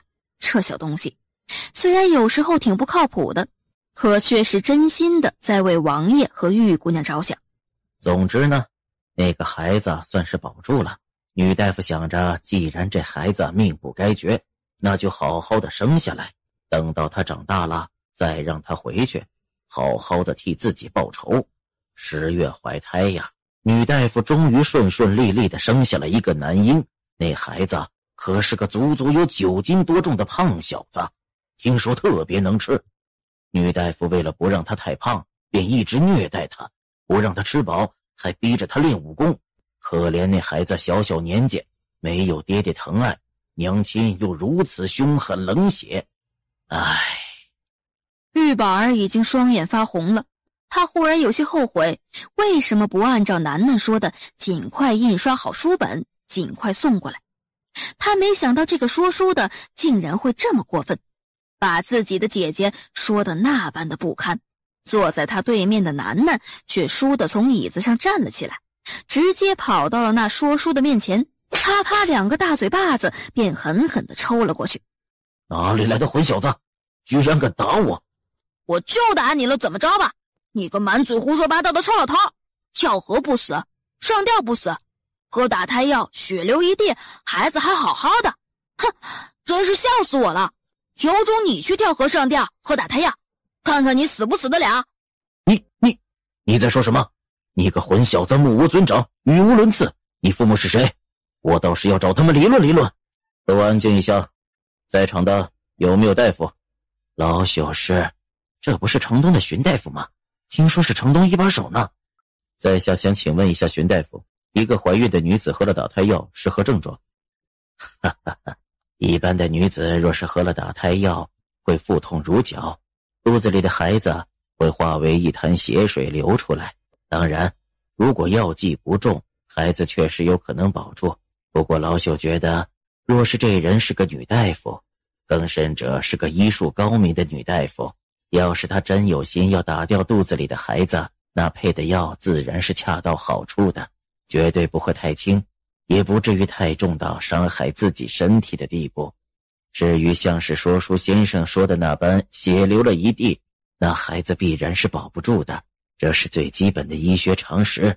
而且又是跳河，又是上吊，又是喝打胎药，如此折腾，就算女大夫的身子再好，她也保不住自己的命了。这说书的根本就是在说谎。说书先生急了：你们是什么人？到这里来捣什么乱？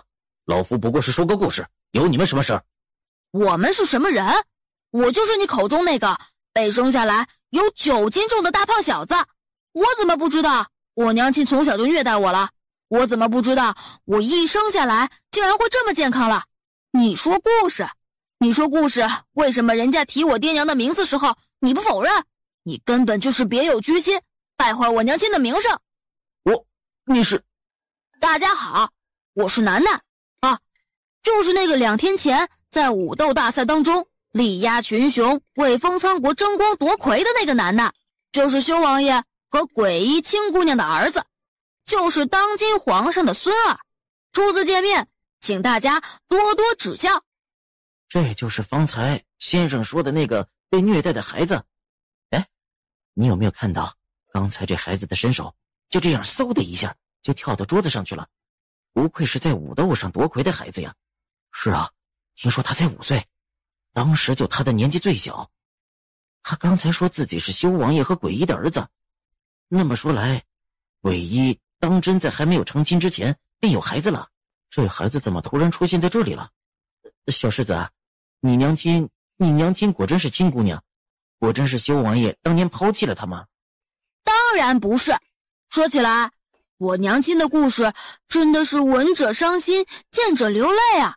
啊，对了，我忘记告诉你们了，我娘亲是天宇国的天福公主，所以根本不存在什么看中我爹爹王爷身份，故意去救他，然后巴结他的情况。天福公主？那不是皇上下圣旨要和修王爷联姻的公主吗？小世子，当年到底发生了什么事情了？你们都想知道这个惊天地泣鬼神的故事是不是？唉，其实你们要知道，根本就不用听说书的说，他刚才说的全都是胡说八道的。昨晚上说的倒是和事实接近了8、9分，但今天说的都是他自己凭空想象出来的。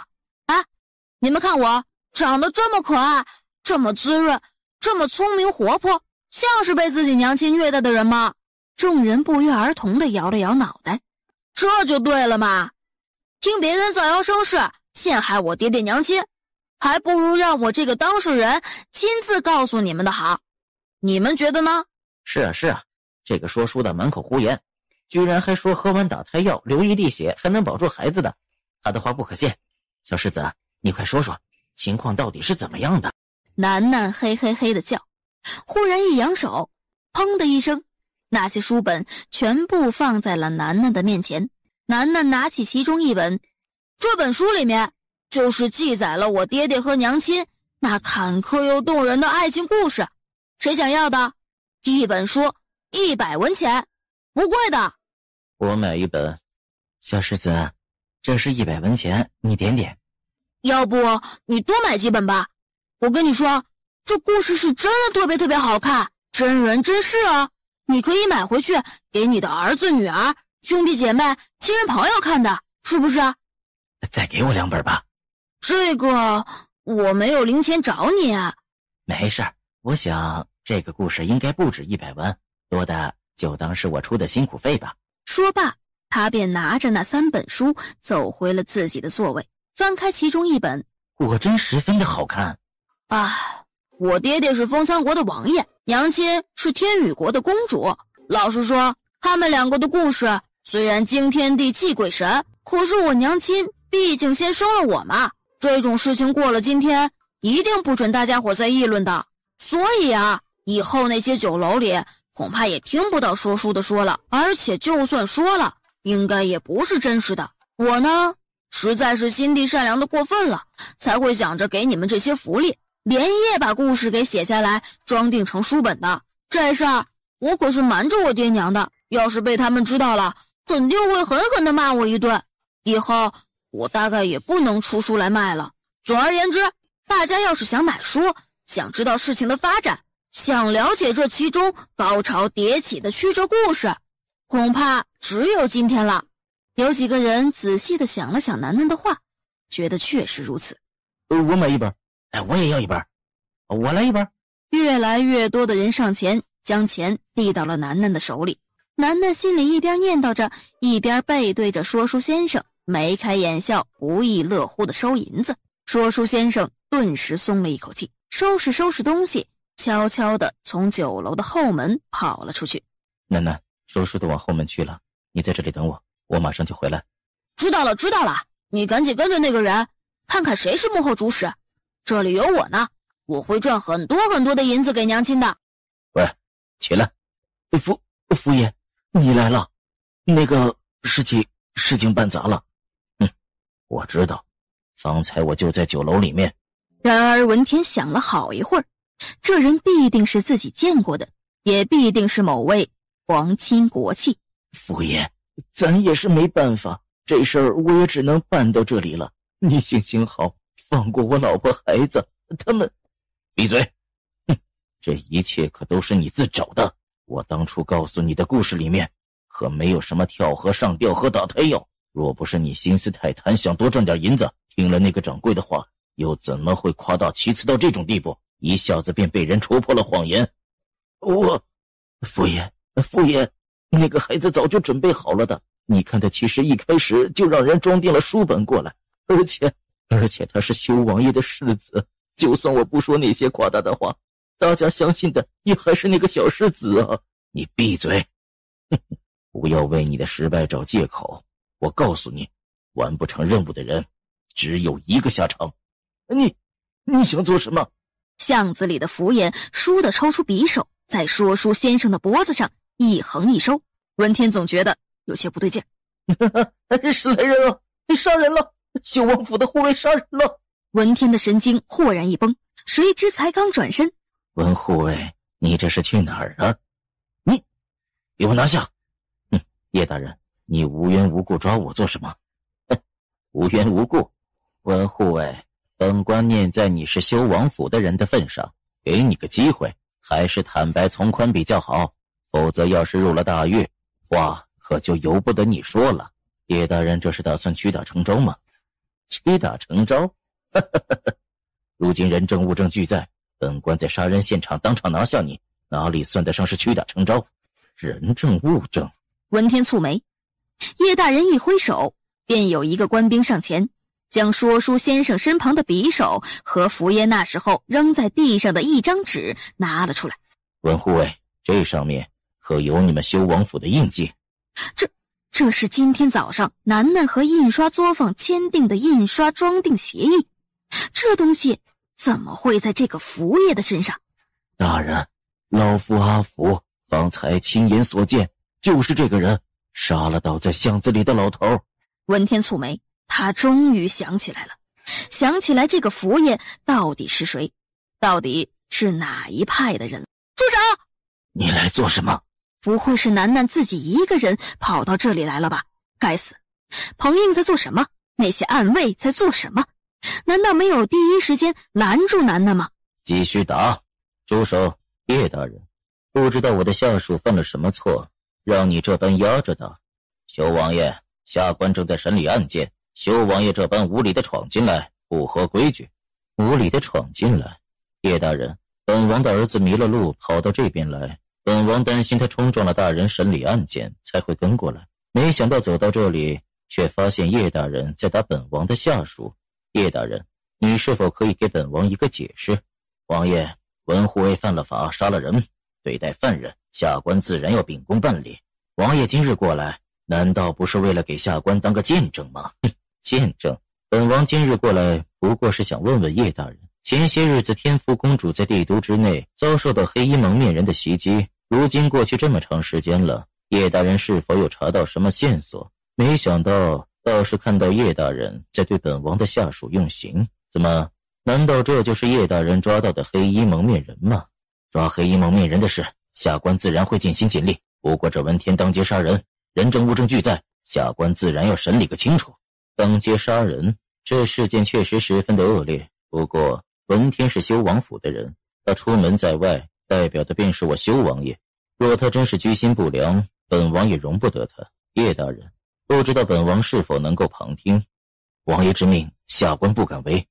继续打，打到他招了为止。叶大人这话是打算屈打成招吗？修王爷，这人证物证俱在，容不得他狡辩。哦，人证是谁？物证又是什么？修王爷待会儿可不要偏袒自己的护卫。来人，带阿福。叶修读闻言只是轻笑了一声，回头看向文天。阿福说的话是不是真的？王爷，真正的凶手是阿福，是他杀了人，嫁祸给属下的。属下是被陷害的。哦，那你也把当时的情况原原本本的说一遍。文天的声音已经有些暗哑，嗓子也难受得紧，却还是异常清晰的把当时的情况说了一遍，除了那个说书的人让阿福放了他妻儿的那句未完的话。叶大人，当时巷子里没人，两人说的都很有道理。既然文天有嫌疑，那阿福也有嫌疑吧？王爷，下官这里还有物证，这纸是谁的？这只是宝儿舅舅的，也一直放在宝儿舅舅的身上。叶大人，这纸可不是从文天身上调出来的，而是现如今天宇国的小郡王身上放着的。按照叶大人的说法，小郡王也是嫌犯了，那叶大人是不是也该把小郡王给带过来，一块打个板子，审查审查？玉宝儿当时在酒楼当中未曾离开一步，有不在场的证明，是吗？也就是说，那张纸是别人从宝儿身上拿走的，这别人有可能是文天，也有可能是阿福，或者是任何一个接近过宝儿的人偷走的，也有可能是说那个说书的在离开酒楼前从宝儿身上顺走的。叶大人，你说本王说的对不对？是。所以嫌犯只剩下两个，一个是文天，一个是阿福。叶大人，是不是？王爷，说书先生是被一刀毙命的，仵作检验过了，没有武功修为的人不可能做得如此完美，连一滴血都沾染不上。阿福只是个手无缚鸡之力的老人，比不上文天身手不凡。哼，是吗？楠楠，去看看阿福，观察一下他的气息。是。二话不说便直接跑到了阿福的跟前。楠楠看了两眼，半晌后叹了一口气，忽然伸手拍了拍阿福的肩膀。爹爹，这样真的看不出什么来。大堂内的所有人都惊呆了，眼看着阿福像是癫狂一样又往其他人攻击而去。叶修读看了一阵，这才往阿福掠去，狠狠一拍，方才被楠楠扎进去的针被他给逼了出来。住手！大堂之上，哪容得你如此放肆？还不去拿条绳子把人绑了？难道等着他再度发狂，伤了本王和小世子不成？是，叶大人此刻还觉得阿福是个没有武功的人吗？下官，大胆阿福，竟然敢欺瞒本官，隐藏武功！你说你到底意欲何为？大人冤枉啊！小人以前确实学过一些武功用来防身，小人不是有意欺瞒，只是当时看到有人被杀了，一时惶恐，便忘了这事儿了。忘了？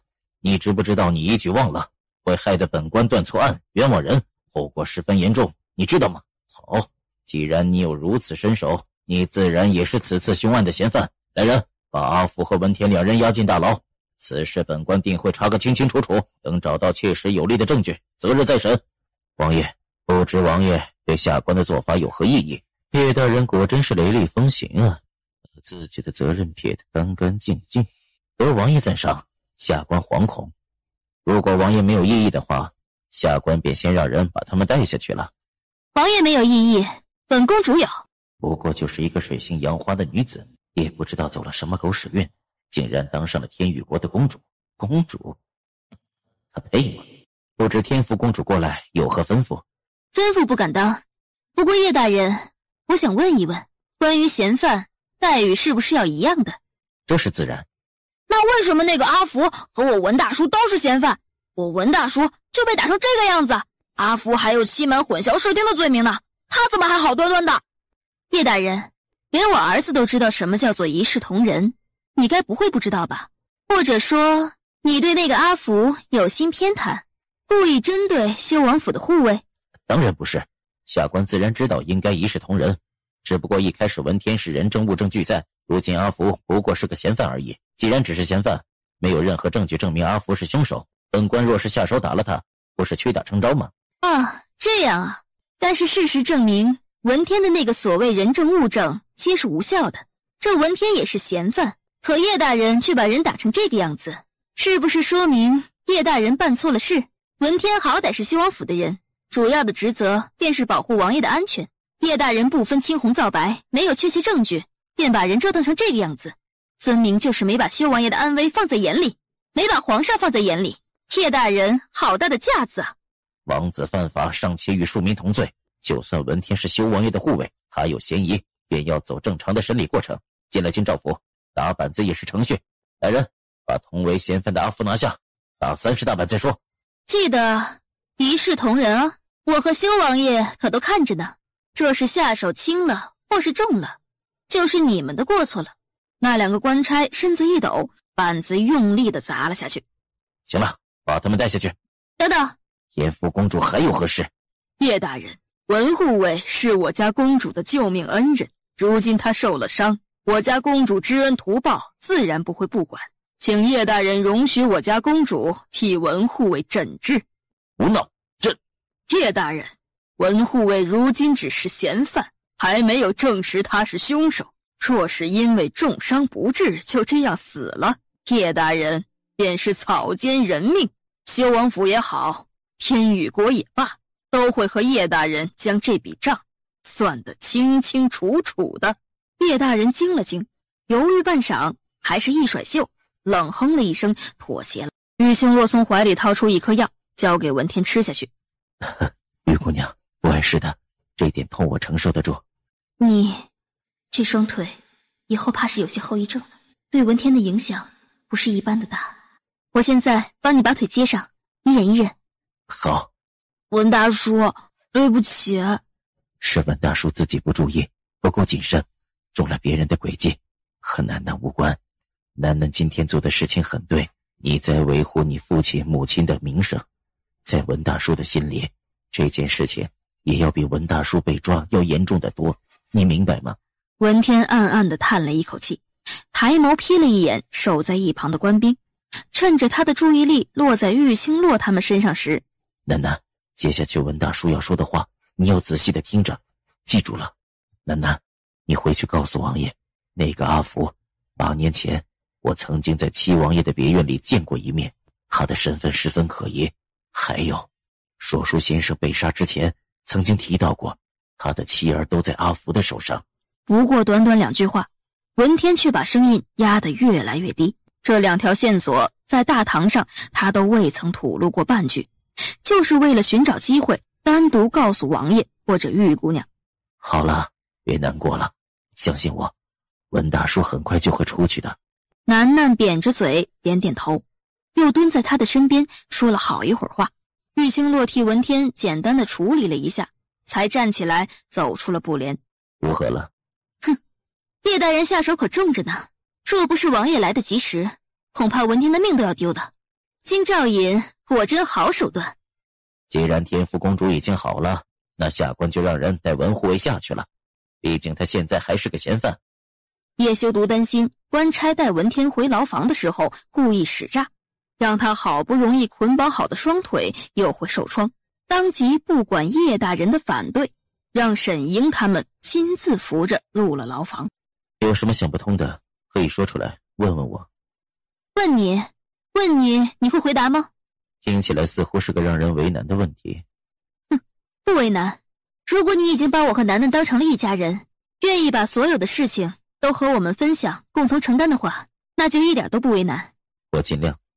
我只是在想，那个阿福是七王爷的人，这么说来，要对付你的人就是七王爷叶浩庭和蒙贵妃了。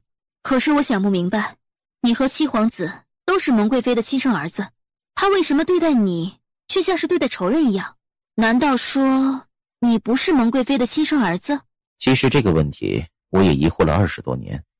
母妃从小对我十分的冷淡，只是父皇十分的疼爱我，因此他也只是在父皇面前表现得稍微热心一点。后来他生了七弟，他对七弟的态度完全不一样，疼他就像是疼进了骨子里一样。其实我在无意间知道追杀我的人是母妃时，也怀疑过我们的关系。可是我的身上有印记，是专属蒙族的印记，七弟身上却没有。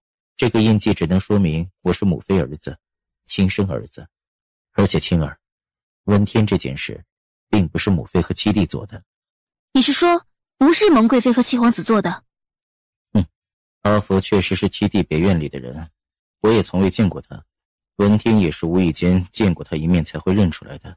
他的的确确不起眼，也不是重要的人物，可这并不代表阿福的身份我们查不出来。母妃不会用一个能让人轻而易举查出身份的人来陷害设计我，而且这事儿明显可以看得出太过大费周章了。母妃会更加直接一点，比如派人暗杀他。这么说来，我倒是觉得今天那个叶大人的态度很是奇怪。他要是真的有心要对付你的话，怎么会那么简单的就妥协了？对你的话照单全收，也没有真的到纠缠不清的地步。别动！玉清洛径自想得出神，说正事儿。你怎么那么爱操心？那你是在嫌我多管闲事了？不要故意误解我的意思，你明知道我不是这个意思。你方才自己还说我没把你当成一家人，现在呢？你有把我当成你的丈夫吗？待会儿萧嬷嬷来了，要是看到我们这样，保准你吃不了兜着走。王爷、公主，晚膳是端到书房来用，还是在花厅用？放开啊，快点！端到书房来吧。是。叶修铎，你想干什么？想让你给我把把脉。今天早上开始，我就觉得有些心悸不适。星洛一愣，你怎么不早说？便直接抓起他的手腕，手指搭上他的脉搏，屏息了起来。心跳怎么这么快？唉，这软玉温香在怀，心跳若是不快，那才叫不正常吧。玉星洛还没来得及反应过来，就见萧嬷嬷吩咐2个丫鬟将酒菜全部端了进来。两人还处于相拥，并且双眸对视，含情脉脉，还和萧嬷嬷碰了个正着的姿势。那个，萧王爷身体不舒服，我只是帮他看一看而已。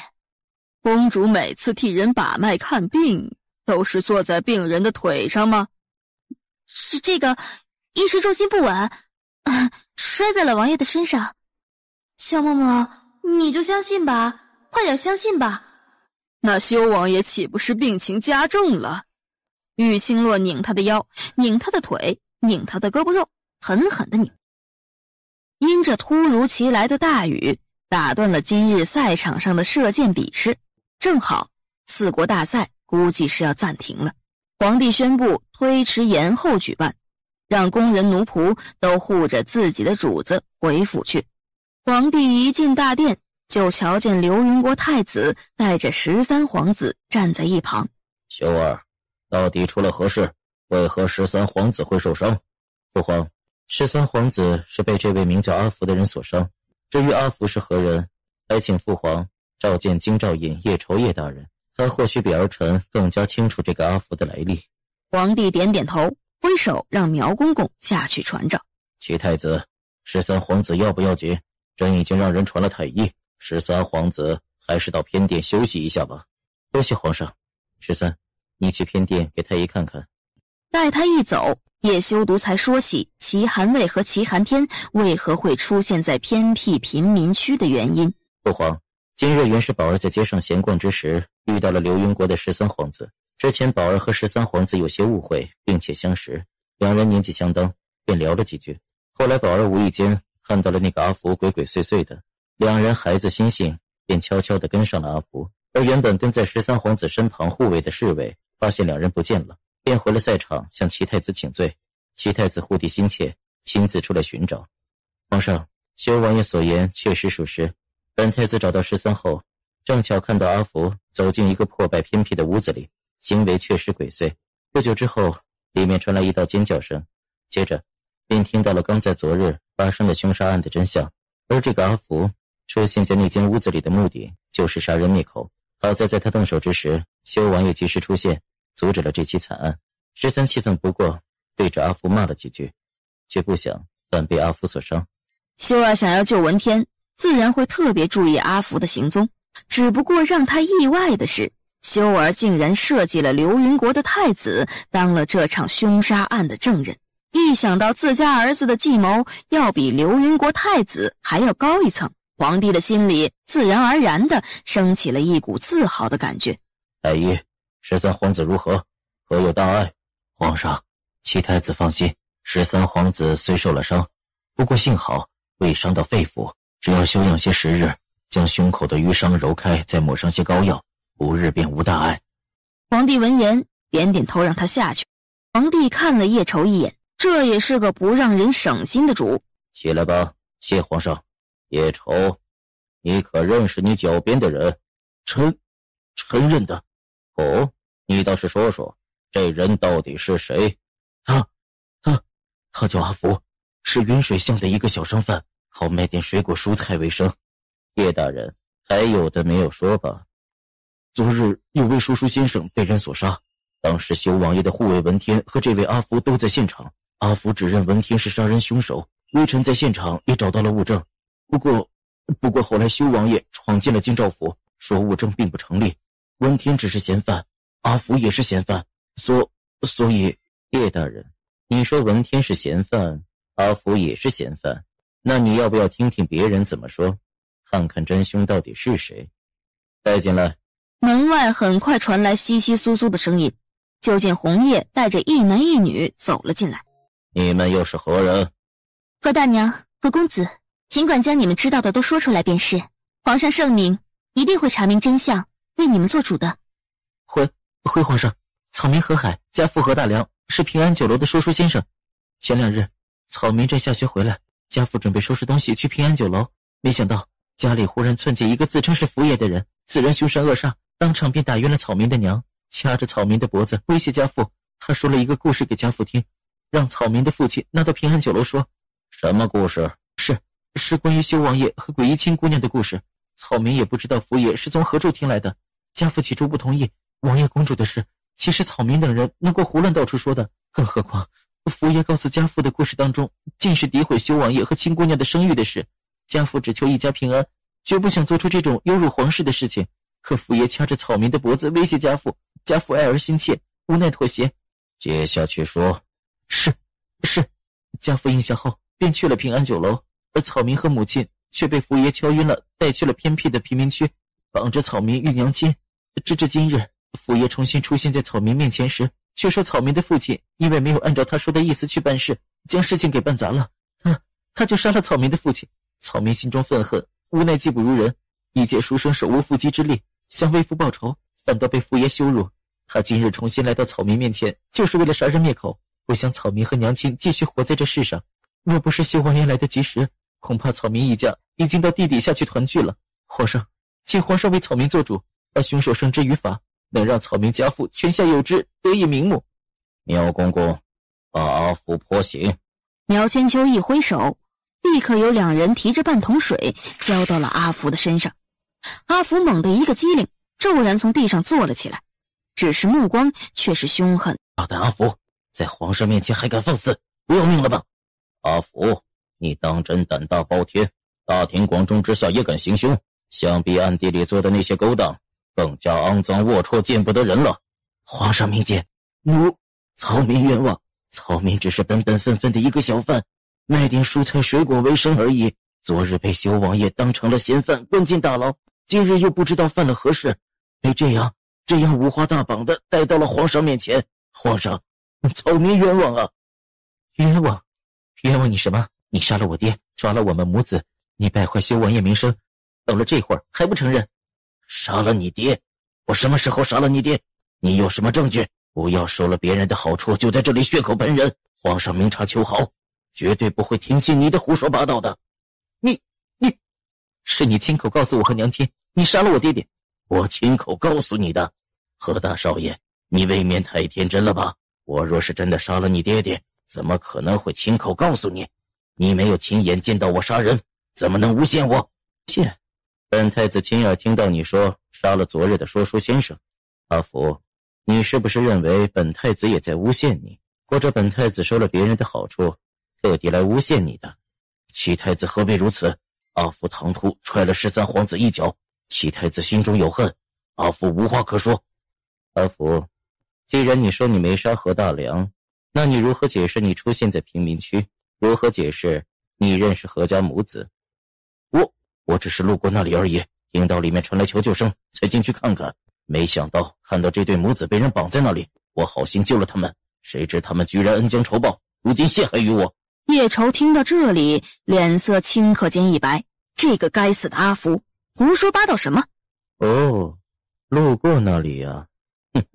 可是本王记得你和本王的护卫在昨日都被定为嫌犯，关在了大牢。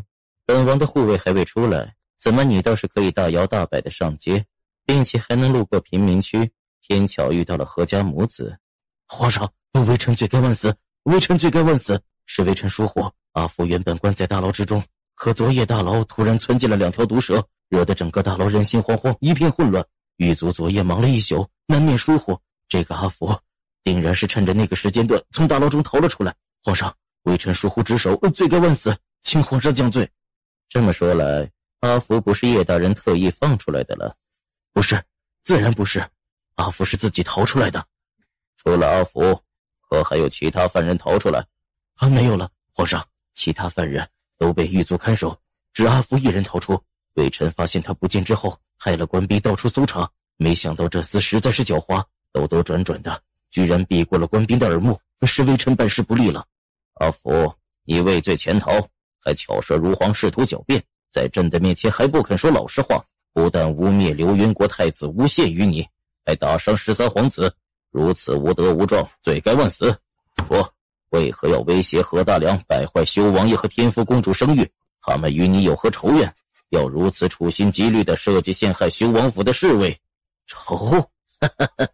我和他们无冤无仇，我一介奴才，能和这样的主子有什么深仇大恨？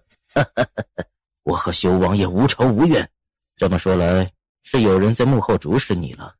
阿福瞪了齐寒威一眼，扭过头去，不开口说话了。你方才说你只是一介奴才，那你倒是说说，你是什么人的奴才？皇上，阿福在脱离奴籍之前是七皇子别院里的下人。你闭嘴！谁让你多管闲事的？千秋，去把老七叫来。是。七皇子叶浩庭很快走入了大殿，跟随他一块过来的还有原本就候在厢房等着雨婷的蒙贵妃。老七，你可认识地上跪着的人？回父皇，此人名为阿福，是多年前在儿臣别院中的下人。哦，那你可知道他杀了人，并且将所有的罪责嫁祸给了你五哥？父皇，阿福多年前便已经脱离了奴籍，离开了儿臣的别院。日后的生活作为如何，儿臣从未过问过。他既然杀了人，那便是犯了罪。杀人偿命天经地义，父皇按照封藏国律法处置便是。儿臣与他已经毫无关系，不会为一个杀人犯求情。可这阿福可是说受你指使的？叶修毒笑了，阿福可没说过这话。皇帝这是打算诈老妻吗？父皇，阿福若说受我指使，那便是心中有怨，借此冤枉儿臣。冤？皇上，阿福多年前曾经看上一名女子，只是那女子来历不明，做事蹊跷，更被浩廷当场抓住，她行窃害人。臣妾做主赐死了那名女子，阿福因此怀恨在心。只是阿福到底是别人下人，对浩廷照顾多年，臣妾和浩廷对他有愧，便除了他的奴籍，让他当个普通百姓。唉，臣妾本想着如此做能让阿福心中舒坦一些，可没想到他依旧放不下当年之事。浩廷是秀儿的亲弟弟，他们兄弟两个向来有爱，浩廷又如何会去伤害秀儿呢？这不是让臣妾伤心难过吗？阿福若说是浩廷指使的，怕是想要挑拨他们兄弟之间的关系，报复臣妾啊。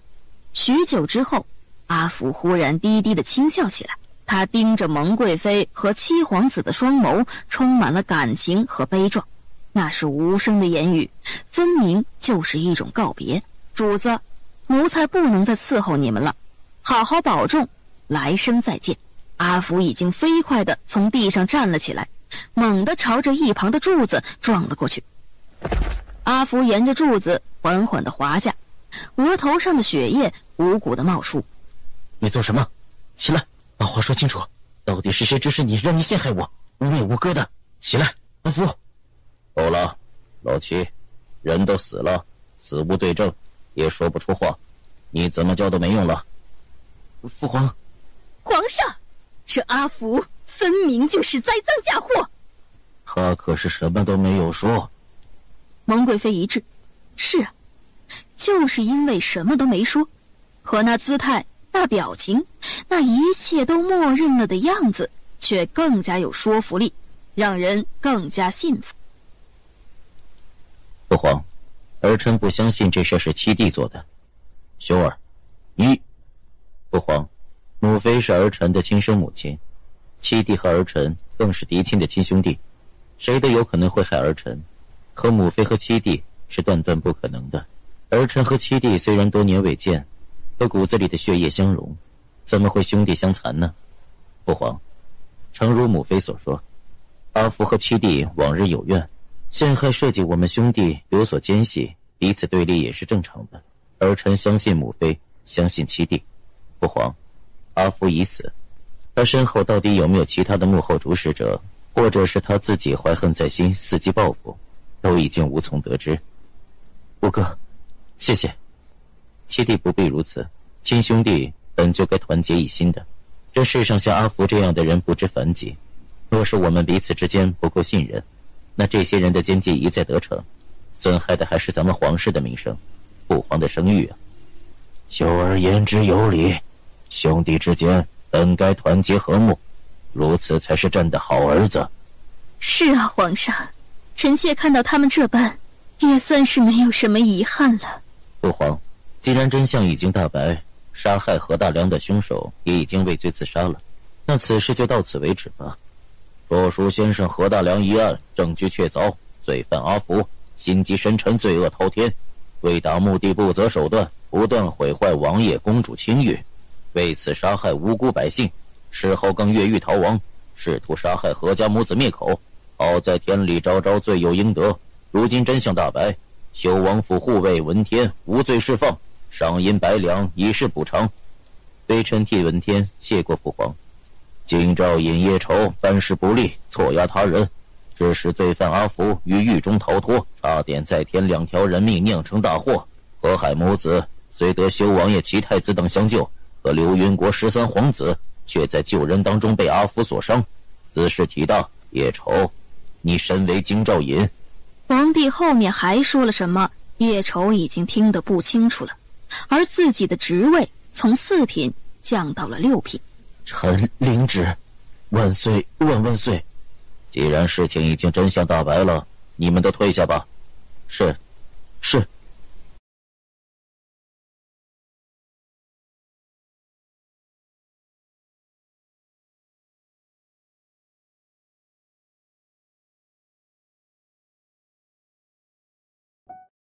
马车咕噜咕噜的又行了一阵，等到停在修王府时，远处的天色已经黑滚滚的，似乎晚些时候又要有一场大雨砸下来似的。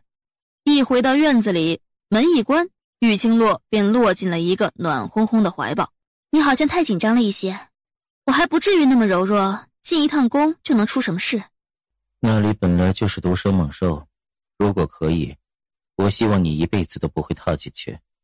怎么了？没什么，就是突然想起今日在皇宫里见的那些人而已。叶修毒挑了一下眉，拉着他坐到一旁的椅子上。都见了谁？你不是应该猜到了吗？那你见了那些人，心里可有数了？如果给淑妃和兰胜下毒，以及阿福的幕后指使者是同一人的话，大概可以排除3个：皇后、王贵妃、淑妃。其他的人还没有太多的接触，不过我倒是觉得那个萧妃的眼神有些不一样。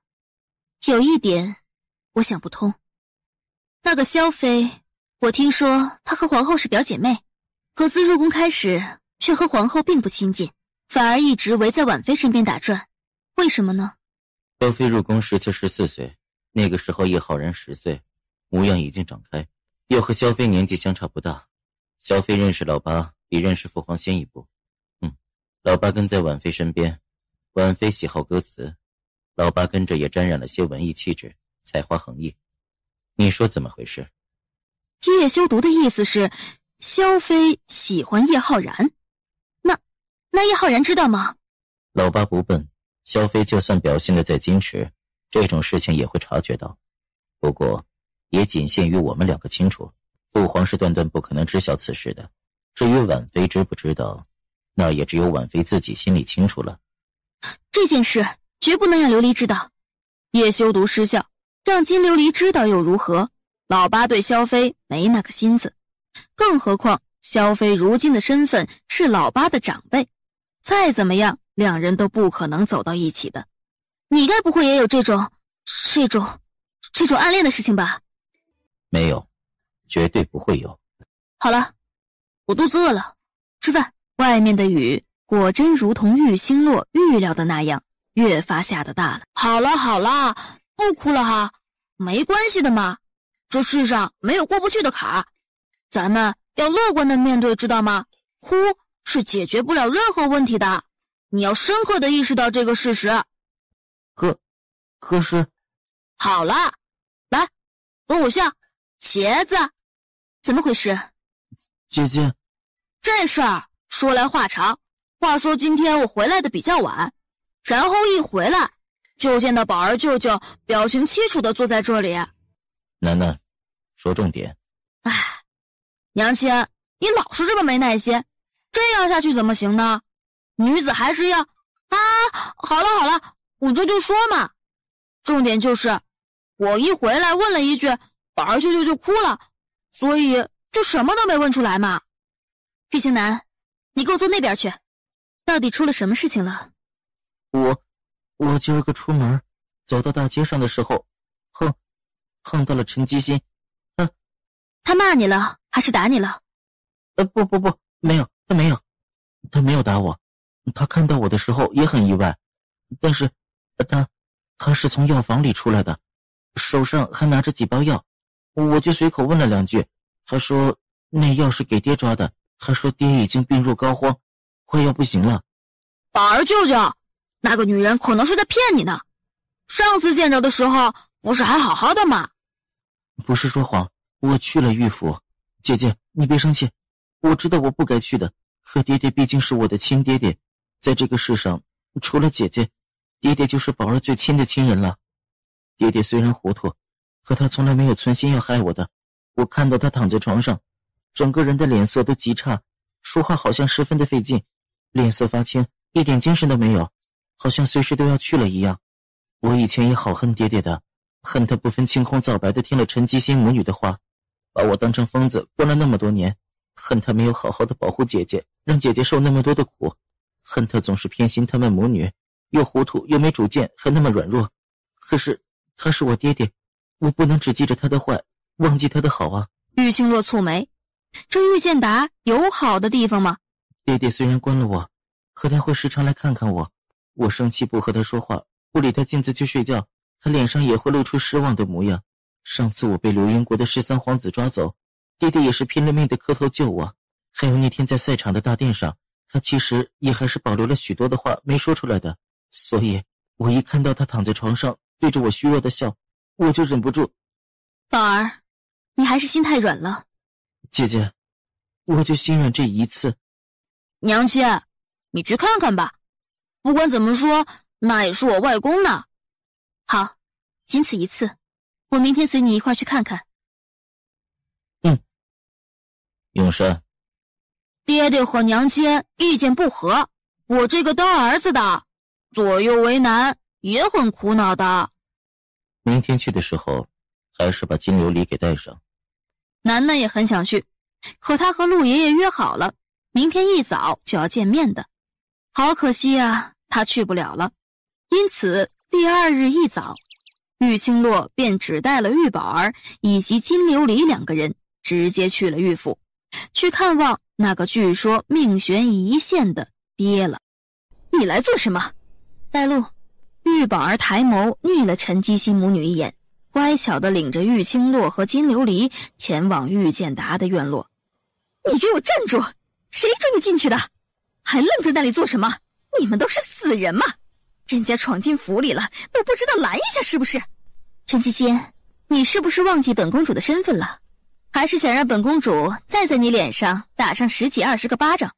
公主又怎样？公主就可以随意的闯入别人的府里了吗？这事儿就算到了皇上面前去说，我也占理。我姐姐是来给爹爹看病的，不是乱闯。我还是这个府里的小少爷呢，我有权请医术高明的大夫来给爹爹治病。娘，算了吧，现在爹爹的身子比较要紧，要是爹爹有个意外，咱们就真的什么都没有了。陈姬心有些不甘心，可她不得不承认，如今最有希望把她丈夫的命给救回来的人就是玉清洛了。你们耳朵都聋了吗？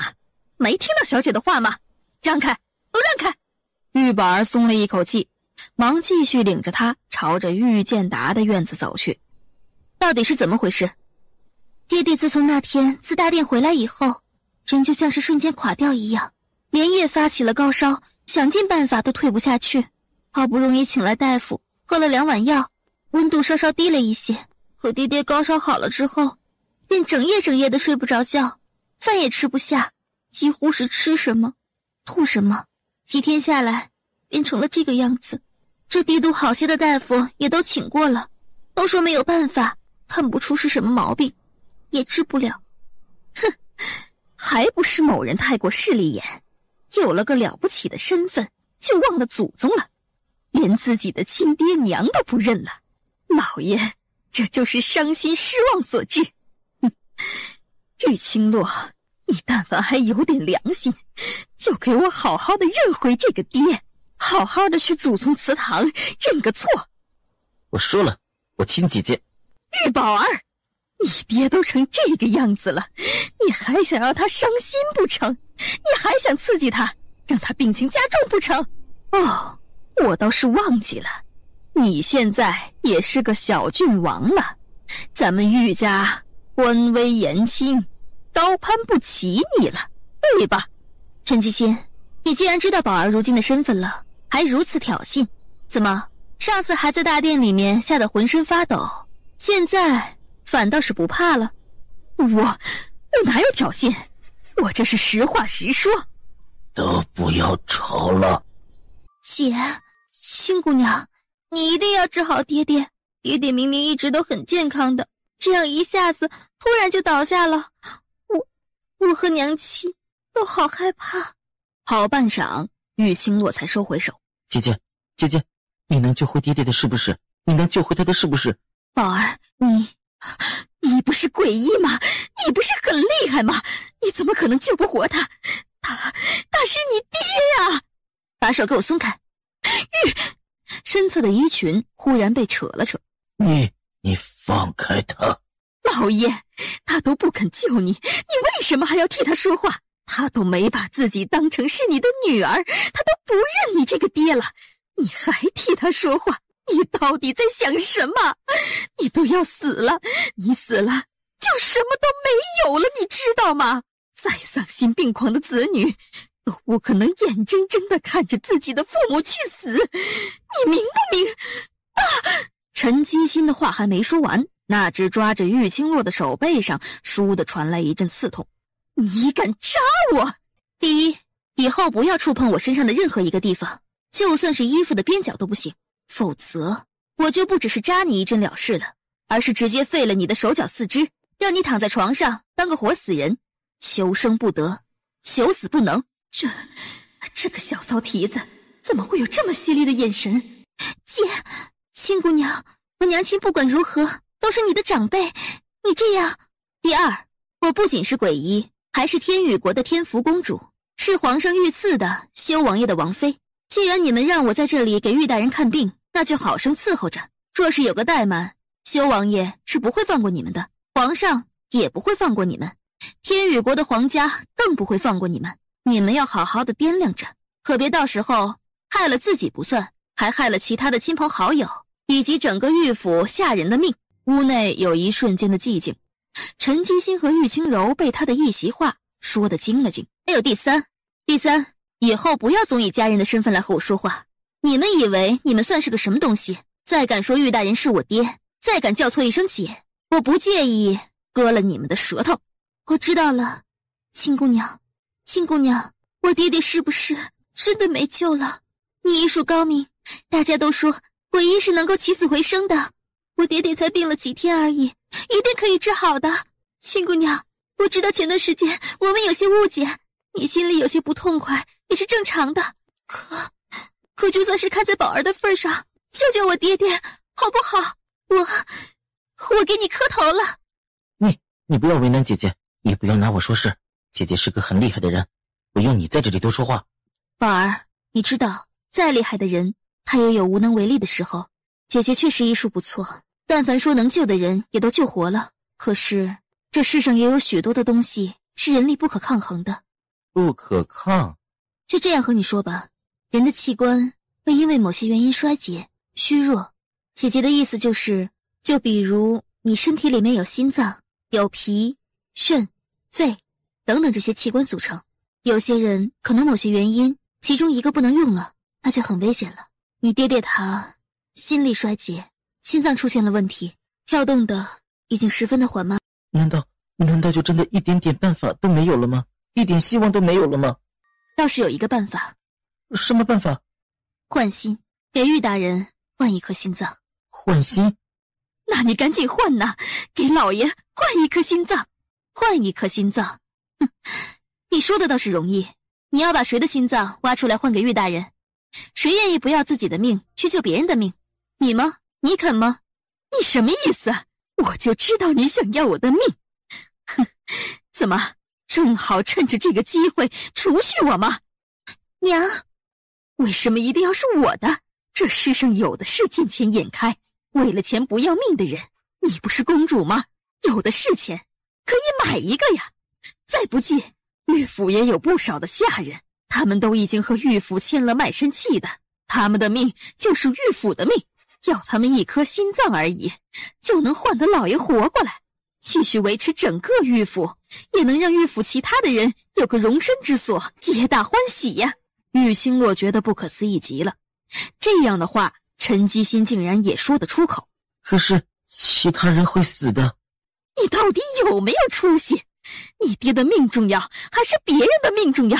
你是你爹的儿子，就要处处的替你爹，替整个玉府着想。哼，还是说你有孝心，你打算把你的心脏给拿出来也好啊，反正大家都说你是孝子，这一次你要是以心换心，换得了你爹的命回来，恐怕呀会名留青史了。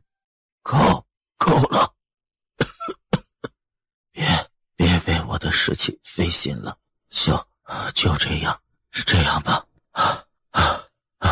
岳父还有些家底，就算我死了，只要岳父管理得当，还是能勉强维持生计的。季心，你以后给青龙找个好婆家。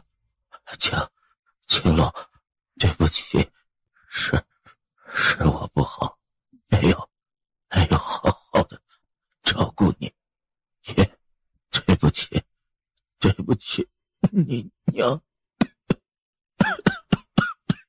爷，你别说话了。不，我说话的机会都不多了。玉清洛又皱了皱眉，拿了一颗药丸塞进了他的嘴巴里。这东西能让你减轻一些痛苦，呼噜一声便咽了下去。下一刻便觉得整个身子都舒畅了不少，就连呼吸都顺了，说话也不那么痛苦了。青洛，爹当年不好，可是你相信爹，我当时只是听到那样的消息，一时太愤恨，才会不准你踏进玉府的。晚上我就反悔了，去找你了，可没找到。在之后就听到了你身亡的消息，这件事情压在了我心头6年了，真的十分难受。前些日在大殿，我也不想让你陷入两难的境地，我甚至想着就算用我的命来保你平安，可是到底还是，我也知道让你受了很多年的委屈，很多痛苦，是我处事不公，总是偏袒你继母和妹妹。青洛，你有本事，爹真的很欣慰，以后恐怕也有人疼着宠着了。宝儿以后就跟着你吧，爹相信你能照顾好宝儿，交给你，爹也能放心。你放心，宝儿以后交给我，你可以安心的。玉星洛，你什么意思？你真的不打算救老爷了？怎么救？如何救？陈继新，收起你的无知，别再大叫大闹了。是，玉大人是可以做换心，可是风险大，能不能成功还是个问题。哼，还是说你以为换了心脏，玉大人又像以前那样当官做主，成为整个玉府的顶梁柱，给你赚钱，让你过夫人的生活吗？告诉你，别做梦了。他换了心脏以后，只能躺在床上，什么都做不了，不能当官，不能支撑府中经济，甚至还需要大量的银子来买贵的要死的药，维持他的身体，还要细心的人在旁尽心尽力的伺候着。如此，你还觉得府中的下人给他换心脏是合适的吗？玉清洛，你是存心的，你就是为了报复6年前的事情，你恨我给于作廉报信，把你还活着的消息透露给他，让他知道他那个红杏出墙的妻子还活着，所以你心存恶意。你如今回来就是为了报复的，你巴不得我们所有的人都生不如死，是不是？是不是？哼，我确实巴不得你们生不如死。玉清洛，你不是人，老爷是你爹呀，你亲生爹爹呀。就算是宝儿受了那么多年的苦，都还是原谅了老爷，还想要他继续活下去。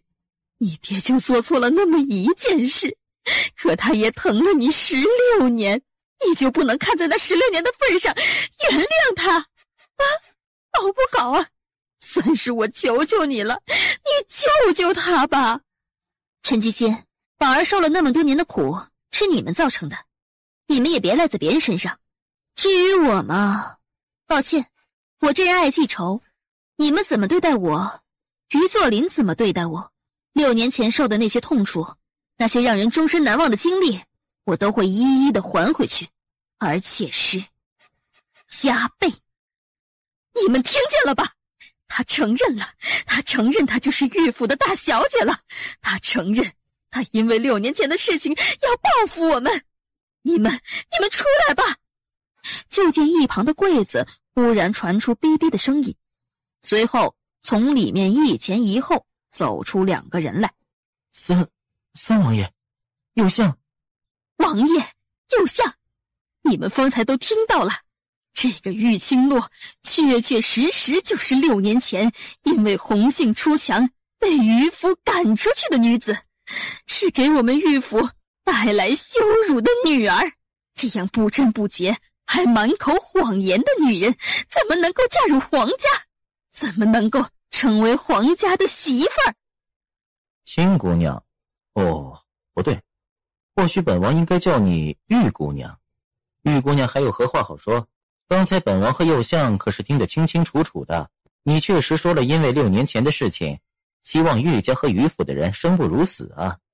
想不到被外界传说医者仁心的青姑娘，也是个心狠手辣的女人，连自己的亲生父亲都不放过。如此女子，怎么就配得上我武帝？况且，你还是一个嫁过人的妇人。哎呀，说起来这事儿还要感谢玉公子啊！若不是你心地善良，挂念着你父亲的病情，以青姑娘这种忘恩负义、数典忘祖的性子，恐怕还真的不一定会出现在这里，也不会让我们听了这么一场精彩的对话。玉公子，你功不可没。怕什么？难道你觉得时至今日，姐姐还会被人给欺负了去？可是姐姐，要不是我……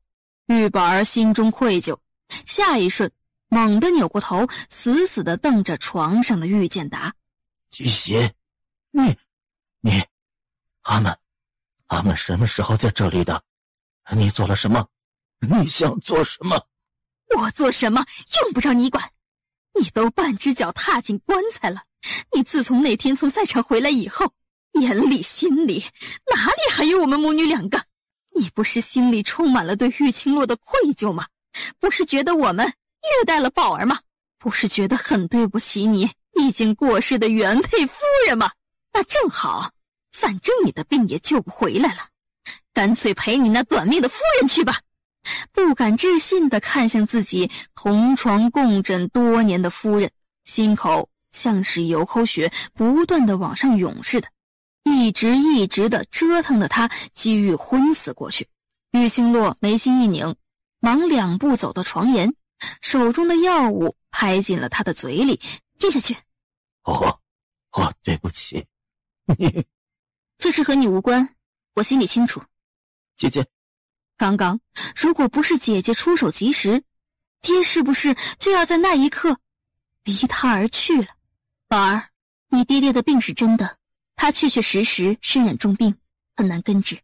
我想你爹爹就算再丧心病狂，也不至于拿自己的命来设计陷害我。你别多想了，这事和他无关，也和你无关。你很善良，虽然这是你的弱点，但也是你的优点。凡事有利有弊，姐姐现在不还是没事吗？他们想要陷害我，还不一定能不能成功呢。玉清洛压低后的声音总是有一股让人安心的感觉。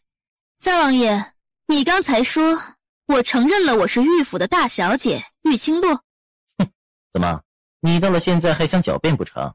三皇子冷哼一声，本王和右相都听得清清楚楚的，到父皇面前也是能说出个1、2、3、4、5来。这一次可别再想别的借口蒙混过关了。本相没听到青姑娘承认什么，倒是听到了青姑娘为救玉大人殚精竭虑，可到最后反倒是被玉夫人污蔑为居心不良。一开始本相还觉得奇怪，这玉夫人怎么到了这个节骨眼上，在玉大人生命垂危之际不思办法救人，反而在耍阴谋诡计。不过方才听到玉夫人对玉大人说的一番话，本相才恍然大悟，原来这玉夫人对玉大人许久之前便已经不满了，巴不得玉大人出事陪他已经过世的原配夫人。如今本相心里倒是有个疑问了，玉大人忽然之间病倒，是不是和玉夫人有关呢？毕竟玉夫人有了杀人动机了，而且玉大人的病实在是蹊跷。青姑娘，这玉大人的身体里可有检查出什么不该有的东西，比如说毒药什么的？玉清洛想笑，这个李子帆呐，颠倒是非黑白的能力和叶修毒相比，还真是彼此呀。又像这么一提醒，倒也不是不可能的。不过我从未见过如此霸道诡异的毒药，要想知道有没有，还得找个机会仔仔细细、认认真真的再检查一遍才是。李大人，你怎么能说出这样的话来？子帆，你在胡说什么？我是什么样的人，你还不知道吗？我怎么可能会做出这种事情来？玉夫人，什么时候轮得到你对本相直呼其名了？这个狐妹子，这个不要脸的贱女人，她凭什么勾搭右相？凭什么抢走我的男人？右相，我娘亲心直口快，说话有些唐突，右相莫怪，和上天明鉴，娘亲真的不会害爹爹的。我们娘俩只有爹爹可以依靠，彼此间情感深厚，又怎么会做出这等下作之事呢？右相，你是百官之首，更是父皇倚重的重臣，每说一句可都是百官的表率，哪里容得你这般的颠倒是非黑白？这种行为要是传了出去，被百姓知晓，被父皇听到，你觉得你还有资格当这个受人敬重的相爷吗？你想要毁掉自己的苦心经营和声誉吗？三皇子，本相说过什么做过什么，自然会为自己负责。倒是三皇子要掂量清楚，在百姓当中，到底是本相的话可信，还是三皇子的话更加让人信服？三王爷，有个问题指教一下。你到现在还想狡辩什么？请问三皇子，从头到尾，我有说过我是玉家的女儿吗？我有叫过玉大人一声爹，还是叫过陈姬心一声娘，或者说叫过玉清柔一声妹妹？哼，你也不用强词夺理，你方才可是清清楚楚地说了，你对玉府怀有仇恨，你恨不得玉府的人生不如死。既然这般怨恨他们，自然不会叫他们爹娘了。啊，也就是说，我没承认过我是他们的女儿了吧？既然如此，三皇子到皇上面前要如何说？